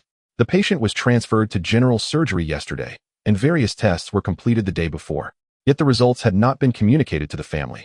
Originally, the patient was to be discharged, but Director Lu admitted them for surgery, Huang Ping explained. This is outrageous. Han Guoliang's face flushed with anger. Given the circumstances, surgery was typically off the table, even in the absence of clear metastasis, as the likelihood of it was substantial. Director Lu is usually very prudent. How could she choose such a patient for a radical lung cancer surgery in front of everyone? Is there something amiss? Huang Ping pressed earnestly. Seal the medical records. Immediately, Han Guoliang commanded coldly. Understood. Huang Ping departed promptly. Director Han, is there an issue? Shueliang approached with a smile. Nothing of concern, Han Guoliang replied with a faint smile. Brother, is everything all right? Jiang Han asked anxiously. Rest assured. Should any discrepancies arise, it will fall to the general surgery department. The records taken by Xiao Yi are merely routine documents written by external sources, signed under the name of Dr. Chun from the respiratory department, but not in his own hand. The examination forms are all fabricated. If this is pursued, it will lead back to Xiao Yi, as this fraudulent record surfaced only after the patient was transferred, and the respiratory department insists that Xiao Yi only moved the patient, not the medical records. Jiang Li chuckled lightly. Brother, once Lu Yinping departs, I will assume the role of department head in general surgery, and all surgical patients will be redirected to our department. We shall also contribute to Director Han's interests, Jiang Han declared. Very well. Jiang Li nodded in agreement. Inside the operating room, the right middle lobe had been entirely excised. After nearly 3 hours, the surgery finally concluded, and at this moment, Xiao Yi's gaze towards Su Huaian had completely transformed. The operation was led by Lu Yinping, with Su Huaian playing a minimal role. Yet, during the procedure, each action seemed meticulously calculated, dissection, excision. The process was executed with remarkable precision. This was not the work of a mere resident. It was a level of finesse that even Lu Yinping had not demonstrated in her surgeries. Count the instruments, prepared to close the thoracic cavity. Lu Yinping inhaled deeply.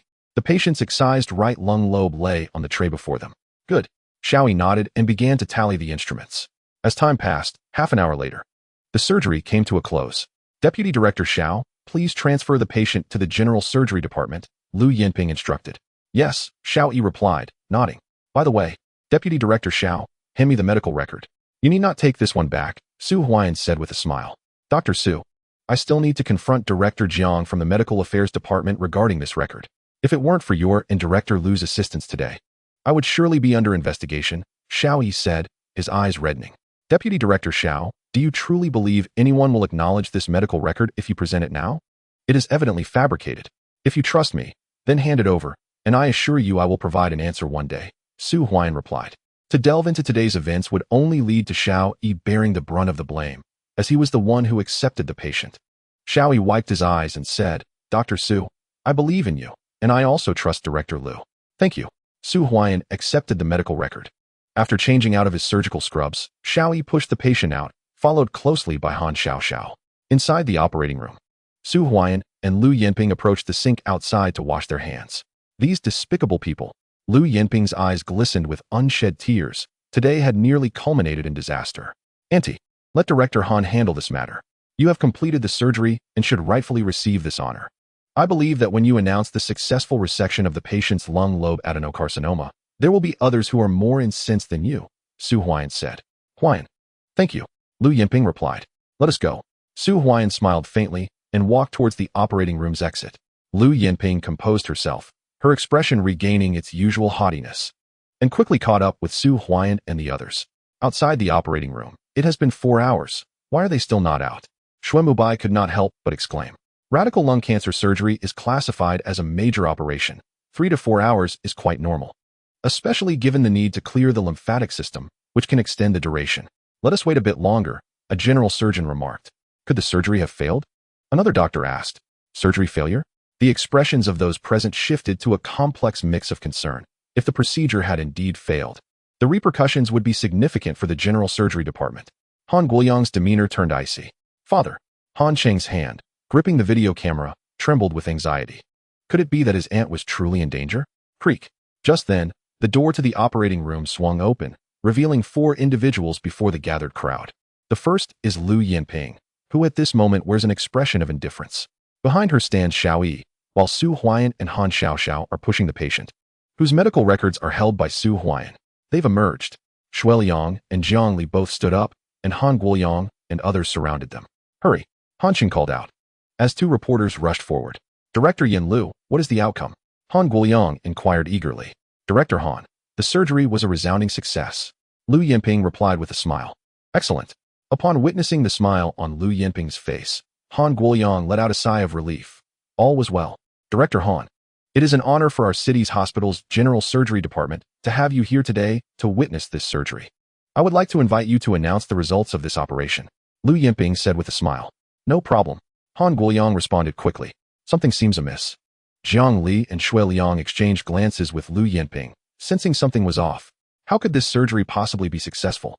She must have removed the lower lobe of the patient's right lung. If so, that would constitute a medical malpractice. Our city hospital's general surgery department has successfully performed a radical lung cancer surgery, thanks to the encouragement and support of the organization. To demonstrate our determination, Director Xiao Yi and I specifically chose a patient in the late stage of right lung adenocarcinoma. The patient had 2 tumors in the right middle lobe, both of which were primary lesions. After examination, the likelihood of metastasis was deemed low, and the indications for surgery were clear. Today's operation was a complete success, with the assistance of Deputy Director Xiao Yi, Dr. Su, and Dr. Han. Now, I would like to invite Director Han to personally announce the results of this surgery. Lu Yinping declared loudly. The surgery was successful, and to think it was on a patient with late-stage lung cancer, with 2 lesions no less. Truly, Director Lu Yinping is remarkable. Such a complex operation has met with success. Our city's surgical department is now capable of performing large-scale surgeries. The atmosphere grew lively as Han Shang called for the 2 reporters to record the moment. The Mo City Hospital could now perform radical surgeries for malignant tumors. And this would definitely be broadcast on television. On behalf of the Mo City Health Bureau, I extend my heartfelt congratulations to the city hospital. Let us together declare, the radical surgery for lung middle lobe adenocarcinoma at Mo City Hospital has been a resounding success. Han Guoyang's voice rang out. Impossible. Jiang Han could not suppress his exclamation, disbelief filling his eyes. Jiang Li and Shui Liang were equally stunned. Wasn't it the radical surgery for the lower lobe of the lung? When did it change to the middle lobe? Moreover, wasn't it early-stage lung cancer? How did it become late-stage? Director Jiang Han, what do you mean? Do you not wish for the general surgery department to succeed in performing major surgeries? Do you not wish for the successful execution of Director Lu Yinping's operation? Su Huaian could not help but retort. As Su Huaian spoke, everyone turned their gaze toward Jiang Han. Jiang Han began to tremble as he spoke, for he had caught sight of Han Guoyang's icy glare. Under that gaze, if he misspoke, he feared he would face a tempest of wrath. Chapter 22. Su Huaian. I shall merely observe as you speak of conspiracies. I too extend my congratulations to Director Lu Yinping on the success of her surgery. Jiang Han quickly added.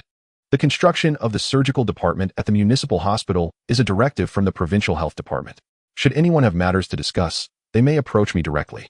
Today, Director Lu Yinping successfully performed a major surgery, a radical operation for lung cancer.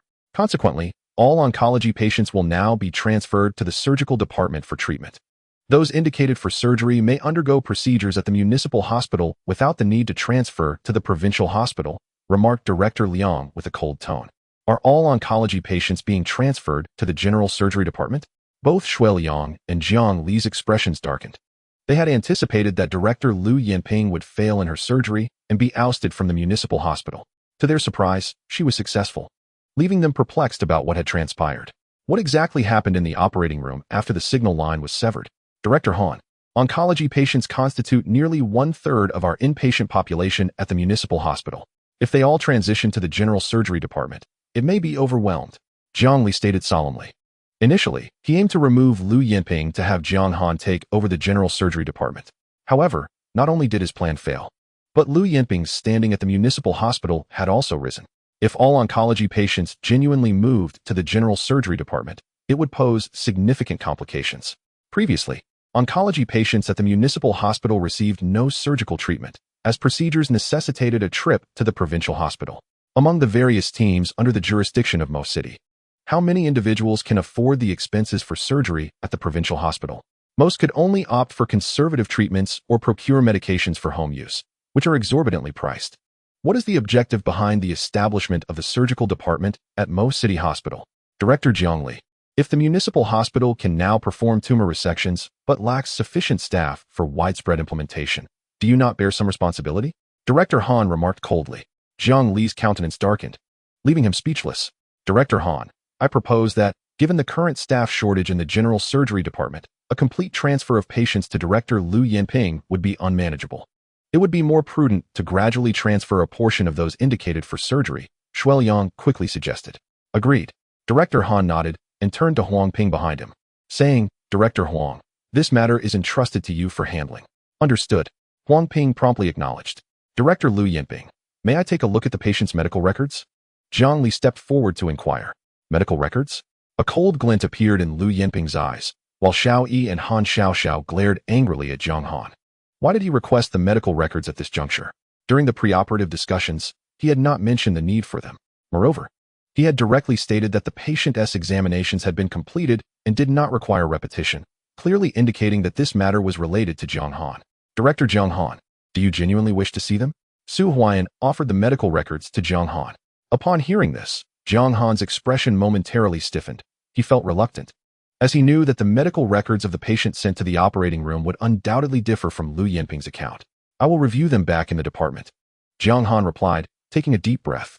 Under the scrutinizing gazes surrounding him, he refrained from taking the medical records, particularly as Jiang Li shot him a look that further deterred him. Zhang Han realized that the situation had shifted today, and raising the issue of the patient's medical records publicly would not adversely affect Lu Yinping. All doctors in the general surgery department, heed my words, return immediately to your posts. Those who are at home must arrive within half an hour.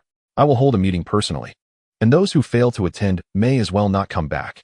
Lu Yinping declared coldly, watching Zhang Han turn away. The members of the general surgery department were visibly shaken. Xuan Mubai and Xuan Muhan lowered their heads, although Lu Yinping was typically strict. She had never exhibited such fury before. Her wrath was palpable, and the upcoming meeting in half an hour promised to be tumultuous. Director Lu, I will escort the patient back to the ward, Xiao Yi said.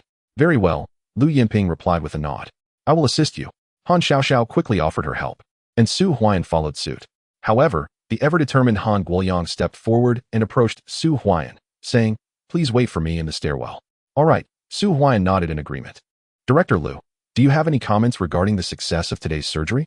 Han Qing inquired, flanked by two reporters from the television station as they surrounded Lu Yinping and Director Han. Jiang Li and Shui Liang exchanged glances before turning to leave without a word. What is happening? In the stairwell, as Jiang Li and Shui Liang emerged, Zhang Han hurriedly approached them, followed closely by Xuan Mubai and Xuan Muhan. Although they were unaware of the specifics of the day's events, they sensed that something significant had transpired. How would I know what occurred in the operating room? Zhang Han, you ought to reflect on why Lu Yinping is so well aware of the patient's condition. Wasn't no examination conducted upon the patient's return to general surgery? How could she know? Jiang Li retorted coldly. Brother, I assure you that after Xiao Yi brought the patient back to general surgery, no examination was performed. Unless, of course, Dr. Chen from the respiratory department disclosed the patient's true condition to Xiao Yi. Zhang Han countered. Find Dr. Chen immediately. Jiang Li commanded icily. Lu Yinping and Xiao Yi had narrowly escaped dismissal, yet now they had secured nearly one-third of the patient management authority at the municipal hospital. This one-third comprised cancer patients, an unfathomable source of benefits over the course of a year. Director Jiang, I just visited the respiratory department, and they informed me that Dean Huang has taken personnel from the health bureau to the respiratory department. Dr. Chen was taken away an hour ago. A vice dean interjected hastily from behind Jiang Li. What? Jiang Li's expression darkened once more. Brother, this situation. Zhang Han's countenance also shifted. It's merely an investigation. What is there to fear? If the inquiry reveals anything, it will be Dr. Chen's responsibility. Jiang Li said coldly. Brother, with the meeting that Lu Yinping is about to convene, how should I respond? Zhang Han asked urgently. Let us observe how the situation unfolds. Does Han Guoyang not wish for Lu Yinping to manage all cancer patients? Then let us cut off their medications, citing insufficient imports, and directly refuse to take on new patients. Let us see how she manages such a multitude. Jiang Li declared darkly. Understood. Zhang Han's eyes sparkled with determination. The doctors in general surgery were already sparse. If he brought his people to abandon their responsibilities, it would be nearly impossible for Lu Yinping to maintain control, let alone manage the cancer patients. Even the existing ones would be a challenge. Director Jiang is right. With no medication available in the general surgery department, these patients will inevitably continue to seek assistance. Shui Liangdao. Su Huaian, what brings you here? Just then, Xuan Mubai was startled to see Su Huaian quietly seated on the stairs, having overheard every word they had exchanged. Continue. Su Huaian gestured with his hand. Chapter 23. The task of the father-in-law in Mo City. Su Huaian, dare you to reveal today as conversation to Director Lu Yinping? Xuan Muhan glared fiercely at Su Huaian, attempting to intimidate him, but before he could finish, Su Huaian interrupted with a smile. What do you intend to do? Kill me? He pointed to his own head. Xuan Muhan's face was filled with fury. Dr. Su is a clever individual. Sooner or later, Lu Yinping will be ousted from the city hospital. If Dr. Su wishes to secure a permanent position, he should tread carefully. Jiang Han spoke sternly. To be frank, I have no desire for a permanent position, Su Huaiyan replied. Jiang Han retorted, which visiting physician does not aspire to a permanent position at the city hospital? Why waste breath on a visiting doctor? If he informs Lu Yinping, so be it. What can Lu Yinping do upon learning? Jiang Li cast a cold glance at Su Huaiyan before turning to leave. Humph. The others snorted in unison and quickly followed behind. Feeling underestimated? Su Huaiyan touched his nose. Unfazed. The more others belittled him, the more he relished it. Such circumstances afforded him the opportunity to surprise them. However, Jiang Li was not mistaken. Even if Su Huaiyan disclosed this information to Lu Yinping, it would bear no fruit. This was all part of a grand scheme. Director Jiang. I have previously mentioned this Su Huaiyan. He is the one intending to establish a medicinal herb processing factory in Tianyuan town. Huaian caught up to him. Establishing a medicinal herb processing factory? Are you referring to the factory in Tianyuan town that supplies herbs to Yongsan? Jiang Li snapped back to attention. Precisely.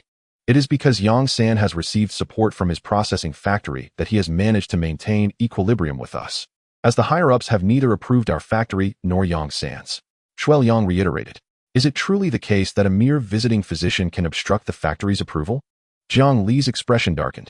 Director Jiang, this is primarily due to my nephew's lack of ambition, hence. Will you not persuade him to provide us with herbs from his processing factory? Does he not wish to earn money? Jiang Li questioned. Director Jiang. He genuinely does not wish to. We have employed numerous methods, yet he remains unwilling, and currently, he is still under Lu Yinping in the general surgery department. Huaiyan explained. Find an opportunity. I shall speak with him next time, Jiang Li declared. Good. Huaiyan nodded eagerly. Meanwhile, on the stairs. This is truly challenging. Su Huaiyan took a deep breath. Following a major surgery, the development of the general surgery department is inevitable, and Lu Yinping's position at the city hospital will stabilize. However, Jiang Li's move was even more ruthless. Without personnel, let us see how you manage the general surgery department. Dr. Su. At that moment, Han Liang appeared. Uncle Han. Su Huaiyan quickly rose to his feet. What transpired within the operating room? Han Liang inquired of Su Huaiyan. Uncle Han, take a look at this medical record. Su Huaiyan handed over a medical document, which was precisely the one Xiao Yi had obtained, now in Su Huaiyan's possession. He had no intention of returning it. It was of utmost relevance to Han Liang. Upon receiving it, Han Liang began to peruse the contents. 10 minutes later, Han Liang's countenance darkened considerably. Having examined both medical records, he was drenched in cold sweat as he compared them. If the new record were to guide the surgical procedure, both Lu Yinping and Xiao Yi would be doomed. Damn it, Han Liang exclaimed, his face a mask of fury. Today, at a local pharmacy, I witnessed patients purchasing medications, and there were quite a few among them. One particular medication, propranolol, is merely a simple imported cardiovascular drug. It costs 3 yuan at the municipal hospital, yet 12 outside. Su Huaiyan interjected once more. Do you know why I came to Mo to serve as the director of the health bureau? Han Liang fixed his gaze on Su Huaiyan. I do not know, Su Huaiyan replied with a slight shake of his head. Han Liang had previously held the position of deputy director in the health department of Heilongjiang province, and 2 years prior, he was reassigned to lead the Mo City Health Bureau. Mo was, after all, the poorest city in Heilongjiang province. A demotion that could indeed be considered a form of exile. The province allocated the most substantial subsidies to Mo City Hospital compared to hospitals in other cities. Yet despite this, the mortality rate from various diseases remained the highest in the province, particularly for cancer patients. All medications entering Mo City Hospital received provincial subsidies. They not only consumed those funds, but sought to profit further, transforming what was meant to be beneficial healthcare into a heavy burden on the patients. I have been in Mo City for 2 years now, and during this time, I have arranged for individuals to enter the municipal hospital, but none have managed to remain. Jiang Li and Huaiyan have operated within the hospital for many years, and it is filled with their people. The entanglement of interests is far too extensive. Huang Ping and the 2 vice presidents were barely retained after I transferred them from the health bureau, yet their power within the hospital is limited. It was only after Yinping established the general surgery department that the situation began to improve. Han Liang added, there is no need for you to share this with me. I am merely an ordinary resident physician. I only wish to secure a permanent position at the municipal hospital, and in doing so, neither you nor my brother would oppose my relationship with Xiao Xiao. Su Huaiyan said earnestly. You rascal. Han Liang could not help but chuckle. He found Su Huaiyan's character quite endearing. One must act in accordance with their capabilities to advance further. Rest assured, I can guarantee that this matter will not implicate you. Han Liang stated. It was his affair, and there was no need to involve Su Huaiyan. Thank you, Su Huaiyan replied. Just now, Yimping mentioned that you lent significant assistance in the operating room. Although I am unaware of the specifics, I still wish to express my gratitude. As for you and Xiao Xiao, choose between the college entrance examination and the municipal hospital. I will not oppose either path you choose. Han Liang concluded. All right. Su Huaiyan agreed readily. Let us go. For a moment, Han Liang departed, taking the medical records with him. Su Huaiyan realized that with Han Liang's departure, the matter was far from over. His promise to Xiao Yi was now fulfilled. You claim it does not involve me? My father-in-law. I fear I have long been ensnared in this vortex. Su Huaiyan sighed as he gazed out the window. His father-in-law had come to Mo City for a special assignment. How could he not become entangled with Lu Yinping in the general surgery department?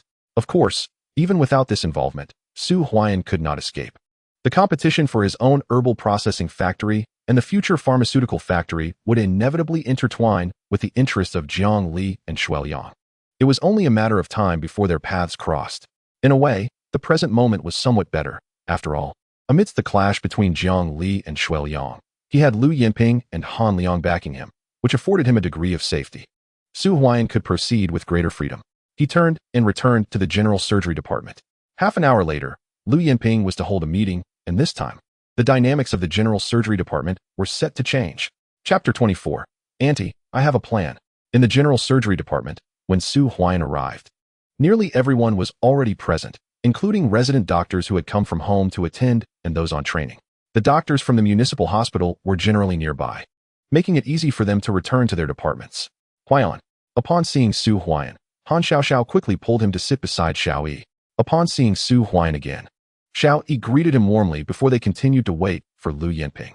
Half an hour passed swiftly, and Lu Yinping finally returned. Director Lu. As Lu Yinping entered, everyone promptly stood to greet her, but she remained silent, returning to her seat with a countenance that was disturbingly grave. The office fell silent once more. Director Lu. What is the purpose of this meeting? I have outpatient duties this afternoon. Jiang Han spoke up. Slap. Just as Jiang Han finished speaking, Lu Yinping seized a box of medication from her drawer and slammed it onto the table. It was the propranolol that Su Huaiyan had purchased at the Huaian pharmacy at noon. Director Lu, what does this mean? Jiang Han asked in a low voice. Xuemubai's heart skipped a beat. From today onwards, all medical products in this department are to be sourced exclusively from the pharmacy and within the hospital. Lu Yinping stated coldly. Director Lu, are you misunderstanding something? Xuemuhan inquired. Misunderstanding? Today, I witnessed Dr. Xuemubai advising a patient to procure propranolol from the Huaian pharmacy outside the hospital. Dr. Xuemubai, is that not correct? Lu Yinping directed her gaze at Xuemubai. Ah, Xuemubai's face turned ashen. Previously, when he worked in other departments, it had become routine to prescribe medications for external purchase, as he could receive a rebate of 1 yuan for each box procured outside. Moreover, this pharmacy was owned by his uncle, Shuai Yang, 1 yuan per box.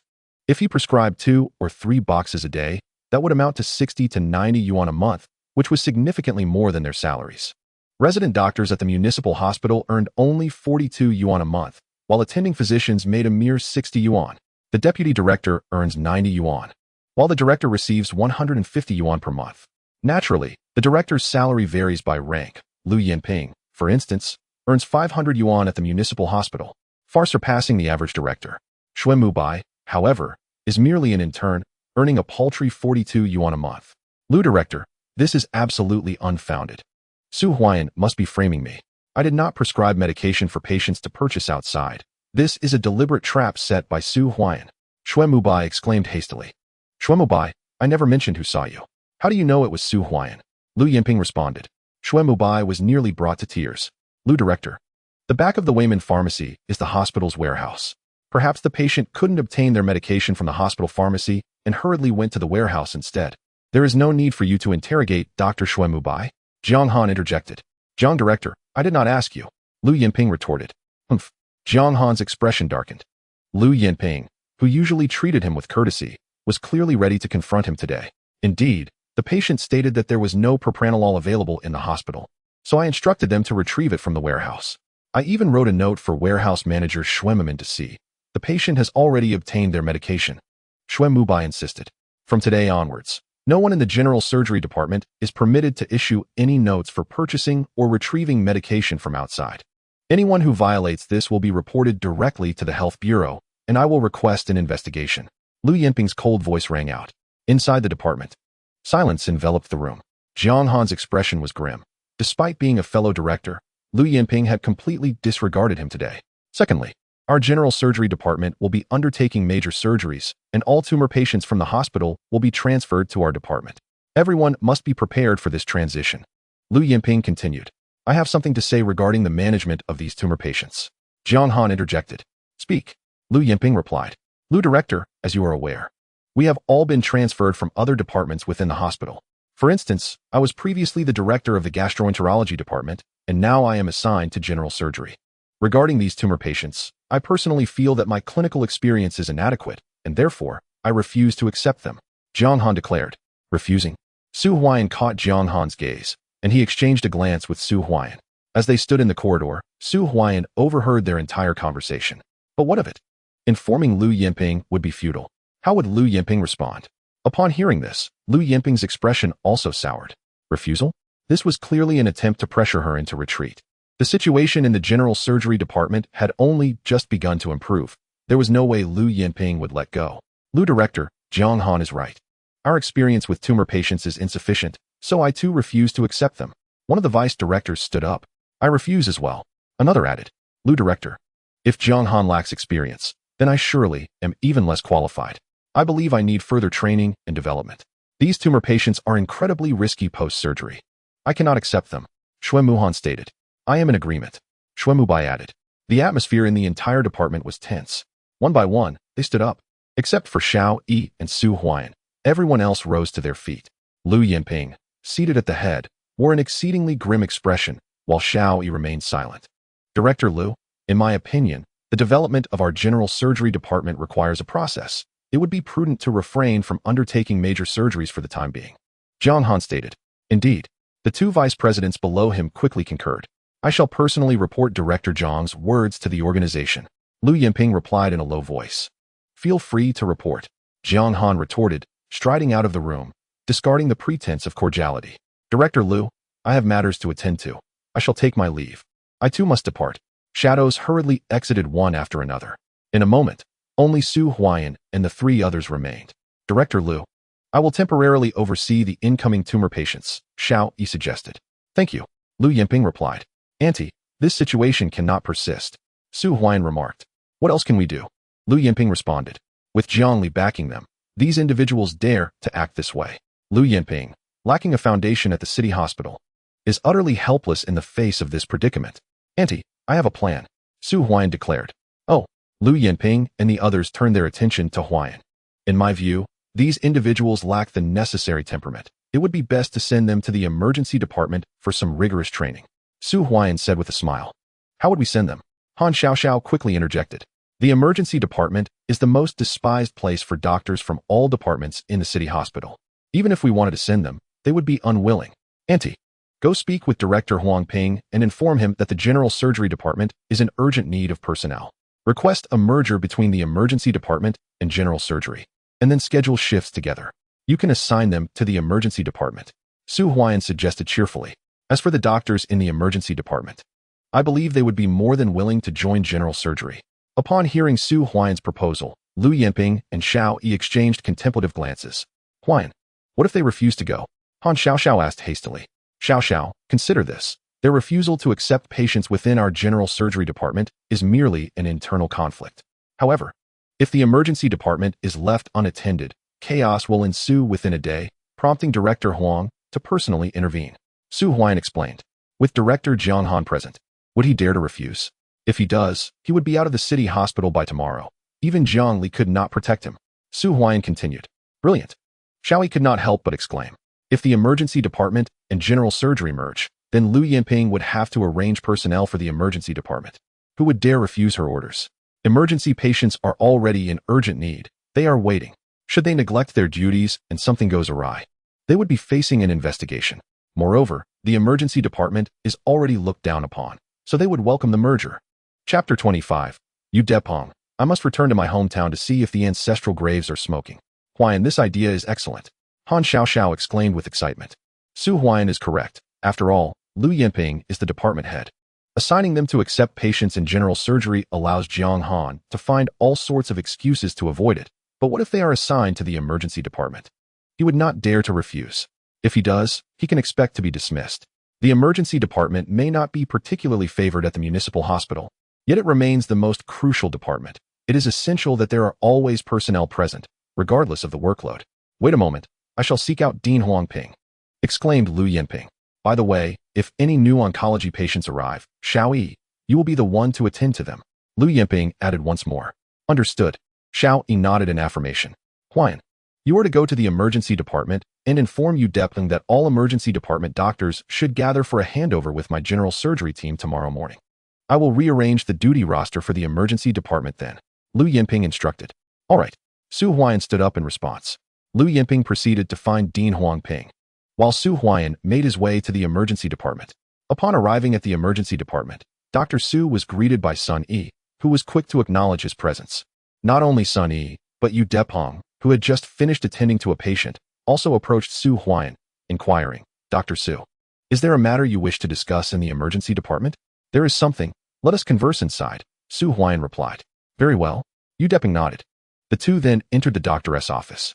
Since the incident that occurred 3 years ago in the emergency department, all those with connections had departed, leaving behind only those who diligently performed their duties. Over the past 3 years, Yu Depong had advanced from resident to deputy director, yet he remained the sole deputy director of the emergency department. Dr. Su, what brings you here? Yu Deping inquired once they were inside the office. The other doctors in the emergency department, having heard the commotion, also gathered. Dr. Qin stood beside Yu Depong, with Sun Yi positioned behind him. They had all become acquainted with Su Huaian during a multi-trauma emergency, which had transformed their perceptions of the resident doctors. Deputy Director Yu, as of today, the general surgery department has taken over the management of oncology patients, and we are currently in dire need of personnel. Director Lu has submitted a request to the higher authorities, and the emergency department will be merging with general surgery. You are to report directly to general surgery tomorrow morning. And as for who will be on duty in the emergency department, Director Lu Yinping will personally make the arrangements. Su Huaian explained. What? Yu Depling was taken aback by this revelation, as were the other emergency department doctors, who were left in stunned silence. They had long since abandoned any thoughts of transferring to other departments, which explained why everyone had been waiting in the teaching room for Lu Yinping to emerge the previous day, while Dr. Qin had simply walked away. This was because the emergency department had no concerns regarding any antics from Jiang Li. They had already joined the emergency department, so what could he possibly do? Now, Su Huaian was informing them that the best department in the municipal hospital, general surgery, was set to merge with the emergency department. With Lu Yinping having recently performed a radical surgery for lung cancer, numerous doctors from various departments were eager to join general surgery. Why would they choose to merge with the emergency department? Dr. Su, this jest is in poor taste. Dr. Qin, regaining his composure, remarked as he took a sip from the tea on the table. They were skeptical. Deputy Director Yu, I am merely representing the general surgery department to give you advance notice. I am confident that this afternoon, you will receive confirmation of the merger between the emergency and general surgery departments. Just wait and see, Su Huaian said with a smile. Could it be true? Are the emergency and general surgery departments genuinely to merge? Dr. Su wouldn't come to tease us without reason. They pondered in disbelief. Indeed, the emergency department physicians were suddenly filled with excitement. Could their fortunate days be on the horizon? Silence, commanded Yu Deping coldly. With that single utterance, the entire department fell silent, though the exhilaration in their eyes was unmistakable. Dr. Su, thank you for bringing us this news. Upon your return, please inform Director Lu that tomorrow morning, all 6 doctors in the emergency department will be present without fail for the shift change, Yu Deping declared, taking a deep breath. Excellent, Su Huaian replied with a subtle smile. With this good news from Su Huaian, even the resident doctor, Sun Yi, felt a surge of excitement. Initially believing he was assigned to the least desirable department for his training, he now discovered that the emergency department would merge with general surgery, instantly elevating it from the worst to the best department. He could hardly dare to dream of such a turn of events. I shall take my leave now, Su Huaian said cheerfully as he exited. Dr. Su, allow me to see you out. Yu Deping personally escorted Su Huaian. Once Su Huaian had departed, cheers erupted once more in the emergency department's office. Even Yu Deping's hands trembled slightly. The days of the department's resurgence had arrived. What are you all so worked up about? It's merely a merger with general surgery. There's no need for such fuss. Get outside and keep watch. Yu Deping entered, his voice cold. The doctors hurriedly rushed out. Hold you, aren't you excited? Dr. Qin could not help but ask. I wish to return home for a visit, Yu Deping replied. What do you need to go back home for? Dr. Qin rolled his eyes. I want to see if the smoke is rising from my ancestral grave. Yu Depeng responded. Ha ha ha. Dr. Qin could not contain his laughter. When Su Huaian returned to the department, Lu Yinping had not yet arrived. At 5:30, Lu Yinping returned and immediately announced, approved. Although Huang Ping held little power at the municipal hospital, obtaining approval for this matter was not difficult, especially with Han Guoyang backing him. As long as the approval was secured, even if Jiang Li sought trouble later, Han Guoyang could shield him. A once dismal emergency department merging with general surgery was hardly a cause for Jiang Li to confront Han Guoyang. Director Lu, this afternoon. 4 tumor patients were sent in, 2 with liver cancer and 2 with lung cancer. All 4 qualify for surgery. Xiaoyi reported in the office. Aside from Su Huaian and the other 3, Zhang Han had also returned, but none of them attended to the 4 tumor patients. They were all preoccupied with their previous patients. Upon seeing Su Huaian and Lu Yinping, Zhang Han smirked, eager to see how long Lu Yinping could endure. Director Lu. It's manageable for Deputy Director Xiao to handle 4 patients, but what if he had to manage 40? Do you think he could manage that? Zhang Han taunted. In the department, deputy directors generally step back from direct patient care. Patients are typically managed by attending physicians. Zhang Han's words were merely bait for ridicule. It would indeed be a farce if a director were to personally handle patients. Since Director Zhang lacks experience in managing tumor patients, I naturally will not assign you any. Lu Yinping replied with a smile. Today's arrogance, will it still bring laughter tomorrow? Humph. I am eager to witness how you will manage. Zhang Han sneered coldly, stood up, and left directly, with the doctors in the department departing one by one. As she watched Zhang Han leave, Lu Yinping's expression turned icy once more. Chapter 26. Clothes make the man. For the Department of General Surgery to thrive, Zhang Han must be expelled. Su Huaian thought to himself. However, before Zhang Han departs, the department must be able to stand on its own. Otherwise, once he takes his followers away, Lu Yinping will be left as a mere figurehead, and the department will cease to exist. Director Lu, I will remain in the hospital today to closely observe the newly admitted tumor patients. Xiaoyi declared. Very well. Lu Yinping nodded in agreement. Around 6 o'clock, Su Huaian and Han Xiaoxiao finished their shifts and rode home on a bicycle, with Lu Yinping following behind. By the time they arrived home, it was already 7 o'clock, and Lu Yanting and Han Guoyang were back as well. 10 minutes later, Lu Yinping and Han Cheng returned. Their elder brother, Han Xiao, was still in the army. Huaian, I heard you helped Yinping tremendously in the operating room today at the city hospital? Lu Yanting asked with a smile at the dinner table. Nothing too significant, just assisted with some equipment and the like. Su Huaian replied modestly. The report for the lung cancer patient in the operating room indicated a tumor in the lower lobe of the right lung. It was Dr. Su who reminded me to thoroughly examine the right lung before the surgery that led to the discovery of the anomaly. Lu Yinping explained. What was amiss? Han Cheng inquired swiftly. Upon careful examination, there was no tumor in the lower lobe of the right lung. The tumor was actually in the middle lobe, and the patient had progressed from early-stage lung cancer to mid to late-stage lung cancer, with 1 lesion evolving into 2. Lu Yinping elucidated. Auntie. No wonder Xiao Xiao pulled out the signal line during the procedure. Han Cheng couldn't help but interject. Han Guoyang's expression darkened ominously. A major incident had nearly occurred. And Lu Yinping's face also turned grim, as this was her most cherished younger sister. Old Han, I demand an explanation for this. Lu Yanting stated angrily.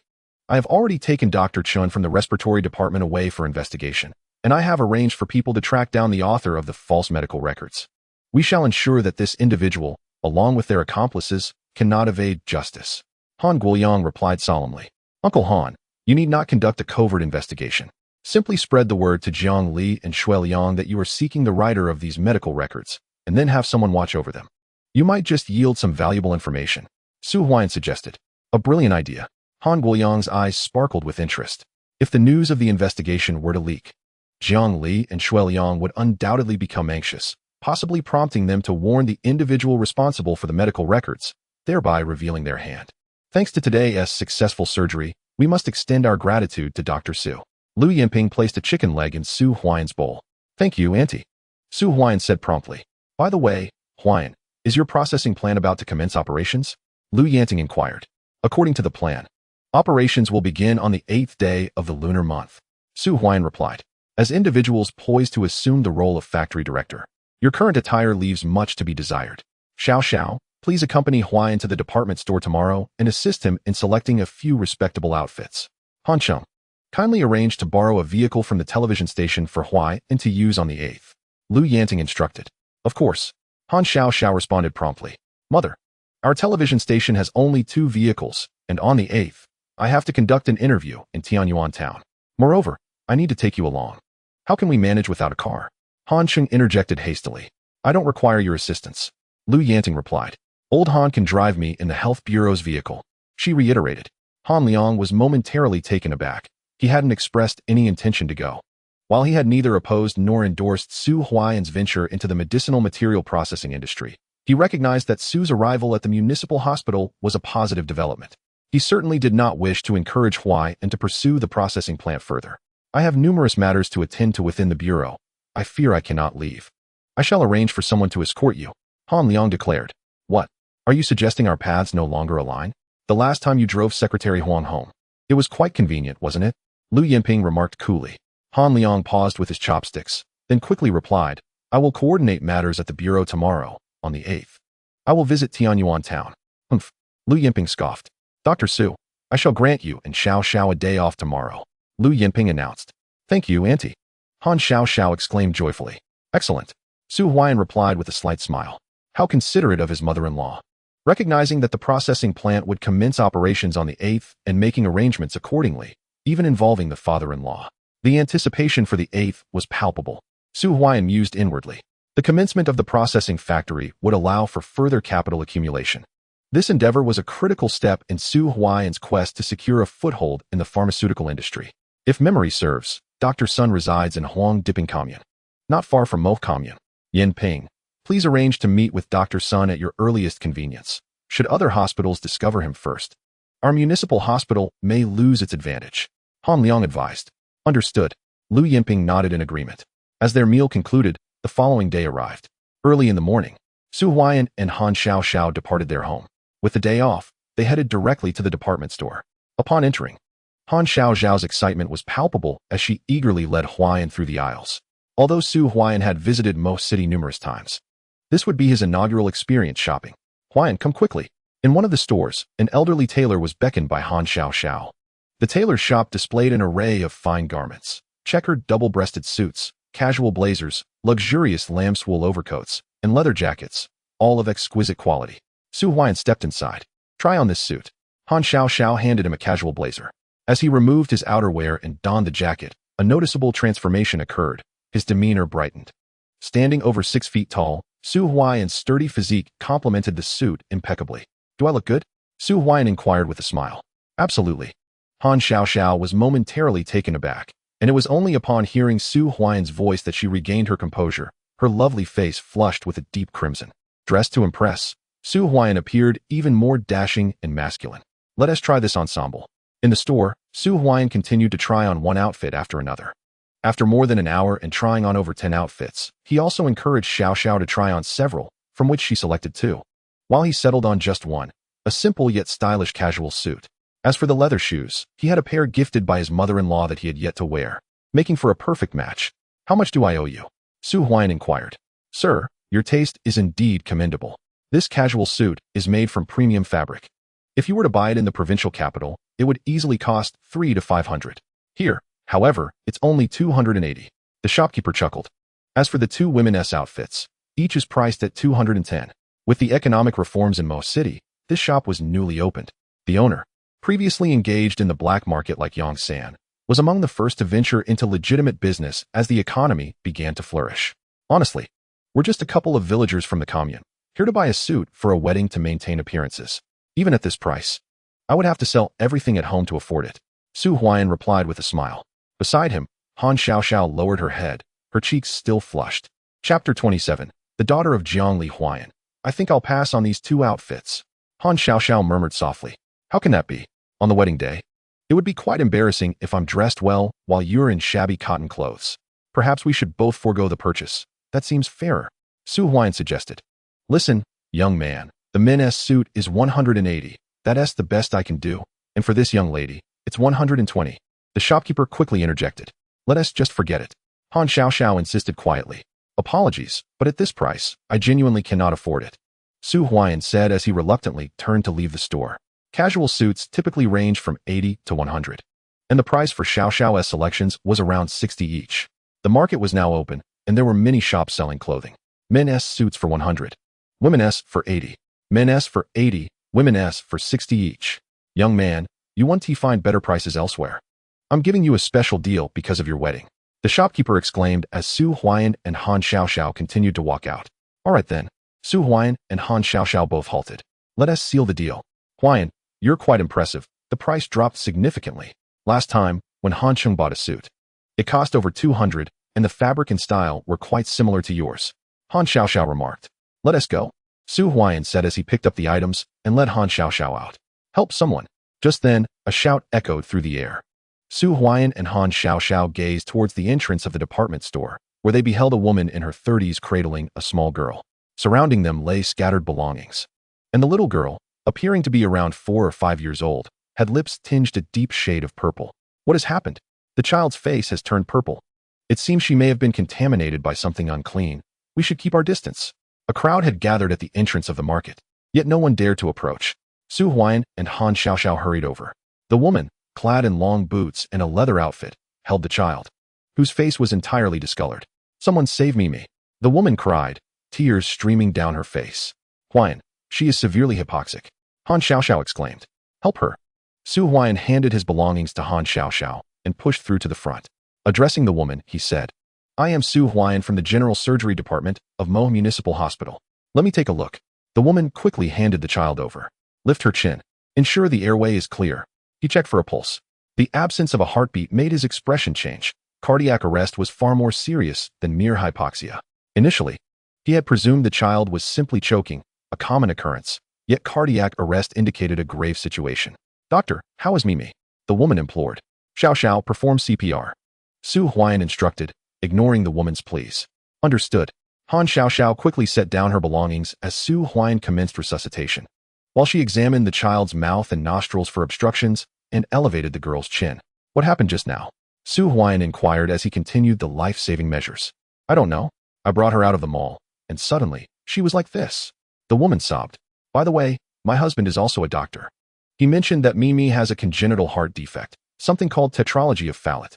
He forbade me from taking her out, but I thought since she hadn't been out in a long time, I would take her for a walk. I had no idea it would come to this. She cried.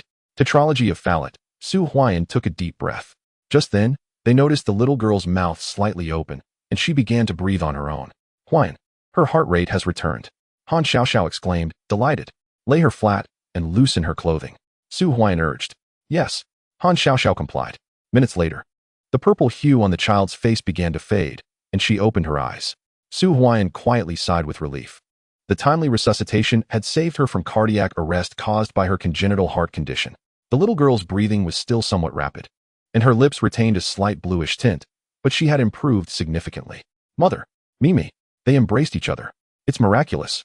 Just moments ago, her face was purple, and now she is better. The onlookers drew closer. Dr. Su, thank you. As the woman wiped away her tears, she picked up a bag from the ground and took out a substantial amount of money, offering it to Su Huaian. Stunned by the sight of the considerable sum in her hand, Su Huaian exclaimed, Sister, this is far too much. We cannot accept it. However, the woman, undeterred, retrieved several more bills from her bag, handing over more than 200 yuan in total. Onlookers couldn't help but swallow hard at the sight. How can you be so insistent?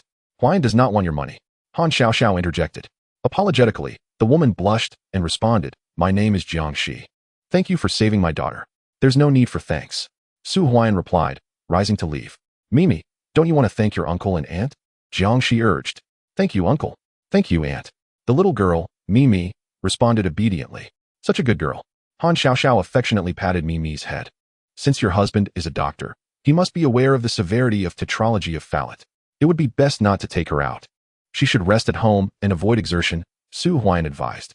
My husband has mentioned it, but Mimi gets so bored at home. I thought it would be fine to bring her out since she seemed to improve lately.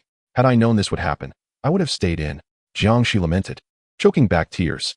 Let us go. Su Huaian called to Han Xiaoxiao, and they turned to leave. Su Huaian, why does that name sound so familiar? Jiangxi mused, wiping her eyes. Huaian, I remember now. After walking for about 10 minutes, Han Xiaoxiao suddenly slapped her forehead. What did you recall? Su Huaian inquired. I know who Jiangxi is. Her husband is the deputy director of the cardiology department at the city hospital, Lizhu. Jiang is the daughter of Jiang Li, and she currently manages finances at the city hospital. My aunt mentioned her before, Han Xiaoxiao exclaimed. She also said that Jiang Shi's daughter suffers from a severe congenital heart defect, and the little girl, Mimi, is the granddaughter of Jiang Li.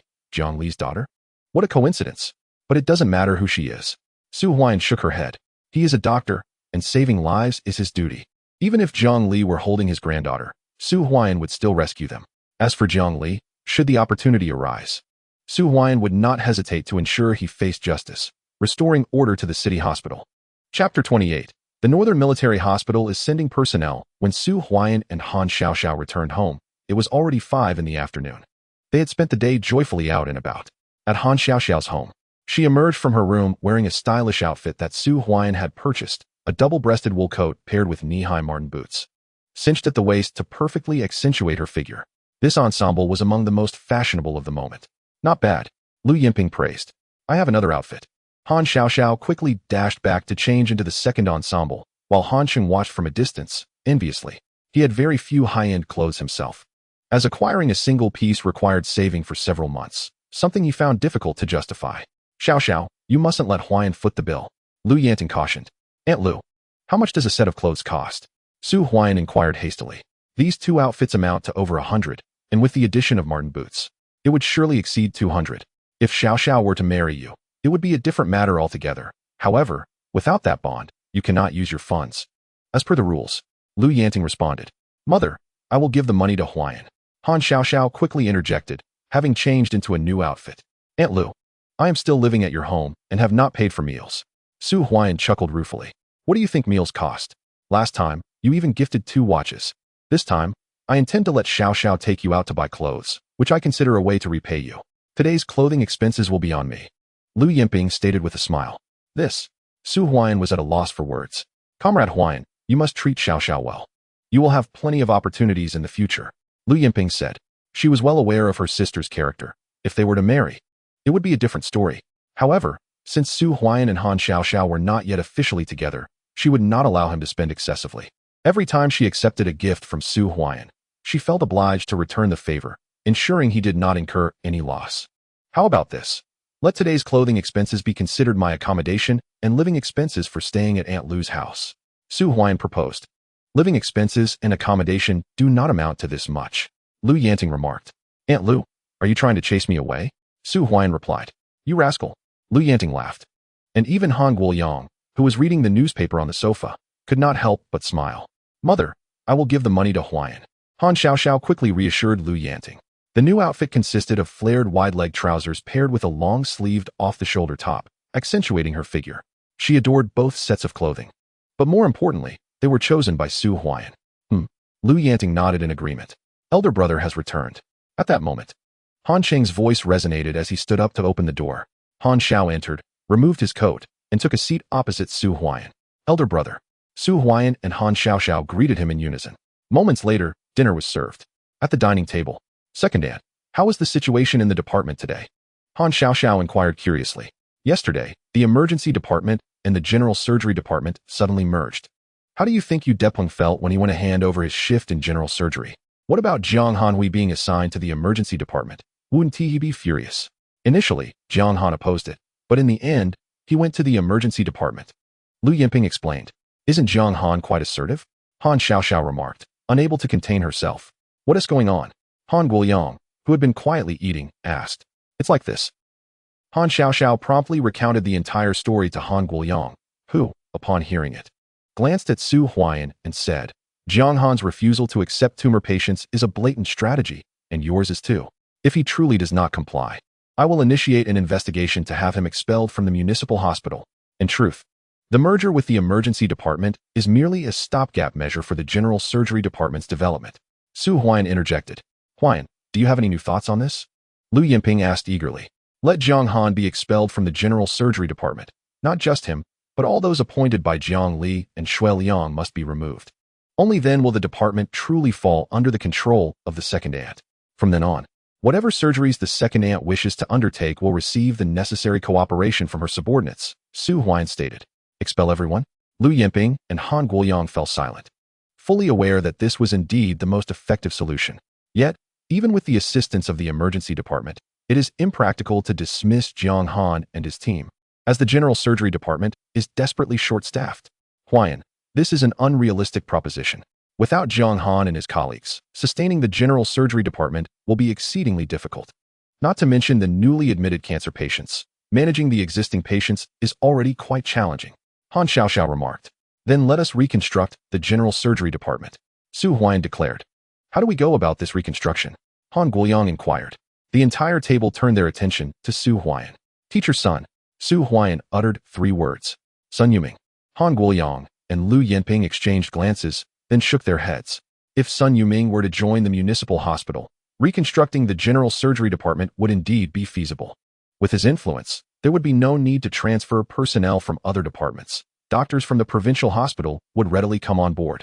I will personally seek out Teacher Sun in a couple of days. If he is willing to join the municipal hospital, all our problems will be easily resolved. If he is unwilling, we must rely on our own efforts. Lu Yinping stated. The current general surgery department is already in a much better state than before. With several doctors from the emergency department and the initiation of lung cancer radical surgery, the department can maintain stability for the time being. Second Ant. The news of your lung cancer radical surgery will be broadcasted tomorrow on Mo City Television. Additionally, the latest issue of Cultural Report will be published in advance tomorrow. Han Chung informed. Once the newspaper is out, please provide me with a copy. Su Huaian requested. Certainly. Han Chung nodded. Second Ant. The condition of Teacher Zhang has been deteriorating more frequently. The Northern Military Region has submitted a request, and an expert from the Northern Military Hospital will arrive at the municipal hospital in about a week to assist with the surgery. Han Xiao remarked. How quickly? Lu Yinping responded, her expression grave. The initial assessment of Teacher Zhang's condition at both the provincial hospital and the Northern Military Hospital had suggested conservative treatment. And now, even with an expert from the Northern Military Hospital summoned, the chances of success seem slim. Lu Yinping reiterated. Teacher Zhang's hometown is in Mo City.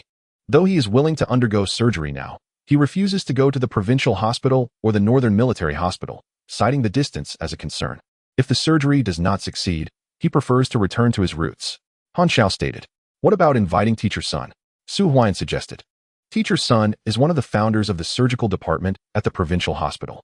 When Teacher Zhang was there, he was the one who provided care and advised against surgery, stating that the success rate for his intervention would be less than 50%.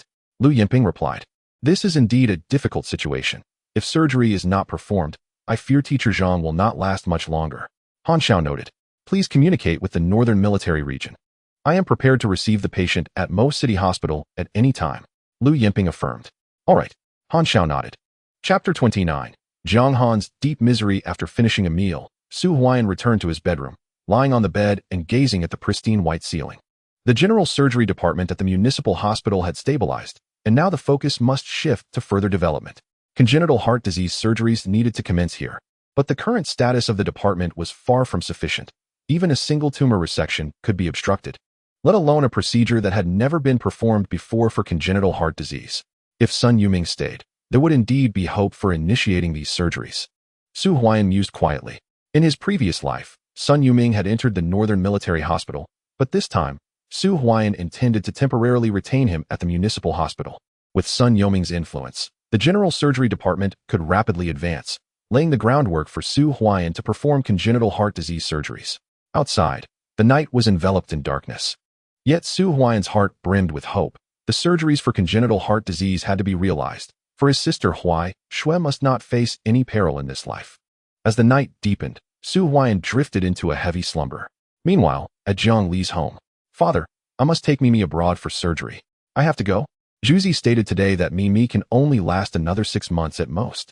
At the dining table, Jiang Shi sobbed, facing her father Jiang Li, along with her brother Jiang Yunhua, while cradling a small girl who played quietly with her toys. Beside Jiang Shi sat her partner, Li Zhu, who remained silent. His head bowed, but there is still half a year left.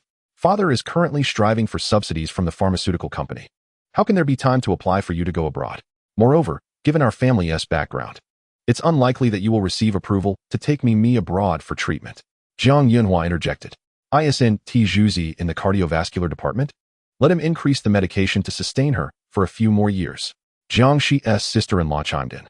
Zhuzi, say something. Jiang Shi urged, her eyes red with emotion. Father. Li Zhu turned to his father-in-law, while Jiang Li's brow furrowed at the sight of his weeping daughter. To seek treatment abroad. It will require at least hundreds of thousands. Jiang Li stated. Father, I have savings. Zhu and I have managed to save nearly 300,000 over the years. We can afford to go abroad for treatment. Jiang Shi quickly responded. Shizi, you and your husband have indeed earned quite a bit. 300,000. Jiang Yinhua could not help but remark. Father, I wish to resign from my position at the municipal hospital and take Shizi and Mimi abroad for treatment. The congenital heart disease surgeries cannot be performed domestically, but they can be abroad. Mimi can surely be cured overseas. Li Zhu declared. Let us wait for another 6 months. By then, the pharmaceutical company's matters will be settled. At that time, Shizi and Zhu, you can work at the pharmaceutical company. And I will apply for a partnership with the foreign pharmaceutical firm to facilitate your overseas treatment. Jiang Li replied. Father, today Mimi nearly collapsed at the department store. Can she endure much longer? Jiang Shi urged. Isn't Zhuzi in the cardiovascular department? Let him find a way. Jiang Li retorted coldly. All right. Li Zhu clenched his teeth in agreement. Father, I heard that Director Lu Yanping from the General Surgery Department successfully performed a lung cancer resection. And even Director Liang from Korea personally announced that all tumor patients from the municipal hospital would be transferred to the management of the General Surgery Department, Jiang Yinhua remarked. Indeed. Jiang Li nodded in affirmation. Father, this accounts for nearly 1/3 of our patients in the clinic, particularly concerning the consumption of oncology medications, which alone could claim 1/3 of our finances. Jiang Yinhua exclaimed hastily. Most oncology drugs are imported, thus they are exorbitantly priced with significant profit margins. And the provincial government even provides subsidies. Lu Yanping cannot endure this situation for long. Your second uncle is overseeing the General Surgery Department. Jiang Han mentioned that 90% of the patients in general surgery were arranged by Huaian, and now they all heed his instructions. Patients allocated to general surgery by Huang Ping are not accepted at all, leaving Lu Yanping helplessly watching. Jiang Li remarked with a smile. What is the use of having numerous patients if there is no one to manage them? In due time, Lu Yanping will be coerced into compliance, perhaps even compelled to vacate her position in general surgery. Once she leaves, the department will fall under Jiang Han's control, which suits him perfectly. Father, today Mimi suffered cardiac arrest at the department store, and the young man who rescued her seems to be from the general surgery department of the municipal hospital. At that moment, Jiang Shi interjected. What is his name? Jiang Shi inquired. Su Huaian. Jiang Shi quickly replied. Is it him? Jiang Li was momentarily taken aback. It was Su Huaian who saved his granddaughter? He had not anticipated this, as he regarded Su Huaian merely as a rural doctor undergoing training from the commune health center, not even qualifying as an ordinary physician at the municipal hospital. Father, he saved Mimi. Please ensure that your second uncle takes good care of this young man in the future, Li Zhu remarked. Certainly. Jiang Li nodded in agreement. If his memory served him correctly, Su Huaian was associated with Lu Yanping and had previously clashed with Huaian. How could he possibly provide proper care? Now, Jiang Han had already severed ties with Lu Yanping in the general surgery department. Knock, knock, knock. Just then, a rapid series of knocks echoed through the room. Who is it? Jiang Yinhua stood and opened the door. 4 individuals stood outside, with Huaian leading the group, followed by Jiang Han and 2 other deputy directors from the municipal hospital.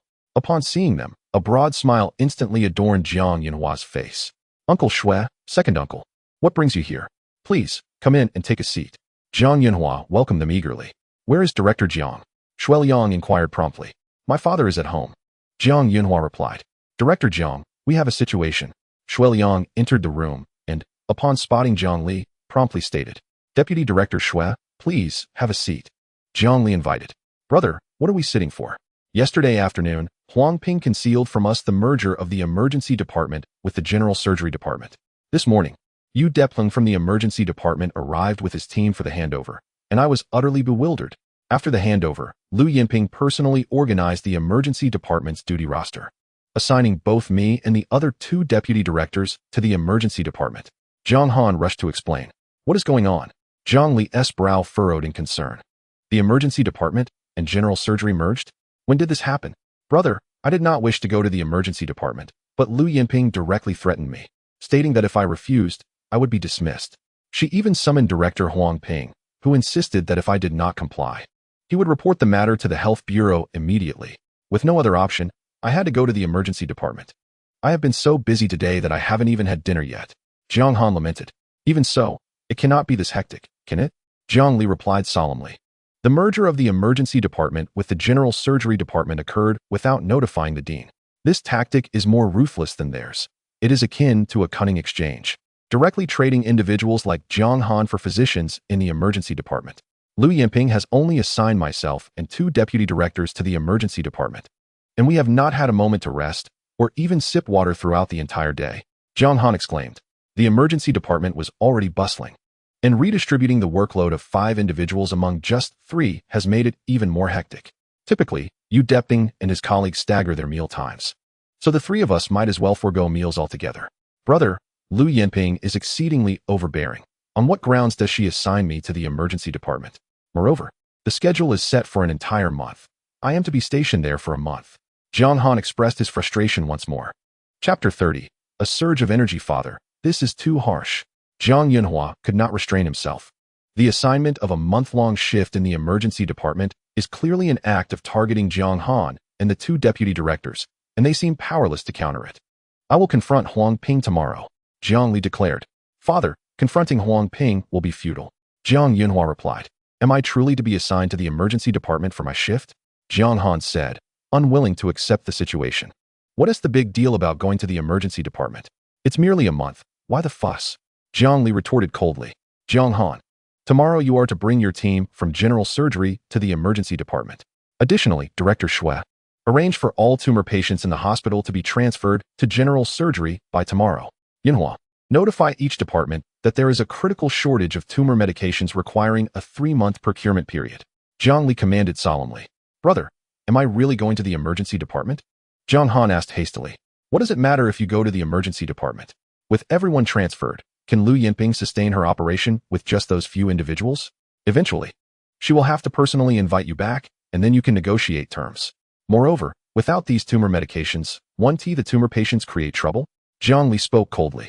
Brother, your plan is brilliant. Jiang Han's eyes brightened. If this continues, Lu Yinping will surely come looking for you within 10 days.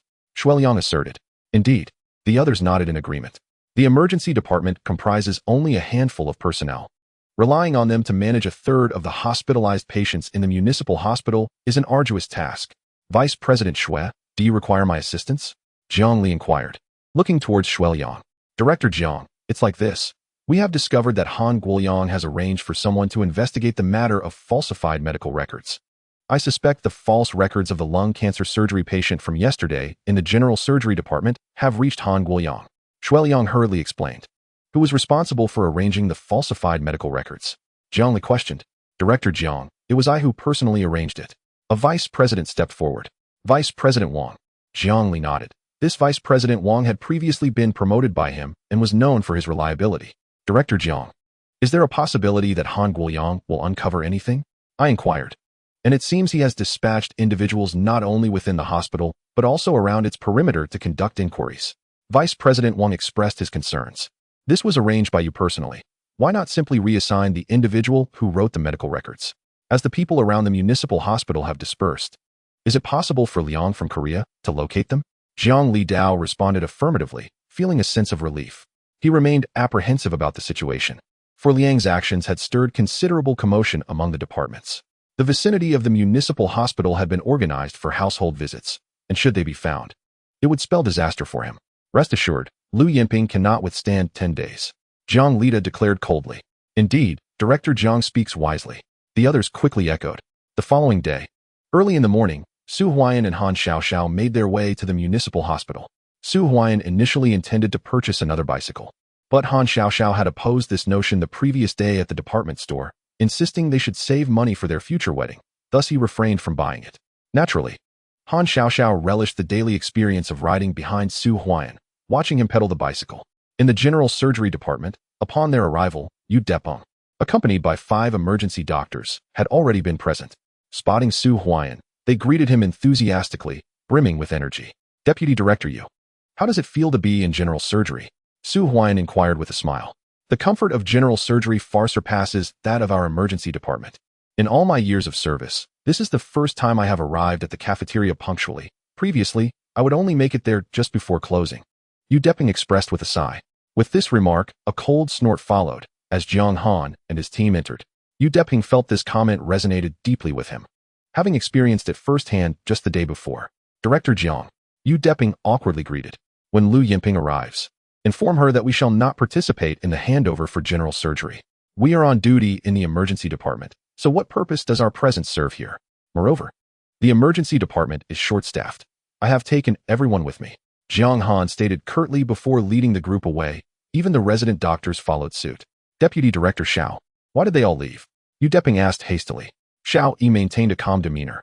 This situation was far more tranquil than the previous day when Jiang Han had been reluctant to attend the emergency department, and Lu Yinping had scolded him while standing atop the table, with Director Huang Ping witnessing from outside the doctor's office. Ultimately, Jiang Han had no choice but to go to the emergency department. Having endured such indignities, Jiang Han was unlikely to relent. Let us go. Remaining here wouldn't offer much assistance and would only lead to further complications, he concluded. A few minutes later, when Lu Yinping entered the doctor's office and learned of the departures, she felt no surprise whatsoever. Handover, she called out, signaling the commencement of the transfer. This time, however, the atmosphere in the doctor's office was quite relaxed, with only Su Huaian, the 4 others, and 6 from the emergency department present, totaling merely 10 individuals, alongside personnel from the nursing department. Half an hour later, the handover concluded. Director Lu, when Jiang Han departed with his team, he specifically instructed that the patients under their care need to be reassigned by you. Otherwise, you will be held responsible should any issues arise. Nurse Wang Jingjing remarked. Xiao Yi, please arrange for the reassignment. Lu Yinping instructed. Understood. Xiao Yi nodded and stood up. Director Lu, we have received news from the gastroenterology department that 6 oncology patients are to be transferred to general surgery this morning. Director Lu, news has arrived from the respiratory department. This afternoon, 7 oncology patients are being transferred to the general surgery department. At that moment, the voice of the front desk nurse pierced through the air. So many? Han Xiaoxiao was taken aback, and Lu Yinping's expression darkened. Did Director Huang not say they would be transferred gradually? Why have they all come at once? Xiao Yi spoke in a low voice. Jiang Han has taken his team and left. Now they are all being transferred in one go. What shall we do? Second aunt, we must withstand this wave. Su Huaiyan stated solemnly. If we cannot endure this surge, Lu Yinping will have to compromise. However, if we manage to hold our ground, it implies that Jiang Han has taken his team to the emergency department and will never return. Everyone, it seems today will be quite busy, Lu Yinping declared gravely. Director Lu, what does this busy schedule even mean? Compared to the emergency department, this is far from overwhelming, Yu Deping remarked. He understood Lu Yinping's predicament, but it only fueled his determination. He had endured the emergency department. How could he falter in general surgery? He refused to be daunted. Receive the patients. Lu Yinping's voice resounded. Inside the department, all 10 staff members stood up, with even Lu Yinping, the department head, personally rising to receive patients. How does it matter if there are too few of us? Have they ever complained of exhaustion during their years in the emergency department? Chapter 31. Huaian arrives. The herbal stockpile is overflowing. The entire day passed without rest. Even Su Huaiyan and Han Xiaoxiao were assigned to receive patients. However, they did not manage the patients, as that responsibility lay solely with the city hospital's doctors, as per protocol. Su Huaiyan and Han Xiaoxiao were merely here for further training and were not yet considered city hospital doctors. At 6:30 in the evening, Han Xiaoxiao sat beside Su Huaiyan, her face etched with fatigue. Xiao Yi and Lu Yinping were not faring much better. Over the span of a single day, 7 official doctors, along with 3 trainees, attended to over 80 patients. All were oncology patients, whether in early, mid, or late stages, and were sent to general surgery, alongside the original inpatients. The total number of hospitalized patients had exceeded 100. Fortunately, the general surgery department had only 120 beds, limiting the number of patients it could accommodate. In our emergency department, receiving 100 to 80 patients in a day is hardly unusual, Yu Deping noted. Compared to Han Xiaoxiao, the 5 doctors from the emergency department appeared at ease. Their usual workload in the emergency department was already demanding. Today was merely busier without the need for heightened vigilance, as emergencies are prone to complications. Our department currently has 7 official doctors. Henceforth, let 2 remain on duty each day, Lu Yinping suggested. Director Lu, we can split ourselves into 3 teams of 2 for shifts, Yu Deping replied. Agreed. Lu Yinping nodded. At last, we have made it through the day. Deputy Director Yu. You and Dr. Qin shall stay on duty today. I will have Nurse Wang arrange a duty roster, and you will work according to it. If any issues arise, let the nursing department contact me. They know my address, Lu Yinping reiterated. Understood. Yu Deping nodded. Off work. Lu Yinping rose from her seat, leaving Yu Deping and Dr. Qin on duty while the others had clocked out. Sun Yi also remained, accompanying Dr. Qin, as he was required to stay in the department during the shift. After work, Su Huaiyan and Han Xiaoxiao rode a bicycle, with Lu Yinping trailing behind on her own. So what if Jiang Han has left? We shall persevere, Auntie. Even without Jiang Han and his team, our department can continue to function seamlessly. Their departure may even prove beneficial. Han Xiaoxiao remarked, seated behind Su Huaiyan. This is largely thanks to Huaiyan. Had it not been for his clever maneuver of swapping personnel with the emergency department, it would have been impossible for Xiao Yi and me to manage alone, especially with Jiang Han's absence. Lu Yinping added with a smile. Since her arrival at Mo City Hospital, she had garnered respect from her colleagues, yet Lu Yinping felt stifled, constrained by limitations that starkly contrasted with her vision for the development of the general surgery department. Today, however, she felt a sense of relief. Yet, this was not a sustainable solution. The general surgery department needed to stabilize and completely extricate itself from the influence of Shui Liang and Jiang Li. Enduring this situation was untenable. Su Huaiyan stated. Why is that not feasible? Han Xiaoxiao inquired eagerly. 7 doctors managing over 100 patients might be manageable in the short term, but in the long run, it is simply unbearable. Do not be misled by today's circumstances. These patients have simply been transferred to general surgery, and most of them require surgical intervention. Su Huaiyan explained. A major tumor resection can take 5 to 6 hours at the least, and even the quicker ones require around 3 hours. How long will it take to operate on so many? Moreover, all the patients we admitted today require medical records. Aside from what we document during the day, it will be impossible for Sun Yi to complete them all overnight. Huaiyan is correct. Lu Yinping responded solemnly. At present, it may seem manageable, but we are far from truly sustaining this. However, this news brings hope to Lu Yinping. For now, the general surgery department can finally pursue her aspirations. Auntie, we have already brought in the staff from the emergency department. What more can we do? Han Xiaoxiao remarked. Teacher Sun, Su Huaiyan called out. The general surgery department has made a promising start. Next, we must invite Sun Yuming. Once he arrives, we need not worry about personnel shortages. With Jiang Han and his team in the emergency department, they could remain there indefinitely. I will return to the department tomorrow to stabilize the situation, and the day after, I shall seek out Teacher Sun, Lu Yinping declared. Indeed. Su Huaiyan nodded in agreement. After about 10 minutes, the trio arrived home. Brother Huaiyan. Upon entering, a joyous voice greeted them. Su Huaiyan glanced inside to see Sun Huaiming and Su Huailua standing, teacups in hand, along with Yang San. Dr. Su. Yang San greeted Su Huaiyan. Third Master, what brings you here? Su Huaiyan asked promptly. Inside, Han Cheng and Han Guoyang had also returned, and to their surprise, the dining table was already set with food. Brother Huaiyan, it was we who invited Third Master. Sun Huaiming explained eagerly. Huaiyan, do not rush. Let them have a cup of tea and sit down to discuss at their leisure. Lu Yanting chimed in with a smile. Exactly, let us sit down first. Korea's Liang greeted them. Su Huai Luo and Su Huai Ming felt somewhat awkward, but took their seats nonetheless. Yang San cast a sheepish smile at Su Huaiyan and refrained from further comment. Yet Su Huaiyan understood that this visit was intentionally orchestrated by him. Following Su Huaiyan's instructions, if anyone sought him, they were to go to the general surgery department at the city hospital. However, Su Huai Ming and Su Huai Luo had previously visited Yang San's shop, so it was only natural for them to seek him first. Yang San, aware of the identities of Korea's Liang and Lu Yinting, intended to seize this opportunity to pay a visit.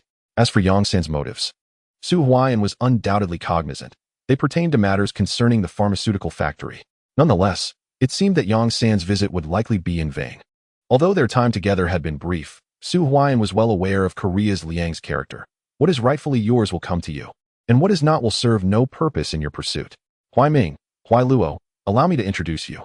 This is Aunt Lu Yinting, Uncle Han. Aunt Lu Yinping, and Brother Han Chung. Su Huaiyan hastily introduced them. Aunt Lu, Uncle Han, Brother Chung. The two promptly greeted. There's no need for formalities. Lu Yinting responded warmly. Just call me Han Chung. No need for Brother Chung. Han Chung smiled. By the way, has something happened at home? Su Huaiyan inquired. Brother Huaiyan, something significant has occurred. Su Huaiming stood up, exclaiming. What is it? Su Huaiyan asked. Tomorrow is the 7th day of the first month. Originally, Su Huaiyan planned to return in the afternoon, intending to come back after the processing factory commenced operations the day after. However, it was unexpected that on the 6th day, Su Huaiming and others arrived. It was my father and third uncle who sent me to find you. The medicinal herbs have overwhelmed us, Su Huaiming hurriedly explained. Overwhelmed? Su Huaian was momentarily taken aback. Their home consisted of only 3 small rooms, with limited space for storing herbs. Yet the collection station in Tianyuan town was quite substantial. It could easily accommodate 5,000 pounds of herbs without issue. Was this a matter of being unable to store them at home or at the collection station? Chapter 32. The in-laws' teachings at Su Huaiming's words. Everyone turned to him, particularly Yang San, who was well aware of the capacity of Su Huaiyan's collection station. Brother Huaiyan, when you left on the 2nd day of the new year, Uncle Kuan took the first group into the mountains. They merely wandered around the outskirts on the first day and returned with over 100 pounds of herbs, which were weighed and compensated for by the 3rd uncle on the spot. There were a total of 28 people who entered, and collectively they brought back around 100 pounds of various herbs. Uncle Kuan divided it among them, each receiving over 3 pieces of currency, just for a brief stroll around the mountain's perimeter. The more Su Huaiming spoke, the more animated he became. On the 2nd day, the number of people from Lingnan Brigade entering the mountains increased to over 50, bringing back more than 300 pounds of herbs. On the 3rd day, over 100 people entered, returning with more than 600 pounds. Yesterday, we lost count of how many entered, but every household sent someone into the mountains, resulting in over 1,000 pounds of herbs brought back. Today, we came to find you, unaware of the current situation, Su Huailuo exclaimed with excitement. Upon hearing the words of the 2 individuals, silence enveloped the room, particularly affecting Yang San, who felt the weight of the ensuing chain reaction. As the processing plant had yet to commence operations, all medicinal herbs were currently being manually cleaned by my uncle and my father, who then borrowed drying space from household to household. However, this was not a sustainable solution. More pressing was the situation at the procurement station in Tianyuan town, where the quantity of wet herbs received yesterday had already exceeded 1,000 caddies. Sister Xiuxiu remarked that wet herbs should not be piled up due to the risk of spoilage, and the procurement station could no longer accommodate them. Su Huaiming reiterated the concern. Both the home and the procurement station were at full capacity. Goodness. Yang San inhaled deeply. When Su Huaiyan had opened the medicinal herb processing plant, his greatest worry had been the insufficiency of herbs available for purchase, as they had to be harvested from the mountains. Unexpectedly, before the plant had even begun operations, the herbs were already overflowing. This was truly alarming. Aunt, I must take leave to return home. Su Huaiyan addressed Lu Yinping. You've only just arrived a few days ago. How can you leave again? Given the current situation in general surgery, you can see we are in dire need of personnel. How much can you earn from running a medicinal herb processing plant? If you are short on funds, I can lend you some. Lu Yinping responded. Aunt, this is not a matter of borrowing money. Su Huaiyan replied with a wry smile. Yinping, let Huaiyan go back, Lu Yanting interjected. Very well, Lu Yinping conceded with a nod, then added, I will give you 3 days, by the way. Today is the 6th, and you must return to general surgery by the afternoon of the 9th. Thank you, Aunt. Su Huaiyan quickly expressed his gratitude.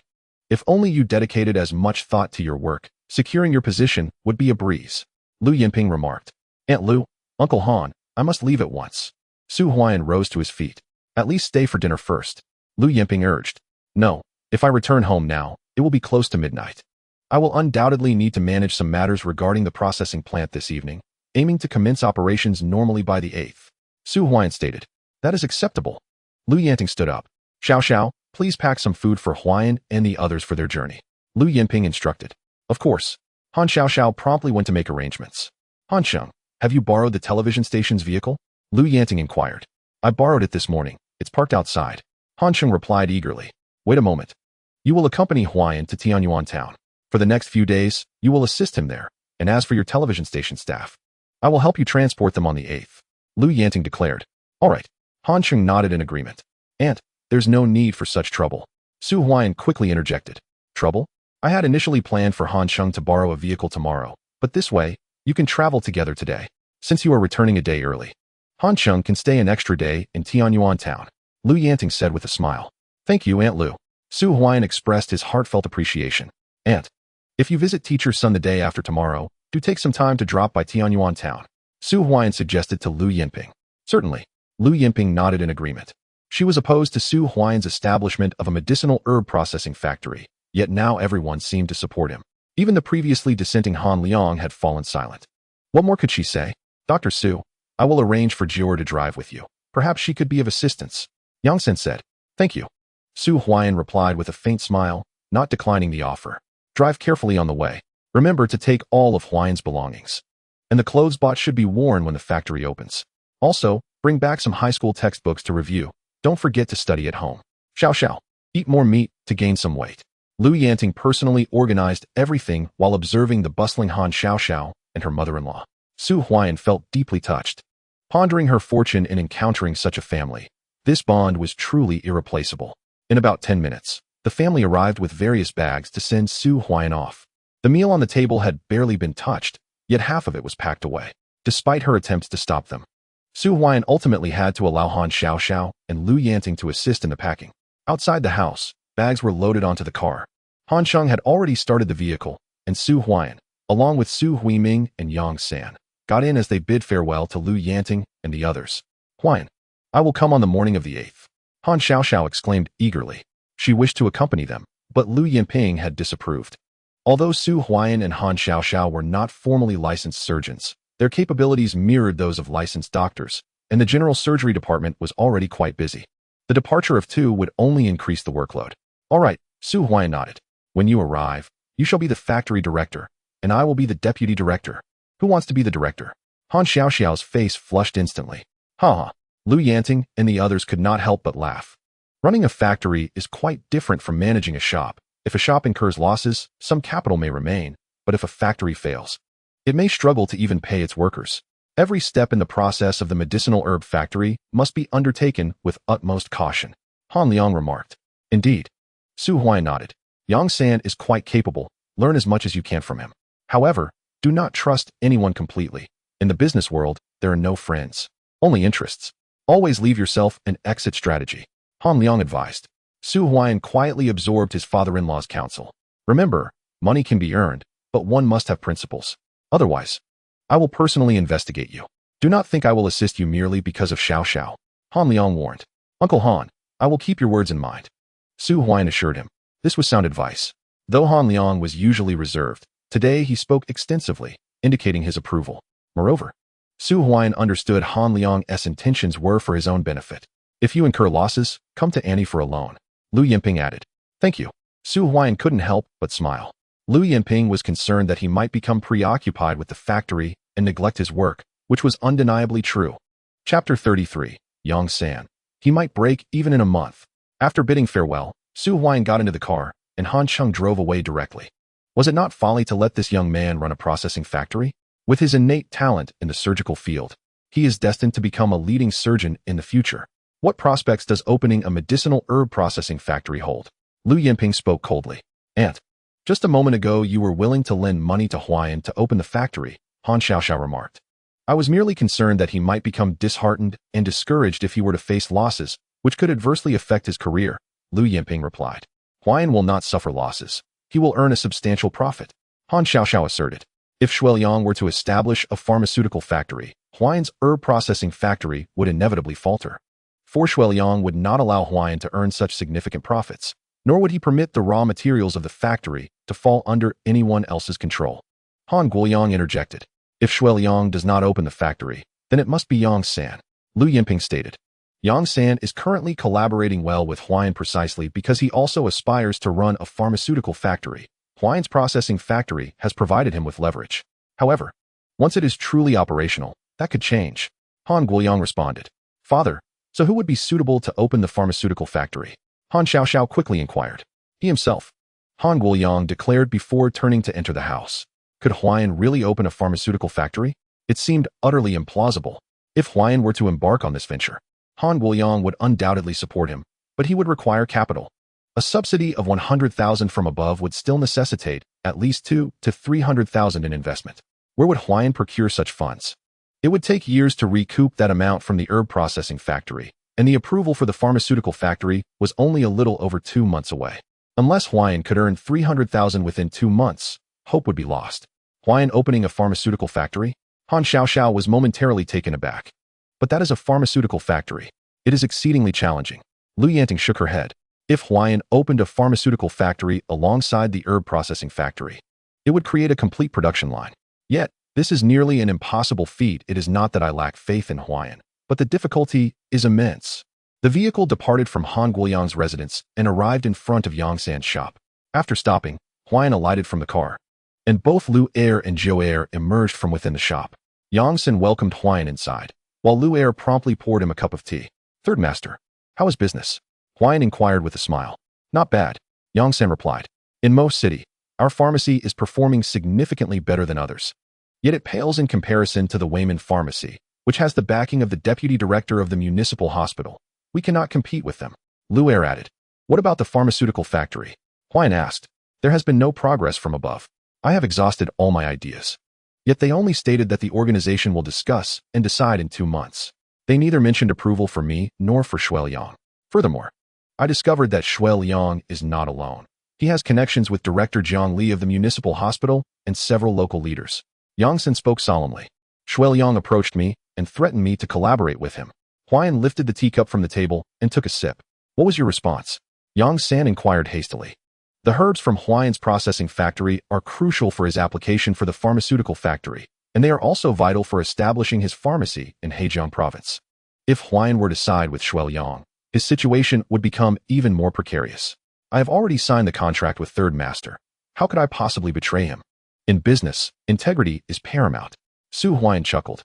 "You rascal," Yang San remarked, a smile creeping onto his face. Suddenly, as if struck by a thought, he continued, "If you're willing, I could invest 50,000 in your herbal processing factory and take a 30% stake. How does that sound? Investment?" Su Huaian regarded Yang San with a smile. Even if Yang San had offered 50,000 from the outset, Su Huaian would have declined. Now, his refusal was even more resolute. The news that Su Huaiming and Su Huailuo brought today was unequivocal. The factory's business was poised for explosive growth. The sole purpose of establishing the herbal processing factory was to continue amassing capital, which he must wield entirely under his control. Should anything happen to his sister, Su Huaishui, during this venture, he would liquidate all his assets to purchase the necessary external circulation machine. The surgery was non-negotiable. Su Huaishui's survival was the crux of the matter. Money could be earned again, but if anything were to happen to Su Huaishui, it would be an everlasting regret. Yang San's stake would inevitably hinder Su Huaian from taking such drastic measures. "Third Master, why would you concern yourself with my humble processing factory?" Su Huaian jested. "Third Master speaks truthfully."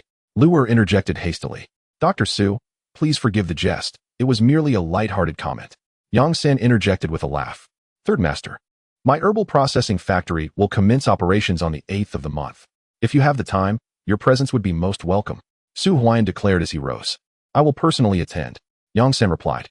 "Then I shall await your esteemed visit on the 8th, Su Huaian said with a slight smile. As Yang San saw Su Huaian off, he signaled for Zhou Er to follow suit. Once Su Huaian and his companions had vanished from sight, Yang San let out a soft sigh. "Third Master, what do you think?" Zhou Er inquired promptly. "Neither Secretary Lu nor Director Han has yielded," Yang San responded. "If we can establish the factory, our apothecary could swiftly expand throughout the entire Hejiang province," Lu Er remarked. "This fellow is quite adept at concealing his true intentions. Initially, I was skeptical about his processing factory, as encouraging people to venture into the mountains for herbal collection is no easy feat yet. Unexpectedly, even before operations have begun, he is already struggling to accommodate the influx of herbs." Yang San remarked solemnly. "Third Master, Su Huaian did not outright reject our investment proposal, did he?" Lu Er ventured. "His silence equates to rejection," Yang San asserted. 50,000 for a 30% stake? How much has he invested in his processing factory? Barely 30,000. To break even, it would take him several months. If we invest, he essentially risks no capital while still profiting," Lu Er argued. "That's merely what you've observed. Within a week's time, his collection station cannot contain the wet herbs. He won't need months to break even. A month will suffice," Yang San countered.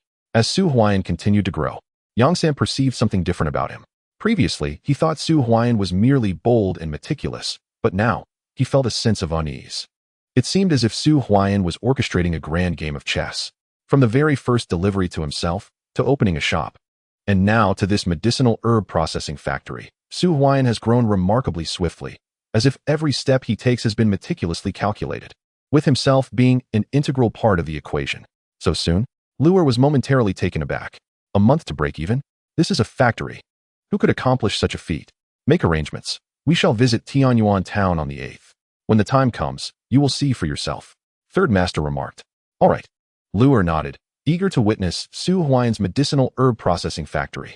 What could a factory that breaks even in a month possibly be like? Chapter 34. family circumstances. The vehicle swayed as it departed from Mo City, heading towards Mo Commune. After more than an hour, the car entered Mo Commune. Gazing at the familiar clinic ahead, Su Huaiyan took a deep breath. The lights were still on, and through the glow, he could see that Su Han was on duty inside. Brother Huaiyan, would you like to visit the purchasing station in town first, or head home? Su Huaiming inquired hastily. Let's go home first, Su Huaiyan replied. It was nearly 9 o'clock, and the purchasing station had long since closed. Besides, having returned, Su Huaiyan was not in a rush. He could visit the station tomorrow without issue. The vehicle set off towards Lingnan Brigade. 20 minutes later, the car entered Lingnan Brigade. And from a distance, Su Huaiyan spotted his home aglow with lights, bustling with many people at work in the yard. It was late in the evening. Why had Huailuo and Huaiming not returned yet? They went to Mo City this morning, yet there was no sign of them. Are they enjoying themselves in the city and reluctant to come home? Second Aunt Chen Yinhua could not help but remark. Let us wait a bit longer. First Aunt Lilan replied. Don't blame Huailuo and the others. They seldom venture into the city. It's not easy for them to find someone unfamiliar with the place. Lu Chui quickly added. In the yard, several women from the village had gathered to assist in washing and sorting the medicinal herbs, marking the first step in the processing and the most crucial for ensuring quality.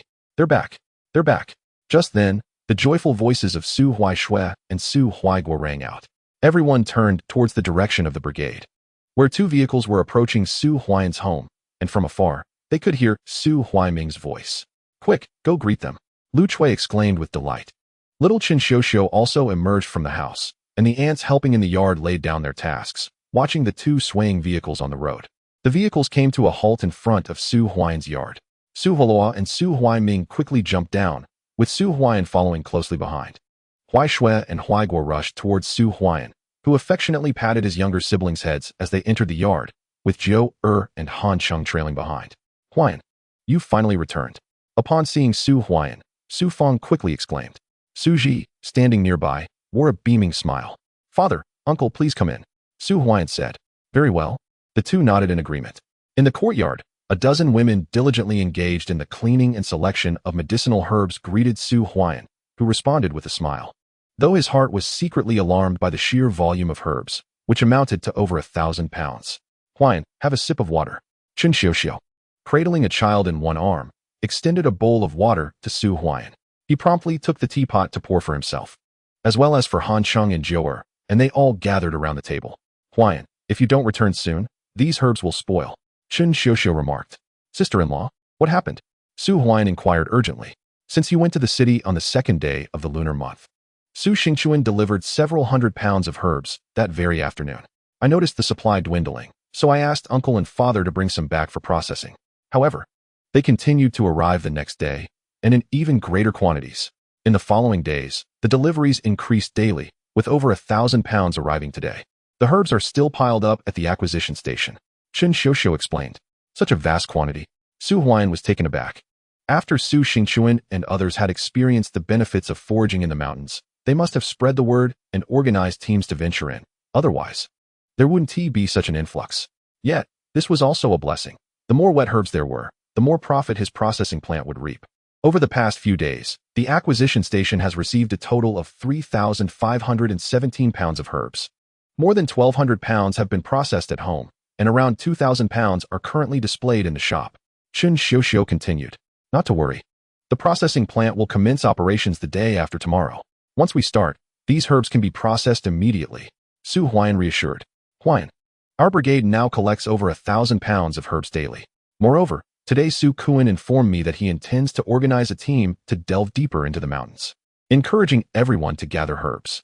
Su Feng added. How much have we collected at home in total over these past few days? Su Huaiyan asked.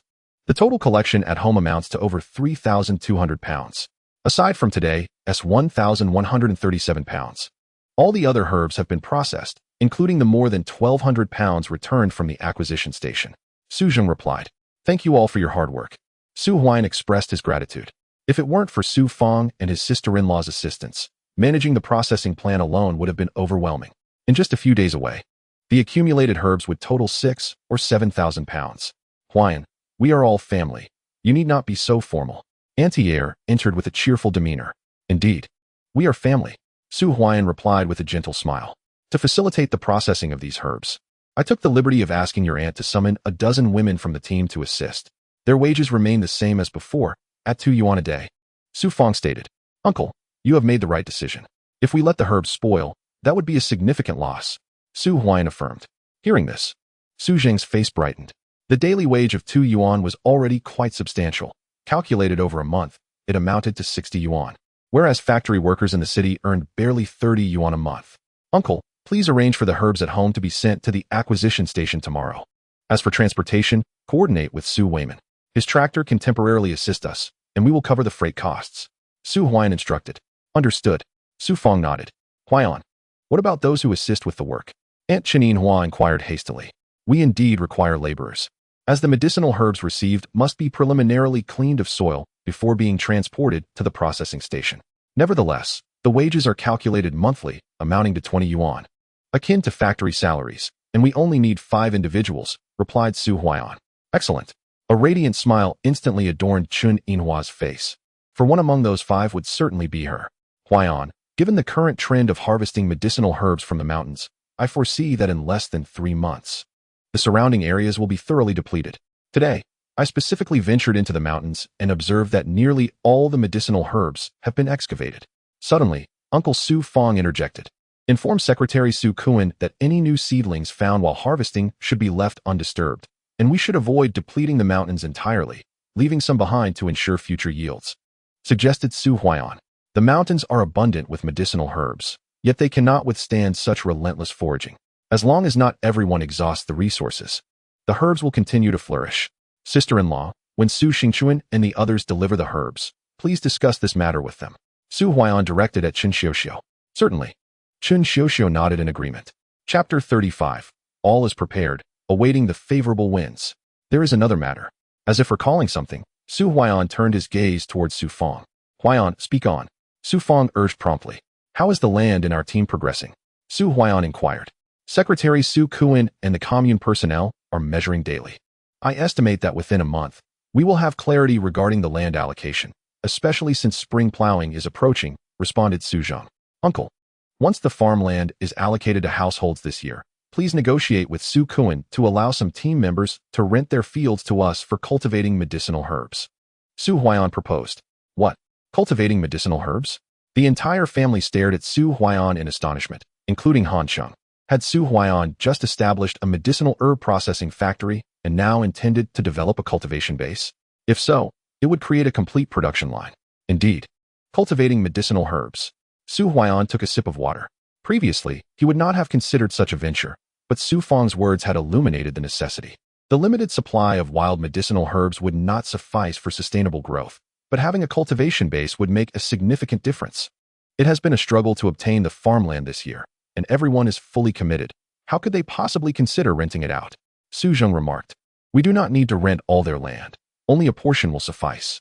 Furthermore, those who rent their fields to us will be compensated for their labor in the subsequent cultivation, management, and procurement of the medicinal herbs.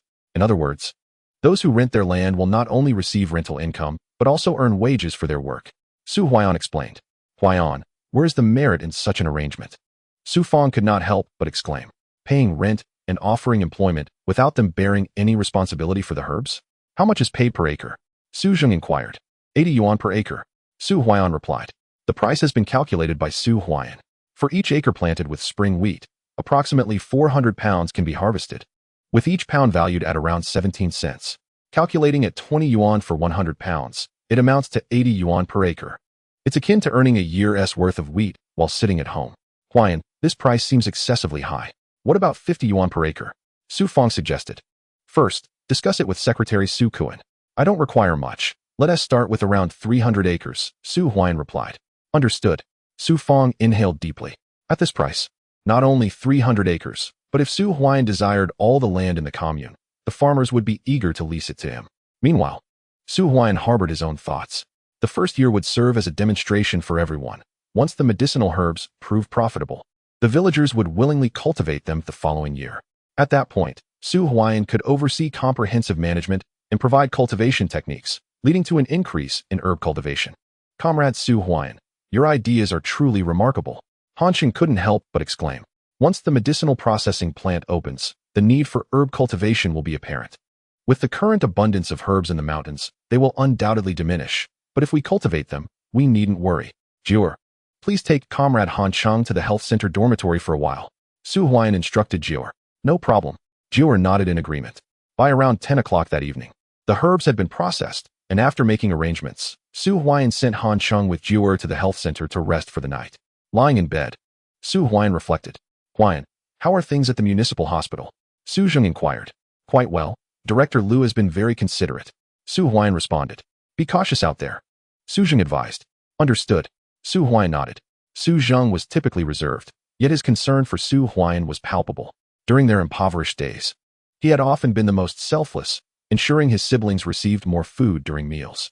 Once the processing plant is operational, I'll take Huaishui to the city for a visit. Su Huaiyan declared.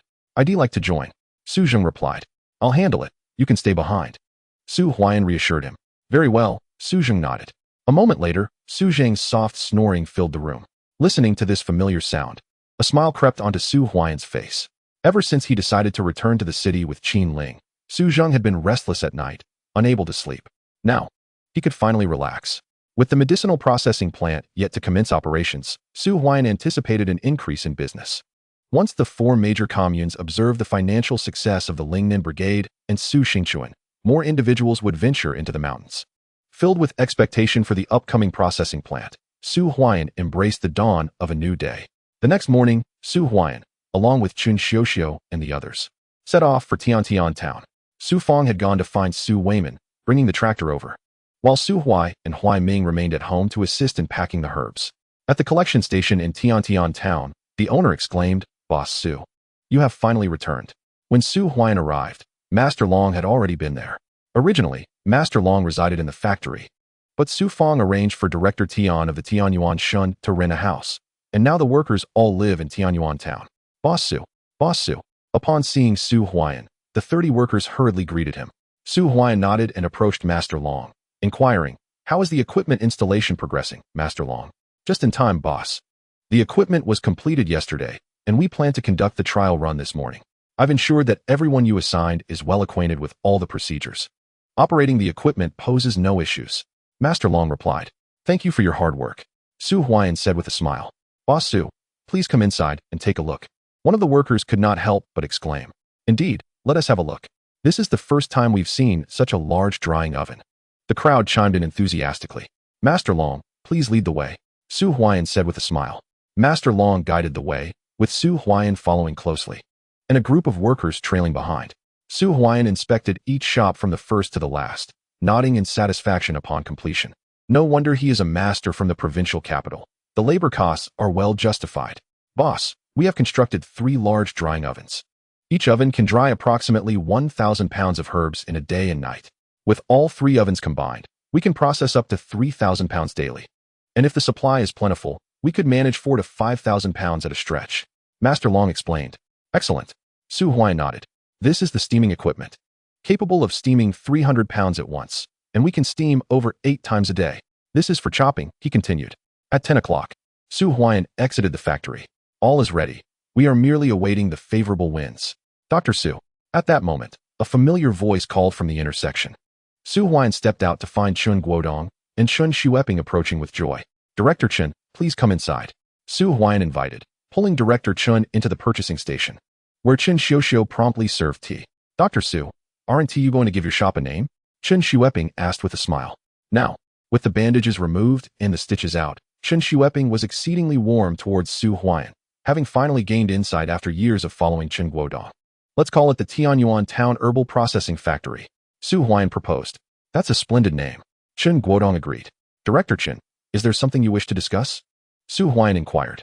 Dr. Su, your herbal processing factory is set to commence operations tomorrow, and you must ensure that the machinery functions flawlessly. Chun Guodong emphasized. Rest assured, Director. Su Huaiyan replied with a smile. By the way, representatives from both the county and city will be present tomorrow, especially from the Mo City television station and cultural newspaper. They explicitly stated their intention to attend the opening ceremony of the Tianyuan Town Herbal Processing Factory. Chun Guodong added. Will Secretary Liu be coming this time? Chun Guodong whispered. Yes, Su Huaiyan affirmed. That is good. Secretary Liu has never been adequately prepared to be welcomed during his visits to our commune. Dr. Su, you too. Each time someone from above comes, you fail to inform us. Chun Guodong remarked. Director Chun, Secretary Liu does not favor ostentation. There is no need for excessive preparations. Su Huaiyan replied. I am aware. Chen Guodong nodded.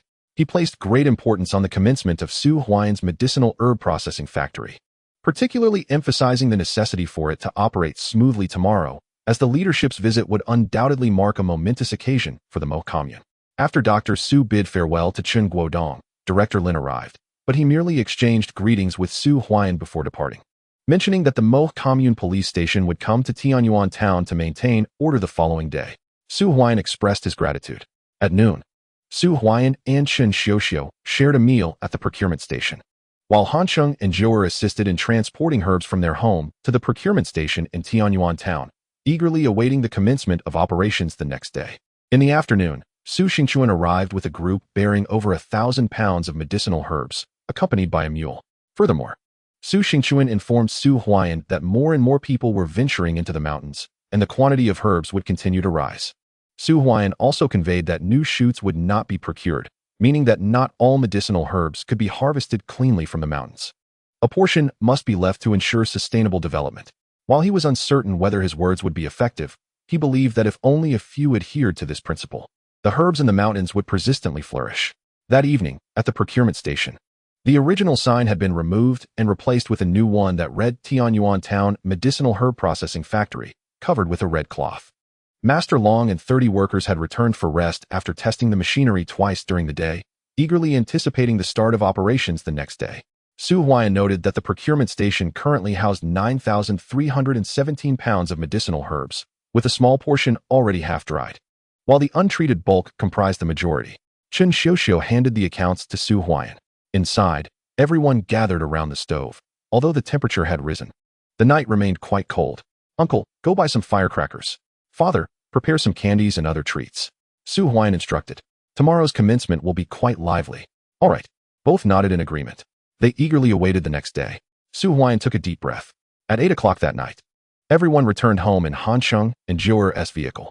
After dropping Su Huaiyan off, they went to rest at the commune health clinic. The following day, at the Tianyuan Town Medicinal Herb Processing Factory, Su Huaiyan arrived just after 7 o'clock to find Chen Guodong already present with personnel from the Mo commune. The director of the Mo commune greeted Su Huaiyan warmly, who reciprocated the gesture. By 8 o'clock, representatives from the other 3 major communes also arrived. Although Su Huaiyan did not belong to their commune, the benefits of the Tianyuan Town Medicinal Herb Processing Factory would extend to the entire town. Dr. Su, Boss Su. The Medicinal Herb Processing Factory in Tianyuan Town buzzed with excitement as Master Long arrived with 30 workers, who, without even having their breakfast, eagerly awaited instructions from Su Huaiyan to commence work. The film screening was about to begin. By 9 o'clock, the intersection became lively. A tractor came to a halt, bringing the film projector operator, personally arranged by Su Huaiyan, for not only was work to start today, but a film screening was also scheduled for the evening. Although it was still morning, numerous onlookers from nearby villages had gathered in anticipation.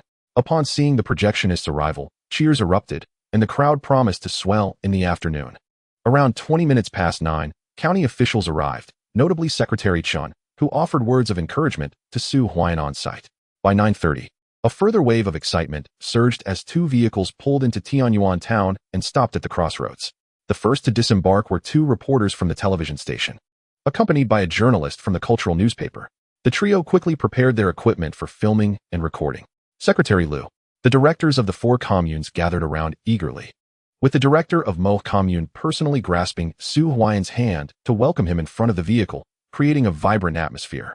Banners were draped across the intersection, proclaiming, "Welcome Secretary Liu to Tianyuan Town Medicinal Herb Processing Factory for on-site guidance." As the car door swung open, Lu Yanting stepped out. Following her, Han Guoyang emerged, taken aback by the fervent scene before him, which exceeded his expectations. This medicinal herb processing factory appeared to be quite impressive. Third Master, Secretary Liu and Director Han have personally come to support us. From the second vehicle, Yang San and Lu Er emerged. Observing Lu Yanting and Director Han, Lu Er couldn't help but exclaim, "For such a small processing factory, having 2 city leaders in attendance is quite a remarkable honor. Allow me to introduce. This is Director Han from the Mo City Health Bureau, here today to personally visit the medicinal herb processing factory in Tianyuan Town," Lu Yanting announced. The directors of the four communes were momentarily taken aback upon realizing the presence of the Health Bureau director, having only known of Lu Yanting's visit through Su Huaian. Director Han, Secretary Lu, please come in. Su Huaian, dressed in a casual suit and leather shoes, approached Lu Yanting, his eyes sparkling with admiration, truly a handsome young man. And as a prospective son-in-law, he was becoming increasingly satisfying in her eyes. Han Guoyang nodded in agreement. In terms of appearance, Su Huaian had already surpassed his standards for a son-in-law. As they entered the procurement station with Su Huaian, a voice called from behind, "Huaian." The third vehicle had arrived, and Han Xiaoxiao stepped out, followed by Lu Yinping. Additionally, the vice president of the city hospital, Shuai Liang, accompanied them. So this is Su Huaian's medicinal herb processing factory? Shuai Liang's expression darkened. The atmosphere was overwhelmingly lively, with not only county officials present, but also the support of Lu Yanting and Han Guoyang. Vice President Shuai, greetings. Yang Xin noticed Shuai Liang and approached him with Lu air, proactively initiating a conversation. Upon seeing Yang San, Shuai Liang's expression grew even more grim. The more prosperous Su Huaian's herbal processing factory becomes, the more advantageous it is for Yang San. What is the point of all this commotion? A factory's success relies on production, not mere spectacle, Shuai Liang stated coldly. Perhaps Vice Dean Shuai is unaware that, although Su Huaian's herbal processing factory has yet to commence operations, the collection station has already acquired over 9,000 gene of wet herbs, nearing 10,000. Upon hearing this, Zhou, who had come to greet Yang San, couldn't help but exclaim, "What? They have nearly 10,000 gene of herbs without even starting operations?" Shuai Liang was momentarily dumbfounded. Even Lu Yinping was taken aback. This young man, usually so low-key, not only opened a herbal processing factory quietly, but also managed to achieve such remarkable business success. No wonder everyone at home now supports Su Huaian. Yang San was also astonished. He knew Su Huaian's factory would undoubtedly thrive, but he did not anticipate such an alarming scale. Chapter 37. When the machines roar, wealth abounds. This young man truly possesses some talent. Lu Yinping couldn't help but remark. Indeed, Huaian excels in everything. Han Xiaoxiao said proudly. Look at you, so self-satisfied. Lu Yinping shook her head. Xiaoxiao, second aunt, third master. Su Huaian quickly went out to welcome Yang San and Lu Yinping after inviting Lu Yanting and Han Guoyang to the collection station. As Yang San was now the largest client of the herbal processing factory. You've struck it rich, Yang San exclaimed. Third master, I owe it to your support. Su Huaian replied with a grin. My support alone cannot account for such a grand herbal processing factory. Yang San slightly shook his head. Initially, he had indeed lent Su Huaian a hand out of gratitude for saving his life, though it was also tied to his own interests. Whether Su Huaian opened a shop or a herbal processing factory, he stood to gain significantly. Third master, second aunt, let us discuss inside. Su Huaian urged. All right. Yang San and Lu Yinping proceeded towards the herbal processing factory, leaving Shuai Liang behind. Shuai Liang wanted to follow and observe, but after taking a couple of steps, he let out a cold snort and halted. Su Huaian did not call him, and he could not bring himself to follow. Yet he was curious about Su Huaian's herbal processing factory and wished to see inside. With the arrival of Yang San and Lu Yinping, Su Huaian called the members of the four major communes and Lu Yanting to enter the herbal processing factory for an inspection. Each machine in the factory was attended by a worker, and upon seeing Su Huaian, they were all excited, their faces flushed, eagerly awaiting the commencement of operations. Dr. Su, the time is drawing near. Director Chen called out to Su Huaian. Secretary Lu, Director Han, please come this way. Su Huaian beckoned the two to the factory's exterior, where a large sign hung draped with a red cloth, tied with flowers on both sides. Furthermore, 2 rows of firecrackers were arranged about 5 to 6 meters away. Inside the collection station, Su Zheng and Su Fong had emerged with bags of candy, enough to fill 2 large sacks, with over a dozen people standing at the intersection, all waiting for the factory to start operations. The crowd at the intersection grew increasingly larger, with hundreds of onlookers visible from a distance. Brother Huaian, the microphone. Su Huaiming handed the microphone borrowed from the Mo commune to Su Huaian, while the loudspeaker was affixed to a nearby post. Hello, hello? Su Huaian called out a couple of times, and the scene fell silent. Ladies and gentlemen, I am Su Huaian. Today marks a momentous occasion for the Tianyuan Town Herbal Processing Factory. On behalf of the factory, I extend my heartfelt gratitude to all who have come to support us. I would like to express my appreciation to Secretary Lu and Director Han for their personal attendance and guidance. Following this, he acknowledged Clerk Chun and the directors of various communes, smiling and waving to the audience with each introduction. By the time he finished, it was already past 10 o'clock, and the atmosphere had reached a crescendo. let us invite Secretary Liu to provide guidance, Su Huaiyan announced. A round of applause erupted as the microphone was passed to Liu Yinting. On behalf of the Mo City Reform Committee, I would like to thank Comrade Su Huaiyan for his support of the Reform Pilot Project. We commend Comrade Su Huaiyan for establishing the herbal processing factory, and we wish for its prosperous future. Liu Yinting's voice resonated. The crowd erupted in cheers. Next, let us invite Director Han to provide guidance. Su Huaiyan handed the microphone to Han Guoliang, who also shared some flattering remarks, followed by Clerk Chun from the county and the directors of the 4 major communes taking turns to speak.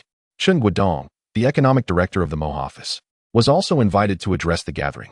As the pleasantries continued, it was already 11 o'clock, yet the audience showed no signs of leaving. In fact, more people continued to arrive. To express gratitude for the support of the Tianyuan Town Herbal Processing Factory, I have invited the Mo Commune's film projectionist to screen a movie this evening. Those who have the time are welcome to attend. The venue is the Tianyuan Town Auditorium. Su Huaiyan's voice rang out once more. Now, let us invite Secretary Liu and Director Han to perform the ribbon cutting for the Tianyuan Town Herbal Processing Factory. At 11:10, Su Huaiyan drew Liu Yinting and Han Guoliang over, each grasping one end of the red cloth, while Han hastily signaled the television crew to capture the moment. The crowd, which had gathered outside, fell silent in anticipation. I hereby declare the Tianyuan Town Herbal Processing Factory officially in operation. As Su Huaiyan's proclamation echoed, the red cloth was pulled away, revealing the plaque that read Tianyuan Town Herbal Processing Factory. Meanwhile, the workers inside the factory activated the machinery. With a resounding roar, the machines came to life. Outside, those waiting to set off fireworks ignited them, sending bursts into the sky. The intersection erupted in cheers as Su Zheng and others tossed candies into the air, prompting the crowd to eagerly scramble for the treats, creating a lively scene. With the roar of machinery, treasures abound. Here, I, from the Mo City Xingling Pharmacy, wish the Tianyuan Town Herbal Processing Factory a flourishing business. Yang Sen took the microphone from Su Huaiyan and called out. From the second floor, Zhou Er was seen lowering a banner that bore the congratulatory message from Xingling Pharmacy. Thank you, Third Master. Su Huaiyan replied with a faint smile. Secretary Liu, Director Han, please step inside. Su Huaiyan invited everyone to the acquisition station, where the machinery in the processing plant was set into motion, and the workers busied themselves as bags of wet medicinal materials were transported from the acquisition station to the factory. Dr. Su, the machines are operating smoothly, Master Long reported as he exited the processing plant. Thank you, Master Long. Today, the brothers have worked hard. Haiming, please distribute a red envelope and a pack of Deqianmen to each worker, Su Huaiyan instructed. Certainly. Haiming nodded eagerly. The red envelopes had been prepared the previous day, not just for the factory workers, but also for the helpers who had come today, along with cigarettes. The atmosphere at the acquisition station was lively, with tables laden with candies for hospitality. Secretary Liu, Director Han, it is already mealtime. We have prepared lunch at Mo Commune and would like to invite you both to dine with us. The director of Mo Commune said with a smile. Let us forego the meal. Han Liang interjected. The 4 directors of the commune turned their gazes towards Su Huaiyan. Aunt Liu, Uncle Han, my mother has prepared lunch at home. If you don't mind, you are welcome to join us. I would also like to consult Uncle Han regarding the management of the medicinal materials processing factory. Su Huaiyan said with a smile. Dr. Su, our Director Chun is quite anxious, Director Chun remarked. He had specially come to inquire about Secretary Liu's visit the previous day and had arranged for the commune to prepare a meal, only to find out today that they would not be going. Director Chun, it matters not where we eat, but rather that we enjoy the meal, Su Huaiyan replied softly. Very well then. I shall arrange for the dishes prepared by the commune to be sent to Dr. Su's home. Regardless, this meal must be considered as from the commune. Otherwise, I would have difficulty justifying it, Director Chen declared. Agreed. Su Huaiyan did not refuse. Chapter 38. The father-in-law visits Dr. Su, with so many of us going. Will it be too much? Liu Yanting asked. This time, it was not just the couple, but also Han Chang, staff from the television station, as well as Liu Yanping and Han Xiao, totaling nearly 10 people. Would it be too forward for the whole family to go? Aunt Liu, my mother is well prepared, Su Huaiyan reassured. When he left in the morning, Lu Chui had already begun preparations. Su Huaiyan had informed Lu Chui the night before that Han Xiao's family would be coming, prompting her to invite the second and eldest aunts to assist in preparing the meal. Let us go see then, Han Liang suggested. Sister Xiao and uncle, you two stay here to oversee the medicinal factory, Su Huaiyan instructed. Of course. Both Chen Xiao and Su Fong nodded in agreement. Chen Xiao remained to continue the acquisition of medicinal materials, while Su Fong stayed to monitor any needs of the factory, ensuring that the processing efficiency was not hindered. Dr. Su, what about us? Director Chen asked hastily. Director Chen, you should return as well. I will take care of Secretary Liu and Director Han. If time permits tonight, everyone is invited to watch a movie at the auditorium in Tiantian Town, Su Huaiyan said with a smile. Dr. Su, we appreciate your efforts. The director of Mo Commune responded promptly. It is my duty. Su Huaiyan smiled as he bid farewell to the representatives from the 4 major communes. Chun, the officer, also departed alongside them. By the time the members of the 4 major communes had nearly left, it was already noon. Su Zheng and the others returned, their 2 large bags of candy entirely emptied. The onlookers began to disperse as well. The afternoon still stretched ahead, and those wishing to watch a film would have to return in the evening. Quickly, get in the car, we're heading back. Su Huaiyan called out, and one by one, they boarded. A total of 5 vehicles were present. Han Sheng drove the television station's car, Yang San piloted another, Zhou Er took one for herself. Liu Yinping operated the city hospital's vehicle, and Han Guoyang managed the health bureau's car. With a rumble, the vehicles set off, leaving Tiantian Town behind. Huaiyan, I must say, the output of your pharmaceutical factory is quite impressive. If all the herbs piled up at the procurement station were processed, it could easily amount to 3,000 jin of dried herbs. Yang Sen remarked from within the vehicle. According to Master Long, we can produce a batch of herbs each morning, with a daily processing capacity ranging from 3,000 to 5,000 jin, resulting in approximately 1 to 2,000 jin of dried herbs after processing, Su Huaiyan responded. Tomorrow morning, I'll have Jior deliver a batch back. In 3 days, I'll arrange for her to return. If production increases, I'll ensure she comes more frequently. Regardless of how much herb output you have, I will acquire it all, Yang Sen declared. Today's encounter with Shui Liang had once again instilled a sense of urgency in Yang San. If he could not consume the herbs, Su Huaiyan would not allow them to languish in the warehouse, as other pharmacies in Mo City would also seek them. No problem. Su Huaiyan nodded in agreement.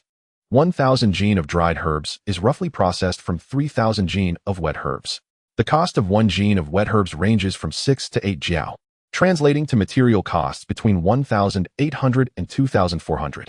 Including labor and machinery wear, the total cost hovers around 3,000 to 4,000. Conversely, delivering 1,000 jin of herbs to Mo City could net Su Huaiyan between 12,000 and 15,000, indicating a pure profit of approximately 8,000 to 11,000. And this represents merely a day's output. Of course, the daily yield of dried herbs would not consistently reach 1,000 jin, as the current production level is a result of accumulated herbs from previous periods. Based on yesterday's procurement figures, the daily output of wet herbs is around 2,000 jin, yielding approximately 7 to 800 jin of dried herbs post-processing. Once news of the 4 major communes spreads, the supply of wet herbs is expected to rise further. Yet, the herbs from the mountains are not boundless. Su Huaiyan estimated that the next 3 months would be the most lucrative. After this period, the quantity of herbs would likely stabilize at a balanced level. 3 months is ample time. Su Huaiyan mused inwardly. If he could earn 5,000 each day during this time frame, his capital could multiply several times over, reaching 3 to 400,000. This sum would provide sufficient capital to venture into Mo City and vie for control of the pharmaceutical market. Dr. Su, what are your thoughts on the pharmaceutical factory in Mo City? Yang Sen seemed to recall something, gazing out the window as he spoke. In the past, had one witnessed Su Huaiyan establishing a medicinal herb processing factory, one would have found it hard to believe that he possessed the capital to once again venture into the pharmaceutical industry in Mo City. However, observing the remarkable success of his processing factory, it became evident that Su Huaiyan indeed had a chance. Third Master, my factory has yet to break even, Su Huaiyan remarked with a smile. At this juncture, discussing the pharmaceutical factory with Yang San felt premature. Collaboration necessitated substantial capital, rather than merely the vestiges of others' interest in one's residual value. He would strive for the pharmaceutical factory, but not just yet. Nevertheless, with the processing factory now operational, Su Huaiyan could begin strategizing for the pharmaceutical venture. By the time he announced his intentions to pursue the factory, he would undoubtedly possess the leverage to negotiate terms alongside Yang San. You rascal! Yang San shook his head slightly. Su Huaiyan was exceedingly meticulous in his endeavors. Describing him as flawless would not be an exaggeration. The processing factory was thriving, poised to recoup its investment within a week, and projected profits of over 100,000 in a month were within sight. Yet, Su Huaiyan remained grounded, maintaining an admirable humility before Yang San. to the extent that Yang San began to doubt whether Su Huaiyan truly intended to enter the pharmaceutical industry in Mo City. However, in Su Huaiyan, Yang San perceived ambition. It was precisely because Su Huaiyan refrained from discussing the pharmaceutical factory that Yang San felt increasingly convinced of his greater aspirations. He was not avoiding the venture. Rather, he was biding his time, awaiting the opportune moment. At last, after approximately half an hour, the vehicle arrived in Xiangyang village. This time, without notifying Su Kuan and the others in the team, Su Huaiyan wished to avoid attracting too much attention, directing the car straight to his home. Even so, the arrival of 5 vehicles at Lingnan Brigade stirred quite a commotion among the villagers. As the cars came to a halt, many gathered to witness the spectacle. In the courtyard, the excitement surged. He's back. Huaiyan has returned. Eldest sister-in-law, quickly bring out the new tea cups. And the tea leaves we bought from the commune last time. Second sister-in-law, please help with the sugar and dried fruits. The courtyard burst into life as Lu Chui, donned in a vibrant floral apron, emerged with a teapot, followed by Aunt Li Lan and Aunt Chen Yinhua, who lent their assistance. Su Huaiyan was the first to alight from the vehicle, and Su Zheng along with Su Huiming rushed into the courtyard to lend a hand, fetching stools and moving tables, filling the space with a vibrant energy. Compared to his first visit, the home boasted additional furniture. About 10 more stools and a brand new 8 Immortals table had been added. Previously, tea had been served in bowls, but now proper tea cups adorned the gathering. This was furniture that Su Huaiyan had instructed Su Zheng to purchase during his last departure, although Su Zheng had hesitated and only procured these items. Chapter 39, Uncle Han. I wish to open a pharmaceutical factory. Aunt Lu, Uncle Han, we have arrived, Su Huaiyan announced. Lu Yanting stepped out, followed by Director Han. Upon exiting, Han Guoyang glanced at the 3 earthen houses before him and then at Su Huaiyan, struggling to reconcile the image of these humble abodes with that of the owner of the processing factory in Tianyuan town. Once the weather improves, we shall rebuild the house, Su Huaiyan stated. Indeed, Han Guoyang nodded. It was, without doubt, impoverished.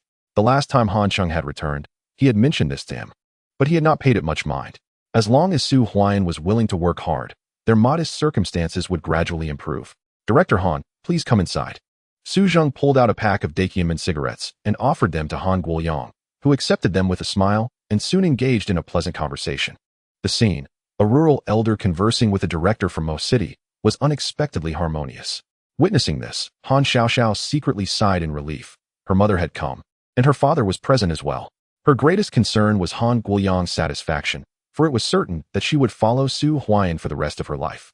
Yet, she fervently wished for her happiness to receive her family's blessing. Director Han, Secretary Lu, come for tea. In the courtyard, the atmosphere quickly became lively. Lu Yinping also joined them, while Shui Liang stood awkwardly outside, unsure whether to enter, as Su Huaiyan had not extended an invitation to him.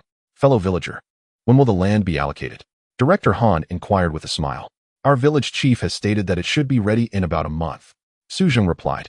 Once the land is allocated, everyone's lives will improve.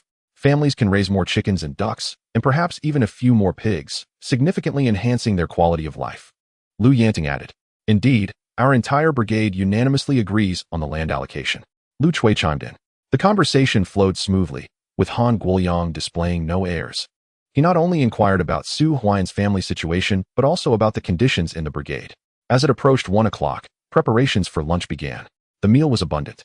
With 12 bowls on the table, far more than could be consumed. After the meal, which lasted until nearly 2 o'clock, Su Huaiyan posed a question to Han Guoyang. Uncle Han, do you have any suggestions regarding the management of the medicinal herb processing factory? Your processing factory is currently small in scale, with few staff. Management essentially falls to the factory director and the deputy director. Those working beneath can simply lead their respective teams. You must take on the role of director yourself. Han Guoyang advised. For the deputy director, I think your sister-in-law, Xiao, would be quite suitable. Lu Yanting remarked. Let us do it this way. I will be the director, and for the deputy director, I'll arrange 2, one being my sister-in-law Chen Xiao and the other Xiao. What do you think? Su Huaiyan suggested with a smile. No way.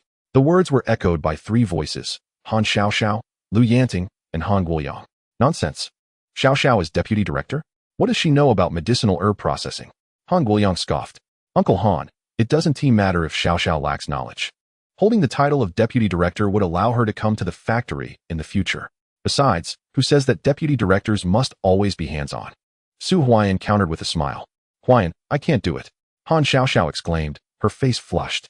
Though she was thrilled at the thought of being appointed deputy director by Huaian, she understood that it was a reflection of his regard for her rather than her own capabilities. All right, let us settle on this arrangement.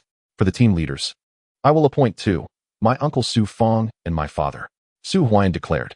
In the construction of the medicinal herb processing factory, the individuals who contributed the most were undoubtedly his sister-in-law Xiao and his uncle Su Fong, both of whom Huaian felt confident in placing in responsible roles.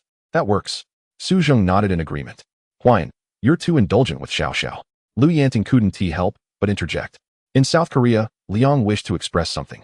Yet upon seeing Huaian's resolute decision, he felt it inappropriate to voice his thoughts. Han Xiao, with her head bowed, felt a sweetness in her heart. Huaian truly cared for her. The courtyard was alive with lively conversation, while outside, Shuiliang munched on bread, particularly feeling discomfort when Yang San, after finishing his meal, took Luer for a stroll around Shuiliang's car, deepening Shuiliang's unease.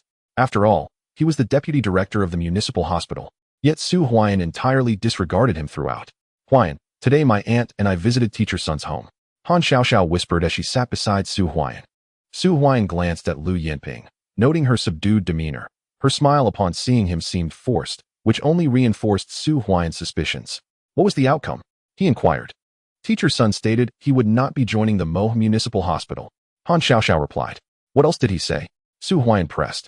He advised my aunt to return to the provincial hospital. Han Xiao continued. And regarding the matters of the teacher? He asked. My aunt invited teacher Sun to visit the municipal hospital after he declined to join. But upon hearing that experts from the Northern Military Hospital were coming to the municipal hospital, teacher Sun outright refused. He asserted that whether he went or not made no difference since the personnel from the Northern Military Hospital would be present. Han Xiao explained. Huaian's expression darkened. With Sun Yuming not joining the municipal hospital, the rapid development of its surgical department seemed implausible, and his ambition to conduct pediatric cardiac surgeries there would be exceedingly challenging. However, time was not on his side. Huaian, you may not know, but upon hearing that teacher Sun was unwilling to join the municipal hospital, Shuiliang immediately declared he was leaving, and he did not utter a word of persuasion to teacher Sun. When he returned, he was elated. Han Xiao remarked. Aunt, I shall accompany you, Huaian said, turning to Lu Yinping. You? Lu Yinping hesitated briefly. Today, she had personally invited Sun Yuming, only to receive a direct refusal. What purpose would Huaian's presence serve?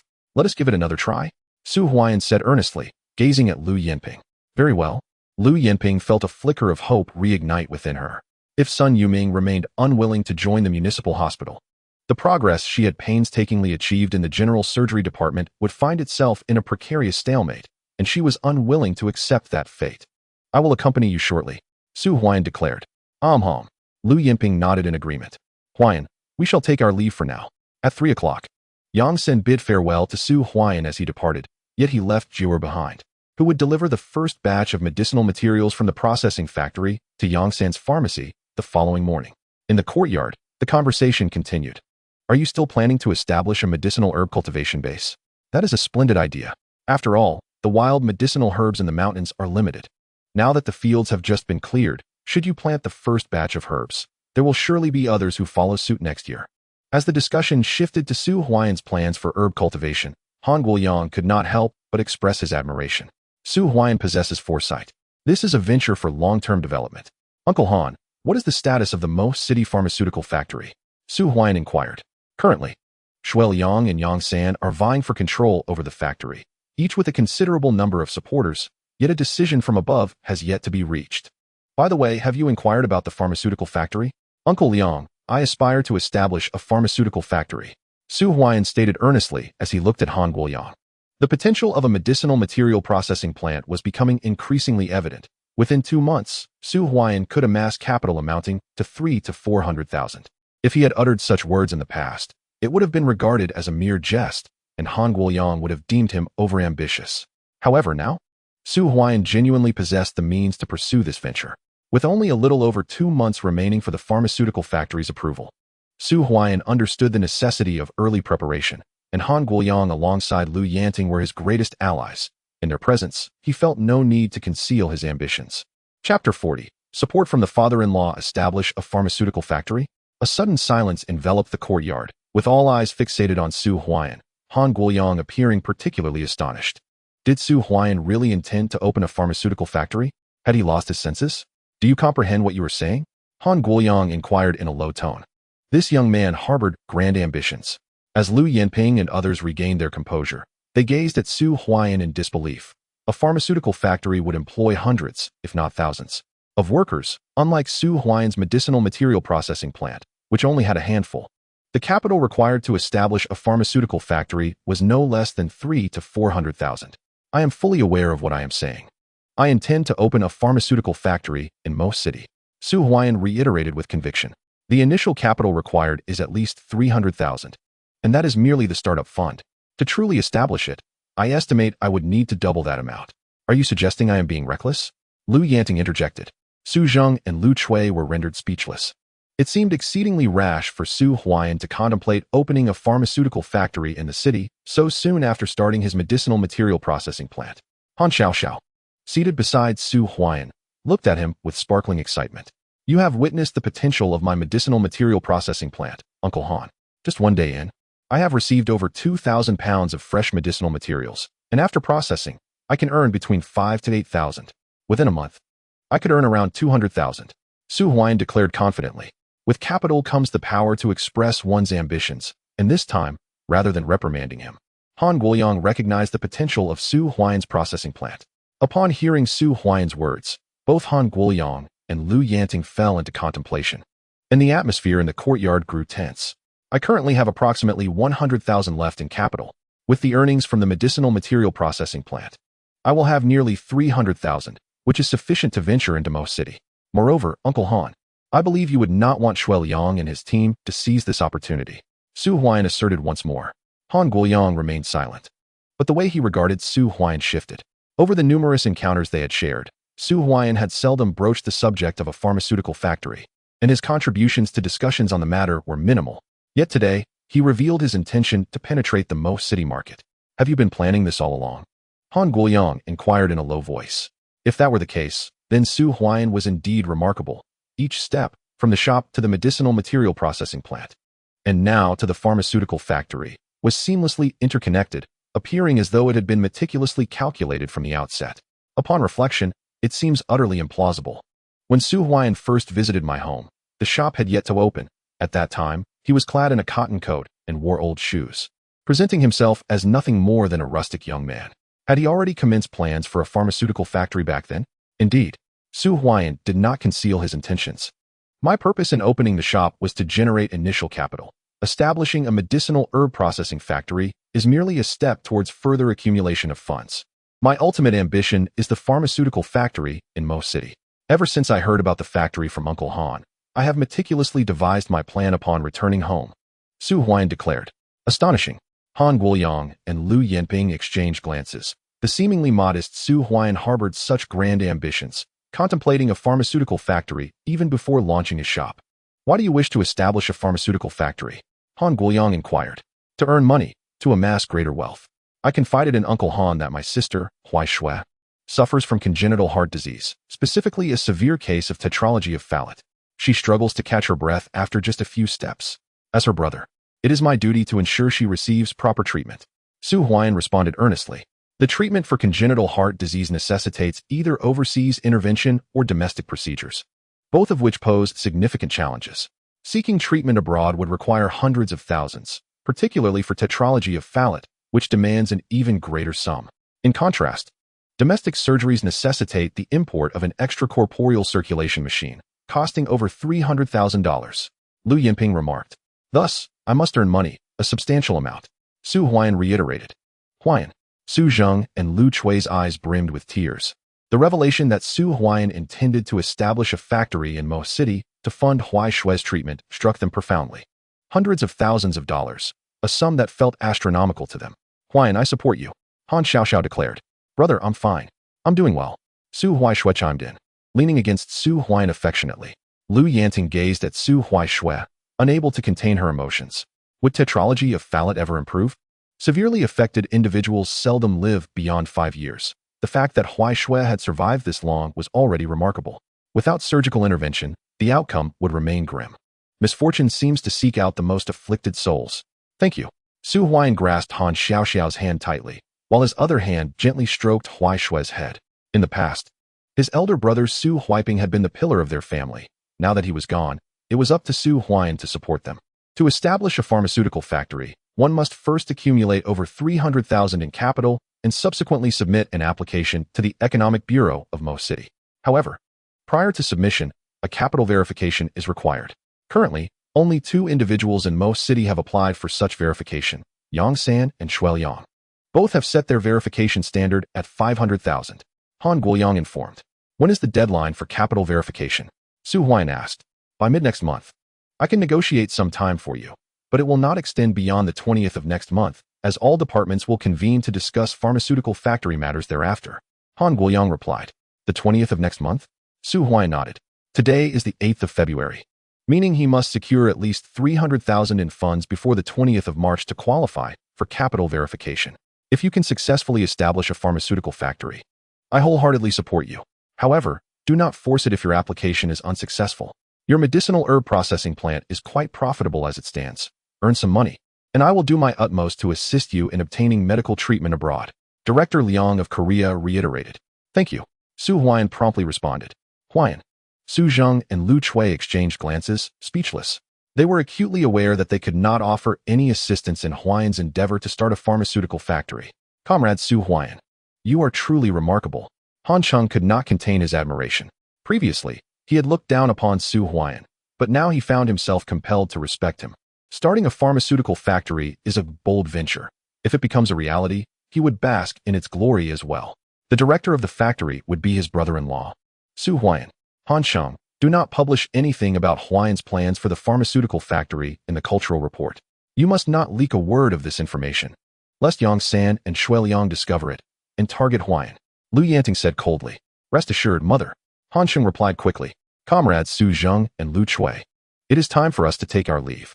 Director Liang of Korea announced as he stood up. Director Lu, shall we not finish dinner before departing? Lu Chui urged. Please come again. Lu Yanting smiled. The two stood up, and Su Huaian along with Su Zheng promptly rose to see them off. Han Chung also called upon the television station and cultural report staff to follow suit as they prepared to depart. Outside the courtyard, they have emerged. Shuai Liang, seated in the car, felt a surge of joy upon seeing the group exit. He was eager to leave, having been completely ignored by Su Huaian throughout the day. Xiao Xiao, come back with me. Lu Yanting beckoned. Oh, Han Xiao Xiao had initially intended to return to the city with Su Huaian, but upon seeing Lu Yanting summon her, she had no choice but to comply.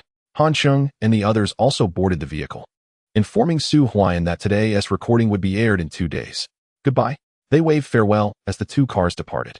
In front of the courtyard, now only the city hospital's vehicle remained. Zhou'er had already gone to Tianyuan town. Inside the car, Shuai Liang, observing that Lu Yanting and the others had left, quickly leaned out. Director Lu, when shall we depart? Shuai Liang urged. Vice President Shuai, if you are in a hurry to return, I can ask Director Han's car to take you back first. How does that sound? Su Huaian suggested. I am not in a rush. Shuai Liang quickly replied. However, his gaze towards Su Huaian darkened.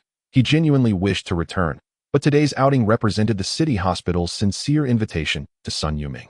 If he were to stop Director Liang, he would inevitably face criticism. If you are not in a hurry, then let us wait a bit longer, Lu Yinping said coldly. With that, they returned to the courtyard along with Su Huaian. Auntie, let us go? After about 10 minutes, Su Huaian stood up. It is not yet 4 o'clock.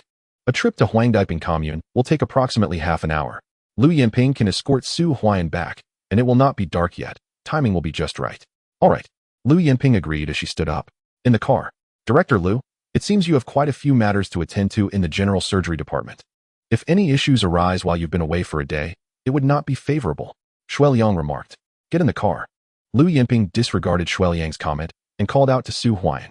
Shuai Liang was undoubtedly hoping for a mishap in the general surgery department that would prompt Lu Yinping to leave. To Huangdiping commune. After Lu Yinping and Su Huaian got into the car, she addressed Shuai Liang directly. Director Lu, we just came from Huangdiping commune this morning. What purpose do we have in returning? Sun Yuming has already stated he wants to join our Mo City hospital, so even if you go 100 times, it would be futile. Shuai Liang quickly interjected. Vice President Shuai, if you are unwilling to go, you may exit the vehicle. I will accompany Dr. Su. Lu Yinping asserted. You. Shuai Liang's expression darkened. Heading back to Huangdiping commune to seek out Sun Yuming again, and this time, with Su Huaian in tow. Even Lu Yinping's previous attempts to persuade Sun Yuming proved ineffective. What could Su Huaiyan possibly achieve? With a roar, the vehicle started, and Xueliang pressed down on the accelerator, leaving Lingnan Brigade behind.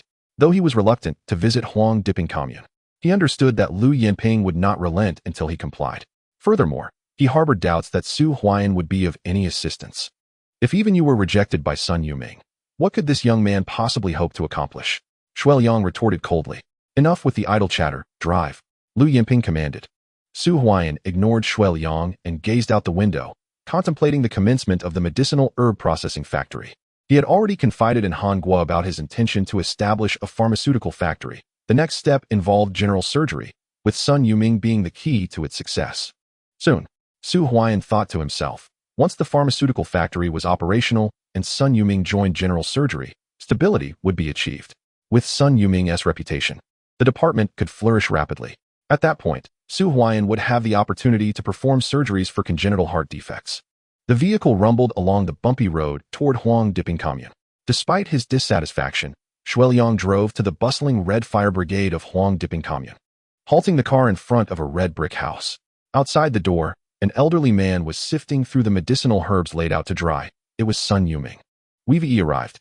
The vehicle came to a stop, and Xueliang spoke coldly. Get out. Su Huaiyan called out, and the two exited the car. But Xueliang remained seated, observing the unfolding scene with a sense of detached amusement. Having been rejected earlier that morning, returning in the afternoon seemed nothing short of seeking trouble. Teacher's son. A familiar voice rang out, and Sun Yuming looked up as Su Huaiyan and Lu Yinping approached him. Yinping. Sun Yuming nodded, then noticed Su Huaiyan. Young man, it's you. Sun Yuming exclaimed with a smile. Teacher's son, it has been a while. Su Huaiyan replied with a grin.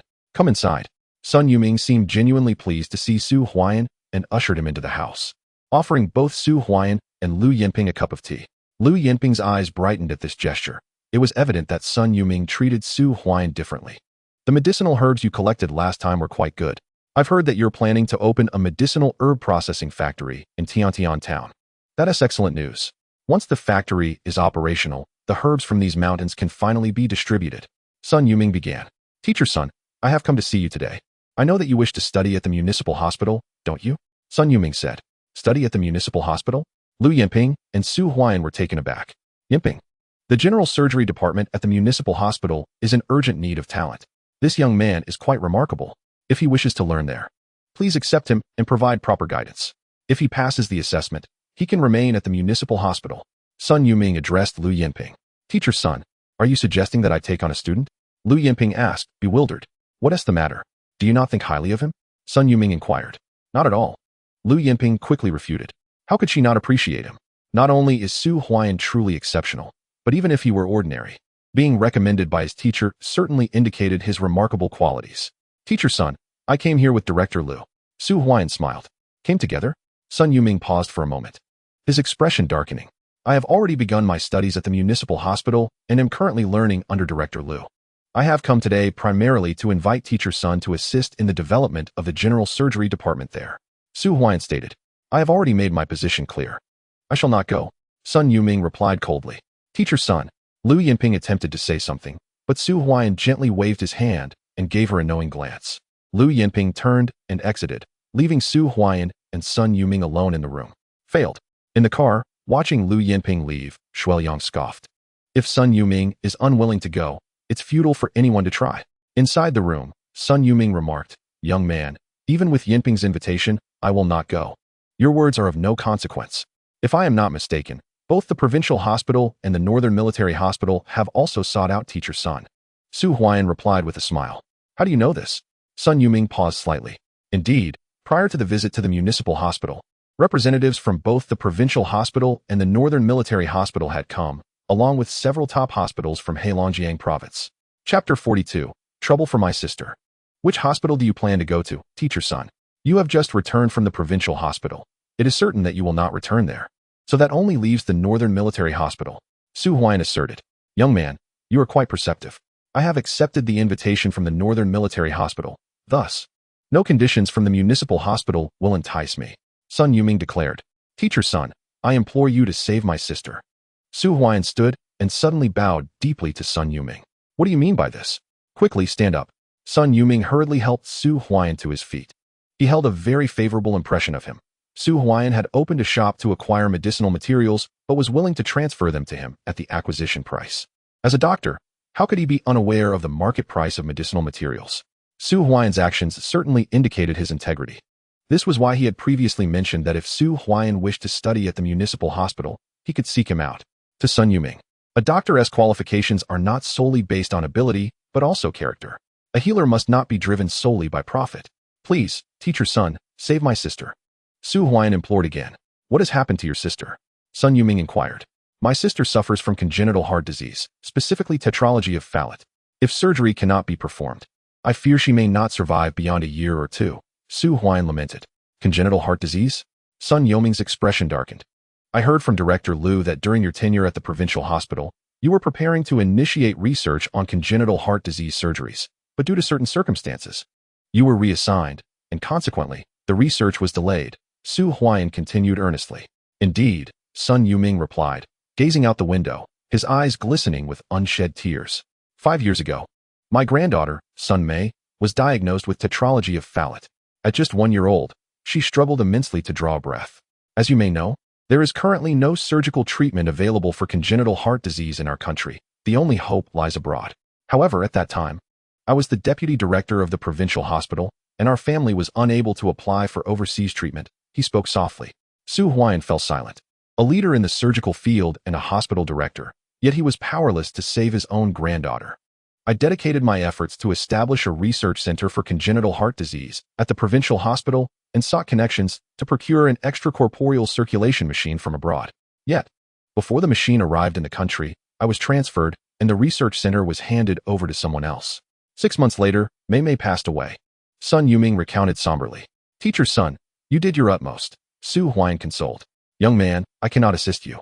Your sister's complete recovery from tetralogy of Fallot can only be achieved through surgery abroad. As for the Research Center for Congenital Heart Disease at the provincial hospital, I have inquired, and there have been almost no significant advancements in 5 years, Sun Yuming stated. Teacher Sun, is there truly nothing you can do? Su Huaiyan inquired. Nothing at all. Moreover, I have come to realize that even had I remained at the provincial hospital, I would not have been able to conquer the surgical treatment of congenital heart disease within 6 months. You should return home, Sun Yuming advised. Teacher Sun, could you not establish another research center for congenital heart disease? Su Huaiyan urged. Rebuilding a research center for congenital heart disease is no simple task. Even if I were to go to the Northern Military Hospital, they would not construct a center solely for my sake. The provincial hospital already has a center, and I do not wish to interfere, Sun Yuming replied. What about the municipal hospital? Su Huaiyan asked. The municipal hospital is utterly inadequate. Sun Yuming retorted coldly. Teacher Sun, my sister Su Huaishui is being treated at the municipal hospital. I hope you can visit her. Even if surgery cannot be performed, I wish for my sister to endure for a longer time, Su Huaiyan implored. Very well, I will be in the city on February 15th and will visit you then. Sun Yuming contemplated for a moment. Thank you, Teacher Sunday. I will be in the general surgery department at the municipal hospital. Please come to find me there. Su Huaiyan responded. Agreed, Sun Yuming nodded. With that, Su Huaiyan turned and departed. Outside, Dr. Su, how did it go? Upon seeing Su Huaiyan emerge, Lu Yinping hurriedly asked. Teacher Sun is unwilling to join the municipal hospital, but he has agreed to visit my sister on February 15th. This time, I will bring my sister along to the municipal hospital for an examination and to stay for a period of recuperation, Su Huaiyan replied. Huaiyan, even if Teacher Sun is willing to visit your sister at the city hospital, it would be of no avail, Lu Yinping exclaimed. Of course, it is useful. Consider this. If Teacher Su does not go to the city hospital, we are left with no options. However, if he chooses to go, our task will simply be to persuade him to stay rather than to invite him, Su Huaiyan asserted. How do we keep him? Lu Yinping inquired. We will go out and speak to him, Su Huaiyan replied solemnly. How do we keep him? Su Huaiyan had his own methods. The reasons for Sun Yuming's reluctance to visit the city hospital were twofold. First, his unfavorable impression of it, and second, the hospital's limited capabilities, which rendered him unable to fully utilize his skills there. Inside the room, upon witnessing Su Huaiyan and Lu Yinping exit, Sun Yuming stepped out, unable to resist wiping his eyes. Congenital heart disease. Sun Yuming murmured to himself. It had been 5 years. He had even forgotten about this illness. His granddaughter's departure had caused a rift between him and his son, and the number of days he returned home each year was few. 5 years ago, he had been determined to conquer this challenge, Yet something had gone awry. Today, the extinguished flame in his heart reignited with Su Huaiyan's arrival. However, after a moment, Sun Yuming shook his head. Even if he went to the Northern Military Hospital, he would still be unable to conduct research on congenital heart disease surgery. And he would not return to the provincial hospital. It seemed that he might never be able to pursue research on congenital heart disease throughout his life, which could very well be his greatest regret. His granddaughter was gone, but the implications of congenital heart disease affected not only her, but countless lives across Huagua. Outside the courtyard, Huaian, how can we persuade Teacher Sun to stay? Lu Yinping hurriedly asked. The surgery of Teacher Zhang. Su Huaiyan replied. The surgery of Teacher Zhang holds little allure for Teacher Sun. He was initially examined by Teacher Zhang, and now with experts from the Northern Military Hospital arriving. Teacher Sun would not involve himself. Lu Yinping countered. I did not suggest relying on Teacher Zhang's surgery to keep him here. Second, Aunt, if you trust me, arrange for Teacher Zhang's surgery to be scheduled for February 15th. As for the rest, leave it to me. Teacher Sun will definitely stay. Su Huaiyan stated with confidence. Do you truly have a plan? Lu Yinping asked eagerly. Yes. Su Huaiyan nodded. Director Lu, Dr. Su, is Dr. Sun willing to go to the city hospital? Upon seeing Su Huaiyan and Lu Yinping approach, Shueliang quickly inquired. Deputy Director Shui, are you hoping that Dr. Sun does not go to the city hospital? Lu Yinping responded solemnly. Of course not. Our city hospital always welcomes Dr. Sun's arrival. However, if he is unwilling to come, we cannot force him. Shueliang said with a smile. Deputy Director Shui, you may be disappointed. Dr. Sun will indeed visit the General Surgery Department at the city hospital on February 15th. Su Huaiyan replied with a smile. What? Shueliang was taken aback. He is actually going? Is Dr. Sun planning to join the city hospital? Shueliang asked hurriedly. Nothing has been confirmed. Lu Yinping shook her head. That is a relief. Shueliang sighed inwardly, startled. Yet, as he regained his composure, he felt increasingly dissatisfied. Just this morning, Sun Yuming had refused to even visit the city hospital, let alone consider joining it. The moment Su Huaiyan arrived, everything changed. What difference would it make if he went to the city hospital? As long as Sun Yuming is unwilling to join, how long can the General Surgery Department hold on? Shueliang thought to himself with a cold smile. Deputy Director Shui, shouldn't you be leaving soon? Lu Yinping said with a frigid tone. Humph. With a disdainful snort, Shueliang drove away from the bustling team. After approximately half an hour, he returned to the Lingnan team, but as soon as the vehicle arrived, several figures obstructed the path. Huaiyan, you have returned. It was Su Guiying who spoke. What happened? Su Huaiyan asked anxiously. There has been an incident at your home. Your sister Huai Shui has fallen ill, and Doctors Jiang and Su Xiaoxiao have already rushed over. Su Guiying replied hastily. What? Su Huaiyan's expression changed dramatically. Chapter 43, Nightly Dispatch to the City Hospital Deputy Director Shui, quickly. Su Huaiyan urged. Shueliang pressed the accelerator, steering the car towards Su Huaiyan's residence. Huaiyan, do not panic. Lu Yinping interjected. A congenital heart disease episode can be life-threatening. Su Huaiyan did not respond to Lu Yinping. He was consumed with anxiety. The brief journey felt interminable, and even Shueliang remained silent, focused on driving. After 3 to 4 minutes, the vehicle halted in front of Su Huaiyan's yard. Bang! Su Huaiyan flung open the car door and dashed out, with Lu Yinping closely following. Second brother is back. Su Huai's voice rang out, drawing the attention of everyone in the yard.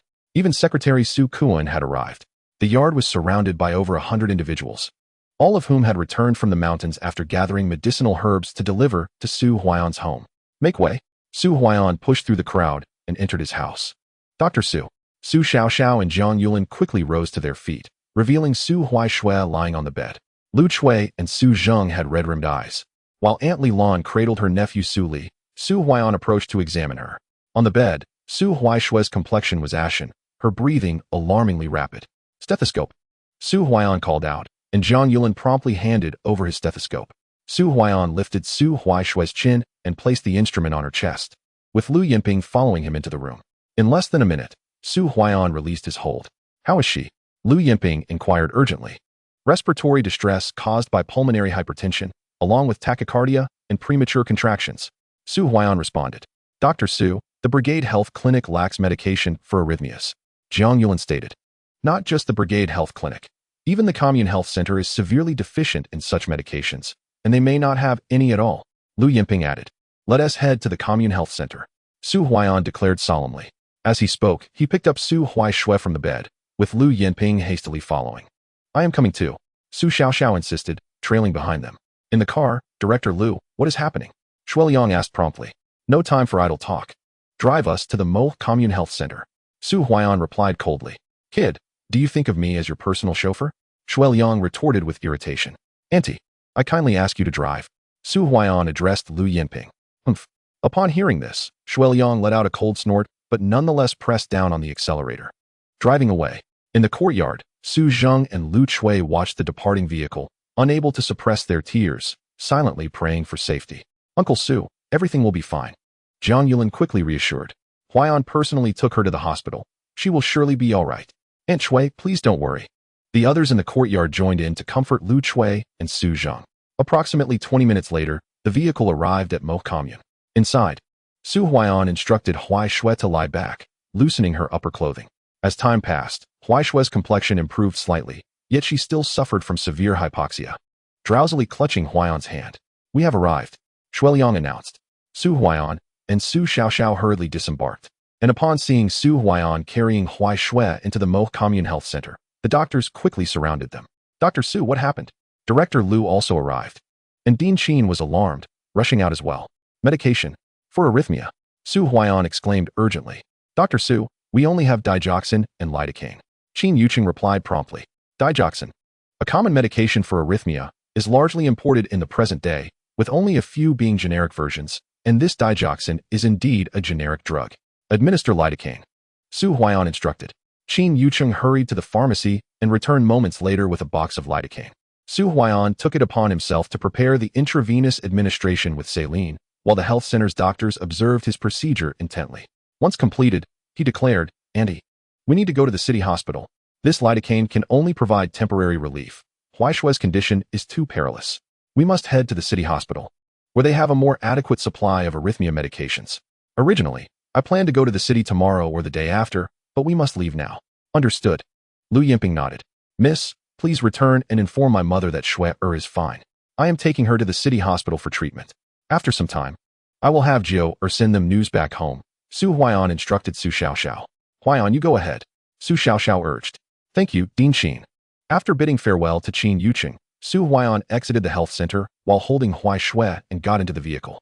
Inside, Shuiliang remained silent, observing Su Huaian and Lu Yinping. What are you staring at? To the city hospital, Lu Yinping said coldly. All right. Shuiliang pressed the accelerator, swiftly departing. What is the situation? Lu Yinping inquired anxiously during the drive. It has been slightly controlled, but not fully alleviated. Su Huaian replied.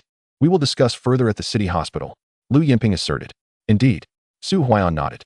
Dr. Su, is she your sister? Does she also have congenital heart disease? Shuiliang asked. She has tetralogy of Fallot, Su Huaian responded. Tetralogy of Fallot can allow one to live until 8 or 9 years old, which is not uncommon. Yet, even reaching the city hospital may be futile. Surgery is required for tetralogy of Fallot, and without surgical intervention, the outcome remains unchanged. Shuiliang remarked. Must you always speak so bluntly? Lu Yinping retorted coldly. Humph, I speak only the truth. Do not presume that merely reaching the municipal hospital will suffice. Even if we were to venture to the finest hospital in Yanjing, the outcome would remain unchanged. Only through overseas surgery for congenital heart disease might hope for a cure exist. Shuiliang remarked with a cold huff. In the vehicle, Su Huaian chose to ignore him. Second brother. At that moment, Su Huaishui opened her eyes. Her complexion slightly improved. Shui, how do you feel? Su Huaian inquired anxiously. My heart races so fast. It feels as though it might leap from my chest. Earlier this afternoon, while enjoying some candy, I sensed a weight pressing down upon my chest, akin to a mountain suffocating me. Was it you who moved away, second brother? Huaishui articulated. Yes, it was indeed I who moved away. You should rest for now. Su Huaian replied. Thank you, second brother. Su Huaishui responded obediently. Huaian, let me listen. Lu Yinping said. Hom. Su Huaian handed the stethoscope to Lu Yinping. Moments later, Lu Yinping silently put away the instrument, her gaze drifting toward the window. The situation was far more dire than she had anticipated. Look at her fingers, Lu Yinping remarked. Su Huaian opened Su Huaishui's hand, revealing that all 10 of her fingernails had taken on a purplish hue. Moreover, her lips were cyanotic. Although slightly better than when her entire face had been darkened, the signs of severe hypoxia due to pulmonary hypertension were unmistakable. The sound of the aorta is audible. The heart murmur is exceedingly pronounced, Lu Yinping stated. I understand.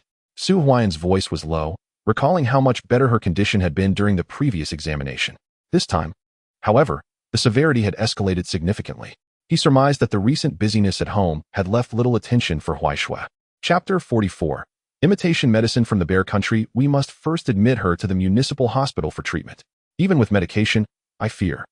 Lu Yinping's words trailed off. Yet Su Huaiyan's eyes could not help but become moist. In his past life, Huaishui had succumbed to congenital heart disease. In this lifetime, he would not allow it to happen. The progression of her condition was alarmingly swift. Without surgical intervention, she might have no more than a year left. This was under the assumption of medicinal control. Otherwise, the time frame would be even shorter. The necessity for surgical intervention could not be overstated. The sooner, the better. This meant that Su Huaiyan had less than a year to arrange for the surgery for congenital heart disease, all the while knowing that Huaishui's condition could deteriorate at any moment. Second brother, I miss elder brother, Su Huaishui suddenly declared. Elder brother will return to see Huaishui. Su Huaiyan reassured her. When Su Huaiping was alive, he had doted upon Huaishui, shielding her from all burdens. She had been utterly reliant on him. When misfortune befell him, the family had merely informed Huaishui that her elder brother had gone away but would return. It has been over 6 months since elder brother last came back. Huaishui lamented. He will return. Su Huaiyan grasped Su Huaishui's hand tightly. The vehicle swayed as it entered Mo City, heading directly for the municipal hospital. By the time they arrived, darkness had enveloped the sky. Su Huaiyan carried Su Huaishui out of the car and rushed toward the emergency department. Dr. Su, Director Lu. As Su Huaiyan and Lu Yinping arrived, Jiang Han's expression darkened. But upon noticing Su Huaishui in Su Huaiyan's arms, he inquired coldly, "What has happened?" "Huaiyan, follow me directly to the cardiology department." Lu Yinping commanded. "Director Lu, what do you mean by this? Is it customary for one to go directly to the inpatient department when visiting the hospital? What then is the purpose of the emergency department?" Jiang Han retorted, his anger palpable. Su Huaiyan and Lu Yinping chose to ignore him and proceeded onward. "Director Jiang, they are exceedingly arrogant," Shui Muhan interjected as he stepped out. "This appears to be Su Huaiyan's sister. It seems she is unwell and requires the cardiology department, likely suffering from a congenital heart defect." Qin Ling had mentioned before that Su Huaiyan's sister had a congenital illness. Shui Mubai remarked. When faced with congenital heart disease, even the king of hell is powerless. Sending her directly to the cardiology department is a blessing, sparing us the trouble. Shui Muhan said coldly. "Everyone, go back to your duties. Do you not see the patients waiting outside?" Jiang Han said sternly. "Oh, understood." The two promptly returned to their tasks. Lu Yinping, "I am curious to see how long you can maintain this facade." Jiang Han mused quietly. City Hospital, Cardiology Department. "Director Lu, what brings you here?" Lu Yinping's arrival stirred the entire cardiology department. The two on-duty doctors promptly rushed out to greet her upon seeing Lu Yinping. "This is Dr. Su from our general surgery department. His sister is afflicted with a congenital heart defect. Please attend to her," Lu Yinping instructed. "Oh, certainly." Deputy Director Li Zhu nodded quickly and moved forward to examine her. A few minutes later, Li Zhu's expression turned grave. "What is the situation?" Su Huaiyan inquired. "The electrocardiogram," Li Zhu called out. The nearby doctor hurriedly assisted, transferring Su Huaishui to the examination room next door. Su Huaiyan entered personally as the electrocardiogram powered on. The condition of Su Huaishui quickly became apparent. Ventricular tachycardia, right ventricular hypertrophy, elevated P waves. With the results in hand, Su Huaiyan embraced Su Huaishui, and Li Zhu led him to the ward, where Su Huaiyan instructed Su Huaishui to lie down before he, Lu Yinping, and Li Zhu convened in the doctor's office. "Dr. Su, your sister's congenital heart defect has progressed to heart failure," Li Zhu stated. "I am aware," Su Huaiyan replied. "My sister has tetralogy of Fallot." Su Huaiyan reiterated. "Are you the Su Huaiyan who saved my daughter Mimi?" Li Zhu seemed to recall something and said hurriedly, "Indeed, that is I." Su Huaiyan nodded. "You are Li Zhu?" Su Huaiyan asked. "Correct. Dr. Su, I am grateful for your efforts in saving my daughter." Li Zhu responded earnestly. "It was my duty." Su Huaiyan replied. "Your sister's congenital heart condition is somewhat better than my daughter's, but not by much. Severe pulmonary hypertension coupled with heart failure means her condition could precipitate atrial flutter and ventricular fibrillation, even cardiac arrest, at any moment." Li Zhu explained. "Do you have any medications in the cardiology department to manage this?" Su Huaiyan inquired. Li Zhu paused momentarily and then spoke softly. "Dr. Su, please administer this medication first. It is effective in preventing ventricular fibrillation and atrial flutter. I will review the electrocardiogram again shortly. As for the definitive diagnosis of pulmonary hypertension and tetralogy of Fallot, It will require a comprehensive examination tomorrow. Perpaphenone. Su Huaiyan glanced at the box that Li Zhu had produced. The inscriptions were neither in Huagua characters nor in English, but rather in the language of the Russian bear.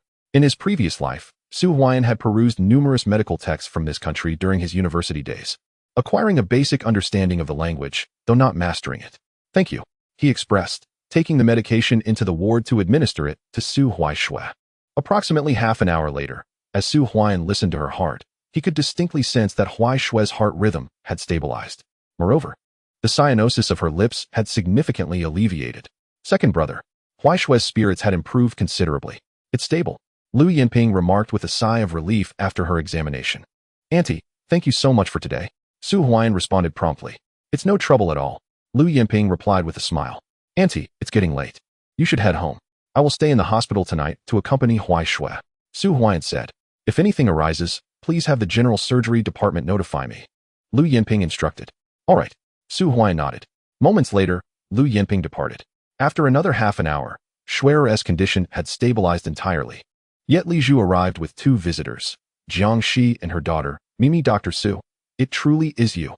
I never had the chance to thank you for saving me last time," Jiang Shi exclaimed joyfully. "Today, I must also thank Deputy Director Li for saving my sister." "Huaishui," Su Huaiyan replied with a smile. "Dr. Su, it is my duty," Li Zhu stated. "By the way, do you still have any of the medication you administered earlier?" Su Huaiyan inquired of Li Zhu. Li Zhu hesitated momentarily. "Zhuzi, it's just a box of medicine. Isn't it? After all, Dr. Su saved me last time. Surely a box of medicine cannot be too much to ask?" Jiang Shi retorted coldly. "It's not that I refuse, but I only have 2 boxes in total, and these 2 boxes are Mimi's life-saving medication. Even if Dr. Su desires it, I cannot part with them," Li Zhu said with a wry smile. "What is the situation?" Jiang Shi asked, slightly taken aback. "Shizi, you know Mimi's condition. It is quite perilous. I have tried many medications within the hospital, and the effect of this perpaphenone is the most promising. I obtained this medication from my father-in-law," Li Zhu explained, still smiling ruefully. "The medication from Jiangli?"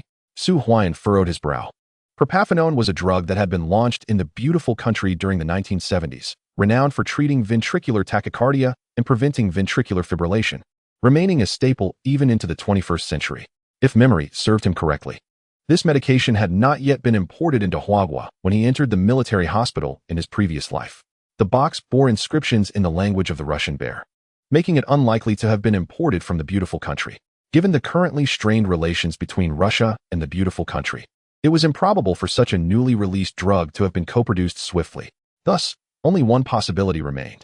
It is a generic drug from the bear country. Chapter 45, A Personal Visit. "May I have a look?" Su Huaiyan inquired. "Dr. Su, please wait a moment." Li Zhu hurried outside and returned a few minutes later, handing a box of medication to Su Huaiyan. Zinylphing, also known as perpaphenone, belongs to the latest generation of antiarrhythmic medications, known for its efficacy and minimal side effects. However, in comparison to many antiarrhythmic drugs in the future, zinylphing can only be regarded as average. "Generic drug?" Su Huaiyan scrutinized the package. Upon inspection, he returned the medication to Li Zhu, realizing that while generics are commonplace in the country, this particular one was a product from bear country. Given that most city borders bear country, it was, in fact, a smuggled drug. In an instant, Su Huaiyan understood why Li Zhu hesitated to disclose the truth. Generics may not be alarming domestically, but smuggled drugs could lead to severe repercussions if discovered. Jiangli is also involved with smuggled drugs. Li Zhu carefully tucked the package away, and at that moment, Jiang Shi fell silent, as the matter pertained to her own daughter, Mimi, rendering her unable to suggest that the medication be given to Su Huaishui. "Dr. Su, if you require assistance, I can take you to see my father-in-law. Perhaps he can help," Li Zhu offered. "Coincidentally, my father also wishes to meet you, Dr. Su," Jiang Shi added quickly. "Very well," Su Huaiyan nodded. With the aid of zinylphing, in conjunction with controlling pulmonary hypertension, Shuai's condition would significantly improve, at least reducing the everyday risks. Jiang Li possessed such medication. Even if Jiang Shi remained silent, Su Huaiyan would seek him out. "Shizi, please take me to rest. Dr. Su, follow me to the office. I need to inquire further about the patient's condition to accurately document the medical record," Li Zhu instructed. Jiang Shi nodded and led Mimi away. Su Huaiyan permitted Huaishui to rest in the ward and proceeded to the doctor's office, where Li Zhu meticulously questioned him about Shuai's condition. After their discussion, it was nearly 10 o'clock at night. "Dr. Su, care for a smoke?" Li Zhu asked, glancing at the silent corridor. He pulled out a pack of Diqianmen, lit one for himself, and offered another to Su Huaian, who accepted it. Li Zhu personally ignited Su Huaian's cigarette. The two sat in the doctor's office, gazing out into the inky darkness beyond the window. The sound of smoking filled the room, and silence enveloped them. Su Huaian, who typically abstained from smoking, succumbed to the moment and took a drag, as if drawing on the futility of life itself. Dr. Su, we are both souls burdened with suffering. Li Zhu lamented. Congenital heart disease. Ever since I became the deputy director of the cardiovascular department, countless patients with congenital heart conditions have been saved under my care. Now, my daughter Mimi is afflicted as well. It has only been 6 months. As he spoke, tears began to stream down Li Zhu's face. Su Huaian's eyes also glistened with unshed tears. In his previous life, Huaishui had succumbed to congenital heart disease. In the present context, a serious case of this condition in the country often equated to a death sentence. What does it mean to be the deputy director of the cardiovascular department? I cannot even save my own daughter. I wish to take Mimi abroad for treatment, but I am unable to leave the country. What am I worth? What do my years of effort signify? What good is the wealth I have amassed? Li Zhu vented his frustration. Last time, when Mimi encountered a mishap, it felt as though a great weight was pressing upon his heart. Today, upon meeting Su Huaian again, he seemed to glimpse another version of himself, confronting the same helplessness in the face of congenital heart disease. Su Huaian remained silent, understanding Li Zhu's sentiments. Even if he earned money, he could not go abroad.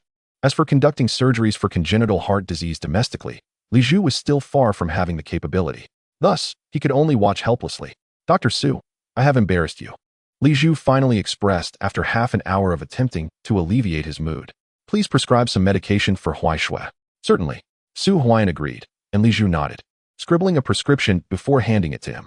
Dr. Su, you can buy these medications directly from the Huaian pharmacy across from the city hospital. The city hospital is currently short on these supplies. Another Huaian pharmacy? Su Huaian stood, holding the prescription. It was evident that Li Zhu, as a deputy director, could not afford to seek treatment abroad solely on his salary. Was it not through such means that he had earned his money? For the sake of his daughter, he would resort to any means necessary. Although Mimi deserves sympathy, Li Zhu does not. Thank you, Su Huaian replied. Sun Yuming was right. The city hospital was utterly desolate. The general surgery department, represented by Xue Mubai and Li Zhu, was merely a fragment of the whole. And perhaps it was the only sanctuary left within the city hospital. That evening, Su Huaian stayed with Huaishui in the cardiology department. The following morning, he first visited Huaian pharmacy to procure the medication, then went to the cafeteria to prepare breakfast for Huaishui before seeking out Li Zhu. Dr. Su, it just so happens that I have a day off today. I will accompany you to meet my father-in-law, Li Zhu said with a smile. All right, Su Huaian nodded. After informing Huaishui, he and Li Zhu departed from the city hospital, heading directly to Jiang Li's residence, which was only about 500 or 600 meters from Han Xiaoxiao's home. At Jiang Li's home, what brings Sun Yuming to the city hospital? Jiang Li asked coldly. The situation regarding the teacher has already been submitted to the Northern Military District for approval. An expert from the Northern Military Hospital is coming personally to perform the surgery at our city hospital. Director Jiang.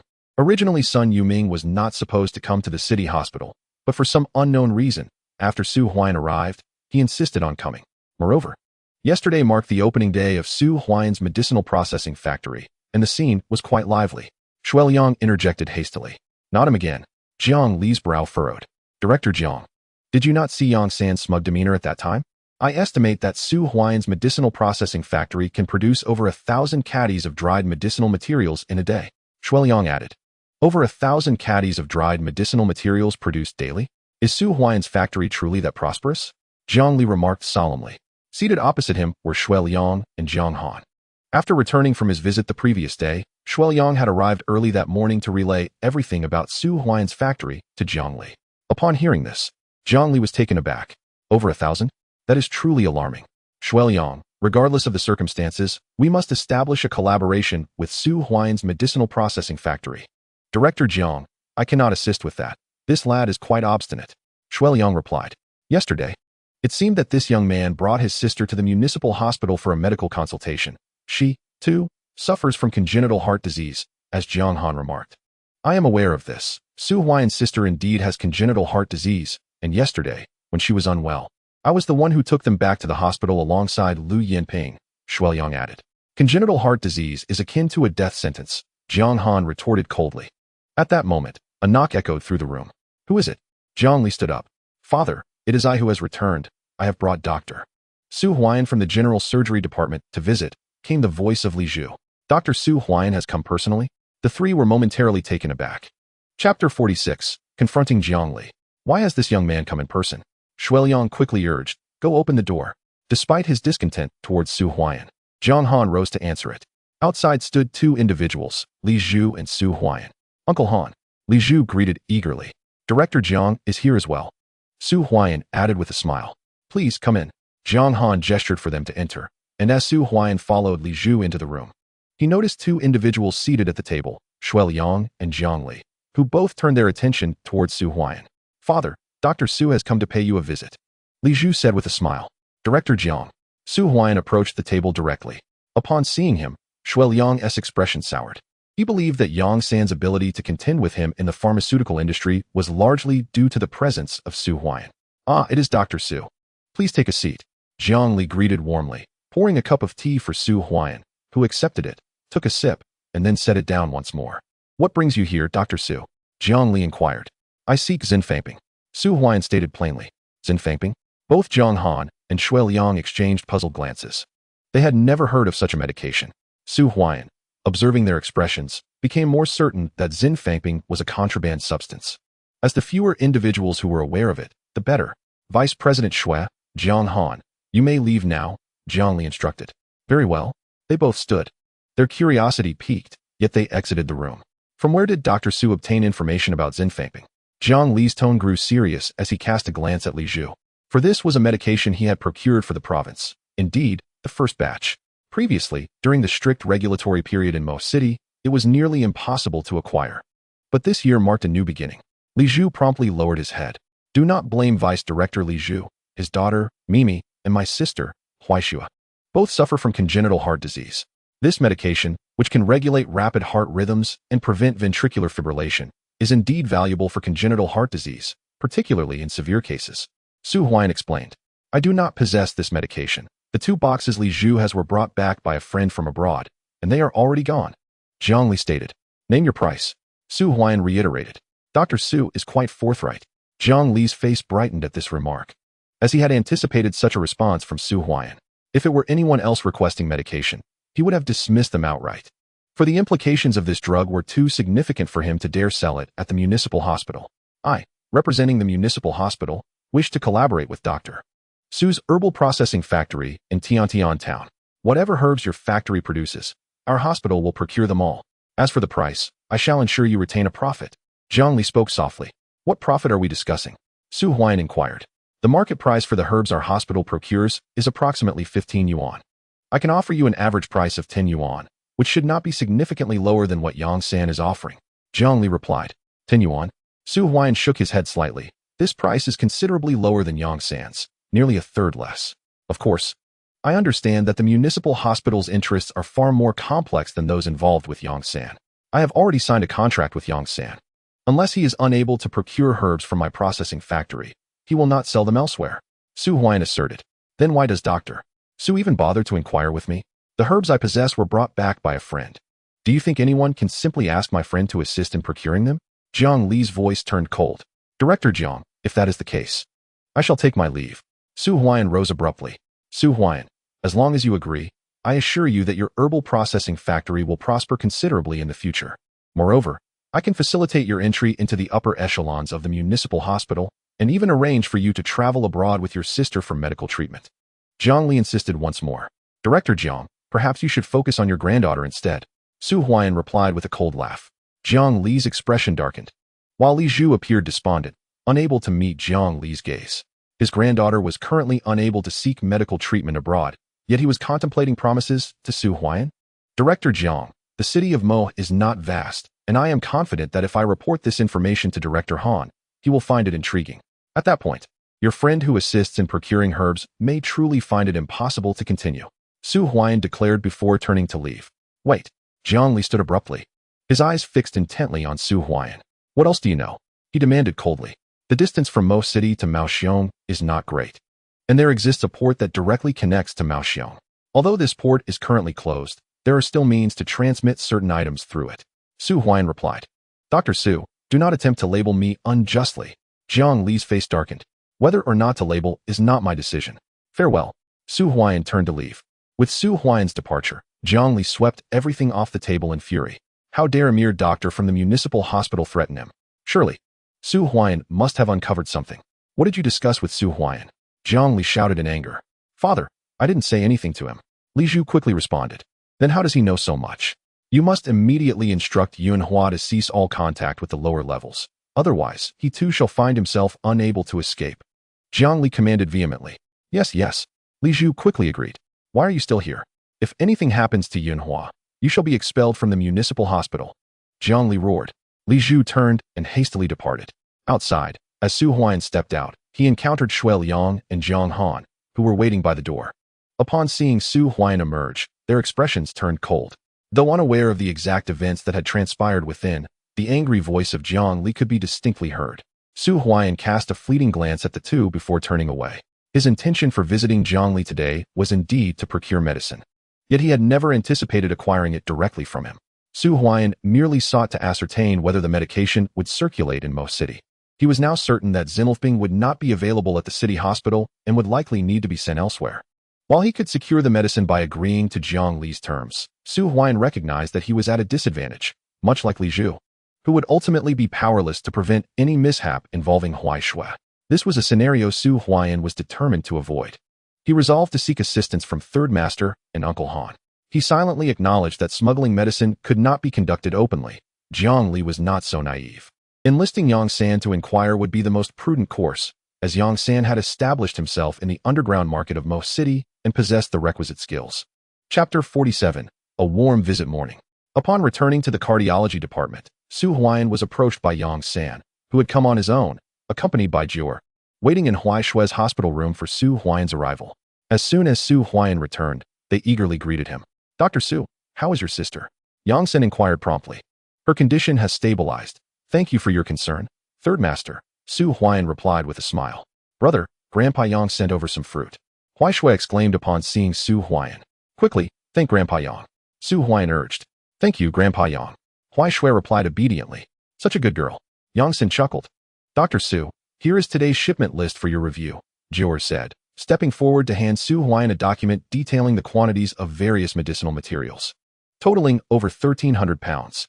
The processing plant had commenced operations yesterday, and today marked the dispatch of the first batch.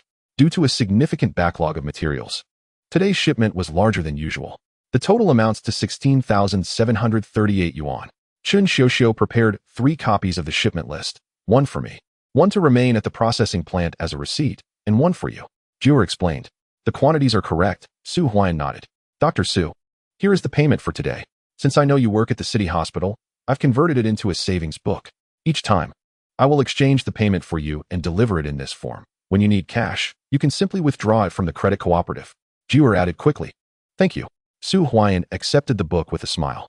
Over 10,000 yuan converted into cash was quite substantial, and a savings book was indeed more convenient. However, given the underdeveloped state of information, losing such a book could pose significant trouble, necessitating retrieval of the receipt from the credit cooperative. Dr. Su, I expect to visit your pharmacy every 3 days, transporting approximately 3,000 pounds of dried medicinal materials each time. Jior remarked. That will be a burden for you, Jior. Su Huaiyan replied. Not at all. Jior responded promptly. Third Master, does the Huaian pharmacy next door enjoy a thriving business every day? Su Huaiyan inquired of Yang San as a thought crossed his mind. Behind the Huaian pharmacy stands Shui Liang, the deputy director of the municipal hospital. I have also heard that this pharmacy has entangled interests with other high-ranking officials at the hospital, so naturally, their business flourishes, Yang San replied in a low voice. Tell Luer to keep a keen eye on them. If possible, capture some photographs for reference. Su Huaiyan instructed. No problem. Yang San assented. By the way, are you aware of the smuggling activities in Mo City? Su Huaiyan whispered to Yang San. How do you know about this, kid? Yang San asked, slightly taken aback. Just a guess. Su Huaiyan chuckled. You truly are quite resourceful. Ever since the reform pilot began after the new year, a faction underground has indeed harbored ulterior motives, with the audacious seizing opportunities to smuggle from the Bear Country, particularly the most profitable pharmaceuticals. Yang San remarked gravely. Why are you inquiring about this? I must caution you that while smuggling yields high profits, if anything goes awry, the consequences could be dire. Besides, your medicinal processing factory is already quite profitable. There's no need to take unnecessary risks. Yang San reiterated. What are you saying, third master? Su Huaiyan couldn't help but chuckle, then spoke earnestly. If you have any connections, please investigate for me. I have heard that a batch of cardiovascular generics has been smuggled into our country. My sister suffers from congenital heart disease, and I wish to procure some medication. So that is the case? Yang San silently exhaled in relief. I will find an opportunity to inquire tonight. If there truly is any, I could bring you a few boxes free of charge. Yang San assured. Thank you, third master. Su Huaiyan expressed his gratitude promptly. Well then, I shall take my leave. Yang San said. Take care, third master. Jiu'er, when you next visit Tiantian town, please bring back a peace of mind for me. Just say that Huai Shui is fine and currently hospitalized at the municipal hospital, so there is no need to worry about us. Su Huaiyan said as he accompanied Yang San and Jiu'er out. All right. Jiu'er nodded. Moments later, with Yang San and Jiu'er departed. Su Huaiyan had just returned to the ward when Li Zhu arrived. Upon seeing Su Huaiyan, Li Zhu remained silent, quietly placing a box of heart rhythm stabilizers on the small table beside Su Huaiyan. Thank you, Su Huaiyan said. You need not thank me.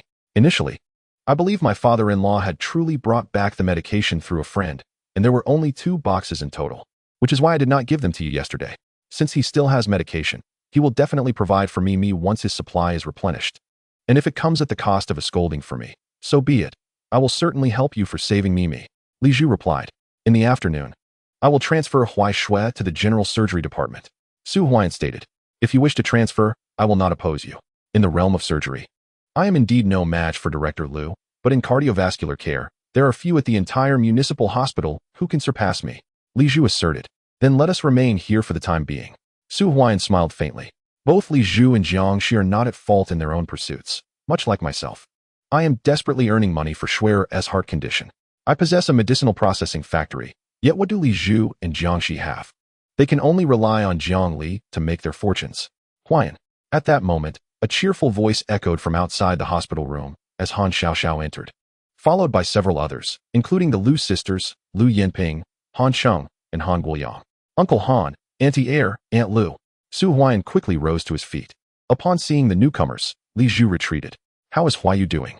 Han Xiaoxiao inquired eagerly, placing a lunchbox on the table. Lu Yinping and Lu Yanting also gazed at Su Huaiyu with concern. It was evident that Lu Yinping must have shared the news with everyone after her return yesterday, leading to their arrival by noon. The situation is stable. Su Huaiyan replied promptly. That's good to hear. Everyone sighed in relief. Huaiyan. I prepared some meals for you and Huaiyu, including a soup. You should eat it with Huaiyu shortly. I'll prepare more for you both in the evening. And Xiaoxiao will bring it over, Lu Yanting suggested. Aunt Lu, this is too much trouble. Su Huaiyan protested. What's troublesome about making a meal? Lu Yanting smiled. You'll be staying at the city hospital for a while. A congenital heart condition cannot withstand too much disturbance. Once you're feeling better, you can come stay at my home until you're completely stable enough to return, Han Guoyang stated. Thank you, Uncle Han. Su Huaiyan felt touched. Huaiyan, I'll come keep Huaiyu company this afternoon. You must check in at the general surgery department now that you're at the city hospital. Besides, there are surgeries every day. And Auntie Air said she feels assured with you on the operating table. Han Xiaoxiao declared. Auntie Air thinks highly of me. Su Huaiyan chuckled. You have 3 surgeries scheduled for this afternoon and evening, so you must attend. As for Huaiyu, let Xiaoxiao watch over her. You can't slack off. Lu Yinping instructed. Absolutely. Su Huaiyan nodded. Chapter 48. Shuiliang fears at noon. Su Huaiyan shared a meal with Su Huaiyu, enjoying a chicken soup that included 2 large chicken legs. Huaiyu savored her meal, leaving her mouth greasy, and afterward lay quietly on the bed. Huaiyan, did you watch television? You'll be on TV tonight. Han Cheng remarked, handing Su Huaiyan a newspaper. This edition of the cultural news featured not only the news of Su Huaiyan's medicinal herb processing factory commencing operations, but also the successful lung cancer surgery at the city hospital. But we don't have a television at home. How could I watch? Han Xiaoxiao replied. In truth, Han Xiaoxiao's family could easily afford a television. But Lu Yanting was always frugal. The fact that Han Cheng had worked for 3 to 4 years and was still not allowed to buy a watch illustrated this point. Let us buy a television for the house, Han Guoyang suggested. All right. Lu Yanting nodded, this time without objection. I'll cover the cost. Su Huaiyan quickly offered. How could we let you pay for the television? Auntie Air will take care of it. The last time I performed a lung cancer surgery that aired on the most city television station, I didn't even get to see it. I only heard it on the radio. Lu Yinping replied. Wonderful. Everyone's spirits lifted at once. Huaiyan. I too wish to witness the inauguration ceremony of your medicinal herb processing factory on television. I have heard that even the Municipal Reform Committee has praised your efforts, commending your accomplishments. Han Xiaoxiao remarked. You mischievous girl. Lu Yanting could not help but chuckle. The matter concerning the Municipal Reform Committee was, of course, something she had reported upon her return. Uncle Han, have you ever encountered this medicine? Su Huaiyan recalled something and handed a box of medicine to Han Guoyang.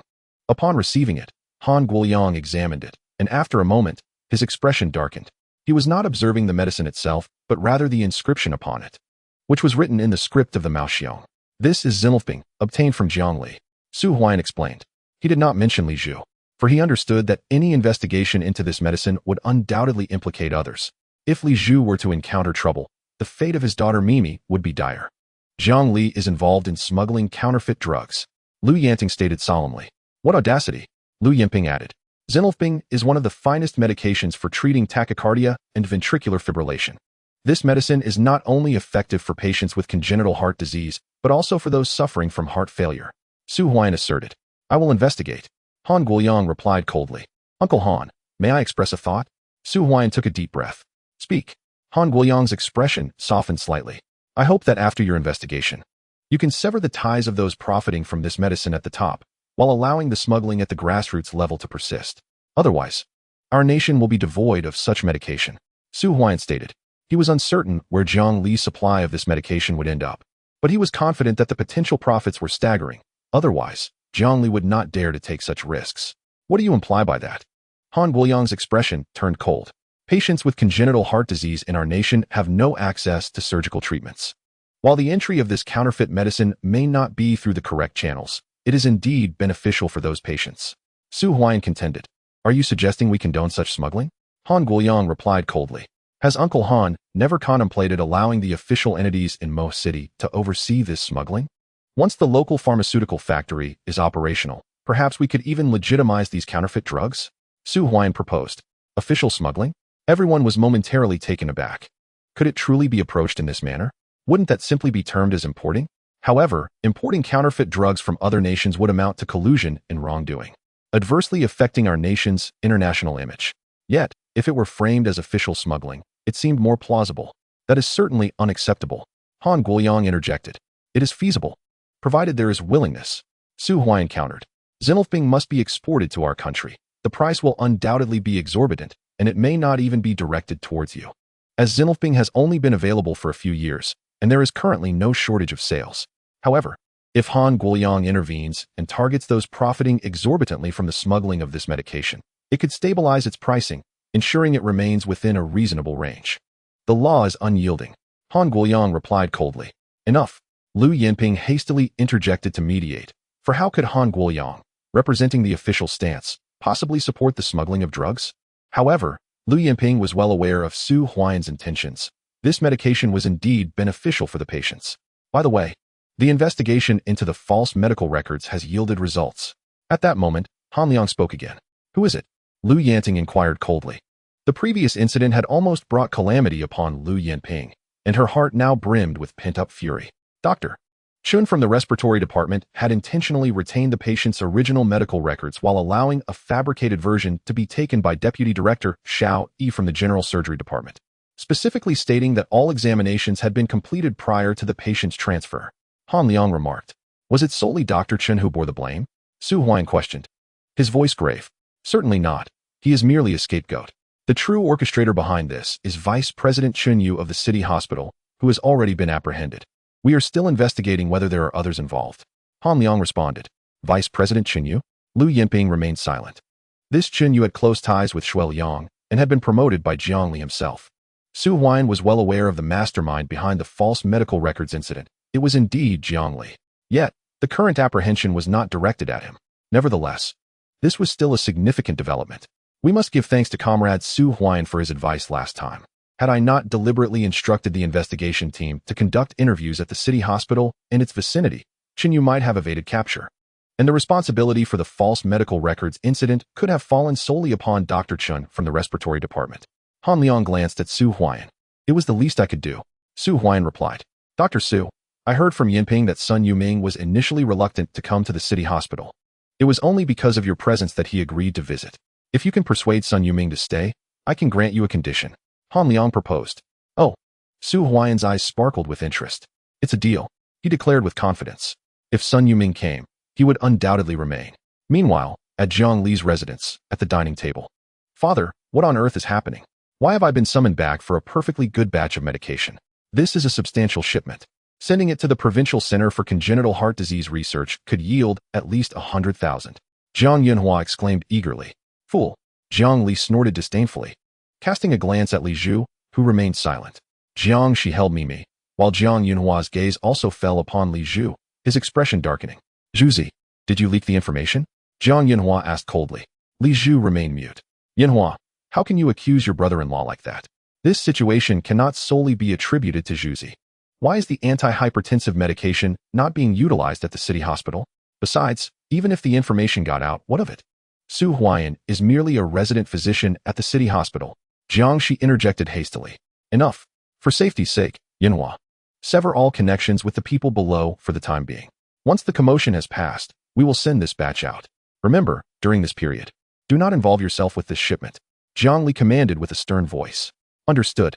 Jiang Yunhua nodded, though a hint of defiance lingered in his eyes. After all, why should a mere resident physician obstruct his opportunity for profit? This shipment could yield upwards of 100,000. And what could a resident physician at the city hospital possibly do? Bang, bang. Director Jiang, there's been an incident. An incident. Suddenly, a frantic knocking resounded at the door. Open the door.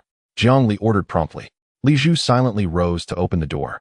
As it swung ajar, two individuals entered, led by Shuai Yang, whose countenance bore a grim expression, followed closely by Vice President Wang from the municipal hospital. What is the matter? Jiang Li inquired coldly, scrutinizing the pair. Director Jiang, we are in grave trouble. This morning, Han Guoyang dispatched individuals to abduct Vice President Chen. Moreover, all personnel from the respiratory department implicated in the fraudulent medical record incident have also been apprehended, Shuai Yang stammered, his voice trembling.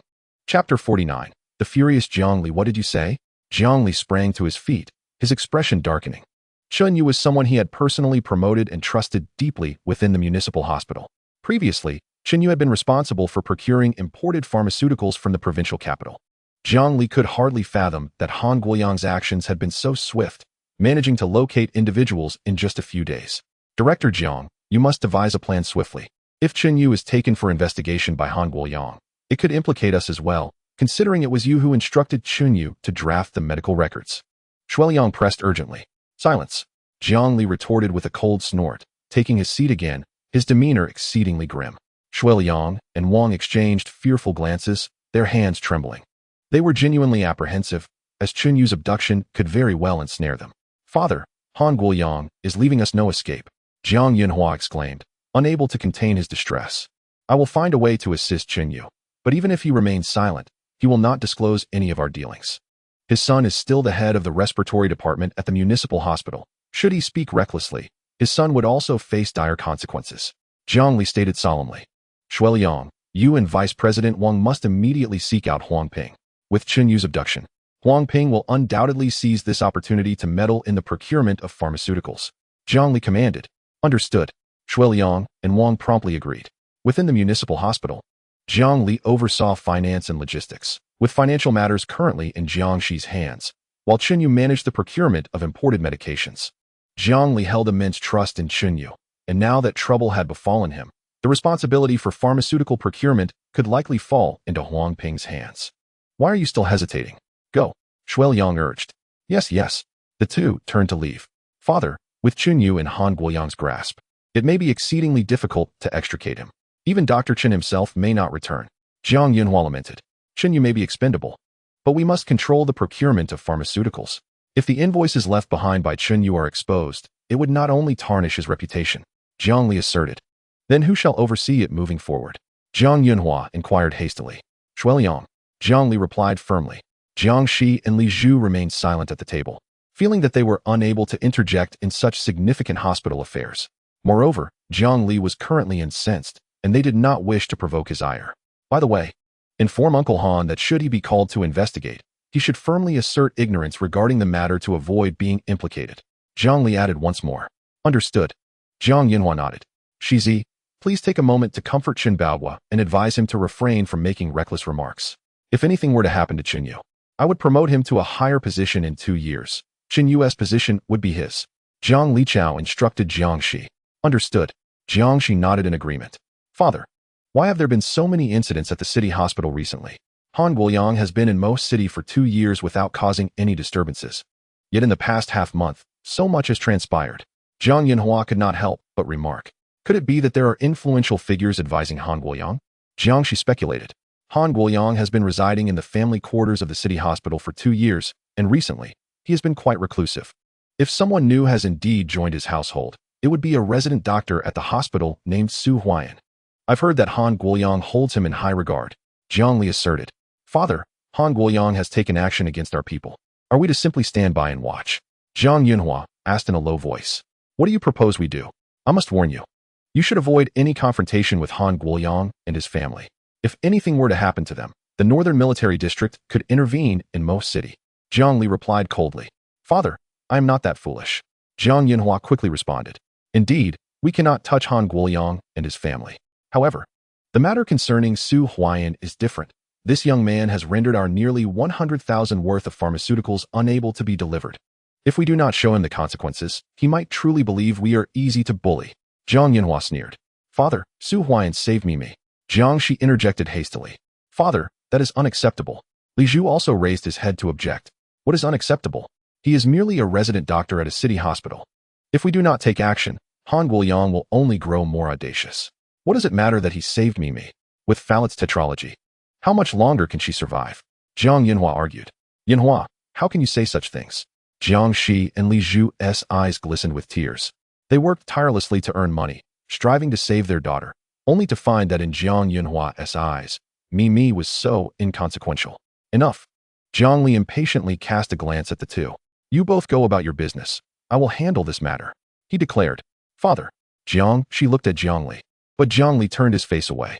Jiang Shi, holding Mimi, wept as she fled, with Li Zhu hastily following her. Father, I will arrange this matter. Zhang Yinhua insisted. Do not expose our intentions, and you must not touch that batch of medicine right now. Jiang Li warned in a hushed tone. Understood. Zhang Yinhua turned and left. Han Guoyang, I underestimated you, but even if Chen Yu falls, what of it? You cannot meddle in the affairs of the city hospital. Even without Chen Yu, there will be another like him. Jiang Li's fist slammed down heavily on the table, his heart seething with rage. Chen Yu was someone he had painstakingly elevated. His downfall felt akin to severing an arm, and he could not accept it.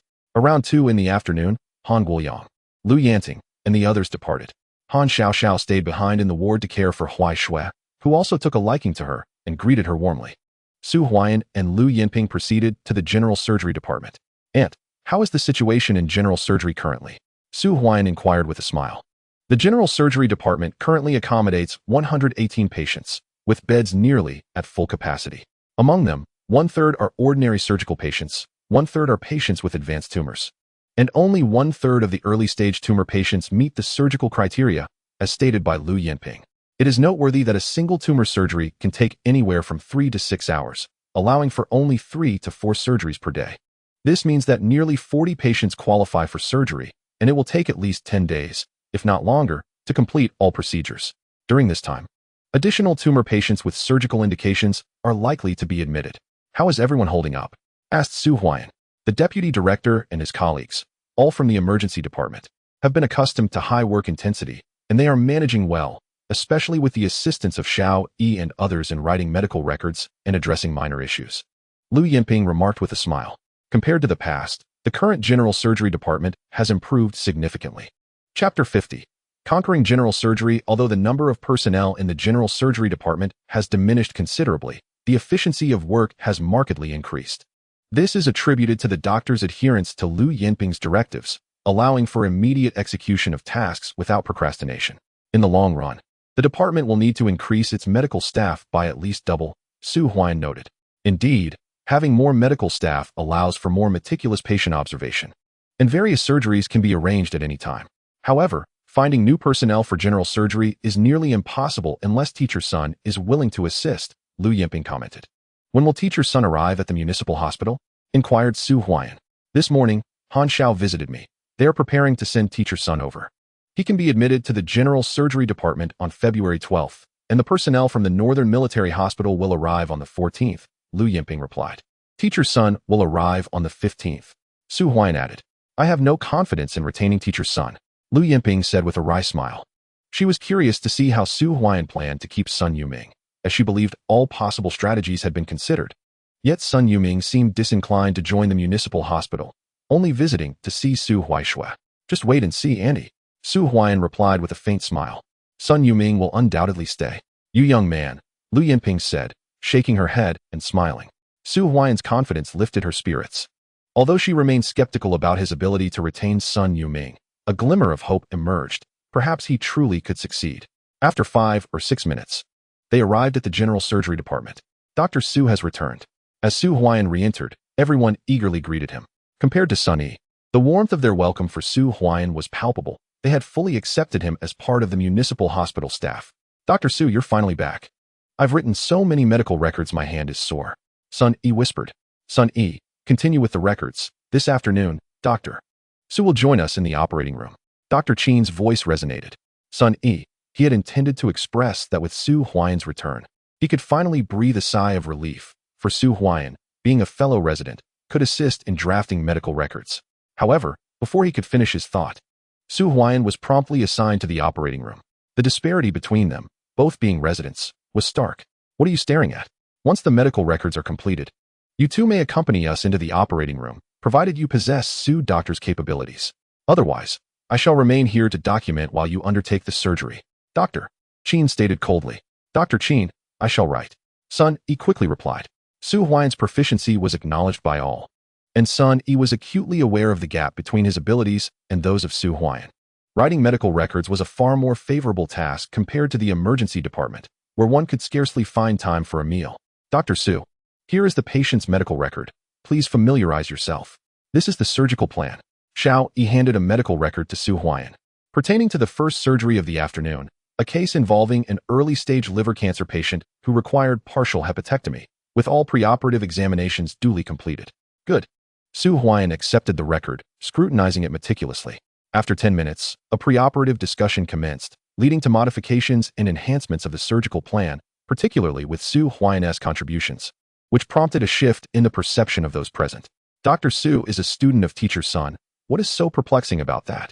After finalizing the complete surgical plan, Lu Yinping glanced around the room and remarked nonchalantly, a genius surgeon, a student of Teacher Sunday. This was Lu Yinping's appraisal of Su Huaiyan. His familiarity and insight into the surgical field could only be attributed to his exceptional talent, as there were elements of the surgical plan that even she had not considered. So he is a student of Teacher Sun. That clarifies much. A chorus of nods followed. The afternoon surgery commenced. Around 5 o'clock, the first surgery concluded. Su Huaiyan visited Huaishui, only to find Han Xiaoxiao had arrived with takeout from home and was sharing a meal with her. How are you? Su Huaiyan inquired with a smile. Second brother, I am well. Huaishui responded obediently. Huaiyan, this is the takeout for you and your second aunt. Han Xiaoxiao handed 2 lunchboxes to Su Huaiyan. Thank you. Su Huaiyan graciously accepted them. Your second aunt mentioned that you have 2 more surgeries tonight. I will stay here to care for Huaishui, so you can focus on your surgeries. If anything arises, I will come find you. Han Xiaoxiao assured him. All right. Su Huaiyan departed with the takeout. Dr. Su. Just as Su Huaiyan stepped outside, he encountered Li Zhu, whose expression was rather grim. Upon seeing Su Huaiyan, Li Zhu opened his mouth, but was at a loss for words. He knew that the relationship between his father-in-law and Su Huaiyan had irreparably soured. Dr. Su, you should leave the city hospital. Li Zhu said. What do you mean? Su Huaiyan furrowed his brow. Dr. Su, keeping Huaishui in the cardiology department won't be of much benefit. I will provide you with another box of the antiarrhythmic medication you requested. You should take Huaishui to the provincial hospital for treatment. The provincial hospital has a congenital heart disease research center and will surely have more effective solutions. Li Zhu insisted. Thank you for your suggestion, but I will not leave the city hospital at this moment, Su Huaiyan declared. Dr. Su. Li Zhu wanted to say something further, but Su Huaiyan bid farewell and departed. Su Huaiyan found Li Zhu's advice to leave rather peculiar, undoubtedly connected to Jiangli. That evening, Su Huaiyan continued to shadow Lu Yinping in the operating room. In addition, Yu Deping and Xiao Yi each took their turns, with Su Huaiyan serving as an assistant in both surgeries, while Lu Yinping was the lead surgeon. However, Su Huaiyan's contributions were substantial, and with each operation, the astonishment of the others regarding his skills grew. Could such expertise truly belong to a mere resident doctor? It would not be an exaggeration to say he rivaled seasoned surgeons with decades of experience. Dr. Su, if they were aware of your surgical prowess, the provincial hospital would vie for your services, Xiao Yi remarked post-surgery. He realized that despite his years in the surgical field, he could not compare to Su Huaian. Remembering his initial skepticism about Su Huaian during their first surgery made Xiao Yi blush. Su Huaian's capabilities exceeded his expectations. The provincial hospital would not consider doctors from our community health center. Su Huaian chuckled. You are different, Xiao Yi hastily replied. Hee. With a faint smile, Su Huaian, after concluding the evening surgeries, returned to the cardiovascular department to check on Huaishui. Han Xiaoxiao was asleep in the ward. After covering the two with blankets, he decided to stay in the cardiovascular department. 3 days swiftly passed. Throughout these days, the general surgery department had scheduled 3 to 4 surgeries daily. And aside from performing surgeries, Su Huaian spent his time attending to Huaishui. As more surgeries unfolded, the esteem held by the general surgery doctors for Su Huaian was palpable, to the extent that Lu Yinping, upon entering the operating room, directly appointed Su Huaian as the lead surgeon, while she observed alongside Xiao Yi and Yu Depong as his assistants. Su Huaian, standing within the general surgery department, was undergoing a transformation. Chapter 51. The severe medication shortage issue. Even Lu Yinping secretly admired Su Huaian. During these 3 days, he returned once to Han Xiaoxiao's home, leaving his savings book there. Upon counting, he realized his total capital had reached 111,000. The second batch of goods was also on the verge of being shipped to the city. Once delivered, his capital would increase again, bringing him closer to competing for the pharmaceutical factory. February 12th, morning. In the general surgery department of the city hospital, Lu Yinping stood to prepare for a handover. Just as she was about to do so, Jiang Han entered with a group of people, directly taking a seat in the doctor's office. Director Jiang, what brings you from the emergency department to my general surgery? Lu Yinping inquired coolly. Director Lu, I am also the director of general surgery. Jiang Han replied coldly. Recently, he had been taken by Han Guoyang for an investigation, and the inquiries from the investigation team had nearly overwhelmed him. Fortunately, Jiang Li had forewarned him, and he adamantly insisted on having no connection to the respiratory department, claiming complete ignorance regarding the false medical records. In the end, the investigation team had no choice but to let him go. However, Chun Yu and a third of the respiratory department personnel faced removal and investigation. Chun Yu's son, Chun Baohua, the head of the respiratory department, endured the questioning in tears, refusing to divulge any information, while Chun Yu accepted full responsibility. Jiang Han once believed that his departure from the general surgery department would prompt Lu Yinping to request his return. However, to his astonishment, the general surgery department has flourished, and their ties to the emergency department seem to have severed, leading them to truly identify as part of the emergency medicine team. Director Jiang, we thought you were about to take over the emergency department, Su Huaian remarked with a chuckle. Laughter erupted among the attendees, none of whom feared Jiang Han. Yu Deping and the others had emerged from the emergency department. Even if they faced opposition, what of it? They could always return. Xiao Yi is leaving anyway.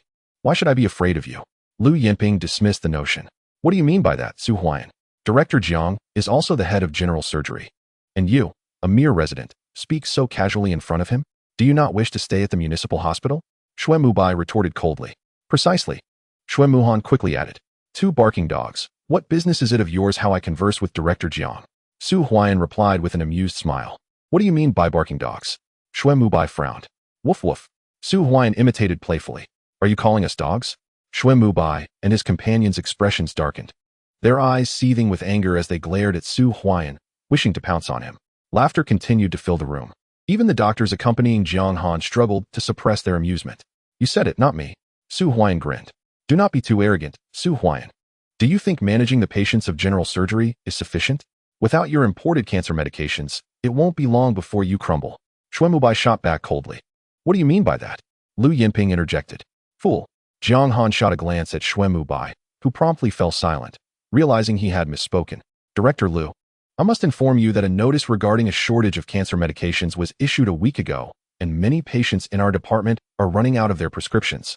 Xiao Yi chimed in urgently. No medications? Lu Yinping's expression soured. For patients with advanced stage cancer, these drugs represented their sole lifeline, and they were crucial for post-operative care. Without medication, there will surely be consequences. Director Lu, I won't conceal it from you any longer, if you do not reinstate me. The cancer medications for your general surgery department will not be replenished for 3 months. You must strive to hold on. Jiang Han sneered. Despicable. With a crash, Lu Yinping hurled her teacup at Jiang Han's head.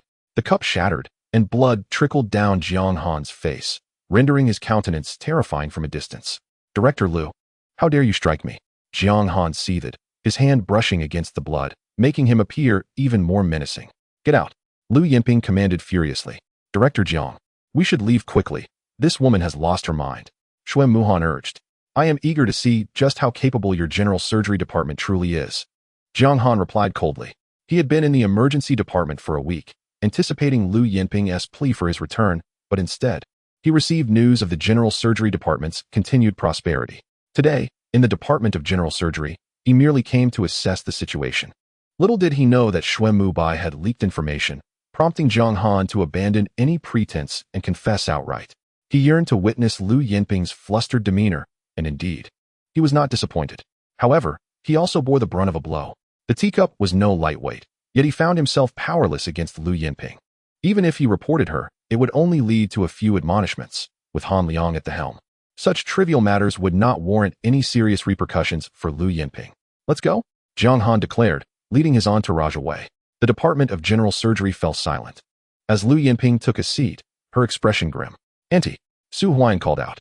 Yu Deping and Xiao Yi fell into silence, realizing that with no medication at hand, they were left without pressing issues for the time being. However, in a matter of days, patients from the entire department would come seeking assistance. I'm fine, Lu Yinping asserted. If what Jiang Han claimed was true, the imported cancer medication wouldn't arrive for another 3 months, which would spell doom for their department. Who is responsible for procuring the imported medications? Su Huaian inquired. Chenyu and Shueliang. Chenyu primarily oversees imported medications, while Shueliang manages the procurement of regular drugs. Now, with Chenyu embroiled in trouble, Jiangli has the perfect excuse to claim a shortage of supplies. Lu Yinping replied solemnly. Though Chenyu has fallen, the municipal hospital must have a stock of imported medications. Su Huaian countered. Certainly, such medications are typically procured in bulk, sufficient for 6 months to a year. However, if Jiangli does not release them, it amounts to nothing.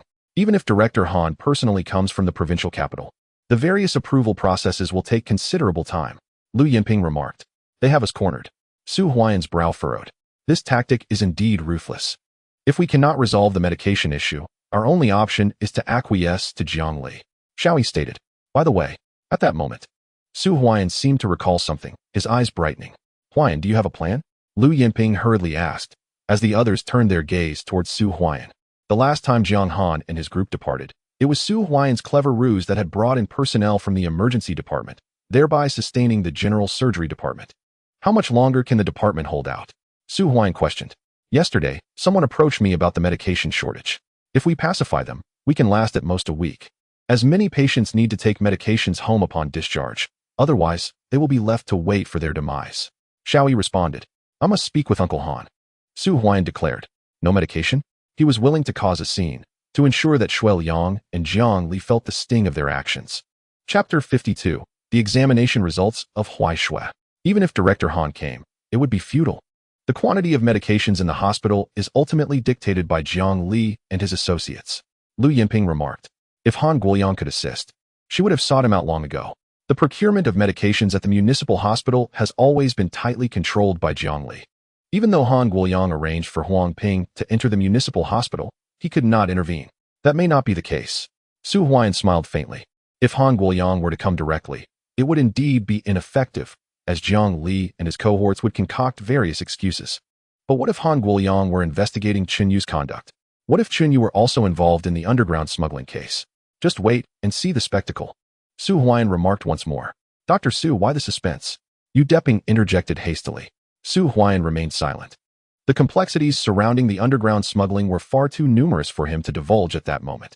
He decided to wait for Director Han to arrive and discuss it with him then.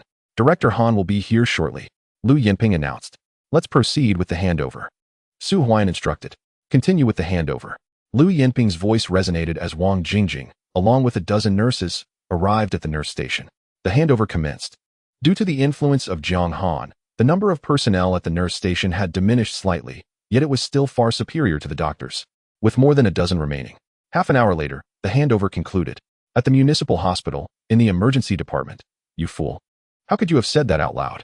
Jiang Han glared at Xue Mubai with a cold demeanor. Director Jiang, it was not my intention. It's just that Lu Yinping and her group have been so arrogant that even I could not tolerate it. How can anyone at this municipal hospital dare to disregard you? Xue Mubai responded hastily. Upon hearing this, Jiang Han's expression softened just a fraction. Indeed, Xue Mubai and Xue Muhan had spoken up for him in the past. Uncle, what if this matter becomes public? What can Lu Yinping possibly do? She can only watch helplessly as we have no remedy, and even if Han Liang were to arrive, our internal affairs at the municipal hospital are beyond his jurisdiction, Xue Muhan retorted coldly, although Chun Yu has been taken away for questioning. The matter concerning the procurement of imported medications has already been addressed by Vice President Xue and Vice President Wang. Even Han Liang would uncover nothing, Jiang Han asserted.